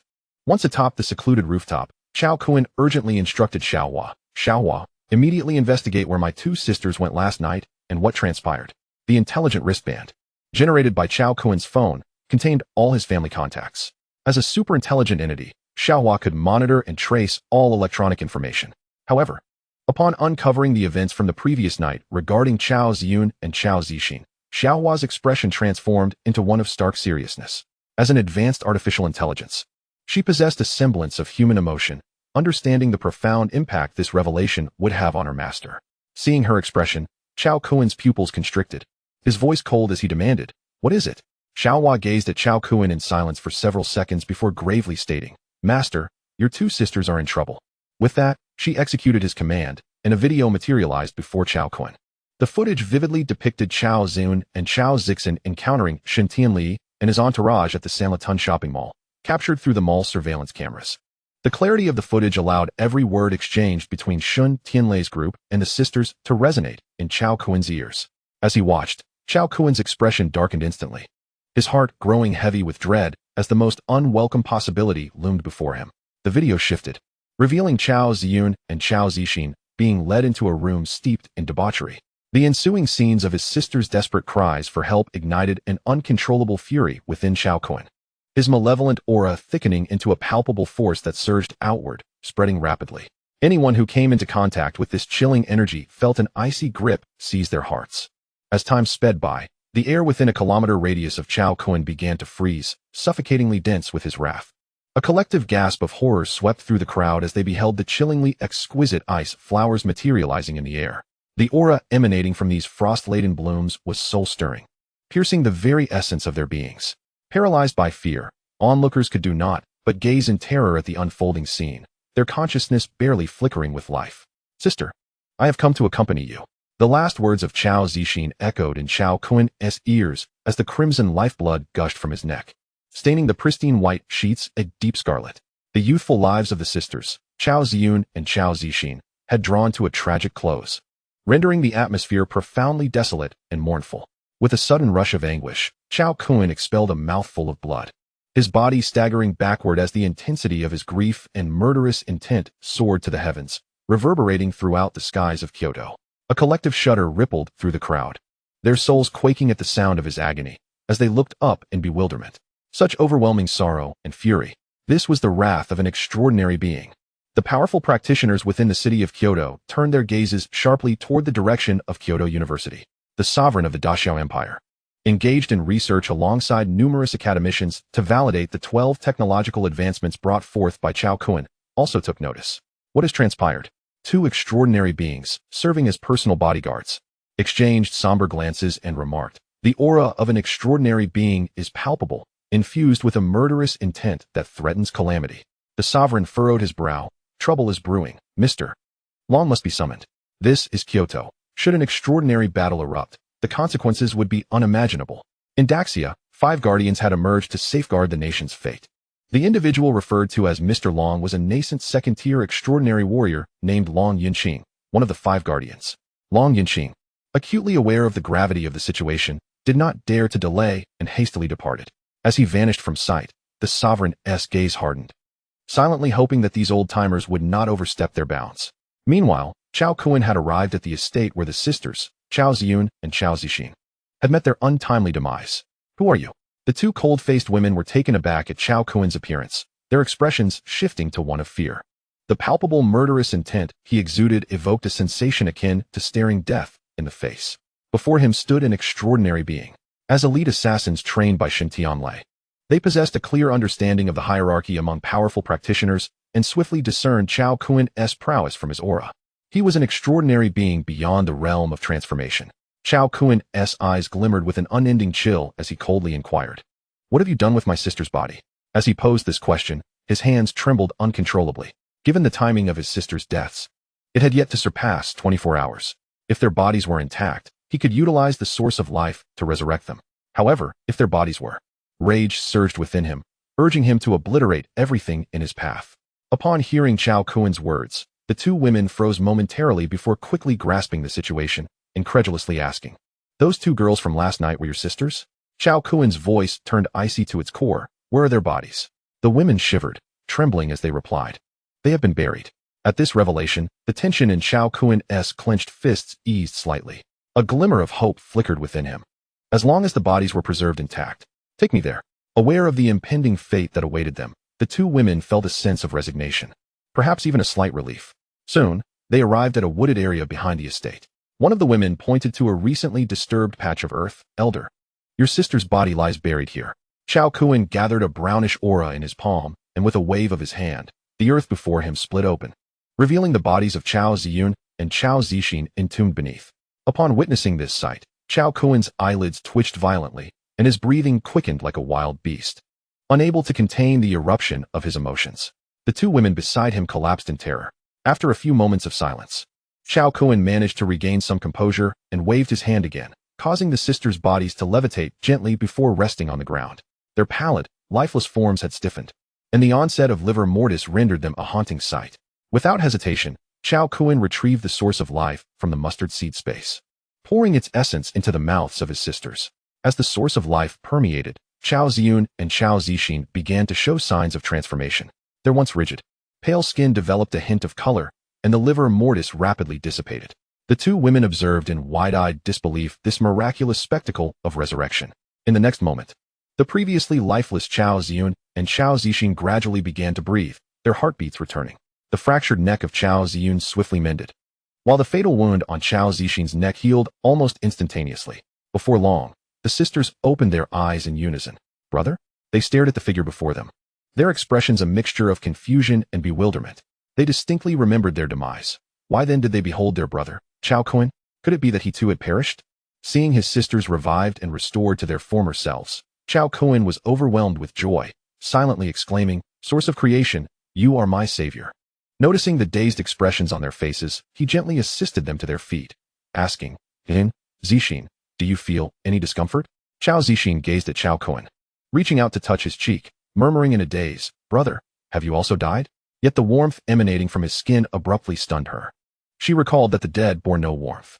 Realization dawned upon her, and she exclaimed in disbelief, "Could it be that we are not dead?" Cao Kun nodded with a smile. "Indeed, you are alive. Your brother revived you just in time." Revived? Cao Ziyun and Cao Zixin's eyes widened in astonishment, rendered speechless. Was this all merely a dreadful dream? Cao Kun recognized that they would need time to come to terms with this extraordinary event. His gaze shifted to the two women, now petrified in shock, and with a cold expression, he pointed at them. A crimson light surged forth, engulfing them in flames that ignited with astonishing speed. Before they could utter a cry of despair, they were reduced to ashes. With a flick of his wrist, a radiant golden light materialized before him, swiftly transforming into a magnificent golden sword. "Come, sisters, today I shall take you to exact vengeance." Cao Kun grasped the still-dazed sisters by the hand, stepping onto the golden sword as they soared into the sky. A protective azure barrier enveloped Cao Ziyun and Cao Zixin, shielding them from the biting cold winds. As they gazed down at the flickering silhouettes of towering buildings below, they found themselves unable to discern whether they were in reality or a dream. In the southern district of Kyoto, within an opulent hot spring resort, Shun Tianli lay in a deep slumber, flanked by two strikingly identical young women, their ample skin exquisitely exposed, exuding an alluring charm. Since the demise of Cao Ziyun and Cao Zixin last night, Shun Tianli felt that the entire villa was shrouded in ominousness. Thus, he departed from the estate and summoned a pair of twins to alleviate his frustrations and release the pent-up hostility within him. Otherwise, his thoughts would remain clouded. Suddenly, with a resounding crash, the door to the private room vanished without a trace, and the surrounding walls rapidly fractured, sending a cascade of debris flying. Thud! A stone struck Shun Tianli's younger brother squarely, blood erupting forth. The excruciating pain caused Shun Tianli's eyes to widen, curling him up like a shrimp, cold sweat pouring down his face. The sudden violent tremor caused the entire hot spring hotel to sway. Holy crap! An earthquake! Run! The patrons of the hotel fled in a panic, some without even donning their clothes, sprinting in their bare skin. In the face of life and death, what shame or dignity mattered? The preservation of life took precedence. Cao Kun entered the private room alongside his two sisters, his chilling gaze landing upon the writhing Shun Tianli. "You dared to slay my sister, Shun Tianli. 1,000 deaths cannot atone for your crime." Cao Kun's words, as frigid as the depths of an abyss, froze the very essence of the room, causing the temperature to plummet dramatically, transforming it into a frigid wasteland. Shun Tianli looked up, and upon seeing the two girls beside Cao Kun, his pupils dilated in disbelief, his expression akin to one who had seen a ghost. It was inconceivable. He had witnessed the death of Cao Ziyun and Cao Zixin with his own eyes and had arranged for their burial. This was all a grim reality from the previous night. Yet now, they stood alive before him. Had they risen from the dead? Was there anything more surreal? As Shun Tianli was lost in disbelief, Cao Kun materialized before him. Boom! Cao Kun seized Shun Tianli by his hair. Shun Tianli jolted awake, feeling a surge of power within him, desperately attempting to resist, but found himself utterly powerless. Before Cao Kun, He was akin to a child facing a giant. Frail and defenseless. Crack. Shin Tianlei was mercilessly slammed to the ground, the floor splintering beneath him, and he could only guess how many of his bones had fractured. His once handsome visage was now grotesquely disfigured, drenched in blood, a pitiful sight. Ah! Shin Tianlei's anguished wails echoed, akin to the cries of a slaughtered pig. The two twin beauties, who had been abducted by him the previous night, were paralyzed by terror at the sight before them, retreating into a corner, trembling. Who are you? Shin Tianlei stammered, feeling the palpable aura of death emanating from Cao Kun. I am their brother. Cao Kun pointed at Cao Ziyun and Cao Zixin, his voice devoid of warmth. Upon hearing this, Shin Tianlei's heart skipped a beat, and he suddenly recalled Cao Zixin's words from the night before. Her brother had apprenticed under a reclusive master, possessing extraordinary skills. He had thought it merely a fabrication to escape danger. Now, it seemed that Cao Zixin had spoken the truth. They had come for revenge. At that moment, Cao Kun brought his foot down, and Shin Tianlei, gripped by terror, hastily declared, I am a direct descendant of the Shun family of Kyoto. My grandfather is the current patriarch, a mid-level extraordinary practitioner. If you kill me, the Shin family will not let you off. Without a trace of emotion, Cao Kun stomped down, and Shin Tianlei's right arm disintegrated into a mist of blood. Ah! Another shriek of agony erupted as Shin Tianlei's left arm also met the same fate. I am a direct descendant of the Shin family. How dare you? Shin Tianlei's face contorted in pain, his eyes wide as he gazed at Cao Kun, but before he could finish his sentence, his legs also succumbed, dissolving into blood mist. The excruciating pain from his severed limbs penetrated his very bones, rendering Shin Tianlei weak as a wisp of smoke, and he fainted on the spot. This was merely the beginning. Cao Kun had no intention of ending it so simply. With a single stomp, he crushed Shin Tianlei's kidney, blood splattering everywhere. Yet Cao Kun remained untainted. The heart-wrenching torment surged forth, and Shin Tianlei's mouth emitted anguished cries, his gaze towards Cao Kun filled with utmost terror. This gruesome scene not only terrified the twins huddled in the corner, but also made Cao Ziyun and Cao Zixin, who had been bewildered until now, retch from the acrid stench of blood, too afraid to look. It was somewhat cruel to expose his sisters to such brutality, but Cao Kun deemed it necessary. For the events they would face henceforth would only be more bloodthirsty and violent. This was merely a prelude to their adaptation. The events of the previous night needed to impart a bloody lesson. This world was inherently one of the survival of the fittest, where the weak would be trampled and bullied. Only by growing stronger could one avoid being victimized. Otherwise, they would forever remain the fish on someone else's chopping block, at the mercy of others. Suddenly, an enraged roar reverberated, echoing throughout the hotel. You insolent wretch, you seek death. The time for the hunt has arrived.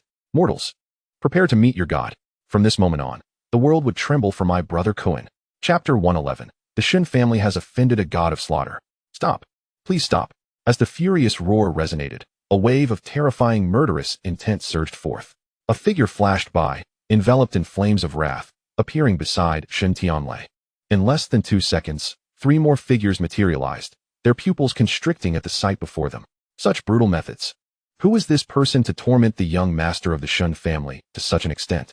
Kyoto would surely become lively now. These 3 were formidable members of the other 3 extraordinary families in Kyoto. Shin Yuanfeng gazed at the bloodied, dismembered Shin Tianlei, his rage boiling as he sensed the rising aura around him.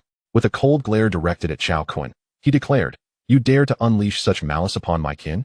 You have some audacity. Grandfather, kill him. Kill him.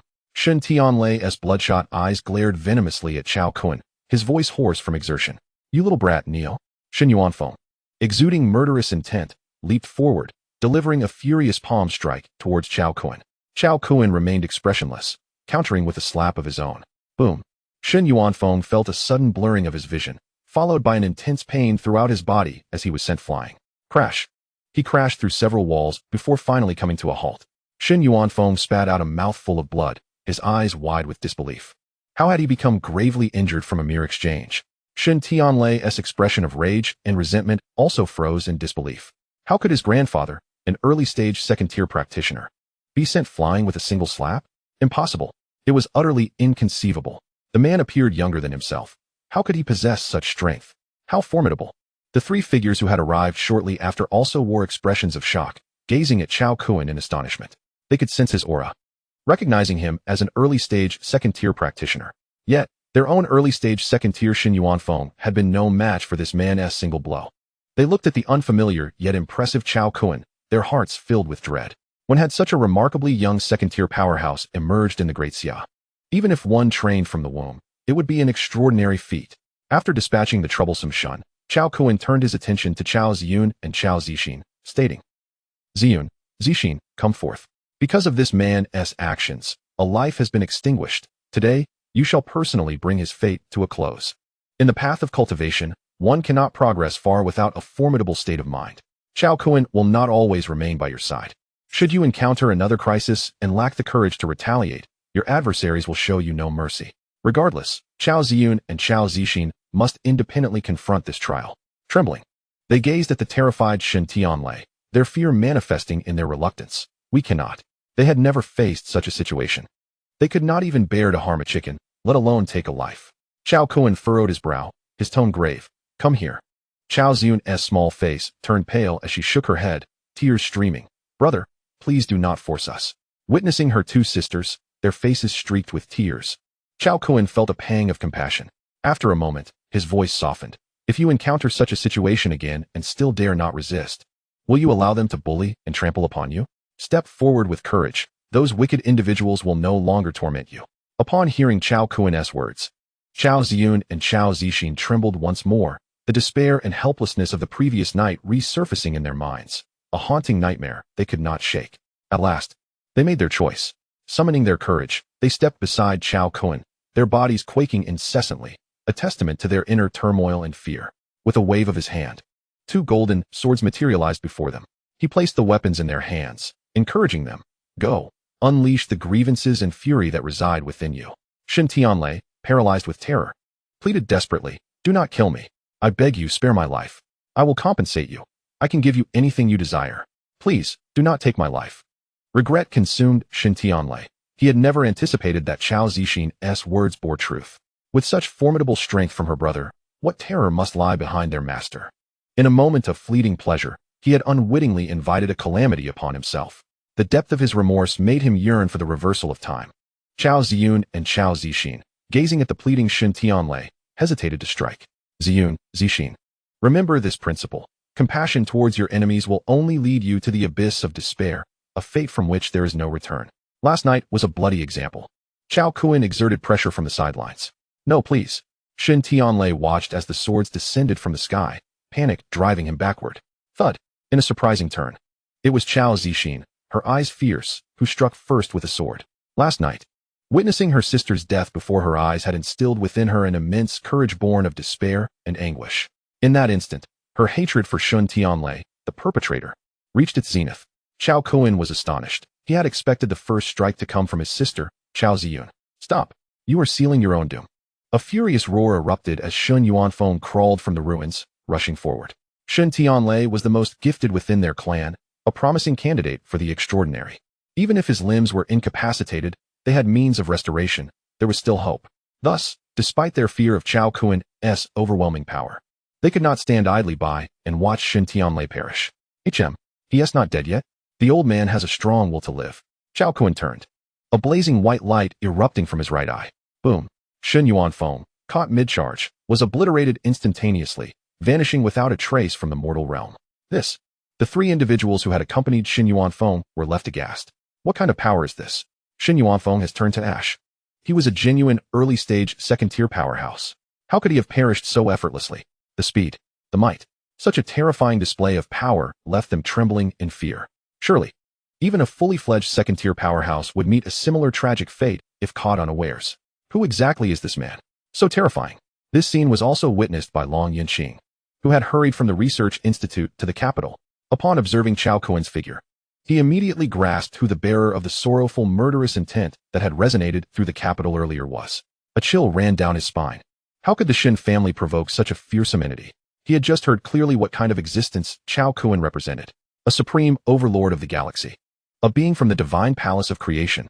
Moreover, they had only recently discussed potential cooperation with the Daxia officials, coming with goodwill. Just half an hour had passed, and the Shen family had already offended him? What a tumultuous time. Long Yinqing sighed inwardly, steeling himself to approach Cao Kun. Regardless, this was the capital. He needed to mediate. If matters could be negotiated, that would be manageable. However, if not, then, I'm afraid the Shen family must fend for themselves. Daxia would never risk antagonizing Cao Kun for the sake of the Shen family. Otherwise, should Cao Kun's wrath be redirected toward Daxia, no one could bear the consequences. Long Yinxing approached Cao Kun cautiously, inquiring, "Mr. Cao, may I ask how the Shen family has offended you?" Cao Kun's expression was icy. His tone frigid to the bone. "Shen Tianlei murdered my two sisters last night. Tell me, should the Shen family be destroyed?" Chapter 112, Madness Unleashed. The Shen family is doomed. Feeling the overwhelming murderous intent in Cao Kun's gaze, Long Yinxing felt a chill run down his spine. "Murdered your two sisters?" He turned his gaze toward Cao Ziyun and Cao Zixin, bewildered. "Were they not perfectly well?" "They are my sisters, just revived." Cao Kun's words struck like thunder, leaving Long Yinxing in a state of shock. "Revived?" He widened his eyes, staring at Cao Ziyun and Cao Zixin, momentarily unable to discern the truth of Cao Kun's claim. Sensing his disbelief, Cao Kun waved his hand, and a video appeared before him. It depicted Cao Ziyun and Cao Zixin in the villa, where Shen Tianlei had viciously snapped Cao Ziyun's neck, and Cao Zixin, in her despair, took her own life. Everyone who witnessed the video instinctively turned their gaze toward Cao Ziyun and Cao Zixin. They could feel that they were indeed living beings, with heartbeats and breaths. The ones who had perished last night were alive again today? What kind of heaven-defying power is this? It was simply unfathomable. Cao Kun waved his hand again, and the video vanished. "You tell me, should the Shen family be annihilated?" Cao Kun's frigid voice echoed in their ears. Yet no one truly registered it. Their minds remained ensnared by the extraordinary revelation of Cao Kun's ability to resurrect his two sisters. The implications were chilling. This shattered their understanding of life and death. To bring the dead back to life. Such a terrifying manipulation of the laws of existence could only be achieved by the legendary ninth-tier demigod, a forbidden existence, right? Cao Ziyun and Cao Zixin also finished watching the video, their expressions filled with disbelief. It was not a dream. They had truly been revived. When had their brother become so formidable? Was their otherworldly master none other than the king of hell? Shen Tianlei lay on the ground, his eyes vacant. The light in his pupils extinguished, his body motionless. He had indeed died. It was unclear whether he had succumbed to pain or fright. Observing Shen Tianlei's lifeless form, Cao Kun frowned. This was merely the beginning, and he was already dead. How disappointing. In an instant, a vial of the elixir of life materialized in hand, from which 10 grams were cast upon the lifeless body of Shen Tianlei, performing an extraordinary feat. Revive. Oh, the currency of death. A potent aura of vitality emanated from the vial's opening, sending tremors through the minds of those present. Eyes widened in disbelief. Could it be? 5 seconds later, a scene unfolded that left the onlookers utterly astounded. The once lifeless Shen Tianlei regained his heartbeat, uttering cries of agony. Witnessing this miracle, the crowd stood dumbfounded. Truly, a resurrection. Can you believe it? Ziyun, Zixin, continued to pierce him, came Cao Kun's voice amidst the deathly silence. Cao Ziyun and Cao Zixin jolted, their bewildered souls awakening. Damn you, perish. The continuous events fortified Cao Zixin's spirit, prompting her to seize the sword in hand and thrust it fiercely into Shen Tianlei's kidney. The blade sliced through flesh, blood gushing forth. Slashing, Cao Ziyun joined in, plunging his sword downwards. Before long, Shen Tianlei's back was a gruesome sight. His internal organs riddled with wounds, his breath faint, the essence of life rapidly waning. Cao Kun smirked, wishing for death was not so simple. A small green orb coalesced at his fingertips, striking Shen Tianlei's body. It was the wood element enhancement technique, the rejuvenation art. With one application of the rejuvenation art, Shen Tianlei's mangled back swiftly healed, the blood ceased to flow, and his life force surged anew. Continue, Cao Kun said nonchalantly. Shen Tianlei was engulfed in despair and terror. Why was there such a formidable being, preventing him even from dying? The others felt a chill run down their spines, their souls trembled, gazing at Cao Kun with dread. This was the essence of being unable to seek life or death. Offending such a merciless figure made even death seem a luxury. Terrifying. Truly terrifying. In that moment, Cao Kun appeared as the embodiment of a demon in the eyes of the crowd, a horror that was eternally to be feared. Ultimately, after 3 applications of the rejuvenation art and enduring countless sword strikes, Shen Tianlei, shedding blood and tears, was liberated, transforming into ash, akin to his ancestral forefather, Shen Yuanfeng. In truth, had it not been for the exhaustion evident in his two sisters, Cao Kun would have relished the opportunity to allow Shen Tianlei to experience the exquisite healing of an additional 10 or 8 rejuvenation arts. With a flourish, Cao Kun grasped his sisters, stepping upon a golden great sword, soaring through the skies towards a singular direction. That direction was the Shun family. Offending such a ruthless individual, the Shun family was destined to face the consequences. Long Yunk sighed in resignation. The three extraordinary beings who had arrived after Shun Yuanfeng exchanged uneasy glances with Long Yunk, inquiring curiously, Dragon Protector, what is the background of this individual? They had overheard the conversation between Long Yunk and Cao Kun. It was evident that Long Yunk was acquainted with the earlier figure. With a complex expression, Long Yunk responded, that is an existence we cannot provoke on Earth. You will soon learn of his true identity. With that, Long Yunk took a stride that spanned 100 meters, transforming into a fleeting shadow as he hastened towards the Shin family. An existence we cannot provoke on Earth? The three were taken aback, their expressions filled with astonishment. Statistically, there were 3,000 extraordinary beings globally, with 600 at the second tier of power. Such formidable strength meant that even a third-tier powerhouse would not guarantee a safe retreat. Yet Long Yunk claimed they could not provoke this individual. Could it be that he was a legendary existence beyond the third tier? But how could that be? No one had broken through to the third tier on Earth for nearly 10,000 years, let alone the fourth-tier legends. Suddenly, a jolt of realization struck them, their expressions turning grave. According to ancient texts, a cataclysmic battle over ores had decimated nearly all second-tier and above powers on Earth a millennium ago, leaving only a handful to survive, those who had vanished from sight. Some claimed they had departed Earth for the depths of the cosmos, while others suggested they had sealed themselves away using arcane methods, isolating themselves from the ravages of time, awaiting the resurgence of Earth's spiritual energy to awaken from their slumber. Reflecting on the earlier individual's terrifying resurrection abilities, the three felt this possibility was quite substantial. Could it be that the spiritual energy of the cultivation world was on the verge of revival? They exchanged glances, their elation beyond words. Let us also head to the Shin family. With fervor, they raced towards the Shin family. Boom. Ah, help. Fiends, I will fight you to the death. At that moment, in the southern outskirts of Kyoto, the front courtyard of the Shun family estate had been breached by Cao Kun. Like a god of slaughter, he indiscriminately killed anyone in sight, regardless of age or gender, without mercy. The plight of his two sisters had incited his wrath to a boiling point. Only by annihilating the Shin family could he quell the fury within him. Simultaneously, he sought to serve as a warning to lesser beings, to inform the world that anyone daring to offend his kin would face certain death. Boom. With an expression devoid of emotion, Cao Kun's hand descended, and several members of the Shin family were reduced to a mist of blood. Beside him, Chao Ziyun and Chao Zixin were left in shock. For the first time, they found their brother to be a stranger, as if possessed by a vengeful spirit. Cold-blooded and merciless, he displayed a decisive ruthlessness. One could hardly blame them. Just yesterday, they were diligent students at university, and today, they were thrust into such chaos, leaving them utterly unprepared for the unprecedented impact. They needed time to process. Impudence. Suddenly, furious voices erupted from the back mountain of the Shun family estate, echoing in all directions. Whoosh, whoosh, whoosh. A dozen figures brimming with murderous intent surged forth, their aura overwhelming as they charged towards Cao Kun. A great battle was about to commence. Chapter 113 Smash. All consumed. Whoosh, whoosh, whoosh. A dozen figures erupted from the rear mountain of the Shun family estate, their momentum fierce as they soared through the air, breaking the sound barrier like lightning as they barreled towards Cao Kun. They were the esteemed elders of the Shin family, the core fighting force, 2 at the mid-second tier, 5 at the early second tier, and 8 at the perfected first tier. Cao Kun raised his gaze, narrowing his eyes. These were the extraordinary families, indeed formidable. It was no wonder they acted with such arrogance. Yet what of it? The Shun family was destined for annihilation today. No one could alter that fate. Even God himself would be met with a slap. This was the decree of Cao Kun. Seeing the 15 esteemed elders come to their aid, the surviving members of the Shun family wept profusely, their anguish palpable. Esteemed elders, this wretch has invaded our Shun family unprovoked, killing indiscriminately. He is utterly lawless. We implore you to slay this fiend, to avenge our fallen kin.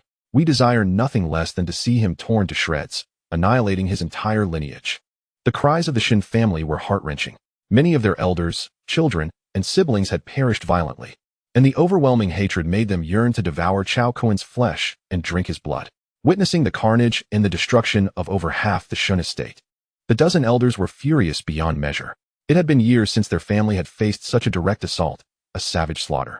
This was a blatant provocation, truly audacious and lawless. You vile creature, you truly deserve death. As the saying goes, enemies meeting each other brings forth a redoubled hatred. There was no room for dialogue, only the desire for mutual destruction. One of the mid-second tier elders of the Shun family cast a cold gaze upon Cao Kun, and in an instant, Their aura surged, unleashing a powerful pressure that swept through the air.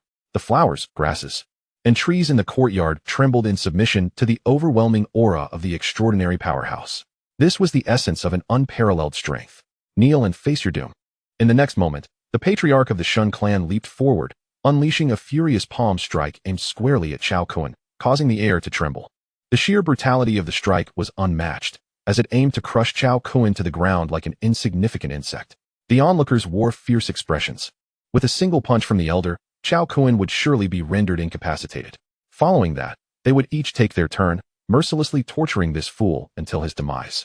Standing beside Cao Kun, Cao Ziyun and Cao Zixin felt like mere mortals, their hearts trembling with fear at the oppressive aura closing in on them. Would their brother be able to withstand it? With a wave of his hand, Cao Kun summoned a water-blue barrier that enveloped his two sisters, instantly alleviating their suffocating dread. This was a defensive elemental technique known as 50-50. As the name suggests, when expanded, it formed a curtain of water that absorbed half of the incoming force from any attack, enhancing the barrier's defensive capabilities, while the other half was rebounded, amplifying its power threefold. This protective shield could last up to 30 minutes, an invincible moment. Stay inside and do not venture out, he instructed. With his sister's safety assured, Cao Kun's gaze ignited with battle intent, his strength surging as he yearned for a proper contest. The Shun clan presented an excellent target for his vigorous display of power. He was eager to test just how formidable he had become. Without hesitation, Cao Kun met the attack head-on with a punch. Boom. The collision of their fists generated a deafening roar, echoing through the air. Neither combatant budged an inch. Their first encounter revealed their strengths to be evenly matched. Of course, this was still Cao Kun holding back. He feared that a full-force strike might kill his opponent, which would render the fight rather unexciting. Who are you? The Shun elder's pupils constricted in astonishment as he realized that despite Cao Kun's apparent initial stage of the second tier, he did not falter against the elder's palm strike. Though the elder had not unleashed his full power, it was still beyond what someone at the initial stage of the second tier should be able to withstand. It is known that for extraordinary powerhouses, even a slight difference in tier translates to a disparity in strength by several folds. Cao Kun's prowess left the elder perplexed. Go down and ask Yama. Cao Kun retorted with a chilling smile, decisively launching a punch. Arrogant. The Shun elder roared in fury, abandoning all restraint as he unleashed his full power, vowing to reduce Cao Kun to a state of utter helplessness. Boom, boom, boom. The two clashed fiercely, their battle soaring from the ground to the skies. The force of their confrontation resonating like thunder, reverberating for miles around. Cao Kun refrained from employing elemental techniques, relying solely on the sheer power of his physique. The exhilarating thrill of hand-to-hand combat filled him with immense satisfaction. In contrast, the Shun elder grew increasingly alarmed. He discovered that despite his full-force attacks landing on Cao Kun, he could not inflict even a scratch. Not only was Cao Kun's physique remarkably robust, but with each exchange, he seemed to grow more powerful, as if he had developed a taste for battle. What manner of monster is this? Boom. As they clashed once more, they retreated momentarily, gazing at each other across the distance. The Shun elder, observing the blood trickling from his palm, regarded Cao Kun with a grave expression and solemnly inquired. Who exactly are you? Why do you strike against my Shun clan? To possess such terrifying strength at such a young age. It was evident that he must have a formidable backing. Something was amiss. 12 out of 10 things felt awry. How could the Shun clan have provoked him without cause? There had to be more to this situation. With a dispassionate gaze, Cao Kun replied, a member of your clan murdered my sister. His sin is also the calamity of your Shun clan. Today, I shall eradicate the Shun clan. As he spoke, a golden longsword materialized in his hand. This sword was forged from a fusion of gold and light elements. Die! Cao Kun swung the sword, unleashing an incomprehensibly swift beam of light that sliced through the air toward the Shun elder. Oh no! The overwhelming aura of death caused the Shun elder's complexion to shift dramatically as he exerted all his strength to evade. Yet, the strike was too swift, piercing through his body in an instant. What a fast sword! And before he could comprehend, his body was cleaved in two, plummeting to the ground. In that moment, the arena fell silent, an eerie stillness enveloping the scene. The members of the Shun clan stood in shock, frozen in disbelief. After a long pause, they began to stir from their stupor. How is this possible? The elder was a mid-tier second-level powerhouse, yet he was slain by a single sword stroke? Other elders of the Shun clan gazed at Cao Kun with horror, their expressions twisted in disbelief. The speed and sharpness of that sword were enough to instill fear in them. Outside the Shun clan, Long Yunqing and his companions rushed to the scene, equally astounded by Cao Kun's strike. A mid-tier second-level powerhouse had been annihilated in an instant? Since the Secret Realm battle 300 years ago, no second-tier extraordinary being had been killed. They had only aged and passed away. The other 13 Shin clan elders glared at Cao Kun with unbridled fury, wishing nothing more than to flay him alive, having already slaughtered hundreds of their kin. Now he had slain a mid-tier elder. This was a blood feud that could only be settled with death. Die! One of the Shin elders, consumed by rage, directed his wrath toward Cao Ziyun and Cao Zixin. With a furious charge, he aimed a devastating palm strike at them. Brother! Cao Ziyun and Cao Zixin cried out in terror. Fear not. He cannot harm you in the slightest. Cao Kun scoffed disdainfully. The 50-50 defensive technique would rebound any incoming attack, amplifying its force threefold. The elder's full-force strike collided with the water-blue barrier. In an instant, the barrier erupted with a terrifying surge of energy, reflecting the attack back upon the elder. With a blood-curdling scream, he was propelled over 100 meters away, crashing to the ground, lifeless. All the members of the Shin clan were left in disbelief. What manner of shield was this? Its defensive power was utterly absurd. A full-force strike from a second-tier powerhouse not only failed to breach it, but resulted in his own demise. Self-destruction? How bizarre and absurd. The expressions of the remaining 13 Shin clan elders darkened to an extreme. Let us unite our strength to eliminate that little beast. Be cautious of his speed. In an instant, the 13 elders unleashed their full power, a tempest of fury spreading forth as they executed their most potent attacks. A chaotic storm of blades and swords raining down upon Cao Kun. How dare you slaughter my Shin clan members? We swear to dismember you and turn you to ash. Oh, is that so? Cao Kun replied with a dismissive smile. During their brief skirmish, he had gauged his strength, relying solely on his physical might. He could overpower mid-tier second-level powerhouses. If he unleashed his elemental powers, he could easily crush them with several times their strength.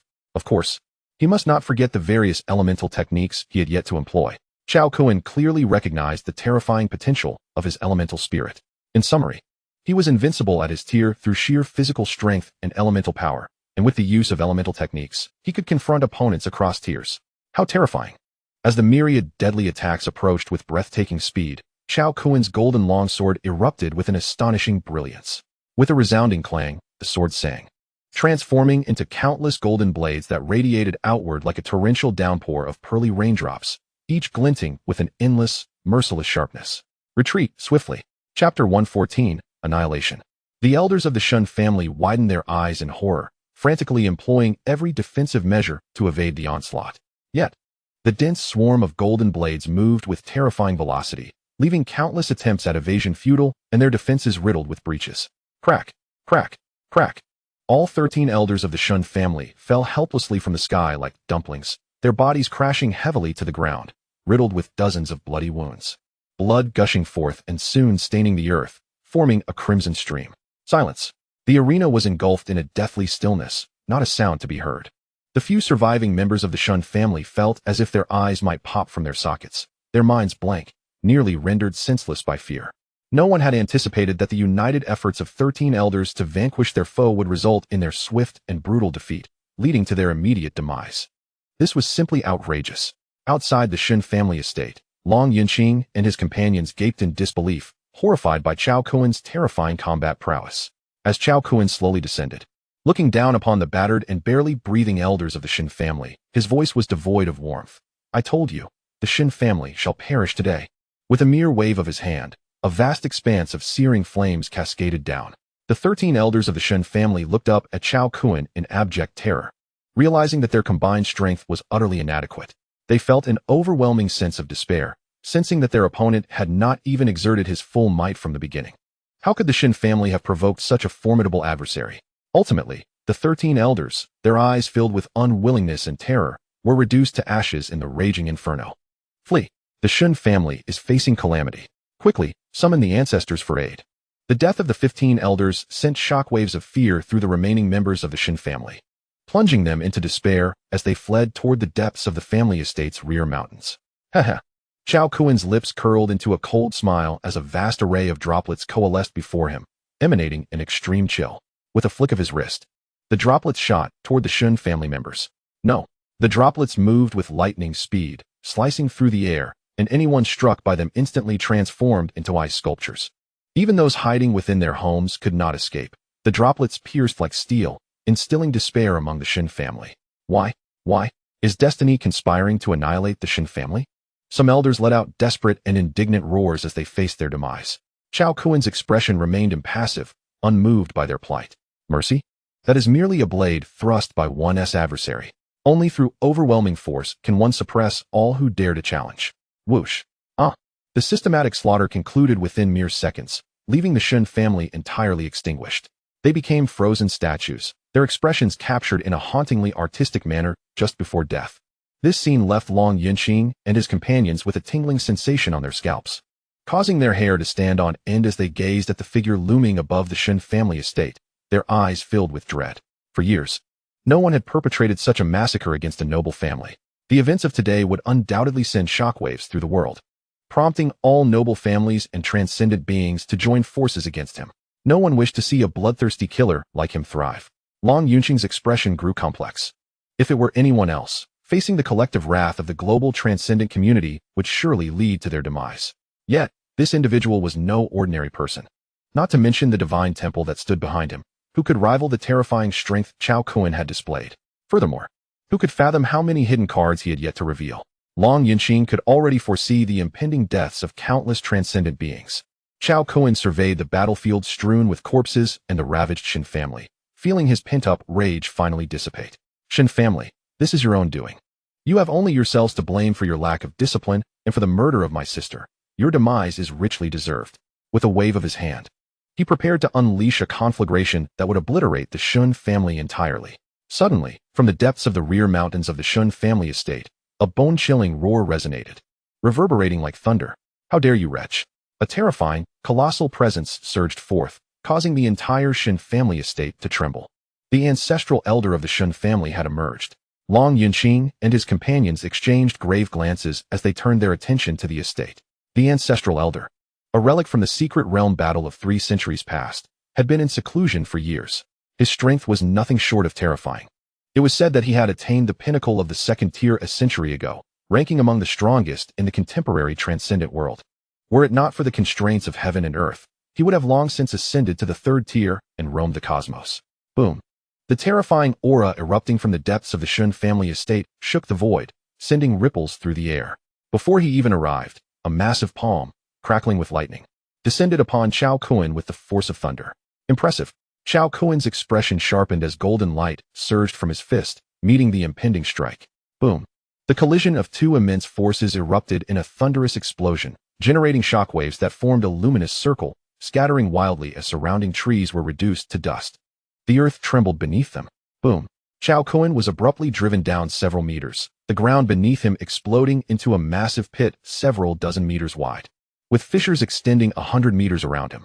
As the residual waves dissipated, Cao Kun's gaze fixed upon a figure descending from the Shin family estate, moving with the swiftness of lightning, enveloped in a purple glow of thunder, exuding an overwhelming presence.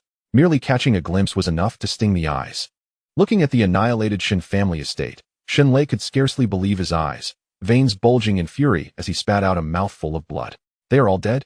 Shen Lei was nearly driven to madness, the lightning around him swirling chaotically as a murderous intent enveloped Cao Kun. I shall flay your skin and strip your bones, condemning your entire lineage to the depths of hell. An endless rage and killing intent surged within him as lightning crackled at his fingertips, reaching for Cao Kun. Thousands of his kin had been extinguished. Not a single soul remained. Such a cruel wretch aims to sever the roots of the Shen family. A blood feud of unimaginable depth. Shen Lei vowed to torment this boy for 100 years, making him endure every conceivable suffering. Cao Kun's gaze sharpened. This individual possessed formidable strength, the strongest he had encountered thus far, and he felt the pressure mounting. In a flash, Cao Kun evaded the grasp of Shen Lei's hand. You dare to flee? Shen Lei bellowed in fury, lunging at Cao Kun once more. You fool, why shouldn't I evade? Cao Kun scoffed, thinking this man must have lost his wits. You truly deserve to die? Shen Lei roared, transforming into a bolt of lightning, hurtling toward Cao Kun. In an instant, he was upon Cao Kun, lightning crackling at his palm as he attempted to seize him again. Do you think I would allow you to capture me? Cao Kun sneered, grabbing Shen Lei's arm and twisting it viciously. Crack! The sound of breaking bone echoed ominously. The pain of his severed arm propelled Shen Lei into a hasty retreat. His gaze now fixated upon Cao Kun, infused with an intensified murderous intent.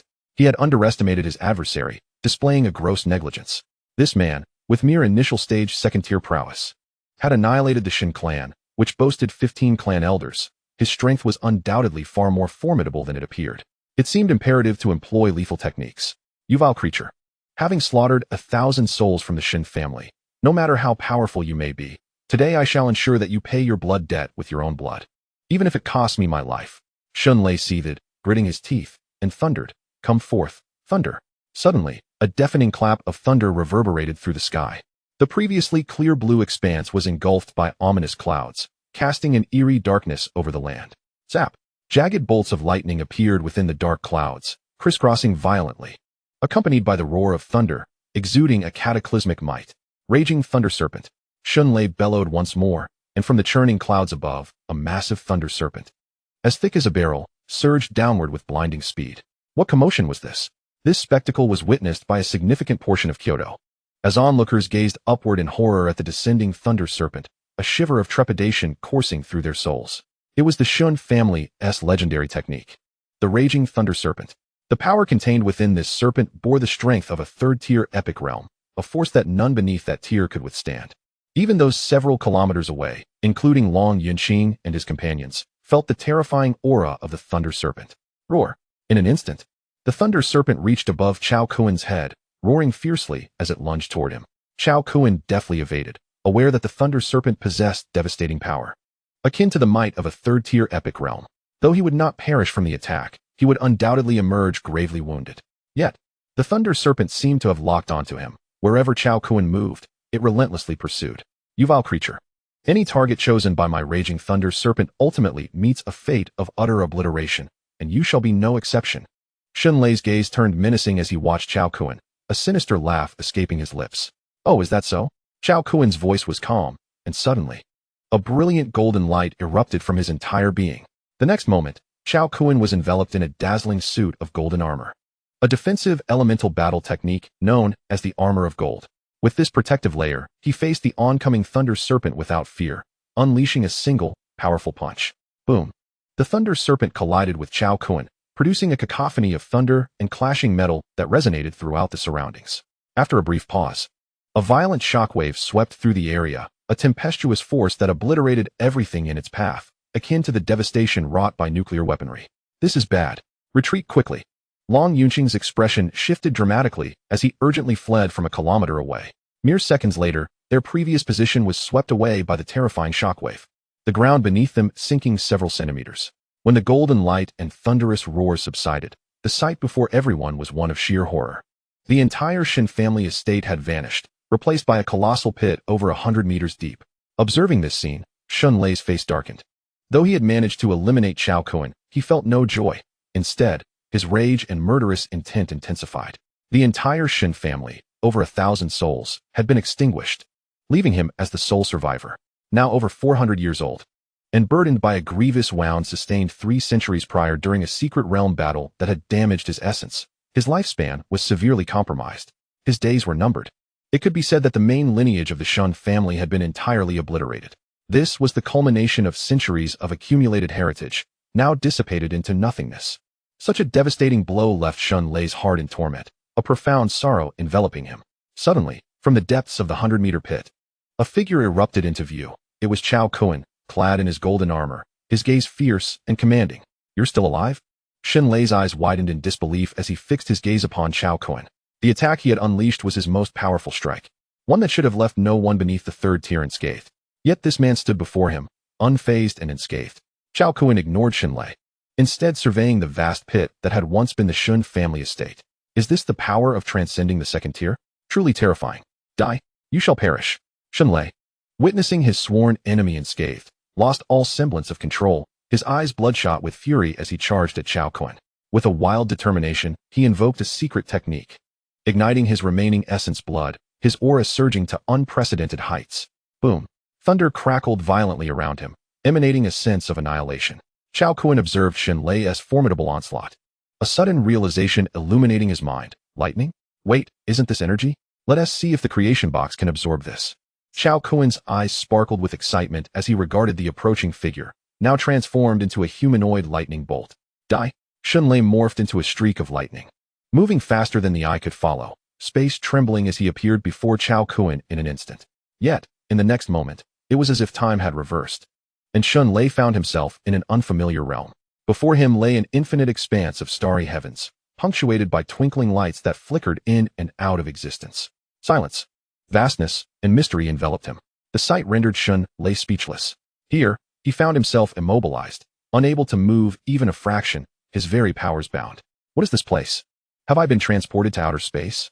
Indeed, this was the interior of the creation box. In the external world, the prompt of the creation box echoed within Cao Kun's mind. Ding. Usable energy detected. Do you wish to absorb for upgrade? Cao Kun's heart soared with delight. It truly was possible. This is magnificent. Absorb it, drain this old fool dry. As Cao Kun confirmed his decision, Shun Lei felt an unparalleled force of attraction enveloping him. Whoosh. In less than a second, Shun Lei's form disintegrated into countless particles, merging into the starry expanse. Instantly, a particular star within the cosmic river brightened ever so slightly. Thus, the main lineage of the Shun family was extinguished. Cao Kun, in sync with the creation box, instantly grasped Shun Lei's fate, his eyelids twitching in astonishment. Incredible. A second-tier perfect realm Shun Lei, obliterated in less than a second. Indeed, the creation box was the true powerhouse. What elemental battle techniques paled in comparison were mere child's play, insignificant in the grand scheme. Remarkable. Absolutely remarkable. Next time I encounter an extraordinary being, I must not squander the opportunity.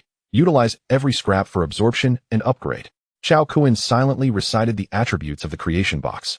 Creation box level, 2 stars, current progress, 9999, 999, 9998. Huh.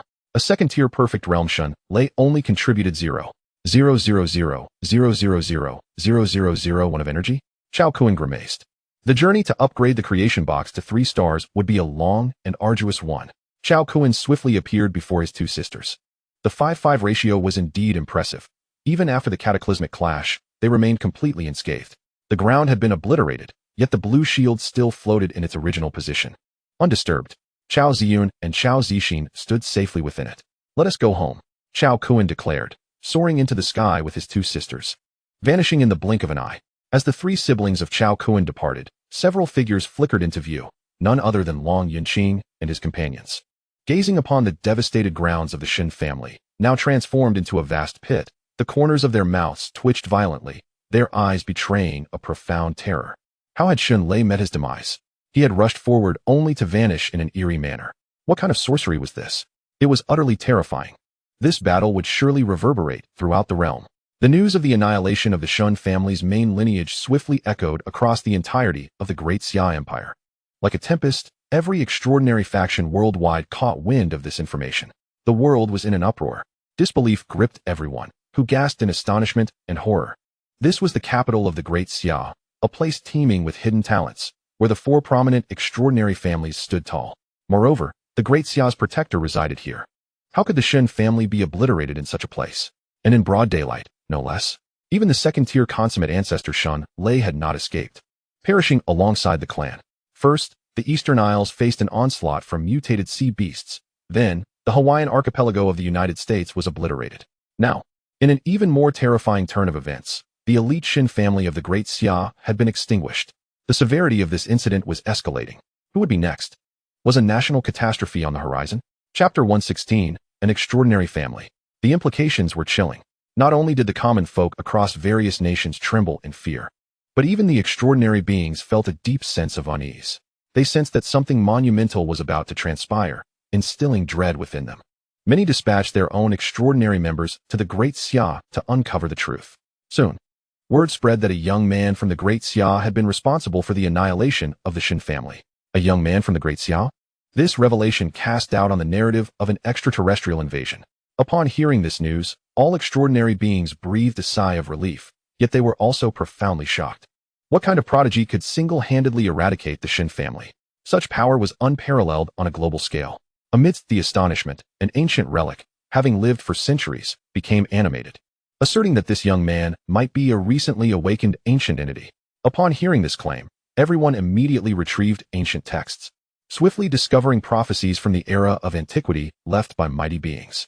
It detailed that after 10,000 years, a significant epoch would dawn, breaking the shackles of the heavens and earth, and the spiritual energy of the earth would revive. Those ancient powers, sealed within the river of time, would emerge one by one. Clearly, the youth who had obliterated the Shen family was one of those ancient entities revived. The great epic was approaching. The spiritual energy was returning. Did this not imply that the path to break through the third-tier epic realm had also opened? Instantly, extraordinary beings worldwide erupted in fervor. Similarly, the obliteration of the Shen family caused quite a stir in the mundane world. The authorities promptly stepped forward to clarify that this was a calamity from the heavens. Yet, many refused to accept this explanation. Shunlei's thunderous display was witnessed by half of the capital's populace, with numerous videos recorded and disseminated across the internet, sparking heated discussions among thousands of netizens. Although the Great Xia government swiftly took measures to remove and block the videos, the sheer number of recordings made it impossible to contain. Enthusiastic fans of the immortal fantasy genre, after analysis, exclaimed in disbelief, "Good heavens! This is not a calamity. There's a powerful being transcending the heavens."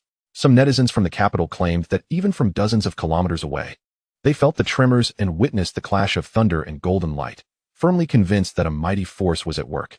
This revelation awakened many from their slumber. In an instant, netizens erupted with excitement. Their dreams of cultivating immortality were reignited. "I'm coming. Oh, great one, please take me along." While the world buzzed with discussions about the annihilation of the Shen family, Cao Kun had already returned to the Cloud Mist Manor with his two younger sisters. Observing their astonished and incredulous expressions, he offered a gentle smile and said, "Please, speak your minds." Cao Zixin's eyes widened in disbelief as she asked, "Brother, are you truly an immortal cultivator now?" Cao Ziyun's gaze was fixed intently on Cao Kun, her heart tumultuous. The day's events had profoundly impacted them. The concepts of resurrection, sword flight, and an overwhelming power rivaling nuclear weapons that led to the Shun family's destruction were simply unfathomable, shaking the very foundations of their worldview. "Yes," Cao Kun affirmed. "My current abilities are akin to those of the immortal cultivators depicted in novels and films." Upon hearing this, both Cao Ziyun and Cao Zixin held their breath. Previously, they had heard their brother mention that he had become a disciple of an otherworldly master, but they had never imagined he would be an immortal cultivator. After a brief silence, Cao Zixin, filled with anticipation, inquired, "Can we cultivate as well?" The actions of Cao Kun in the capital had instilled both fear and yearning within them. The power to command life and death, to look down upon all, was incredibly alluring. "Yes," Cao Kun nodded, "but the process may be somewhat painful."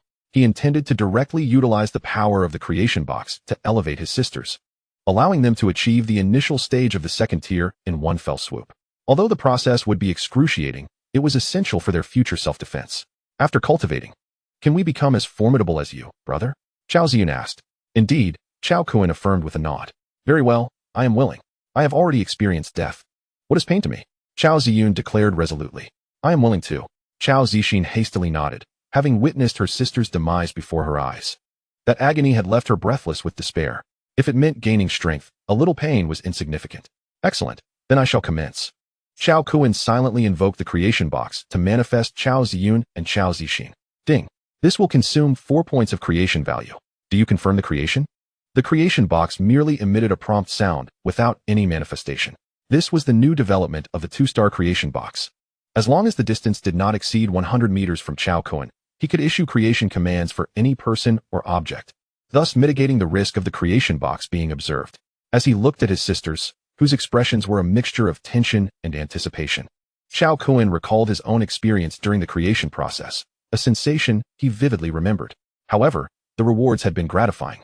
As the saying goes, one must endure hardship to rise above others. Confirm creation. An invisible force, imperceptible to Cao Kun, enveloped Cao Ziyun and Cao Zixin. In the next moment, both girls experienced a rapid disintegration and reassembly of flesh, bones, meridians, nerves, and cells, akin to what Cao Kun had previously endured. The excruciating agony was unbearable for Cao Kun, let alone for two delicate young girls. Screams echoed, piercing and distressing, akin to the cries of slaughtered pigs.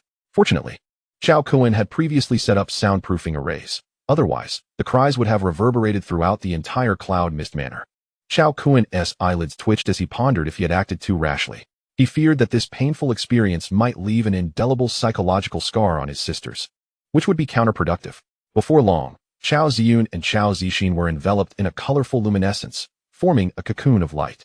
Yet the anguished screams of the two women did not cease. Rather, they intensified, a profound agony that tore at their very souls. Cao Kun understood that they had reached a critical juncture. By absorbing these elemental essences, they could become elemental spirits like him. 3 minutes later, the cries of Cao Ziyun and Cao Zixin faded, and the myriad elemental essences that had surrounded them vanished. A chime resonated, indicating completion. This time, the notification from the creation box was succinct. Before long, Cao Ziyun and Cao Zixin opened their eyes, feeling weightless and immensely comfortable. Such formidable power. Cao Zixin clenched her fair hand, producing a sonic boom. Her eyes sparkled with brilliance, and she felt as though she could shatter the world with a single punch. This sensation was exquisite. Cao Ziyun, too, was filled with overwhelming joy. Observing the beaming faces of his two younger sisters, Cao Kun realized they were relishing the experience. He checked their attribute panels. Names: Cao Ziyun, Cao Zixin. Special physique: elemental spirit, light, water, dark, fire. Lifespan: 589 years. Strength: 1600. Speed: 900. Physique: 1800. Spirit: 900. Cao Ziyun's talent: initial stage of light element, second tier. Initial stage of water element, second tier. Cao Zixin's talent: initial stage of dark element, second tier. Initial stage of fire element, second tier. The data was slightly lower than Cao Kun's.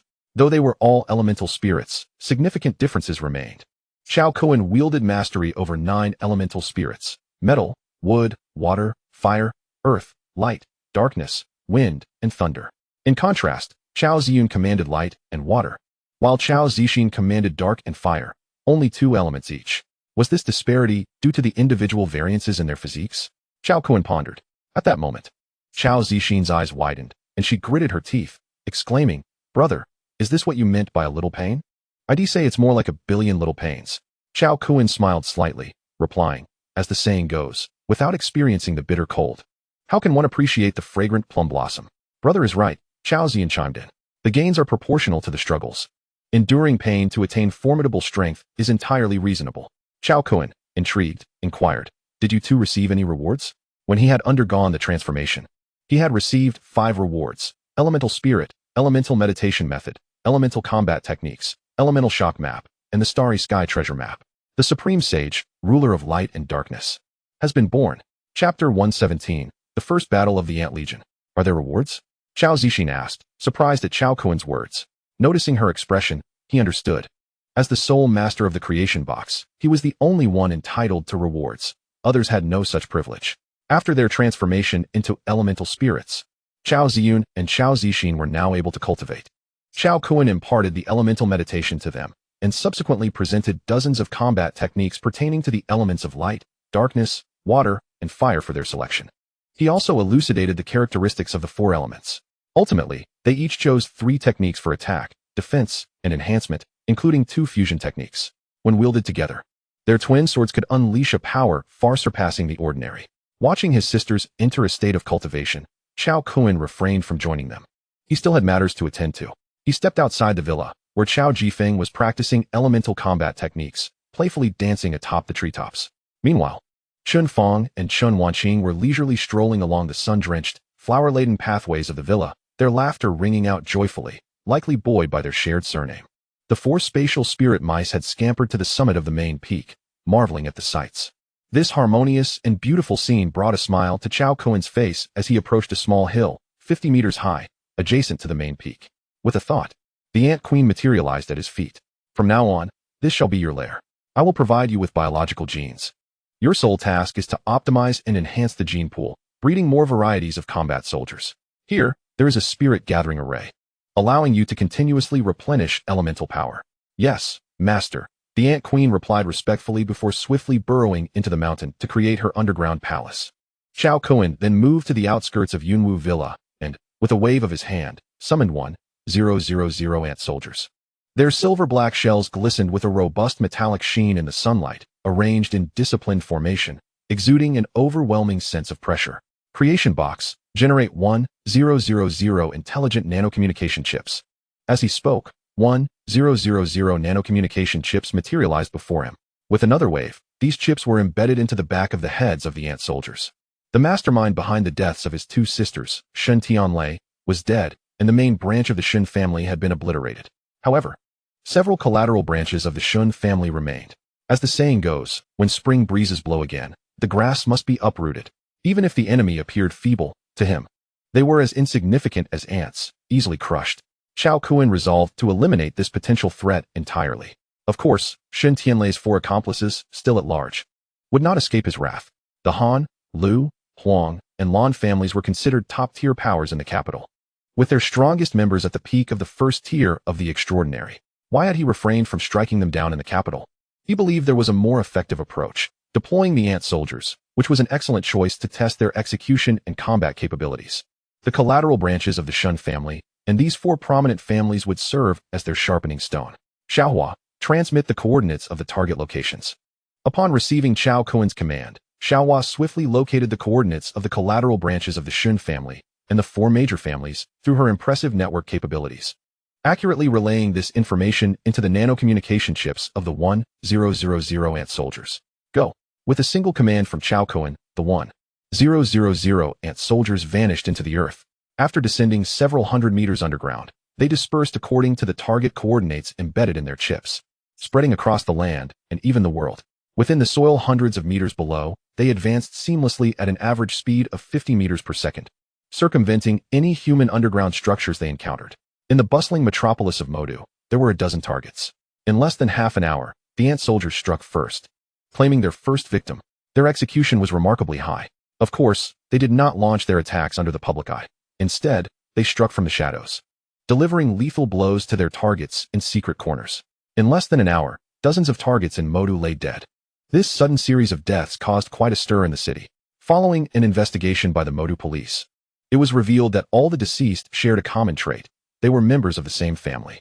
Moreover, the manner of their deaths was strikingly similar. Fatal blows to critical areas such as the brain, neck, and heart, delivered with precision.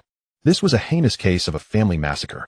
This astonishing revelation was impossible to conceal, swiftly reaching the ears of the Shen family's collateral branches and the 4 prominent families, inciting widespread panic and trepidation. People hastily took refuge, gripped by fear. However, before the 2-star ant warriors, they were but mere fledglings, easily dispatched. Like phantoms, they could always locate their targets and deliver a fatal blow. With the domestic situation becoming increasingly precarious, many fled overseas in a desperate attempt to evade impending doom. Yet, this merely prolonged their existence. The ultimate fate remained inescapable. Witnessing the relentless demise of the Shen family's collateral branches and the members of the 4 leading clans left everyone in bewilderment. What was happening? Was this divine retribution or a curse? Some immediately recalled the thunderous serpents and catastrophic explosions that had occurred in the capital that very morning, hastily concluding that they had surely angered a formidable figure. A grand annihilation package had been bestowed upon them. Those who had previously harbored doubts were now fully convinced of the existence of cultivators in this world, and that they were alarmingly close. The dream of cultivation was tantalizingly within reach. If not now, then when? An unprecedented rush toward the capital ensued, surpassing even the fervor of the spring festival. Plane tickets, train tickets, and car tickets were sold out in an instant. The influx of people overwhelmed the capital's transportation system, bringing it to the brink of collapse. The higher-ups of the Great Xia were at a loss, compelled to publicly urge the populace to trust in science. Do not believe in these fantastical and unrealistic notions. However, they gravely underestimated the fervent desire and obsession of the Great Xia people for the dream of cultivation. Humph, when the time comes and you ascend, will we simply watch from below? Today, cultivation is a certainty. No one can impede my progress. Seeing no effect from their attempts, the Great Xia officials found themselves helpless against the stubborn populace. Fine, if you refuse to listen, we shall take a firmer stance. Immediately, access to the capital was restricted, and surrounding cities enforced the same directive. All forms of transportation were curtailed. Once the fervor subsided in a few days, these individuals would return to their usual lives.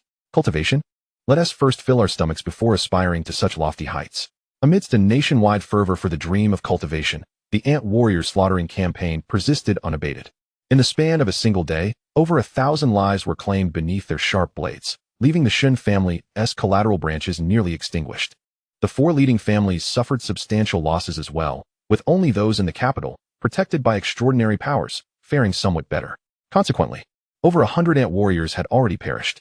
Cao Kun issued orders to target other objectives instead, deeming it unnecessary to incur needless casualties. The comprehensive strength of the ant warriors was below the extraordinary level, belonging to the pinnacle of the transformation realm. The remaining tough adversaries, Cao Kun intended for his 2 younger sisters to practice their skills against. A second-tier warrior against a first-tier foe. An overwhelming advantage. Chapter 118. Science? How does one explain sword flight? Boom, boom, boom. Several ant warriors' corpses crashed heavily to the ground. These bodies exhibited both crawling and upright postures.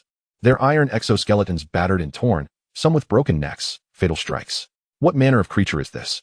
The members of the Han family stared in shock at the ant warrior corpses before them, which bore little resemblance to earthly life. Incredibly strong. One could say they were invincible beneath the extraordinary realm. 10 of these creatures combined could contend with early-stage first-tier practitioners. Where did they emerge from? Morphologically, they bore a striking resemblance to ants. Surely, they must have transformed from ants, likely linked to the resurgence of spiritual energy. This possibility is significant. Oceanic mutated beasts. The destruction of the Hawaii archipelago by an asteroid, the annihilation of the Shin family, and now these bizarre monsters. Such occurrences are clearly the result of spiritual energy revival. But why have these monsters frenziedly targeted the Han family? Have we wronged them in any way? A member of the Han family stomped furiously on the corpse of an ant warrior, filled with indignation. No, it's not just our family. I've received news that the Liu, Huang, and Lan families have also suffered grievous attacks from these monsters. It is evident that this is a targeted extermination. Many within the Han family trembled in fear upon hearing this. Terrified, they asked, why? Why must they kill us? I do not know. All I am aware of is that our only course of action now is to unite with the other extraordinary families and the national protectors to address this menace. The fall of the Shin family left them in utter shock. If a lineage that had endured for nearly a millennium could be obliterated, what hope did the Han family have? These ant-like monsters could very well be the vanguard. Who could predict if even more formidable beings would follow? In a shadowy corner, a young man gazed at the fearsome ant warriors, trembling uncontrollably, his face a mask of terror, beads of cold sweat rolling down his forehead. Observing his state, someone approached and patted his shoulder. Sanjin, what troubles you? Ah, Han Sanjin jumped in fright, stumbling backward in a daze. The others looked on in confusion. Han Sanjin was renowned for his exceptional talent in the Han family, having ascended to the early transformation realm, destined for extraordinary heights. A future leader of the Han family. While these monstrous corpses were indeed frightening, there seemed no reason for such profound distress. Yet, they remained oblivious to the fact that Han Sanjin's terror stemmed from an entirely different matter, the annihilation of the Shin family. He recalled the previous night when he and his companions encountered the pair of twin sisters in Sanlatan. It was they who had orchestrated and facilitated the delivery to Shun Tianlei's estate. Merely one night had passed, and by the next morning, news arrived that the Shun family had been reduced to a vast crater, their entire lineage extinguished. Now, shortly thereafter, the Han, Lan, Huang, and Liu families were facing a massacre from these monsters. What a remarkable coincidence. Han Sanjin realized they had offended someone they should not have, provoking a disaster of catastrophic proportions. Contemplating the demise of the Shun family sent chills down his spine, leaving him paralyzed on the ground. His gaze filled with horror as he muttered in a daze, "It's over. Everything is over." The other members of the Han family were even more perplexed. A robust middle-aged man, wielding a metal spear, approached Han Sanjin. He was Han Sanjin's father, Han Xianxian, the current head of the Han family, possessing extraordinary abilities.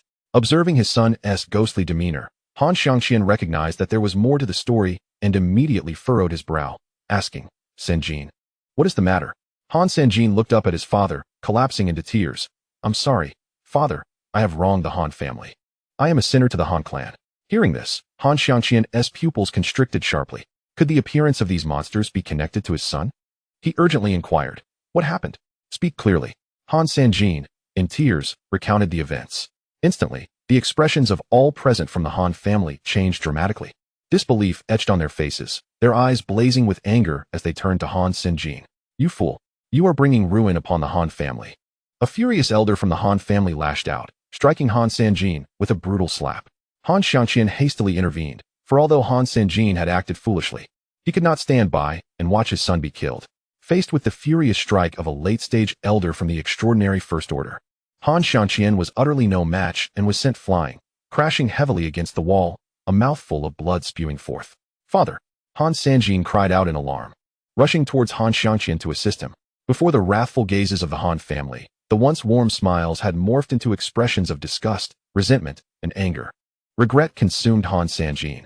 Had he known it would come to this, he would have kept his distance from Shin Tianlei. Alas, it was too late for such reflections.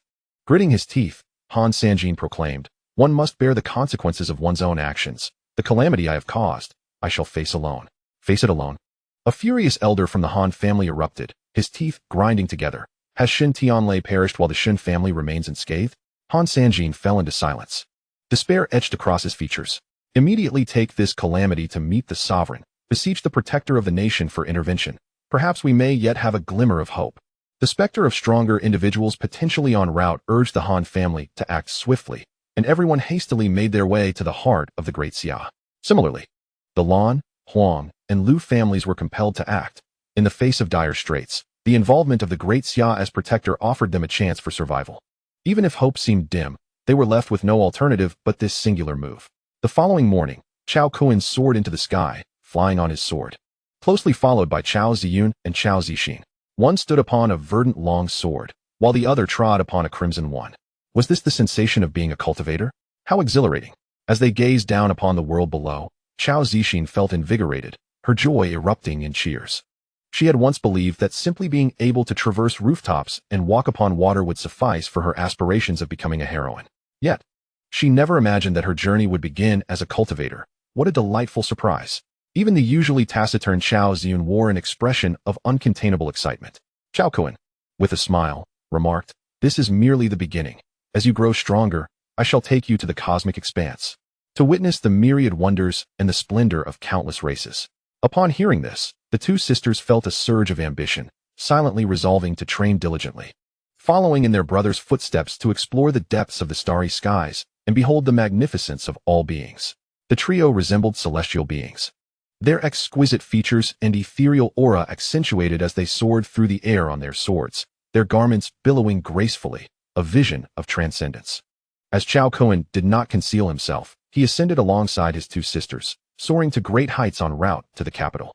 Despite their rapid pace, this spectacle caught the eyes of some residents near the Yunwu Mountain Villa, who attempted to capture video evidence. Unfortunately, Cao Kun and his companions moved too swiftly, vanishing in an instant, evading capture. Nonetheless, the excitement surged through the onlookers, who recounted the event in vivid detail online. Instantly, a wave of fervor ensued. Many became fervently convinced, igniting a frenzy. All right. Are you all ascending to the heavens now? Must you toy with us in such a manner? Great ones, could you grant us a chance, even the most basic of opportunities? In a flash, many found new aspirations, flocking towards the vicinity of Yunwu Mountain Villa. Coupled with the Chun family's exodus from the villa, the focus quickly shifted to Yunwu Mountain Villa. The spirit-concealing formations surrounding the villa prevented entry, yet heightened the excitement of the masses. My goodness, a formation! There truly are formidable cultivators here. Cao Kun, Cao Ziyun, and Cao Zixin flew on their swords, slicing through the skies, and soon arrived above the capital. Instantly, people throughout the city began to look up at the heavens. Chapter 119, From Life to Death. All resides in one's thought. The moment the Cao siblings appeared above the capital, they captured the attention of dozens, if not hundreds. These individuals were extraordinary beings, highly attuned to the aura of the powerful. Moreover, with Cao Kun and his companions displaying no discretion, their ostentatious flight on swords made it impossible to avoid drawing attention. Is that the ruthless one who annihilated the Shin family? I have heard it is a certain ancient entity recently awakened from its seal. Let us go see. Discussions rippled through the capital, drawing people toward the city center. Among them were members of the Great Xia's extraordinary forces, as well as foreign extraordinary beings who had infiltrated Great Xia the previous night to investigate the downfall of the Shin family. By this time, the Cao siblings had reached a historic and quaint courtyard, sprawling over 1,000 acres. One by one, figures emerged from within, the sovereign of Great Xia, several high-ranking officials, and a few protectors of the nation, including Long Yunqing. Following them were thousands, representing the four prominent families of Han, Lan, Huang, and Lu from the capital. They had hurriedly arrived seeking the protection of the Great Xia protector. The previous night, the four families had endured tremendous anxiety, their fears rendering sleep impossible, dreading that a moment's lapse would lead to their eternal demise. As the trio descended, their flying swords dissipated, allowing them to land gracefully. All eyes fell upon Cao Kun, Cao Ziyun, and Cao Zixin, enveloping the space in an eerie silence. Among the crowd of the four families, those who had previously encountered sisters Cao Ziyun and Cao Zixin, specifically Han Sanjin and his companions, felt their hearts tremble, their faces paling. Indeed, their suspicions had been confirmed. They had truly encountered an insurmountable challenge. Long Yunqing's pupils constricted sharply, a tempest raging within him. If memory served him, when he had last seen sisters Cao Ziyun and Cao Zixin, They were merely ordinary individuals. Yet now, after just one night, they had transformed into early-stage extraordinary beings. Their auras were steady and solid, even invoking a sense of trepidation within him. In a single night, from ordinary mortals to extraordinary powers? Was this the miraculous power of the divine temple of creation? Terrifying. Utterly terrifying. After a few seconds of silence, the sovereign stepped forward first, extending his hand to Cao Kun with a smile. "Mr. Cao." "Your Majesty," Cao Kun replied, smiling as he shook hands. Following this, the sovereign turned to the ethereal and elegant Cao Zun and Cao Zixin, again extending his hand with a warm smile. "You must be Mr. Chao's two younger sisters?" The sisters, astonished to be greeted by such a prominent figure they had only seen on television, eagerly extended their hands to shake his, their nervousness causing them to stammer. "Greetings, esteemed leader." The sovereign observed the two sisters, whose excitement and nervousness rendered their auras uncontrolled. A flicker of intrigue crossed his gaze as he sensed a resonance akin to that of Protector Long Yunqing emanating from them. Resurrecting the dead, annihilating the Shun family. Recalling Long Yunqing's words from the previous day left him astounded. Now, in just one night, two ordinary individuals had transformed into extraordinary beings. The divine temple of creation was far more formidable than they had ever anticipated. Could there be anything more terrifying than the ability to manipulate life and death? After the introductions, the atmosphere fell silent once more. Everyone understood the purpose of Cao Kun's visit that day. The extraordinary beings of the Han, Lan, Huang, and Lu families turned their pleading gazes toward the sovereign of Great Xia. To preserve their lives, the four prominent families willingly offered up all their assets to the Great Xia, even their cultivation manuals and techniques. This reckless determination stemmed from their singular desire to survive, and it was the only recourse left to them. The Han, Lan, Huang, and Lu families, being second only to the illustrious Shin family among the extraordinary clans, possessed resources and connections that were not to be underestimated. However, the Great Xia authorities did not grant their request, merely suggesting they give it a try. After all, Cao Kun was not just an individual. He was backed by the formidable Creation Temple, a colossal power that commanded respect across the galaxy. Furthermore, Cao Kun had approached the Great Xia with goodwill, presenting 12 advanced technological innovations to aid in their ascendancy. In contrast, the offerings from the four families seemed trivial and unworthy of mention. The Great Xia would never risk inciting Cao Kun's ire for their sake. The monarch sighed deeply, resigning himself to fate, and turned to Cao Kun, inquiring with a smile, "Mr. Cao, how do you intend to deal with the Han, Lan, Huang, and Lu families?" All eyes turned to Cao Kun. The members of the four families dared not breathe, their gazes filled with trepidation as they looked at him. They understood that their fate, whether life or death, rested solely in Cao Kun's hands. With a calm smile, Cao Kun responded, "For the sake of the monarch, I can grant them an opportunity." At his words, the anxious hearts of the four families surged with joy, and they excitedly expressed their gratitude. "Thank you, Mr. Cao, for your magnanimity." Cao Kun continued nonchalantly, "But do not rejoice too quickly. The opportunity one speak of entails a game with my two younger sisters. If they can survive for 1 minute, they may live." The eyes of the thousands from the Han, Lan, Huang, and Lu families sparkled at this revelation as they gazed upon Cao Zun and Cao Zixin, who appeared delicate and frail, likely never having harmed a chicken. The confidence surged among the four families, with over 1,000 of them present and several extraordinary experts. It seemed implausible that the two could slay them all within 3 minutes. Soon, they gathered in a spacious area behind the courtyard, reminiscent of a martial arts arena, large enough to accommodate thousands. With a wave of his hand, Cao Kun summoned 6 beams of golden light that swiftly vanished into the ground at 6 points in the arena. These were the formation plates he had prepared in advance, capable of sustaining for an hour. The 6 beams shot forth from the designated positions, converging at the center, and with a resounding boom, formed a colorless barrier that rapidly expanded to the edges of the arena before disappearing from sight. Is this a formation? The expressions of the protectors, including Long Yunqing, shifted to astonishment and disbelief. They had not anticipated that Cao Kun possessed the skill to set up formations. This spectacle was also witnessed by the extraordinary beings from various nations atop the surrounding high rises, their faces reflecting shock. It was indeed the long-lost art of formations. The evidence was irrefutable. This man was clearly an ancient entity recently awakened from Seal. Only an ancient powerhouse from millennia ago would wield such mastery. On the southern side of the arena, atop a skyscraper, 3 figures stood. These individuals were the same extraordinary beings who had witnessed Cao Kun's annihilation of the Shun family the previous day. They hailed from the Feng, Jin, and Wu families, all extraordinary clans of the Great Xia. The Feng family's extraordinary member widened his eyes in realization, exclaiming, "I know who this person is. You recognize him?" The Jin and Wu extraordinary members were taken aback. Rumors circulated that the young man responsible for the Shun family's downfall was an ancient power just awakened from his seal. Many accepted this theory. The Feng family extraordinary member gazed at Cao Kun in the arena with fervent intensity, unable to contain his excitement. "Do you remember what the monarch mentioned yesterday about the creation temple?" The Jin and Wu extraordinary members' eyes widened in shock as they exclaimed, "Are you saying this young man is the representative of the creation temple, the overlord of the galaxy, on Earth?" "Indeed," the Feng family member affirmed. Observe the two girls closely. What was their power yesterday, and what is it now? This statement jolted them from their reverie as they beheld Cao Ziyun and Cao Zixin, now hovering majestically in the center of the arena. The Jin and Wu extraordinary members' pupils constricted in alarm. They had achieved the initial stage of the second tier. In just one night, they had transformed from ordinary individuals to extraordinary beings. The Feng family member spoke with unwavering confidence. Such a feat is beyond the capabilities of even ancient powers. Only the creation temple, the overlord of the galaxy, could possess such terrifying methods. Upon hearing this, the Jin family's extraordinary member felt a chill run down his spine, his heart racing. Cao Kun had withstood the wrath of a third-tier lightning strike while clad in his golden armor, emerging unscathed, truly terrifying. Such abilities were incredibly advantageous for their family. The revival elixirs, offensive techniques, water barrier shields, golden armor, and now the art of formations. Cao Kun wielded an overwhelming array of powers that stirred envy in their hearts. The Jin family's elder and numerous clan members found themselves tempted by greed. As the saying goes, fortune favors the bold and starves the timid. Though Cao Kun's strength was formidable, he was still only at the initial stage of the second tier and had just awakened from his seal. His true power had yet to fully manifest.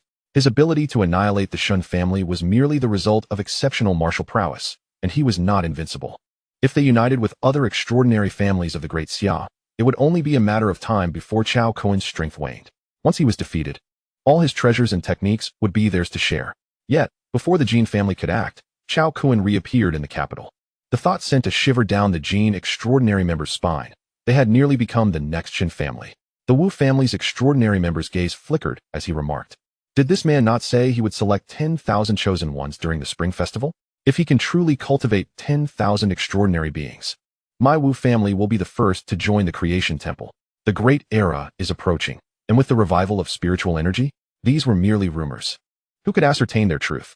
The Wu family could no longer afford to wait. They had grown weary of being trapped on this earthly prison. They must escape. They had to leave this place. In the arena, the members of the Han, Huang, Lan, and Lu families had all entered, dispersing throughout the area. This way, even in the face of slaughter, many would have a chance to survive. Cao Ziyun observed the scattered figures below, and his expression turned icy. He turned to his sister, Cao Zixin, and instructed, "Sister, unleash the elemental fusion technique. Let us end this swiftly." "Understood," Cao Zixin nodded, her demeanor becoming serious as she gathered dark mist in her palms, slamming them together. With a thunderous clap, a vast expanse of black mist radiated outward from her, enveloping the entire arena in darkness, rendering it impossible to see a hand in front of one's face, and even sound was silenced. This was the dark element combat technique, the darkness of the abyss. Why has it grown so dark? The transformation, akin to plunging into the depths of a dark abyss, sent a wave of panic through the four families. Even the clan elders, possessing extraordinary strength, turned pale.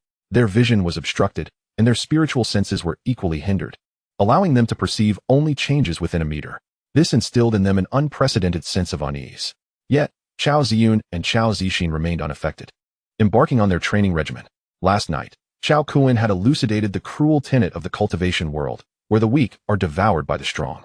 Coupled with their brush with death, their mental states underwent a profound transformation.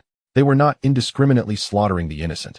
Rather, they were annihilating all foes that posed a threat to them. Compassion had no place in their hearts. Han Sanjin, trembling with trepidation, surveyed the inky darkness surrounding him, perpetually sensing the encroaching breath of death. Whoosh! Suddenly, a crimson flash darted by, and Han Sanjin's eyes widened in horror as flames engulfed him, reducing him to ashes in an instant.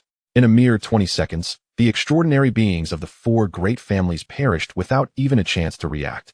Many individuals from these families, unable to withstand the oppressive darkness, cautiously wandered about in search of others, hoping to collectively alleviate their psychological dread.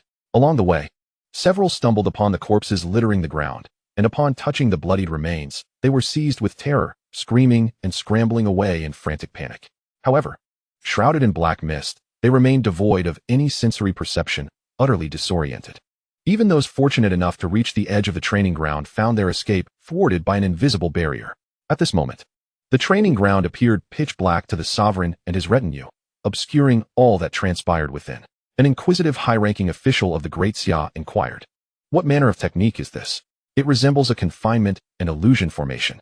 Long Yinxing replied with uncertainty, "Yet I can assert with confidence that the members of the four great families are likely no more." "Are you suggesting they have all perished?" "Indeed, Mr. Cao. This is clearly a demonstration meant to serve as a warning to the world." The assembly fell into a solemn silence, each person resolutely vowing to impose strict regulations on their family members to avoid provoking trouble, especially in the presence of the vengeful and ruthless Cao Kun. Meanwhile, at the heart of the darkened training ground, Cao Ziyun and Cao Zixin ceased their slaughter. For the first time, they felt no burden in their hearts. Instead, an exhilarating sensation surged within them. It was the exhilaration of wielding life and death, of mastering all. This revelation startled them. Had they become cold-blooded harbingers of death? Observing the panicked and terrified members of the four great families, time began its countdown. Yet these individuals were paralyzed by fear, weeping uncontrollably, forgetting everything else. After a few moments of silence, a glimmer of determination shone in Cao Zixin's eyes. Once the bow is drawn, there is no turning back. To kill one is to kill. To kill 1,000 is still to kill. Today, let us make it swift. Sister, allow me to grant them a quick end. With that, a vast conflagration coalesced in Cao Zixin's palm, and with a sweeping gesture, countless flames cascaded down upon the throngs below. Those struck by the flames ignited instantaneously. Their screams stifled before they could escape, leaving nothing but ash in their wake. In less than 3 seconds, the members of the four great families had vanished, with none spared. As the countdown reached 0, the black mist enveloping the training ground dissipated. Gazing upon the desolate arena, all present widened their eyes in disbelief. Where are the members of the four great families? Chapter 121, The Unparalleled National Hero. Dead. Over 1,000 individuals from the four great families, including several extraordinary beings, had vanished without a trace, leaving the audience in utter shock and disbelief. Silence enveloped the scene, so profound that one could hear a pin drop. As they beheld Cao Ziyun and Cao Zixin hovering above the training ground, the onlookers were astounded.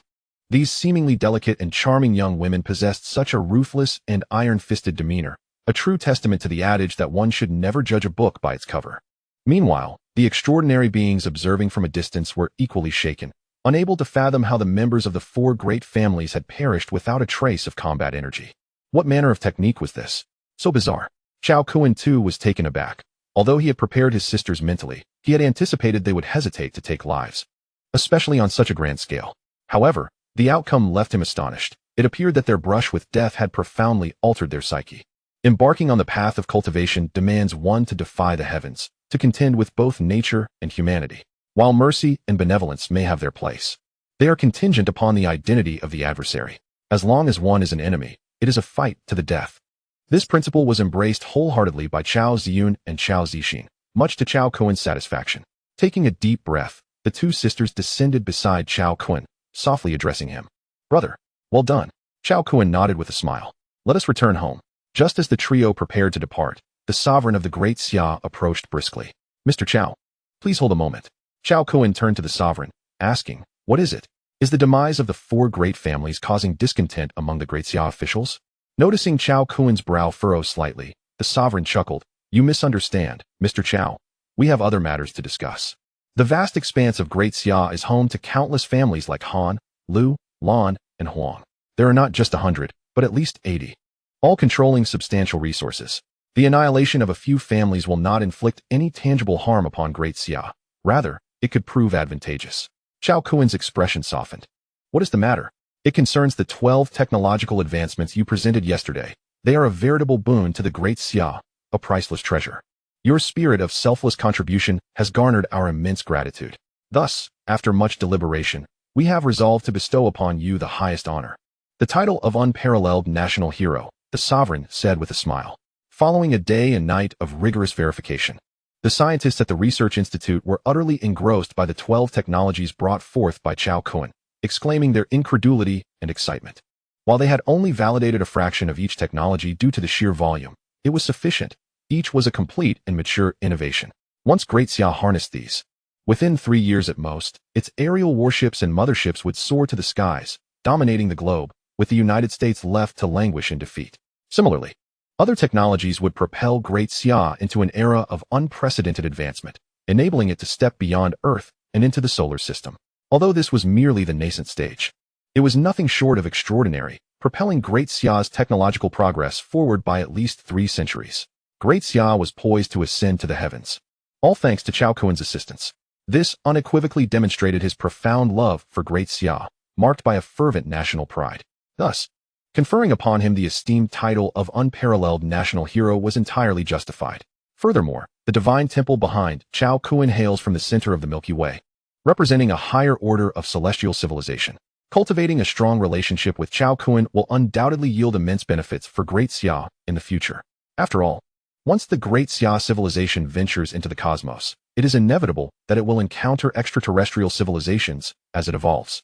Should it encounter weaker civilizations, a harmonious coexistence may ensue. However, should fortune not favor it, and it encounters a civilization with a level of advancement that surpasses its own, what awaits? Annihilation or enslavement? The dark forest theory governing the universe applies to all civilizations and races. Just as the various races on Earth grapple with social contradictions, the universe harbors immense uncertainties. As the saying goes, those who are not of my kind will surely have different intentions. If the Great Xia civilization aspires to reach greater heights and attain unparalleled strength, it must establish formidable and stable self-protection strategies. In this regard, the Temple of Creation, which stands behind Cao Kun, is the most suitable ally. The dual meanings conveyed by the sovereign are not lost on Cao Kun. Very well, he responded without hesitation. The path of an individual is invariably solitary and silent. However, progressing alongside the Great Xia civilization promises a journey that is far more fulfilling and colorful. He intends to utilize technological advancements to bolster the strength of the Great Xia, with the ultimate goal of propelling it beyond the solar system, allowing the bloodline of the Yin and Huang descendants to permeate the cosmic rivers and stars. Technology is merely the initial step. Subsequently, he will introduce a cultivation system. The synchronization of technology and the extraordinary is his true objective. Upon hearing Cao Kun's agreement, the crowd erupted with delight. Wonderful. With the Temple of Creation providing support, the Great Xia can fearlessly venture into the depths of the starry sky. The sovereign, beaming with joy, turned to Cao Kun and said, "Do you have time today? We can immediately organize a national live broadcast to honor you." "Forget it. I dislike being in the limelight," Cao Kun replied, shaking his head. The sovereign did not press the matter but nodded in understanding, saying, "Very well. I shall arrange for someone to deliver the certificate of honor to you later." "All right," Cao Kun affirmed as they prepared to depart. Whoosh! The three ascended into the sky, vanishing from the onlooker's sight in an instant. High above, gazing down at the city of Kyoto, Cao Kun inquired, "Are you two still planning to attend school?" Cao Ziyun and Cao Zixin pondered for a moment before responding, "Of course. Campus life is quite delightful. Now that we can fly, we can practice in the cloud mist manner at night and attend classes during the day without any conflict." Cao Kun nodded in agreement. Indeed, continuous cultivation can become somewhat monotonous. Balancing it with school is quite pleasant. The trio then pinpointed the location of Kyoto University and descended. Their speed resembled that of lightning, streaking across the sky before landing on the university's playground. Following this, Cao Kun would implement a nationwide cultivation program. Thus, there was no need for secrecy.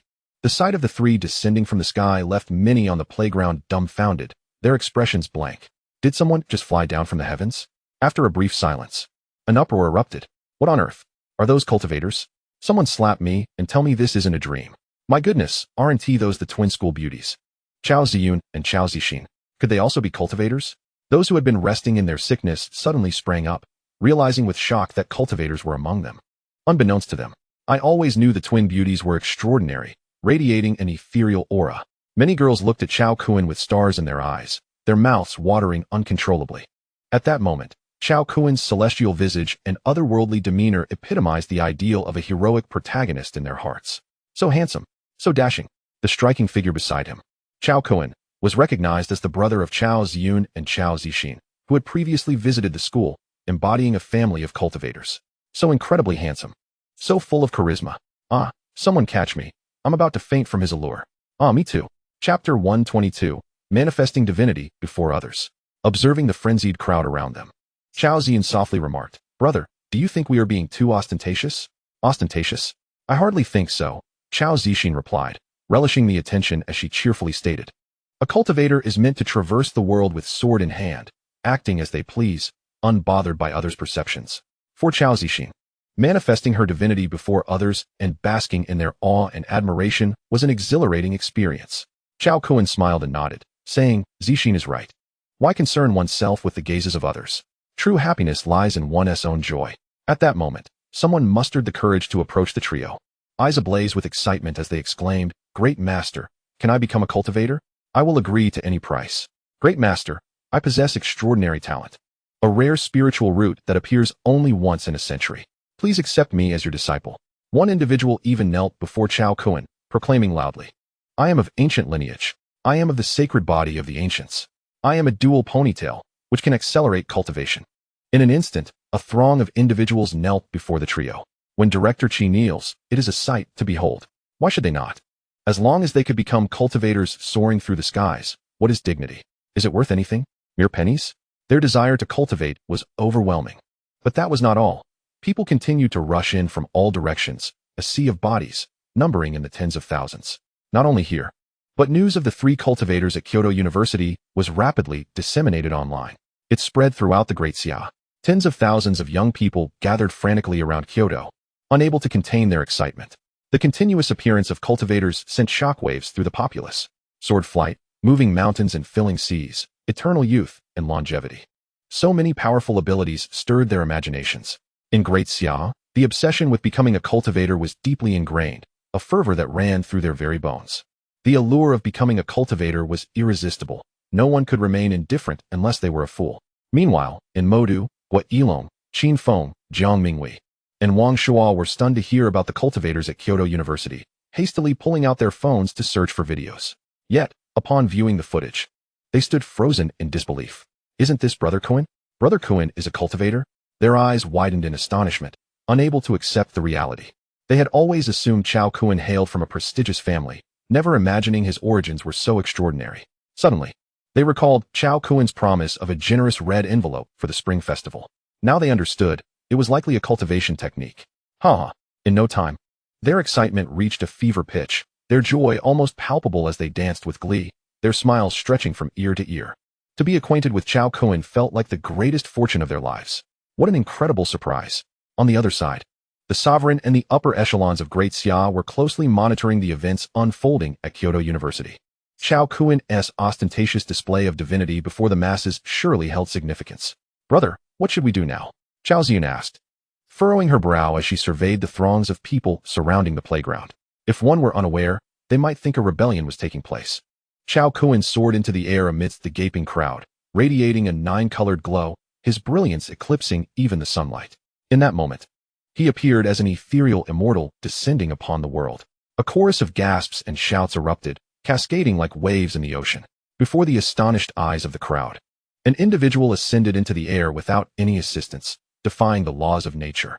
It was not a mere trick of special effects. The onlookers, while firmly rooted in scientific belief, found themselves compelled to trust their own senses.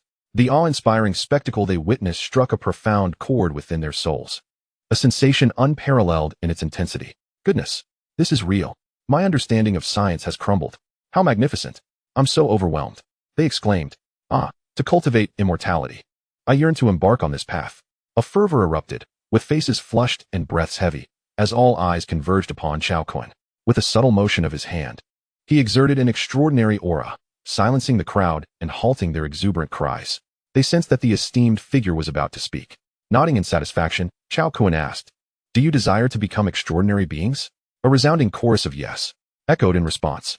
Cao Kun, with a smile, proclaimed, On the day of the Spring Festival, I shall distribute 10,000 grand red envelopes, selecting the fortunate ones among the 1 billion people in our nation to become extraordinary. Upon hearing this, the audience fell silent for a moment, only to erupt into thunderous cheers. The prospect of becoming extraordinary had set their spirits ablaze. Although the odds of selection were minuscule, 1 in several 100,000, this chance far exceeded that of winning a grand lottery prize. The crowd danced with excitement, each person convinced they were destined to be the chosen ones, eagerly wishing for time to accelerate toward the Spring Festival. Meanwhile, the national leaders, keenly observant, were equally taken aback by Cao Kun's announcement. The bright-eyed, naive university students might not grasp the significance of his words, but those in power understood all too well. The grand red envelopes Cao Kun spoke of could very well be the gateway to the extraordinary, a realm that would require decades of arduous training for the average person to reach, and only by the exceptionally gifted. They anticipated that after the Spring Festival, the world would witness the emergence of thousands of extraordinary beings.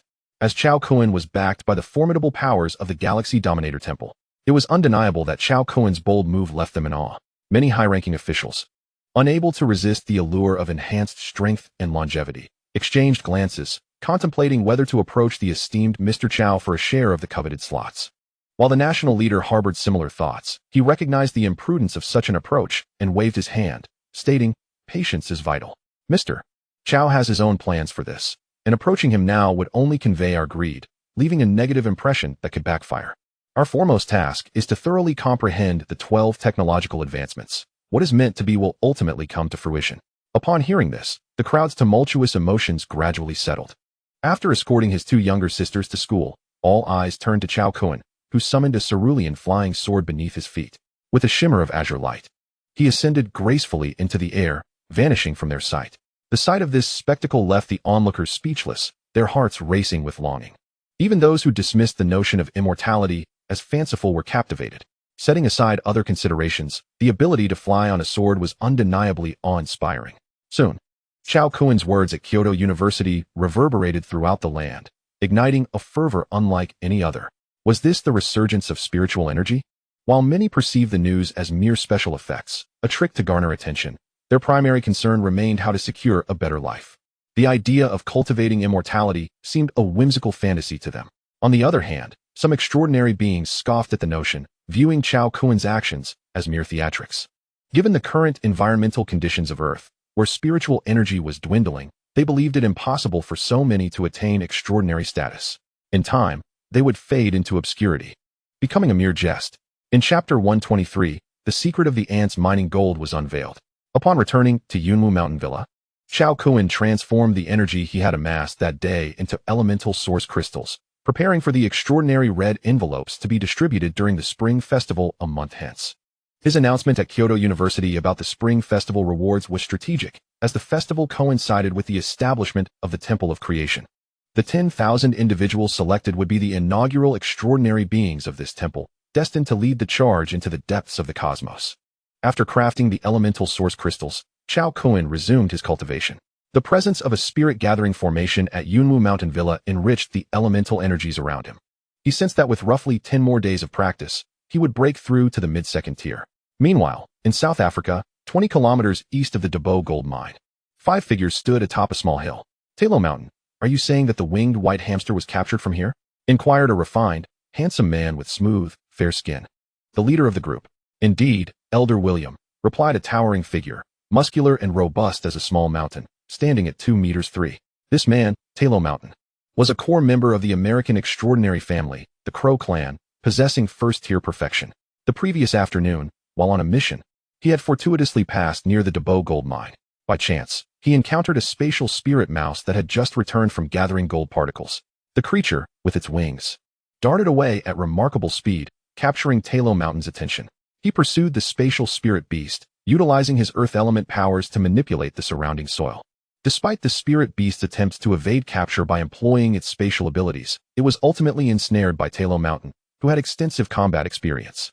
Surprised by the creature's unique attributes, Talo Mountain brought it back to his clan after failing to discover its secrets. The Crow family, after thorough research and referencing ancient texts, concluded that this winged white hamster likely underwent some form of mutation, becoming the legendary spatial spirit beast by sheer happenstance. This revelation thrilled the Crow clan, prompting them to dispatch several formidable members to South Africa, convinced that the appearance of a spatial spirit beast could not be a mere coincidence, and that other such entities might exist nearby. To avoid drawing the attention of rival extraordinary families, they concealed their presence and disguised themselves, arriving only now. "Spread out and keep a low profile," commanded the strongest among them, William, in the mid-second tier, as the 5 split into different directions to conduct their search. 5 minutes later, as Talo Mountain passed by the Dabo gold mine, his expression suddenly shifted. His gray-brown eyes were drawn toward the interior of the mine, specifically the location of the intelligent alchemy factory.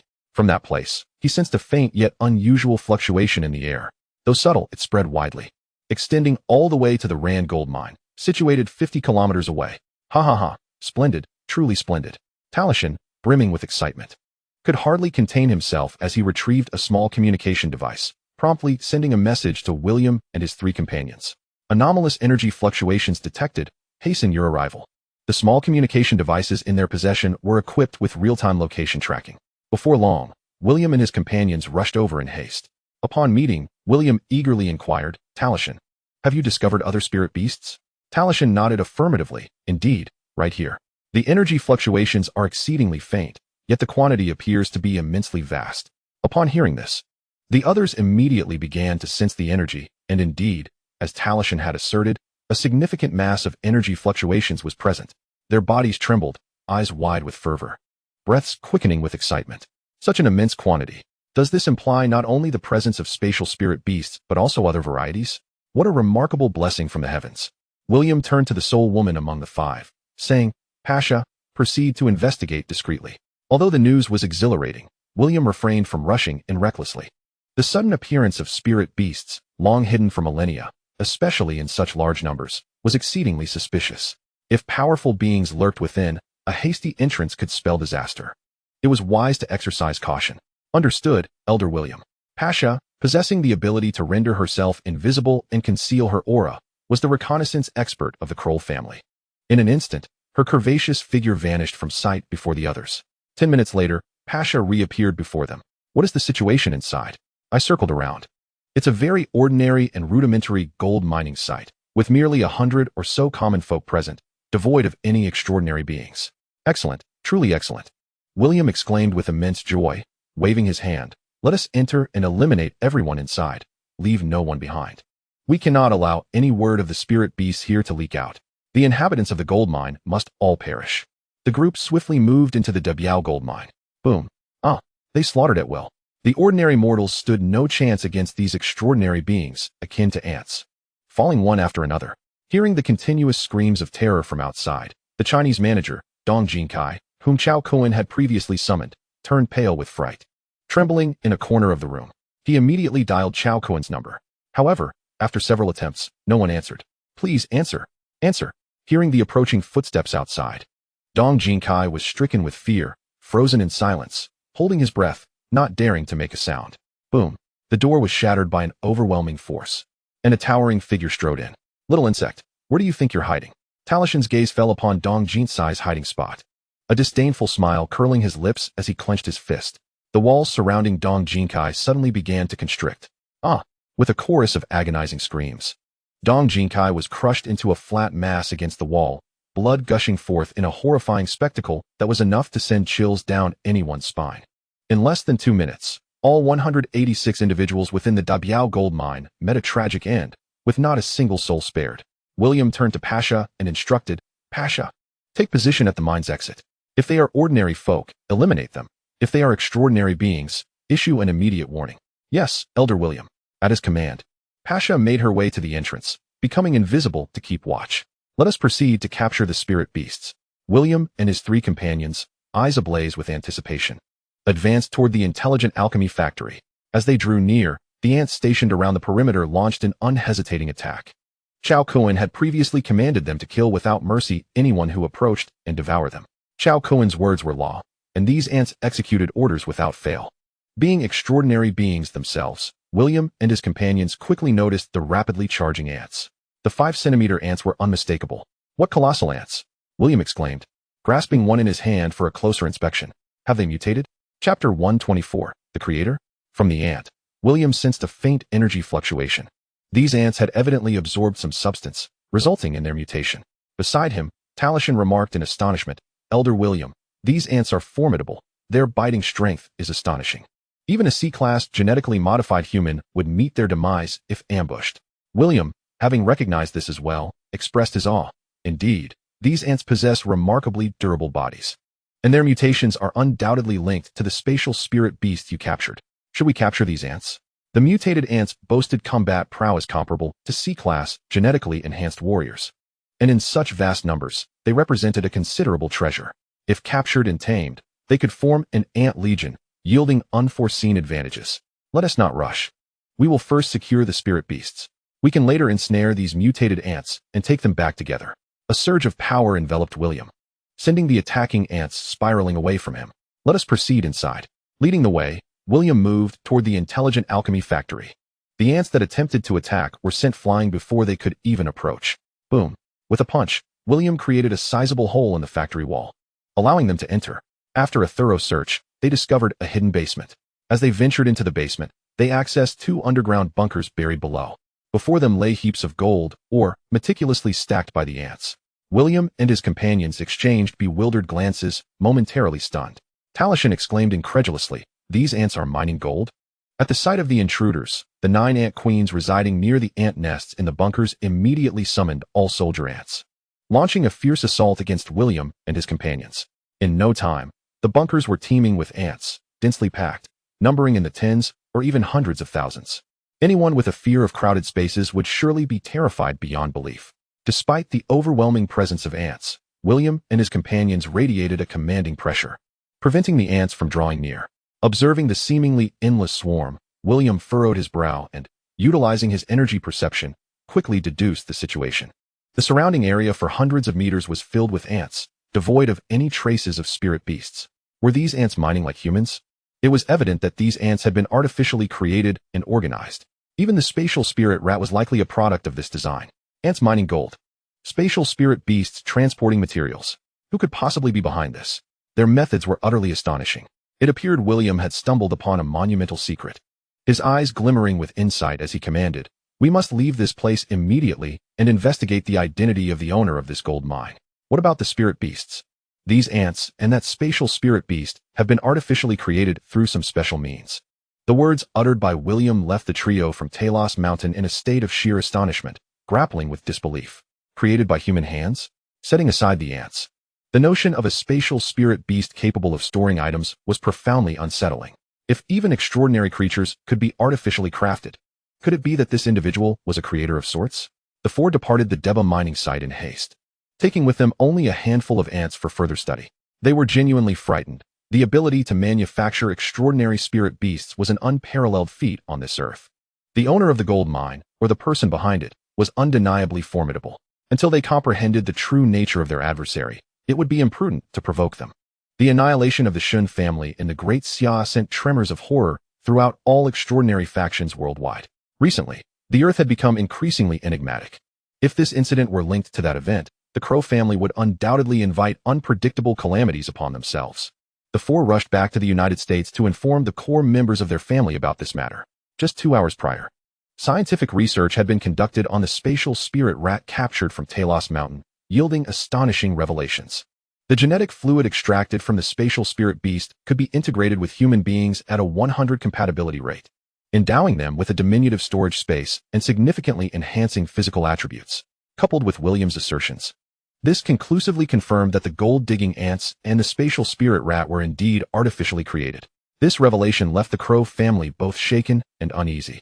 Some posited that if their adversary employed ants to excavate gold, such mundane pursuits, it must signify a lack of true power, deeming them unworthy of concern.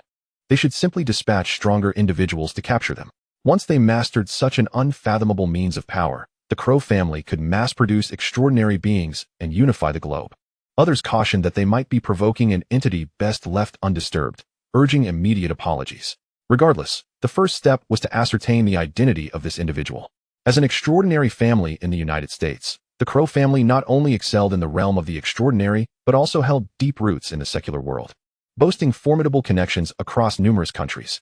However, to their astonishment, despite deploying all available resources for investigation, they could not unearth any information regarding the true identity of the owner of the Deba mine from the internet. This was, of course, due to the efforts of Xiao Hua. Anyone attempting to search for information on Cao Kun would immediately find their inquiries blocked. With the internet proving futile, they resolved to conduct a thorough manhunt. As long as the individual had set foot in South Africa, they would inevitably leave traces behind. Ultimately, their investigation pointed to the Great Xia, specifically a young man named Cao Kun. Analyzing the developments surrounding Cao Kun over the past 6 months provided irrefutable evidence linking him to the gold-digging ants and the spatial rat. The Crow family promptly dispatched 2 mid-stage second-tier experts to covertly journey to the Great Xia. If the adversary proved weak, they would employ forceful means to capture him. However, If he possessed terrifying strength, they would humbly acknowledge their errors.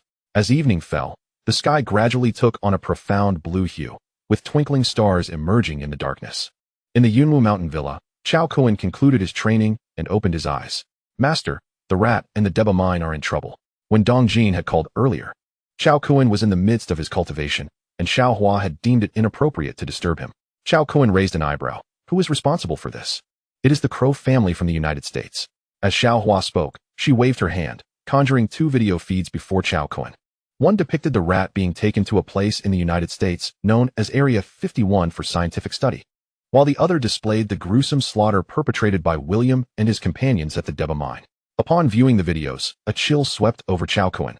It was highly likely that the rat was being vivisected. The audacity of the Crow family to meddle with his spatial spirit rat and gold mine was utterly brazen.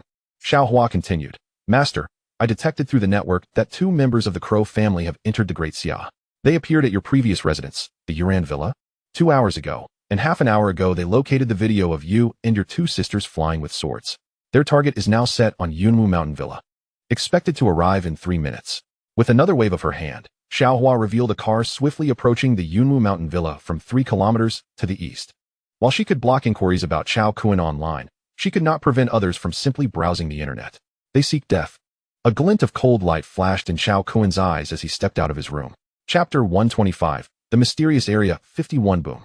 A mid-range Audi came to a halt near the entrance of the Yunwu Mountain Villa, just 10 meters from the gathering spirit array. The car door swung open, revealing 2 elderly foreign men with golden hair and blue eyes, still vigorous in their old age, both in their 70s or 80s. These 2 were the mid-stage second-tier experts from the Crow family. They gazed at the Yunwu Mountain Villa with puzzled expressions. As extraordinary beings, they could distinctly sense a powerful energy fluctuation emanating from ahead, elusive yet palpable. One cautiously approached, extending his palm forward, and as he neared the gathering spirit array, an invisible force surged forth. His expression shifted as he realized it was not an illusion. Despite exerting greater force, he found himself unable to advance even a fraction further. There was indeed a legendary formation present. The Crow family expert's countenance grew astonished, his expression one of sheer disbelief. The other man joined him, placing his hand on the array to feel it, and was equally astonished. Could it be that the mysterious individual who created the mutated ants and spatial white rats was contained within? It must be so. The emergence of a long-lost formation was undeniable evidence of this person's identity. Do you think the recent uproar over several incidents is connected to this individual? Are you suggesting that this person is a resurrected ancient powerhouse? Yes, according to our investigations. The individual known as Cao Kun was merely a lowly street vendor 6 months ago, earning less than 10,000 a month. But now, he has undergone a remarkable transformation, selling gold mines, opening gold shops, and becoming a billionaire. It is evident that he is intertwined with this recently revived ancient powerhouse. Furthermore, based on the intelligence we have gathered, there is a 90% probability that the annihilation of the Shun family was orchestrated by this ancient being. The Crow family cannot afford to provoke such a force. When we encounter him, we must lower our stance and offer sincere apologies. Apologies? You might as well go and plead with the King of Hell. Suddenly, a cold voice erupted in their ears. The 2 Crow family experts were startled, their internal powers surging as they prepared for an imminent threat, scanning their surroundings with heightened vigilance. In the next moment, a young man appeared before them without warning. It was the strikingly handsome Cao Kun. Second-tier initial stage? The Crow family experts immediately discerned Cao Kun's strength. Who are you? Since Cao Kun's appearance had drastically changed, few had seen his visage. Moreover, with his information unavailable online, they only knew his name. They had never seen his face before. I am the Cao Kun you seek. His words caused their expressions to shift, disbelief etched across their features. In the span of merely 6 months, an unremarkable individual has metamorphosed into a nascent second-tier, transcendent being. It is evident that this young man has indeed received the blessings of an ancient power. Mr. Cao, regarding the matters of the Debiao gold mine and the spatial spirit mouse, we, the Crow family, are willing to compensate you for all your losses. The 2 individuals adopted a notably humble demeanor, their attitude exceedingly sincere. Although Cao Kun lacked the strength of his adversaries, being merely at the initial stage of the second tier, he stood in the shadow of an ancient being, elevating his status significantly. Losses? Cao Kun regarded the 2 with a cold demeanor. Should my spatial spirit mouse perish, the entirety of the Crow family shall accompany it to the grave. Upon uttering this, he provided no opportunity for the 2 Crow family experts to react, swiftly seizing one and casting him into the creation box, contributing energy for its upgrade. With a hum, Cao Kun transformed into a streak of white light, soaring into the heavens with astonishing speed, vanishing in the vastness of the night in the blink of an eye. This was the enhancement elemental combat technique, Light Flash, which granted him a fleeting velocity of 1,000th the speed of light. In a mere second, he could traverse 300 kilometers. However, the consumption was equally extravagant. At his current strength, he could manage only 2.5 laps around the Earth. The Crow family resided in the western United States, in the state of Croatia, with a direct distance of 110,000 kilometers to the City of Magic. Cao Kun transformed into a flash of white light, outpacing even a meteor. In 33 seconds, he crossed the Pacific Ocean, reaching the western coast of the United States. In 36 seconds, he materialized above the renowned Area 51 in Croatia, a place famed for being the pinnacle of American scientific research. It is said that numerous extraterrestrial technologies are housed here, propelling the United States to unprecedented heights in technological advancement, establishing it as a global superpower. Innovations such as the Blackbird reconnaissance aircraft, B-2 stealth bombers, nuclear-powered aircraft carriers, satellite technology, and lunar exploration techniques, all deemed cutting-edge technologies, were developed within these confines. Over 20 years ago, images of extraterrestrial spacecraft and beings emerged from this very location, leading many to believe that the United States' formidable rise was inextricably linked to alien civilizations.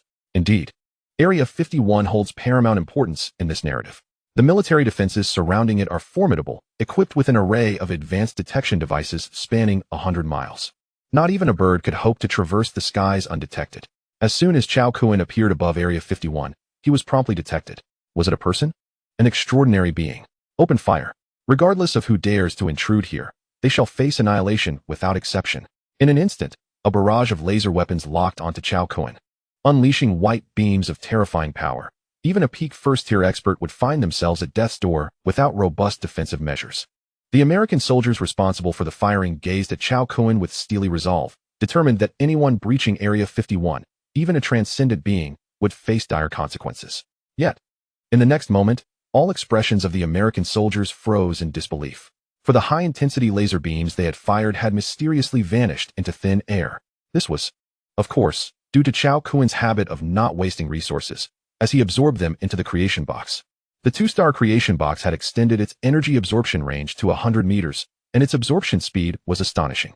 Not only a few laser beams, but even a nuclear explosion nearby could be drained within seconds.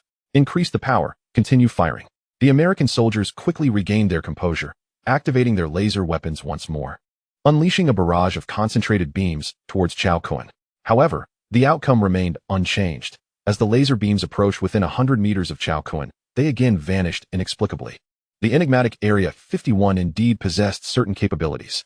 Cao Kun's gaze swept over the facilities below, and within the reach of his formidable divine sense.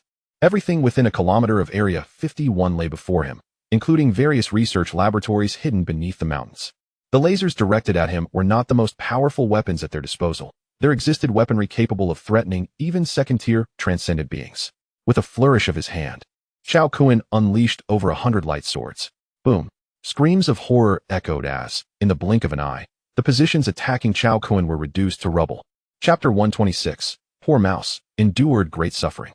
Cao Kun observed the scene below at Area 51, furrowing his brow. The spatial spirit mouse was generated by the creation box and shared a telepathic bond with him. Since its last generation, its strength had ascended to the elemental second tier, extending its telepathic range with various mutated creatures to 1,000 kilometers. Yet now, Cao Kun found himself unable to sense the presence of Mouse 1. This led to two possibilities. Either Mouse 1 had been relocated and was no longer present, or it had met its demise. Turning to Xiaohua, he commanded, Xiaohua, search for Mouse 1's location. Xiaohua, an intelligent system, was data-driven and virtualized. Even though Area 51 operated on an internal local network, isolated from the outside world.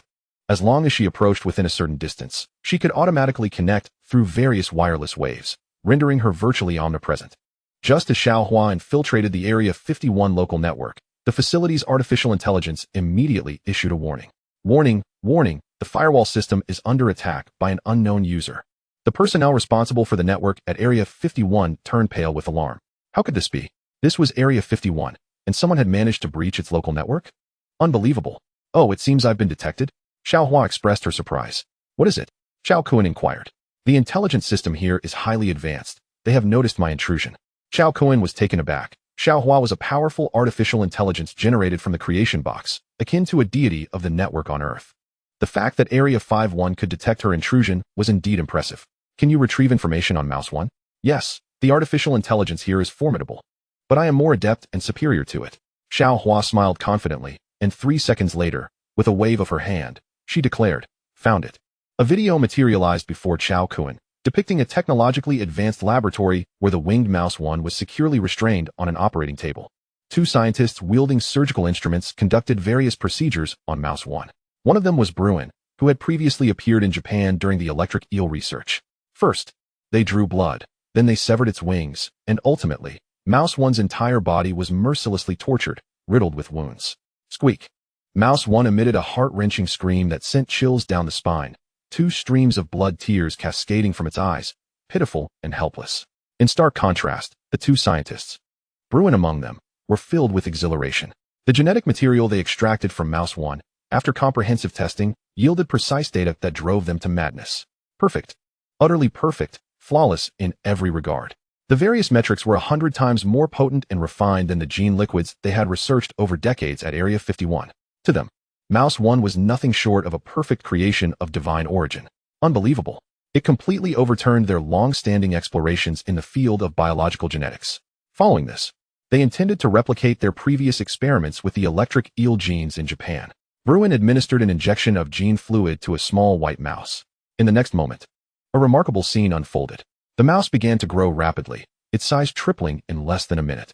Its fluffy coat enhanced its appearance significantly, resembling the white mouse that Cao Kun had generated previously. Bruin seized a beaker and presented it before the transformed mouse. With a splash, the beaker vanished. Witnessing this, Bruin trembled with excitement. Just as he had envisioned, success was achieved.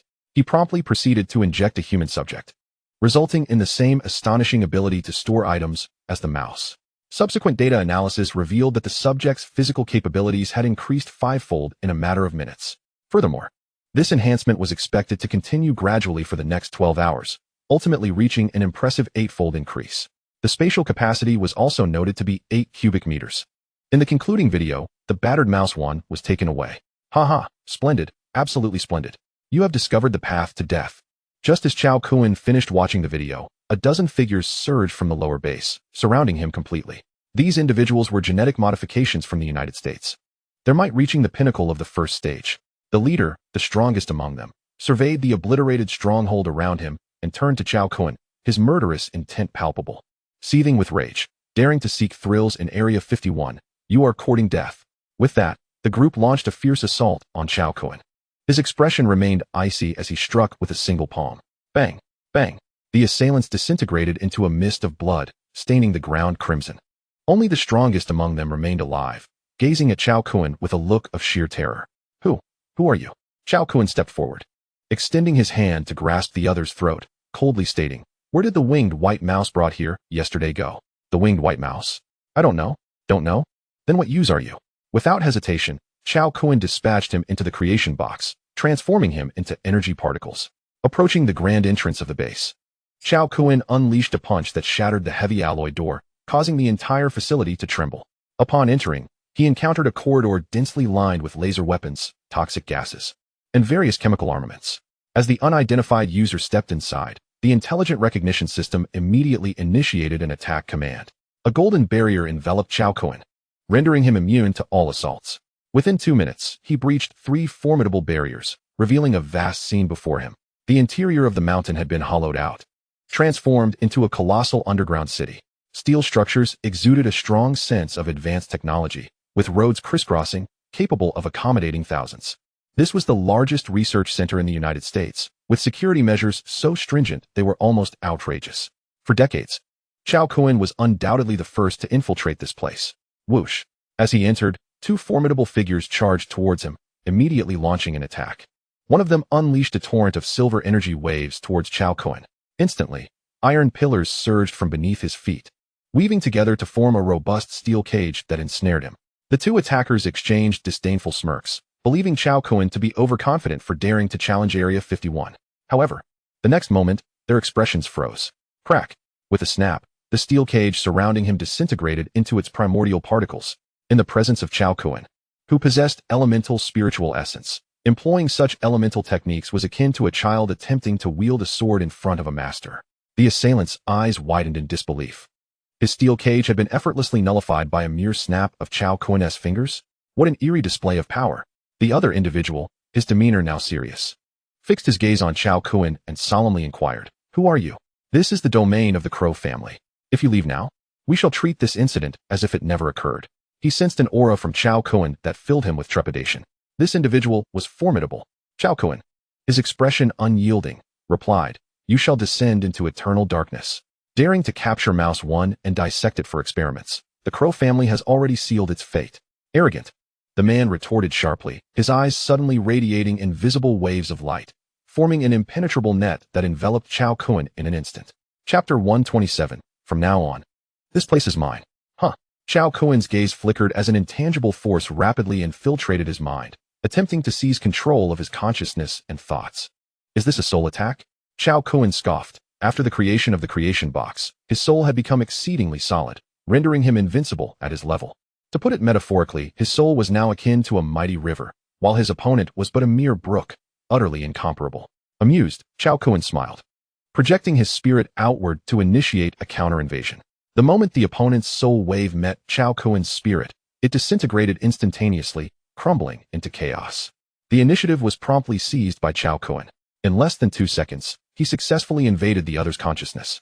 The man's eyes turned vacant, his gaze dull and unfocused.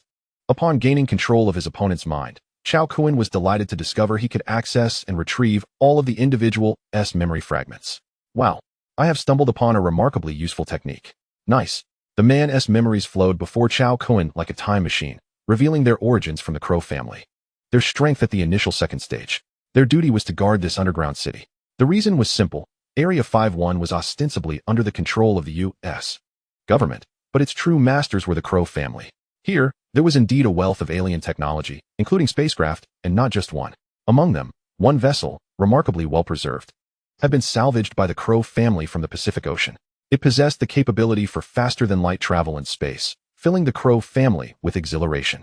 For millennia, all extraordinary beings had stagnated at the pinnacle of the second stage, making no progress. Their ultimate fate was to wither and perish. This spacecraft, capable of interstellar travel, offered the Crow family a glimmer of hope.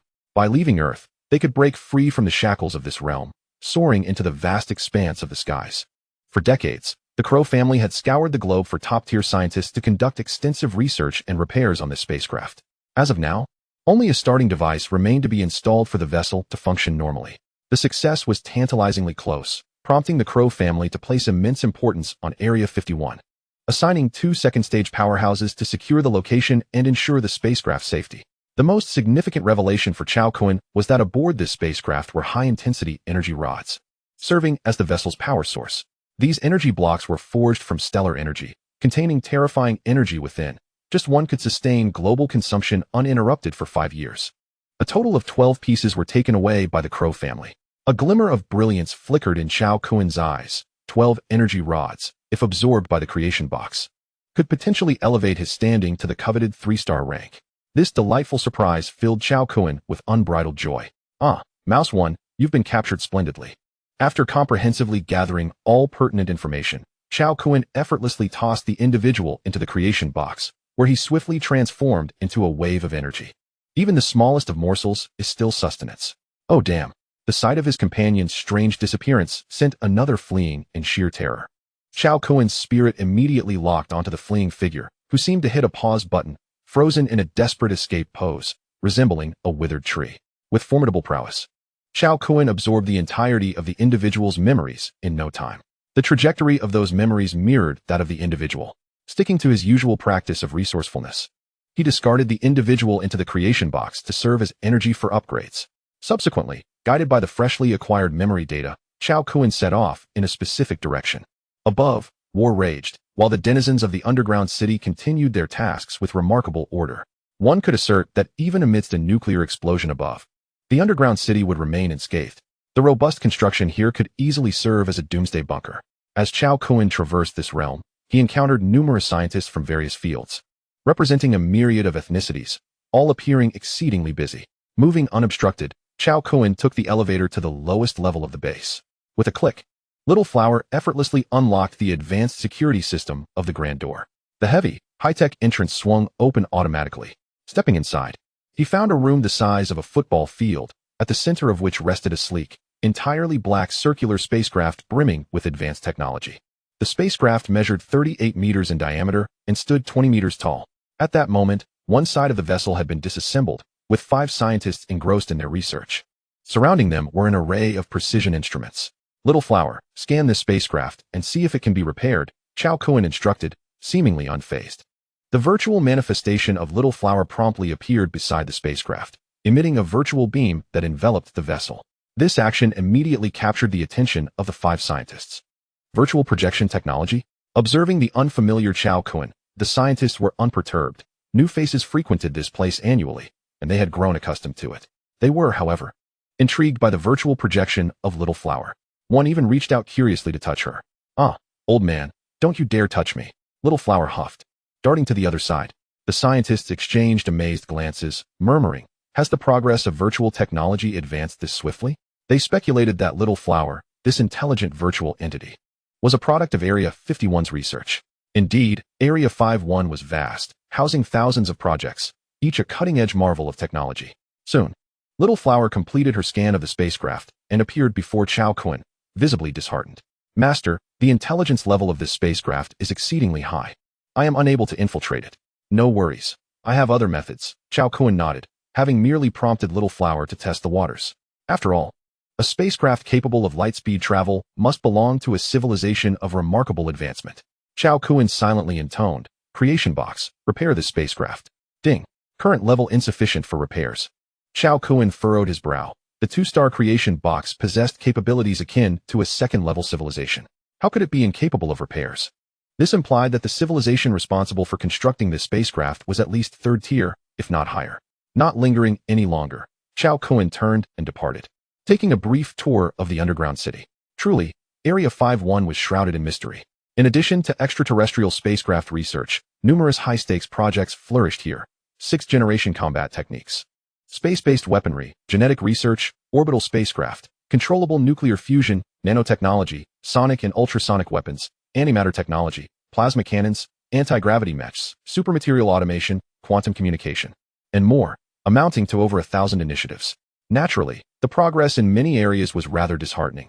Some remained mere concepts, with the timeline for actualization remaining uncertain. After completing his tour of Area 51, Cao Kun felt quite satisfied and declared, "From this moment forward, this place is under my dominion. Henceforth, the headquarters for the technological research of the Temple of Creation would be established here." As he exited the underground city, he found the entrance besieged by tens of thousands of troops, tightly surrounding the area. Various high-tech weapons were aimed at the entrance of the underground city, standing vigilant. With an air of indifference, Cao Kun addressed the highest-ranking official of Area 51, stating coolly, "From today onward, Area 51 belongs to me. Take your people and leave within 10 minutes. Those who fail to comply shall perish." His words brimmed with an authoritative ferocity. The highest-ranking official of Area 51 furrowed his brow. The fact that Cao Kun had emerged unscathed from within signified that the 2 powerful members of the Crow family had already perished. What more could he say? He could only swallow his pride and lead his people away, not daring to utter a single protest. Inside the base, all 15 genetically modified individuals had been swiftly dispatched by this man, and even the 2 second-tier extraordinary members of the Crow family could not escape death. Faced with such a ruthless figure, he dared not voice any objections. Soon, the military presence of the United States in Area 51 entirely withdrew. The other party was quite perceptive, and Cao Kun was pleased. With a wave of his hand, 500 ant warriors materialized in the expansive square. "Your mission is to guard this place. Anyone who dares to enter within 100 miles of Area 51 shall be executed without exception." After organizing the troops, Cao Kun soared into the sky, heading towards the Crow family's location. Chapter 128, Stellar Energy Crystals. The Crow family resided in the depths of a primitive forest named Glen Apple in Wachakro State, situated 680 kilometers from Area 51. The territory surrounding Glen Apple, spanning 100 miles, belonged exclusively to the Crow family. Utilizing the wind element combat technique, Cao Kun flew at 10 times the speed of sound, cutting through the skies. And within 3 minutes, he arrived above the Crow family's domain. It was precisely 9 in the morning in the United States. As the first light of dawn bathed the earth, Below, within the primitive forest, an expansive complex of castle-like structures stood, accompanied by melodious strains of music. Living in splendid isolation, the Crow family appeared to enjoy a most luxurious existence. Whoosh! Suddenly, a figure shot forth from the castle, halting 20 meters from Cao Kun. This individual was none other than William, who had previously emerged from the Debao gold mine. Upon seeing the azure wings on Cao Kun's back, William's expression turned grave. It immediately reminded him of the recently sensationalized incident involving an angelic assault on the International Space Station, which had led to the annihilation of the Hawaiian Islands by asteroid impact. At that time, the extraordinary beings dispatched to investigate the incident were indeed from the Crow family. William, eyeing Cao Kun intently, inquired, "You were the one behind the attack on the space station that resulted in the destruction of the Hawaiian Islands, weren't you?" Cao Kun replied coolly, "What do you think?" William narrowed his eyes. "Are you not afraid of provoking a collective judgment from the global community of extraordinary beings with such reckless disregard for the established peace treaty, indifferent to their exchange?" Cao Kun retorted coldly, "Where's the winged white hamster you captured?" Even upon reaching this point, Cao Kun still could not sense Mouse One's presence. Could it truly be that he has perished? If he has merely been incapacitated for less than 24 hours, he can be resurrected with the essence of life. However, if he has been dismembered, William grasped the gravity of the situation. The individual before him was none other than Cao Kun, the proprietor of the Debao gold mine. William furrowed his brow, recalling that just 10 minutes prior, they had communicated with two formidable members of the Crow family en route to Daxia. How could it be that within such a brief interval, the adversary had already sought them out? "Might I inquire if you have encountered the two extraordinary individuals from the Crow family who journeyed to Daxia?" he asked. "They're dead," Cao Kun replied, his tone devoid of emotion. At this statement, William's breath hitched, his eyes widening in disbelief. Those two were the core strength of the Crow family. Mid-stage extraordinary beings, and they had fallen so easily? Fury ignited within him, and he struggled to suppress the murderous intent boiling inside. "Did you create the gold-digging ants and the storage hamsters, or was it someone else?" he demanded. "Why do you have so many questions?" Cao Kun retorted, irritation evident in his voice as he swatted dismissively. William deftly evaded the blow. Cao Kun, though surprised, recognized that even without exerting full strength, it was effortless to strike down a mid-stage second-tier opponent. Raising an eyebrow, Cao Kun stepped forward, lunging at William once more, yet William evaded again. Cao Kun quickly discerned the nature of his opponent's power, light element. It was no wonder William could evade his attacks. Among all elements, light was the swiftest and undeniable truth. William's expression darkened. Until he understood whether Cao Kun was backed by ancient formidable beings, the Crow family had no desire to antagonize him. As for the space spirit mouse, regrettably, it had been drained by the Crow family into genetic liquid, yielding a storage capacity of 8 cubic meters after fusion with 20 individuals. If Cao Kun could indeed fabricate spatial spirit beasts, they would compensate him, treating it as a mere transaction. "Mr. Cao, we of the Crow family sincerely apologize for your spirit beast's demise, and we are willing to compensate," he began, but before he could finish, Cao Kun's hand struck out again. "Dead? Then your entire Crow family has lost its purpose." With a thunderous crash, Cao Kun unleashed an attack imbued with light element. Although they were separated by but a minor realm, William's light power paled in comparison to Cao Kun's prowess. The speed of the strike was blindingly quick, forcing William to retaliate. A deafening explosion echoed as their palms collided, a brilliant white light radiating outward. This clash startled the members of the Crow family within the castle below, who looked up in unison. Who is that? How dare he engage with Elder William? It was evident he was from Daxia, utterly unaware of the dangers he faced by provoking the Crow family. "Look, Elder William is among our top 3 combatants. He is sure to prevail." As he witnessed Cao Kun's murderous intent, William's face darkened. "Mr. Cao, you have already taken the lives of 2 of our strongest. Is it not sufficient?" "Not nearly. The entirety of your Crow family pales in comparison to my space spirit mouse." Cao Kun's gaze turned icy as he charged forward. "How dare you?" William's fury ignited, his eyes radiating a terrifying white light, akin to 2 blazing bulbs in the night. As Cao Kun approached, he unleashed 2 beams of blinding light, exuding an almost unbearable heat. Cao Kun swiftly conjured a light element shield, and upon contact with the beams, they dissipated instantly. How is this possible? William could hardly believe his eyes. This was the first time he encountered someone capable of perfectly countering his light vision strike. "Hand it over." Cao Kun seized the moment, darting forward with lightning speed, extending his hand. William's instincts screamed at him, but he was already too late to evade. Cao Kun grasped him by the throat, lifting him with ease as if he were a mere chick. Once again, Cao Kun attempted a soul invasion. Compared to the two individuals in Area 51, William's soul strength was significantly more solid, yet still only marginally so. 10 seconds later, Cao Kun successfully infiltrated William's consciousness, seizing control over his awareness. William's memories spanned a considerable length, and it took Cao Kun a good half-minute to peruse them. From these memories, he gleaned the crucial information he sought. The mouse had perished en route after being taken from Area 51, subsequently drained by the Crow family into genetic liquid, an unrecognizable corpse. "Oh, dear Mouse One, I shall avenge you," he lamented, filled with a thirst for retribution. Moreover, another revelation captured Cao Kun's attention. The Crow family had procured 12 energy rods from an alien spacecraft. Upon experimentation, they discovered that extraordinary beings attuned to the light element had a remarkable affinity for the energy rods, capable of absorbing their energy to amplify their own strength. This discovery had left the Crow family in shock. William had ascended to mid-stage second tier after absorbing energy from 2 rods over a decade. But the Crow family hesitated to allow him to consume the remaining 10, as they needed to rely on the alien vessel from Area 51 to escape Earth. Depleting their resources would be counterproductive. Damn it, what a waste. Cao Kun cursed as he deposited William into the creation box.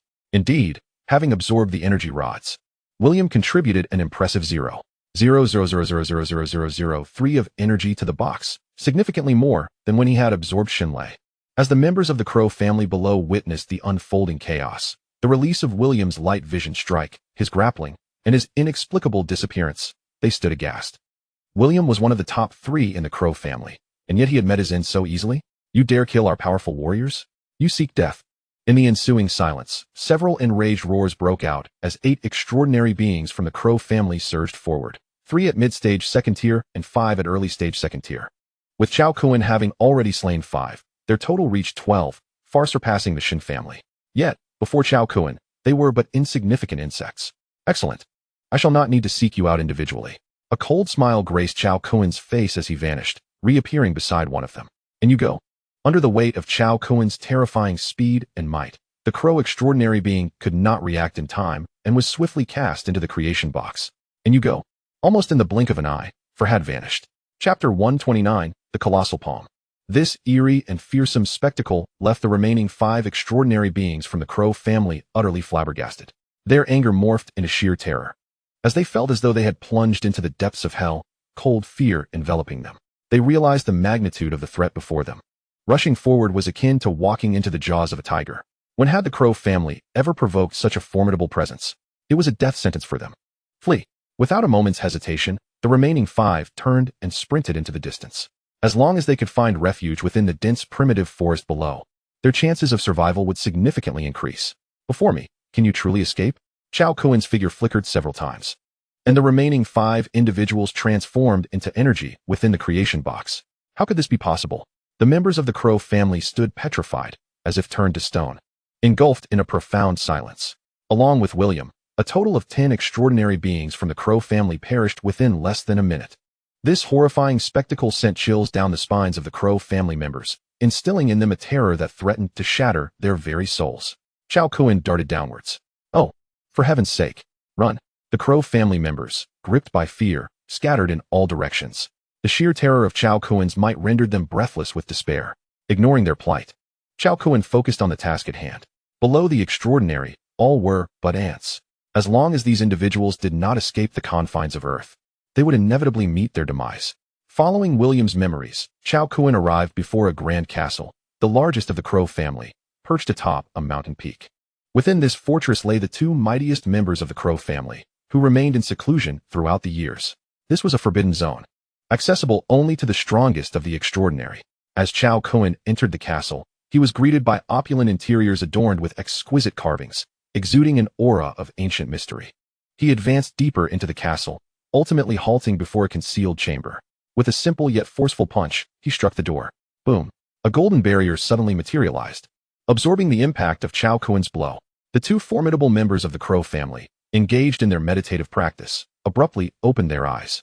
Their gazes icy and filled with uncontainable rage, unleashing a surge of wrath that soared into the heavens. Outside the chamber, Cao Kun regarded the golden barrier with a hint of surprise. "Let us see if you can withstand a few more of my strikes." With 9/10 of his strength, he unleashed another punch against it. Boom! A deafening roar echoed as the golden barrier dimmed slightly. Boom, boom, boom. As Cao Kun continued to strike rapidly, The barrier gradually faded, teetering on the brink of collapse after just 80 more punches. Seeking death. A furious voice erupted as the chamber door swung open, and the two furious members of the Crow family stormed out. Cao Kun's gaze met theirs, igniting a turbulent clash of energy in the air. Two second-tier perfectionists. The Crow family was indeed formidable, significantly stronger than the Shin family. Da Xiao people? Upon seeing Cao Kun's face, the two Crow family members stiffened. The fact that he could enter their sanctum and brazenly assault the chamber indicated that the members outside had likely met with misfortune. You seek death. One of them charged at Cao Kun, exuding a palpable killing intent. Cao Kun remained calm, standing still. Just as the foe closed in within a meter, an invisible black box materialized, unexpectedly consuming him. Hee, truly effective. Cao Kun grinned with satisfaction, turning his attention to the other individual. As previously stated, the two-star creation box possessed an energy absorption range extending 100 meters. Within this distance, Cao Kun could command it to absorb energy at will. Of course, not all entities could be consumed. This depended on the strength of Cao Kun's soul. The Crow family member was a practitioner inclined towards soul cultivation, with a soul strength surpassing that of his peers. The two engaged in a mental clash for several minutes, achieving a balanced stalemate. After another 2 minutes, they tacitly withdrew their soul attacks. Who are you? Charfit asked, staring at Cao Kun in astonishment, his voice grave. For nearly a century, his soul power had been unparalleled globally. Yet this Daxia individual, with only initial second-tier strength, could match him blow for blow. Terrifying, utterly unprecedented. In response, a radiant white beam shot forth, manifesting the light element battle skill, flowing light. If soul attacks were ineffective, how about energy strikes? What a lack of martial ethics. Such underhanded tactics. At such close range, Charfit had no chance to react, and his chest was instantly pierced by the beam. The power of flowing light remained undiminished, striking the golden barrier behind him. With a shattering sound, cracks spread across it like a mirror, poised to collapse at any moment. After a brief pause, a searing pain radiated from his chest. Charfit looked at Cao Kun in horror, realizing that had the attack been directed at his head, he would now be a corpse. However, unbeknownst to him, Cao Kun refrained from delivering a fatal blow, as the creation box would be unable to absorb energy from the dead. A soon-to-be deceased person need not know too much. Cao Kun, with an indifferent gaze, approached and unleashed a flurry of heavy punches, overwhelming Charfit, who staggered backward. Clearly, Charfit's primary strength lay in his soul power, but he was unfortunate to have encountered Cao Kun. Stop. Please, I can serve you as a master. Spare me. I have immense value. Charfit cried out, bruised and battered, desperate for mercy. Cao Kun halted his assault, coldly stating, hand over the energy rods from the ship. Charfit then realized that the energy rods had brought calamity upon the Crow family. Here, my lord, he replied obediently, removing an ancient black ring from his finger, instinctively erasing the lingering consciousness upon it before respectfully presenting it to Cao Kun. A spatial ring? Cao Kun accepted it and examined its contents with his consciousness.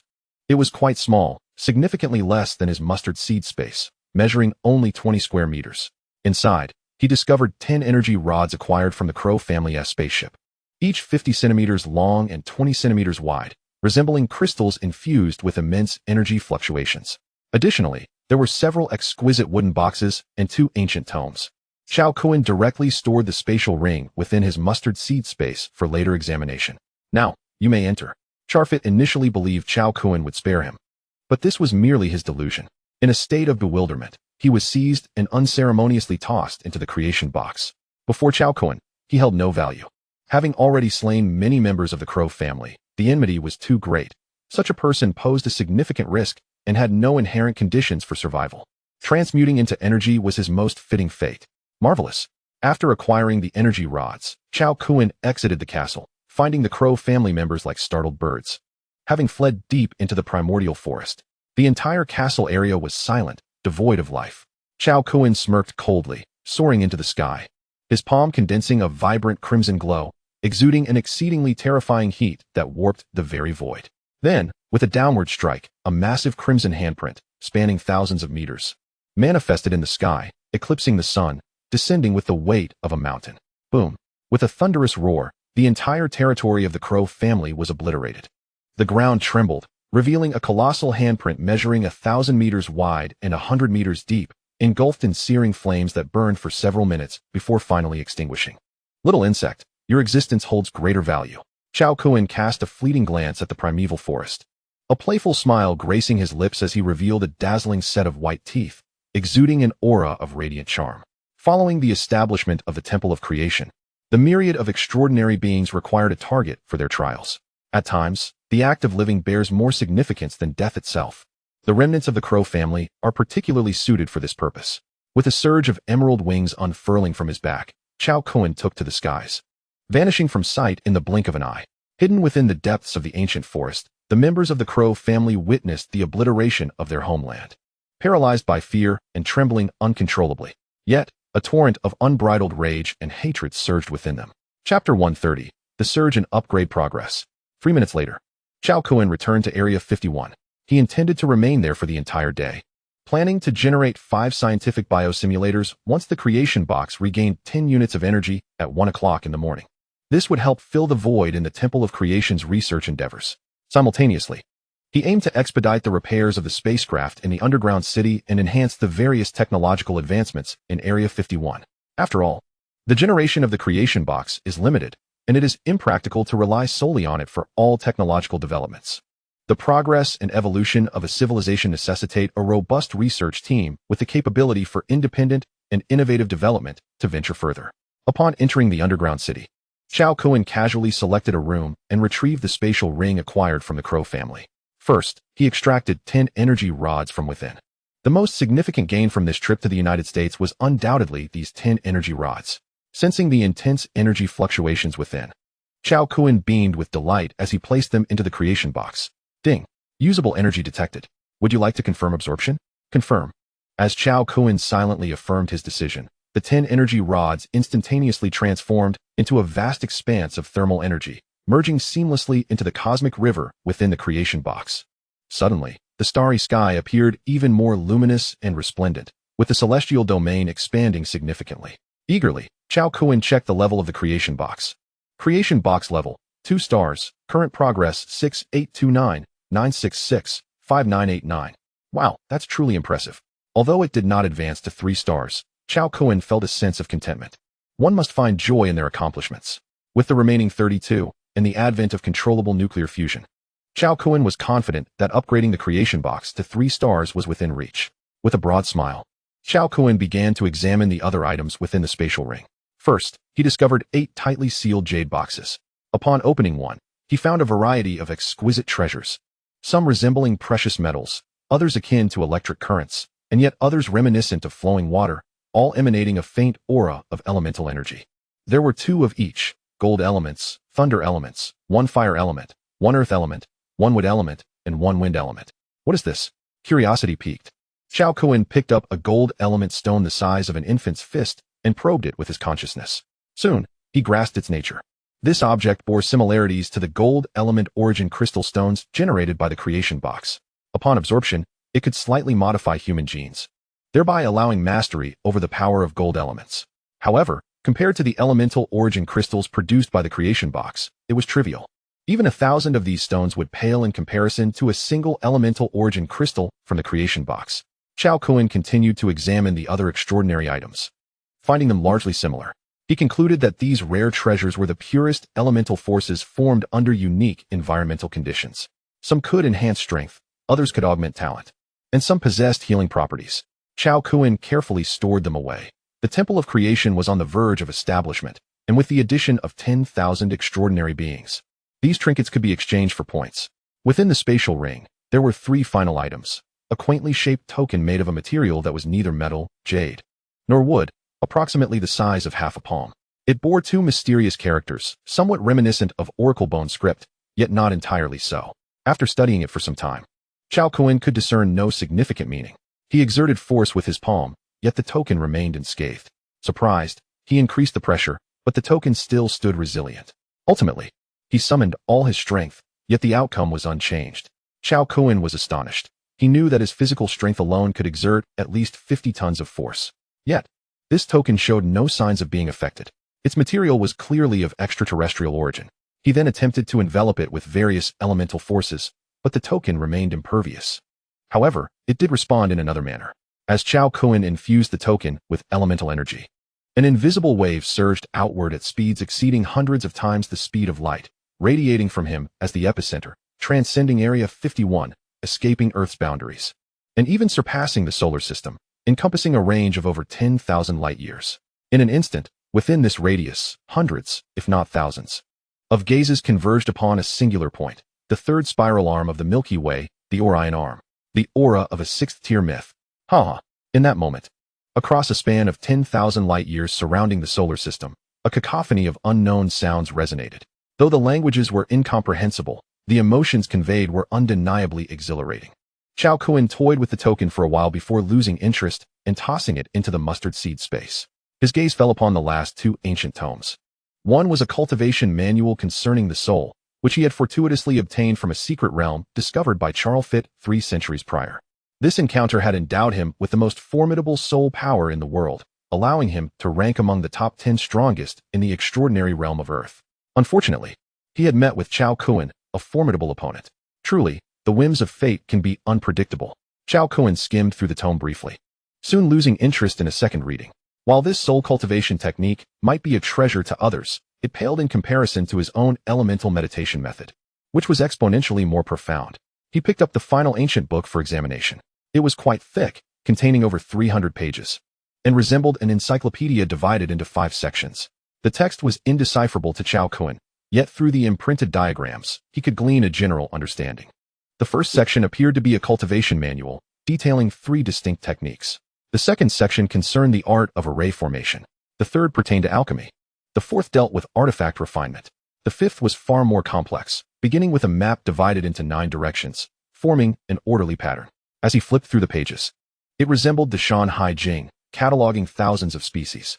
Cao Kun perused it briefly, left in awe. The creatures documented within were bizarre and varied, encompassing terrestrial beasts and avian species, with even a considerable number of cosmic entities. He recognized only a handful, most of which had long been extinct in the annals of history. Oh, and there was one creature resembling a tardigrade. Though he was uncertain of any connection between the two, having reviewed all his acquisitions, Cao Kun felt an overwhelming curiosity about the ancient Earth. As I gradually sank into contemplation, a profound question surged forth within my soul. How have the myriad mythologies of the great Xia been passed down through the ages? Are they mere figments of human imagination, or do they stem from genuine events? Chapter 131. The battle for Area 51 commences. The audacity is overwhelming. Upon learning that Area 51 had been seized, President Trump of the United States erupted in a fit of rage, pounding the table and shouting, "Who dares to plunder the greatness of America? This is an insurrection, an affront that cannot be tolerated." The devastation of the Hawaiian Islands has already inflicted severe wounds upon the United States, threatening its status as a global superpower. Now, even its most critical research hub, Area 51, has been occupied. This is preposterous. Do they truly believe that America is easy to bully? Area 51 is the very cornerstone of our nation's ascendancy. It is irreplaceable. We must immediately mobilize our forces to reclaim Area 51 and dispatch envoys to the Crow family to seek the aid of extraordinary beings. With a command from Trump, 100,000 armored troops surged forth from military bases surrounding Area 51, advancing towards the site. On land, a formidable tide of steel was unleashed, comprising 1,000 M1A2 Abrams main battle tanks, 1,000 M270 rocket launchers, and 500 M777 howitzers. In the air, 100 Apache attack helicopters and 50 F-22 Raptor fighter jets readied themselves for action. The naval fleet stationed along the west coast also aimed its firepower at Area 51, poised to strike. This operation was codenamed the Battle for Area 51. Area 51 is not only of paramount importance to the Crow family, but also foundational to the United States. The myriad research achievements and projects housed there are crucial to bolstering national strength. Should we lose Area 51, our technological prowess would undoubtedly plummet. This is a devastating blow, a direct assault upon our sovereignty. Anyone who dares to lay claim to Area 51 is, in essence, crossing a red line, defecating upon the very heads of Americans. And with impunity, this cannot be tolerated. It is an affront that is utterly intolerable. They have always been the ones to seize from others. Yet today marks the first instance of their own being plundered. This unprecedented humiliation has incited fury among the upper echelons of the United States. Regardless of the cost, we cannot afford to lose Area 51. Even in the face of extraordinary beings, the United States will muster its strength and resolve to defend all that is ours. Extraordinary beings are formidable, but our nuclear arsenal is not to be trifled with. Should they remain obstinate, we are prepared to face destruction together. The mobilization of such extensive military forces by the United States could not possibly escape the notice of other nations. What is happening? Is the United States preparing for war? With a combined military strength exceeding 120,000 personnel and the deployment of cutting-edge weaponry, this level of firepower could surely overwhelm even a medium-sized nation. It appears that something monumental is unfolding. Oh my! The military's assault is directed towards Area 51. Is there an internal conflict brewing? It is said that even nuclear weapons have been aimed at Area 51, ready for launch. Leaders from various nations wore expressions of shock. Since the global nuclear disarmament, it has been decades since the United States has mobilized such a vast number of troops all at once. Moreover, this time, the target is its own territory. The most enigmatic Area 51. Some audaciously speculate that Area 51 must be the site of research into bacterial viruses that could potentially annihilate humanity, and that the United States is engaged in a process of destruction. Others suggest that a rift has emerged in the collaboration between the United States and extraterrestrial beings, with the latter now occupying Area 51, prompting the United States to vie for control. The theories abound, and the eyes of the world are fixated upon Area 51. Upon learning of the United States' actions, Xiaohua immediately informed Cao Kun. Cao Kun smiled nonchalantly. He had anticipated the United States maneuvers. This is splendid, an opportunity to test the combat capabilities of the Ant Warriors. The previous day's decapitation operations against the Shun, Han, Lu, Huang, and Lan families were merely an appetizer. Today, a confrontation with the U.S. military will reveal whether the Ant Warriors can shoulder the burden. The U.S. Air Force was the first to arrive above Area 51, only to find the vast expanse eerily silent, devoid of any signs of life on the surface. Beneath the ground lies a world entirely cut off from the outside, with communication systems restricted to internal networks. 3 electronic reconnaissance aircraft, equipped with thermal imaging, conducted a thorough search of the entire surface of Area 51. After their reconnaissance, the scouts were astonished to discover that not a single enemy combatant was present. The 500 Ant Warriors, unlike humans, prefer to dwell beneath the surface, basking in the elemental energies of the earth. The reconnaissance soldiers promptly relayed their findings to the Supreme Commander of the battle for Area 51, General Castor. General Castor, our reconnaissance of Area 51 is complete. We have found no enemy forces. Requesting further instructions. Deploy the scouts to the ground for a more detailed investigation, was the order. Soon after, the United States dispatched 20 Apache helicopters, dispersing across Area 51, and airdropped over 100 fully armed reconnaissance soldiers. However, as these soldiers descended halfway, the Ant Warriors launched a devastating surprise attack from underground. Scores of Ant Warriors erupted from the earth with terrifying speed, like blades of steel. The American scouts on the ropes had not yet comprehended the situation when the Ant Warriors struck with lethal precision. In the blink of an eye, dozens of American reconnaissance soldiers met their demise. This sudden onslaught left the U.S. soldiers pale with fear. Fall back. It's an enemy attack. Retreat, retreat. The pilots of the helicopters immediately pulled back on the control sticks, rapidly ascending. Oh, what the hell are those creatures? They resemble mutated beings, somewhat like ants. Their power is terrifying. The personnel aboard the helicopters were left aghast, witnessing their comrades pierced through the heart by the mutated beings, blood pouring from every orifice. A more horrifying scene unfolded as the Ant Warriors transformed into upright combat forms, resembling humans, standing on 2 legs with cold, black eyes fixed upon them. In the next moment, the Ant Warriors' shoulders cracked and twisted as 2 cannon-sized barrels emerged, targeting the helicopters above, brown energy rapidly coalescing within. Boom, boom. 2 brown energy orbs roared forth from the cannons, slicing through the night sky and striking the helicopters.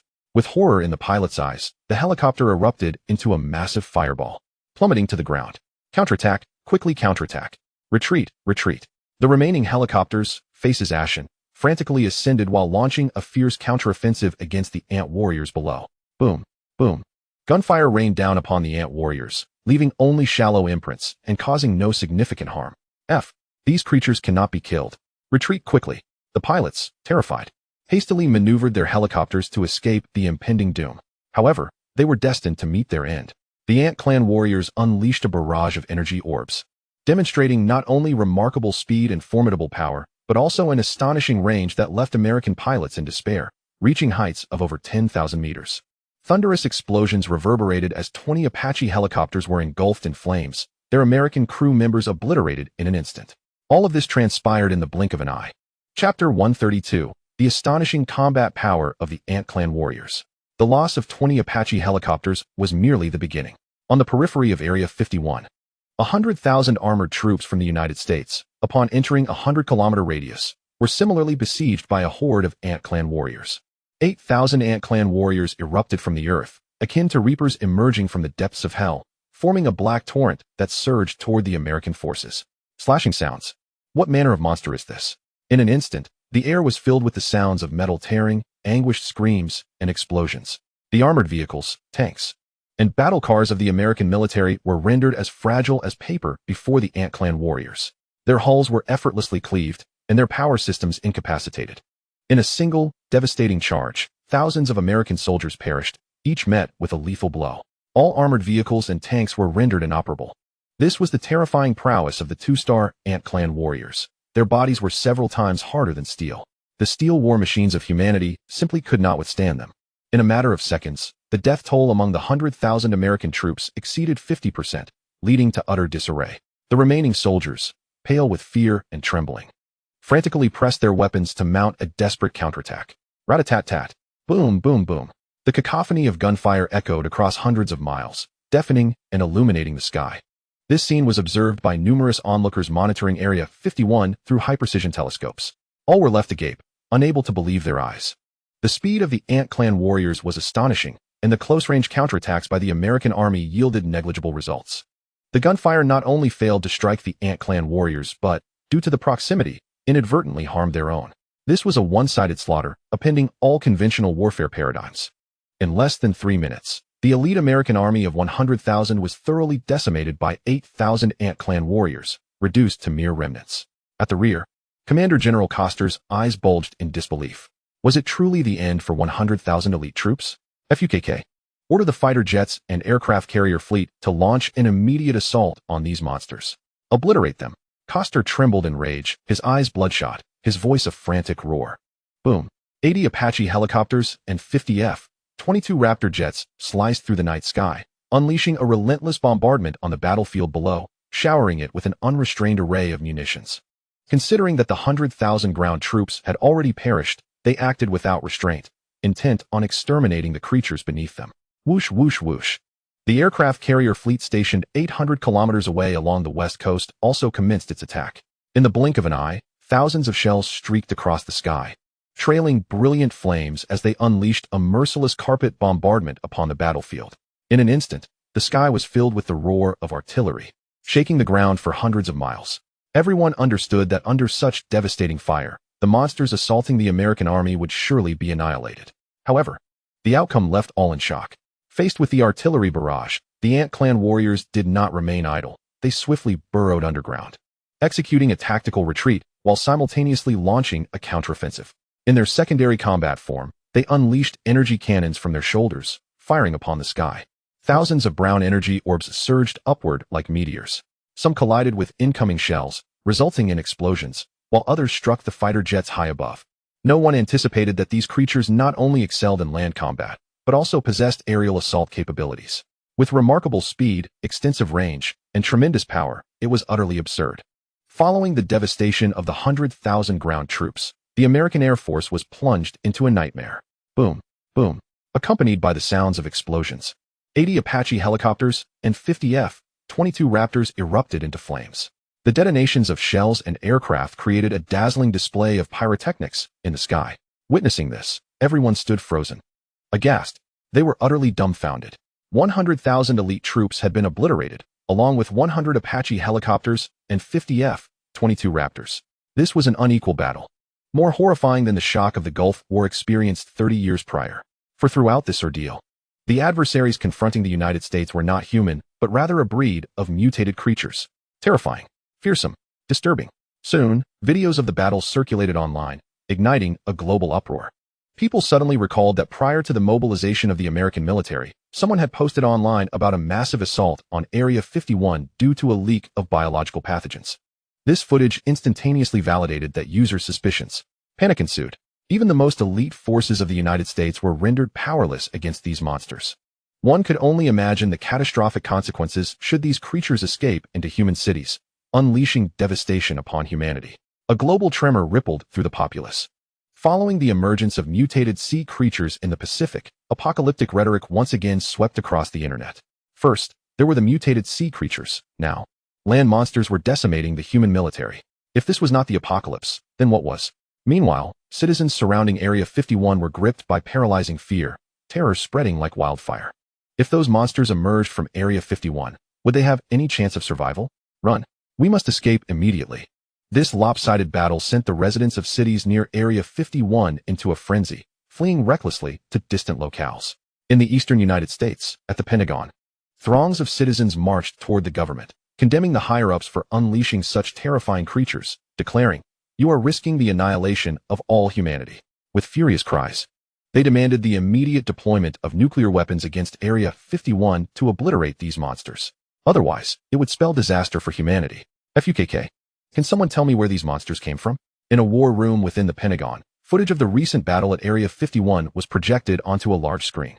The President of the United States, Donald Trump, along with his high-ranking officials, was rendered speechless. Southgate, weren't you supposed to be in charge? Where did these mutated beings originate? Southgate, the highest authority at Area 51, was equally bewildered. I have no idea. Chapter 133, Earth. Such an extraordinary individual must not be allowed to exist. Before the withdrawal from Area 51, Nen Ao clearly recalled that there was only one young extraordinary being from Dacia. Now, the sudden emergence of numerous terrifying mutated creatures left him utterly bewildered. You are unaware? Chuan Deng, gritting his teeth, bellowed in fury. A division of the army has been annihilated by thousands of mutated creatures. The entire force has perished. Nen Ao, how can you claim ignorance? As Chuan Deng appeared on the verge of exploding with rage, the director of the American intelligence agency, Hua Dao-sun, interjected, Mr. President. I believe I have unraveled the mystery of how these monsters appeared in Area 51. All eyes turned towards him. Who is it? Chuan Deng inquired, his brow furrowing.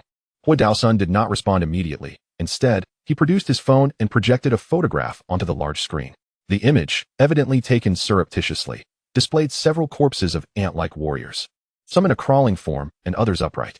They bore an uncanny resemblance to the creatures seen in the satellite footage of the battle in Area 51. This photograph was captured by our agent, Bolit, yesterday afternoon at the Han family estate in Dacia's capital, Hua Dao-sun elucidated. At that time, over 1,000 individuals from the prominent families of Shun, Han, Lan, Lu, and Huang were slaughtered by these mutated ants. They possessed two combat forms, with fighting capabilities comparable to a level akin to Dacia's dark strength, genetically modified beings, truly terrifying, even stronger in some respects. Behind these mutated ants, there is a singular individual orchestrating everything, someone whose name resonates with all of you. Who is it? Someone impatiently pressed. Hua Dao-sun's expression turned grave as he declared. He is the ancient powerhouse who has recently awakened from his seal, stirring considerable commotion in the extraordinary realm. Upon hearing this, the crowd's pupils constricted sharply. Given their status, they had been closely monitoring the recent events in Dacia, and it was clear to many that the Shun family had been obliterated by this individual. The silent annihilation of a top-tier extraordinary family was nothing short of chilling. Chuan Deng and the other American officials wore grim expressions. It was evident that the one who had taken over Area 51 was indeed this person. In today's society, only he would dare to act so brazenly. With the Shun family of Dacia destroyed, how could they contend against such power? Nuclear weapons? Perhaps they could eliminate him, but that was not a panacea. If they failed to deliver a lethal blow, none among them would escape the wrath of such a formidable being.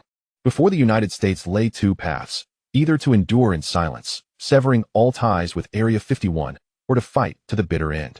Regardless of the choice, both options were ones the United States wished to avoid, for the opponent's strength was dreadfully intimidating. Should they provoke him further, the terrifying mutated ants would emerge from Area 51, leading to catastrophic consequences, perhaps even the annihilation of their nation. Just as the atmosphere in the conference room grew heavy, someone knocked and entered. The newcomer was a tall, blonde beauty clad in black stockings, Lizzie, Chuan Deng's second secretary. Approaching President Chuan Deng, she whispered, Mr. President, we have a grave situation. A grave situation? Chuan Deng, already incensed, glared at Lizzie and roared, what could possibly be more important than Area 51? If you do not provide me with a compelling reason, I suggest you leave at once. Lizzie raised her voice. The team we dispatched to seek aid from the Crow family has returned with astonishing news. All second-tier extraordinary beings from the Crow family have been slaughtered, including Mr. Chalfet, and their entire ancestral land has vanished, leaving behind a colossal handprint measuring 10,000 meters wide and 100 meters deep. At her words, Gasps of disbelief filled the room. The Crow family was the foremost among America's 4 extraordinary families, second only to the Divine Mountains in the realm of extraordinary powers. Particularly, the elder of the Crow family, Cao Kun, was a terrifying figure ranked among the top 10 extraordinary beings globally. That he had fallen was beyond comprehension. Minutes passed before the shock began to dissipate, yet the astonishment in their eyes lingered. Did you discover who was responsible? Chuan Deng inquired, astonished. According to the survivor from the Crow family, it was a Daxian individual with wings. Lizzie's revelation caused the room to hold its breath once more. Wings. A Daxian. The annihilator of the Crow family's extraordinary beings. Eyes widened in realization. They understood why Area 51 had suddenly been overrun. All of this was a consequence of the Crow family's actions. Simultaneously, they grasped the true perpetrators behind the space station and the Hawaiian Islands incidents. Curse it. This villain must be punished. He has devastated our Hawaiian Islands. First the Hawaiian Islands, and now Area 51 and the Crow family. This man is a merciless killer. We cannot allow this to continue. We must take action, or we shall know no peace. Indeed, this individual is far too audacious, a law unto himself. We must impose justice upon him. He has disregarded the balance of the world, rampaging unchecked. Since we cannot face him alone, we must seek external aid, uniting all extraordinary forces to eradicate this demon from the earth. The American officials seethed with indignation, their teeth gritted. The Hawaiian Islands had fallen. Area 51 was next. Who could predict whether he would attempt to seize all of America? Would they continue to hide? As the saying goes, retreating just a step invites further retreat. No one wished to have a capricious, merciless killer hovering over their heads daily. This threat jeopardized their very existence. Crossing an unspoken line. No one wished to endure such trepidation and sleepless nights. Earth must not permit the existence of such an extraordinary individual. Chuan Deng's gaze grew icy. After conferring with the high-ranking officials, he resolved to unite with the world's leading extraordinary powers to eradicate the fiend and restore peace to the earth. Following the meeting, the United States sprang into action. Soon, the domestic forces, the Divine Mountains, the Yas family, the Kiefor family, and the Ross family, were in shock upon learning of the Crow family's demise. They immediately dispatched representatives to the Crow family's estate to ascertain the truth. Upon witnessing the enormous handprint, they were left in awe and promptly agreed to the United States plan for a united response. Moreover, the Angelic Temple and Dark Temple from Northern Europe, the Butt family, and the Monair family, along with the Ice Wolf tribe and polar bears from the Bear Nation, and the 4 major demon gods families, the Iga family, the Yagyu family, the Yamamoto family, and the Nagashima family from the east, as well as the Burning Heaven sect from the land of the gods, totaling 20 top-tier extraordinary forces, received the United States invitation. Without hesitation, they all consented, recognizing the enormity of the villain's crimes and the need for retribution. Thus, this operation was aptly named Eradicate Evil, Clear the Heavens. Chapter 134. Am I the Demon? The world trembles in the aftermath of the battle at Area 51, with the American military's catastrophic defeat sending shockwaves across the globe. Nations are gripped by anxiety, their citizens living in perpetual fear. These monstrous beings, capable of burrowing underground, piercing steel, and unleashing energy weapons with astonishing speed, roam freely across the planet's expanse. What means do we possess to resist such horrors? Even doomsday bunkers have lost their efficacy. It can be said that these mutated creatures, resembling ants, are even more terrifying than the marine aberrations that once emerged in the East. The dread they instill is utterly despairing, leaving no refuge, only the slow wait for death.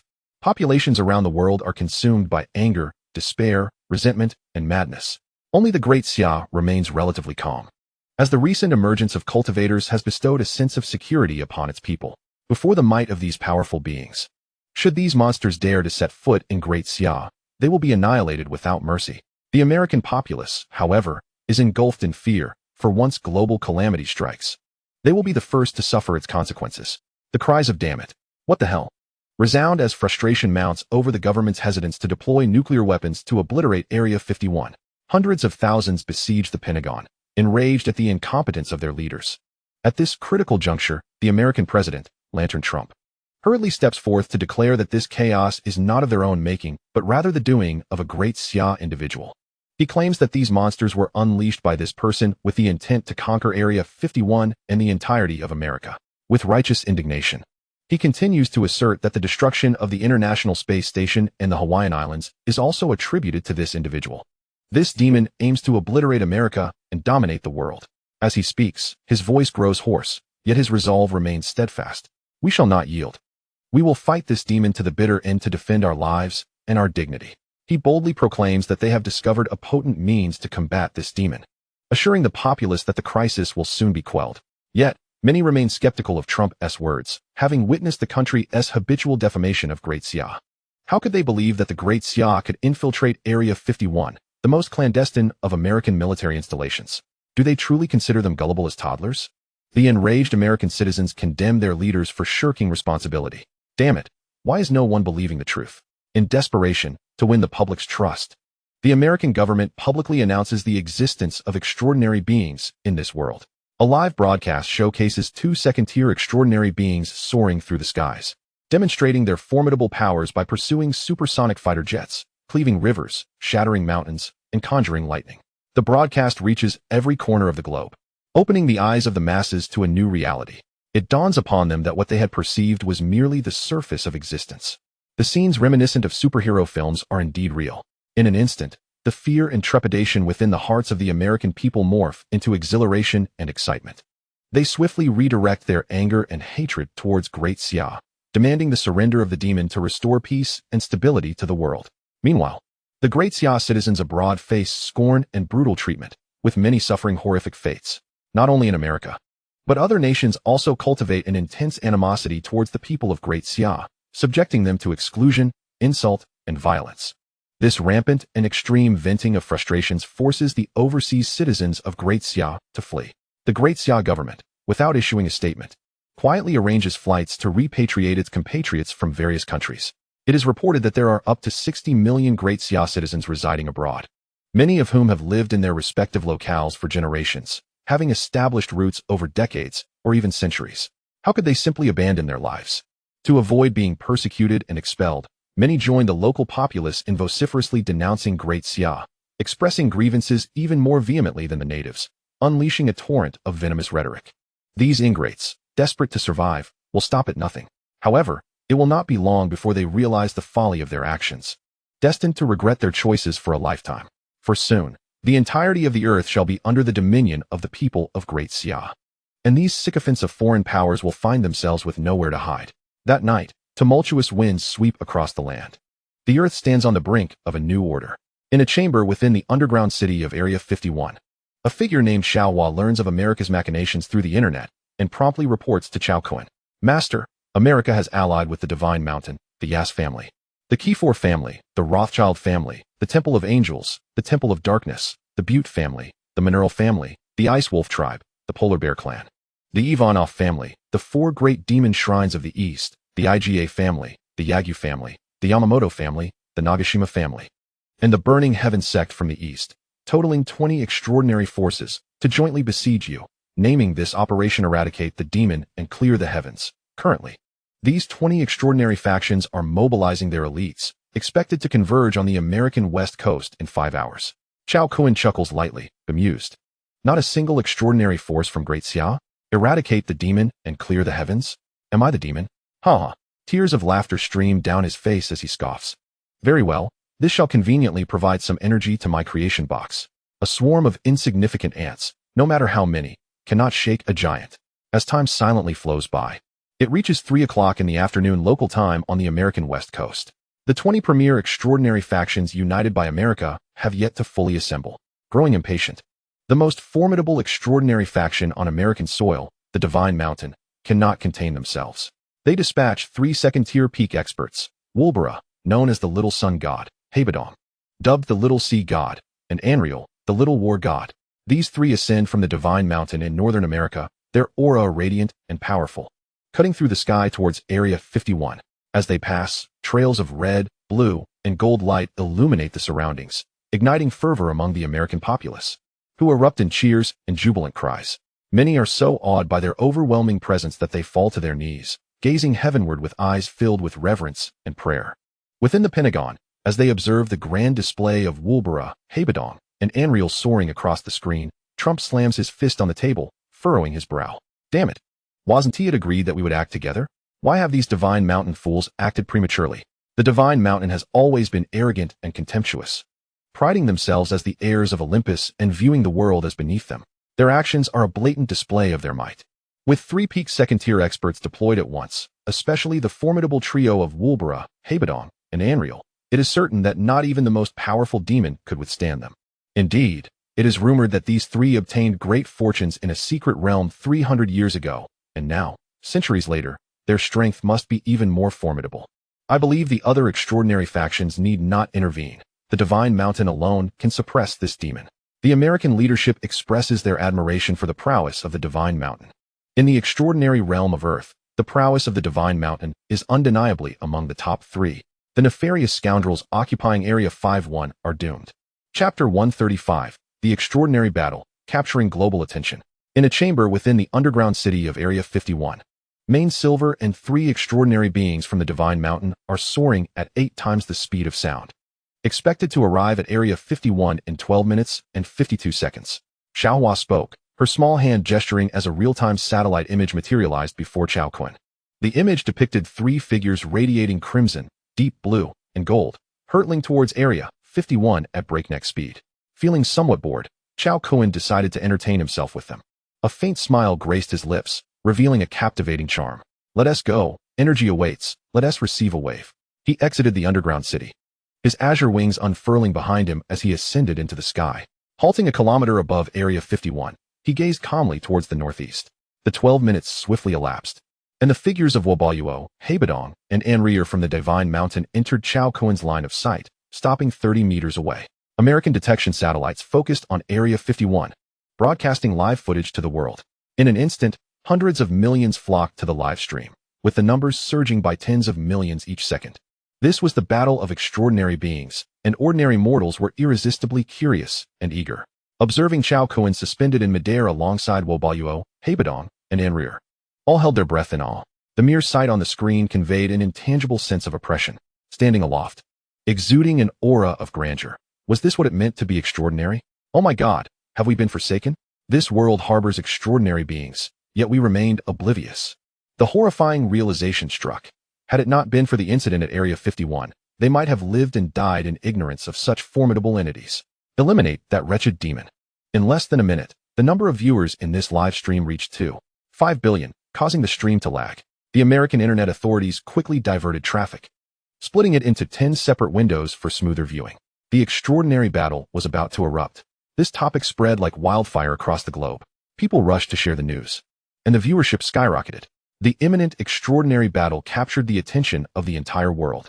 The precision of American detection satellites was remarkable, allowing for a clear view of the faces of Cao Kun and his companions after magnification. When some from the Great Xia saw the azure wings behind Cao Kun, they gasped in astonishment, exclaiming, "Holy cow! Wings of fighting spirit! Is he a master of the battle sect?" Terrifying. Thousands of university students from Kyoto University, vividly recalling Cao Kun's visage, were deeply impressed. He is the elder brother of senior sister Ziyun and Zixin. Chao Xianren. Incredible. The thought that after the Spring Festival, they might have the opportunity to become such extraordinary beings caused these students to be overwhelmed with excitement. Look, Kunshan is about to clash with foreign extraordinary beings. Guo Yilong, Qin Feng, Jiang Minghui, and Wang Shuo watched the live stream with exhilaration. In Yunwu Mountain Villa, Chao Ziyun and Chao Zixin exclaimed, "Wow, it's our brother, so cool." They watched the screen, where their brother stood against the three major extraordinary beings of America, suspended in the air, and they felt an overwhelming urge to rush to the scene. Could Kunzi face them alone? Worry etched the faces of Chao Jifeng and Chen Feng. As extraordinary beings themselves, they understood the brutality of such battles. The terrifying power could far exceed that of conventional weaponry, and a moment's carelessness could lead to irreversible doom. Chao Zixin smiled confidently, declaring, "Mom and Dad, worry not. My brother is invincible. He annihilated all those from the Shin family when they attacked him, and these three mere Karamais are insignificant." They had witnessed the downfall of the Shun family firsthand. In their hearts, their brother was an invincible god of war. Beside them, Chun Wanqing gazed at the ethereal figure on the screen, her eyes sparkling with memories of recent nights, and she felt her heart race. She silently cheered for Cao Kun. "Mr. Cao, go. In every aspect, you are the strongest." The Great Xia's monarch and high-ranking officials gathered to watch the satellite broadcast. The United States had allied with the top 18 extraordinary forces globally, converging in the U.S., and it was impossible to keep this from the Great Xia. The monarch furrowed his brow, addressing Long Yunqing, "Old Long, do you think Mr. Cao will emerge victorious in this battle?" Long Yunqing understood that the monarch was referring not just to the 3 extraordinary beings from the Divine Mountain, but to the 20 extraordinary factions allied in the Eradicate Demons and Clear the Heavens campaign. I don't know, Long Yunqing replied gravely. The 18 top forces were deploying formidable warriors, all at the pinnacle of the second stage. The assembled forces numbered at least 20. Such a terrifying array could only be countered by a third-stage, epic-level powerhouse. Cao Kun's strength was merely at the early second stage, and whether he could triumph would only be revealed in the heat of battle. What a turbulent time. The monarch sighed. If Cao Kun were victorious, all would be well. But if he were to fall, would the divine creation temple unleash its wrath upon the entire planet? Such troubling thoughts weighed heavily. The monarch's concerns were not lost on Long Yunqing, who reassured him, "Rest easy, Your Majesty. My Long family and several other prominent families' ancestors have already gone to the U.S. to assist. Even if Mr. Cao should falter, he will return safely to Great Xia." Since the Shun family's annihilation by Cao Kun, all extraordinary families in Great Xia had taken notice.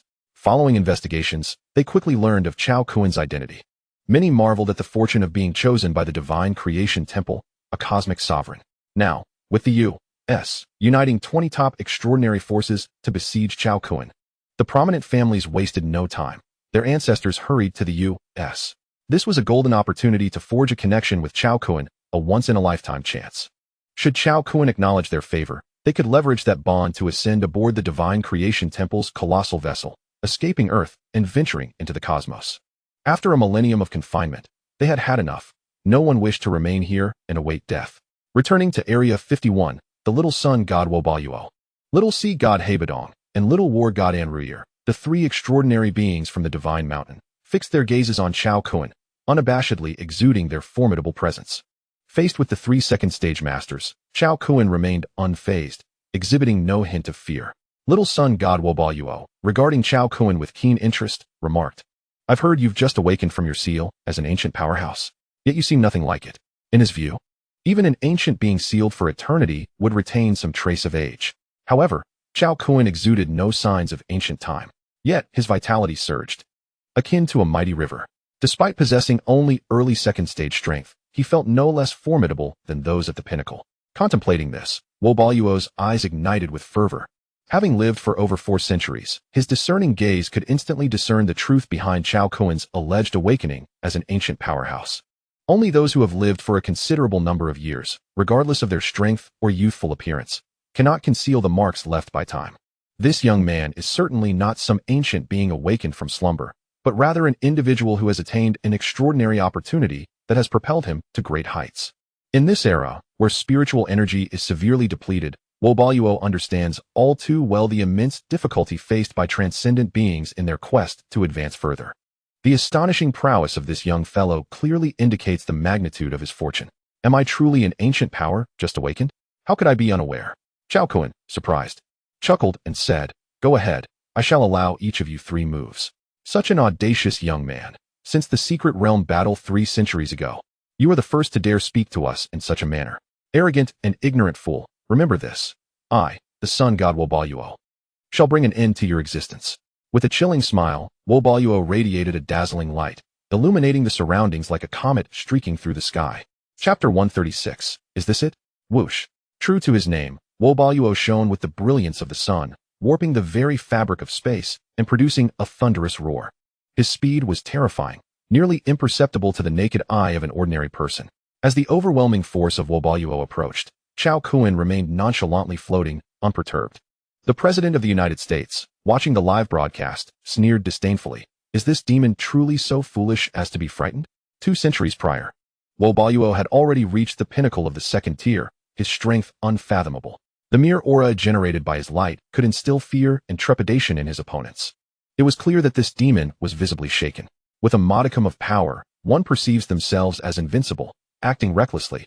Let us see how you maintain your arrogance now. It is over. A cacophony of laughter erupted from the American high officials as they envisioned the tragic demise of Cao Kun. However, in the next instant, their expressions froze, disbelief washing over them. As Wobaluo approached within a meter of Cao Kun, an invisible gravity suddenly descended, rendering him immobile and encumbered. This was the Earth elemental technique, gravity field. Once unleashed, the gravitational force surrounding Cao Kun would surge 20-fold, covering a maximum area of 10,000 meters. Herein lies the crux. This 20-fold increase is not merely 20 times the gravitational pull of Earth, but rather contingent upon the target's strength. For instance, since Wobaluo currently possesses the power of the second tier, the gravity he exerts is 20 times his own strength. Thus, the stronger one is, the more formidable the gravitational force they must endure. This elemental technique is both insidious and invincible, albeit with a significant energy cost. Seeing Cao Kun extend his hand, Wobaluo gasped in horror, exclaiming, "What kind of divine ability is this?" Suddenly immobilized and frozen in place. The bizarre nature of this technique caused Wobaluo's heart to quiver with an escalating sense of dread. "Yes," Cao Kun grinned, leisurely plucking a ring from Wobaluo's hand. The spiritual connection Wobaluo had left was effortlessly severed by Cao Kun. It was a spatial ring. Without haste, Cao Kun tossed it into his mustard seed space. Observing Wobaluo's panicked demeanor, Cao Kun reassured him, "Fear not, there will be no pain." As he spoke, Cao Kun's fingers outstretched, grasping downwards. Wobaluo, alarmed, felt his hair stand on end, shouting in terror, "You're lying. Didn't you say I could have 3 moves?" Cao Kun, taken aback, patiently replied, "There exists a book in the Great Xia known as The Art of War by Sun Tzu. Have you perused it?" "What is the art of war?" Wobaluo asked, bewildered. "Within it lies a principle. All warfare is based on deception. We are no longer children. The victor claims the throne. Do you understand? You see, you have clearly suffered from a lack of education, having lived so long without gaining knowledge. Upon entering the afterlife, remember to learn more." With that, Cao Kun reached out, and Wobaluo, in a desperate bid for survival, recklessly ignited the essence of his life. He managed to break free from the gravitational field and fled into the distance. Yet, ultimately, death proved inescapable. With swift reflexes, Cao Kun seized him by the nape of the neck and cast him into the box of creation, where he was instantly devoured, meeting his end without a hint of suffering. The President of the United States, Chuan Deng, along with the other high officials, stood in shock. The ruler of the Great Xia and his officials were equally astounded. Even the transcendent beings watching the live broadcast were left speechless. Everyone anticipated an intense battle. Yet the outcome was utterly unexpected and incredulous. The sun god Wobaluo, a formidable being of the second tier, had perished just like that? Was it not a bit too simple? Even the ordinary citizens watching the broadcast were left bewildered. What was happening? Where was the promised battle of transcendent beings? The upheaval of heaven and earth? In a mere encounter, it was over? In the Yunwu villa, Chao Zixin proudly proclaimed, "See, I told you my brother is unmatched. He can suppress all. Kunzi, you're amazing." Chao Jifeng exclaimed, utterly astonished. "Mr. Chao, you are incredibly strong." Chen Wanqing's beautiful eyes sparkled, rippling with excitement. Cao Kun gazed leisurely at Heibadong and An Ruyer, flashing a bright smile. "It's your turn. Make your move." Yet, the response from Cao Kun was a single word: flee. Indeed, Heibadong and An Ruyer fled into the distance, their speed surpassing that of their arrival. Terrifying. Utterly terrifying. Having shared centuries with Wobaluo, they understood his strength better than anyone. Wobaluo cultivated the light element, his power surpassing theirs, yet such a figure had met his end without causing a ripple. The sheer terror of Cao Kun's bizarre abilities instilled fear in them, extinguishing any lingering desire to fight. At that moment, the number of viewers tuning into the satellite broadcast soared to an unprecedented 6 billion. Witnessing Heibadong and An Ruyer fleeing for their lives left everyone in a state of shock. They had arrived with an imposing demeanor, exuding an air of invulnerability, yet now, as the battle began, they fled like frightened dogs. This stark reversal left everyone speechless. What was happening? If you lack the ability, do not feign prowess. You've stirred our emotions, leading us to believe we would witness a cataclysmic battle of the transcendent. Utterly exasperating. Cao Kun sneered, "Since you've come, then you shall remain." Transforming into a streak of light, he pursued them. As they sensed Cao Kun rapidly closing in, Heibadong and An Ruyer felt their souls tremble. The overwhelming aura of death compelled them to burn their life essence recklessly, propelling them to greater speeds as they sought to create a safe distance from Cao Kun. However, the next moment, a chilling event unfolded. Whoosh! A brilliant white light sliced above their heads, instantaneously appearing before them. "Where do you think you're running?" Cao Kun smiled benignly at Heibadong and An Ruyer. Heibadong suppressed his fear and addressed Cao Kun, "My lord, we were mistaken, gravely mistaken. We should not have troubled you. Wobaluo has been slain by your hand. Please spare us, and we shall consider ourselves friends of the divine mountain from this day forth." "How does that sound?" "Not at all," Cao Kun replied, shaking his head. "You should have contemplated the consequences of failure before making your move against me. I offer you a phrase: the slayer shall be slain." Upon hearing these words, Heibadong and An Ruyer understood that they had no choice but to fight with all their might. "Icebound!" Heibadong roared. unleashing a tremendous surge of deep blue energy that surged forth like a mighty wave, crashing towards Cao Kun.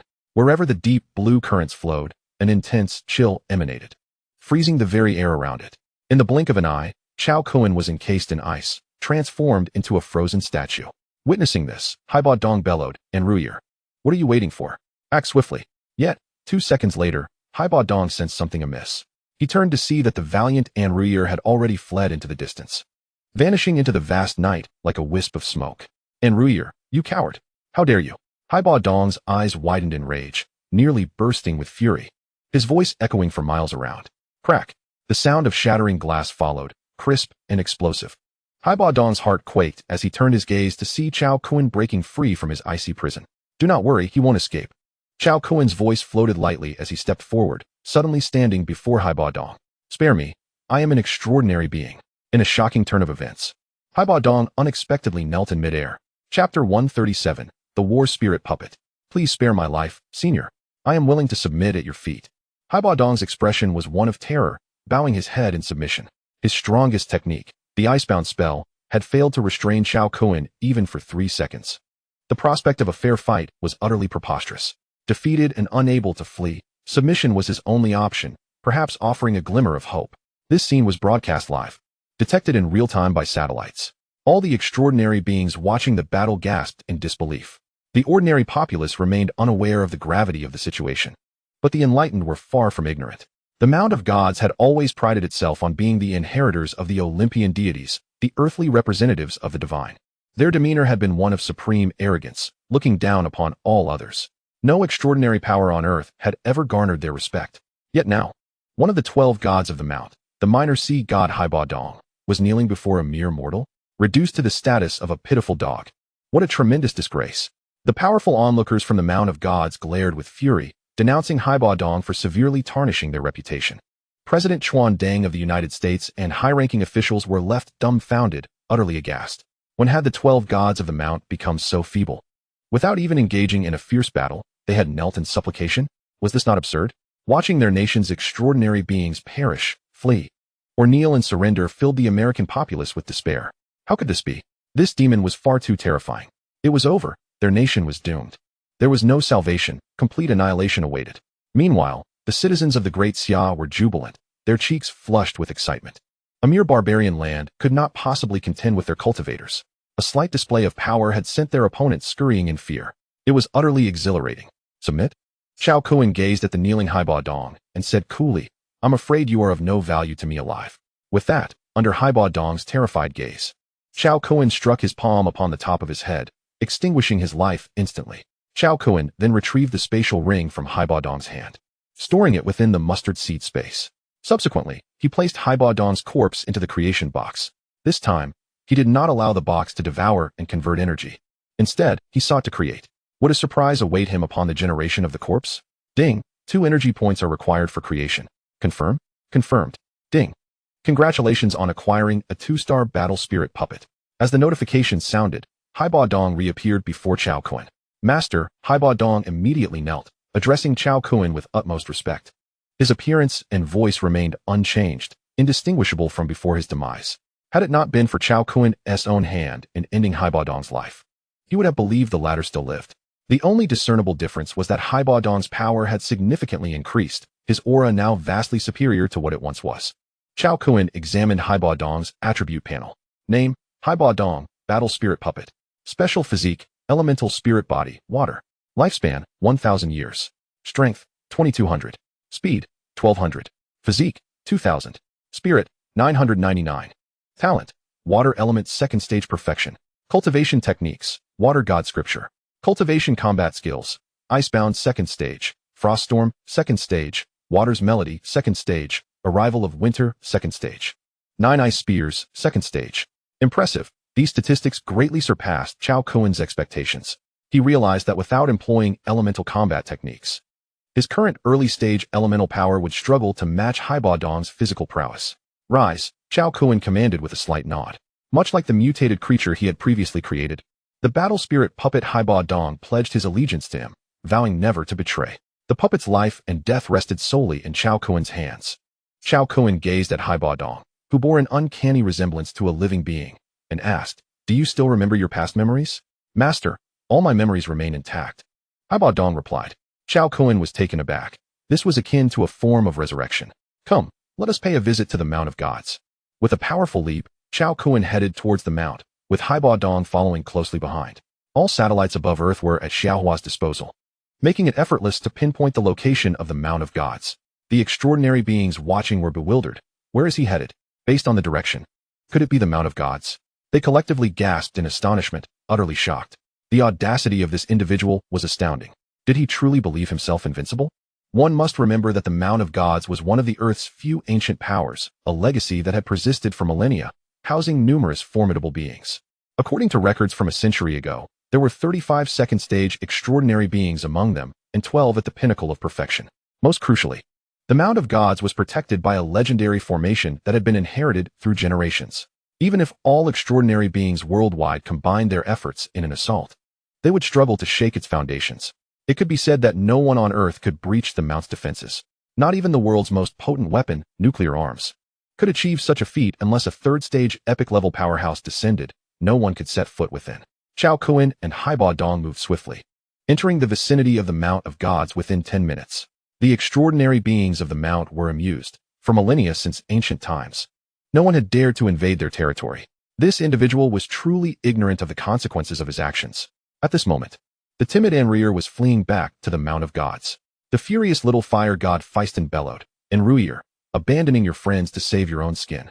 You've utterly embarrassed the Mount of Gods. You are unworthy of the title Little War God. You are nothing but a coward. Leave the Mount of Gods at once. I am ashamed to be associated with you." The storm god Yasuo also mocked derisively. What a disgraceful figure.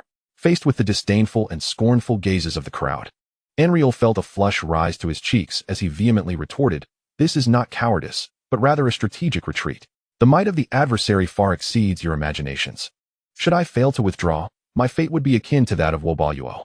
His words only deepened the contempt of those around him, who believe that death is an inevitable aspect of life. One must either perish early or late, and it is far better to engage in a glorious battle and meet a valiant end than to live in fear. How audacious to brazenly challenge us on the mountain of the gods. I am curious to learn what great terror compels you to tremble in such fear. The strongest among them, known as the Little God King, Zhou San, snorted coldly and ascended into the air, moving beyond the confines of the sacred mountain. "Coward! Watch closely and observe how I vanquish that demon," mocked the fiery little god, Philodons, as he soared to Zhou San's side. The others followed suit, emerging from the protective formation of the mountain, aligning themselves alongside Zhou San, their gazes fixed on the northwestern horizon. In the dark of night, two figures hurtled towards them at an astonishing speed. Anriel remained entrenched within the protective formation, and the sight of his immobile stance, cowering like a quail, incited profound disdain among the onlookers. After this battle, the timid and feeble Anriel must be expelled from the mountain of the gods. Allowing him to linger here is nothing short of a disgrace to our sanctum. Ignoring the scornful jibes of the crowd, Anriel's gaze remained riveted on the swiftly approaching figure of Cao Kun, his eyes betraying a flicker of fear. "Cowardly am I? You may find yourselves shrieking in terror soon enough." Chapter 138. The 12 Gods of the Mountain of the Gods. Anriel had always been a cautious individual. Moments earlier, in Area 51, he had been observing Cao Kun's every move with his spirit. He was acutely aware of Wobaluo's demise. The bizarre and formidable abilities he had witnessed were unlike anything he had encountered before, leaving him utterly devoid of the capacity to resist, drowning him in despair. The level of danger posed by his opponent was far beyond that of Zhou San. It was a threat comparable to that of a third-tier epic-level powerhouse, a terrifying existence. Only by hiding within the protective formation could he find a semblance of safety. Cao Kun halted his advance, surveying the assembled warriors of the Mountain of the Gods. With a slight raise of his brow, he chuckled, "Ah, so you possess some self-awareness. Line up properly for me to slay you. You seek your own demise," roared the tempestuous little fire god, Philodons, as he unleashed his full might, erupting with unrestrained power. Like a human volcano, a raging inferno surged into the sky, exuding an overwhelming presence. "Kneel!" Philodons bellowed, striking forth with his palm to conjure a colossal flaming hand, its searing heat seemingly capable of incinerating all in its path. Descending upon Cao Kun, Cao Kun stood resolute, hands clasped behind his back, his demeanor calm and composed. "Impudent!" came a sharp reprimand from Haibadong, who stepped forward and unleashed his palm. An infinite wave of deep blue chill emanated from his grasp, clashing violently with the oncoming fiery hand. In an instant, the fiery appendage was frozen and shattered into nothingness. Philodons, taken aback, seethed with rage. Hebadong, you traitor! To survive, you've chosen to kneel before such a fiend. I shall end you. With that, Philodons ignited with furious flames, transforming into a fiery figure, charged with an overwhelming aura, and charged at Hebadong. Hebadong's gaze remained unperturbed as he struck once more, the force of his blow surpassing the last. The bone-chilling cold that surged forth was akin to the frigid winds of the abyss, causing Philodon's pupils to constrict in terror as the aura of death enveloped him. Realizing the dire situation, he attempted to retreat, but it was too late. With a chilling gust, Philodon's was encased in ice, frozen in the midst of his charge. His flames extinguished, and even his very soul rendered immobile. Those who dare show disrespect to my master shall perish. Hebadong's icy words sent a shockwave through Zhou San and the others, for they realized that Philodon's was devoid of life. Dead, they exclaimed in disbelief, their shock palpable. They were fully aware of Hebadong's capabilities, ranked 7th among the deities of the Mountain of the Gods, below Philodon's. Yet now, with a mere strike, Hebadong had extinguished Philodon's life. In less than half an hour, his power had soared to such extraordinary heights. Their astonished gazes turned toward Cao Kun, who had been broadcasted live via satellite moments before, witnessing Hebadong's sudden disappearance and subsequent reappearance. The transformation in Hebadong's strength was undeniable, indicating something significant had transpired. Enriel, hidden within the protective formation, widened his eyes in astonishment. Eliminate them all, Cao Kun commanded with a wave of his hand. Summoning the ice-encased Philodons into the mustard seed space, speaking nonchalantly. Yes, master, Hebadong replied, unleashing a formidable aura that radiated terror. Freeze. The elemental water power surged forth, shimmering with deep blue light, enveloping Zhou San and the others. Break. Zhou San snorted, unleashing a tempestuous display of thunderous might that shattered the encroaching water elemental force. Hebadong's hand clenched, summoning a spear forged from water elements into his grasp. As the surrounding air came into contact, it rapidly crystallized into frost, the temperature plummeting drastically, enveloping all in an icy embrace, as if they were deep within a polar wasteland. 9 ice spears. With a tremor of the spear, the water elements flowed and surged. And Hebadong charged towards Zhou San. Good courage. Zhou San scoffed, a smile of derision gracing his lips. In this present earth, aside from that figure from the Great Xia, who among you possesses the qualifications to contend with me? With a crackle, Zhou San gathered a multitude of lightning into a massive hammer, radiating with a flickering brilliance. With a resounding crash, the spear and hammer collided, unleashing a cataclysmic roar that reverberated through the heavens.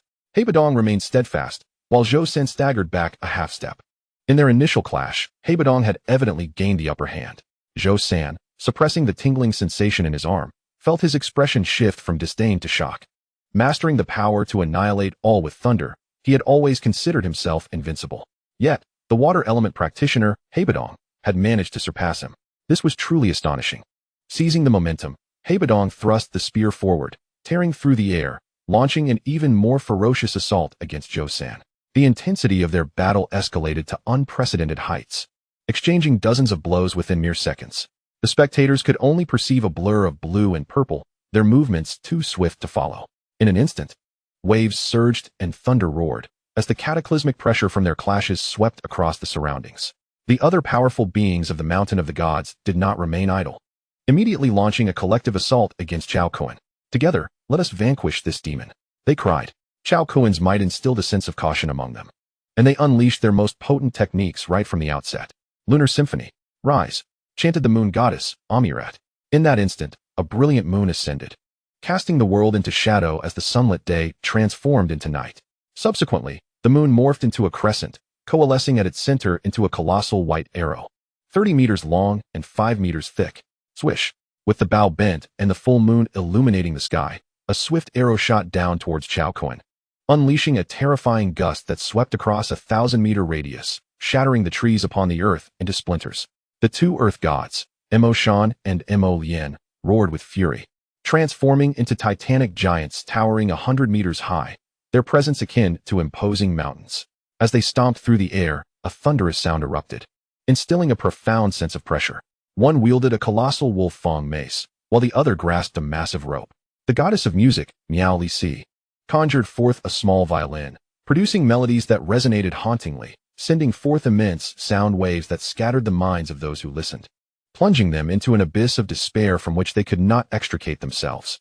The goddess of life, Xiao Luoxi, unleashed several enormous emerald vines from her alabaster palm, ensnaring Cao Kun. Should he make contact, his life force would swiftly be siphoned away, leaving behind naught but a withered skeleton. The mechanical god, Cao Piao, transformed into a 20-meter-tall mechanical armor, enshrouded in an array of energy weapons, wielding a plasma greatsword in one hand and a plasma cannon in the other. The storm god, Yasuo, radiated a wild tempest, wreaking havoc in the skies, as if capable of tearing asunder anything in its path.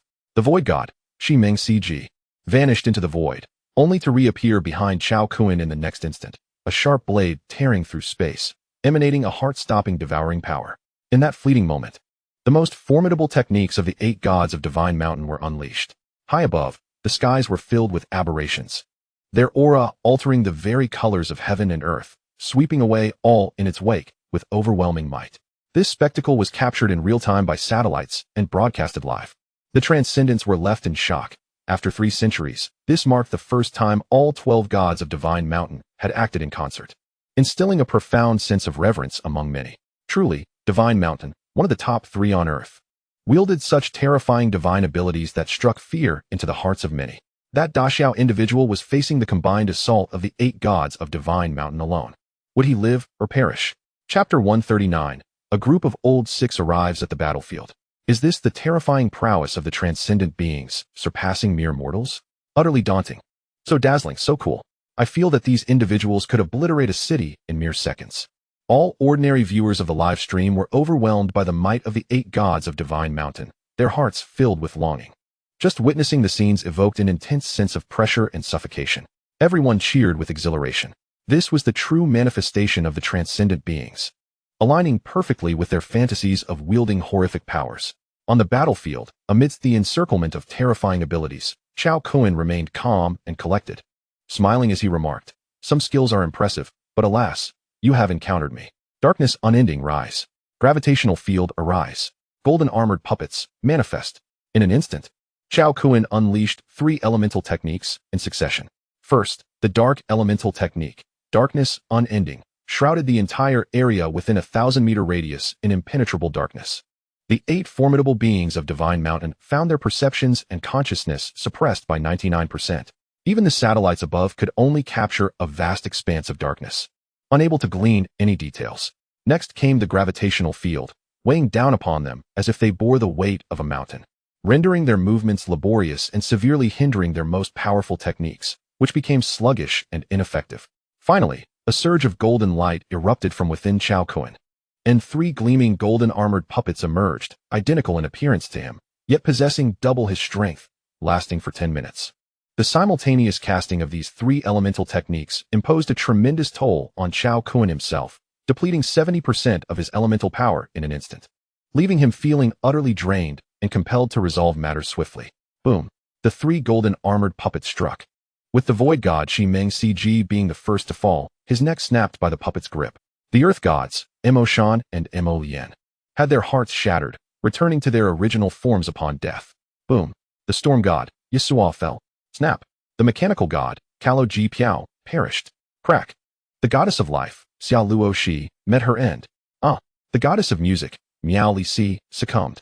The last of them, the moon goddess, whose cultivation method was unique, was minimally affected by darkness unending, able to sense her surroundings within a 10-meter radius.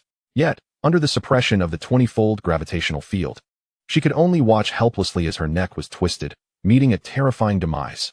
Thus, all 8 gods of Divine Mountain who had besieged Cao Kun were obliterated. The battle concluded with a swift and decisive end. With a wave of his hand, Cao Kun collected the bodies of the 8 gods into his mustard seed space. After the battle spirit puppets were generated by Poseidon, Cao Kun felt a sense of satisfaction. The energy provided by the creation box was limited. Generating combat spirit puppets would serve as excellent cannon fodder in the depths of the starry sky, proving to be a cost-effective choice. As the battle concluded, darkness unending and the gravitational field dissipated, yet the 3 golden armored puppets remained, as their duration was 10 minutes. When the darkness lifted, revealing only Cao Kun and the 3 additional golden armored puppets, the absence of the 8 gods of Divine Mountain was unmistakable. The only conclusion was that they had all perished. Instantly, this outcome left all watching the live stream in stunned disbelief, utterly incredulous and horrified. These were 8 formidable beings at the pinnacle of the second stage, and yet they had all succumbed? What manner of monster was this? The combined might of the 8 gods of Divine Mountain paled in comparison to his singular strength. This terrifying power instilled dread in the hearts of all transcendent beings. Meanwhile, the Zhaozan, who was being relentlessly pressed back by Hebedong, stood dumbfounded upon witnessing the deaths of Miao Li Si and the others, his eyes wide with disbelief. His heart trembling in fear. Had they all perished in less than a minute? Was this not absurd? Thud.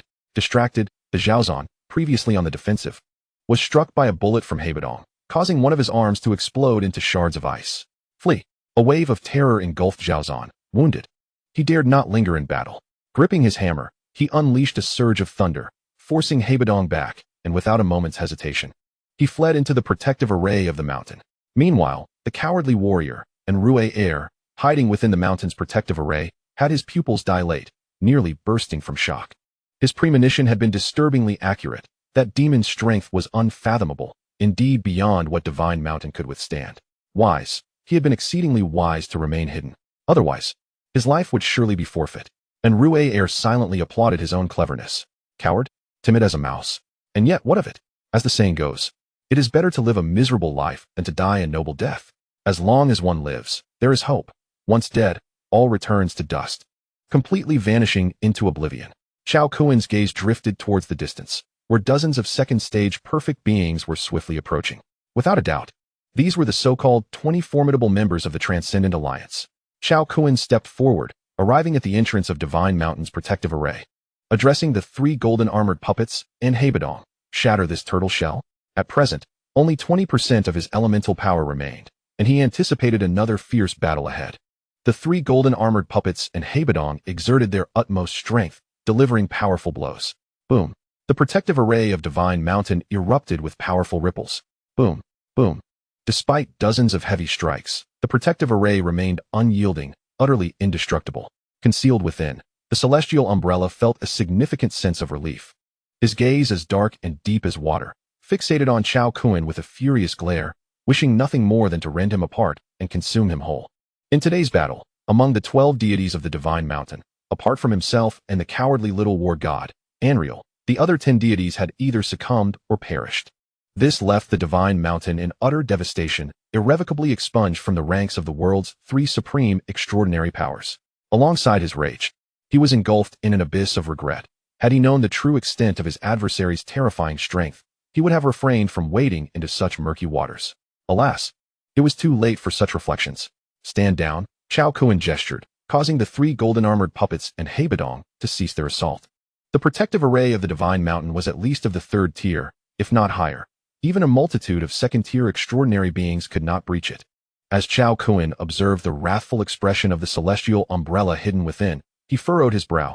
He found it difficult to achieve clarity without utterly annihilating the Divine Mountain. Just as he was poised to employ the creation box in an attempt to dismantle the mountain's protective array, a series of thunderous shouts erupted from a distance. Villain, prepare to meet your end. Celestial umbrella, we have come to aid you. Slay, eradicate the demon, and cleanse the earth. With the resounding cries echoing through the air, a multitude of figures soared into view, each radiating an overwhelming presence. The newcomers were none other than the Yas family, the Kiefer family, the Ross family, the Angelic Temple, the Dark Temple, the Butte family, the Manla family, the Ice and Snow Wolf tribe, the Polar Bears, the Ivanov family, the 4 great demon shrines of the East, the IGA family, the Yagyu family, the Yamamoto family, the Nagashima family, and the Burning Sky sect from the land of India, forming a formidable alliance of extraordinary powers. With an average of 2 individuals from each faction, a total of 38 second-tier perfect beings surged forward, creating a tightly knit encirclement around Cao Kun, their eyes ablaze with fervor. The various techniques employed by Cao Kun had left them in awe and envy. Surely, he harbored monumental secrets. In truth, they had arrived earlier but hesitated to intervene, biding their time to allow the Divine Mountain to sap Cao Kun's strength. Now, as he teetered on the brink of despair, they would strike, sharing the glory of vanquishing the mountain while reaping the rewards together. Little did they anticipate that Cao Kun would single-handedly dispatch 8 of the Divine Mountain's deities. A feat utterly terrifying. Yet, it would all come to a halt here. Chapter 140. And you dare claim you are not an ant. The gazes of the many extraordinary beings from the Alliance were imbued with fervent intensity as they regarded Cao Kun.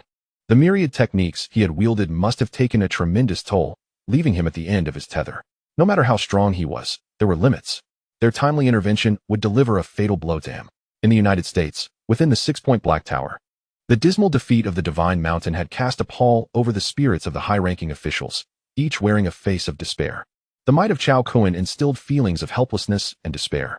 However, upon witnessing the collective emergence of the 19 other extraordinary powers, the officials felt rejuvenated, their spirits lifted. The timing of their arrival was impeccable. No matter how formidable the demon, he could not possibly contend with 38 opponents. Indeed, after continuous combat, his energy reserves must be depleted, leaving him incapable of further resistance. It's over. The citizens of the United States were rendered speechless and terrified by the sight of Cao Kun obliterating the Divine Mountain. Now, the tide had turned, and the advantage lay with them.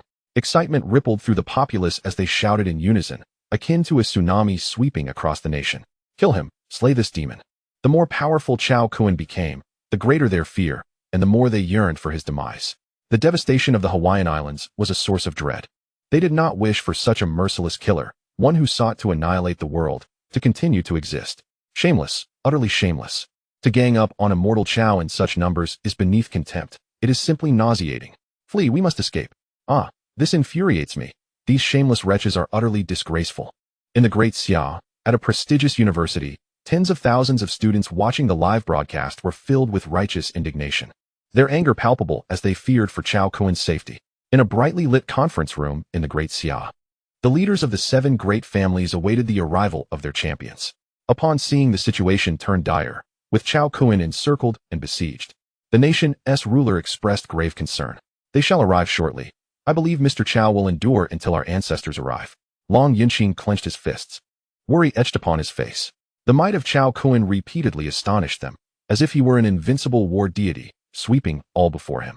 Yet, even he had limits. Against the onslaught of 38 foes, how much strength could he possibly retain? Would he be able to hold out until reinforcements arrived? At the Cloud and Mist Mountain Manor. How infuriating. A pack of shameless scoundrels. Brother, I come to rescue you. The ever-confident Chao Zixin and Chao Ziyun, faced with the overwhelming assault of 38 extraordinary beings, felt their faces pale with fear. Could their brother truly prevail against such odds? Let us go together. Chao Jifeng and Chun Fong wore expressions of anxious apprehension. Mom and Dad, wait for us at home. We shall bring our brother back safe and sound. With wings of light coalescing on their backs, Chao Ziyun and Chao Zixin transformed into 2 streaks of light, one white and one black, vanishing into the horizon in the blink of an eye. On the battlefield of the Divine Mountain, the terrifying formation of 38 second-tier perfect beings from 19 extraordinary factions encircled Cao Kun. Instantly, the atmosphere became charged with a sense of impending bloodshed. As tension filled the air, a great battle was on the verge of erupting. Leading the charge was the most formidable among them, the holy war angel Gadfiel of the Angelic Temple, golden-haired and golden-eyed.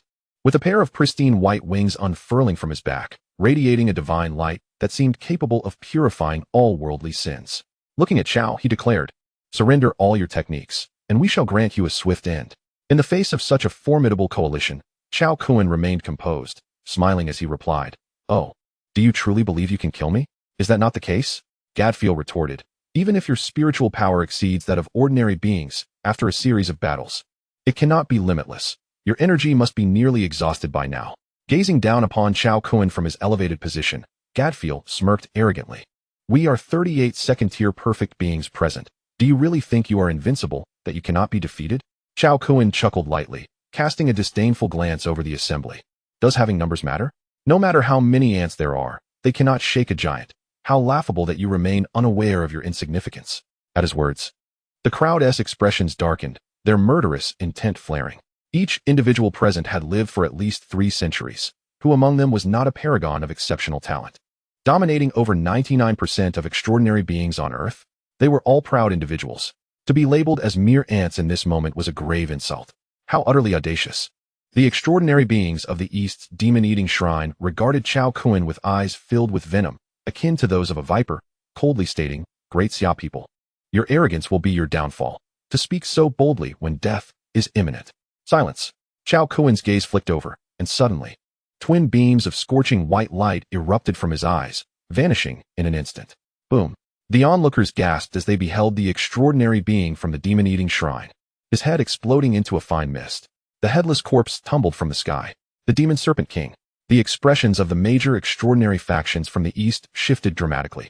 Behold, this is what it means to be an ant, utterly incapable of withstanding a blow. Cao Kun's nonchalant words caused every onlooker to flinch, their hearts filled with trepidation. The terrifying technique of observation struck with lethal precision, obliterating a formidable opponent at the pinnacle of the second tier.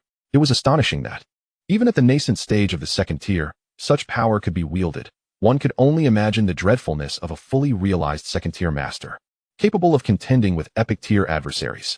"Let us unite and vanquish him," shouted another extraordinary being from the Eastern Isles, enraged at the sight of his comrade being dispatched in an instant. The others, lacking hesitation, unleashed their most potent techniques. In an instant, the heavens and earth shifted in hue, and a cacophony of divine abilities erupted with thunderous resonance, a spectacle of immense grandeur. Let him retain a sliver of life. Once we acquire his techniques, we shall eliminate him without delay, proclaimed the celestial war angel, Gadbiel, his eyes shimmering with sacred light as he directed a mental assault toward Cao Kun. To his astonishment, Cao Kun not only exhibited extraordinary combat prowess, but also possessed an indomitable spirit, rendering Gadbiel's efforts futile. Never had he encountered such a fearsome individual, a flicker of dread inexplicably rising within him.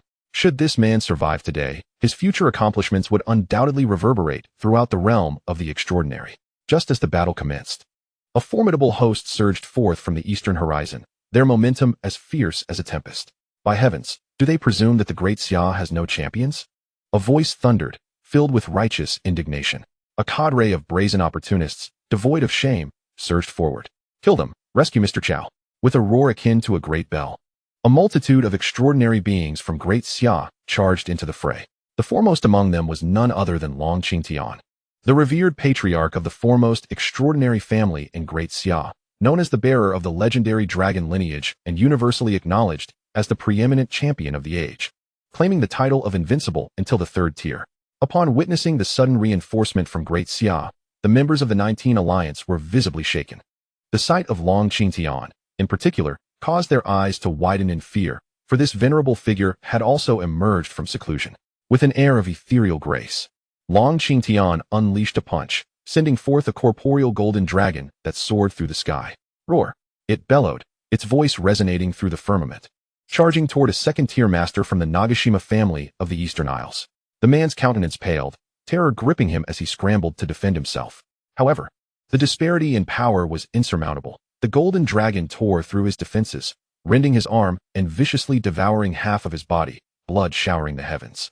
This was the might of Long Qingtian, the unparalleled champion of the current era, capable of dispatching a foe of equal rank with a single strike. Truly terrifying.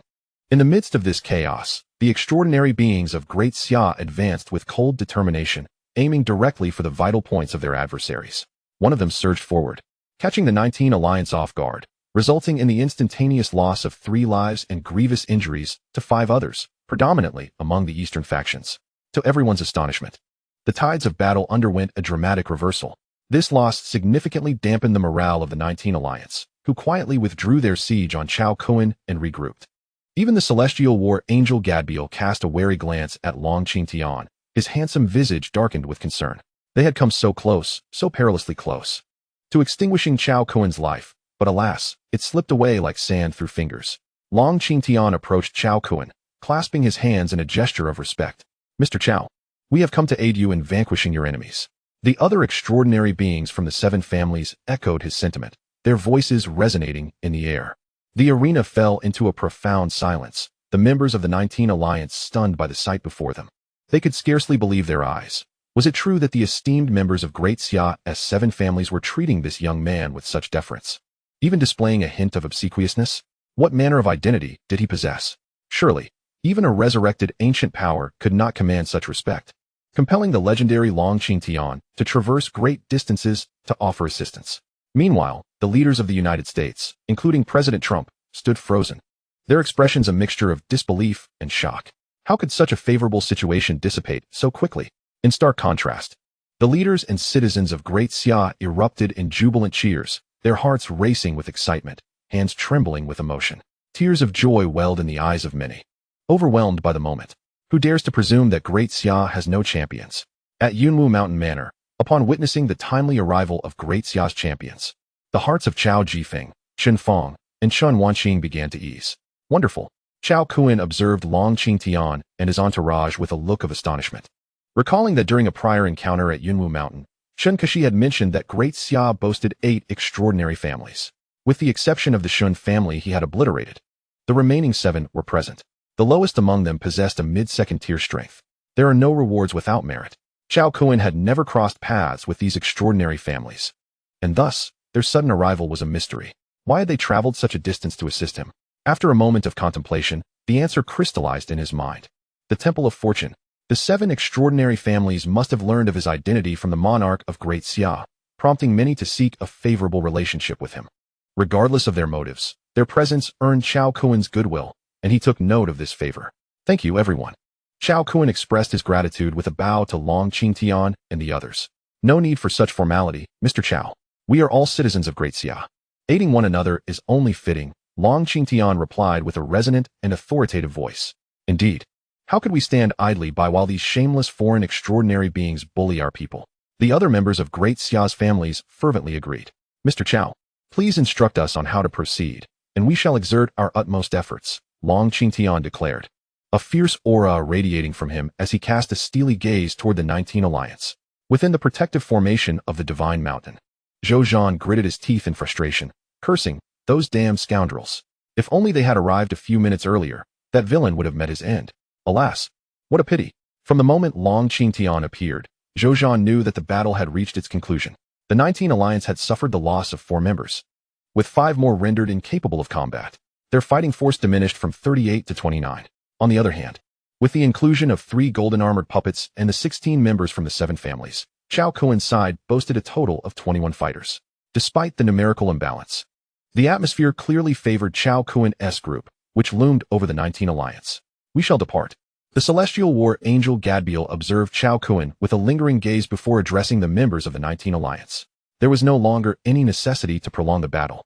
The reputation of Long Qingtian was too formidable, instilling dread in all extraordinary beings at the mere mention of his name. In the secretive battles of 3 centuries ago, Long Qingtian had, much like Cao Kun now, faced 3 second-tier masters while still in the early stages of his own power. Ultimately, he had achieved the remarkable feat of slaying 1 and gravely injuring 2, leaving an indelible mark on history. The dreadful achievements linger vividly in the minds of many, striking terror in their hearts. Now, with Long Qingsong attaining the pinnacle of the 2nd stage, he has become even more formidable.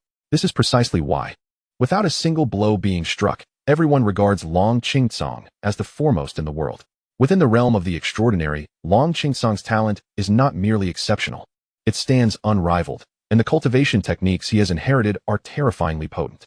Once battle is joined, he becomes a relentless force, impervious to fatigue, growing bolder with each conflict, leaving no one willing to engage him in combat. Leave. Cao Kun's voice resonated coldly. Did I permit your departure? The holy war angel, Gadbila, stiffened, gazing at Cao Kun with a serious expression. What do you mean? Since you have arrived, you shall all remain, Cao Kun declared, his unwavering gaze sending a chill down Gadbila's spine. Steeling himself, Gadbila retorted icily. Once war is initiated, it becomes a fight to the death. The forces behind the Alliance of 19 will surely mobilize, obliterating the entirety of the Great Xia. You must consider this carefully. Gadbila's words held truth. Young man, it would be wise to retreat while you can. You bear no significant grievances against us, and there is no need for conflict. Once battle is waged, it transcends our personal issues, becoming a war between the Great Xia and all our factions, leading to catastrophic consequences. A mutual retreat would be the wisest course. Other extraordinary beings from the Alliance of 19 echoed similar threats. Cao Kun regarded them with disdain, a mocking smile playing on his lips. A fight to the death? To annihilate the Great Xia? Do you even have the right? Kill them all, leave not a single one alive. With this command, 3 golden-armored puppets and Haiba Dong surged forth, exuding an overwhelming killing intent toward the members of the Alliance of 19. Gadbila seethed with rage. But before he could finish his sentence, 4 members of the Alliance were instantaneously slain. It is crucial to understand that Haiba Dong and the 3 golden-armored puppets possess strength nearly on par with Cao Kun. Even the formidable beings of the God Mountain were overwhelmed, let alone these individuals, who could not withstand a single strike and perished on the spot. The extraordinary beings from the Long family, one of the 7 great families, felt their pupils constrict in shock. Such strength, They suddenly realized that even without their assistance, Cao Kun could withdraw unscathed, or even turn the tide against the Alliance of 19. The crowd was shaken, their expressions filled with horror. Cao Kun had only recently become the spokesperson of the Creation Temple, and in merely 6 months, he had grown to such terrifying heights. It was unfathomable to consider the dread that the Creation Temple, the sovereign of the galactic center, must inspire. After a brief moment of introspection, Long Qingsong regained his composure and shouted, "Kill." He stepped forward, appearing beside an extraordinary being from the Eastern Isles, his fist radiating with golden light. The air around him vibrating. Boom. He reduced the foe to a mist of blood. Chapter 142, Total Annihilation. You are courting your own demise. The powerful members of the Alliance of 19 seethed with fury, yet the extraordinary beings from the 7 great families of the Great Xia paid no heed, launching their lethal strikes. This was a one-sided massacre. Within less than a minute, the extraordinary beings of the Alliance of 19 suffered catastrophic losses. Ultimately, only the 5 strongest individuals remained, desperately fighting for survival. These individuals included the Holy War Angel Gadbila of the Angel Temple, the assassin Ing Luan from the Dark Temple, the ancient ancestor of the Ice Wolf clan, Kimitfu, the Ice Emperor Alexim of the Polar Bears, and the vice leader of the Burning Heaven sect, Bishopur. Though their strength was commendable, they were no match for the combined assault of multiple attackers. After just a few exchanges, they were all grievously injured and forced to flee without hesitation, burning their life essence to escape. This reckless flight strategy proved effective, achieving speeds of 15 times the speed of sound, especially Gadbila, who fled with remarkable speed, transforming into a streak of light. The others found it impossible to keep pace, quickly falling behind. Run? How delightful! Cao Kun scoffed disdainfully, unleashing his light element combat technique. The flash of light, akin to a shooting star, propelled him towards Gadbila. The flash traveled at 1,000th the speed of light, capable of covering 300 kilometers in a second, 30 times faster than his opponent. Tell me, how do you intend to escape? Whoosh! Cao Kun soared through the air, appearing above Gadbila, fingers splayed as he struck down with tremendous force. Danger! A lethal threat loomed. Gadbila, in a frantic flight, felt his heart race as he rapidly contracted his white wings, enveloped in a brilliant white light, forming a protective sphere around him. Cao Kun's palm collided with the sphere, erupting in a thunderous blast. Blood gushed forth as Gadbila's once pure wings shattered, stained crimson, a sight both horrifying and tragic. Already injured, Gadbila suffered further grievous wounds, rendering him a pitiful sight. His severely wounded form plummeted uncontrollably from the sky. Boom!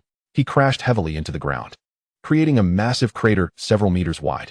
Gadbila, disfigured and gasping for breath, lay within, clinging to the last vestiges of life. Cao Kun dove down from the heights, a torrent of air swirling around him, reaching out to grasp Gadbila. "Spare my life," Gadbila rasped, looking up at Cao Kun from his prostrate position, voice hoarse and intermittent. Yet, Cao Kun's elemental power pressed down mercilessly. Buzz! The Holy War Angel Gadbila met his end. Cao Kun waved his hand, stowing the corpse within his pocket dimension, then ascended once more, targeting his next victim. 5 seconds later, the assassin Ing Luan from the Dark Temple, dead. 9 seconds later, the ancient ancestor Kimitfu of the Ice Wolf clan, dead. 15 seconds later, the Ice Emperor Alexim of the Polar Bears, dead. 23 seconds later, the vice leader Bishopur of the Burning Heaven sect met his demise at the hands of Cao Kun in the heart of the city. Amidst the terrified gaze of hundreds of thousands of American citizens, a massive handprint marred the ground, several skyscrapers reduced to rubble, and thousands perished in a sea of blood.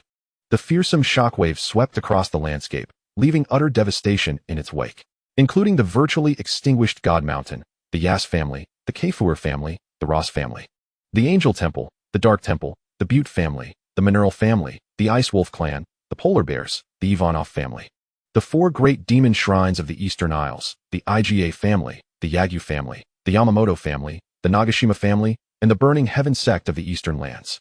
The global alliance of 20 top-tier factions was utterly annihilated. Billions around the world bore witness. The world was thrown into an uproar. It was over. They were doomed. In the Pentagon, Trump and the American high officials appeared as if their souls had been siphoned away, faces ashen, their eyes vacant as they slumped into their chairs. 20 extraordinary factions united in a coordinated assault, yet all 40-plus extraordinary beings had perished. What could Cao Kun possibly spare for those who instigated this? Fight back? That man's speed surpassed even that of nuclear weapons. Resistance was futile. Hide. Where could they conceal themselves? On the ground or in the sky? Nowhere. They had no refuge. Only the inevitability of death awaited them. The American populace was also engulfed in despair, life shrouded in darkness, sensing the imminent destruction of their world. Before such a terrifying powerhouse, they were akin to ants, easily crushed with a mere flick of a hand. Weary of this, let it all be destroyed. Death is inevitable. Aware that death could descend at any moment, the American populace succumbed to madness. Before Cao Kun could take any action, chaos erupted in the United States. Resembling an apocalyptic scenario, all laws and regulations vanished. The most dreadful innate flaws of human nature were unleashed, as streets became rife with robbery, destruction, and violence. Not only in the United States, but citizens of other nations were also engulfed in fear, particularly after the U.S. President's speech, which demonized the Xia people residing within their borders. The treatment of these individuals was marked by extreme hostility, resulting in the inhumane torment of countless lives, death tolls reaching into the hundreds of thousands. Such shocking and appalling circumstances would inevitably draw the ire of the Xia, leaving the aggressors unable to escape retribution. Meanwhile, those who had forsaken their heritage to survive in foreign lands were left dumbfounded, lamenting their past choices. Their vehement online slanders against the Xia now seemed to haunt them with a newfound terror, for the internet never forgets. Their actions would surely lead to a day of reckoning. It was over. The entire world would soon find no refuge for them. The people of the Xia rejoiced, united in their shared triumph. Various extraordinary forces, including the Angel Temple and the Dark Temple, were left in disbelief at the fall of their formidable members. Yet, the predominant sentiment was one of fear. They had dispatched their most powerful warriors, only to see them all perish. All extraordinary factions turned their gaze towards the Xia, sinking into profound silence. Why did the Xia's extraordinary beings exhibit such audacity in their relentless pursuit of annihilation against figures like Gadbil? Did they truly not fear a united onslaught from all the world's extraordinary beings that could topple the Xia? Yet, the Xia acted decisively and without hesitation, indicating that a monumental secret lay hidden beneath the surface, one so potent that it allowed the Xia to disregard the collective wrath of global superhumans. After a prolonged silence, the various factions begrudgingly acknowledged their misfortune. This individual was not to be trifled with. First, there was Long Qingsong, and now a more terrifying prodigy had emerged. How unfairly favored the Xia was by the heavens. Following his extermination of Gadbil and his companions, Cao Kun returned once more to mount the gods. Mr. Cao Long Qingsong and the others approached, their eyes brimming with astonishment. Gadbil and his companions had resorted to burning their life essence to escape, but their speed was far beyond what the others could match. Yet, Cao Kun had managed to pursue and annihilate them all within a minute. And even more astonishing was that they had fled separately, yet still met their demise. It was unimaginable how incredible Cao Kun's speed was. Such supernatural prowess left them in awe. Cao Kun nodded slightly, directing his gaze towards the protective formation surrounding Mount the Gods. The others looked on, their expressions tightening. What did this mean? Was Mr. Cao intent on breaching this formation? Chapter 143, The Extraordinary Battle concludes. Stepping forward, Cao Kun approached the protective formation of Mount the Gods and placed his palm against it. He could distinctly feel an invisible barrier resisting his advance. Focusing intently, he used his spiritual perception to analyze it. Though not an expert in formations, he had learned about several, and he was far from ignorant. Additionally, as an elemental spirit, he wielded the fundamental elements of metal, wood, water, fire, earth, light, darkness, wind, and thunder. The principles of formation relied on the law of energy conservation. The power sustaining the formation could not simply materialize from nothing, as long as the core energy source of this formation fell within the confines of these 9 elements. It would be challenging to evade Cao Kun's analytical grasp. His spiritual essence expanded for kilometers, seeking the operational rules of the formation. After 2 minutes and 30 seconds, Cao Kun's gaze fell upon the ground below. He had discerned the intricacies of the protective formation of Mount the Gods. The entire formation utilized the land spanning 100 miles as its foundation, continuously drawing upon the Earth's soil elements. To breach this formation, there were 2 methods. The first was to dismantle it from the inside, destroying its core. Realizing this, Cao Kun suddenly froze, instinctively looking towards Hai Buodong. After all, Hai Buodong was a member of Mount the Gods and could freely enter and exit the protective formation. How foolish had he been? However, Cao Kun did not immediately instruct Hai Buodong to enter. He wished to test whether the creation box could absorb the energy generated by the formation. In his mind, he commanded the creation box, absorb energy. The creation box manifested before him, unleashing a terrifying, immense suction that enveloped the formation for 100 meters, voraciously consuming the soil element's power. In the next moment, an astonishing scene unfolded. The soil elements within the protective formation visibly coalesced into a yellow-brown energy ribbon, which the creation box continuously devoured. In under a minute, the protective formation of Mount the Gods could not keep pace with the horrifying speed of the creation box's consumption, resulting in a massive opening spanning 100 meters. Long Ching Tsong and the others were left dumbfounded, their expressions frozen in shock. Soon after, an even more terrifying spectacle occurred. Within a radius of 10 meters surrounding the protective formation, both flora and rocks were disintegrating into powder at an alarming rate. Astonished, Cao Kun hurriedly commanded the creation box to cease its consumption. Once the absorption of energy halted, the destruction of the flora and rocks also came to an end. Those within the formation, including the cosmic umbrella, Anriel, and all members of Mount the Gods, were left in sheer panic, trembling in fear. They felt the ground beneath Mount the Gods quaking and sinking, as if on the verge of collapse. All extraordinary factions globally watching the live broadcast were equally astounded, their eyes wide in disbelief. Could it be that outrageous? The protective formation of Mount the Gods had been established by ancient masters and had withstood the test of millennia, remaining unbreakable. Yet, at this moment, it was being shaken to its core. All eyes turned to Cao Kun, their gazes quivering, their minds nearly fracturing from sheer terror. Those once confident in their invulnerability, thanks to the protective formation, now fell silent, gripped by an overwhelming dread of Cao Kun. The fear towards him escalated to unprecedented heights, a being deemed taboo, one never to provoke. Cao Kun surveyed the shattered ground surrounding Mount the Gods, his expression one of astonishment. He began to comprehend that all things in the universe were fundamentally composed of the 9 elements: metal, wood, water, fire, earth, light, darkness, wind, and thunder. In essence, the universe itself was an evolution of energy. Cao Kun had no doubt that if the creation box continued to absorb, ultimately, the entire Earth would be consumed. Thinking even deeper, the solar system and the Milky Way would not escape being devoured. If the creation box were limitless in its capabilities, could it even consume the entirety of the universe? The thought was chilling. Cao Kun dared not ponder further, inhaling deeply to suppress his astonishment. He turned to Hai Buodong and inquired, "Do you know where the core of the protective formation of Mount the Gods is located?" "I don't know," Hai Buodong replied, shaking his head. The protective formation of Mount the Gods operates independently, and no one knows the precise location of its core. We can only enter and exit freely based on our identity tokens.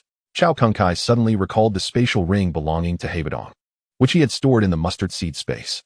With a mere thought, the spatial ring appeared in his hand. He tossed it back to Haibodong, returning it to its rightful owner.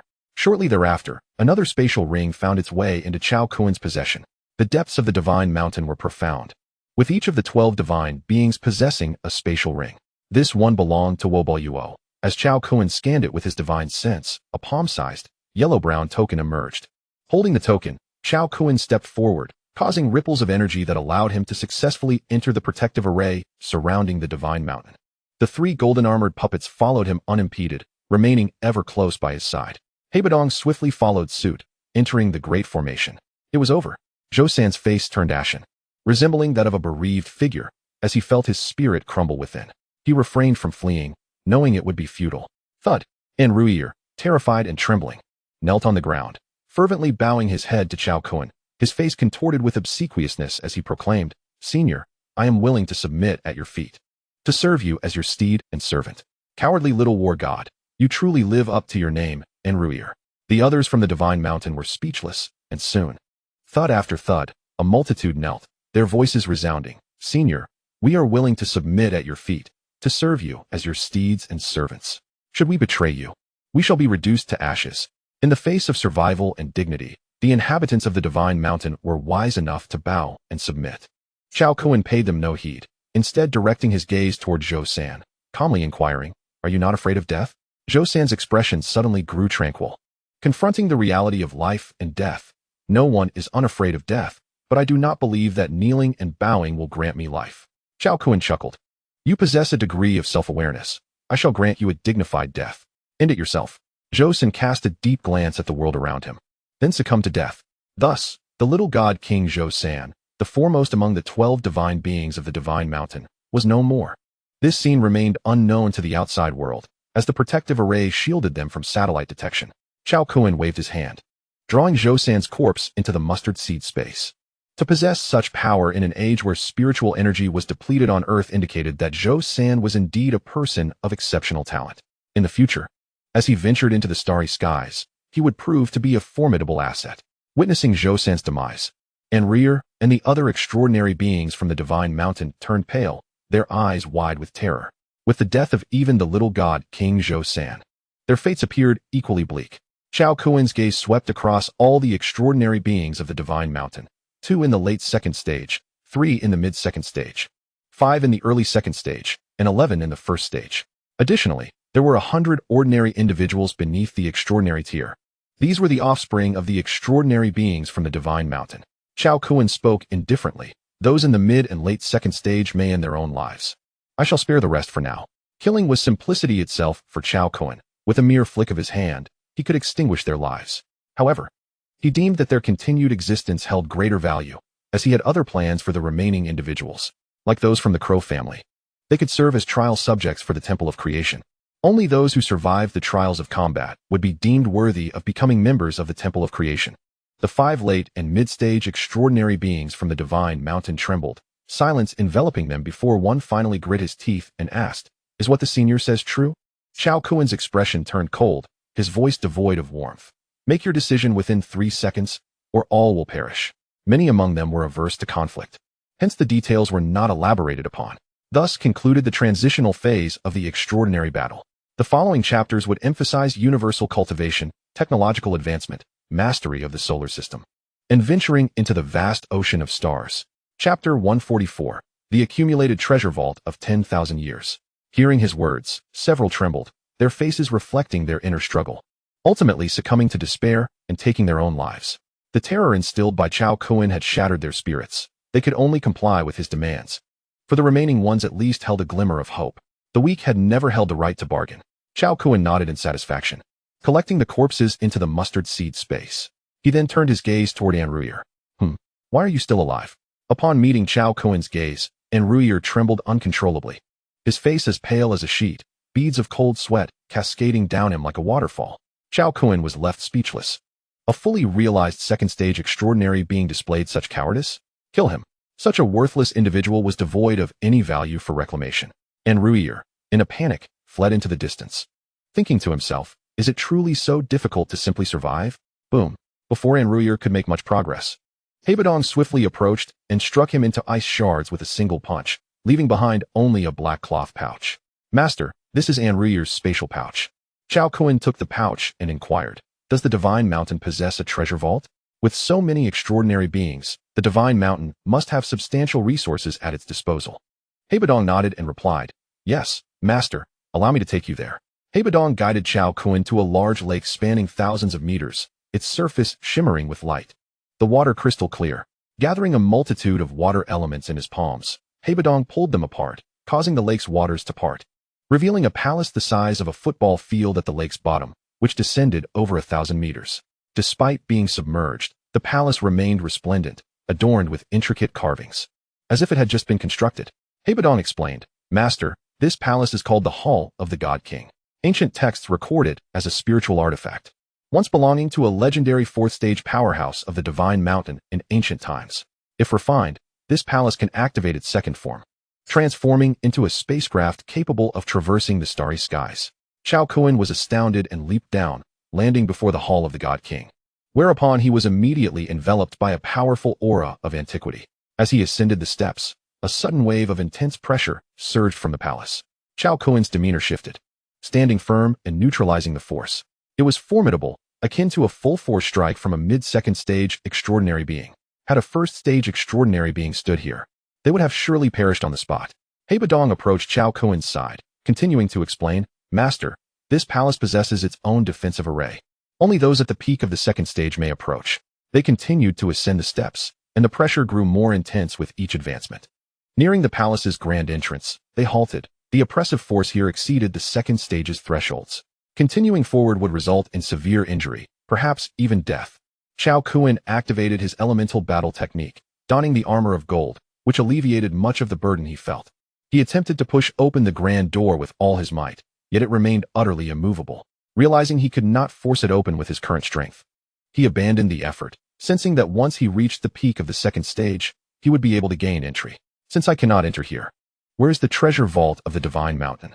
Cao Kun inquired, turning to Hebadong. Hebadong gestured toward two smaller side halls resembling watchtowers, saying, within these two structures. The left houses the spiritual herb repository, and the right contains the spiritual weapon repository. All the spiritual herbs and weapons collected by the Divine Mountain over millennia are stored here, distributed by each successive God King. Cao Kun first approached the left spiritual herb repository, entering a room spanning over 100 square meters, filled to the brim with various boxes. He casually opened a few, discovering that their contents closely resembled those he had previously encountered within the spatial rings acquired from the Crow family. The entirety of this space is filled with elemental spiritual artifacts, undoubtedly of superior quality. Should an ordinary individual dare to integrate with them, they would undergo a remarkable transformation, soaring to unprecedented heights and achieving the status of a transcendent master, capable of scaling walls and traversing rooftops with ease. This room brims with spiritual herbs and materials, sufficient to forge hundreds of extraordinary beings. These treasures have been painstakingly accumulated by the Divine Mountain over millennia, representing the frugal savings of the past. And the future continuity of the Divine Mountain hinges upon these spiritual resources. Alas, they have fallen into the hands of Cao Kun. Such is the unpredictability of life. This serves as a profound lesson. One should refrain from seeking attention and acting pretentiously, for a moment-less folly may lead to utter ruin. Behold, the Divine Mountain is a tragic example of this. A crooked smile danced upon Cao Kun's lips as he waved his hand, drawing everything into the mustard seed space. The Hall of Creation lay in utter poverty, and these spiritual herbs and materials would perfectly replenish its emptiness. How exhilarating it is to plunder. A guaranteed profit. With a cheerful demeanor, Cao Kun made his way towards the right, into the spiritual weapon repository. Before his eyes was a dazzling array of weapons: swords, sabers, spears, halberds, axes, staffs, and ropes. Beyond these commonplace armaments, there existed numerous uniquely designed weapons that exuded an aura of magnificence. Unlike ordinary cold weapons, these artifacts were inscribed with intricate patterns, imparting an air of mystery and profundity. Observing the plethora of weapons, Cao Kun inquired with a hint of confusion, "Hai Bodong, why do you not utilize these spiritual instruments? Logically, possessing weapons should bolster combat prowess, yet the Divine Mountain seems devoid of them." Indeed, every extraordinary being Cao Kun had encountered bore no weapons, a peculiar phenomenon that piqued his curiosity. Hai Bodong elucidated, since the cataclysmic changes on Earth occurred a millennium ago, this realm has been bound by an invisible shackle, restricting the ascension of extraordinary beings beyond the second tier.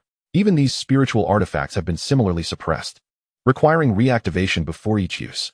This process consumes a substantial amount of spiritual energy, rendering their efficacy rather unsatisfactory, thus relegating these instruments to neglect. Upon hearing this, Cao Kun casually grasped a nearby longsword, channeling a significant amount of elemental power into it. Gradually, the dull patterns upon the blade began to glow. Once the intricate designs along the entire sword were activated, Cao Kun felt a swift withdrawal of 50 of his elemental energy. Though this appeared minimal, it was a consequence of his unique constitution. As an elemental spirit body, his internal spiritual energy was tenfold, if not more, than that of an ordinary extraordinary being of the same tier. This calculation suggested that an average extraordinary being would expend over half of their spiritual energy to activate this sword. Moreover, in this current era of depleted magical energy, it was impossible to replenish spiritual energy swiftly. Extraordinary beings were not invincible.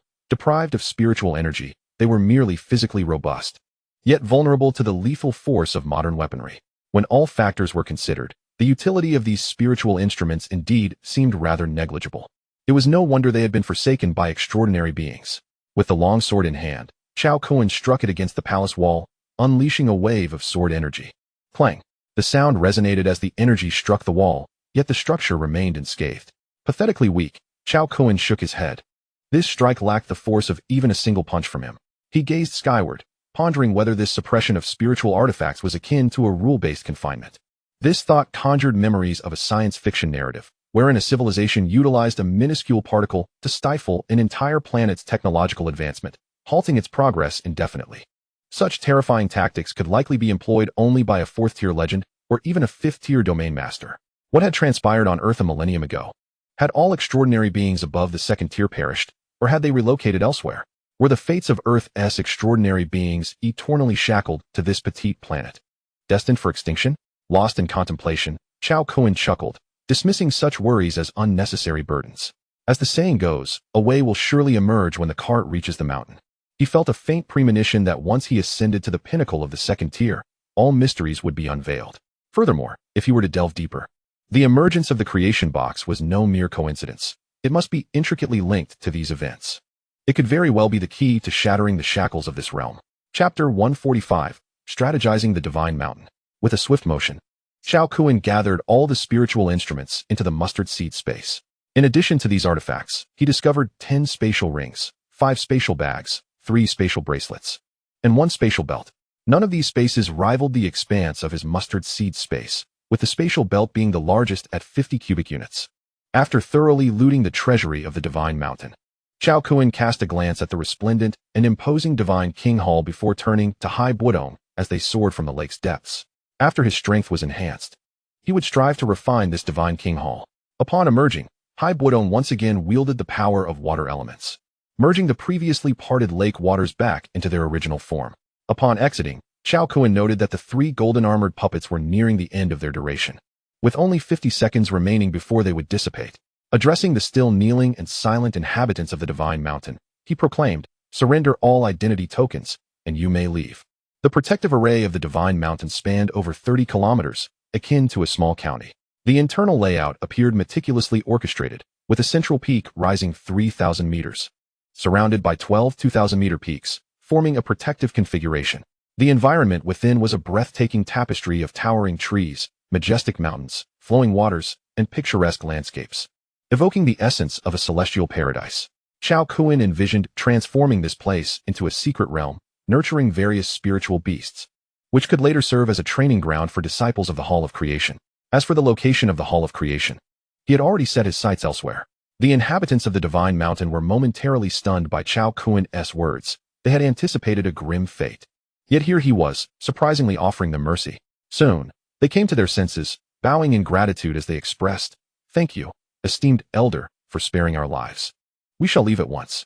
The people of the Divine Mountain hastily placed their spatial rings and all significant belongings on the ground, fleeing as if their lives depended on it.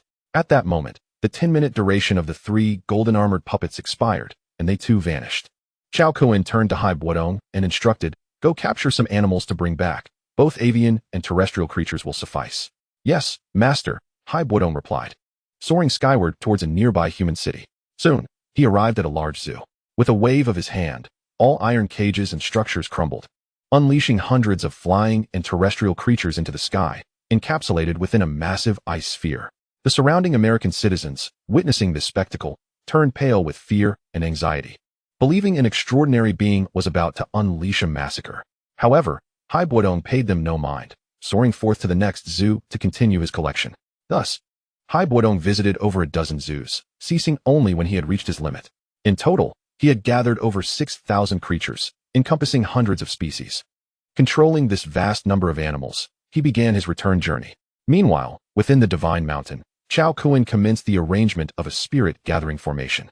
In truth, the protective formation of the Divine Mountain is not merely a defensive array, it is also complemented by a spirit-gathering formation. However, due to the passage of time, the internal spirit stones have been nearly depleted, resulting in the failure of the spirit-gathering formation. The defensive formation, on the other hand, derives its primary power from the surrounding expanse of land, which continuously supplies earth elements. As long as this vast terrain remains intact, the defensive formation of the Divine Mountain will endure eternally. Cao Kun swiftly crafted the formation disc for the spirit-gathering array, ascending into the sky to begin the arrangement with elemental crystal stones. Due to the monumental size of the Divine Mountain, he utilized 3 crystals, each of gold, wood, water, fire, and earth. Additionally, Cao Kun enhanced the formation with restriction and concealment arrays. The previous protective formation of the Divine Mountain was designed to prevent entry while allowing egress. Now, with the restriction array in place, not only is entry barred, but exiting is also constrained. This measure is taken to prevent spirit beasts from wandering beyond the array's confines. The concealment array shrouds the entire Divine Mountain, rendering it to the outside world as an unremarkable hillock. Even extraordinary beings are unable to perceive its secrets, including those at the pinnacle of the second tier. Beyond the arrangements of the Grand Formation, Cao Kun meticulously planned the interior of the Divine Mountain. Atop each of the 13 peaks, he placed an elemental crystal, with 2 crystals positioned on the main peak towering at 3,000 meters, alongside a small gravity formation. Only those spirit beasts capable of overcoming the rigorous trials to reach the summit will earn the right to merge with the elemental crystals and ascend to the rank of Beast Sovereign. Ultimately, a Beast Emperor and 12 Beast Kings will emerge within the secret realm of the Divine Mountain.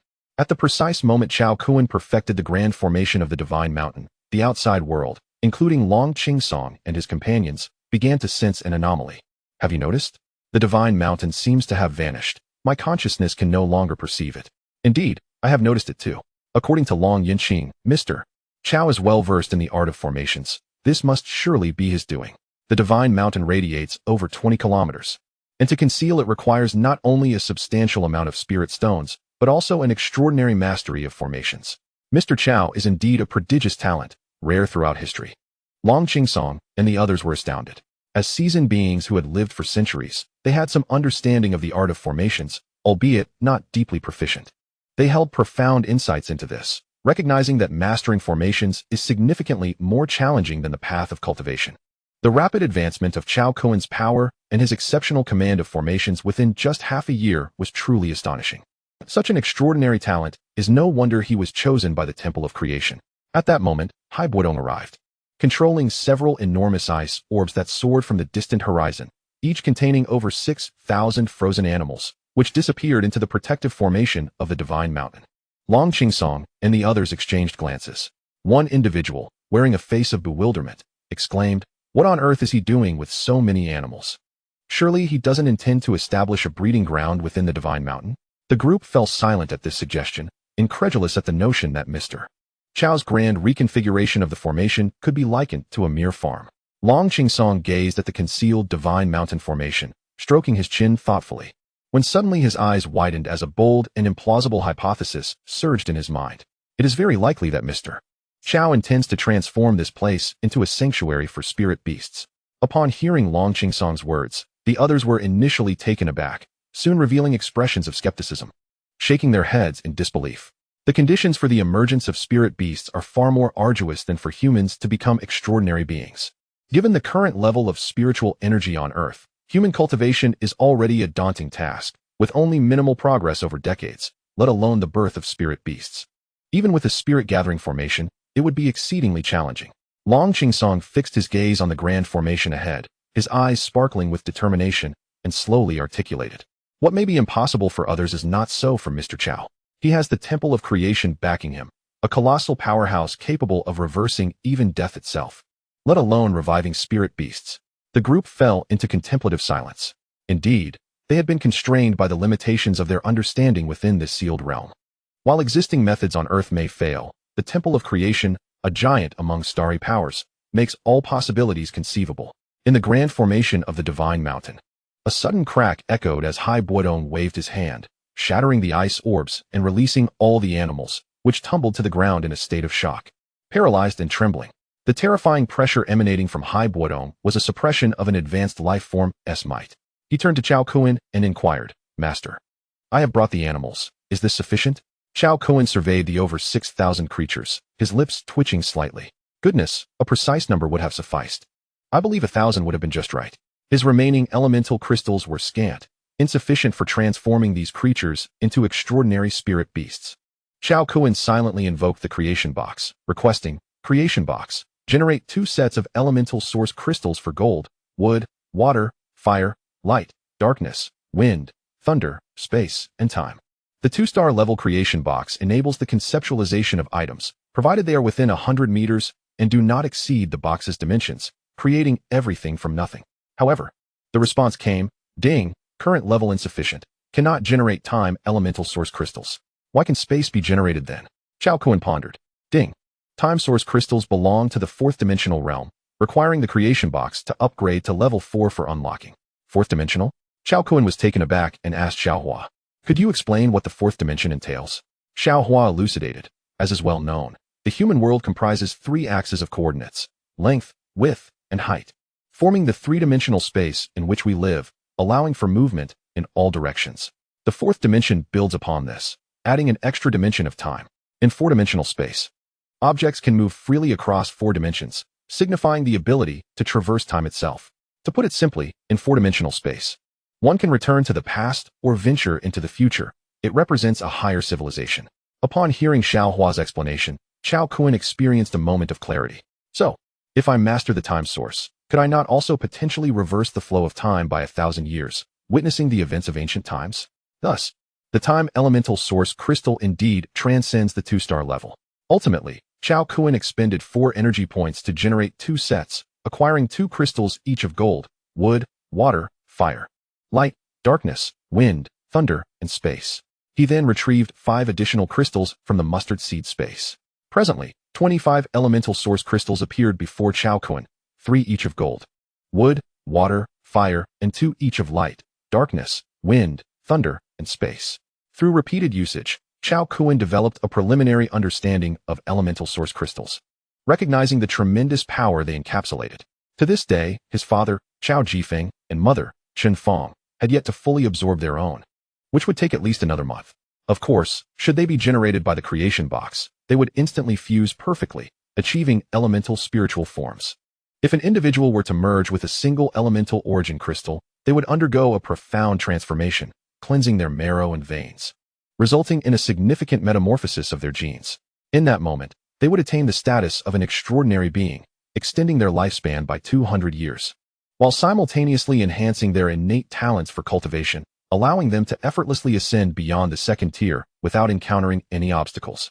Conversely, if the power were to be dispersed, a solitary elemental origin crystal could still empower 10,000 ordinary individuals, elevating them to the realm of semi-extraordinary beings, achieving the pinnacle of transformation. Once diluted, these 10,000 individuals, through diligent practice, could eventually step into the realm of true transcendence. However, they would only reach the 1st tier's perfection, and once the source of power was exhausted, further advancement would become exceedingly arduous. The extent of an individual's cultivation journey is contingent upon the elemental origin power within their body, often referred to in cultivation literature as 1's spiritual root. Of course, not everything is absolute. A few exceptionally gifted individuals may still have the chance to ascend to the 2nd tier of extraordinary status. Cao Kun enveloped the 25 elemental origin crystals floating before him with his spiritual essence, causing them to tremble slightly before transforming into a cascade of vibrant particles. With a rush, they coalesced into a colorful river, which, under Cao Kun's command, surged into the bodies of over 6,000 animals. As the elemental origin power infused within them, these creatures underwent dramatic transformations in size, fur, and eyes at a visibly accelerated pace.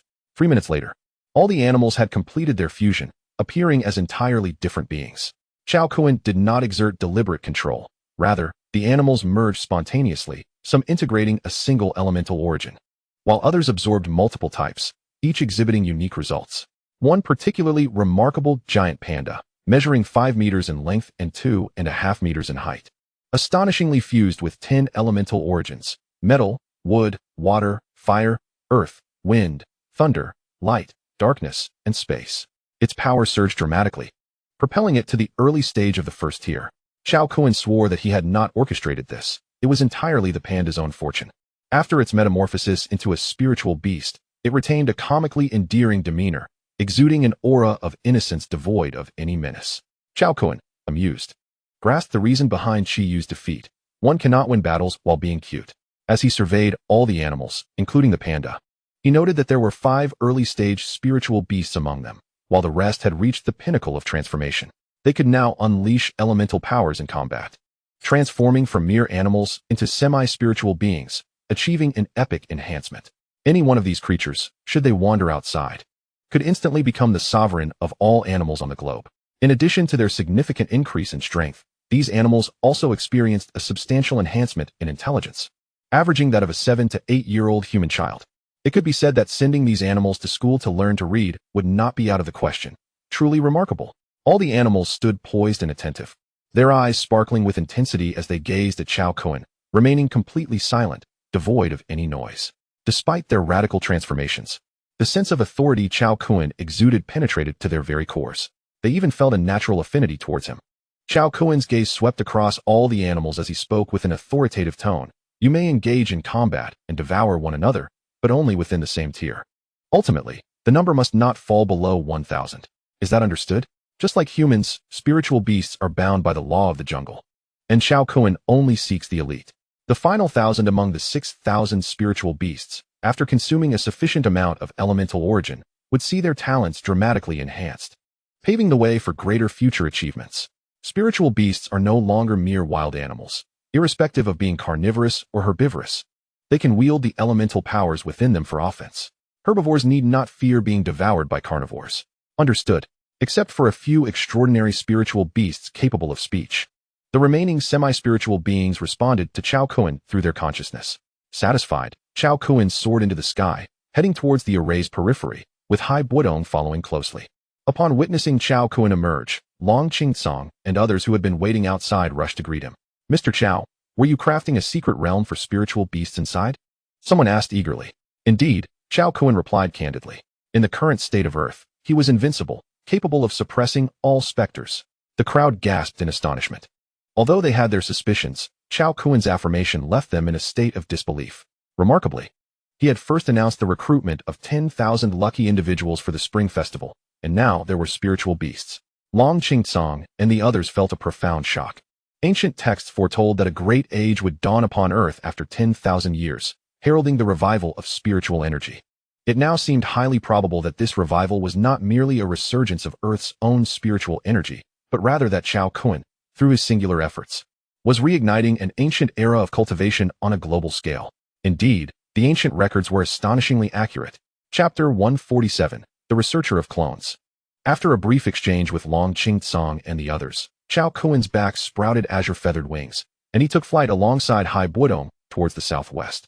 With 2 opportunities for creation remaining today, Cao Kun planned to arrange for 2 research clones to accelerate the technological advancement of Area 51. As they watched Cao Kun's retreating figure, the elder of the Jin family turned to Long Qingsong and said, "Brother Long, regarding joining the Temple of Creation, when do you plan to discuss this with Mr. Cao? Our Jin family has already made a decision. We will present our formal request to join the temple after the Spring Festival. The same goes for us from the Wu family. We from the Feng family as well."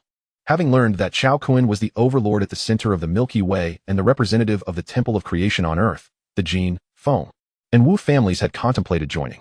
If they did not escape Earth soon, once the spiritual energy dissipated entirely, the future of extraordinary beings would truly meet its end, vanishing into the annals of history.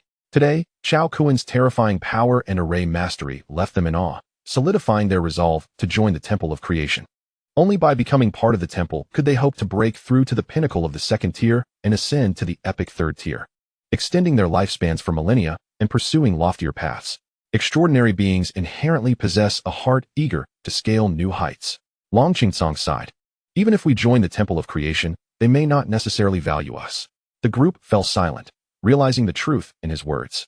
Their aspirations seemed grand. Yet whether the temple would accept them remained uncertain. After all, Cao Kun was a prime example. Perhaps only those with slightly better talents, like Long Qingsong, might stand a chance of joining. One individual, with resolute eyes, declared, "Even if we cannot join the Temple of Creation, serving under Mr. Cao would suffice. At his current rate of cultivation, it won't be long before he ventures into the depths of the cosmos, and we would accompany him, ensuring mutual support. Indeed, even if it means becoming beasts of burden for Mr. Cao, as long as we can leave Earth, we would do anything." After reaching the pinnacle of the 2nd tier, further advancement would become impossible, leaving them to repeat the same mundane existence day after day, merely awaiting death. For them, Earth had become a prison, a hell. This monotonous, hopeless life was truly tormenting. They yearned to break free. Even if dangers lurked outside, they would resolutely step forward, for only by venturing out could they behold new life. Long Qingsong looked skyward, a hint of resignation flickering in his aged eyes as he sighed. "Let us return." With that, he took the lead, soaring towards the direction of the Great Xia. At their level, they could sustain supersonic speeds over thousands of kilometers. The others quickly followed, gradually disappearing into the horizon. 15 minutes later, Cao Kun and Hai Buodong arrived at Area 51. The creation box generated 2 research androids. Ding! For energy points were consumed. Congratulations on acquiring 2 research androids. As the notification from the creation box resonated, a young man and woman materialized before Cao Kun. Much like the versatile android Cao Kun that had been created earlier, their appearances echoed that of the Daxia people, complete with breath and heartbeat, indistinguishable from real humans. To Cao Kun's astonishment, there was even a female research android. Could this be considered a harmonious pairing for labor? Ahem, returning to the main subject. These 2 research androids possessed knowledge across a wide array of scientific fields, endowed with maximum research aptitude. Their core operating system was also a form of strong artificial intelligence, rendering their research capabilities unparalleled by contemporary human scientists. As they continued to learn, they would autonomously upgrade, and there existed a significant possibility that one day they could evolve into mechanical beings. In addition to their formidable research talents, they also possessed a certain degree of combat capability. Like Cao Kun, they were at the initial stage of the first rank, enabling them to defend themselves while engaging in scientific endeavors. It must be said, the considerations were remarkably thorough. The male and female research androids knelt before Cao Kun on one knee and respectfully addressed him. "Master." "All right, rise," Cao Kun replied, nodding in satisfaction. After contemplating for a few seconds, he first turned to the male android and said, "You shall be named Cao Kun." Then he addressed the female android. "You will be called Cao Yan." The names Cao Kun and Cao Yan were succinct, and combined, they aptly represented the essence of research. "Thank you for the names, Master." Cao Kun and Cao Yan said respectfully before standing up. "From now on, your workplace will be here. I will summon everyone to meet you." Cao Kun sought out the general manager of the underground city, who was also the chief scientist of Area 51, named Wernerd. "Please inform everyone to halt their current tasks and gather at the central square. I have an important announcement to make." Upon hearing Cao Kun's words, Wernerd promptly made the necessary arrangements. As the chief scientist of the underground city, he was not oblivious to external affairs and was quite aware of the significance of the young Daxiao man before him. Henceforth, this young man would be the new master of Area 51's underground city.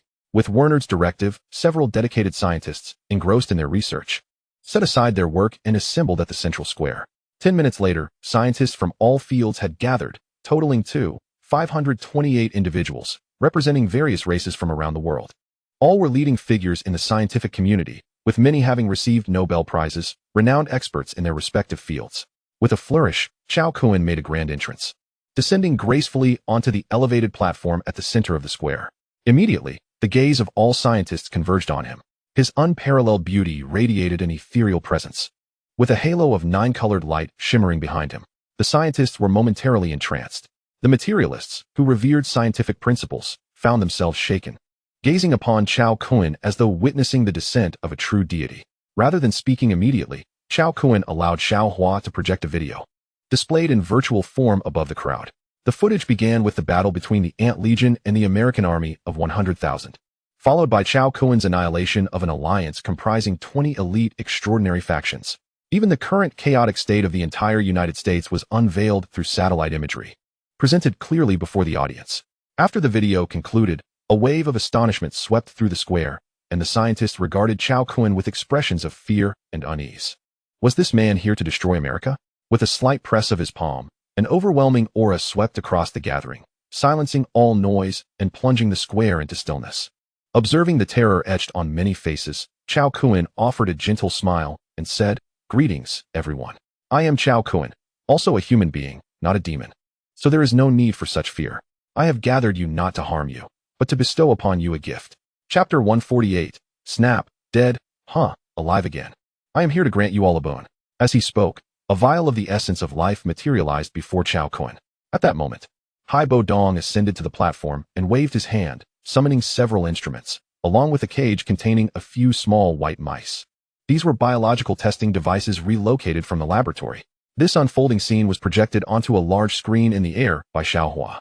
What followed would be an experiment that would overturn the understanding of all present scientists. Cao Kun stepped forward, extending his hand, causing the cage to dissolve. The small white mice trembled on the ground, and with a swift motion, Cao Kun seized one by the neck and twisted. Crack! The sound of shattering bone echoed in the silent square, leaving the scientists exchanging bewildered glances, unsure of Cao Kun's intent. With a wave of his hand, 2 elderly men in white lab coats emerged from the crowd. These 2 were the foremost authorities in the field of biological genetics within the underground research city of Area 51. One of them was Bruin, who had previously ventured abroad twice, known for his studies on electric eels and spatial spirit mice. No, they cried out in terror, fearing they would meet the same fate as the unfortunate mouse. The other scientists shared their anxiety, their faces betraying an expression of dread. A boon? Is this gift synonymous with death? Cao Kun snorted, retorting, "What are you all yelling about? I merely need you to cooperate for a diagnostic experiment. You won't die." Bruin and the other esteemed biologists ceased their cries, yet their expressions remained fraught with apprehension. Cao Kun lowered the lifeless mouse and instructed, Use the instruments to check whether this mouse is alive or dead. The crowd's eyelids twitched. They had witnessed the cruel act of the mouse's neck being snapped. Could there truly be any data to collect? Cao Kun intended to convey that in scientific experiments, all conclusions must be drawn from empirical evidence. Trembling, Bruin placed the mouse's body on the life detection device, which clearly indicated that the mouse had indeed perished.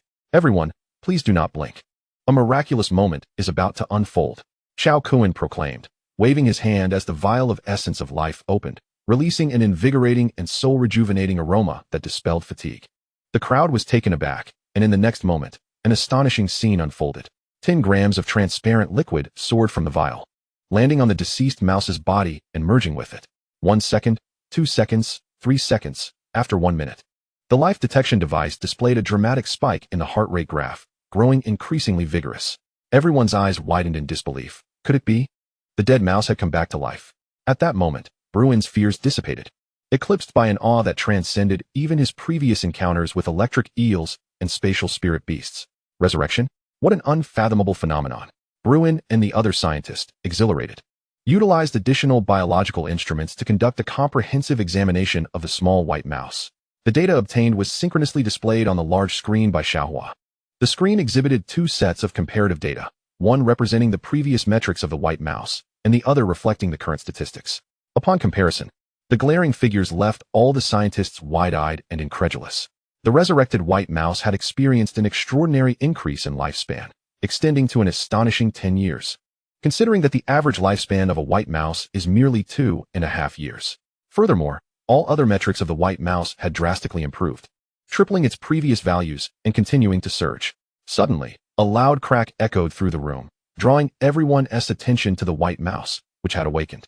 It struggled to break free and sank its teeth into Bruin's palm, resulting in a gruesome wound that tore through flesh and bone. The eyes of the white mouse shimmered with an ethereal brilliance. The second-tier source of life, when ingested by animals, could remarkably enhance their intellect and wisdom. The onlookers were astounded. The force of that bite was comparable to that of a wolf dog. Terrifying. With a series of shrill cries, the white mouse fled swiftly into the distance. In a swift motion, Hebadong reached out, causing the white mouse to retreat before being captured in his grasp.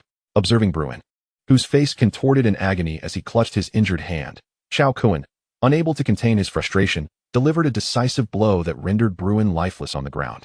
His eyes wide open in a final gaze, the expressions of the gathered crowd abruptly froze in shock. Cao Kun turned to the pale-faced biologist beside Bruin and instructed, "Assess his life signs. The resurrection of the white mouse may not have sufficiently impacted these individuals. It was indeed essential to witness a human revival." The biologist's heart raced, overwhelmed by the brutality of the situation, fearing for his own life. Soon, the results of Bruin's examination were revealed, confirming the anticipated outcome. Bruin was indeed dead. Eyes widened. A miracle was about to unfold once more. Cao Kun's voice resonated again as he waved his hand, releasing 10 grams of the life source into Bruin's lifeless form. Could it be? The crowd watched in rapt attention, not daring to blink. As they focused on Bruin's body, 1 second, 2 seconds, 3 seconds, 2 minutes and 30 seconds later, akin to the white mouse, the once tranquil electrocardiogram began to exhibit tremendous fluctuations. Additionally, Bruin's once white hair began to darken, sprouting visibly at an astonishing rate, while the wrinkles on his aged visage smoothed out, rendering him a decade younger, radiant, and invigorated. This remarkable transformation was vividly displayed on the virtual screen for all to witness. The audience stood dumbfounded, mouths agape, as Bruin himself sat up, equally bewildered, wondering, "Am I alive again?" As he felt the profound changes within his body, a sense of clarity washed over him, as if he had returned to a decade prior. Cao Kun, observing Bruin's dazed expression, prompted, "Assess your physical condition so everyone can see." In no time, Bruin's physical examination was completed, yielding yet another set of comparative visuals. It was evident that Bruin's physical fitness had rejuvenated by 10 years, his health remarkably restored. Cao Kun urged, "Please share your thoughts with everyone." Standing before the assembly, Bruin's eyes brimmed with excitement, his voice trembling. "As you all know, I am a genetic biologist, and I am acutely aware of my current physical state. Not only have I regained 10 years, but my mind has also become significantly sharper. Previously obscure biological theories now appear with newfound clarity, and I am filled with boundless energy. This is a miracle, a tremendous boon." As he concluded, tears welled in his eyes, and he knelt before Cao Kun, expressing heartfelt gratitude. "Mr. Cao, Thank you for bestowing upon me this extraordinary gift of youth. Chapter 150. Technology versus the extraordinary. Cao Kun was immediately apprised of the situation. The unreserved support from the upper echelons of the Great Xia left him both surprised and gratified. Such unconditional backing warranted a reciprocation from him, Cao Kun. Conversely, he felt displeased with the United States, who seemed intent on provoking conflict. Fools, he thought, dismissing their antics with indifference. Cao Kun emerged from Area 51, soaring towards the Pacific Ocean. The Great Xia utilized the Y-20 Kunping transport aircraft to deliver nuclear weapons. Given the over 10,000 kilometers of direct distance from Great Xia to the U.S. West Coast, this exceeded the Y-20's maximum range, necessitating an exchange. Conveniently, he intended to experiment with the cultivation of mushrooms in the Pacific. If the boombox could not absorb radiation, Cao Kun would be compelled to transport all nuclear arms into space for detonation. After all, the radiation released from a nuclear explosion would be catastrophic to Earth's ecological environment, and he had no desire for his planet to descend into darkness. Time passed slowly. An hour later, the Air Force squadron transporting nuclear weapons from Great Xia encountered the U.S. Air Force at the Pacific's Guam base, above Iwo Jima. Satellites from multiple nations broadcasted the scene live online, leaving spectators bewildered. What was unfolding today? First, an extraordinary battle, and now a standoff between the air forces of Great Xia and the United States. These monumental events stirred the hearts of countless individuals. Was the new season of World War about to commence? The U.S. aircraft blared furious warnings. Great Xia Air Force, you have entered our territorial waters. Please vacate immediately. Great Xia Air Force, you have entered our territorial waters. Please vacate immediately. The pilots of Great Xia erupted in laughter. This is the very center of the Pacific, thousands of kilometers from your shores. How can this be your territory? Should we assert that the entire Earth belongs to you? Commander Li Peng, leading the nuclear transport operation, received a message from the Air Force commander. Advance boldly and disregard the warnings. With Mr. Cao present, they cannot harm you. Following these orders, the nuclear transport squadron from Great Xia ignored the U.S. threats and proceeded eastward at full speed. Damn it, they are courting death. The U.S. Air Force commander roared in anger, seeking instructions from the higher-ups. The U.S. leadership, with cold expressions, ordered, maintain a safe distance and open fire. Obliterate those damned bastards along with their nuclear weapons. The two squadrons gradually separated, with the U.S. Air Force splitting into two wings to encircle the Great Xia Air Force. When they reached a distance of 20 kilometers, the U.S. Air Force wasted no time. Over 100 fighter jets locked their cannons onto the Great Xia forces and unleashed a furious barrage. Die, you lunatics! Thousands of shells cascaded down like a torrential storm, hurtling towards the Great Xia Air Force in an overwhelming assault. Once the barrage concluded, the U.S. Air Force swiftly retreated. No one could ascertain whether the Great Xia Air Force was indeed transporting nuclear weapons or how many they had. If they were, an explosion would certainly send shockwaves throughout the Pacific. Meanwhile, the Great Xia Air Force remained ever vigilant against the impending assault from the U.S. wings. As the United States Air Force unleashed its firepower, the hundreds of J-20 fighter jets escorting the Xia Air Force immediately activated their defensive mechanisms, launching a barrage of anti-aircraft shells to form a protective wall for interception. Boom, boom. The shells collided, resulting in a series of violent explosions in the sky. However, in the vast expanse above, successfully defending against all incoming shells proved exceedingly challenging and rather unrealistic. Several shells from the United States rapidly approached a few nuclear transport aircraft. Should even one detonate, the instantaneously generated heat and shockwave would obliterate all surrounding aircraft in an instant. Just as despair enveloped the Xia Air Force, a figure swiftly appeared on the horizon. It was Cao Kun. With a mere wave of his hand, a multitude of water elements surged forth, and frost enveloped the air, freezing all the incoming shells from the United States, reducing them to powder that scattered with the wind. This terrifying spectacle left spectators worldwide gasping in disbelief. Previously, they had only witnessed the grandeur of battles between extraordinary beings, which appeared magnificent and superhuman. Yet, they lacked a frame of reference for the sheer terror possessed by these superhumans. Now, with a simple gesture, Cao Kun effortlessly dissipated dozens of shells into nothingness, providing a profound insight into the formidable capabilities of extraordinary beings. The devastating technological weapons, which they believed could annihilate the world, were rendered mere toys, fragile and ephemeral in the presence of such power. Observing the retreating American Air Force units in the distance, Cao Kun, with his azure wings shimmering, transformed into a streak of blue light and swiftly pursued them. With a single sweeping motion, he unleashed a shockwave that instantly froze all American aircraft, causing them to uncontrollably plummet from the sky. Boom, boom, boom.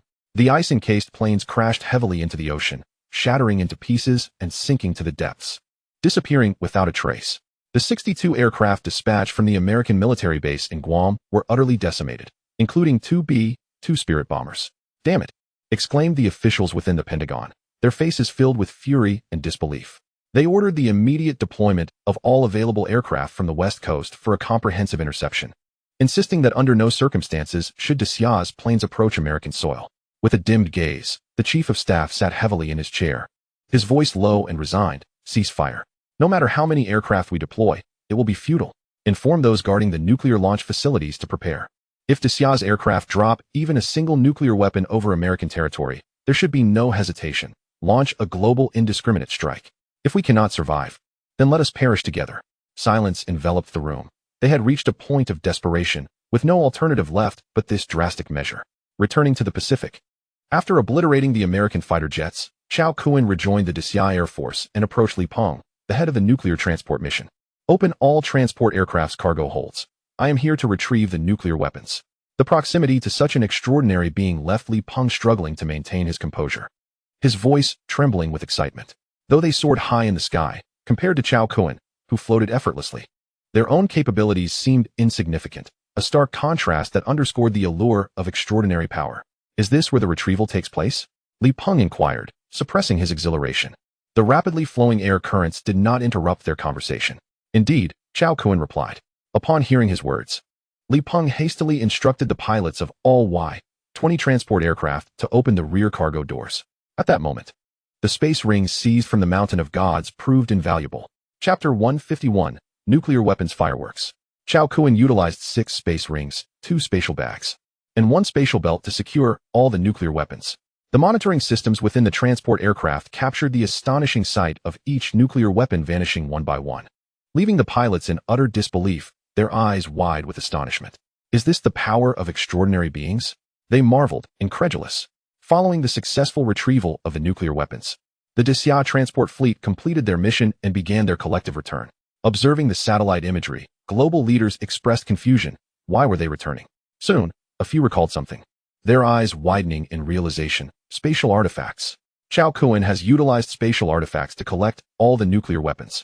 While some had heard of spatial artifacts, knowledge was scarce. Cao Kun had frequently entered the cargo hold of the Desia Y-20 aircraft, and now, with the entire Desia Air Force returning, only one explanation sufficed. Cao Kun had used spatial artifacts to gather all of Desia's nuclear arsenal. Naturally, only a select few within the upper echelons of various nations were aware, as spatial artifacts were exceedingly rare, with even some extraordinary beings spending their lives without ever encountering one, let alone ordinary individuals. Within the Pentagon, the faces of American officials turned pale, their eyes trembling with fear and trepidation towards Cao Kun growing ever more intense. Carrying hundreds of nuclear weapons at incredible speed, they realized that should he choose to drop one above them, they would be instantly vaporized, obliterated by the searing heat of a nuclear explosion, leaving no trace behind. However, a more horrifying scene soon unfolded. The satellite imagery displayed Cao Kun suspended high above the Pacific Ocean at an altitude of 10,000 meters. Once the Desia Air Force reached a safe distance, Cao Kun retrieved a mushroom bomb from his pocket dimension. This was a small-yield nuclear weapon weighing 10 tons. Before detonating it, Cao Kun took protective measures, donning the golden armor capable of withstanding 5 strikes from a 3rd-tier powerhouse. The 2nd-tier and 3rd-tier levels were worlds apart. A 3rd-tier being could traverse the cosmos and, with a single blow, shake an entire continental plate. In the face of such power, a nuclear explosion would be as inconsequential as a mere tickle. Yet, with a radiant fist, Cao Kun struck the front of the nuclear weapon, initiating a forceful detonation. Crack! The steel casing of the nuclear weapon shattered, collapsing under the immense pressure, and the nuclear fuel within was subjected to a catastrophic impact. As it breached the critical point, a thunderous roar erupted, and the nuclear weapon detonated, generating a blinding white light that illuminated the sky above the Pacific. Everyone was left astounded by Cao Kun's audacity, dumbfounded. Is he seeking his own demise? They wondered. Cao Kun did not immediately allow the creation box to absorb the energy. Instead, he reveled in the aftermath, experiencing the power of a nuclear explosion, testing whether humanity's most formidable weapon could inflict any harm upon him. 3 seconds later, he was disappointed. the extreme heat, light radiation, high-pressure shock waves, penetrating radiation, and vacuum of zero oxygen had no effect on him whatsoever. Even when he attempted to remove the protective golden armor, the outcome remained unchanged. He remained completely unharmed and felt no discomfort. In fact, he could absorb the high energy generated by the nuclear explosion to strengthen himself. This was the terrifying nature of elemental spirits. Addressing the creation box, Cao Kun commanded, "Absorb all nearby energy." As his words echoed, an immense force radiated outward from him, enveloping the surroundings. In the blink of an eye, within a 100-meter radius around him, the searing heat, luminous radiation, shock waves, and radioactive fallout unleashed by the nuclear explosion dissipated completely. Indeed, all things in the universe are but energy. Cao Kun's form flickered rapidly, and wherever he passed, every effect of the nuclear blast vanished without a trace. The air quality returned to normal levels, as if nothing had ever transpired. This scene unfolded in a flash, leaving all who witnessed it utterly petrified. After the nuclear detonation, Cao Kun, positioned at ground zero, remained unharmed and lively, even employing some means to nullify all effects of the explosion. Could one truly survive a nuclear blast? Is this the essence of a transcendent being? Astonishing. Some extraordinary individuals watching the satellite broadcast were equally taken aback. They were not audacious enough to dismiss the threat of nuclear weapons, nor to confront them head-on. The series of damages resulting from that instantaneous explosion could overwhelm even the most resilient of them, especially with a large-yield hydrogen bomb, should it strike. Even a peak second-tier powerhouse would face dire consequences. Cao Kun's formidable prowess not only astounded ordinary people, but also left extraordinary beings in shock. His ability to disregard the devastation of a nuclear explosion was utterly inconceivable. It was as if he absorbed the very energy produced by the blast, resembling a monstrous entity rather than a mere human. It was simply outrageous. At that moment, Cao Kun produced a nuclear weapon and detonated it. Boom. He first absorbed a wave of energy, then allowed the creation box to consume the remnants. Boom. Black Kun absorbed. The creation box absorbed. Boom. Light Kun absorbed. The creation box absorbed. Thus, high above the Pacific Ocean, this cycle repeated. One nuclear weapon after another detonated like fireworks, illuminating the sky with their brilliance. Regardless of the yield of the nuclear weapons, once detonated, they all met their fate at the hands of Cao Kun and the creation box. Not a single drop of nuclear energy escaped. This gruesome and horrifying spectacle transformed the expressions of people around the globe, rendering them utterly numb. The world fell into a profound silence, staring blankly at Cao Kun's audacious maneuvers, motionless. Boom. The final 50-ton nuclear weapon exploded, its brilliance flashing across the sky.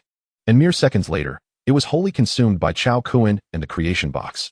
Thus, all 410 nuclear weapons of the Great Xia were completely eradicated. Cao Kun then checked the upgrade progress of the creation box. Creation box level, 2 stars, current progress, 70,952. An advancement of approximately 26, which was quite commendable. With a mere thought, Cao Kun turned to examine his personal attributes. Having absorbed a significant amount of nuclear energy, he felt his strength surge considerably. Name: Cao Kun. Special physique, elemental spirit body. Lifespan: 24, 11,042 years. Chapter 152, The Reincarnation of Godzilla? In the United States, within the Pentagon, Cao Kun's actions left the high-ranking officials utterly terrified. Could this be the reincarnation of Godzilla? It was utterly terrifying. Those who had previously proposed a nuclear bombardment of Area 51 were now astounded. This was not an attempt to eliminate Cao Kun. Rather, it was akin to bestowing upon him an abundance of energy. Some, with terror etched upon their faces and hearts racing, stammered. Perhaps we should surrender all our nuclear weapons and admit our mistakes to Cao Kun. Maybe he would show us mercy. No, we cannot surrender. Another voiced vehemently. As long as we possess nuclear weapons, we hold leverage in negotiations with Cao Kun. Indeed, we have thousands of nuclear weapons deployed globally, once launched. No one can stop them. This remains our ultimate means of survival. Many high-ranking officials in the United States were adamant about not relinquishing their nuclear arsenal. Upon returning to Area 51, Cao Kun immediately instructed Cao Ku and Cao Yin to commence the production of electromagnetic pulse weapons. He understood that expecting the United States to willingly hand over their nuclear weapons was utterly unrealistic. To preempt any desperate measures from the U.S. officials, which might lead to a global nuclear catastrophe, electromagnetic pulse weapons served as a fitting countermeasure. By crippling their technological infrastructure and regressing them to an agrarian society, the threat posed by their nuclear arsenal would be nullified. The electromagnetic technology previously generated by Cao Kun encompassed the principles of electromagnetic pulse weaponry. Area 51 had also engaged in related research. housing specialized laboratories. After Xiao Hua transmitted the electromagnetic technology to Cao Kun and Xiao Yin, the duo collaborated swiftly. Within 3 hours, they successfully constructed an electromagnetic pulse cannon and 3 electromagnetic bombs. Once deployed, the highly pressurized electromagnetic field could instantly wreak havoc on all electronic, informational, electrical, optical, and microwave facilities across vast stretches of land. At this juncture, the time was 7:15 p.m. in the United States. The last rays of sunlight gradually dimmed over the American landscape as twilight descended, heralding the biting cold of winter and the onset of piercing winds. By 7:50 p.m., an unforeseen event transpired. 15 states in the western United States, terrified by Cao Kun's actions of absorbing nuclear explosions in the Pacific, raised white flags in surrender. These 15 states united to broadcast via satellite, solemnly announcing their exit from the United States Federation. From that moment forth, the western states would follow the lead of the extraordinary powerhouse, Mr. Cao. Subsequently, they dispatched every last nuclear weapon stationed in the western region to Area 51. The blunders committed by President Trump and his associates were not something the western 15 states wished to share in.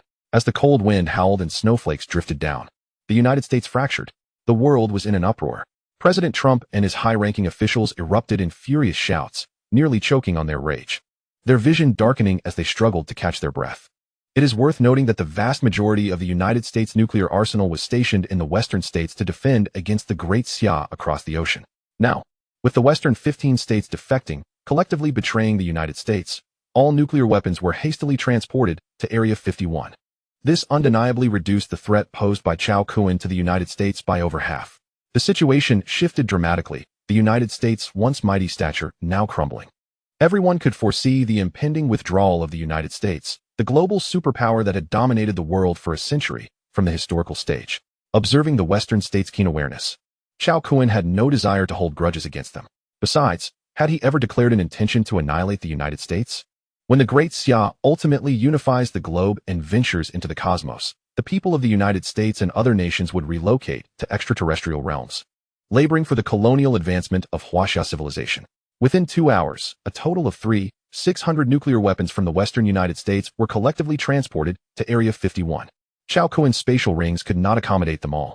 Ascending to an altitude of 1,000 meters, he instructed Hai Buodong to stand on the ground and assist with manual delivery.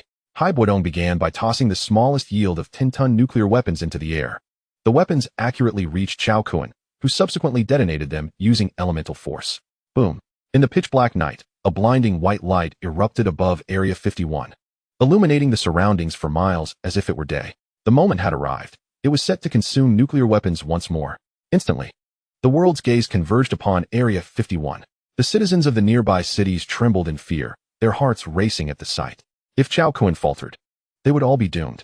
Simultaneously, Cao Kun and the creation box absorbed the energy released from the nuclear weapons, which had not even spread 100 meters before being completely devoured. Below, Hai Buodong gestured, and yet another nuclear warhead soared into the sky. Boom. Thus, the 600 nuclear weapons dispatched from 15 states in the western United States were successively hurled into the air by Hai Buodong, feeding them to Cao Kun and the creation box. Boom. Boom. The continuous detonations resounded, the deafening noises and blinding light overwhelming. Not only the citizens surrounding Area 51, but even those watching from satellite broadcasts dared not glance a second time, fearful that they would be blinded if they continued. Boom. Boom. The ultimate strategic weapon, nuclear arms, feared by humanity, sounded like mere firecrackers before Cao Kun, erupting incessantly. An average of 1 nuclear weapon detonated every 5 seconds. An hour later, only 720 had been detonated. At this rate, it would take over 5 hours. Such a pace was intolerably slow. Cao Kun commanded Hai Buodong to launch 10 at once. Boom, boom, boom. With 10 shells exploding simultaneously, the energy produced was even more terrifying, and Cao Kun's rate of absorption began to slow, appearing insignificant before the creation box. Almost 90% of the energy was consumed by the creation box. After half an hour of relentless thunder, tranquility returned to the world. All 600 nuclear weapons of varying yields had been absorbed by Cao Kun and the creation box. Having absorbed a vast amount of high-intensity energy from the nuclear weapons, Cao Kun's elemental talents in gold, fire, light, and thunder reached the critical point of mid-second tier, just one step away from breaking into the late second tier. As one advances in realms, the energy required multiplies exponentially. Moreover, as an elemental spirit, Cao Kun's power surpassed that of others at the same level. yet his cultivation demands were tenfold higher. Had he practiced a standard technique instead of the elemental meditation method, the spiritual energy on Earth would not suffice for his cultivation needs. The upgrade progress of the creation box was even more remarkable, soaring from 70,952 to 86,613, a staggering increase of 15,661. The creation box was on the verge of upgrading to a 3-star level. Unable to contain himself any longer, Cao Kun transformed into a beam of light and surged towards the eastern United States. Upon observing his trajectory, the high-ranking officials in the Pentagon were stricken with alarm. This was disastrous. He was heading straight for us. Chapter 153, A Shot to the Soul. As Cao Kun raced towards the eastern United States, officials from other nations also turned pale, immediately sounding national air raid alarms. They proclaimed that a nuclear war was imminent, urging everyone to take refuge in air raid shelters and safe houses to escape the nuclear crisis. In the eyes of global leaders, Cao Kun had transformed into the very embodiment of a monster, his primal instincts unleashed. If he were to strike at the U.S. officials, they would undoubtedly react, and those cornered on the precipice could resort to anything, inevitably triggering all the nuclear weapons deployed worldwide by the United States. Should thousands of nuclear warheads detonate, human civilization on Earth would face annihilation. In an instant, residents across the globe frantically flocked to nuclear shelters. Only in the Great Xia did things remain unchanged. Its leaders firmly believed that Cao Kun had a foolproof plan to avert disaster. After all, his parents and family resided in the Great Xia, and he would never allow the Earth to be destroyed by nuclear weapons. Traveling at 1,000th the speed of light, Cao Kun could cover 300 kilometers per second while remaining cloaked. All satellites had completely lost track of him. 6 seconds later, Cao Kun arrived in central United States, in the state of Iowa, at an altitude of 100,000 meters. Below, all the cities of the United States sparkled with lights. With a thought, Cao Kun summoned a massive 3-meter-long device from the space of his mind. It was an electromagnetic pulse cannon, its barrel crafted from a special alloy that gleamed with a dark metallic luster. He placed an electromagnetic bomb into the cannon's mouth, aimed below, and activated it. Zzz. A powerful current rapidly condensed at the cannon's muzzle, glowing with a disquieting blue-violet light. Pew! The electromagnetic bomb shot forth from the cannon, swift as lightning, piercing through tens of thousands of meters. Just hundreds of meters from the ground, before the U.S. defense systems could react, the bomb detonated with a thunderous roar. A potent electromagnetic pulse began to radiate outward, plunging city after city, once brilliantly illuminated, into an abyss of darkness. Cao Kun then launched a second shot towards the southern United States. Pew!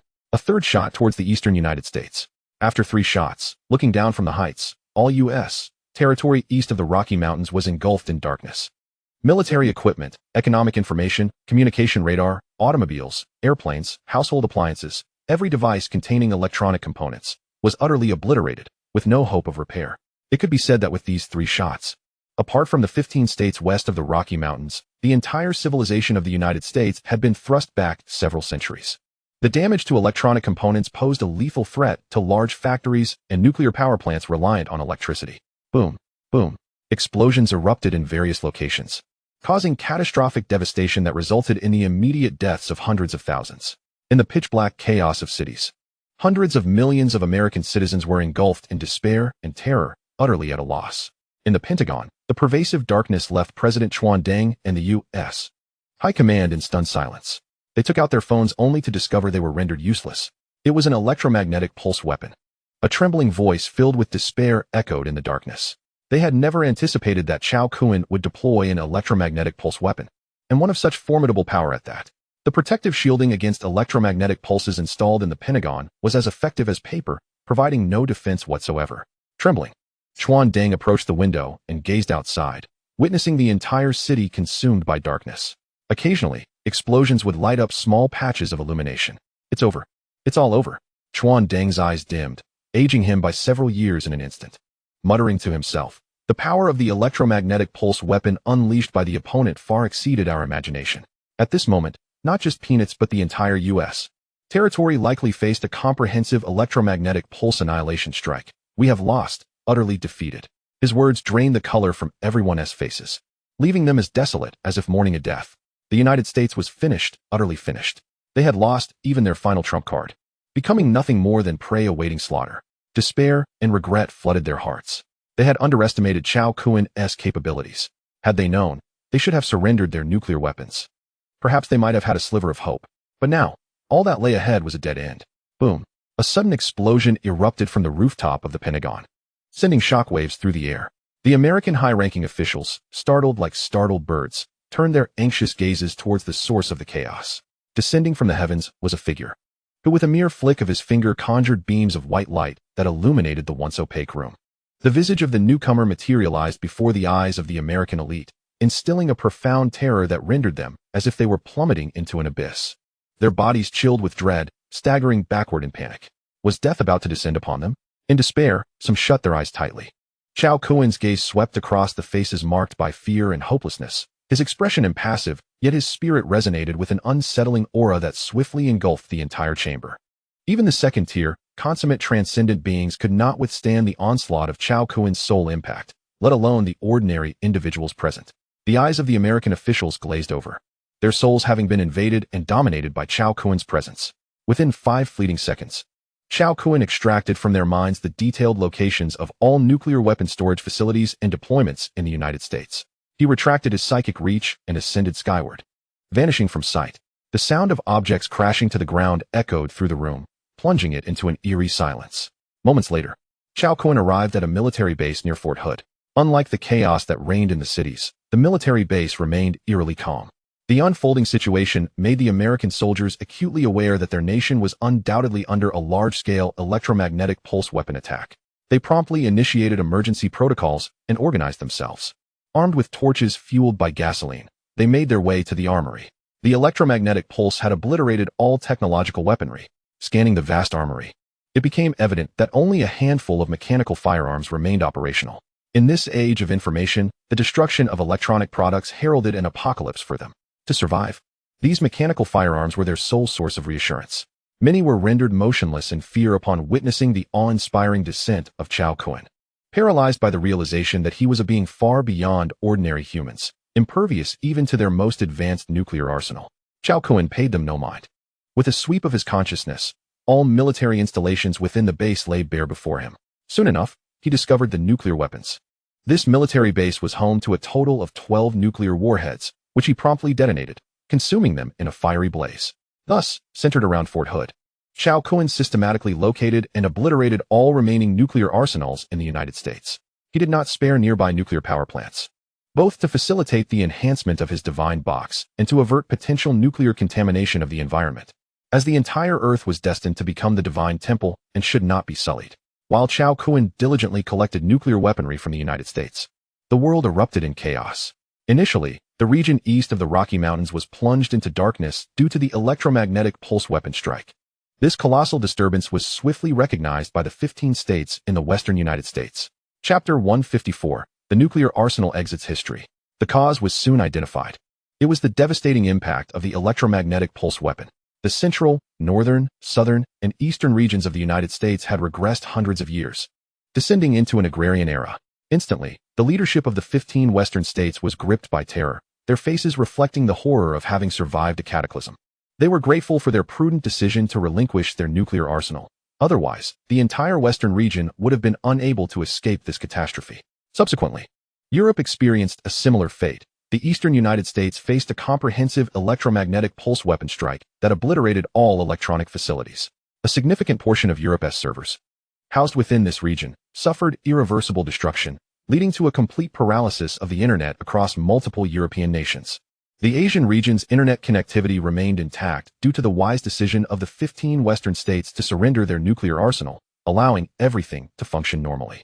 Countries equipped with satellites quickly witnessed the dire situation unfolding in the United States, leaving them astounded.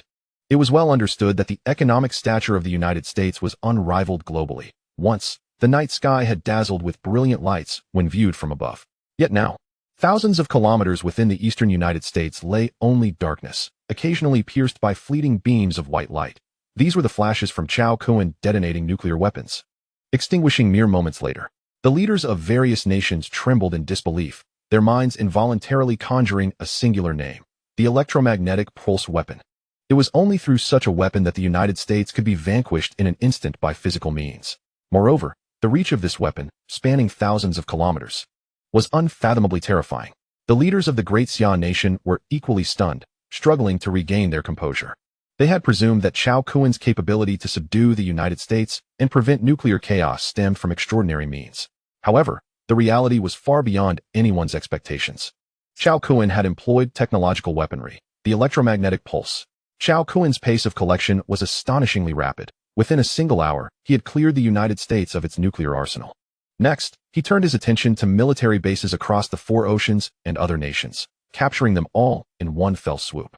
After absorbing a substantial amount of nuclear energy, the upgrade progress of the Divine Box reached 195. Only 805 remained for it to ascend to a 3-star level. Without pause, Cao Kun set his sights on the second nation possessing nuclear weapons, India. Open the door, surrender your nuclear arsenal. The United States served as a cautionary tale. Despite their arrogance, India complied and handed over all their nuclear weapons. If the United States had succumbed, how could the smaller nation of India hope to resist? Following his departure from India, Cao Kun arrived in Pakistan, acquiring 168 nuclear warheads. Next came the 5th nation, Israel, yielding 90 warheads. The 6th, France, contributed 290 warheads. The 7th, the United Kingdom, surrendered 210 warheads. The 8th, North Korea, provided 30. Finally, Cao Kun's gaze fell upon the nation straddling both Asia and Europe. The one with the largest nuclear arsenal, Russia. In a flash, Cao Kun appeared above the Kremlin in Moscow. As he materialized in the skies above, the Russian elite collectively emerged, seemingly to welcome his arrival. Descending gracefully before the grand entrance, Cao Kun strolled inside. The guards flanking either side appeared to have received orders. They did not impede his passage, their eyes filled with awe and reverence. Cao Kun's actions that day reverberated through the hearts of people worldwide. It was said that no one in the realm was unaware of his name. Shortly thereafter, in the corridor, Cao Kun encountered the Russian leadership. The president of Russia, Vladimir Putin, greeted him with a warm smile, extending his hand. Greetings, Mr. Cao. Cao Kun reciprocated the handshake with a smile. Hello. Gazing at the strikingly handsome young man before him, Putin's expression grew complex. One individual had single-handedly obliterated the then-leading superpower, the United States. No, it was more accurate to say that one person had subdued the entire globe.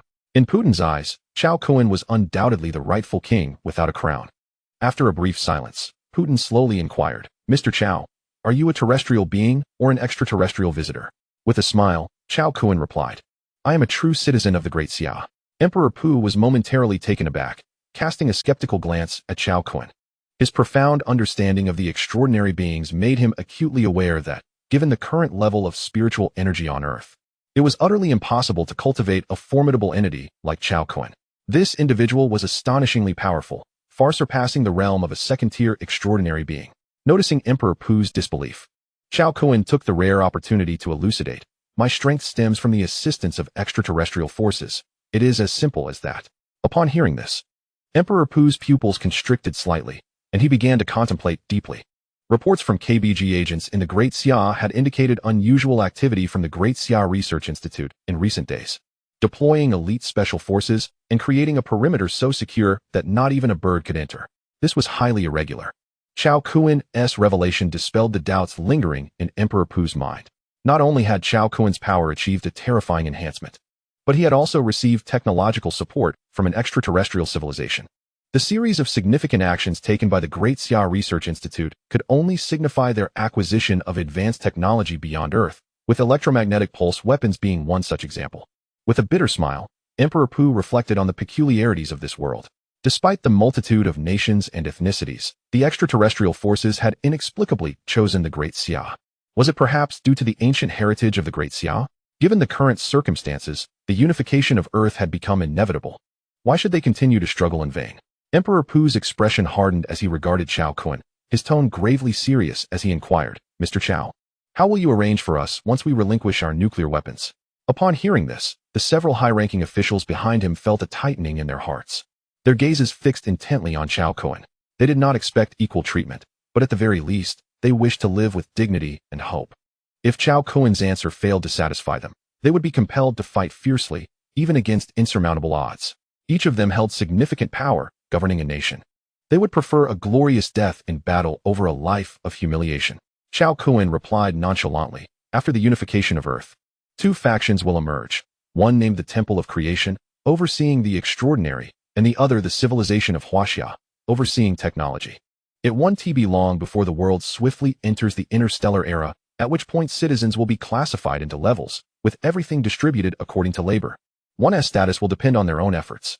Emperor Pu nodded, continuing to inquire, can this guarantee fairness and justice? This question was crucial, as they were all high-ranking officials aware of the brutal realities of social stratification. The great Xia had a saying, those not of my kind will have different hearts. Human nature is difficult to predict. If the great Xia held all the power and oppressed them, their chances of resurgence would be bleak. Cao Kun assured him, rest assured. All of this will be managed by an artificial intelligence system, with no human interference, ensuring absolute fairness and justice. Upon hearing this, Emperor Pu and the high-ranking officials of the Bear Nation exhaled in relief. Whether Cao Kun's words were true or not remained uncertain. However, his formidable strength and the technological prowess at his disposal far eclipsed Earth's capabilities. This was a complete dimensional strike. The deterrent power of nuclear weapons had vanished. The initiative lay firmly in Cao Kun's hands. They had no choice but to compromise and surrender their nuclear arsenal. This would greatly enhance their chances of winning Cao Kun's favor, and their future lives would likely improve as a result. After reaching an agreement, Emperor Pu issued an order for all nuclear weapons in the Bear Nation to be airlifted to a vast open area outside Moscow, where Cao Kun would handle them collectively. The ground shook with the sound of detonations as nuclear weapons exploded in the sky, leaving Emperor Pu, the high-ranking officials of the Bear Nation, and millions of citizens in a state of shock. It was a sleepless night, plagued by the unbearable noise. After more than 4 hours of resounding explosions, silence finally descended. A total of 848 nuclear weapons from the Bear Nation, India, Pakistan, the British Empire, Gallia, and the northern 7 nations were detonated by Cao Kun. From that moment on, nuclear weapons were irrevocably removed from the annals of history. Chapter 155, Master of Earth. When Cao Kun returned to the Union Mountain Villa in Modu from Siberia, it was already 3:15 a.m. in Great Xia. Upon seeing him descend, Chao Jifeng, Chen Fong, Chao Zixin, Chao Ziyun, and Chun Wanqing hurried to greet him.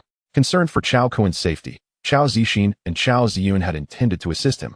But as they stepped out of Modu, they learned via satellite broadcast that the 7 extraordinary families of Great Xia had promptly arrived to join forces with their brother, obliterating the 20 extraordinary alliances.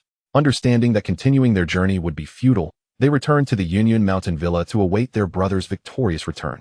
Kunzi, you are truly remarkable. Brother, you are incredible. Mr. Chao, your strength is unparalleled. The admiration in their eyes was palpable, each exclaiming in awe.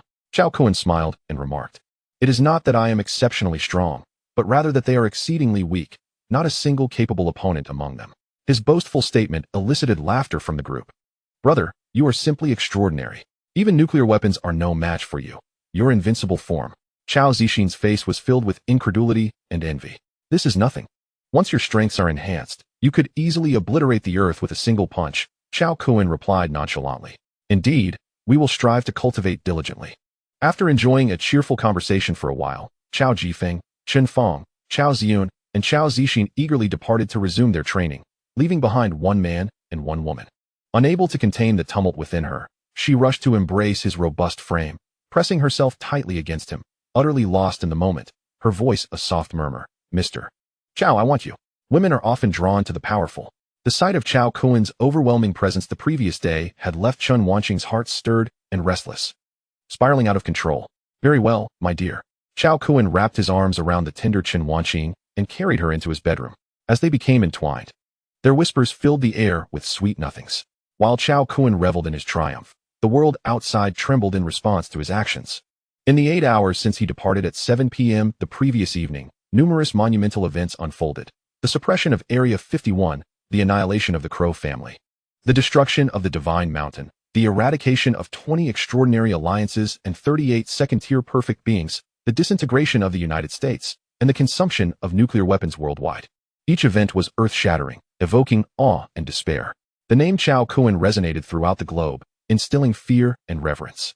A celestial being had descended, an ancient power, unrivaled across the world, the reincarnation of a brother, the devil incarnate, the uncrowned king, the Lord of Destruction, the Master of Earth.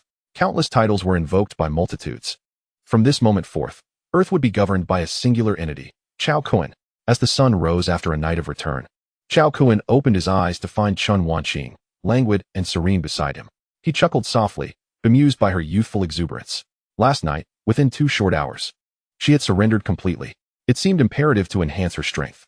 Cao Kun produced a water elemental source crystal, placing it before Chen Wanqing. Crush it and merge, and you shall become an extraordinary being. Chen Wanqing initially froze in disbelief, her beautiful eyes widening as they locked onto Cao Kun's, filled with overwhelming excitement. Tears of joy cascading down her cheeks. Thank you so much, Mr. Cao. She never expected that in just a few short days, Cao Kun would grant her the chance to become extraordinary. She was deeply touched and exhilarated. Cao Kun smiled and replied, "This is what you deserve." With the water elemental source crystal in hand, Chen Wanqing made her way to the bathroom. Half an hour later, she emerged, her face radiant with joy. After merging with the water elemental source crystal, not only had she ascended to the initial stage of a first-tier extraordinary being, but her physique, appearance, and aura had undergone a remarkable transformation. With skin as smooth as jade and beauty that rivaled the blooming flowers, she was irresistibly enchanting. Approaching Cao Kun, her bathrobe slipped away. "Mr. Cao, shall we engage in some morning exercises?" Chen Wanqing beamed, crouching down playfully. Cao Kun's eyes widened in astonishment. The intensity of the examination increased. As an extraordinary being, Chen Wanqing's combat prowess received an epic enhancement. Under the blazing sun, 6 hours later, tranquility returned to the bedroom. After freshening up, Chen Wanqing stepped out of Cao Kun's room. Early in the morning, Cao Ziyun and Cao Zixin had already taken to the skies on their way to school. Cao Jifeng practiced elemental combat techniques by the lake at Yunwu Villa, skillfully utilizing wood elemental techniques to nurture an apple tree, which rapidly grew several centimeters taller. The fruits on the tree swelled and rounded, tempting one to take a bite immediately. Meanwhile, Chun Fong carried a basket filled with freshly harvested vegetables and fruits from the garden. Chun Fong encountered Chen Wanqing as she descended the stairs. Observing Chun Fong's smiling expression, Chen Wanqing felt a blush creep across her cheeks, her ears flushing as she softly greeted, "Auntie." Chun Fong nodded with a smile, saying, "I will prepare breakfast for you." "Auntie, allow me to cook instead." "No, I can manage on my own. You should rest well." Upon hearing this, Chen Wanqing's face turned crimson, her shyness causing her to lower her head. "Auntie, you didn't overhear anything, did you? Do you think I—" As Chen Wanqing's thoughts spiraled, Chun Fong proceeded to the study with the basket of vegetables and fruits. Since the establishment of the spirit gathering array at Yunwu Villa, the flora and fauna within had undergone astounding transformations, nourished by the pure elemental energy. Their genes had experienced significant changes, appearing imbued with vitality, emanating a faint elemental power, and gradually evolving into spiritual plants. In comparison to the outside world, they resembled entirely different species. It could be said that even a common weed from Yunwu Villa, if brewed into a soup, would possess healing properties. Upon discovering this astonishing change, Cao Jifeng and Chun Fong purchased various seeds of vegetables and fruits. To their surprise, the vegetables matured overnight, their growth cycle exponentially accelerated. The meals prepared from them were not only delicious, but also had subtle effects on enhancing one's power. The fruits followed suit, though their growth took slightly longer. However, with Cao Jifeng occasionally infusing them with wood elemental energy, the growth of the fruit trees was hastened. For Cao Jifeng and Chun Fong, this lifestyle felt like a dream. Inside Cao Kun's bedroom, after Chen Wanqing departed, he began to inquire about a matter of utmost importance regarding the creation box.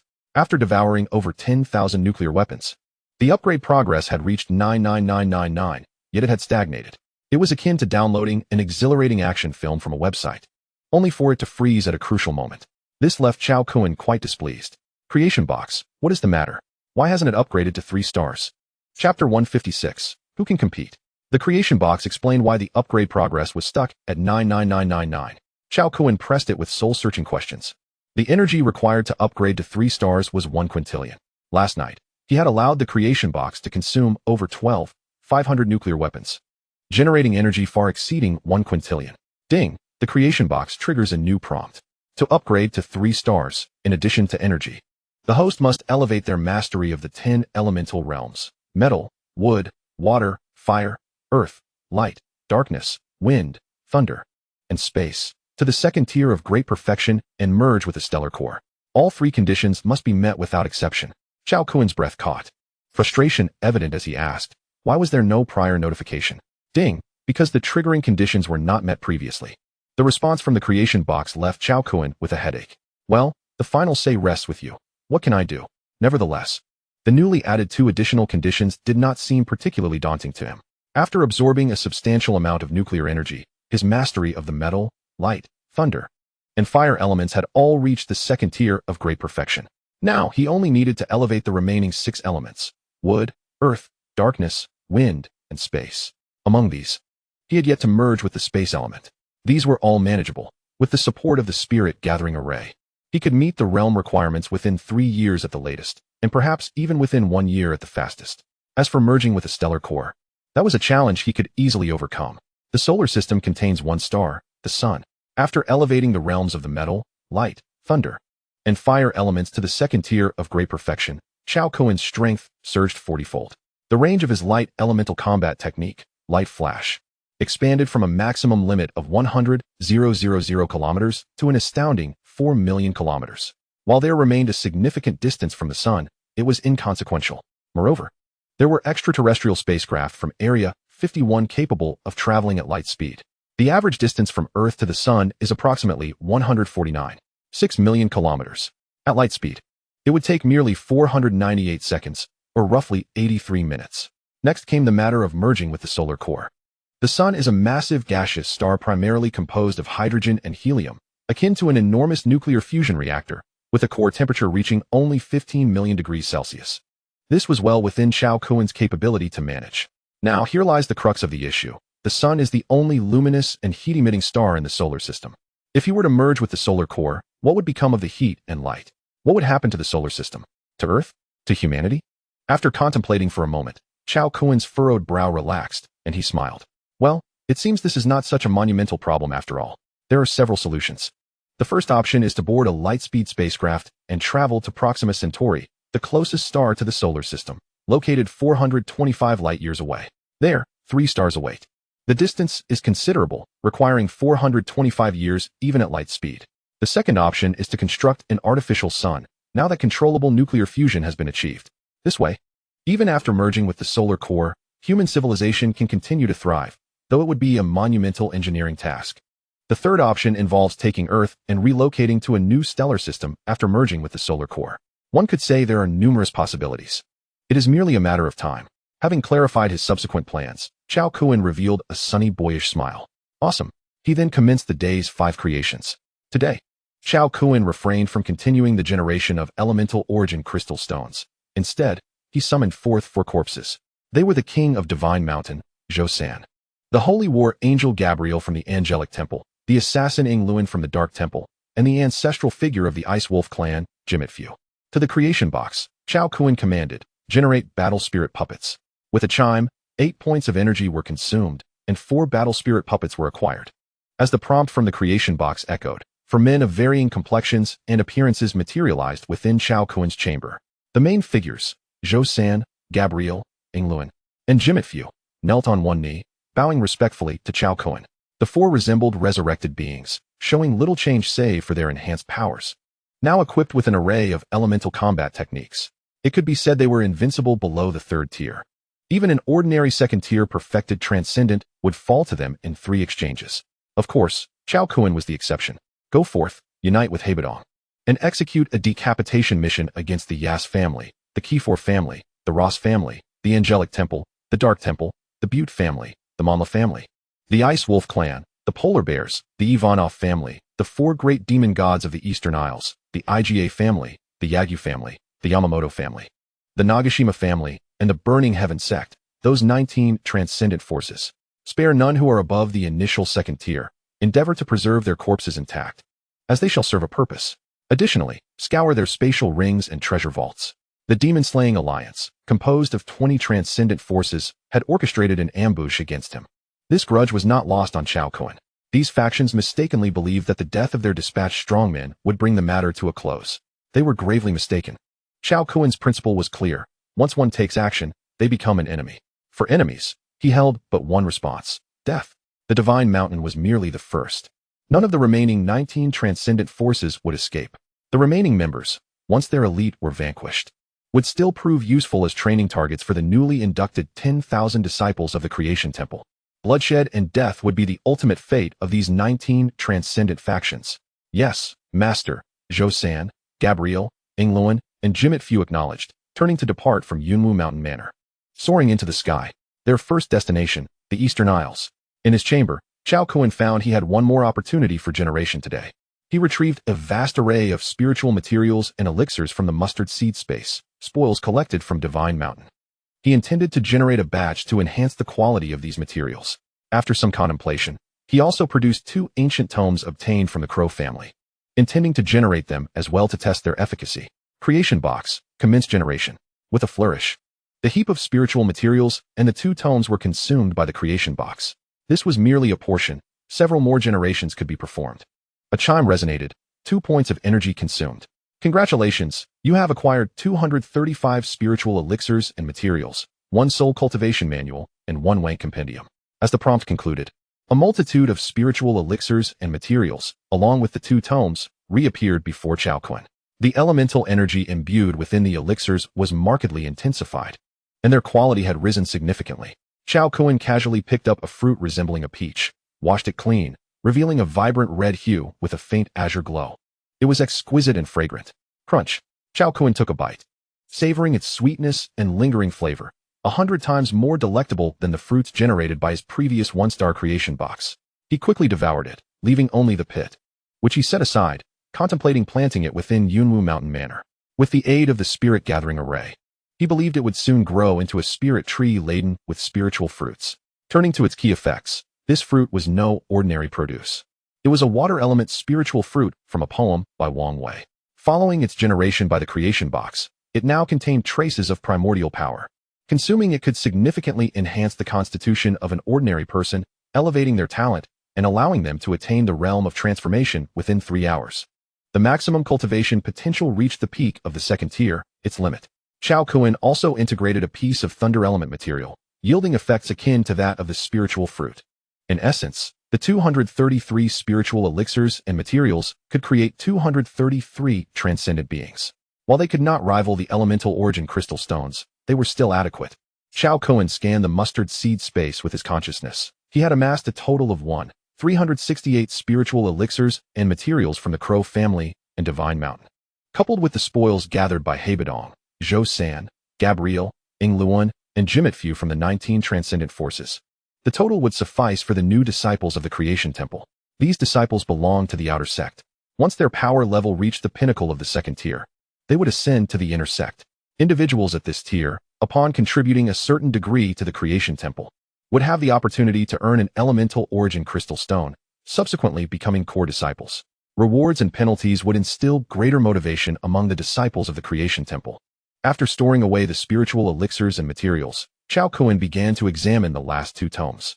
These were acquired from the spatial ring of Charfit, the elder of the Crow family, in the United States. The first was the Soul Cultivation Manual, which had amplified tenfold in quality and effect post-generation. The maximum soul strength could attain the peak of the 3rd tier. Had Charfit been practicing from this current version back in the day, given Cao Kun's present soul strength, he might not have been able to contend with him. After all, Charfit had trained for hundreds of years, significantly surpassing Cao Kun in experience, an undeniable advantage. Cao Kun nodded in satisfaction. Similar to the spiritual elixirs and materials, he aimed to generate additional cultivation manuals for the outer sect disciples of the Creation Temple. Subsequently, he turned his attention to the 2nd tome, the Wank Compendium. Cao Kun had perused this tome before. It was divided into 5 sections: the cultivation section, the formation section, the alchemy section, the crafting section, and the species section. Following the generation by the creation box, the text had automatically transformed into the characters of the Daxiao language.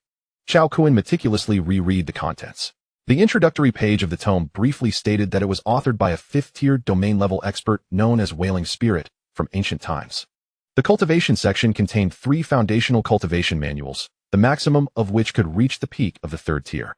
These corresponded to the paths of body refinement, soul refinement, and spirit control. The first 2 were straightforward, addressing physical and spiritual cultivation. The third, the path of spirit control, involved practitioners making pacts with spirit beasts through secret arts, sharing combat power and lifespan, and even achieving dual cultivation for remarkable efficiency. The formation section and alchemy section each documented 300 alchemical recipes and formation techniques. The crafting section detailed 10 crafting methods corresponding to the 10 elements: metal, wood, water, fire, earth, light, darkness, wind, thunder, and space. The final section, the species section, chronicled information on over 10,000 spirit beasts from ancient times, including colossal beasts of the cosmos. It noted that within Venus, Jupiter, Mercury, Mars, Saturn, and the solar core. Each bore a sealed fifth-tier elemental spirit beast, forming a natural grand spirit-gathering array that continuously absorbed the primordial power of the 5 elemental origins from the universe. The primordial forces of these elements ultimately converge within the cores of each celestial body.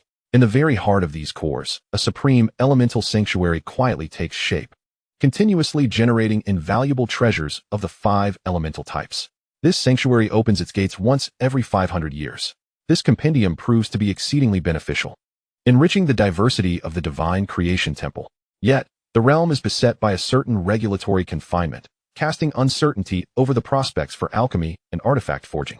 Cao Kun intends to experiment first. He begins with the alchemical section, selecting the most rudimentary elixir, the first-tier soul-cleansing pill.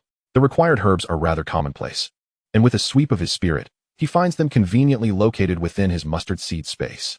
Following the prescribed alchemical technique, he first employs the fire element to refine the herbs into the purest medicinal liquid. Subsequently, he combines it with the water element to mold the elixir into pill form. As an elemental spirit being, Cao Kun comprehends the arrangement of the formation with ease, learning it is but a swift endeavor, and he successfully concocts the soul-cleansing pill in one attempt. Upon completion, 15 smooth, pearly white pills, each adorned with 4 rippling patterns known as pill inscriptions, materialize before him. The quality of elixirs is stratified, ranging from inferior to superior, corresponding to the tier of their inscriptions. The 15 soul-cleansing pills he has produced are, in fact, of the highest grade. Cao Kun consumes one, and it dissolves instantly upon contact, flooding his body with a surge of energy that permeates his limbs and bones. Upon careful reflection, he realizes that the overall efficacy surpasses that of consuming a single spiritual herb by a factor of 10. The potency of one soul-cleansing pill is equivalent to 1,000th of an elemental primordial crystal, which is indeed considerable. Comparing his creation with the description found in the tome, he discovers a stark contrast. The text elucidates that the soul-cleansing pill enables mortals to cleanse their marrow and transcend their mundane forms to become extraordinary beings. Yet it does not enhance innate talents. However, the pills he has crafted significantly elevate the user's cultivation aptitude, eliminating any bottlenecks up to the 3rd tier. The disparity in effects is monumental. Simultaneously, this validates that his concocted elixirs are not constrained by the rules governing this realm. Could it be that the herb's origin contributes to this phenomenon? Cao Kun stows away the soul-cleansing pills and embarks on the forging of spiritual artifacts. He possesses over 100 spiritual artifacts scavenged from the divine mountain, yet their effectiveness is hampered by the confines of this world, rendering them as worthless as scrap metal. Cao Kun retrieves a first-tier inferior long sword and employs the fire element forging method from the artifact crafting section to reforge it. Under the extreme heat of the fire element, the long sword swiftly transforms into a pool of molten metal. Mirroring the alchemical process, he soon integrates the water element, and before long, a sword takes shape. This is merely the sword's body. The final step requires inscribing the awakening rune upon it to truly classify it as a spiritual weapon. Cao Kun uses his finger as a tool, meticulously inscribing the awakening rune onto the sword's body. This step is crucial. Each spiritual weapon body possesses but a single opportunity. Any misstep could be catastrophic. The process demands utter concentration, proving to be quite taxing. After 3 minutes, he completes the rune inscription. This is a sword of fire element, and only those endowed with the fire element can wield it. Cao Kun infuses the sword with fire element energy, and instantly, the previously dim awakening rune bursts forth with a radiant crimson glow. He grasps the spiritual sword, and with a clear ring, the sword emits a crisp sound. As he casually swings it, a sharp blade of air swiftly fills the room, penetrating through the walls in an instant. Astonished, Cao Kun realizes its formidable might. This casual stroke rivals the full strength of a second-tier novice. Chapter 158. To die is to live. Cao Kun steps outside and finds Cao Jifeng practicing elemental combat techniques in the orchard. Father, this is a spiritual sword I forged for you. Cao Jifeng takes it. Inspecting the 3'2" blade, which glows a pale red, its hilt fashioned in the shape of a dragon's head, exuding a majestic aura. Cao Kun explains, Father, this is a fire element spiritual sword. Once you infuse it with fire energy, it will activate for your use. Having previously merged the 5 elemental primordial crystals of metal, wood, water, fire, and earth, Cao Jifeng channels fire energy into the sword, causing it to radiate with a surge of brightness and overwhelming presence. Seeing this, Cao Jifeng's eyes sparkle with excitement as he exclaims, what a magnificent sword. He recalls a television series he watched, Xian Jian Qi Xiaozhuan, featuring a formidable swordsman named Jiao Jianxian, whose ability to soar on the wind and vanquish demons left him in awe. Today, that dream has become reality. Ha! I too can cleave open the gates of heaven with a single stroke. Eager to demonstrate his prowess, Cao Jifeng is unable to contain his excitement. Observing his father's animated demeanor, Cao Kun chuckles and says, "Father, unleash your full strength and attack me. Let us test the power of this spiritual sword." With resolute determination, Cao Jifeng channels a torrent of fire energy, which courses through his arm and envelopes the sword. With a ringing sound, he strikes at Cao Kun with a brilliant red blade of light. The impact resonates as Cao Kun meets it with an open palm, resulting in a thunderous explosion. Again, Cao Jifeng, invigorated and filled with zeal, launches a series of relentless attacks against Cao Kun. Delighted by his father's enthusiasm, Cao Kun suppresses his own strength to match that of a first-tier novice, engaging in a sparring match. The duel gradually ascends from the ground to the sky. With each confrontation, Cao Jifeng grows bolder, while Cao Kun, as an elemental spirit, possesses an extraordinary physique. Under normal circumstances, a first-tier novice would be defeated within 3 strikes. Cao Kun also confirms in his heart that the spiritual sword he crafted is not subject to the constraints of the world's rules. With the enhancement of this sword, Cao Jifeng's combat prowess has surged to a minor tier higher. This transformation, akin to the soul-cleansing pill, undoubtedly stems from the alterations that occurred after the materials passed through the creation box. In essence, the might of the creation box surpasses the limitations imposed by this realm, rendering it unbound.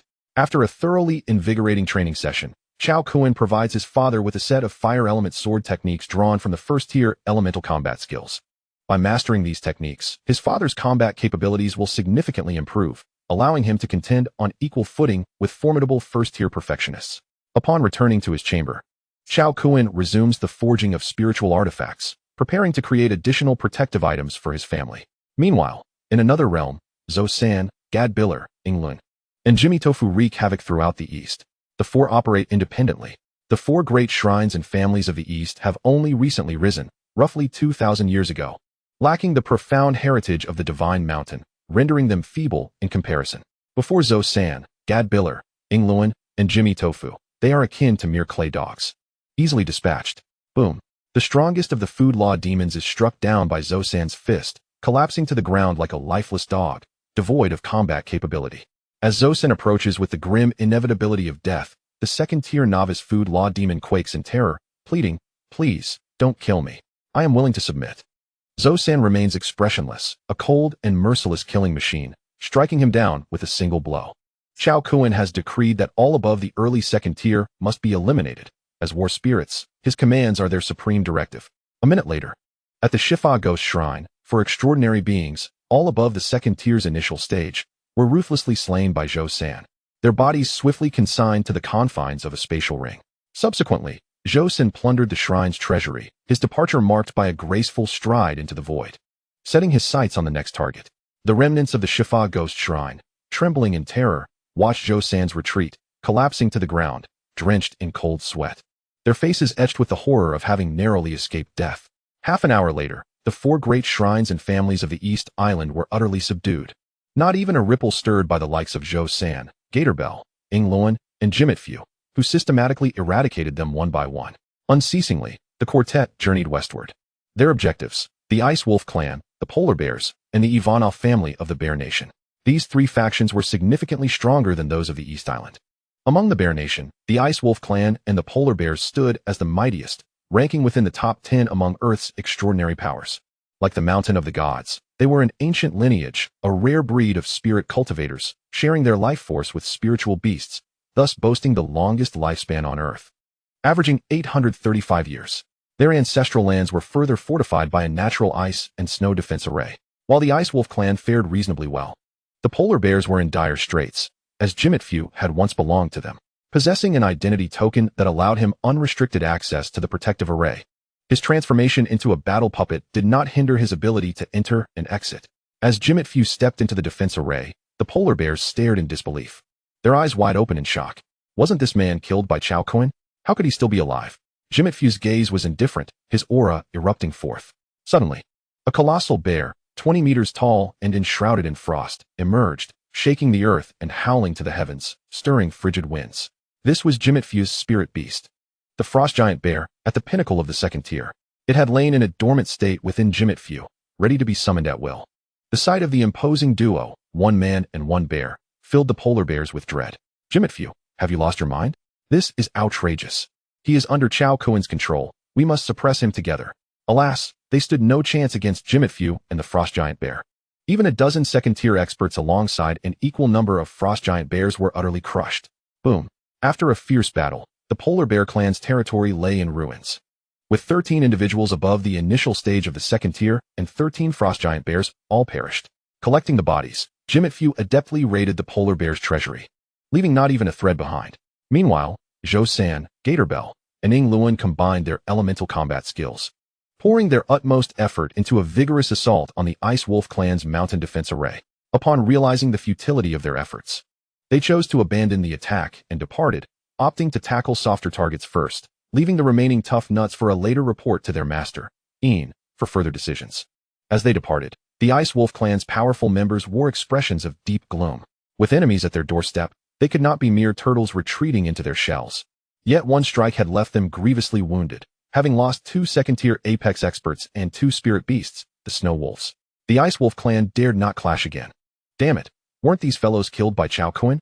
Why are they suddenly attacking us? Rumor had it that in the capital of the Great Xia, someone had seen Cao Kun possessing a miraculous elixir capable of reviving the dead. It was evident that Zhou San, Gator Bell, and Ying Luan had been resurrected by him. Their sudden assault indicated that Cao Kun was far from finished with the 20 Extraordinary Alliance. This was a counterattack, a reckoning. How brazen. We must unite all our forces to suppress this demon. The Mountain of the Gods array had been breached, and they witnessed the entire event from satellites. Cao Kun's methods were terrifying beyond belief. They had no confidence in the defensive array within their clan holding against him. Suppression? There was no hope left. Some shook their heads in despair. Cao Kun's power had been formidable before. Now, with the resurrection of Zhou San, Gator Bell, and Ying Luan, their strength was unfathomable. Shall we merely wait for our demise? One pondered. No, I believe Cao Kun has not sought our total annihilation. After the fall of the Mountain of the Gods, all but those above the initial stage of the second tier perished, and the rest were spared. Cao Kun now reigns supreme, the master of earth. And we are left with no escape. Let us face our fate willingly. After a moment's contemplation, the Ice Wolf clan's strong members exited the array, igniting their life force as they pursued. Whether they met death now or later, they would inevitably perish. The crux was that they did not perceive death as a total obliteration, but rather as a potential rebirth. Look, Zhou San, Gator Bell, and Ying Luan had also died before. They had been revived. Since resistance was futile, they resolved to fully integrate into the opposing faction, achieving a harmonious resolution. Chapter 159, Surpassing the Rules of the Universe. When the strong members of the Ice Wolf clan caught up with Zhou San, Gator Bell, Ying Luan, and Jimit Fu, they arrived just in time to witness the complete subjugation of the Ivanov family's experts above the initial stage of the second tier. The remaining members had not been slaughtered. Indeed, as they had surmised, the Ice Wolf clan's powerful figures, their eyes gleaming, approached Zhou San, Gator Bell, Ying Luan, and Jimit Fu. We were foolish to confront Mr. Cao. We willingly choose to end our lives. With that, they all succumbed, lifeless. Zhou San, Gator Bell, Ying Luan, and Jimit Fu exchanged bewildered glances.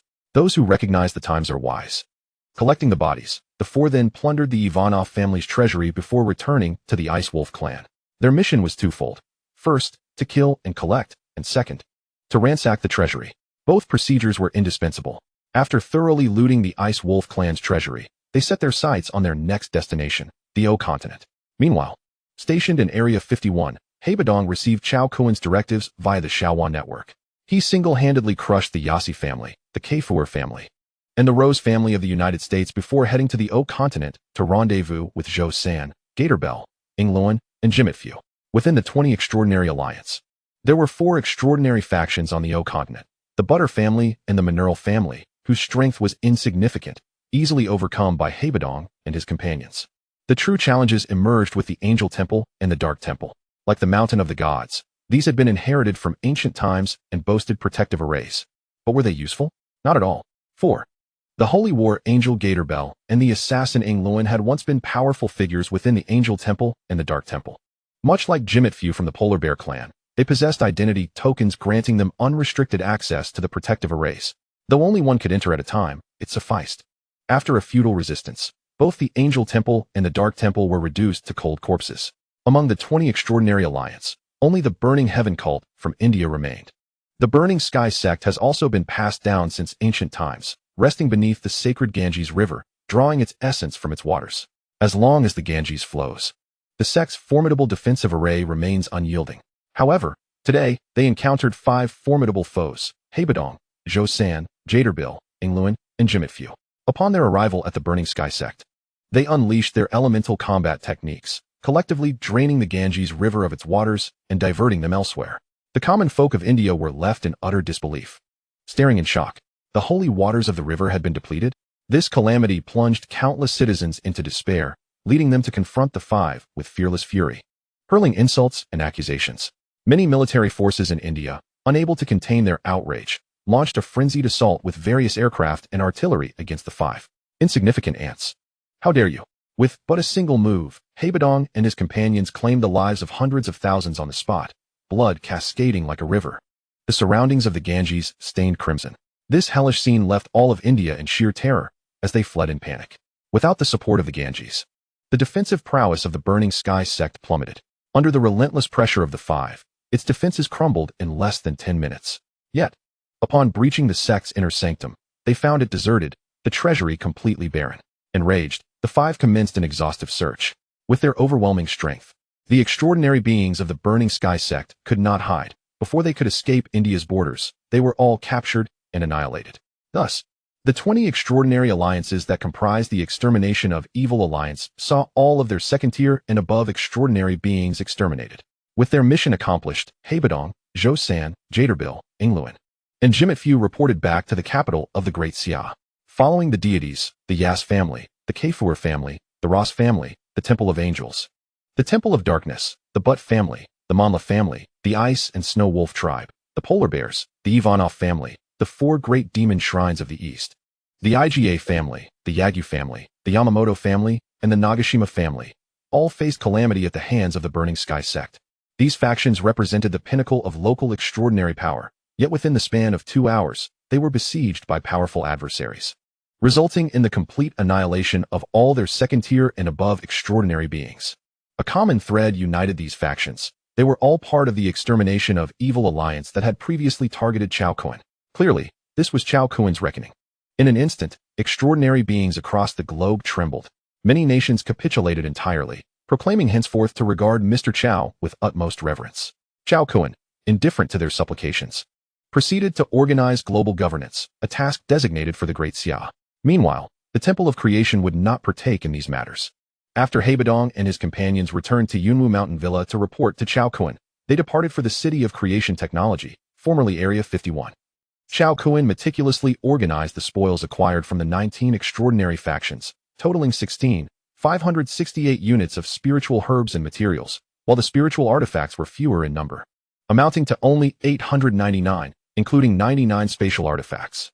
In the ensuing days, Cao Kun resumed a semblance of normal life. His minor objective, to establish the Temple of Creation.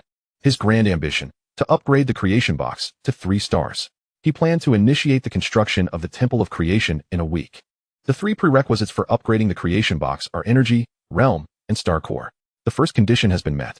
The second condition, realm, has seen the boundaries of the light, gold, fire, and thunder elements surge to the pinnacle of the second tier after absorbing thousands of nuclear weapons.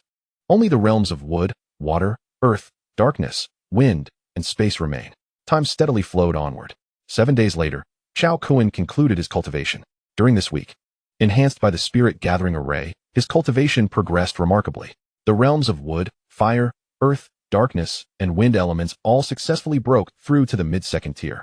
The space element, having been integrated later, had only reached the initial stage of the first tier, now advancing to the mid-first tier. Throughout these 7 days of cultivation, Cao Kun did not neglect the Creation Box's daily opportunities for generating 5 times. Initially, he used the bodies of extraordinary beings stored in the mustard seed space to create battle spirit puppets.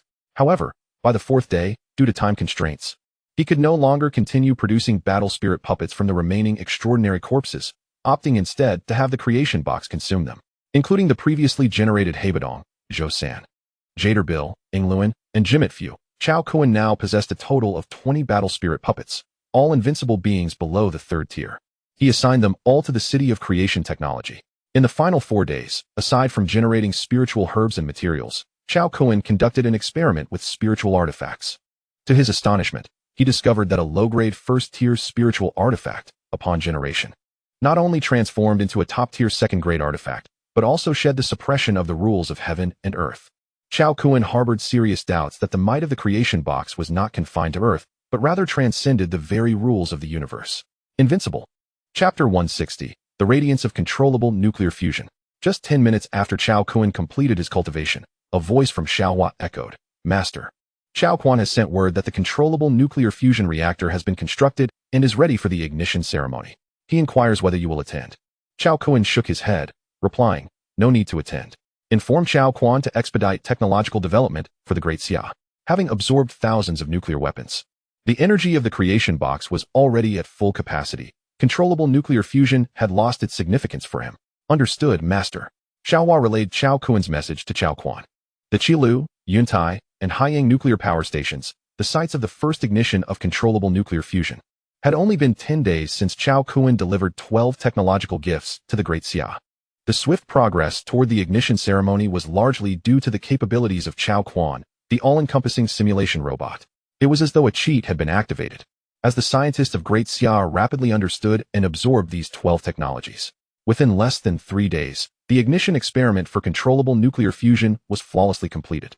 They then proceeded to transform the Haiyang nuclear power station into the first controllable nuclear fusion site for ignition. After receiving Cao Kun's response, Cao Kun turned to the high-ranking officials of Great Xia and announced, "The master will not be attending. We shall ignite it ourselves." "Very well, Chief Cao." Witnessing Cao Kun's astonishing scientific prowess, Great Xia immediately positioned him as the chief scientist at the center of their efforts. Once it was confirmed that ignition could proceed, the high-ranking officials of Great Xia convened briefly and decided to broadcast this exhilarating moment nationwide, allowing all to witness history and the dawn of a new era. The title boldly proclaimed the theme, Controllable Nuclear Fusion Ignition Ceremony. The central media of Great Xia and various major live streaming platforms simultaneously presented this broadcast, showcasing the Haiyang nuclear power station. Banners proclaiming the significance of controllable nuclear fusion adorned the building, which was festooned with red decorations, exuding a festive atmosphere. Those who encountered this news were initially taken aback, rubbing their eyes, but upon realizing it was an official account, their eyes widened in astonishment. Gasps of disbelief erupted. "No way. Is this for real? Controllable nuclear fusion is truly within reach." The live broadcast ignited a fervor across the nation, as news spread like wildfire through every street and alleyway. Those who heard the announcement were left in utter astonishment. Schools, businesses, shopping malls, and hospitals came to a standstill, with even vehicles on the streets slowing down as people fervently pulled out their phones to join the live stream. Within a mere 10 minutes, the announcement of the commencement of the controllable nuclear fusion ignition ceremony reverberated throughout the country. The viewership soared beyond 500 million, with the numbers escalating by the millions each second. This news rapidly reached other nations, eliciting equal shock and prompting requests from around the world for the broadcast to be shared in their countries. The high-ranking officials of the Great Xia did not decline, for the earth was on the brink of a grand unification, with them as the singular sovereign. As the live footage connected to countries worldwide, the number of viewers surged to 3 billion.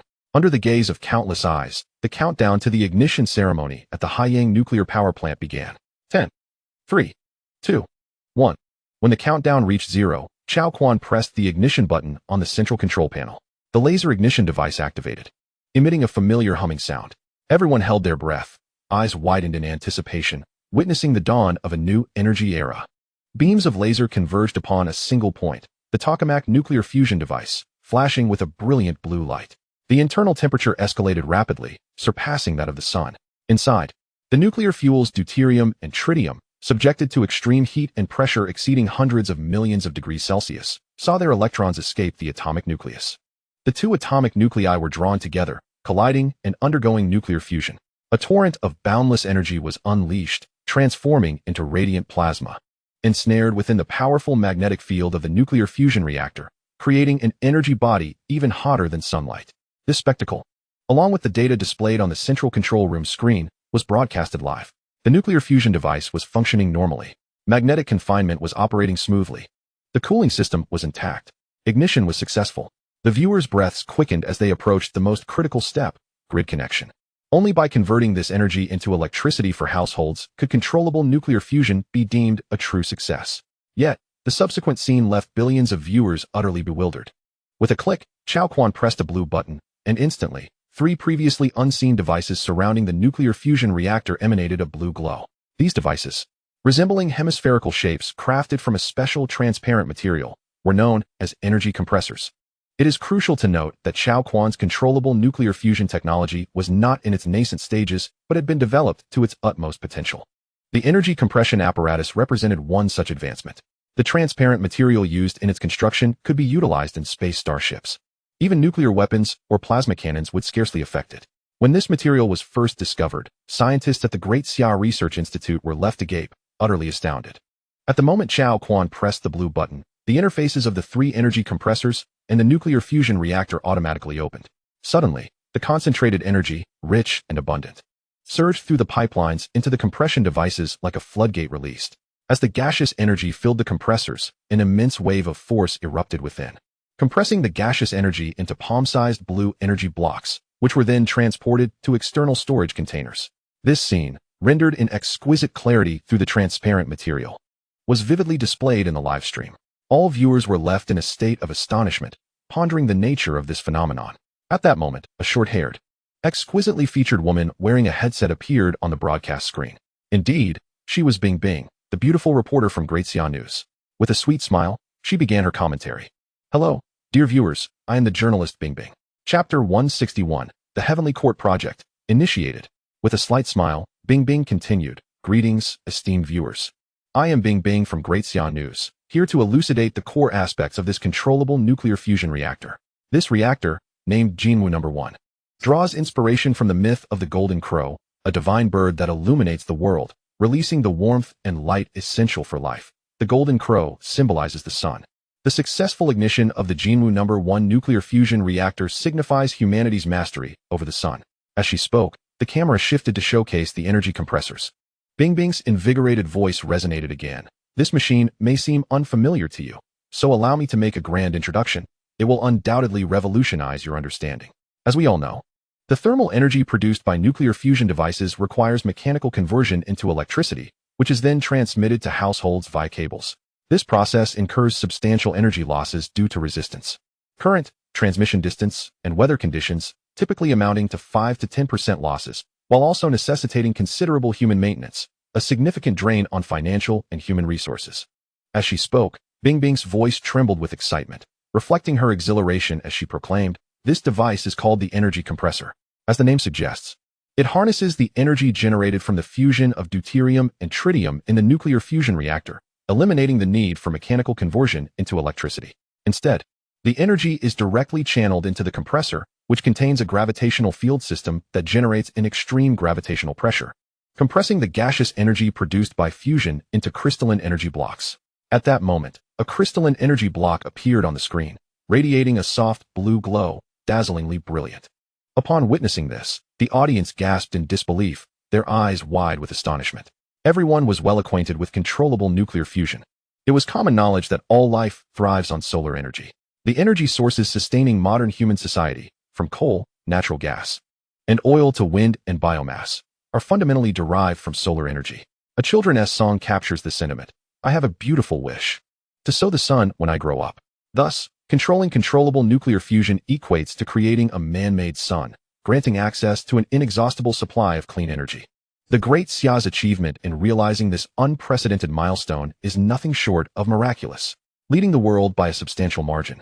They were now poised to unveil an even more groundbreaking technological marvel, the ability to compress fusion-generated energy into solid-state form, a feat surpassing even controllable nuclear fusion. Many could foresee that a new wave of energy revolution had commenced. No, it should be termed a technological revolution. Fields such as automotive, aviation, maritime, aerospace, and military applications would all benefit from these energy crystals. The advent of energy crystals would unequivocally consign coal, oil, and natural gas to the annals of history. For the entirety of human civilization, this represents an epic advancement. At this moment, the voice of Bing Bing resonates once more. Behold, this is the energy crystal derived from compression. After processing, it is devoid of any radiation, remarkably clean and efficient. with an energy capacity reaching up to 100,000 degrees of electric power per unit. Subsequently, the transformers in each district will be uniformly replaced by devices known as energy converters. Simply placing the energy crystals within will allow for automatic conversion into electricity, thereby bypassing the high-voltage transmission stage altogether. Having discussed the energy compressor, let us now turn our attention to the operational status of the Jinwu, one controllable nuclear fusion reactor. As the camera shifts, the data from the Jinwu, one fusion reactor is clearly displayed. Look, the Jinwu, one fusion reactor has reached its maximum power output, currently operating at full load, achieving an unprecedented 200,000 megawatts, with all operational parameters functioning normally and steadily. Through precise calculations, it has been determined that the Jinwu, one can generate 2,000 energy blocks per hour, translating to an astounding annual electricity generation capacity of 752 trillion kilowatt-hours. What an explosive figure. Last year, the global electricity consumption was 25 trillion kilowatt-hours. By constructing merely 15 Jinwu, 1 reactors, we could meet the world's energy demands. From this moment forth, humanity has attained energy independence. Let us rejoice, everyone. At this instant, the land of Huaxia is ablaze with fervor. The world is in a state of euphoria. Cheers and shouts form a tsunami of jubilation, immersing us in a sea of delight. Success. Controllable nuclear fusion has triumphed. By the heavens. To witness the dawn of controllable nuclear fusion in one's lifetime is beyond imagination. The excitement is overwhelming. Yet, your attention is solely fixated on controllable nuclear fusion, neglecting an even more astonishing development. You speak of the energy compression device. Indeed, the 4 fundamental forces we often refer to are the strong nuclear force, weak nuclear force, electromagnetic force, and gravity, with the gravitational field unifying and transcending these 4 forces. To put it succinctly, mastering the gravitational field enables us to construct gravitational devices that can reignite the Earth's magnetic fields on lifeless planets like the Moon and Mars, creating atmospheres and transforming them into habitable worlds. One might also interpret this as our mastery over force akin to the Tao of Pangu.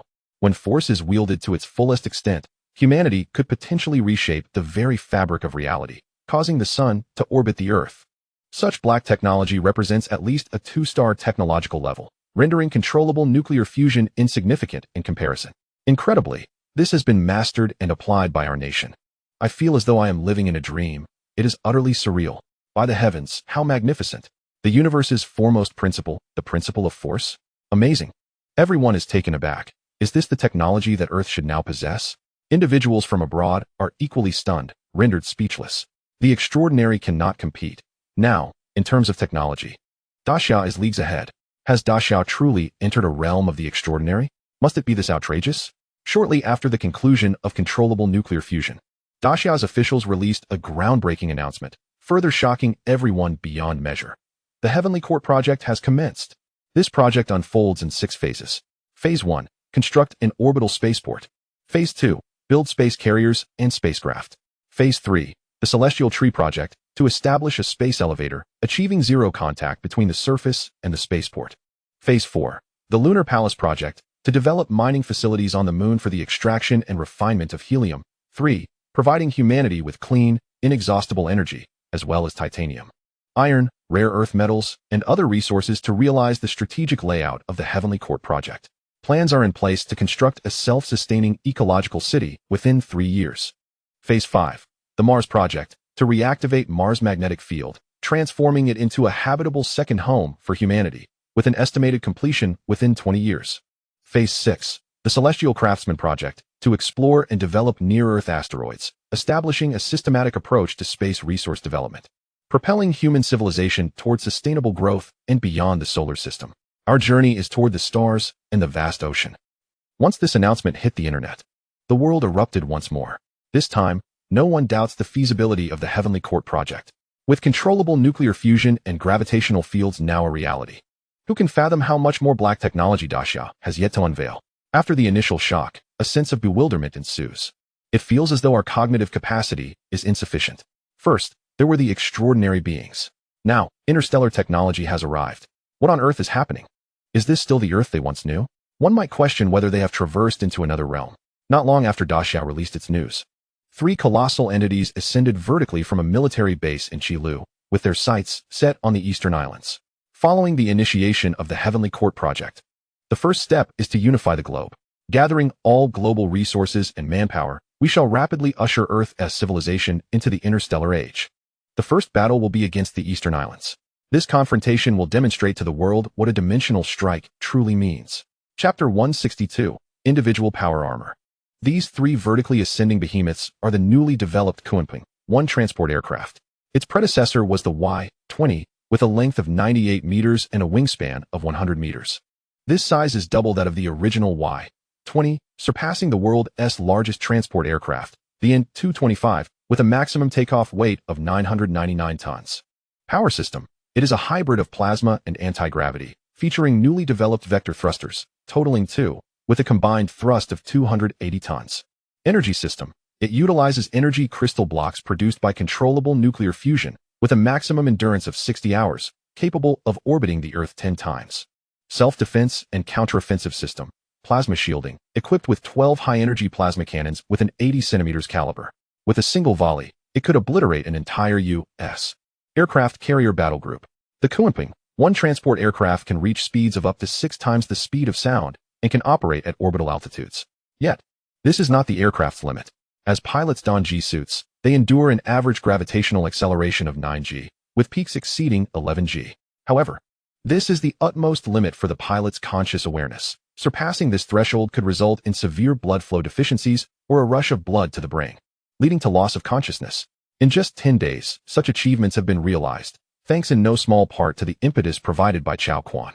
To expedite Daxia's technological advancements, Cao Kun directly assisted in the upgrade and iteration of Daxia's Jiuzhang quantum computer, increasing its computational power by a factor of 3,000. Additionally, Daxia's Shenzhou Taihu Light, Tiangong 1, Tiangong 2, Dawn, Shenzhou E-type computer, Nebula supercomputers, and Shenzhou Blue Light have all undergone upgrades to quantum computing. The total computational power has reached 18 million quantum bits. These advancements in first-rate technology have been effortless for the formidable artificial intelligence, Cao Kun, making them easily attainable. With technology, quantum computing, and a robust industrial system, Daxia has achieved a qualitative leap. Within just 1 week, a robotic manufacturing workshop has been established in Qilu, Jizhou. The robots produced are under the control of quantum computers, achieving a level of weak artificial intelligence. The assembly line production results in thousands of various types of robots being manufactured daily. For instance, the transformation of the Haiyang nuclear power plant was completed by engineering robots in less than half a day. Similarly, the Daxia military industrial factory in Jeju is undergoing rapid updates, utilizing high-precision industrial mother machines and intelligent integrated production software. The Kuanping-1 transport aircraft is one of the recent achievements. This exemplifies the power of technology. Boom, boom.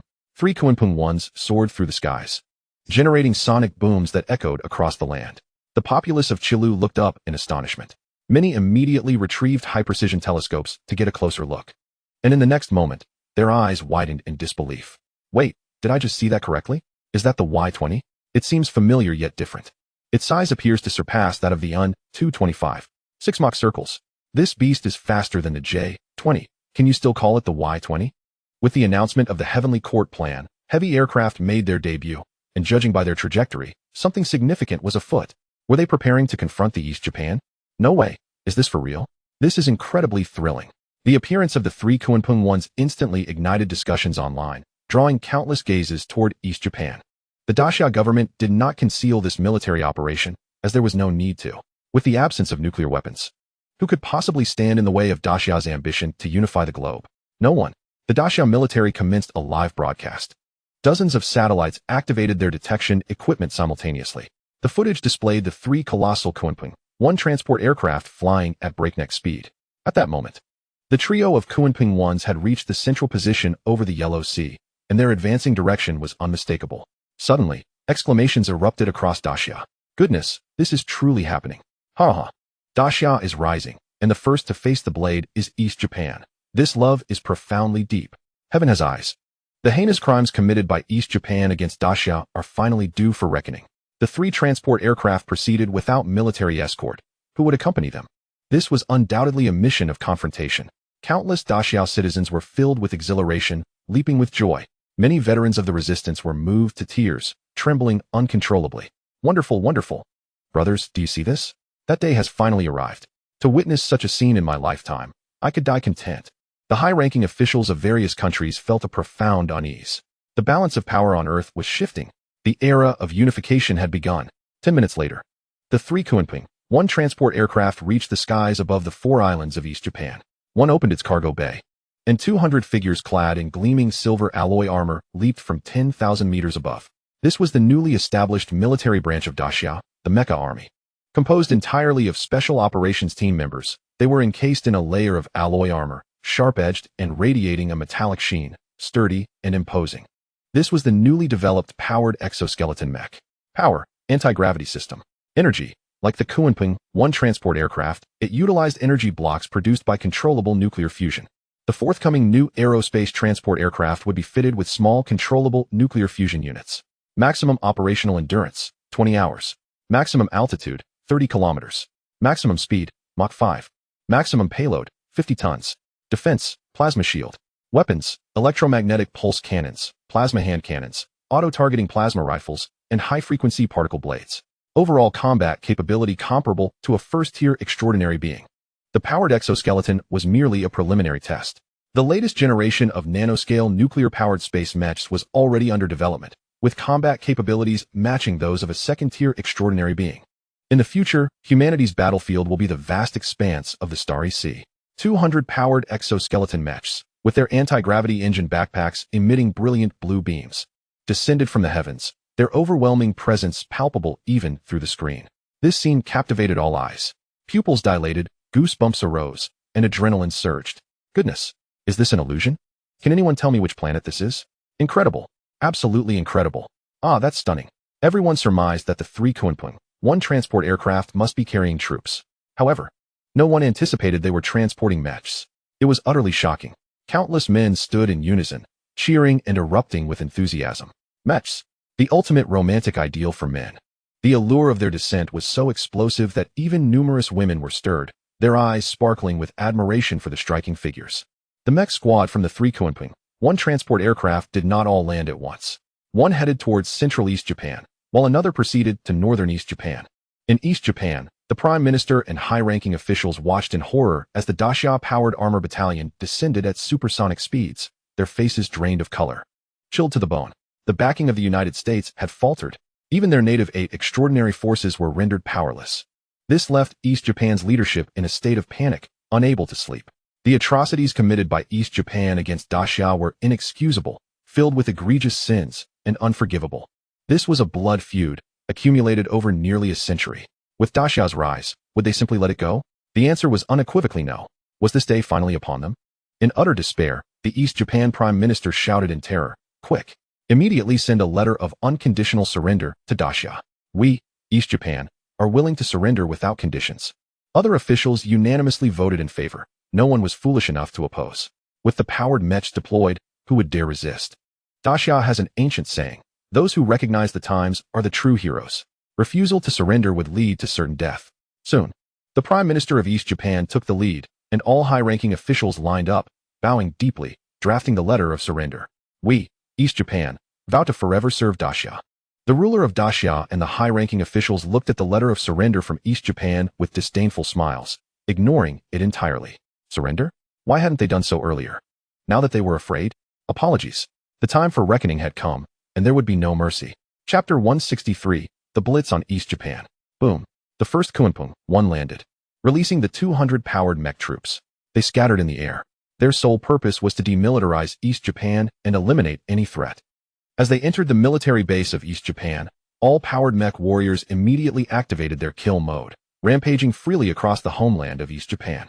Was there anything more exhilarating than this? Boom.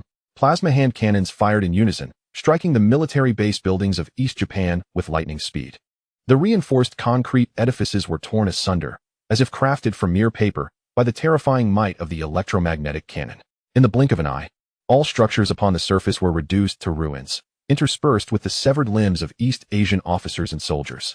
This catastrophic event transpired in an instant. The remaining East Asian soldiers, gripped by sheer terror, immediately launched a fierce counterattack. Rat-a-tat-tat. Boom.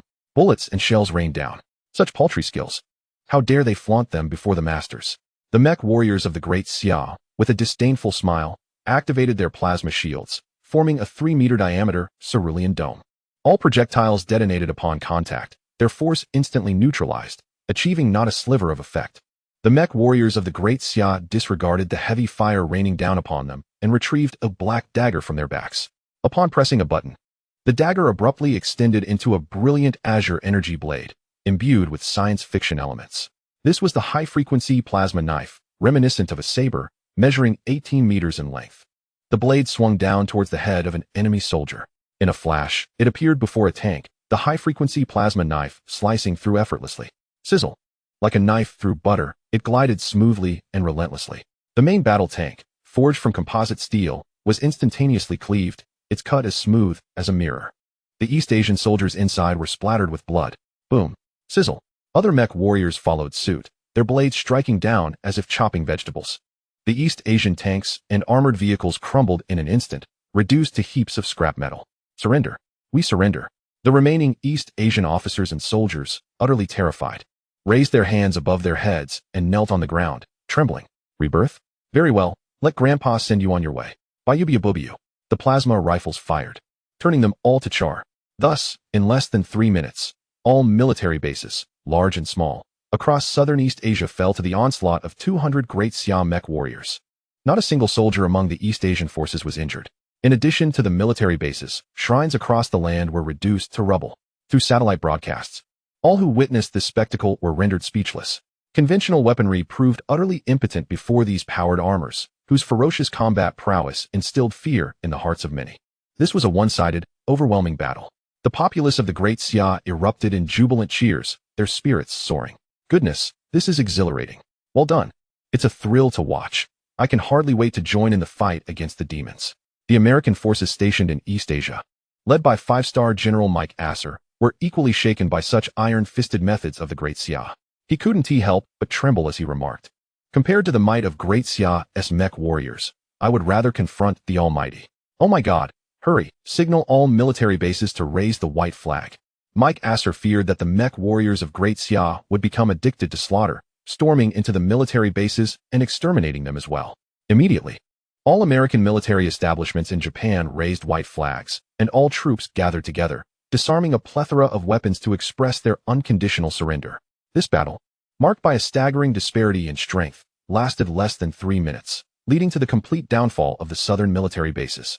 All branches of the East Asian military, land, sea, and air, were annihilated under the thunderous assault of the Great Xia mech forces. In the East Asian Imperial Palace, the emperor and his ministers felt as if their heads were spinning, nearly fainting from the gravity of the situation. They realized the severity of this lightning war by Great Xia. Retaliation. This was a targeted reprisal against East Asia. The doom of East Asia had arrived. In utter panic, they once again sent a letter of surrender to Great Xia, kneeling and bowing in apology, pleading for mercy. Alas, much like the last time, their pleas fell upon deaf ears, met with silence from the Great Xia. The specter of death loomed ever closer, extinguishing any flicker of hope in the hearts of the emperor and his ministers, leaving them despondent and shattered. Would Great Xia truly enact a policy of extermination upon them?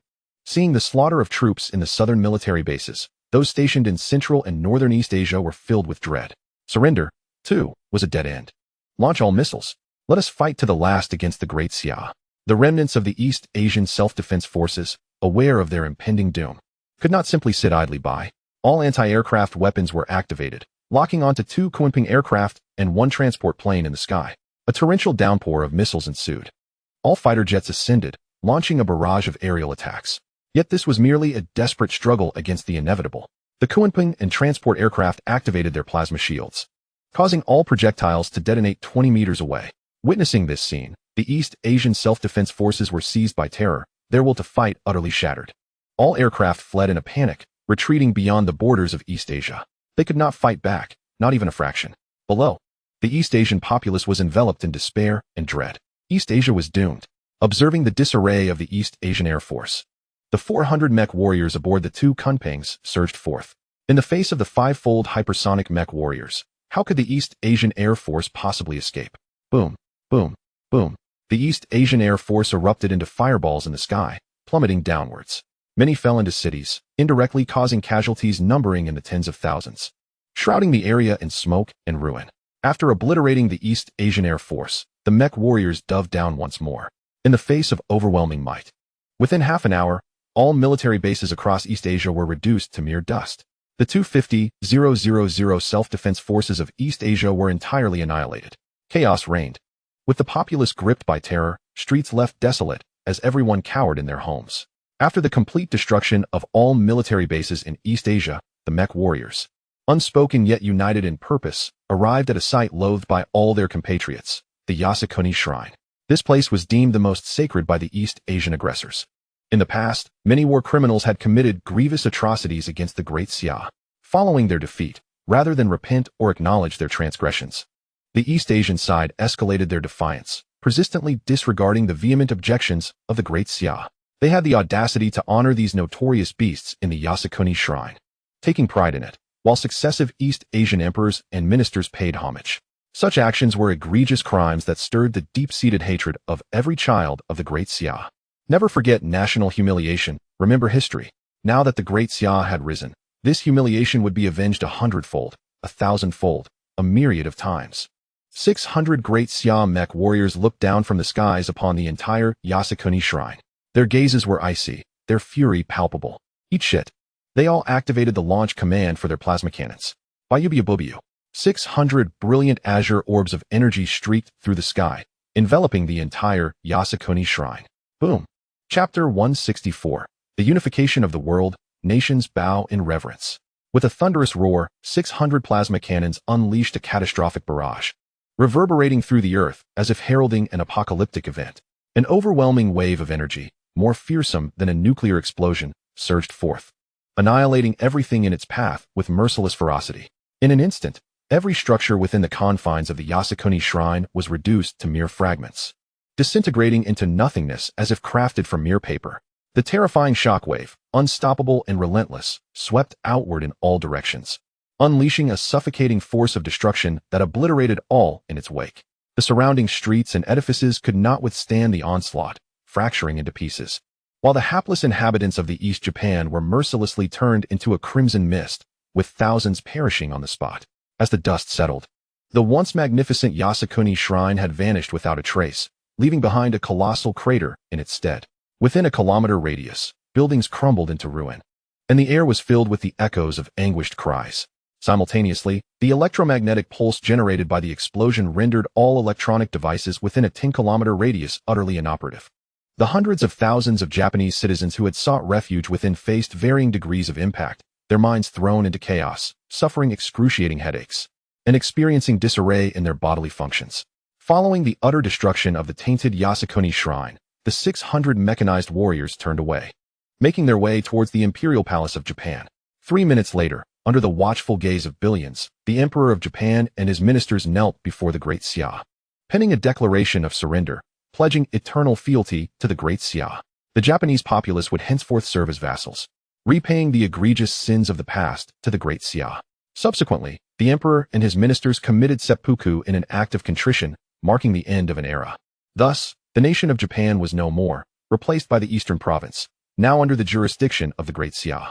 Watching this historic moment unfold via satellite, the citizens of the Great Xia were filled with elation, tears of joy welling in their eyes. Blood debts were repaid. A century of humiliation was finally washed away. The Great Xia had successfully revived and risen. Less than 10 minutes after Japan's declaration of defeat, the west coast of the United States announced its subservience to the Great Xia. Following suit were the nations of Italy, Spain, Gaul, the British Empire, Canada, and many others on the American continent, all pledging allegiance to the Great Xia. Throughout history, the narrative of humanity has been a chronicle of war. The world has always adhered to one immutable truth: survival of the fittest. The weak are destined to be consumed. First, the United States faced the devastating strike of electromagnetic pulse weaponry, followed by the near-total annihilation of Japan's military forces. Now, the Great Xia possessed the might to dominate every nation on Earth, rendering any act of defiance a futile endeavor. Without extraordinary powers and nuclear weapons, they stood before the Great Xia like lambs to the slaughter. Might is truth. Global unification is an inevitable tide, one that cannot be resisted. In this moment, those who are wise to the times are the true sages. This is the most prudent choice. The Bear Nation swiftly announced its allegiance to the Great Xia. Even the formidable bear and the nations of the O region surrendered, prompting others to follow suit, each submitting their declarations of surrender to the Great Xia. That afternoon, the highest leaders from various nations convened in the capital of the Great Xia to formalize their capitulations. With the signing of surrender documents by over 200 nations, the world was irrevocably unified. Like the flourishing Tang dynasty reborn, the Great Xia emerged as the sole sovereign of Earth, with nations coming to pay their respects. Witnessing this resplendent era, the citizens of the Great Xia felt an exhilarating surge of pride, tears of joy streaming down countless faces. The nation erupted into a jubilant celebration. The sound of firecrackers ringing through the air. The dragons soared to the heavens. Our Great Xia had ascended to the pinnacle of the world. What a breathtaking moment. After long anticipation, the day had finally come. Dreams once held have been realized. The Great Xia is extraordinary, truly exceptional. From this day forth, the regulations of the Great Xia shall become the regulations of the world. Traveling the globe will no longer require a passport. What bliss! This day is destined to be etched in history. The upper echelons of the Great Xia beamed with joy, acutely aware that such ease and global unification hinged on one individual, Cao Kun. From the moment he suppressed the extraordinary forces of various nations and eradicated all nuclear weapons, the foundation for world unity was laid. His unparalleled deterrent power extinguished the will to resist among all nations. What they accomplished today was merely a natural conclusion, a final act in a grand play. The Great Xia is fortunate to have Cao Kun. Subsequently, the Great Xia commenced the deployment of global governance. First, all nations shall undergo demilitarization, surrendering all weaponry, with civilian populations subjected to the same mandate, enforcing a ban on firearms. All military factories and laboratories shall be unified under the management of the Great Xia for destruction or transformation. Armies must undergo a review by the Great Xia's military department before re-enlistment and reallocation. Commanders of regional military districts will be appointed from the Great Xia. Second, all nations will be renamed as districts, such as the Eastern District, Korean District, Bear District, under the governance of the Great Xia, with the highest officials being citizens of the Great Xia, necessitating a review and reappointment of previous management. Third, all national currencies will be rendered obsolete, with the Great Xia emerging as the sole currency system. Fourth, all regions will implement classes for learning the Great Xia language. Only those proficient in the Great Xia language shall be considered true citizens, enjoying special policies. Fifth, as directives continue to be issued, all nations are called to comply with the arrangements set forth by the Great Xia. With urgency, actions began to unfold. However, not all acquiesced. Numerous factions perceived the actions of the Great Xia as exploitation and oppression. They demanded freedom, they sought equality, and took to the streets in protest. Such reckless behavior was swiftly quelled, obliterated in an instant. With a few cautionary tales in mind, the world soon settled down, as the Great Xia orchestrated its global governance. Cao Kun also initiated his own endeavors. At the site designated for the establishment of the Divine Creation Temple, the Cloud Mist Manor, Cao Kun summoned a white jade flying sword from the spatial realm. This sword, one of the exquisite second-tier spiritual artifacts generated from the creation box, belonged to the light element. With a flick of his finger, a beam of light infused the white jade sword, instantly activating its spiritual inscriptions. The sword's form expanded threefold, radiating an aura of magnificence. Stepping upon the flying sword, Cao Kun soared skyward towards the western horizon. Possessing a spiritual sword made all the difference. Its speed far surpassed the wind element combat technique, achieving a velocity of 100 times the speed of sound. Moreover, the two techniques displayed significant differences. Utilizing the wind technique expended wind elements, whereas Cao Kun, being an elemental spiritual body, harmonized 10 elements, complementing one another and yielding effects that exceeded tenfold. With his current prowess, he could sustain uninterrupted flight for a full day and night. At 10 times the speed of sound, traveling at 34 kilometers per second, a full day and night would cover 520 kilometers. This distance would allow Cao Kun to effortlessly reach the moon, albeit the journey may take quite some time. The art of sword flight, apart from consuming elemental energy, necessitates an exceptionally profound mental fortitude. One could assert that the velocity of sword flight is contingent upon the strength of the extraordinary individual's spiritual power. Furthermore, it is extraordinarily taxing on the mind. With Cao Kun's current second-tier pinnacle mental strength, he can sustain sword flight for 3 consecutive hours. Impressive, isn't it? Chapter 165, Kunlun Mountain. After 2.5 minutes of soaring through the skies, Cao Kun came to a halt in the central region of Kunlun Mountain. Gazing down from above, the majestic and awe-inspiring Kunlun Mountain stretched endlessly, spanning 2,500 kilometers from east to west.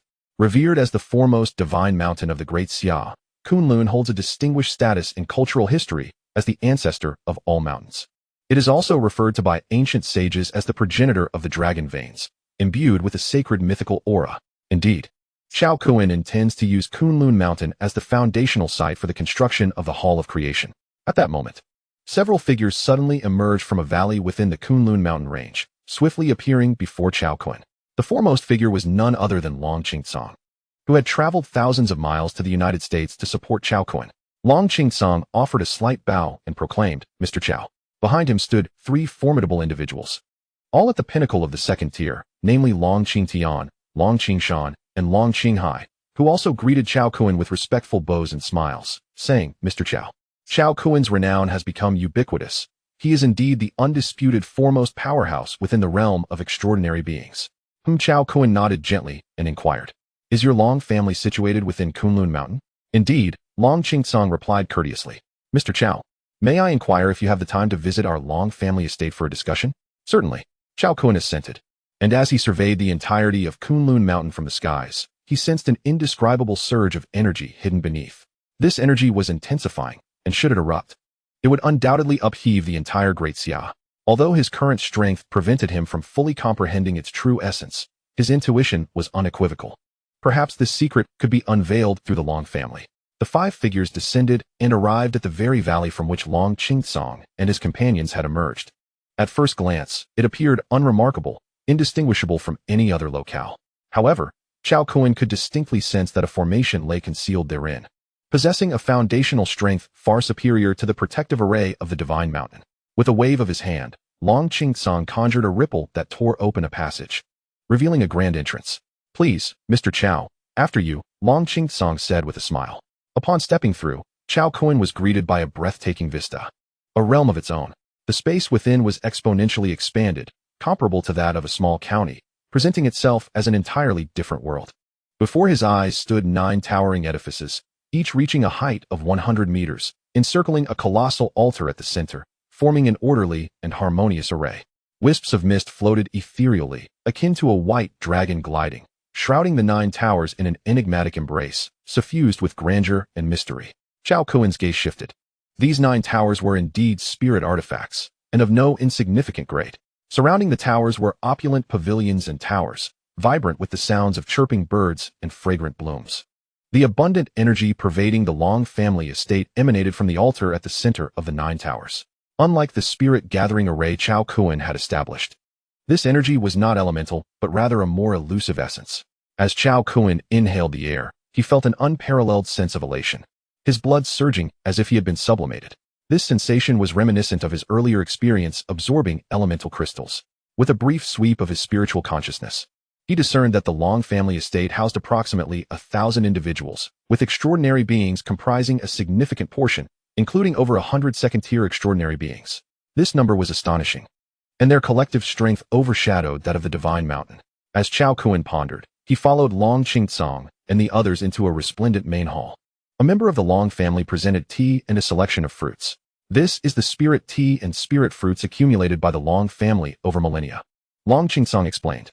The Long family had been frugal, and after centuries, Cao Kun was the first outsider to receive such hospitality. Cao Kun lifted the cup of tea, its aroma intoxicating, and upon sipping, he felt revitalized and invigorated. "Long clan leader, your family's estate is established here for a deeper purpose, is it not?" Earlier, while soaring above, Cao Kun had sensed an unusual energy fluctuation beneath Kunlun Mountain. Now, within the Long family estate, that energy was even more palpable and intensified. Long Qingsong did not shy away from the truth. "Mr. Cao, you must have perceived that our Long family estate is an ancient legacy, crafted by a 5th-tier domain-level powerhouse from the Long family, based on the spiritual veins of Kunlun Mountain. However, after the cataclysmic upheaval 10,000 years ago, the spiritual veins of Kunlun began to gradually wane. Since then, the essence of the spiritual veins has intertwined with the human world, transforming into the vein of fortune. Hence the more commonly known term, dragon vein. In the contemporary world, Kunlun Mountain is one of the last remaining veins of fortune, the very source of the world's dragon veins. 5 branches have extended from it, 2 towards the O continent and 3 within the Great Xia. These flow through the Great Xia, closely linked with major waterways such as the Yellow River and the Yangtze River. Geographically classified, they are as follows. 1. Northern Dragon, traversing the Yellow River through regions such as Qinghai, Gansu, Shaanxi, Hebei, and the eastern provinces, ultimately reaching the island of Nippon. 2. Central Dragon, flowing through the regions between the Yellow River and the Yangtze River, terminating at the Bohai Sea. 3. Southern Dragon, following the Yangtze River through regions like Yunnan, Guizhou, and Jiangxi, extending to the sea. Within our Long family estate's miniature world, the 9 towers form the 9-dragon array, designed to safeguard the spiritual veins and ensure their longevity. However, Long Qingsong's tone turns somber and melancholic due to the restrictions imposed by the laws of nature. The 9-dragon array's efficacy has diminished significantly, and it cannot contain the fortunes within Kunlun Mountain. While human technology may progress collectively towards higher realms, extraordinary beings follow an individual path dependent on the essence of the world. For millennia, the absence of spiritual energy has resulted in the permanent sealing of various secret realms on Earth.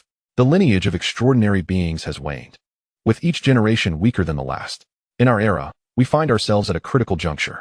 If a solution is not found within 300 years, the accumulated spiritual herbs and materials will be entirely depleted, leading the extraordinary realm of Earth to its inevitable demise, vanishing completely from the annals of history. At this juncture, Long Qingsong gazed at Cao Kun with a pleading expression and implored, "Mr. Cao, might our Long family be allowed to join the Hall of Creation?" Long Qingtian, Long Qingshan, and Long Qinghai also regarded Cao Kun with hopeful eyes. The path for extraordinary beings on Earth has been irrevocably sealed. Their most promising opportunity for breakthrough lies with Cao Kun. Chapter 166, Third Tier Formation, Minor Opening of Heaven. Upon hearing Long Qingsong's words, Cao Kun contemplated briefly before nodding in agreement. Very well. In the grand tapestry of the extraordinary realm on Earth, the Long family strength is indeed deserving of its esteemed position. With the addition of the Long family, the overall strength of the Creation Temple is poised to elevate significantly. Moreover, the territory of the Long family is quite suitable for incorporation into the Creation Temple, potentially transforming it into a sacred training ground. Upon hearing Cao Kun's nod of agreement, the 4 brothers of Long Qingsong were filled with elation. They promptly rose from their seats. Bowing respectfully to Cao Kun, Long Qingsong, Long Qingtian, Long Qingshan, and Long Qinghai pay their respects to the Temple Master. As the head of the Creation Temple's branch on Earth, it is entirely appropriate to address him as Temple Master. Upon hearing this title, Cao Kun smiled in surprise and replied, "Yes, please rise." Once the 3 brothers resumed their seats, they looked at Cao Kun with curiosity and inquired, "May I ask what brings the Temple Master to Kunlun Mountain this time? Is there anything we can assist you with?" "I have come to Kunlun Mountain to establish the main gate of the Creation Temple," Cao Kun stated. "Fortuitously, your Long family's territory is located in the central region of Kunlun, making it an excellent choice." Upon hearing this, the eyes of the 3 Long brothers sparkled with joy. It felt like a stroke of divine fortune. Without an ample supply of spiritual energy, the Long family's small world would inevitably wither into a lifeless realm over time. The Long family's contribution to the initial establishment of the Creation Temple on Earth had garnered Cao Kun's favor, which would greatly benefit their future development within the temple. It is indeed a blessing for our Long family to be recognized by the Temple Master. We will follow your arrangements without question. First, I need you to withdraw your clansmen from Kunlun Mountain. The commotion I am about to create may be rather significant, and I fear it could inadvertently harm you." Cao Kun instructed. "Understood, Temple Master." Subsequently, Long Qingsong, Long Qingtian, Long Qingshan, and Long Qinghai exited to gather all members of the Long family, announcing their collective decision to join the Creation Temple and instructing everyone to evacuate the clan's territory. Not a single voice of dissent arose. All obeyed the directives of the 4 elders and evacuated the Long family territory. As the Long family members vacated Kunlun Mountain, Cao Kun also had Xiao Hua send a notification to the officials of the Daxiao Empire, ordering the troops stationed at Kunlun Mountain and the surrounding civilian population to withdraw at least 100 miles from the mountain. This action immediately drew widespread attention. The prominent extraordinary families of Daxiao were astonished to witness the Long family's rare evacuation from their territory. This prompted them to dispatch their strongest members to inquire about the situation. Upon learning of the Long family's integration into the Creation Temple, envy surged within them, and they urged Long Qingsong to request admission from Cao Kun, expressing their willingness to join the Creation Temple as well. Long Qingsong relayed this matter to Cao Kun. "That can be arranged," Cao Kun replied, "but they must undergo a trial to gain entry into the Creation Temple. We prefer quality over quantity. Not everyone can join." The Long family and the Daxiao officials acted with remarkable swiftness, and within 2 hours, everyone had successfully evacuated. Once everything was prepared, Cao Kun ascended into the skies above Kunlun Mountain, 1,000 meters high. With a thought, a large circular array and 10 white pillars materialized before him. These were the array disc and floating orbs that Cao Kun had meticulously crafted beforehand, composed entirely of spiritual materials. After the refinement process within the creation box, their quality had reached the second tier of excellence. This combination bore the resonant name of Little Creation, signifying its capacity to wield the power of creation, specifically designed for the crafting of small secret realms. Within the elemental array, it was classified as a third-tier formation. Given Cao Kun's current level, he could barely arrange it, yet it required a significant amount of energy to activate. Cao Kun retrieved 10 elemental origin crystals representing gold, wood, water, fire, earth, light, darkness, wind, thunder, and space from his mustard seed space. With a series of crackling sounds, the 10 distinct elemental origin crystals shattered simultaneously, transforming into pure primordial energy that flowed like a dazzling river of stars. This energy surged into the array disc and the 10 floating orbs, instantly amplifying their radiance and imposing an overwhelming aura, causing the entire expanse of Kunlun Mountain to tremble in response. Witnessing this spectacle, Long Qingtsong and the other extraordinary beings of Daxia felt their pupils constrict sharply, gasping in awe. Spiritual artifacts. This is the aura of spiritual artifacts. They were acutely aware that following the cataclysmic disaster a myriad of years ago, the laws of heaven and earth had undergone drastic transformations. Not only had the spiritual energy of the world begun to wane, but even spiritual artifacts had suffered suppression, rendering them utterly ineffective. Yet now, they were witnessing spiritual artifacts unleash such formidable power. It was simply unfathomable. A wave of realization struck the crowd. The most plausible explanation was a sixth-tier mythic realm. Only a powerhouse of that caliber could defy the constraints of the current laws of heaven and earth. Such beings were scarcely mentioned in the ancient texts of extraordinary beings on earth, leaving many only familiar with the name of their realm. The existence of such a formidable entity within the creation temple was beyond imagination. Its foundation must be extraordinarily robust. The Long family members were invigorated by the prospect of joining the creation temple, a superlative cosmic force. What an immense honor it was.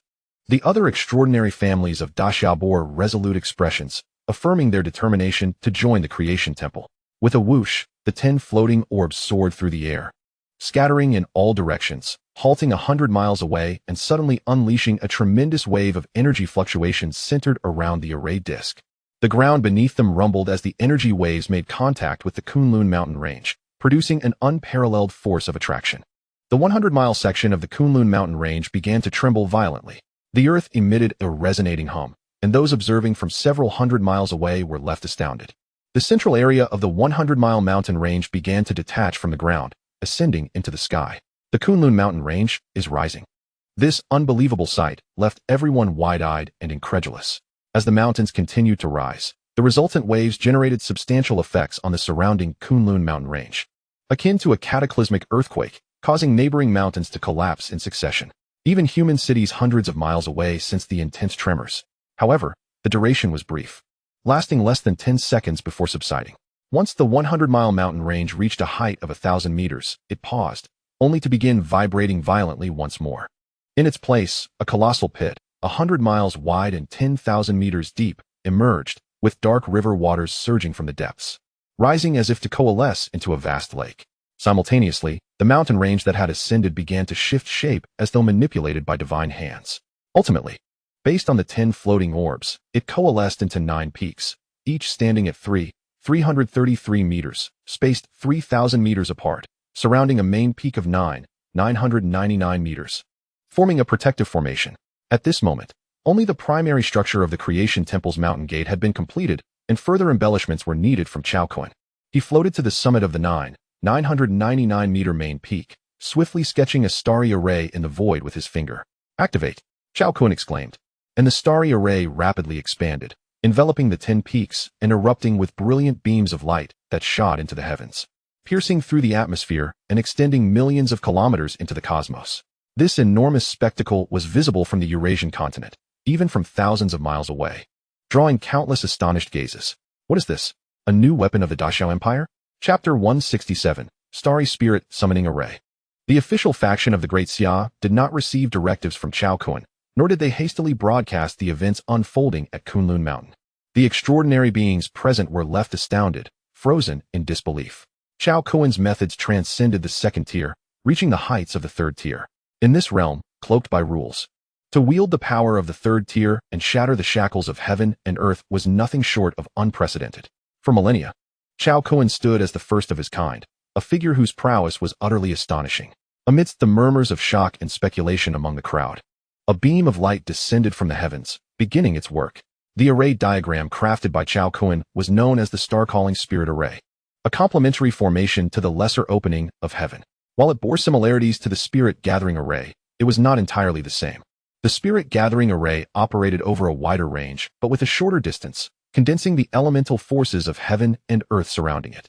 In contrast, the star-calling array operated in a linear fashion, extending over greater distances with formidable power, capable of pinpointing a specific location to draw energy from afar, exhibiting a strong predatory attribute.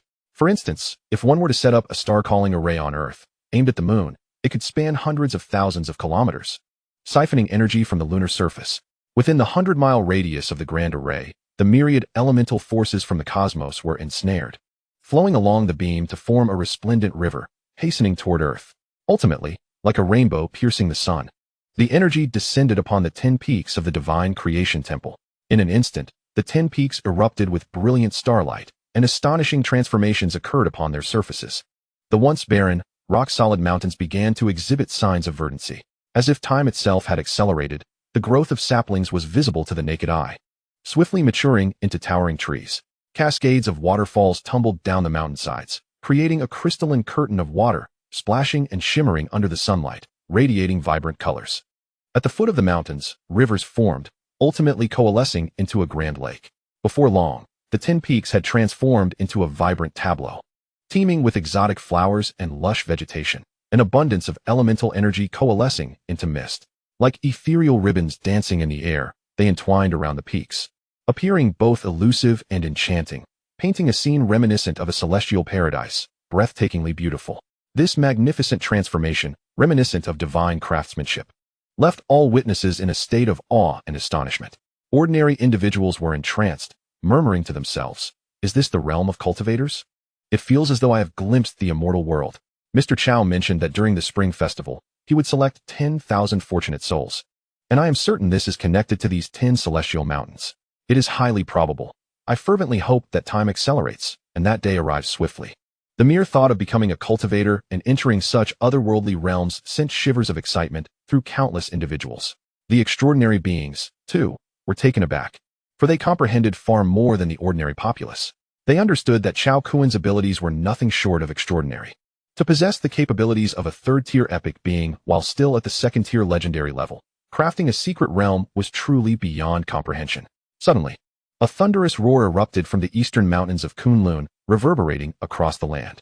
All eyes turned toward the source of the sound, witnessing a catastrophic collapse in the eastern part of Kunlun. It was the Lunga River. Local herders gasped in horror. This river, also known as the Death Gorge, was notoriously referred to as the Hell's Gate of Kunlun. Despite its appearance of lush waters and flourishing grass, the reality was far more sinister. The environment was treacherous, prone to violent snowstorms and thunderous tempests, ranking among the world's top 10 forbidden zones. Any living being that dared to enter would meet a bizarre demise. The atmosphere it exuded was one of chilling dread. Suddenly, a deafening roar emanated from the depths of the Death Gorge. An invisible pressure surged forth from that location, radiating for hundreds of kilometers. The extraordinary being's pupils dilated in shock, their expressions turning pale. This aura of oppression far exceeded that of the second tier. It was the presence of a third-tier epic being. Could it be that an ancient power was sealed within the Death Gorge, now awakening? Ordinary people, faced with this earth-shattering roar, felt as though they had been struck by lightning.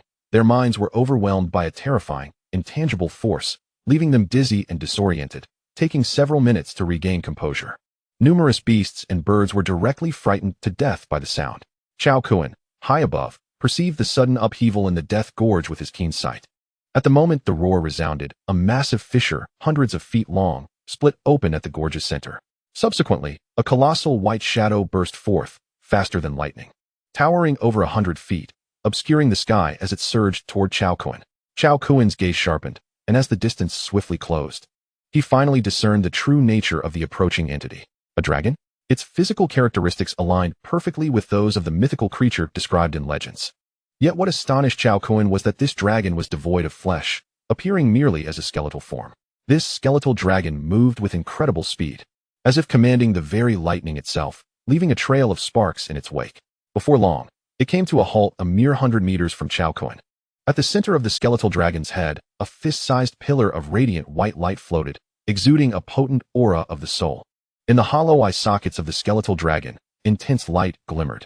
In the next moment, an elated voice resonated within Cao Kun's mind. It was a spirit. Truly, the heavens have favored this dragon. Ha ha ha. Its voice brimmed with excitement and joy, laughing maniacally, its bony form trembling uncontrollably.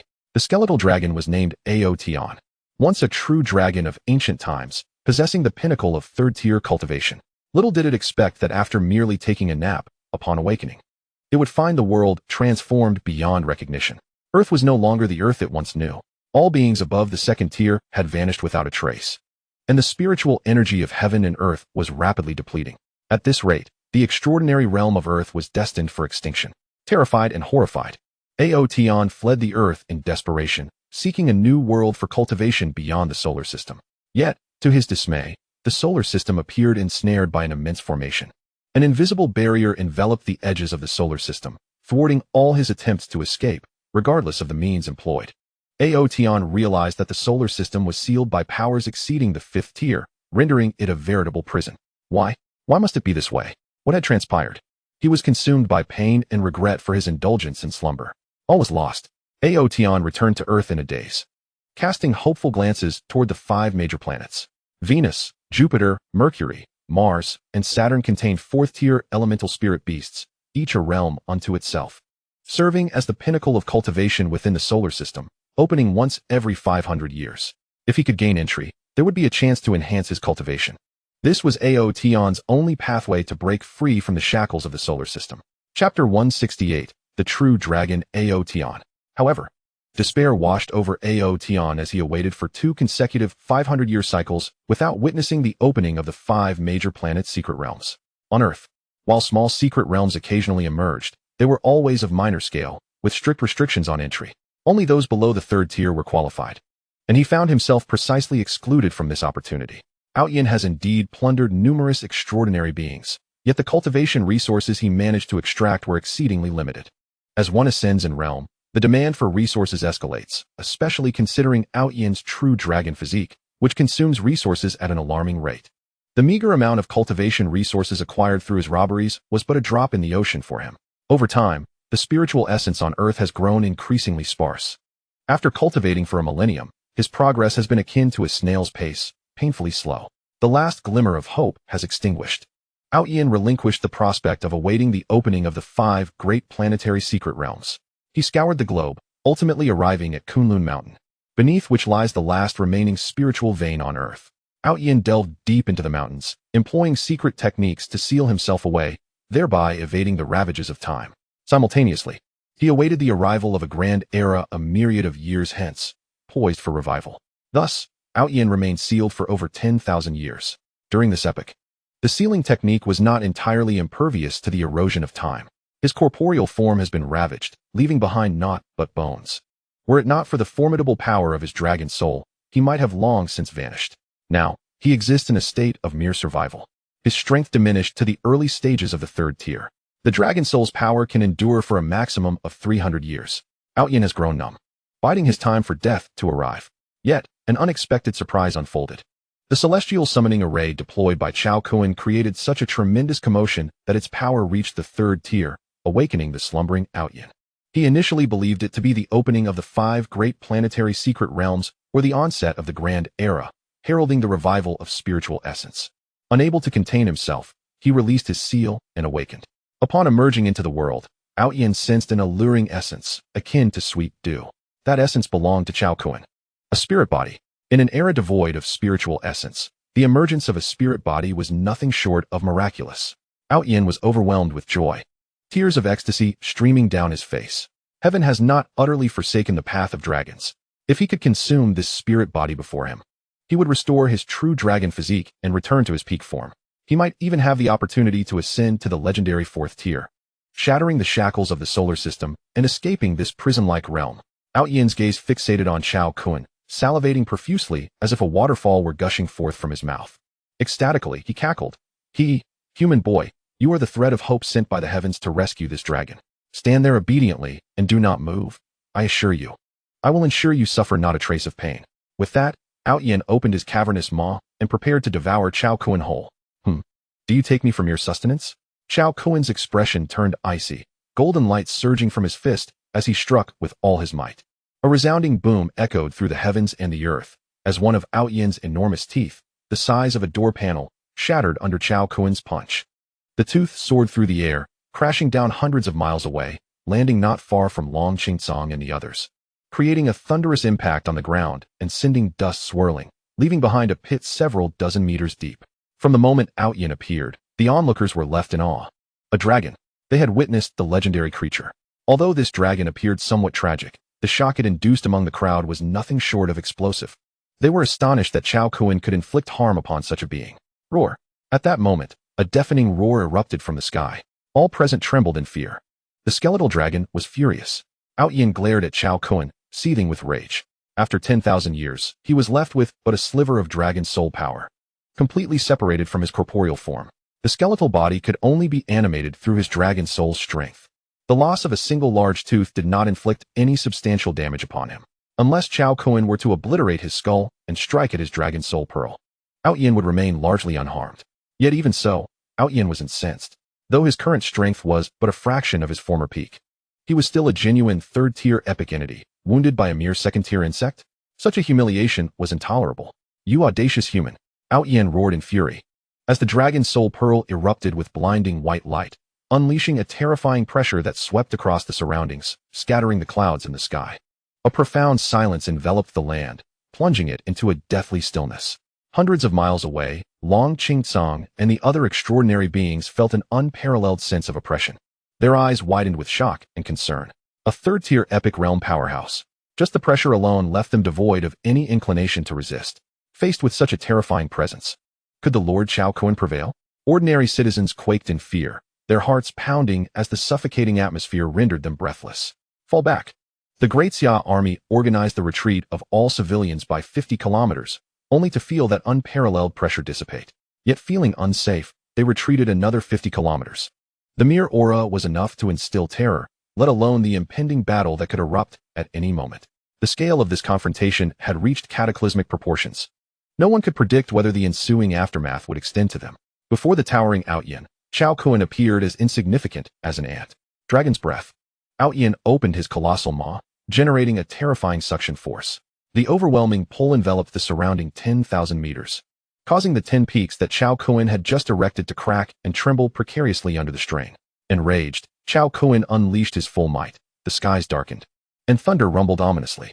In the next instant, Cao Kun's form swelled dramatically. 2 meters, 2.5 meters, 3 meters, 5 meters.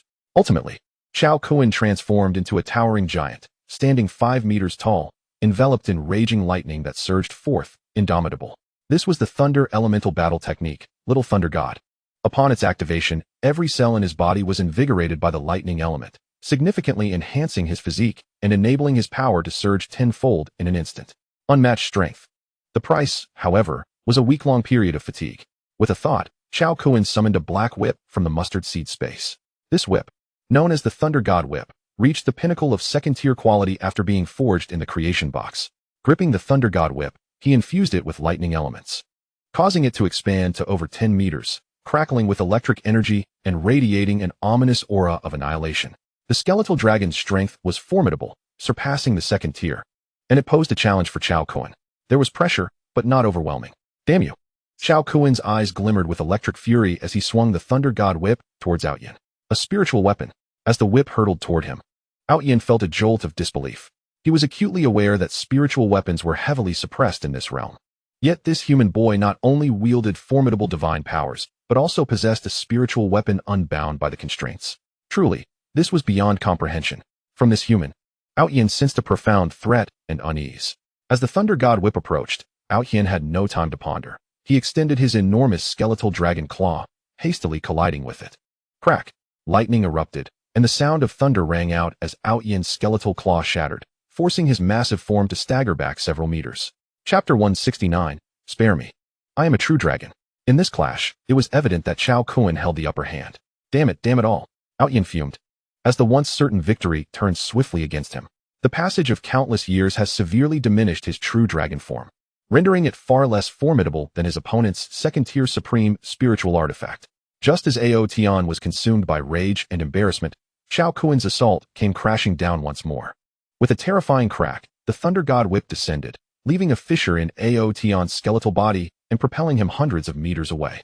The air crackled with electricity as Cao Kun relentlessly wielded the whip, the sky erupting with thunderous roars accompanied by the sound of cracking bones. Ao Tian was forced into retreat, completely at the mercy of his adversary's onslaught.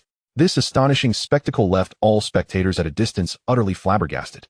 Initially, they had anticipated a formidable presence, only to discover he was a mere pretender. Long Qingcong and the other extraordinary beings stood aghast, gasping in disbelief. This was undeniably a genuine third-tier spiritual beast. How had it fallen to such disgraceful weakness? Or was it that Cao Kun was simply too powerful? Roaring in uncontainable fury, Ao Tian found himself unable to wield the true dragon's divine powers without his corporeal form. Faced with Cao Kun's relentless attacks, he could only endure the blows passively. Such humiliation. No, he must retaliate. Ao Tian's dragon soul pearl abandoned his skeletal form and surged forth from his head, racing towards Cao Kun with great speed. This human boy's ability to manifest third-tier combat power stemmed from his potent divine techniques and spiritual artifacts. His soul was far inferior to Ao Tian's. Although his dragon soul power had been greatly diminished, it was still sufficient to subdue his opponent. Cao Kun let out a cold chuckle, revealing a bell in his hand. The essence of Ao Tian's third-tier aura was derived from his soul power. Should Ao Tian's soul invade his consciousness, Cao Kun might find himself at a disadvantage. Thus, he had prepared in advance. The bell in his hand was known as the Soul Suppression Bell, a spiritual defensive artifact. Shaking the bell, it emitted a resonant chime, releasing an invisible wave that rapidly expanded outward. As Ao Tian's dragon soul pearl approached, it encountered suppression, and its strength plummeted by more than half. Ao Tian was struck with terror and quickly retreated. His dragon soul was already weak. This incident caused it to regress to the second tier. The risk of pressing onward was too great. Ao Tian felt on the verge of tears. Having been abandoned in the solar system with only a few remnants of his dragon soul was already tragic enough. Now, he faced humiliation at the hands of a second-tier human. How infuriating. Had he awakened 1,000 years earlier, he could have easily subdued this detestable human and would not have suffered such disgrace. This loathsome human boy, I shall return. Unable to fight back or flee, Ao Tian was utterly crushed. This was truly beyond comprehension. How could this individual be so fearsome, employing an array of techniques more exaggerated than those of ancient prodigies? Ao Tian was filled with regret.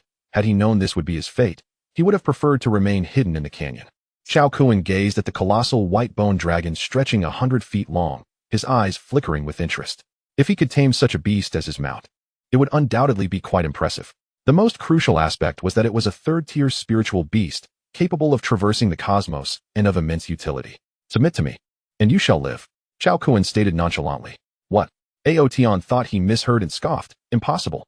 I am of the true dragon lineage, the sovereign of all beings. How could I submit to a mere human? Even if I were to fall to my death from here, I would never yield to you. Then you leave me no choice.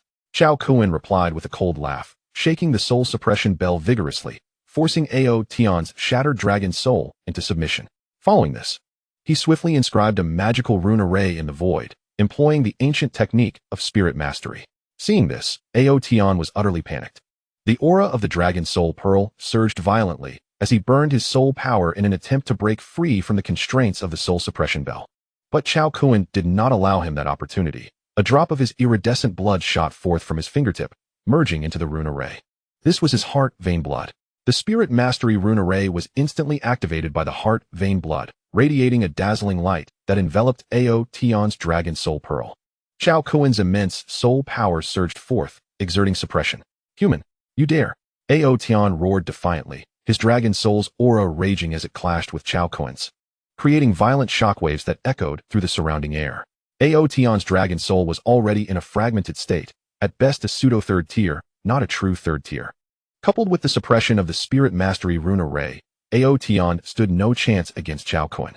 In less than 3 minutes, Aotion's dragon soul faltered, ultimately falling silent.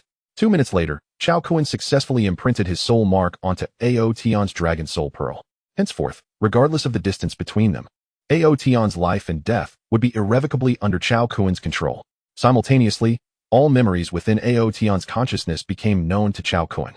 At present, Aotion was 15,000 years old, and his memories were extensive. Cao Kun spent a full half-hour absorbing them, casting a sympathetic glance towards Aotion. A majestic true dragon reduced to such a pitiful state. How lamentable.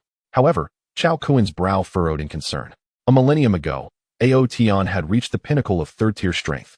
A stellar being of the cosmos with a true dragon form that far surpassed ordinary human warriors. Yet, he had been unable to breach the boundary of the solar system. This realization weighed heavily on Cao Kun's heart. The revelation was exceedingly dire for him. The third condition for upgrading the creation box to Tier 3 required the consumption of a stellar core.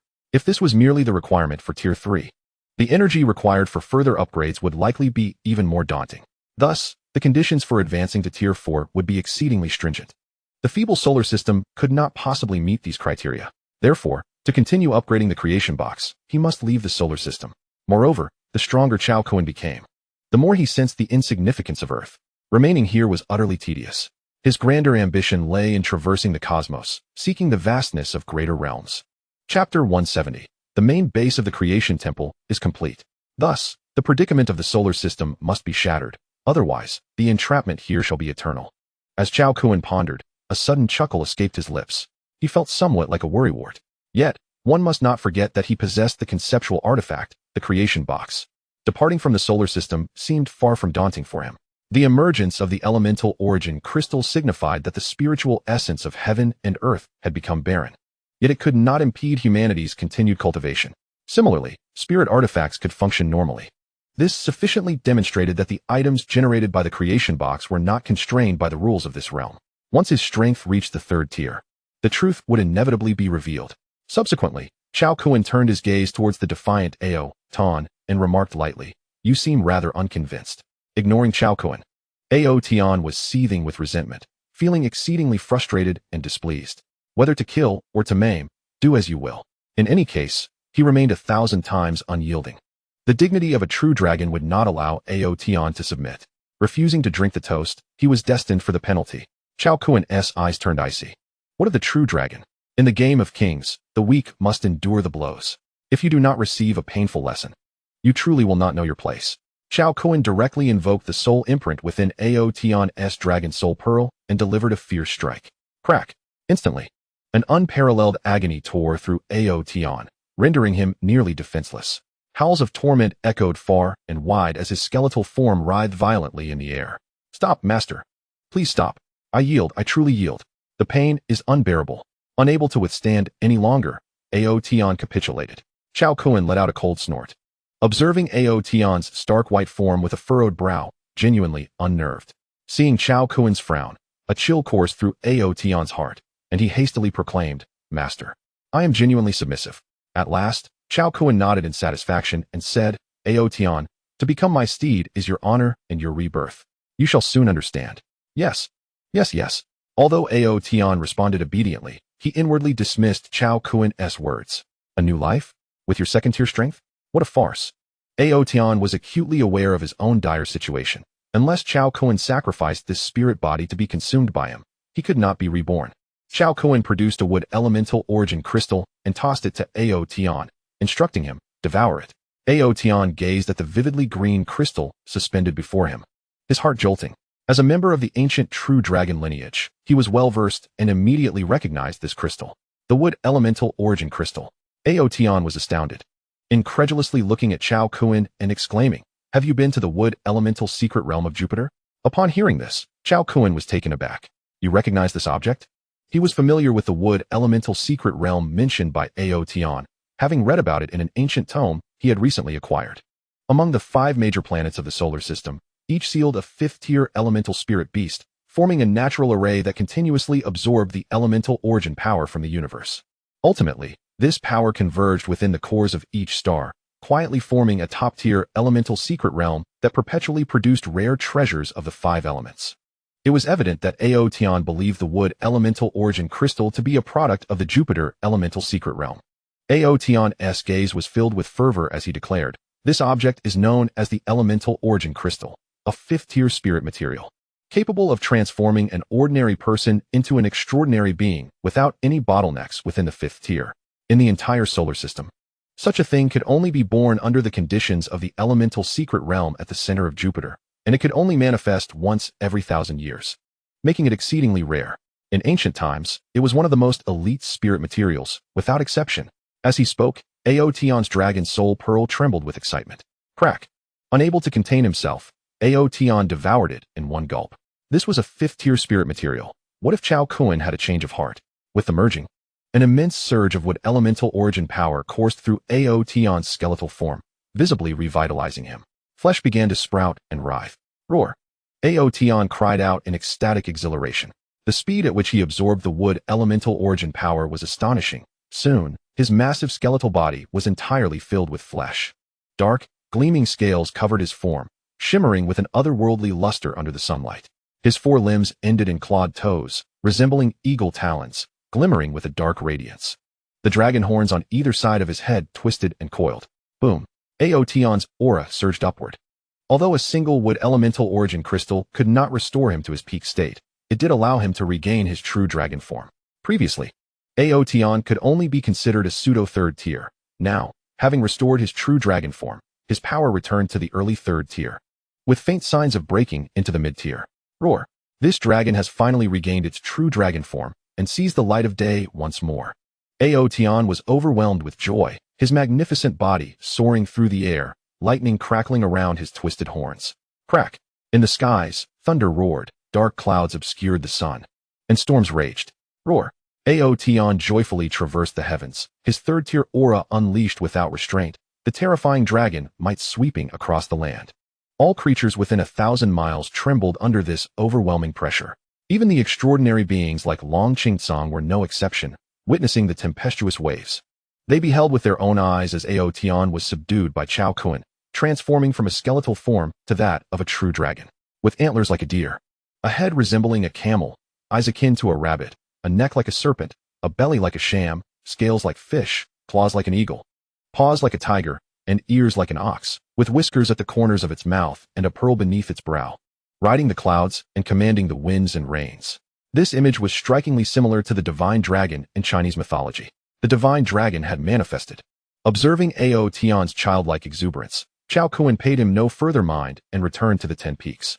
At this moment, the massive fissure caused by Ao Tian had already reformed and restored its original appearance, thanks to the autonomous operation of the floating pearl. The elemental power captured by the stellar spirit array from the starry sky continuously showered down upon the 10 peaks, which became adorned with extraordinary herbs. Cao Kun once again retrieved a set of array discs from his mustard seed space. These discs comprised a combination of concealment, defense, trapping, illusion, and lethal formations. In conjunction with the minor creation array, they could effectively deter attacks from late-stage third-tier strongholds. Array activate. Cao Kun waved his hand, activating the array disc, which emitted a spectrum of colored light that enveloped the 10 peaks. Moments later, the 10 peaks vanished from sight, swiftly ascending into the Earth's orbit before coming to a halt. Thus, the headquarters of the Creation Temple was truly completed. The stellar spirit array continued to absorb the elemental power from the cosmos, albeit now concealed along with the hidden array at the gates of the Creation Temple. The entire headquarters of the Temple of Creation is equipped with a self-operating system, controlled by a small opening sky array and 10 floating orbs. Its position shifts monthly, tracing a random trajectory. Naturally, as a man-made construct, it can be manipulated by human hands, with the ultimate authority resting in the hands of Cao Kun.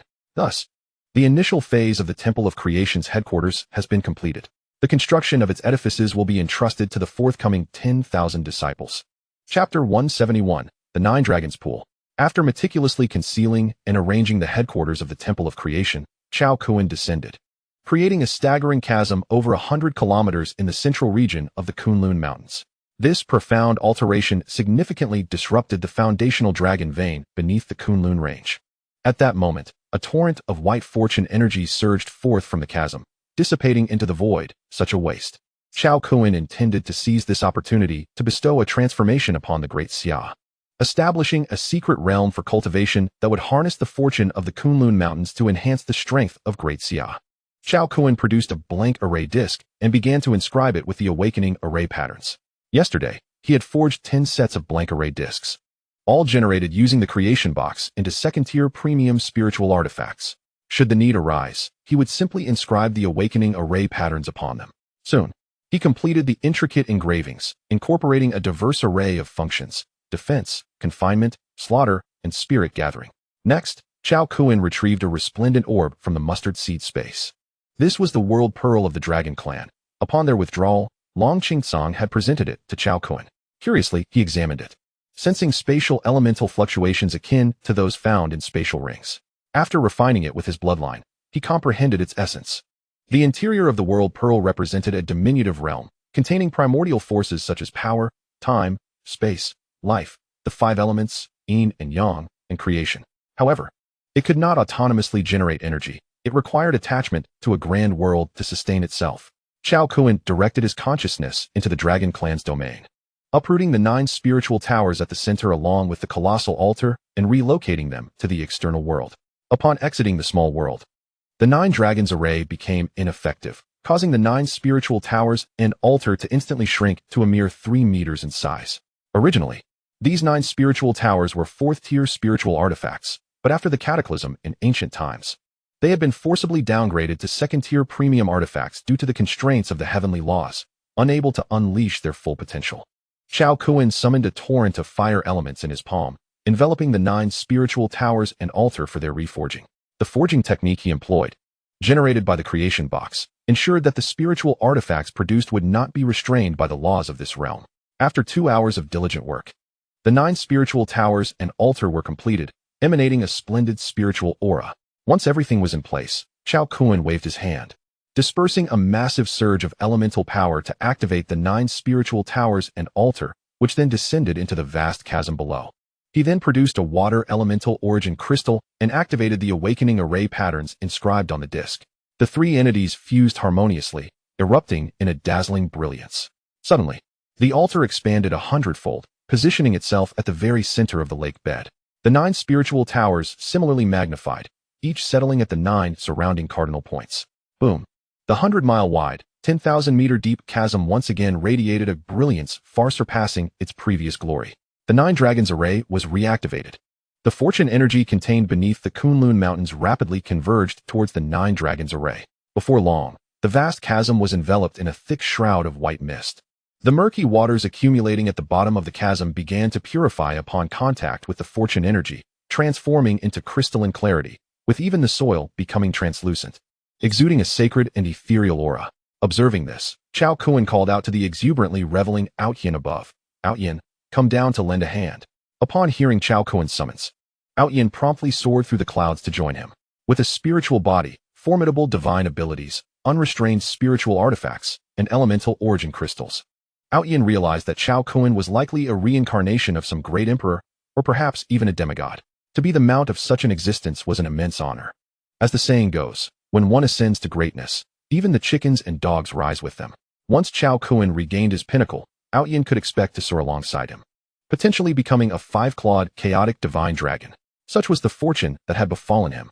Cao Kun pointed toward the 100-mile chasm and instructed Outyin, "Fill this pit with water. It should be a simple task for you." "Indeed, a mere rain technique will suffice to fill it instantly," Outyin replied nonchalantly. The true Dragon Clan, endowed with innate divine abilities, now that he had regained his true dragon form, could freely wield various techniques. With a roar, lightning entwined around the dragon horn atop Outyin's head, and dark clouds rapidly coalesced in the sky. Thunder boomed as if tearing the heavens asunder, and a torrential downpour cascaded from the clouds, flooding the chasm below. The water level began to rise, 500 meters, 1,000 meters, 3,000 meters, until the entire chasm was completely filled, reaching a staggering depth of 10,000 meters. Only then did Outyin retract his divine abilities, casting a triumphant glance at Cao Kun and announcing, "Master, the pit is filled." "Well done," Cao Kun replied, nodding in satisfaction as he tossed a 2nd-tier premium spirit fruit towards Outyin. The dragon's eyes gleamed with excitement. In ancient times, he would have deemed such a fruit unworthy of his notice. However, the circumstances had changed, with Earth's spiritual energy now scarce. A A second-tier premium spirit fruit had become exceedingly precious. Yin could hardly recall the last time he had savored a spirit fruit. Although it would not confer substantial benefits to his current cultivation, it was better than nothing, providing a delightful treat. At this moment, the arrangement of the Nine Dragons Pool, the new name for the 100-mile chasm, was deemed complete. From a distance, one could behold the scene within. Enveloped in swirling clouds and mist, it appeared vast and sacred.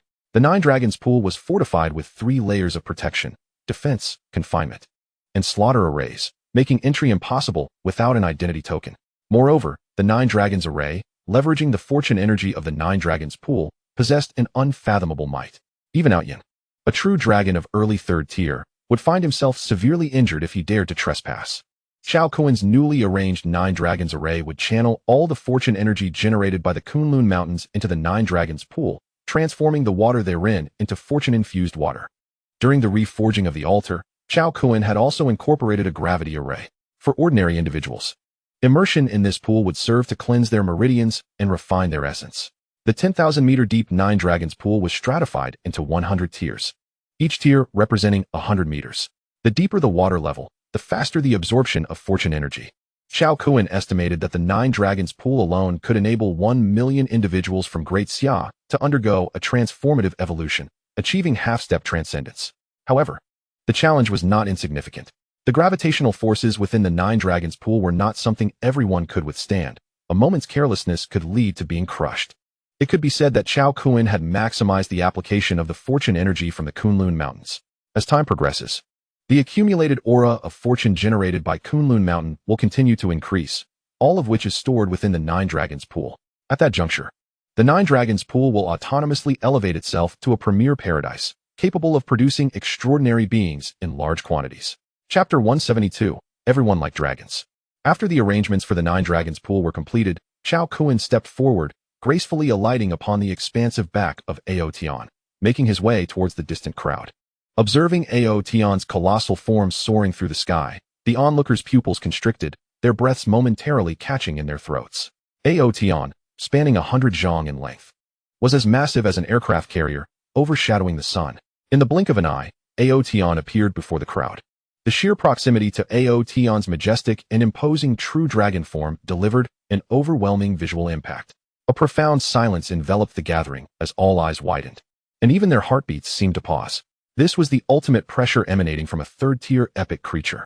They had just witnessed Ao's rain-summoning technique, which filled a gigantic pit 100 miles wide and 10,000 meters deep in less than 3 minutes.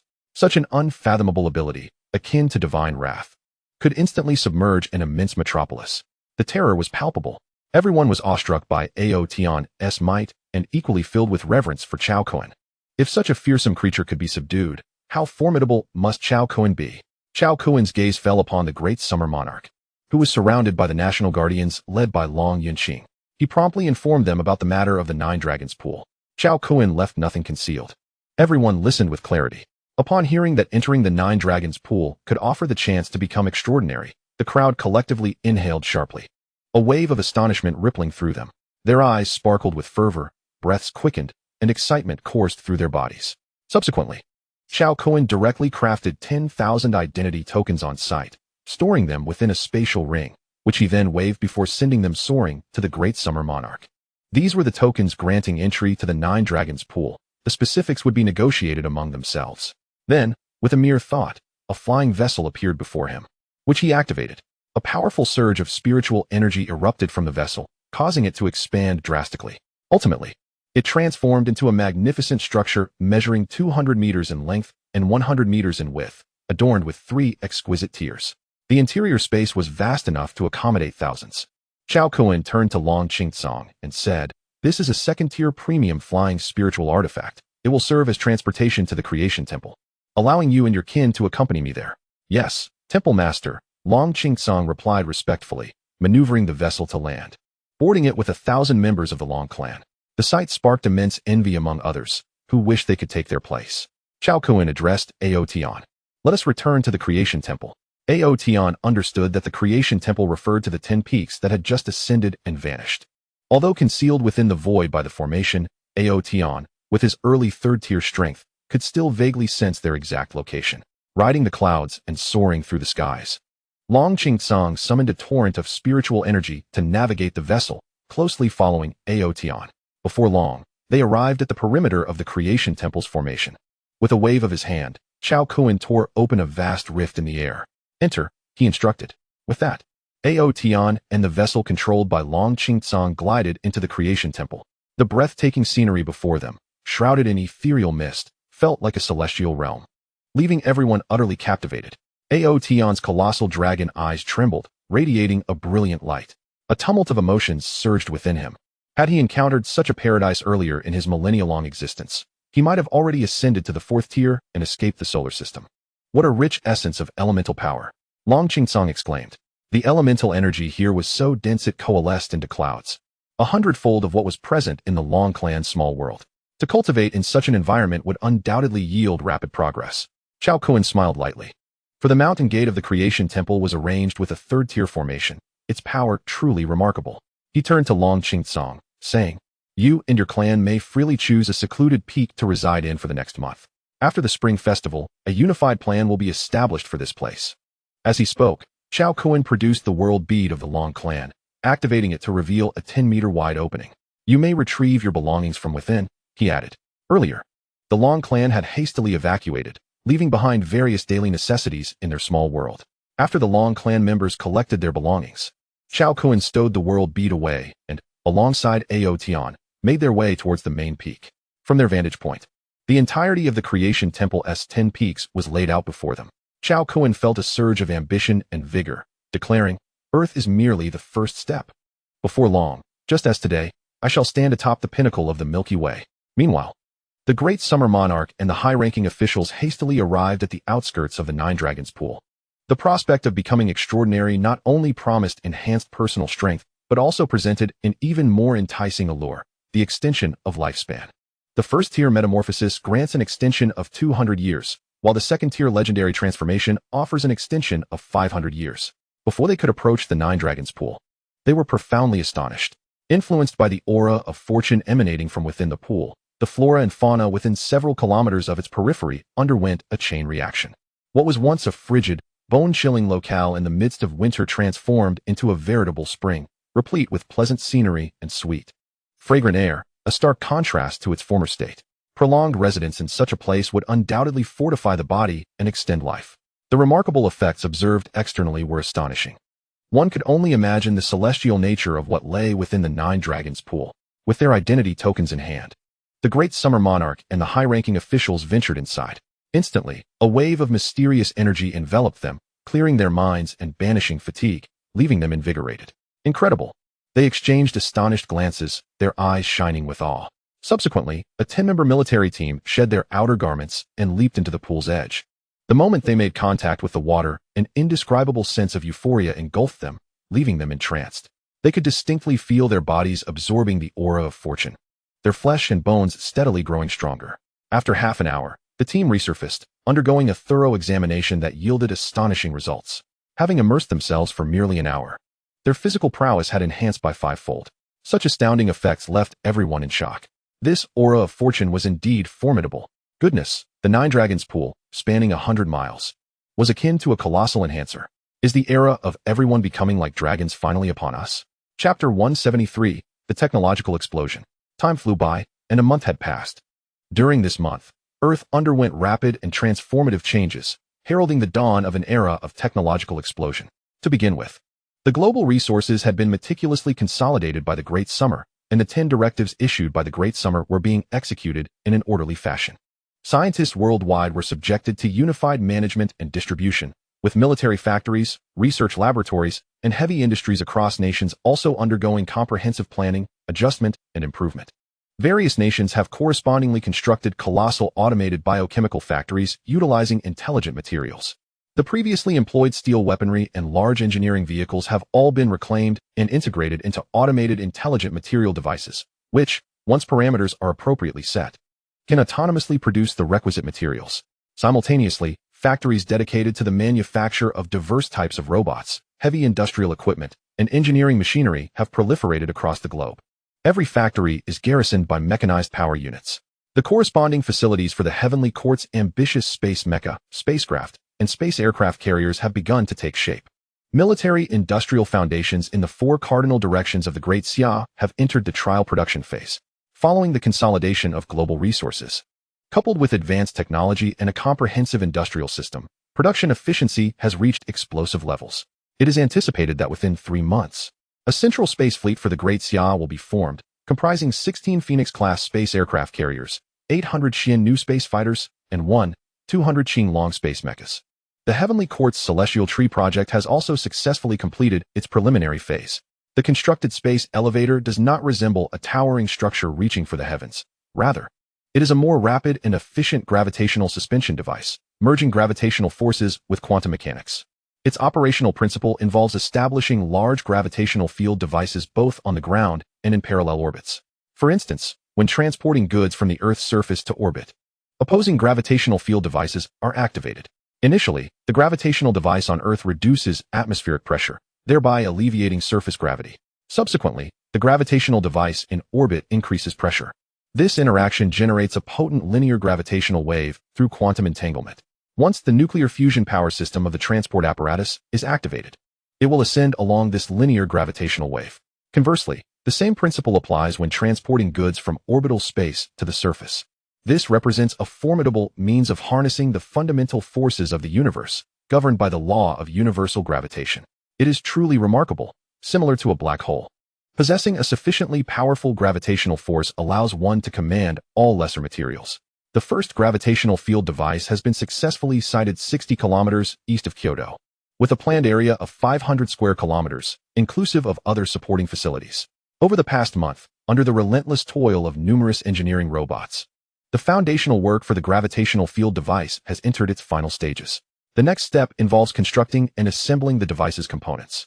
In terms of energy, the new generation of Jinwu controllable nuclear fusion technology boasts enhanced efficiency, capable of producing 30,000 energy crystals daily per unit, each containing an electrical capacity of 100,000 kilowatt-hours.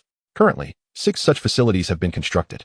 All electrical infrastructure across the nation is undergoing gradual transformation, with the introduction of energy compression devices. The previously utilized power transmission towers and cables have become obsolete, leading to their complete dismantling and recycling for the production of new metallic materials. As the Jinwu controllable nuclear fusion energy compression plants rise, domestic electricity prices have undergone 3 significant reductions, now standing at 1 yuan per kilowatt-hour. This price applies to both residential and commercial electricity usage. It will not be long before society enters an era of free electricity. In addition to the vigorous endeavors of the Great Xia government's major projects, the private sector, upon receiving approval from the upper echelons, has commenced the declassification of technologies such as machining, photolithography, intelligent driving, metallic hydrogen, anti-gravity, and holographic projection for various enterprises.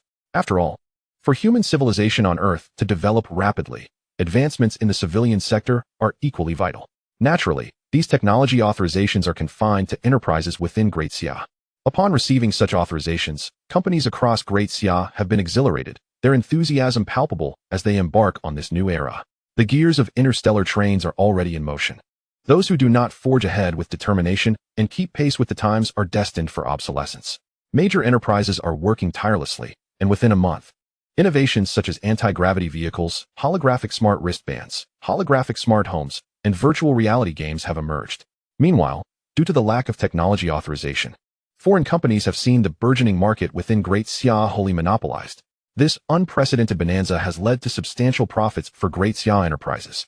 Companies like Dahua, Xiaomi, Baiadi, and Penguin have seen their market values soar like rockets, surpassing 10 trillion.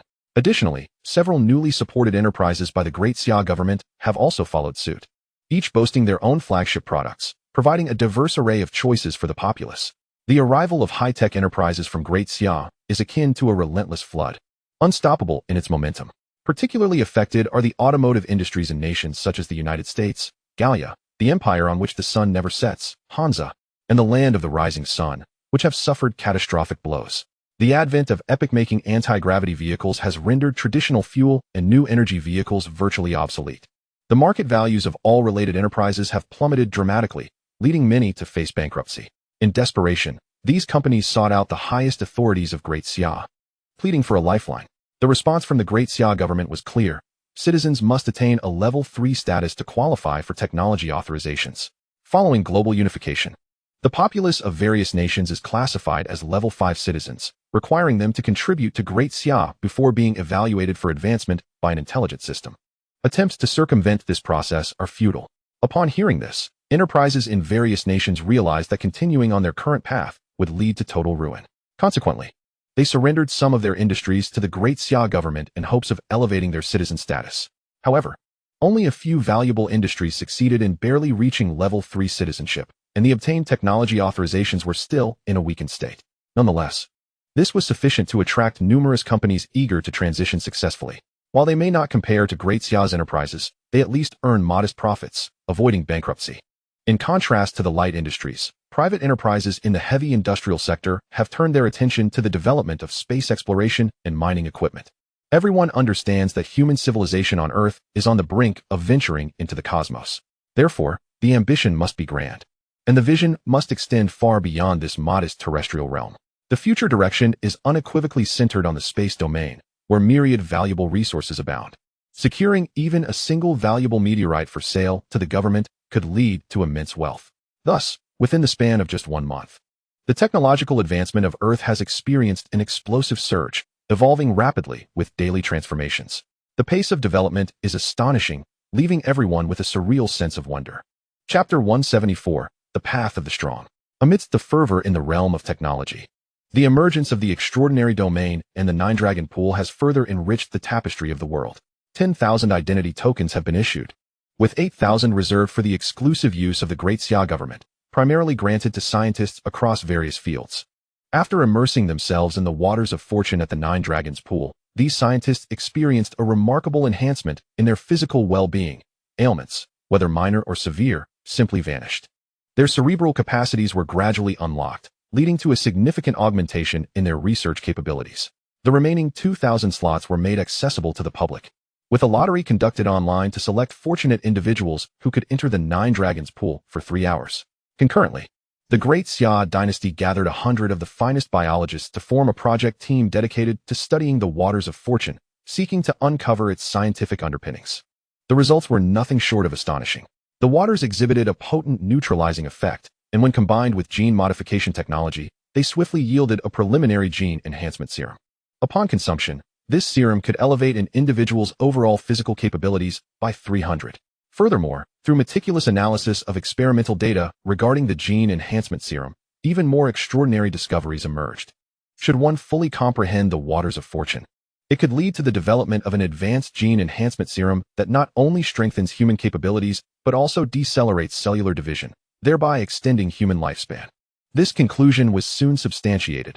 After a month of continuous immersion in the Nine Dragons Pool, 100 soldiers saw their powers rise to the brink of transformation, with their vitality flourishing and cellular division indeed slowing.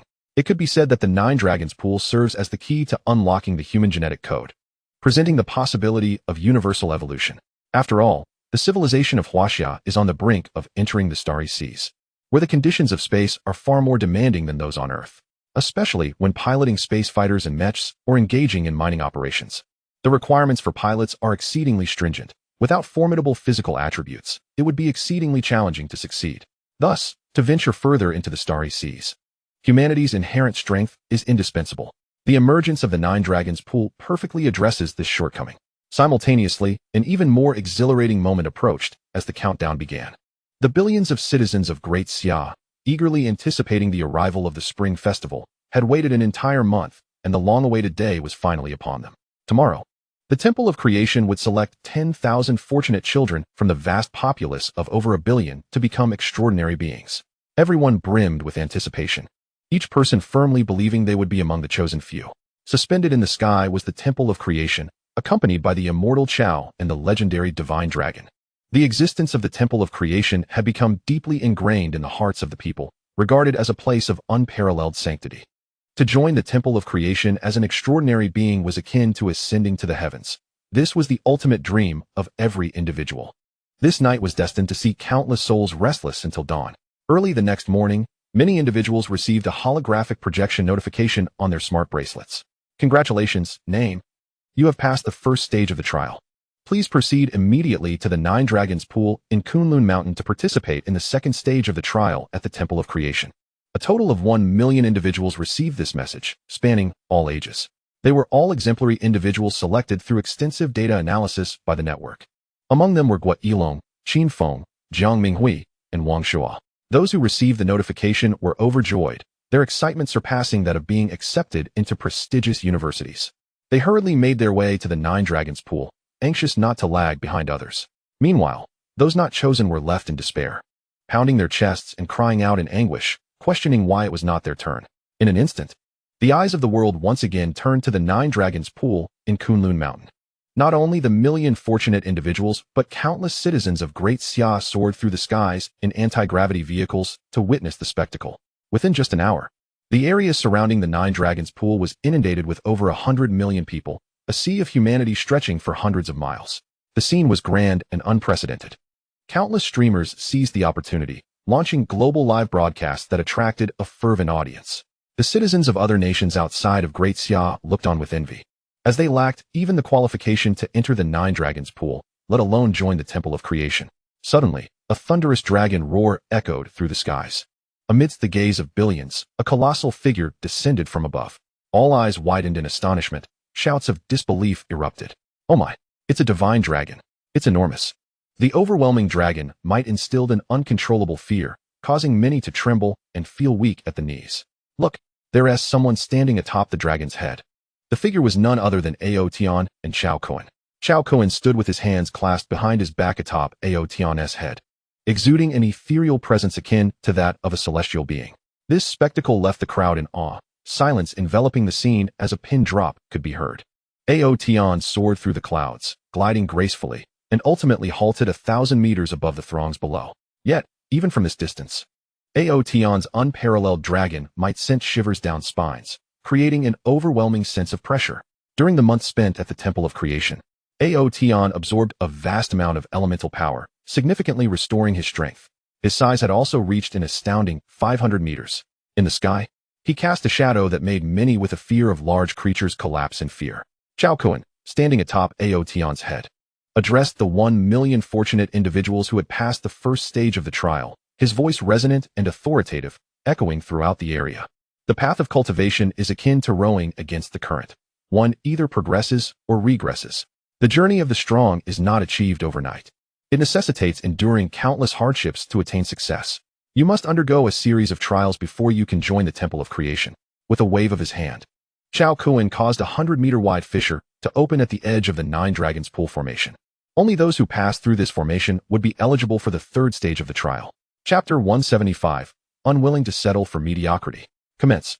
With Cao Kun's command, 100,000 individuals entered the Nine Dragons pool in an orderly fashion. During the initial setup of the Nine Dragons formation, Cao Kun had also incorporated an illusion array. Its purpose was twofold: to ensnare enemies and to serve as a trial for the new disciples of the Temple of Creation. Cao Kun activated the illusion array within the Nine Dragons formation, and immediately, an inexplicable wave enveloped the 1 million participants. Instantly, everyone froze, their gazes becoming vacant. Each individual soul was pulled into a new realm. The scenes within this new world were astonishingly lifelike. Even second-tier extraordinary beings would find it challenging to discern reality from illusion, let alone these 1 million ordinary individuals. Within the illusionary realm, each person faced unique circumstances: collective, personal, external, internal, material, spiritual, ethical dignity, discernment of good and evil, and so on, encompassing a vast array of fields. Only those with a correct worldview and a strong sense of justice would qualify for the next round of trials, with a time limit of 1 hour. Due to varying ages and experiences, the duration of the process was not uniform. Many youths navigated the trials in mere minutes. In fact, among the 1 million participants, those aged 12 to 18 constituted a staggering 70. Their minds were still fresh, having encountered less of the world's complexities and retained a childlike heart, providing them a significant advantage. Time flowed steadily. Before long, the hour had elapsed. Ultimately, a total of 314,520 individuals passed the trial. Unsurprisingly, the youth comprised a remarkable 90 of this number. This was inevitable, as contemporary society often breeds a restless heart. Those of a more advanced age find it nearly impossible to resist the temptations of power, strength, wealth, and beauty. Although those who have undergone the trials are filled with exhilaration, they wisely refrain from succumbing to uncontrolled exclamations. instead striving to suppress their joy as they patiently await the next round of testing. This once-in-a-lifetime opportunity, a veritable ascent to greatness, is far too precious. To incur the displeasure of Mr. Cao would mean a lifetime of regret. Those who fail the trials are expelled from the nine-dragon array by an unseen force, leaving them momentarily stunned. The vivid scenes unfolding within the illusory realm are so strikingly real that they find it difficult to awaken from this bewilderment. After a brief silence, some stand like parched trees, immobile, others break down into inconsolable tears, while some are unable to accept the harsh reality and faint on the spot. The onlookers around them murmur in disbelief, commenting on the excessive difficulty of the trials within the Temple of Creation, which has eliminated nearly 70% of the participants. The trials continue. With a gesture, Cao Kun causes the waters of the nine-dragon pool to boil violently, followed by the rapid formation of steps made of the water of fortune, extending skyward with 999 individual steps. Each step measures 5 meters in length, 50 centimeters in width, and 30 centimeters in height. Due to the sheer number of participants, Cao Kun conjures 10 sets of these 999 steps, designated as Step 1, Step 2, and so forth. He then addresses the remaining 314, 520 individuals, stating, "The third phase tests your perseverance and courage. The first 10,000 to reach the summit of the steps will successfully pass the trial and officially become disciples of the Temple of Creation. Each step may be occupied for no longer than 1 minute. Those who exceed this time will be automatically disqualified. Let the trial commence." As soon as Cao Kun's words fall, numerous participants rush towards the steps with uncontainable eagerness. Initially, the ascent seems effortless, but once they reach the 100th step, an invisible pressure envelopes them, as though an immense weight has settled upon their shoulders. This is due to the gravitational array permeating the 999 steps. The higher they ascend, the more intense the gravitational force becomes. Beyond the 800th step, they must bear a weight equivalent to 5 times their own. In addition to the gravitational challenge, they must confront the daunting heights. Those afflicted with acrophobia must conquer their fears or face dire consequences. Indeed, as they reach the 100th step, the elevation has already reached 30 meters, causing many participants' legs to tremble like cooked noodles. Some, unable to withstand the terror, choose to abandon their aspirations. The allure of becoming extraordinary is difficult to resist, yet when weighed against the value of life, the distinction becomes clear. Others, halfway up, succumb to the oppressive weight, losing control and plummeting from the heights. Just as despair closes in, a gentle force catches them. Those who retreat or fall from the steps are deemed disqualified, one by one being expelled from the nine-dragon array. The trial persists, and within half an hour, thousands are eliminated. Currently, the highest climber stands on Step 1. Brothers, hold on. We're just 100 steps away. Gua Yilong, Jiang Minghui, Wang Shuo, and Qin Feng advance together, having reached the 899th step. At this juncture, they must endure a gravitational force 5 times their own. I'm exhausted. I feel as if my bones are about to shatter. Qin Feng gasps, drenched in sweat, his legs uncontrollably trembling. It's so high, Wang Shuo exclaims, his heart racing with a sensation of suffocation. In addition to the overwhelming gravity, he grapples with his fear of heights. Standing on a mere 5-meter-long step with no protective measures, the experience is akin to hell for him. Push through. Do not give up, Gua Yilong asserts, his gaze resolute as he supports Qin Feng. This is our magnificent opportunity to become extraordinary beings. We must not relent. Upon hearing this, the others lift their eyes toward the figure standing atop the dragon's head in the distance, suddenly filled with immense motivation. Let us go. The 4 continue their ascent. As they approach the final 100 steps, the prolonged exposure to gravity causes their bodies to flood with blood, their heads spinning, as if they might fracture at any moment. Gua Yilong and his companions struggle onward, even lacking the strength to speak. Each step demands the expending of considerable effort. Yet, they press on, fueled by the singular belief that meeting Cao Kun and forging this connection is their extraordinary fortune. Their unwavering resolve is to become extraordinary beings, to continue following the footsteps of the divine Cao, to ascend as the supreme beings of Earth, standing upon the dragon of divinity. What grandeur! No one wishes to remain ordinary. As time ticks away, another 40 minutes pass. Gua Yilong, Jiang Minghui, Qin Feng, and Wang Shuo finally reach the pinnacle. With their final step upon the highest of the 999 steps, a sudden release of gravitational pressure envelopes them, followed by an explosive surge of formidable energy. The resonance of this energy, felt hundreds of meters away, captures the attention of all, leaving them in awe. What a terrifying aura! Have they become extraordinary beings? No. Gua Yilong and his companions have not yet attained that status. They stand at the threshold of the realm, a half-step transformation. The 999 steps. formed from the water of fortune, absorb this vital energy as they ascend. The higher the steps, the greater the gravitational force, and thus the efficiency of energy absorption increases. Reaching the summit allows one to achieve a half-step transformation in an instant, equivalent to a month of soaking in the Nine-Dragon Pool. Seeing the transformation of Gua Yilong and his friends ignites a spark of hope within all onlookers, filling them with newfound strength and inciting a frenzied ascent. With only 10,000 spots available, time waits for no one, and those who lag behind are destined for disqualification. Many who fear heights also fix their gazes with determination, unwilling to settle for mediocrity, gritting their teeth as they press on. The recent events on Earth have made everyone aware of the existence of extraordinary beings, revealing them as formidable entities that transcend the ordinary. They are not only powerful, but also possess longevity. Who would not yearn for such existence? Chapter 176, The 10 Peaks of Creation. With the emergence of energy fluctuations at the summit of the steps, the number of successful climbers continues to grow. Half an hour later, as the 10,000th individual reaches the apex, the trial concludes, and the 10 sets of 999 steps dissipate. Those who have been eliminated are all transported outside the Nine-Dragon Array. Gua Yilong, Jiang Minghui, Wang Shuo, Qin Feng, and the other successful climbers, their faces flushed with excitement, turn their eyes to the sky, gazing at Cao Kun, who stands atop the dragon's head, awaiting the next directive. Cao Kun's authoritative voice resonates in the ears of all present. Congratulations on successfully passing the trial and officially becoming disciples of the Temple of Creation. This proclamation rings like celestial music, sending waves of joy through the crowd. Gua Yilong, Jiang Minghui, Wang Shuo, and Qin Feng exchange glances before stepping forward. With both knees bent, they suddenly knelt upon the ground, reverently addressing the figure of Cao Kun high above them, exclaiming loudly, "We pay homage to the Hall Master." In that moment, Cao Kun appeared to them as a deity incarnate, bestowing upon them an unparalleled opportunity for transcendence. This was a profound grace, as weighty as a mountain. Offering the utmost salute, they did so willingly. Observing this, others were not to be outdone, hastily joining in to kneel and pay their respects, vociferously proclaiming, "We pay homage to the Hall Master." The voices of 10,000 half-step transcendents resonated through the heavens, echoing far and wide. Millions beyond the Nine Dragons' great formation and billions watching the live broadcast were filled with envy, their eyes glistening with fervor. Following the previous extraordinary battle, the existence of transcendence was no longer a secret. The first tier brought a transformation and an extension of life by 2 centuries. The second tier, a legendary elevation, extended life by 5 centuries, enabling the creation of divine techniques, wielding powers of unimaginable might. Some even reached strengths comparable to divine dragons, soaring through the cosmos, becoming supreme sovereigns of vast star realms.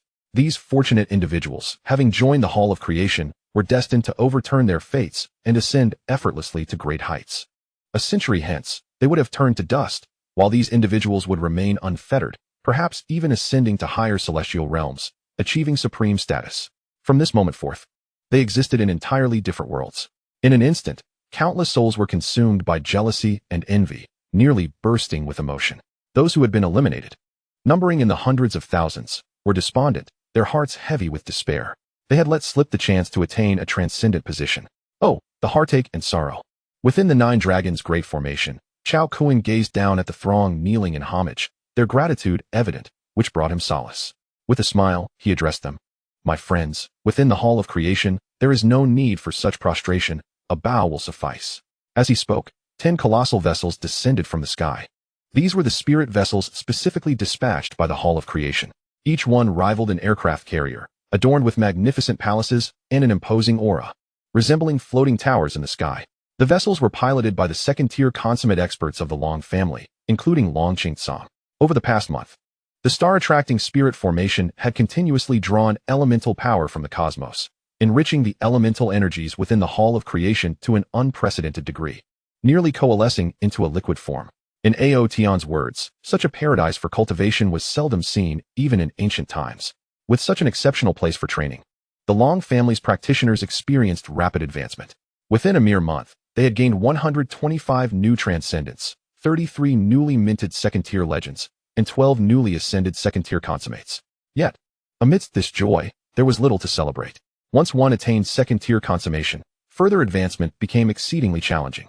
Long Qingsong, Long Qingtian, Long Qingshan, and Long Qingshui had reached second-tier consummation a century ago. Yet now, while cultivating within the Hall of Creation, they showed no signs of breaking through to the third tier. Cao Kun had given Long Qingsong an elemental source crystal for fusion, yet the results remained the same. He sensed that once he upgraded the Hall of Creation's box to 3 stars, the answers would undoubtedly become clear. The 10 members of the Long family brought the vessels to a halt 10 meters above the heads of the 10,000 individuals. Each vessel could accommodate 1,000 people, and they boarded in an orderly fashion. After Long Qingsong spoke, the crowd naturally divided into 10 groups, leaping high and landing gracefully upon the vessels. Although the half-step transcendents could not fully harness their suddenly augmented powers, jumping to a height of 10 meters posed no difficulty. Once all 10,000 had boarded, Cao Kun nodded slightly to Long Qingsong, then mounted his dragon and set off towards the west. It had been over a month since the crafting of the Spirit Beast Mountain. He wondered about the current state of the more than 6,000 spirit beasts and whether an emperor and 11 kings had emerged. Meanwhile, Long Qingsong and his fellow strongmen accelerated the vessels, soaring through the clouds. Soon, they arrived at the outer perimeter of the Hall of Creation's Great Formation. The vessels bore Cao Kun's insignia, allowing them free access to the formation. As ripples manifested, the 10 vessels vanished into the Hall of Creation in the blink of an eye. Ultimately, they landed at the foot of the temple peak, precisely 999 meters high. Chapter 177, The Treasure Pavilion. Once everyone had disembarked from the vessels, Long Qingsong and his companions shrank the vessels and stored them within the spatial spirit artifact. They then led the crowd to a grandiose building. This majestic pavilion was a second-tier superior spirit artifact, known as the Treasure Pavilion, comprising 9 levels. It served as the repository for the Hall of Creation's treasures, towering at a height of 100 meters. Each level offered an internal space of approximately 3,000 square meters.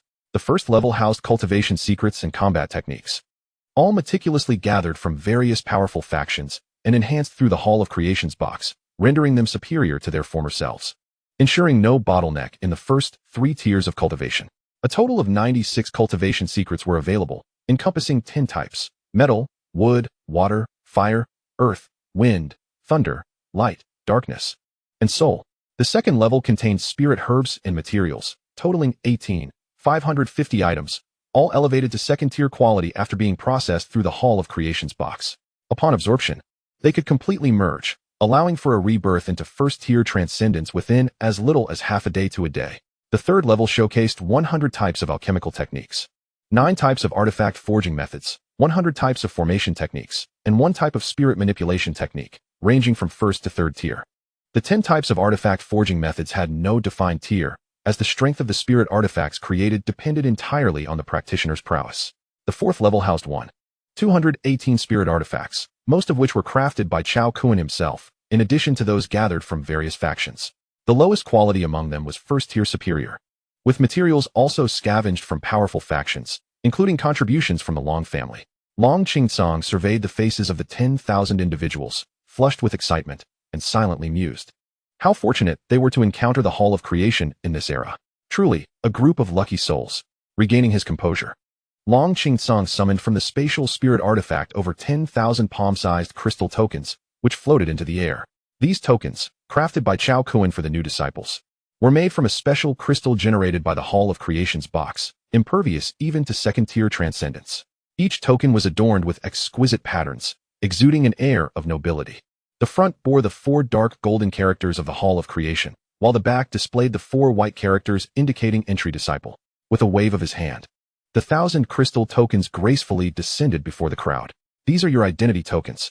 A drop of blood will bind them to you personally, signifying your status as official disciples of the Hall of Creation, granting you free access to the Great Formation. Everyone promptly followed suit, pricking their fingers and letting a drop of blood fall. Instantly, the crystal tokens transformed into myriad transparent particles, merging into their arms, leaving behind a vivid imprint of the tokens. Witnessing this spectacle, the crowd gaped in astonishment, for the wonders of the crystal tokens extended far beyond this. The tokens also incorporated biological technology. At the forefront of the crowd, Guo Yilong focused his thoughts, and a blue holographic panel materialized before his eyes. The display bore a striking resemblance to the intelligent wristband he had been using for the past month, yet it was significantly more advanced. The luminous interface was divided into 5 sections: personal, tasks, contacts, treasure pavilion, and backpack. Guo Yilong, filled with curiosity, clicked on the personal panel. Name: Guo Yilong. Identity: novice disciple. Realm: half-step transformation.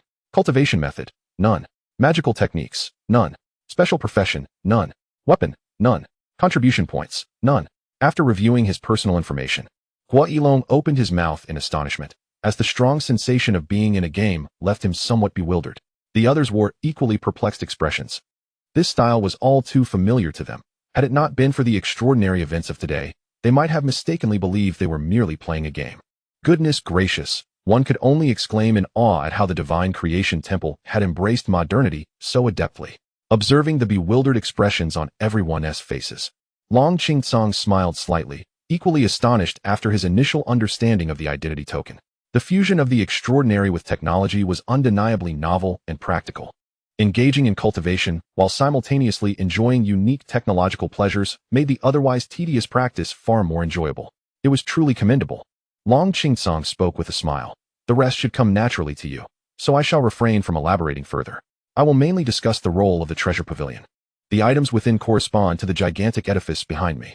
The first floor contains cultivation methods and magical techniques. The second floor houses spiritual herbs and plants. The third floor comprises alchemy, array formation, and weapon refinement techniques. Each individual may select one item from those available on each floor. This is a benefit granted to all new disciples by the Hall Master.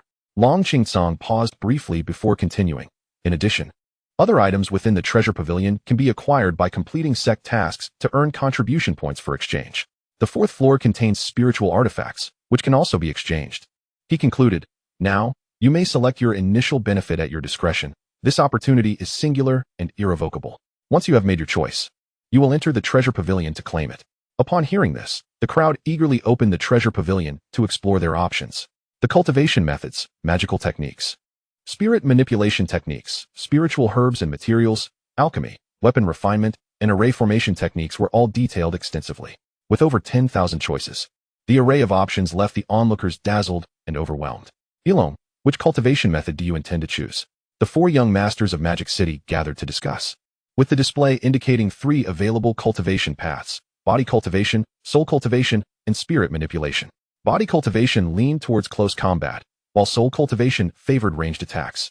Spirit manipulation was somewhat unique, targeting spiritual beasts as its focus. This method could be utterly ineffective when weak, rendering it rather impractical, yet when mastered, it could exceed expectations. For instance, if one were fortunate enough to contract with a high-level spiritual beast, their combat prowess would easily surpass that of others at the same level. The most crucial aspect was the mutual sharing of vitality and combat strength with the spiritual beast. For example, entering into a contract with a spiritual beast possessing a lifespan of 10,000 years would allow both parties to potentially live for that same duration. Such a concept was incredibly advantageous. Consequently, the requirements for spirit manipulation were stringent, making it exceedingly difficult to cultivate. Hearing Wang Shua's words, Hua Yilong chuckled and replied, I'll opt for body cultivation. There's a dragon-elephant classic among the texts, and with my affinity for the metal element, mastering it could grant me the might to shake the stars. As for my special profession, I shall choose the path of array formation. Body cultivation can also be practiced alongside array formation, weapon refinement, and alchemy. However, compared to soul cultivation, body cultivation presents a far greater challenge in this regard, as it demands exceptionally high spiritual power for mastery. Of course, exceptions exist for those with extraordinary talents. Since I was young, I have aspired to be a sword immortal. Soul cultivation suits me well, and with my affinity for the light element, my attack power is formidable and my speed swift. I will choose the weapon refinement technique as my special profession. I will select spirit manipulation. The Hall Master must have mastered it to tame the divine dragon. How impressive. What troubles me is that if I cannot find any other spiritual beasts, then mastering spirit manipulation would be a wasted opportunity. I believe you are overthinking it. The mere presence of spirit manipulation in the treasure pavilion signifies that spiritual beasts must exist. Hearing you say that gives me more confidence. All right, I've made my decision. I will cultivate spirit manipulation. The crowd engaged in fervent discussion, and after conversing, they each selected their paths of cultivation and proceeded in an orderly manner into the treasure pavilion. Meanwhile, Cao Kun rode Out Yin and arrived at the spiritual beast mountain. Cao Kun activated the formation and flew inside. Out Yin, a third-tier true dragon, suddenly appeared, emanating an invisible dragon might that caused the multitude of spiritual beasts on the mountain to cower in fear, trembling, and utterly motionless. This was the oppressive sensation of life hierarchy. After a continuous month of cultivation within the divine creation temple, Cao Kun's strength had significantly increased. His spiritual power had reached the mid-second tier, and his range of spiritual perception had surged from 1,000 meters to a staggering 100,000 meters. As Cao Kun extended his spiritual perception, the entire expanse of the town-sized spiritual beast mountain was enveloped. The next moment, Cao Kun's expression changed dramatically. Is there someone still watching? Chapter 178, The Panda Emperor. As Cao Kun surveyed the spiritual beast mountain with his spiritual perception, he was rendered speechless. Originally, when constructing the spiritual beast mountain, Haibadong had captured a total of 382 animals. Following Cao Kun's directives, they had precisely maintained a population of 1,000. Over the course of the month, 382 of these creatures had been mercilessly consumed. After such a significant number of spiritual beasts had been devoured, the remaining 1,000 had, without exception, reached the extraordinary realm, becoming true spiritual beasts. The lowest among them was at least mid-first tier. Simultaneously, the 12 kings and one emperor of spiritual beast mountain were clearly delineated. The giant panda, endowed with 10 elemental attributes, undoubtedly ascended to the peak, becoming the emperor of spiritual beast mountain. It had also consumed 2 complete elemental source crystals placed at the summit by Cao Kun, raising its realm to late first tier. Its intelligence surged correspondingly, becoming nearly indistinguishable from that of an adult, capable of articulate speech. Cao Kun, riding out Yin, arrived at the central peak of spiritual beast mountain, which had evidently become the lair of the panda emperor.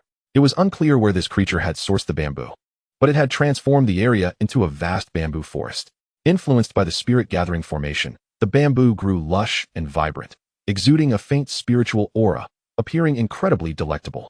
Gazing up at Out Yin and Cao Kun descending from the sky, the panda emperor immediately opened its mouth wide, its voice resonating like a bell. I pay my respects to my master. The 12 kings of spiritual beasts likewise called out in unison, we pay our respects to our master. Previously, after Cao Kun had awakened the spirits of all the animals using elemental source crystals, their intelligence had blossomed. Cao Kun's visage and presence were deeply etched in their minds, imparting the understanding that this being was their master. Cao Kun nodded slightly, saying, there is no need to call me master. Simply refer to me as Home Master. As he spoke, Cao Kun appraised the panda emperor, noting the dramatic transformation in its size and appearance compared to just over a month ago. Its long eyelashes were thick and pronounced, while its black and white eyes resembled deep lakes, shimmering with intelligence. It had grown 5 times larger, now standing at 8 meters tall. Its limbs were robust and powerful, exuding an aura of strength. In the same realm, few could surpass it. After a moment of contemplation, Cao Kun transmitted the first 3 levels of the elemental meditation technique to the panda emperor using his spiritual perception. Much like the spatial spirit beasts, the panda emperor is also capable of cultivating the elemental meditation technique. Subsequently, Cao Kun imparted several first-tier elemental combat techniques to the panda emperor. Once the arrangements were made on the panda emperor's side, Cao Kun ventured to the other 12 secluded peaks. What astonished Cao Kun the most were the spirit beast kings residing on these 12 peaks. Upon becoming extraordinary spirit beasts, they seemed to awaken their bloodline powers, each exhibiting forms and appearances that hinted at a burgeoning resemblance to the mythical beasts chronicled in the classic of mountains and seas. These included the 3-legged golden crow, the soaring serpent, the phoenix, Zhu Yan, Tao Wu, Qiongqi, Bai Zhe, Bai Feng, Kuan Peng, Ying Long, Qilin, and the 9-tailed fox. While not exact replicas, they certainly bore striking similarities. Cao Kun harbored serious doubts that, should they continue to cultivate, these beings could indeed evolve into the divine beasts of the classic of mountains and seas over time. Much like the panda emperor, Cao Kun shared the first 3 tiers of the elemental meditation technique along with several elemental combat techniques with the 12 spirit beast kings. As for the other spirit beasts, there were also formidable creatures emerging with powerful bloodline talents, such as the white tiger, Xuanwu, jade rabbit, Pegasus, and Tiango. Cao Kun chose not to impart the elemental meditation technique or elemental combat techniques to these beasts. The ancient tome he had previously acquired, authored by the wandering sage, contained the breathing techniques for spirit beasts. Cao Kun devised a plan, aside from the emperor and the 12 kings within Lingshou Mountain. The other spirit beasts could be made accessible to the disciples of the divine creation temple. Those practicing the spirit control technique could forge contracts with these spirit beasts. If one wished to empower their spirit companions, they would need to undertake tasks to earn contribution points, which could then be exchanged for secret techniques and combat skills for spirit beast cultivation. Of course, one could not rule out the possibility of divine beasts like the true dragon awakening their own inherited abilities. Once the arrangements for Spirit Beast Mountain were completed, Cao Kun ascended into the skies aboard Outyin, returning once more to the divine creation temple. Among the 10 elements, the 4, gold, fire, light, and thunder, had already reached the pinnacle of the second tier due to Cao Kun's absorption of energy from over 10,000 nuclear weapons. The remaining 6 elements, wood, water, earth, wind, dark, and space, had all progressed to the late second tier after a month of intensive cultivation. With an additional 3 months, he could break through to the great perfection of the second tier. This was also the second essential condition for upgrading the divine creation box to a 3-star level. At that point, Cao Kun could venture to the sun's core, merge with the solar nucleus, and elevate the divine creation box to a 3-star grade in one fell swoop. The final step would involve breaking through the solar system's blockade to reach the nearest neighboring star system. This system, composed of 3 stars, formed a rather unique triple-star system within the cosmos. Not only could it serve as a new sun for Earth, but it could also facilitate the construction of a Dyson sphere, propelling the energy development of Chinese civilization to unprecedented heights. At the summit of the 9,999-meter-high Divine Temple Peak, a small palace spanning over 1,000 square meters was crafted from spirit wood by the dragon family. Adorned with exquisite carvings, it exuded opulence. Once the Divine Creation Temple was completed, Cao Kun brought his family from the Yunyu Mountain Manor to reside there, where they engaged in closed-door cultivation. The sisters Cao Ziyun and Cao Zixin did not return to school. At their level, their intellectual computations rivaled supercomputers, rendering worldly knowledge overly simplistic and devoid of challenge. Thus, the sisters chose to follow Cao Kun's example, entering seclusion to pursue loftier aspirations. Stepping down from Outyin, Cao Kun gracefully descended before the small palace. Outyin's massive form shrank 100-fold, transforming into a 5-meter-long miniature version. Perhaps due to its unique constitution, Outyin had an extraordinary propensity for sleep. It effortlessly glided into a spacious room within the palace, closed its dragon-like eyes, and fell into a deep slumber. Cao Kun felt a pang of envy. This creature seemed to enjoy an even greater comfort than he, effortlessly enhancing its strength simply by sleeping. Upon entering the palace, he was greeted by 3 ethereal, enchanting women, Cao Ziyun, Cao Zixin, and Chun Wanqing. Oh, and after the Cao family collectively relocated to the Divine Creation Temple, the Yunwu Mountain Manor had been left idle. Realizing it was of no further use, Cao Kun gifted it to the Chun family, of which Chun Keshi, the family head, was overwhelmed with gratitude, shedding tears of joy as he led the Chun family members in bowing repeatedly to express their appreciation. Cao Ziyun, Cao Zixin, and Chun Wanqing greeted Cao Kun. "Brother, Mr. Cao." Cao Kun nodded slightly. "Are you planning to head out?" The sisters Cao Ziyun and Cao Zixin had previously experienced a meteoric rise in their cultivation after the Divine Creation Box's activation, directly reaching the early second tier. After a month of closed-door cultivation, they had progressed to the mid-second tier. Chun Wanqing, having started a bit later, had only integrated a water element origin crystal. But she too had advanced a tier, now at the mid-first tier. Well, after a month of cultivation, it became somewhat monotonous. Since today marks the arrival of newcomers, we plan to join in the festivities, the 3 women replied. "Very well, enjoy yourselves. I shall continue my seclusion," Cao Kun replied with a nod. The vast expanse of the 10 peaks of the Divine Creation Temple spanned hundreds of kilometers, and with only 1,000 members of the dragon family, it indeed felt somewhat desolate. The arrival of this 10,000 new disciples would surely enliven the Divine Creation Temple. As time gradually passed, 3 days flew by. All 1,000 new disciples, having integrated with spirit herbs and materials, transformed into first-tier extraordinary beings without exception, gradually acclimating to their newfound formidable powers. Early one morning, an unexpected notification popped up in everyone's identity tokens. Upon inspection, they discovered a new task had appeared in the taskboard section. Home construction, accompanied by a strikingly ethereal image. This was an aerial view meticulously designed by Xiaohua, specifically for the 10 peaks of the Divine Creation Temple.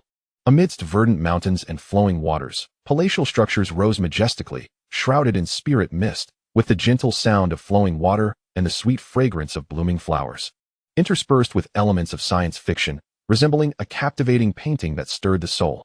This aerial view also encompassed the temple peaks, detailing palaces, towers, bridges, and training grounds, spanning over 100 distinct areas. Each aspect was thoroughly delineated, forming a total of 19,500 tasks. After reviewing the task information, everyone was abuzz with excitement. Over the past 3 days, their first-hand experiences had deepened their understanding of what it meant to be extraordinary. Techniques such as walking on air and toppling mountains were beyond imagination, leaving them exhilarated. It was simply too exhilarating. If a single elemental talent was so formidable, then multiple elements must be even more extraordinary. They had also witnessed Cao Ziyun and Cao Zixin engage in combat with spirit swords, their blades dancing like the wind. Reminiscent of a stunning phoenix, commanding awe and admiration, especially among those who specialized in swordsmanship, their eyes gleaming with fervor. Everyone yearned for a spirit sword of their own to traverse the world. The treasure vault's fourth level exhibited thousands of spirit artifacts for their perusal, though they could only admire from afar. Acquiring a spirit artifact was straightforward. One simply needed to earn contribution points for exchange. Today, with the emergence of a task, it indicated the opportunity to earn contribution points in exchange for their coveted spirit artifacts. Not only did the new disciples benefit, but the dragon family members who joined the Divine Creation Temple also possessed identity tokens, enabling them to partake in tasks. What astonished everyone even more was the participation of the illustrious Cao Jifeng, Cao Ziyun, Cao Zixin, Chen Feng, and Chen Wanqing, who also accepted tasks and joined the ranks of the home construction team. The 19,500 tasks were almost instantaneously snatched up. Upon receiving their assignments, all individuals immediately sprang into vigorous action. All materials were sourced on-site, and the timber was sourced from the towering spiritual trees within the Divine Creation Temple. Under the influence of various potent elements, the growth rate of the wood was astonishingly rapid. However, it was not a matter of indiscriminate chopping. Designated areas for harvesting were strictly adhered to. The extraordinary beings wielded their axes with an efficiency that seemed almost wasteful. They then crafted various processing tools by hand, transforming the timber into a multitude of finished components. Note: the biological technology information panel within the identity token can connect to external networks. Once one became an extraordinary being, the ability to learn and comprehend was akin to being granted a cheat. For instance, a carpenter's skills could be swiftly acquired by merely locating a study guide online, resulting in a rapid yet rudimentary proficiency, comparable to that of a seasoned master with 7 to 8 years of experience in the craft. This exemplifies the formidable nature of extraordinary beings. All 95 architectural facilities were constructed using wooden structures, adorned with intricate carvings and exquisite craftsmanship, and the fact that the timber was of spiritual origin further enhanced the overall effect. As for the ground facilities such as sidewalks and training fields, specialized craftsmen utilized their skills to refine ores into large earth tiles. With over 11,000 extraordinary beings in motion, the scene was nothing short of earth-shattering. The enjoyment derived from labor invigorated everyone, who worked tirelessly through the starry nights. The progress was astonishingly swift. In less than 3 days, the entire construction of the Divine Creation Temple was completed, mirroring the aerial perspective designed by Xiaohua. Immersed in the experience, the sensory impact on everyone was profoundly vivid. It resembled a celestial palace suspended above the clouds, intoxicating all who beheld it. With spirits soaring high, they reveled in the immense pride of having built their own home with their own hands. Upon completion of the home construction, the contribution points accrued by everyone were promptly credited. The highest contributor received 50 points, while the lowest still garnered 30 points. However, in comparison to their aspirations of exchanging for new cultivation realms, divine combat skills, spiritual herbs, materials, and spiritual artifacts, this was far from sufficient. In the treasure pavilion, the prices were clearly marked. Cultivation manuals and divine combat techniques required 100, 500 contribution points. Spiritual herbs and materials demanded 200, 800 points. Specialized professions necessitated 1,000 points. And first-tier top-grade spiritual artifacts required an even higher 2,000 points. Observing their meager contribution values, many wore wry smiles, realizing that to acquire new items, they would need to undertake further tasks. Some astute individuals had already conceived alternative strategies, namely mutual transfers. The identity token featured a contact directory, and upon testing it, they discovered that contribution points could indeed be transferred among each other. Suddenly, many individuals' eyes lit up, recognizing a clever method to quickly amass significant contribution points. Ilong, Minghui Shuozai, can I borrow your contribution points for now? Of course, interest will undoubtedly apply. Calculated at 10, Qin Feng remarked to Gua Ilong, Jiang Minghui, and Wang Shua. His primary focus was sword cultivation. Having reached the second level of the spiritual Wind 9 swords, he urgently required a spiritual sword to maximize its power. Wang Shua chuckled and replied, "Sure, but the price will increase. How much are you asking?" 20. Qin Feng's eyes widened in disbelief, exclaiming, "What? 20? That is harsher than loan sharks. We are brothers." "Precisely because we are brothers, the price must increase," came the retort. The contribution points were one of their vital pathways to enhancing their strength, and had it not been for their close relationship, they would not have considered lending them out. In pursuit of a spiritual artifact, Qin Feng gritted his teeth and declared, "Fine, let us settle on 20. After Guilong, Jiang Mingwei, and Wang Shuo transferred their contribution points, Qin Feng swiftly sought out others.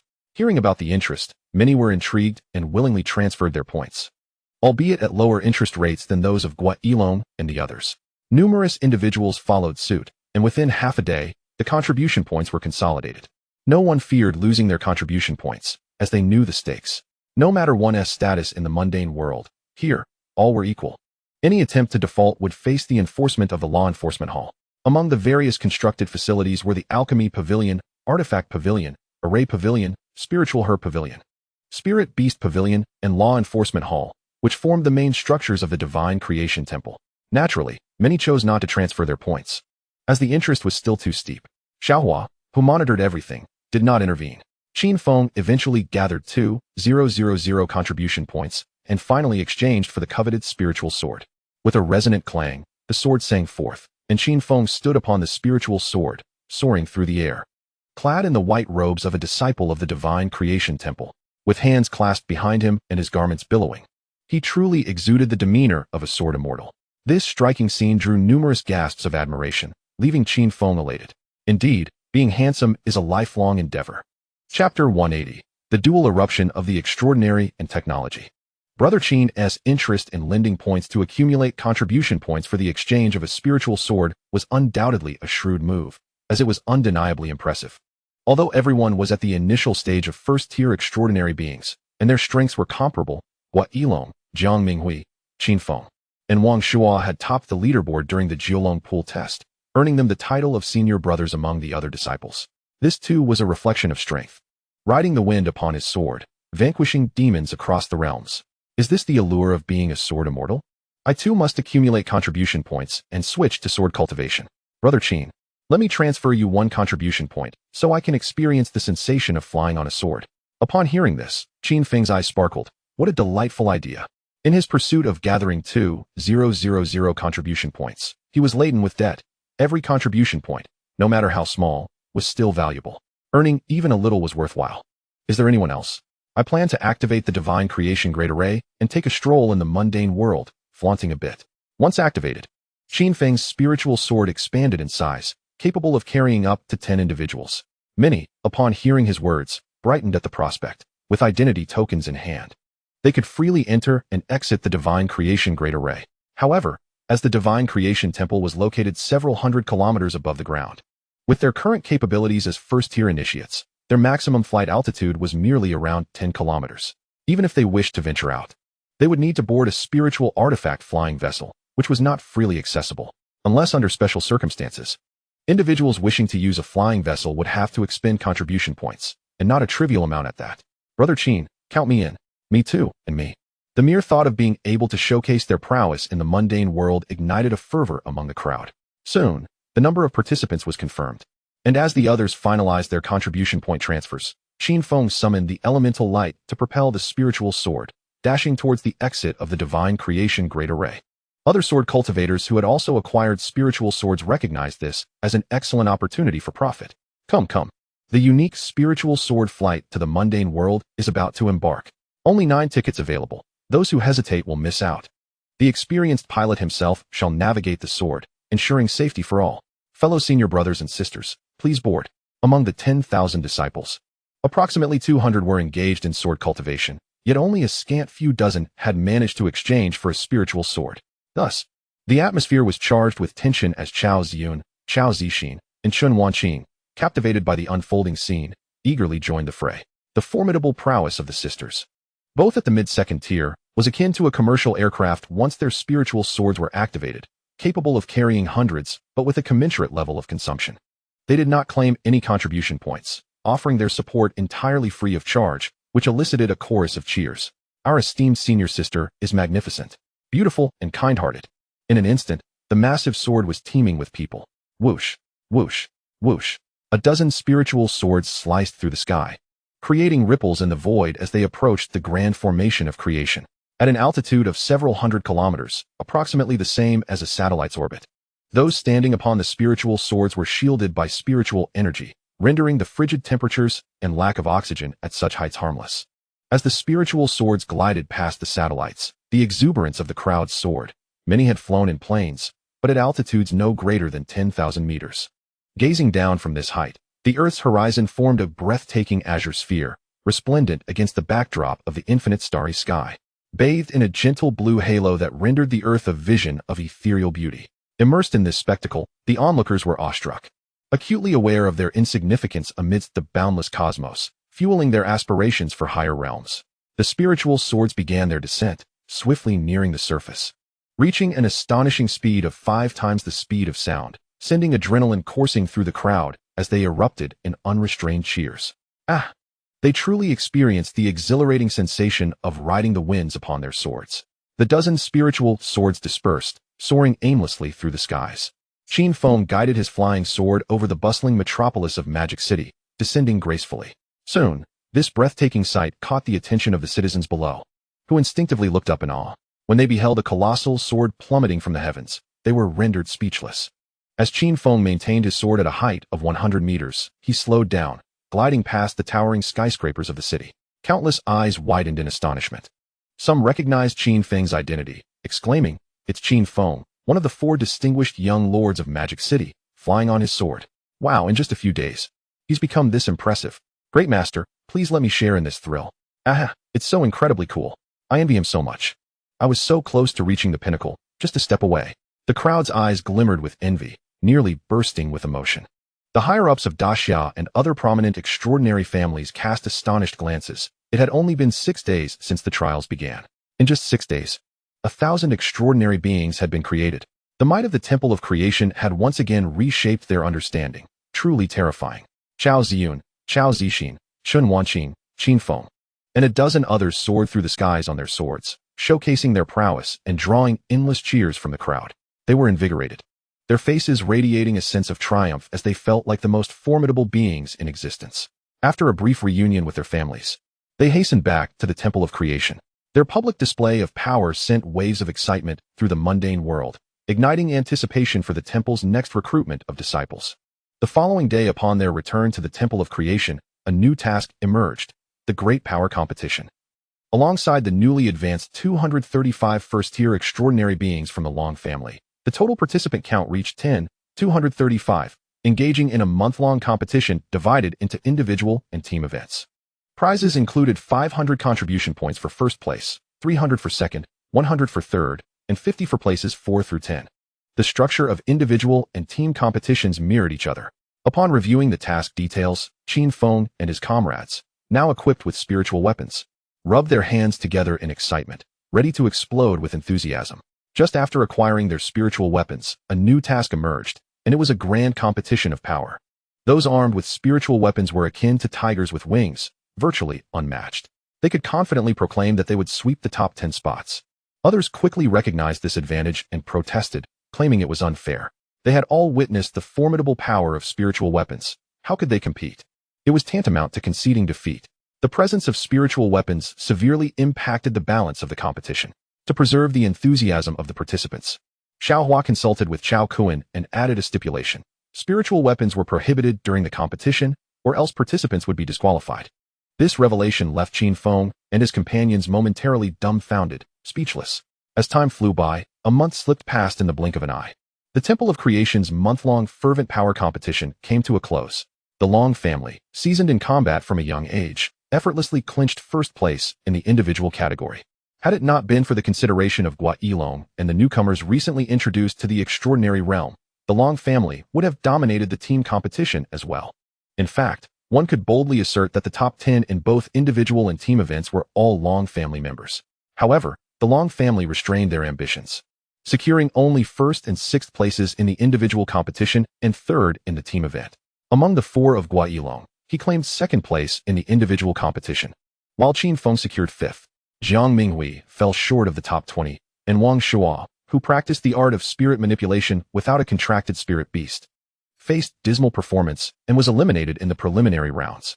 Throughout the month of bustling activity at the Temple of Creation, significant developments also transpired in the mundane world. With the integration of various advanced technologies and global resources, all factories underwent reforms and expansions, propelling development into overdrive. The explosive growth across various industries rapidly elevated global civilization. In military affairs, Dacia's first space fleet had completed its 40th vessel.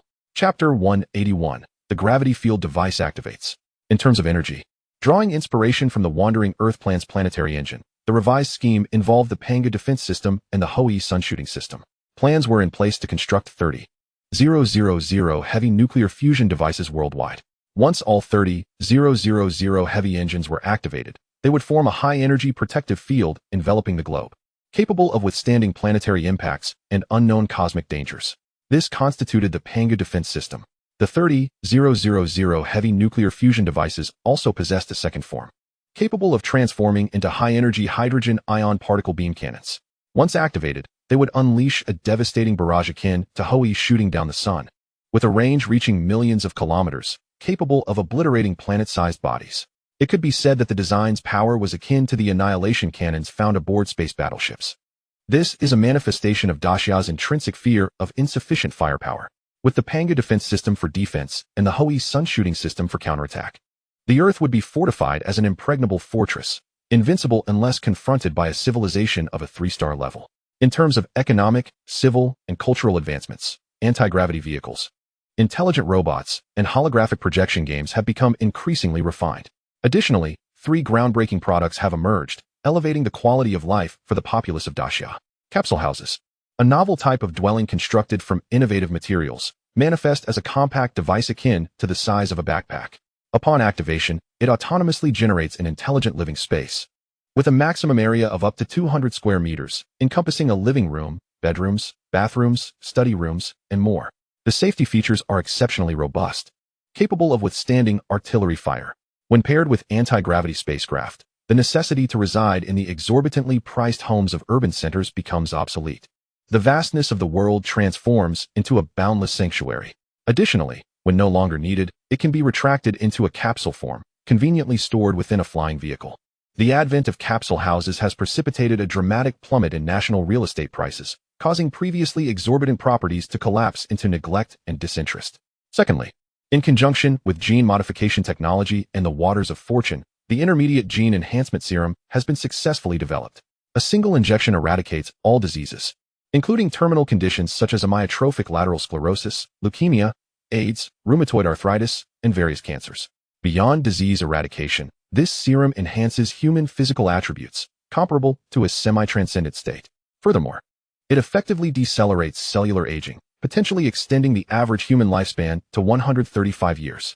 It also amplifies cognitive abilities tenfold. Thus, an ordinary individual could transition from primary school to postdoctoral status in merely 3 years post-injection, a feat that previously required approximately 30 years.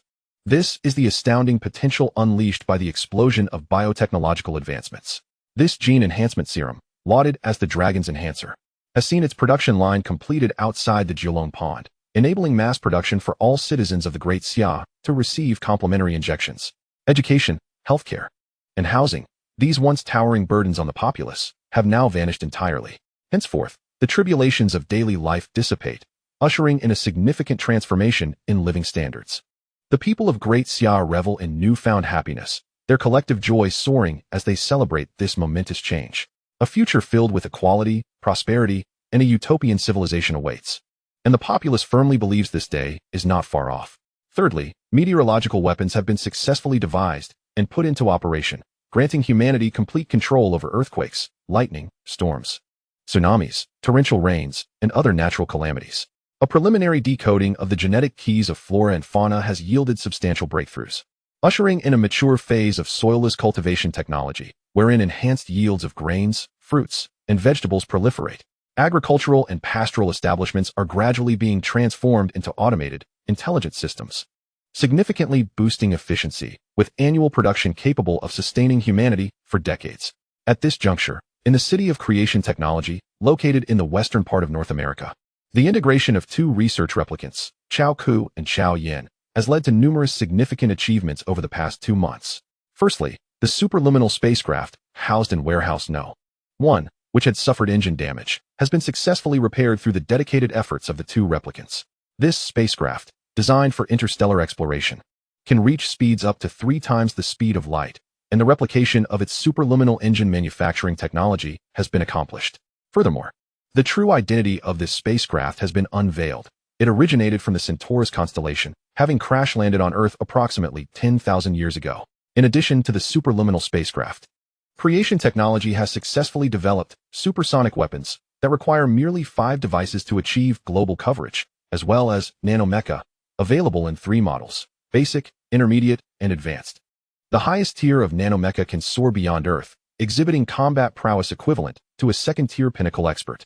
Other innovations include plasma cannons, designed for both near-orbit spacecraft and starships. Space torpedo technology, analogous to oceanic torpedoes, but with vastly greater range and lethality, and gravity bombs that unleash terrifying gravitational waves, capable of consuming and obliterating all matter within their vicinity. Quantum long-distance communication facilitates zero-delay communication throughout the solar system, while asteroid mining vessels, powered by cold fusion systems and high-energy plasma thrusters, can capture and mine celestial bodies within a kilometer radius. The artificial photosynthesis technology allows for the automatic generation of any chemical substance at any location, operating at 3 times the efficiency of natural photosynthesis. The hibernation technology creates capsules that significantly reduce metabolic rates, enabling a slumber that can last a century. The brain-machine interconnection technology, utilizing helmets and gaming pods, connects human brainwaves to a virtual realm, rendering sensory experiences indistinguishable from reality and establishing a second world for humanity. With these advancements, creation technology has established a conglomerate, currently in the planning stages, with various large-scale manufacturing plants erected within a 100-mile radius of the city. It is anticipated that within a month's time, all products will be available for public sale, albeit restricted to citizens of level 3 and above. As time flows on, another 3 days pass, and a groundbreaking announcement reverberates across the globe. The first gravity field device has been completed and is set to undergo trial operations soon. Upon this revelation, the internet erupts with excitement. The following day, throngs of people gather around the gravity field device base, creating a sea of humanity. The Great Xia government initiates a live broadcast, drawing crowds from around the world into the virtual realm to witness this historic moment. Under high-definition streaming, the colossal gravity field apparatus is unveiled, featuring a circular structure with a diameter of 3,000 meters and a height of 150 meters. The power system comprises 5 large-scale nuclear fusion reactors, with 9 circular cargo holds.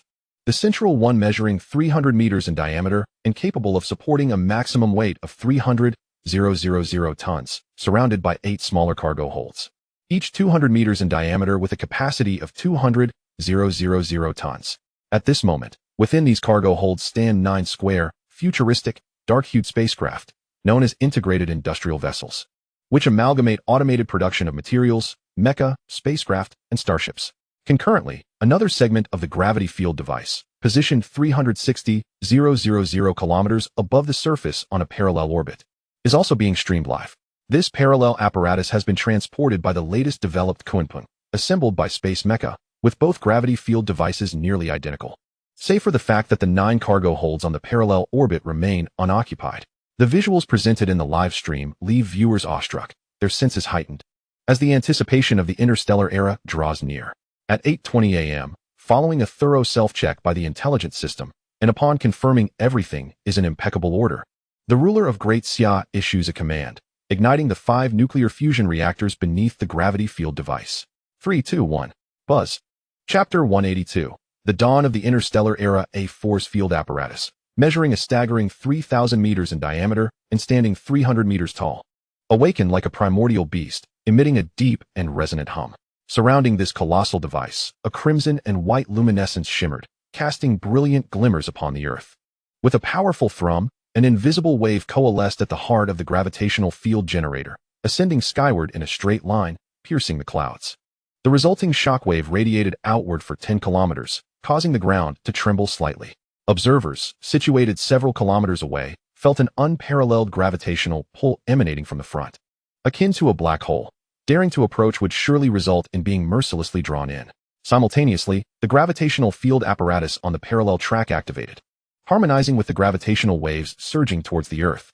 The intelligence system regulated the pressure of the surface apparatus, while simultaneously increasing the pressure of the parallel track's gravitational field generator. Once all preparations were complete, the central cargo module, designated as Module 1, initiated its nuclear fusion power system, and ascended, gaining speed with each moment. Ultimately, it soared to an astonishing 30 times the speed of sound, transforming into a fleeting silhouette as it shot through the sky. Numerous supersonic unmanned reconnaissance drones, akin to spacefighter jets, concurrently tracked and filmed the ascent, continually adjusting their angles and positions. Each second captured showcased the grandeur of Module 1, a spectacle reminiscent of a sweeping rainbow over the ocean. The visual impact was so profound it eclipsed even the most striking scenes from science fiction films, leaving the onlookers spellbound, their hearts racing and breaths caught in their throats. After 5 minutes of rapid ascent, Module 1 gradually reduced its speed, coming to a stable stop under the influence of the gravitational field apparatus on the parallel track. With a smooth landing, the cargo module successfully docked. As the intelligence system's alert sounded, an industrial ship weighing 200,000 tons activated, floating towards the expansive space deck nearby and coming to a gentle halt.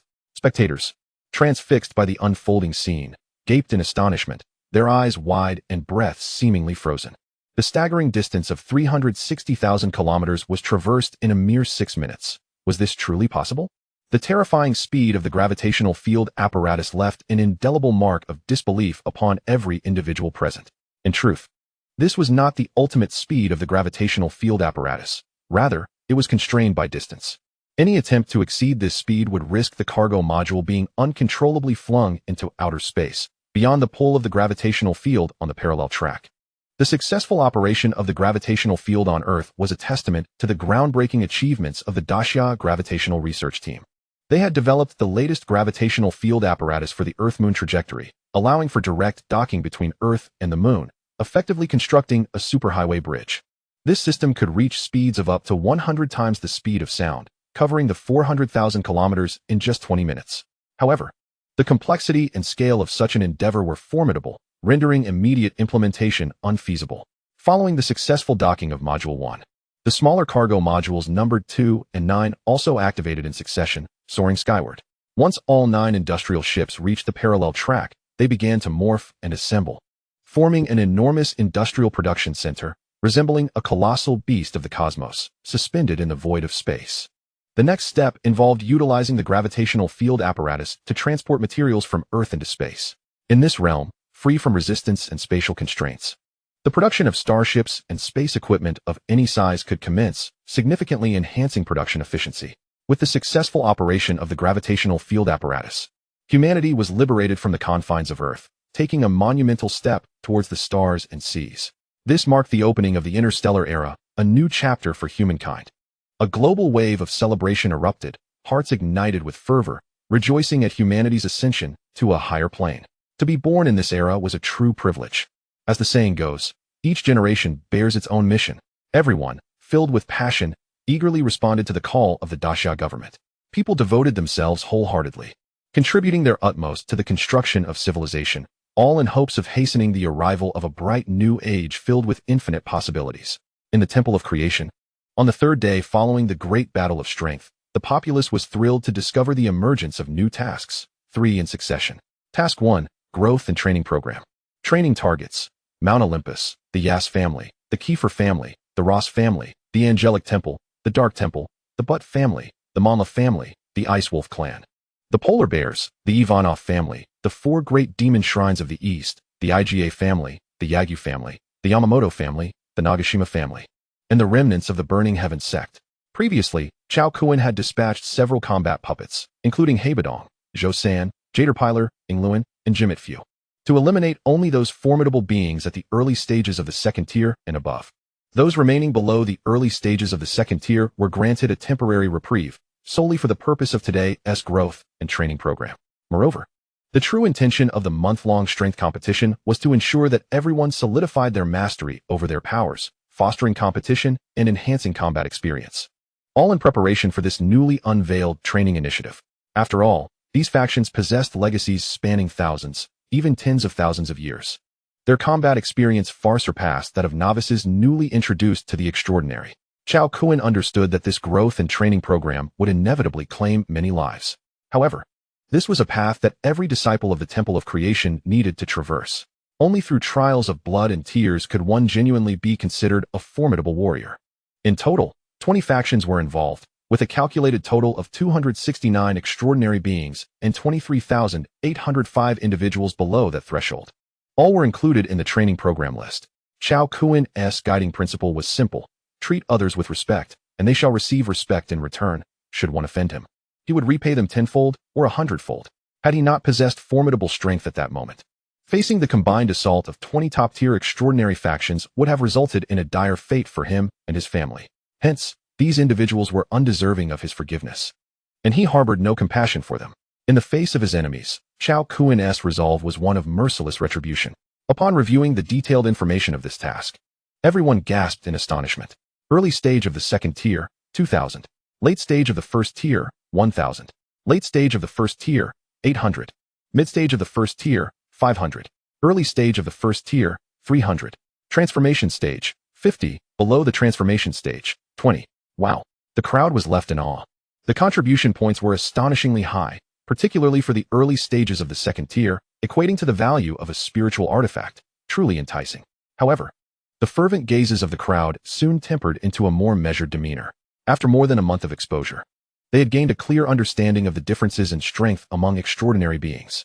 A slight disparity in tier could translate to several times the difference in power. Not to mention the gulf between first and second tier was as vast as the chasm between heaven and earth, a qualitative leap. Even with 100 individuals attacking, it would be nearly impossible to inflict even a scratch upon their opponent. Nonetheless, it was prudent to target the weaker adversaries first. Soon, the group gathered together to deliberate on the growth and training program, crafting a detailed implementation plan.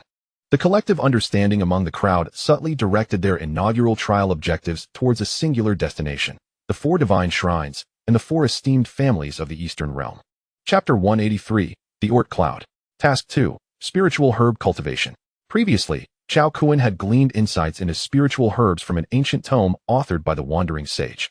Acquired from the Crow family, the Creation Box, a conceptual device, could generate these herbs through voice input, encompassing a total of 800 varieties that included the 10 elements of metal, wood, water, fire, earth, wind, thunder, light, darkness, and space.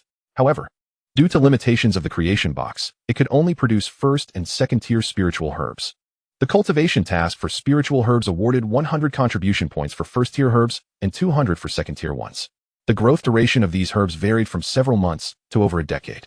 Naturally, among herbs of the same tier, their efficacy and value exhibited a spectrum of strengths and weaknesses. This task was devoid of a time constraint.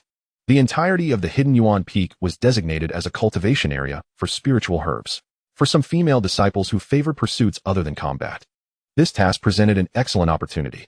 Many had prior experiences with planting flowers and grasses, yet the endeavor of cultivating spiritual herbs was a novel and intriguing venture. Thus, the 800 tasks for planting spiritual herbs were swiftly claimed. Task 3, Contracting with Spiritual Beasts on the Mountain. This task was exclusively available to those practicing the art of spirit control, allowing them to ascend to the spiritual beast mountain and forge contracts with the beasts therein. During the earlier initiation trials at the Nine-Dragon Pool, the moment when Cao Kun descended from the heavens upon a divine dragon left an indelible impression on the spectators, evoking profound shock. Consequently, after grasping the formidable nature of spirit control, nearly 2,000 out of 10,000 individuals unhesitatingly opted for this path. Wang Shuo was among them, his heart racing and hands trembling. In the previous month's battle competition, he had suffered a dismal defeat due to his lack of a contracted spiritual beast. Ranking at the bottom within his tier, Wang Shuo lamented his choice of spirit control, realizing now the folly of his decision. Given that spirit control could empower them, the sagacious and valiant Hall Master had undoubtedly orchestrated everything well in advance. For those practitioners of spirit control, spring had finally arrived. Once they acquired their spiritual beasts, they would undergo a magnificent transformation. The mere thought of battling with a formidable spiritual beast ignited Wang Shuo's fervor. Eagerly, he accepted the task and awaited transport to the spiritual beast mountain. As time flowed by, 2 months elapsed. On the Divine Hall Peak, a sudden and terrifying surge of energy erupted, engulfing the entire creation hall. Under the oppressive weight of this formidable aura, the crowd turned their astonished gazes towards the peak. At the summit of the Divine Hall, within a grand palace's cultivation chamber, Cao Kun, having devoted 3 months to tranquil meditation, slowly opened his eyes, concluding his training. Within his gaze, the cosmos seemed to swirl, imbued with an air of mystery and grandeur. At this moment, all his elemental realms had attained the pinnacle of second-tier perfection. merely a step away from ascending to the third-tier epic realm. Exiting the chamber, he awakened the slumbering Aotion. Let us venture to the edge of the solar system. Aotion soared into the sky, propelling himself towards the eastern direction of the solar system. In the months following the restoration of his true dragon form, Aotion's strength had rapidly recovered under ample resources, now reaching the mid-level of the third tier. In the vastness of space, he executed the true dragon technique, akin to a shooting star, achieving a staggering speed of 3 times the speed of light. Furthermore, he possessed a speed-based divine ability known as Dragon Leap 9 Heavens, allowing him to traverse 9 light years in a single bound, albeit at a tremendous cost, usable only once per day. To conserve time, Aotion directly employed the Dragon Leap 9 Heavens technique. With a mighty roar, he released a fist-sized, dark orb known as the Dragon Soul Pearl, which had become even more lustrous and rounded than months prior. With a resounding cry, Aotion unleashed a terrifying wave of energy from the Dragon Soul Pearl, causing the surrounding void to tremble. Subsequently, a rift in space abruptly appeared and rapidly expanded, ultimately forming a 10-meter-wide gaping maw, shrouded in unfathomable darkness. This phenomenon could be likened to a spatial wormhole for Aotion's Dragon Leap 9 Heavens technique. After swallowing the Dragon Soul Pearl once more, Aotion minimized his form to 5 meters and transmitted a thought to Cao Kun. Master, the spatial wormhole has been established. We can proceed with the spatial jump. Very well. Cao Kun and Aotion entered the wormhole. The interior of the spatial wormhole presented a stark contrast to its exterior, resembling a tunnel of starry rivers, with brilliant starlight streaking past. While it appeared breathtaking, those with fragile mental fortitude risked becoming lost within, potentially drawn into the void and succumbing to the overwhelming forces within. The traversal was brief, lasting approximately 3 minutes, before the scene before Cao Kun flickered once more. Master, we have arrived at the outermost reaches of the solar system. Aotion communicated telepathically. Cao Kun surveyed his surroundings, witnessing countless comets of varying sizes composed of frigid gases and dust particles, which, under the refraction of radiant light, formed an expansive and beautiful interstellar cloud. This region was what Earth astronomers referred to as the Oort cloud, situated approximately 2 to 3 light years from Earth. The fact that they had traversed such a vast distance in merely 3 minutes underscored the fearsome prowess of the Aotion dragon clan. As Cao Kun meticulously observed the surrounding stellar environment, Aotion surged forth towards the Oort cloud. Boom. However, scarcely had Aotion ventured less than 10,000 meters when a ripple suddenly manifested before him. Boom. In the vacuum of space, an overwhelming wave of energy erupted, relentlessly sweeping everything in its path. Aotion was struck back, hurtling hundreds of kilometers away. Cao Kun was not spared either, caught in the backlash. He immediately deployed defensive techniques, but against such unfathomable power, he was equally swept away like Aotion. Roaring in fury, Aotion transmitted to Cao Kun with a sense of resignation. Master, just as it was 10,000 years ago, this place remains sealed. We cannot break free. Cao Kun's gaze sharpened. It appeared that the only means of escaping the solar system lay in the creation box. He casually selected a large comet, and he and Aotion awaited atop it for a day. The following day, Aotion once more executed the Dragon Leap 9 Heavens, and together they returned to Earth. Crossing light years may seem unattainable for humanity, but for a third-tier epic realm transcendent being capable of traversing the cosmos, it was merely routine. Upon returning to Earth, Cao Kun once again fixed his gaze upon the star radiating infinite brilliance. He was but one stellar core away from upgrading the creation box to a 3-star level. Yet, he pondered the consequences of consuming the solar core. Would it lead to the sun's uncontrollable collapse, resulting in the annihilation of the entire solar system? Uncertainty clouded his thoughts. Therefore, Cao Kun resolved to exercise patience, allowing Earth some time to develop. Once Earth possessed the capacity for celestial wandering, he would consider consuming the solar core and venturing towards Proxima Centauri. Cao Kun, through the insights provided by Xiaohua, acquired a general understanding of the current state of development on Earth. After an unprecedented 4 months of rapid advancement, the inaugural fleet of the Great Xia space program has been successfully established and deployed beyond Earth, embarking on patrol missions across the vast expanse of the nearby cosmos spanning millions of kilometers. With the formal operation of the gravitational field apparatus, humanity's pace in exploring the cosmos has noticeably accelerated. A substantial base, named the Palace of Guanghan, has been successfully erected on the lunar surface, serving as a multifaceted habitat for living, research, and production, capable of supporting tens of thousands of inhabitants. A multitude of space mining vessels, totaling in the thousands, are dispersing from the Guanghan base to conduct mining operations for resources such as the clean and harmless nuclear fusion material, helium-3, and various metallic resources essential for spacecraft construction.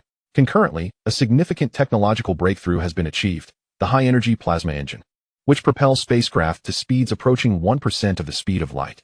With the constraints of speed now lifted, new horizons are inevitably unfolding. The latest mission objective for Great Xia is Mars, as it is the planet in the solar system most akin to Earth and holds the highest potential to become humanity's second home. This aligns with a previous announcement regarding the Heavenly Court plan. Remarkably, within just a few months of development, Earth's technological level has soared to unprecedented heights. With its overall civilization rating reaching level 155, the doubling of the civilization rating in merely 4 months is truly astonishing. Chapter 184 marks the dawn of a 2-star civilization. However, Cao Kun perceives the pace as still too sluggish. At this rate, harnessing the solar system's resources and assembling a formidable fleet in the cosmos would require decades, if not centuries, a demand that Cao Kun lacks the patience to wait for. Consequently, he utilized the creation box to generate various advanced technologies, including planetary transformation techniques, space resource detection and collection technologies, fortress construction techniques, and starship manufacturing technologies. Subsequently, he instructed Xiao Hua to relay these technologies to Cao Kun and communicate the directives to the senior leadership of Great Xia, expedite resource collection, accelerate starship construction, and enhance the transformation of both Earth and the Moon. In 20 years, the entirety of Earth's civilization is set to migrate to Proxima Centauri in search of a new sanctuary. Upon hearing this pronouncement, the senior leadership of Great Xia was taken aback, fearing that a grave crisis was looming in the solar system, such as solar storms, sunspot eruptions, or catastrophic helium flashes. Though their minds were rife with questions, they refrained from probing further, for they understood that Cao Kun was backed by the dominion of the Milky Way, the temple of creation, and his actions must surely be founded on substantial reasoning. With multiple 2-star technologies at their disposal, particularly the superluminal engines, Earth's development has progressed at an astonishing pace. All ongoing initiatives are categorized into 5 main endeavors. The first initiative, establishing a space city in Earth's outer orbit, also referred to as the Planetary Defense Project. This includes plans for high-energy electromagnetic cannons, high-energy laser beam weapons, and high-energy electromagnetic pulse cannons as space-based armaments. Additionally, 8 supersized terrestrial weapons are slated for placement along the equator, along with magnetic field shield systems and gravitational diversion devices. The second initiative, directly transforming the Moon into a planetary fortress with comprehensive armed capabilities. This will serve as one of the strongest bastions of Earth's civilization against unforeseen dangers. The third initiative, the construction of 5 combat fleets of starships.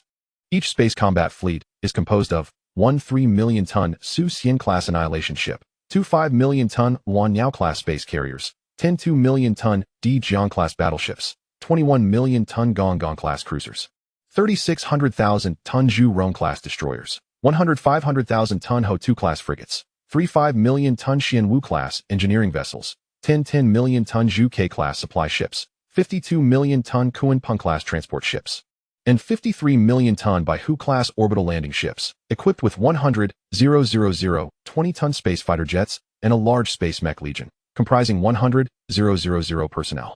Each starship is outfitted with engineering robots, artificial intelligence, quantum supercomputing centers, and medical bays, all possessing self-maintenance capabilities. The fourth initiative, energy and resource reserves, utilizing materials sourced directly from Mercury, the planet closest to the Sun, to construct large energy collection devices. These will be deployed into solar orbit for automated energy harvesting operations.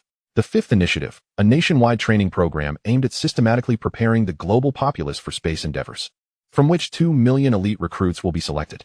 By May 2024, the training program targeting 20 extraordinary factions, including the Mountain of the Gods, was successfully concluded after a year. Notably, individuals such as Qin Feng, who possessed spiritual artifacts, showcased their extraordinary capabilities. While the remnants of these 20 factions were nearly eradicated, the disciples of the Temple of Creation also paid a heavy toll, with 362 lives lost during this rigorous training initiative. This harsh experience served as a poignant reminder that attaining extraordinary status does not guarantee safety or leisure. Death can still loom ominously. In 2025, Cao Kun successively visited Venus, Jupiter, Mercury, Mars, and Saturn. Given the imminent departure, it was imperative to bring along the elemental spirit beasts from these 5 planets. Due to the constraints imposed by the laws of nature, The elemental spirit beasts residing within the cores of these planets were slightly better off than those in the Outyin realm, yet their status was still diminished. Originally superlative beings of the 5th tier had been downgraded to the 3rd tier.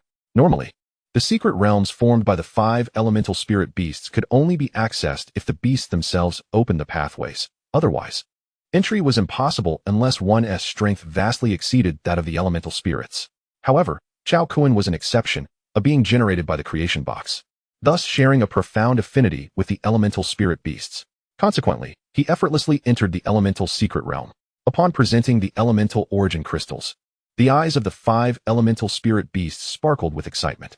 The grade of the elemental origin crystals in Cao Kun's possession vastly surpassed those that had coalesced within their secret realm, rendering them a supreme treasure of cultivation resources for the elemental spirits.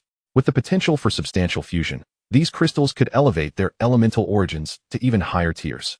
After a fruitful discussion, Cao Kun managed to subdue the 5 elemental spirit beasts without a single confrontation. Subsequently, he instructed them to re-establish the elemental secret realm at 5 cardinal points surrounding Earth, akin to the Temple of Creation, suspended in Earth's orbit. This arrangement would also serve as a defensive bastion against extraterrestrial threats, thus fulfilling dual purposes. By 2032, the planetary defense project was completed.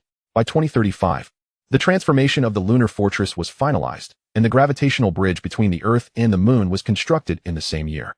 By 2040, the 5 space combat fleets were fully assembled. By 2043, the energy reserves had reached a capacity sufficient to sustain current Earth civilization for 100,000 years. Additionally, the recruitment of 2 million interstellar soldiers was completed, all of whom had undergone extensive and varied training in space warfare simulations, equipping them with the prowess for interstellar combat. From 2023 to 2043, a span of 20 years witnessed an explosive transformation, with Earth's civilization experiencing leaps in all facets. Towering skyscrapers soared thousands of meters high, while flying cars, aerial railways, mech aircraft, intelligent robots, and holographic projections filled the landscape, all embodying the essence of a science fiction utopia. The seamless integration of efficiency, expediency, intelligence, and ecological balance has revolutionized the lifestyles of residents, guiding them towards a comfortable and splendid existence akin to interstellar living. The proliferation of numerous spacecraft has enabled the populace to venture beyond Earth at will, exploring the vastness of outer space while amassing substantial wealth, resulting in universal prosperity. Over the past 2 decades, the collective efforts of global citizens have propelled the fortunes of the Great Xia to unprecedented heights, with the vitality emanating from the 9-dragon pool reaching its zenith. A total of 3.5 billion Tier 3 citizens across Great Xia and other regions have successfully received the primary dragon gene enhancement serum, curing myriad ailments and exponentially augmenting their physical capabilities, placing them at the threshold of the Dark Realm, promising longevity. Meanwhile, 1.5 billion Tier 2 citizens have been administered the intermediate dragon enhancement serum, bestowing physical prowess comparable to those on the verge of transformation, with lifespans extending to 150 years. The advanced dragon enhancement serum was developed in 2030, granting immediate elevation to half-step transcendence and an additional century of life. However, currently, only individuals in critical positions qualify for this enhancement. Throughout these 2 decades, bolstered by the formidable amplification of Great Xia's fortunes, the efficacy of the 9-dragon pool has intensified, and the entire Great Xia military has undergone the baptism of the waters of fortune, resulting in the emergence of 125,800 extraordinary beings, including 36,200 at Tier 2 and 99,600 at Tier 1, with a staggering 15 million at half-step transcendence. Despite this, the vitality within the 9-dragon pool remains undiminished and vibrant. In addition to extraordinary powers, the widespread adoption of nanomechs and biological mechs has significantly transformed the technological prowess of civilian armed forces. Following official scrutiny, countless mech militia regiments have been established, with the top 100 super-large legions not only equipped with mechs, but also armed with small-scale starships capable of engaging in minor interstellar skirmishes. The Temple of Creation has, over these 20 years, annually recruited 10,000 disciples, leading to rapid resource accumulation and strength enhancement in its 5 elemental realms. Currently, the temple boasts 1.63 million Tier 2 extraordinary beings, including 1.28 million at the pinnacle of Tier 2 and 290,000 at Tier 1.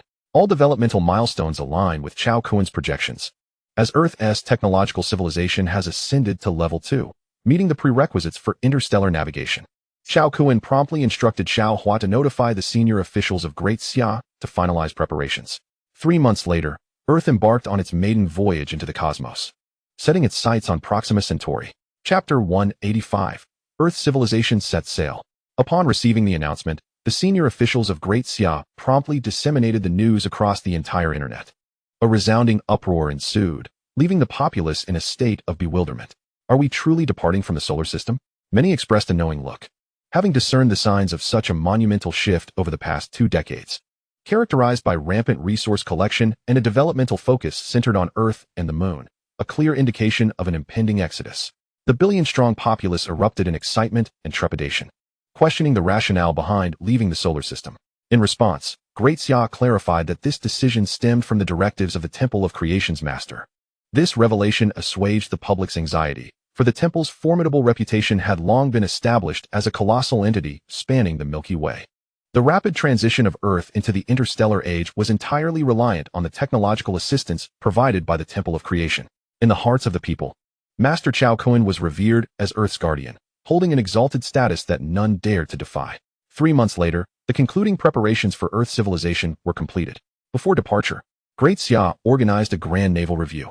5 space combat fleets were showcased, including 5 300,000-ton Juxian-class star destroyers, 10 500,000-ton Yuan Bird-class motherships, 5,200,000-ton Di Jiang-class battleships, 100,000-ton Gong-class cruisers, 150,000-ton Zhu Rong-class destroyers, 550,000-ton Ho-2-class frigates, 25,500,000-ton Xianwu-class engineering vessels, 51,000,000-ton Zhu K-class supply ships, 250,200,000-ton Kuan-Peng-class transport ships, and 500,300,000-ton Baihu-class orbital landing ships, each equipped with 100,000-20-ton space fighters and a large mech battalion of 100,000 personnel.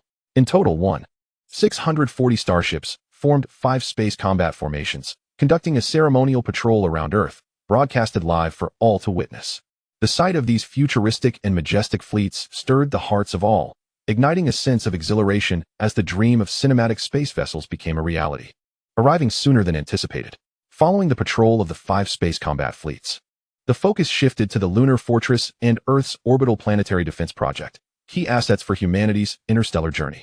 Upon the conclusion of the naval review, Cao Kun emerged from the Temple of Creation into the vastness of space. With a mere thought, a formation diagram and 9 circular spiritual artifacts materialized from the space of mustard seeds. In an instant, the diagram and artifacts activated, radiating brilliant light, intertwining to form a grand star array enveloping the entire Earth. This formation, known as the Stellar Transfer Array, is a Tier 3 elemental diagram, possessing the power to relocate stars. Indeed, not even the Earth, with its diameter of 130,000 kilometers, is beyond the reach of such might, especially when aided by high-tier spiritual artifacts, capable of moving even a star. The energy source for this stellar transfer array derives from the omnipresent elemental power of the cosmos, which automatically converts into propulsion energy to facilitate celestial movement. Rise! Cao Kun's commanding voice resonated throughout the Earth. Then, to the astonishment of all, the Earth gradually broke free from the sun's gravitational grip, hurtling forward with increasing speed. Eyes widened in disbelief, the populace marveled at the spectacle. The senior officials of Great Xia stood equally dumbfounded, having previously speculated that a planetary nuclear fusion engine would be necessary to liberate Earth from the sun's gravitational pull. However, it became evident that their vision was limited. Just a few spiritual artifacts and a formation were sufficient to mobilize the Earth. Weighing an astounding 60 trillion tons, a manifestation of unparalleled power that left them awestruck. As the Earth's velocity accelerated, it continued to gain speed until it reached the speed of light. The lunar fortress, under Earth's gravitational influence, closely followed its path. The superluminal engines of the 5 space combat fleets surged with power, forming 5 formations to guard the Earth as they journeyed together. As Earth traversed further away from the sun, it was not plunged into eternal darkness. Mastering nuclear fusion allowed humanity to create artificial suns, ensuring that day and night continued to cycle, with minimal impact on the environment. As time flowed steadily by, 3 years later, Earth crossed the Oort cloud, reaching the outermost edge of the solar system, gradually slowing its pace. This region, situated 3 light-years from the solar system, was deemed a safe zone. Even if Cao Kun were to consume the solar core, triggering a stellar catastrophe, it would take some time before any significant impact would be felt on Earth. Moreover, with the current array of measures at Earth's disposal, it is entirely feasible to withstand certain less severe stellar disasters. Once the position of Earth was secured, Cao Kun imparted the method for activating the stellar transference array to his sister, Cao Ziyun, and instructed the senior officials of the Daxia to remain in place. Awaiting his notification, he then summoned Ao Tian to execute the Dragon Leap to traverse several light-years, arriving at the outer layers of the Sun. Standing before the Sun, with a diameter of 1.3 million kilometers, Cao Kun and Ao Tian appeared as insignificant as ants. However, their diminutive size did not imply that Cao Kun could not conquer this colossal entity. He instructed Ao Tian to shrink in size and enfold him within the mustard seed space. Having been crafted from a 2-star level creation box, this space could accommodate living beings. Subsequently, Cao Kun transformed into a streak of light, swiftly traversing the Sun's corona, chromosphere, photosphere, radiation zone, and convective zone, resolutely charging towards the solar core. Before long, Cao Kun reached the edge of the solar core, where temperatures soared to a staggering 20 million degrees Celsius. Such heat would be lethally perilous even for a third-tier extraordinary being. Without an exceptionally formidable defensive artifact, it would be challenging to withstand such harm. Yet, for Cao Kun, as an elemental spirit, this environment was akin to water for fish. He reveled in it, entirely unscathed. Addressing the creation box, Cao Kun commanded, "Creation box, consume this stellar core." The creation box manifested, generating an immensely terrifying suction force that voraciously drew energy from the solar core. The solar core was vast, with a radius of 170,000 kilometers, accounting for half of the Sun's total mass. The sheer magnitude of energy was incessantly siphoned by the creation box. Within the boundless expanse of the creation box, the cosmos underwent a silent yet profound transformation. The stars within the cosmic river gradually solidified, their luminosity intensifying.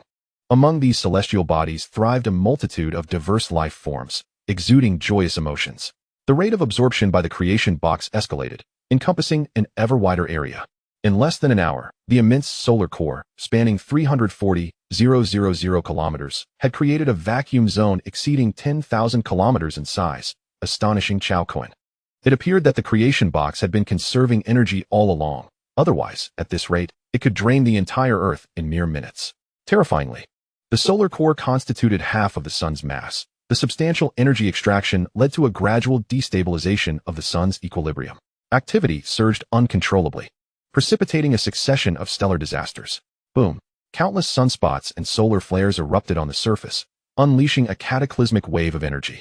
The largest of these phenomena spanned hundreds of thousands of kilometers, with high-energy ions dispersing chaotically, throwing the Sun's gravitational magnetic field into disarray. The outermost corona lost all semblance of balance, spewing forth an endless torrent of coronal material. This culminated in a colossal solar storm, extending over 100 million kilometers, sweeping across all directions with ferocity. This spectacle was captured by monitoring equipment strategically positioned on Mercury, transmitting the events to Earth, 3 light-years distant. Observers were left wide-eyed, their scalps tingling with dread. The solar catastrophe had indeed erupted. Through the video feed, the overwhelming sense of suffocation was palpable. The display lasted only a brief moment. Yet wherever the solar storm passed, magnetic fields were obliterated, reducing the monitoring equipment on Mercury to mere dust. Venus, situated within the inner solar system, was not spared either. However, the more distant Mars, Jupiter, Saturn, and several asteroids still housed numerous monitoring devices. After a moment of stunned silence, the onlookers quickly regained their composure. With the solar storm yet to arrive, scientific laboratories across various fields sprang into action. This was a once-in-a-lifetime opportunity to study the stellar evolution disaster, advancing humanity's understanding of cosmic matter. The creation box continued to absorb at an unrelenting pace, with the rapid depletion of hydrogen and helium causing a corresponding decline in the solar core's nuclear fusion reactions. The internal temperature and pressure intensified to such extremes that it could no longer support its core against its own gravitational pull, initiating a collapse. This series of chain reactions rendered the hydrogen shell of the Sun's outer layer increasingly volatile, ultimately breaching a critical point and igniting. The radiation pressure from the combustion, combined with the expulsion of vast amounts of coronal material, led to a weakening of gravitational forces, resulting in the uncontrollable rapid expansion of the Sun's outer layers. gradually forming a breathtaking planetary nebula. Moreover, as the creation box continued to absorb the solar core, the expansion rate of the sun accelerated, cyclically transforming it into a more luminous and resplendent red giant. On Earth, situated 3 light-years away, countless individuals gazed through telescopes, witnessing the sun's transformation in awe. The grandeur was beyond comprehension. Astronomers and enthusiasts alike were left dumbfounded, struggling to grasp the rapidity with which the sun had morphed into a red giant, utterly overturning their understanding of stellar evolution. In merely 3 hours, the sun had expanded to dozens of times its original size. Mercury and Venus, closest to the red giant's searing heat and pressure, were instantaneously disintegrated and consumed. 2 hours later, the rate of expansion of the red giant reached its zenith, surpassing the previous orbital position of Earth and coming within a single step of Mars' trajectory.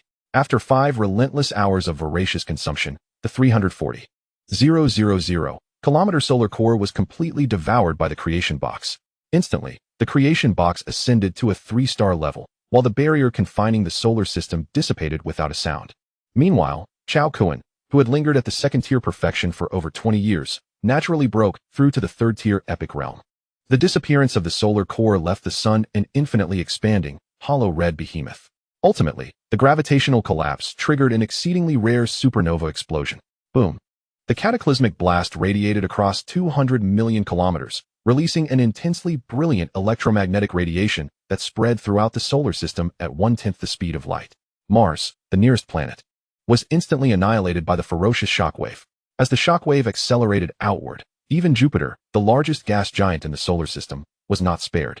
It experienced a series of extreme anomalies, uncontrollably drifting toward the fringes of the solar system. The rings of Saturn collapsed, and the smaller planets, Uranus and Neptune, could not withstand the upheaval, following in Mars' tragic wake. This magnificent scene was visible even from the Oort cloud, 3 light-years away, where Earth's inhabitants were left agog, their eyes nearly bulging from their sockets, mouths agape in sheer disbelief. Could it be? Was it merely an illusion? A supernova explosion from a star of the sun's mass? Unfathomable, simply unfathomable. Fear and trepidation gripped all, causing them to tremble uncontrollably. A supernova explosion is the most terrifying phenomenon in the universe, with a destructive range that can extend for dozens of light-years. Earth, positioned directly within the core of this impending supernova, faced an unprecedented calamity, leaving even those equipped with second-tier technology lacking the confidence to withstand such an unparalleled disaster. The Earth promptly activated the Panga defense system, along with the gravitational derivative device and the magnetic field shield apparatus. As anxiety and trepidation enveloped the populace in anticipation of the impending shockwave, they were astonished to discover that the energy shockwave from the supernova was, in fact, diminishing. This unexpected turn of events was due to the intervention of Cao Kun. The supernova explosion, which left Cao Kun astounded and incredulous, far exceeded his expectations. The energy released in the explosion was 10 times more potent than the total energy emitted by the sun throughout its lifetime. Should this continue, the Earth would be doomed. In a moment of desperation, Cao Kun commanded the creation box to absorb this energy. Indeed, it proved effective. The 3-star creation box swelled in size by a staggering 1 million times, and its rate of absorption transformed dramatically. Within a mere second, it devoured all the energy released by the supernova within a radius of thousands of kilometers. Cao Kun seized this opportunity to absorb energy himself. As an elemental spirit, he found no hindrance in absorbing light, fire, and metal elements, which surged rapidly, elevating him to the pinnacle of the 3rd stage in an instant. Yet, even with continued absorption, he felt no further increase. He understood this was due to the connection between his realm and the creation box. Once the creation box upgraded to 4 stars, he would similarly transcend to the 4th stage. With his 3rd stage perfected, Cao Kun harnessed his light element combat technique, capable of achieving speeds up to 10 times the speed of light. Thus, with the creation box, he flickered through the void, leaving behind a profound darkness in his wake within a 10,000-kilometer radius. An hour later, all the energy directed towards Earth was completely consumed by the creation box, averting the crisis. Without the stellar energy, the formation of new stars became impossible.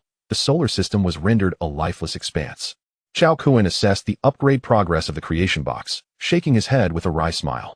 Having devoured the majority of the supernova's energy, the upgrade progress had scarcely reached a single percentage point. It seemed that to elevate the creation box to 4 stars, it would require the absorption of energy equivalent to that of 100 suns. Such a daunting prospect. As less than a day had passed, Aotian was still unable to utilize the Dragon Leap to traverse light years. Undeterred, Cao Kun sought a new speed-based combat technique among the elemental techniques. Soon, he uncovered a formidable skill, Void Escape. This spatial elemental technique permitted instantaneous movement across 5 light years, with unlimited uses as long as the energy consumption could be sustained. In just 2.5 hours, Cao Kun mastered Void Escape. Stepping forth, the surrounding void trembled, and his figure vanished. Approximately a minute later, in the depths of space 43 light years from the solar system, a figure materialized suddenly, gazing at the 3 colossal stars suspended in the profound cosmic expanse. Cao Kun found himself momentarily taken aback. 3 stars? Where's this place? Lost in confusion, he suddenly recalled the star map he had received upon the creation box's manifestation, which detailed the entirety of the Milky Way galaxy. Any coordinate within the galaxy was meticulously marked on this treasure map of the stars. Cao Kun focused his consciousness on the map, which illuminated 2 points of light, one red and one white. The red point remained stationary at the center of the galaxy, while the white point indicated Cao Kun's current position. A glance at the details confirmed it to be Proxima Centauri. This meant that the blockade of the solar system had been dismantled. Cao Kun erupted in laughter, his instincts proving correct. The creation box was indeed the key to unlocking the solar system shackles. As he sensed the Earth's position, he was pleasantly surprised to find he could even clearly discern who was there: his sisters, Cao Ziyun and Cao Zixin. Reflecting on this connection, he marveled at the prowess of the creation box. Attempting to transmit a message to his sisters telepathically, he found that distance was rendered irrelevant, with 0 delay in transmission. Ziyun, Zixin, I have arrived at Proxima Centauri. Set sail immediately, I await you here. Simultaneously, he transmitted his coordinates. Upon receiving Cao Kun's message, Cao Ziyun and Cao Zixin were momentarily stunned before swiftly regaining their composure. They were already accustomed to their brother's formidable power. After notifying the high-ranking officials of Daxia, Cao Ziyun reactivated the stellar transfer array. The human civilization of Earth embarked on a journey at light speed, venturing into the starry seas beyond the solar system. Their destination, Proxima Centauri. The end. If you enjoyed this, please like, comment, and subscribe. Thank you for your support.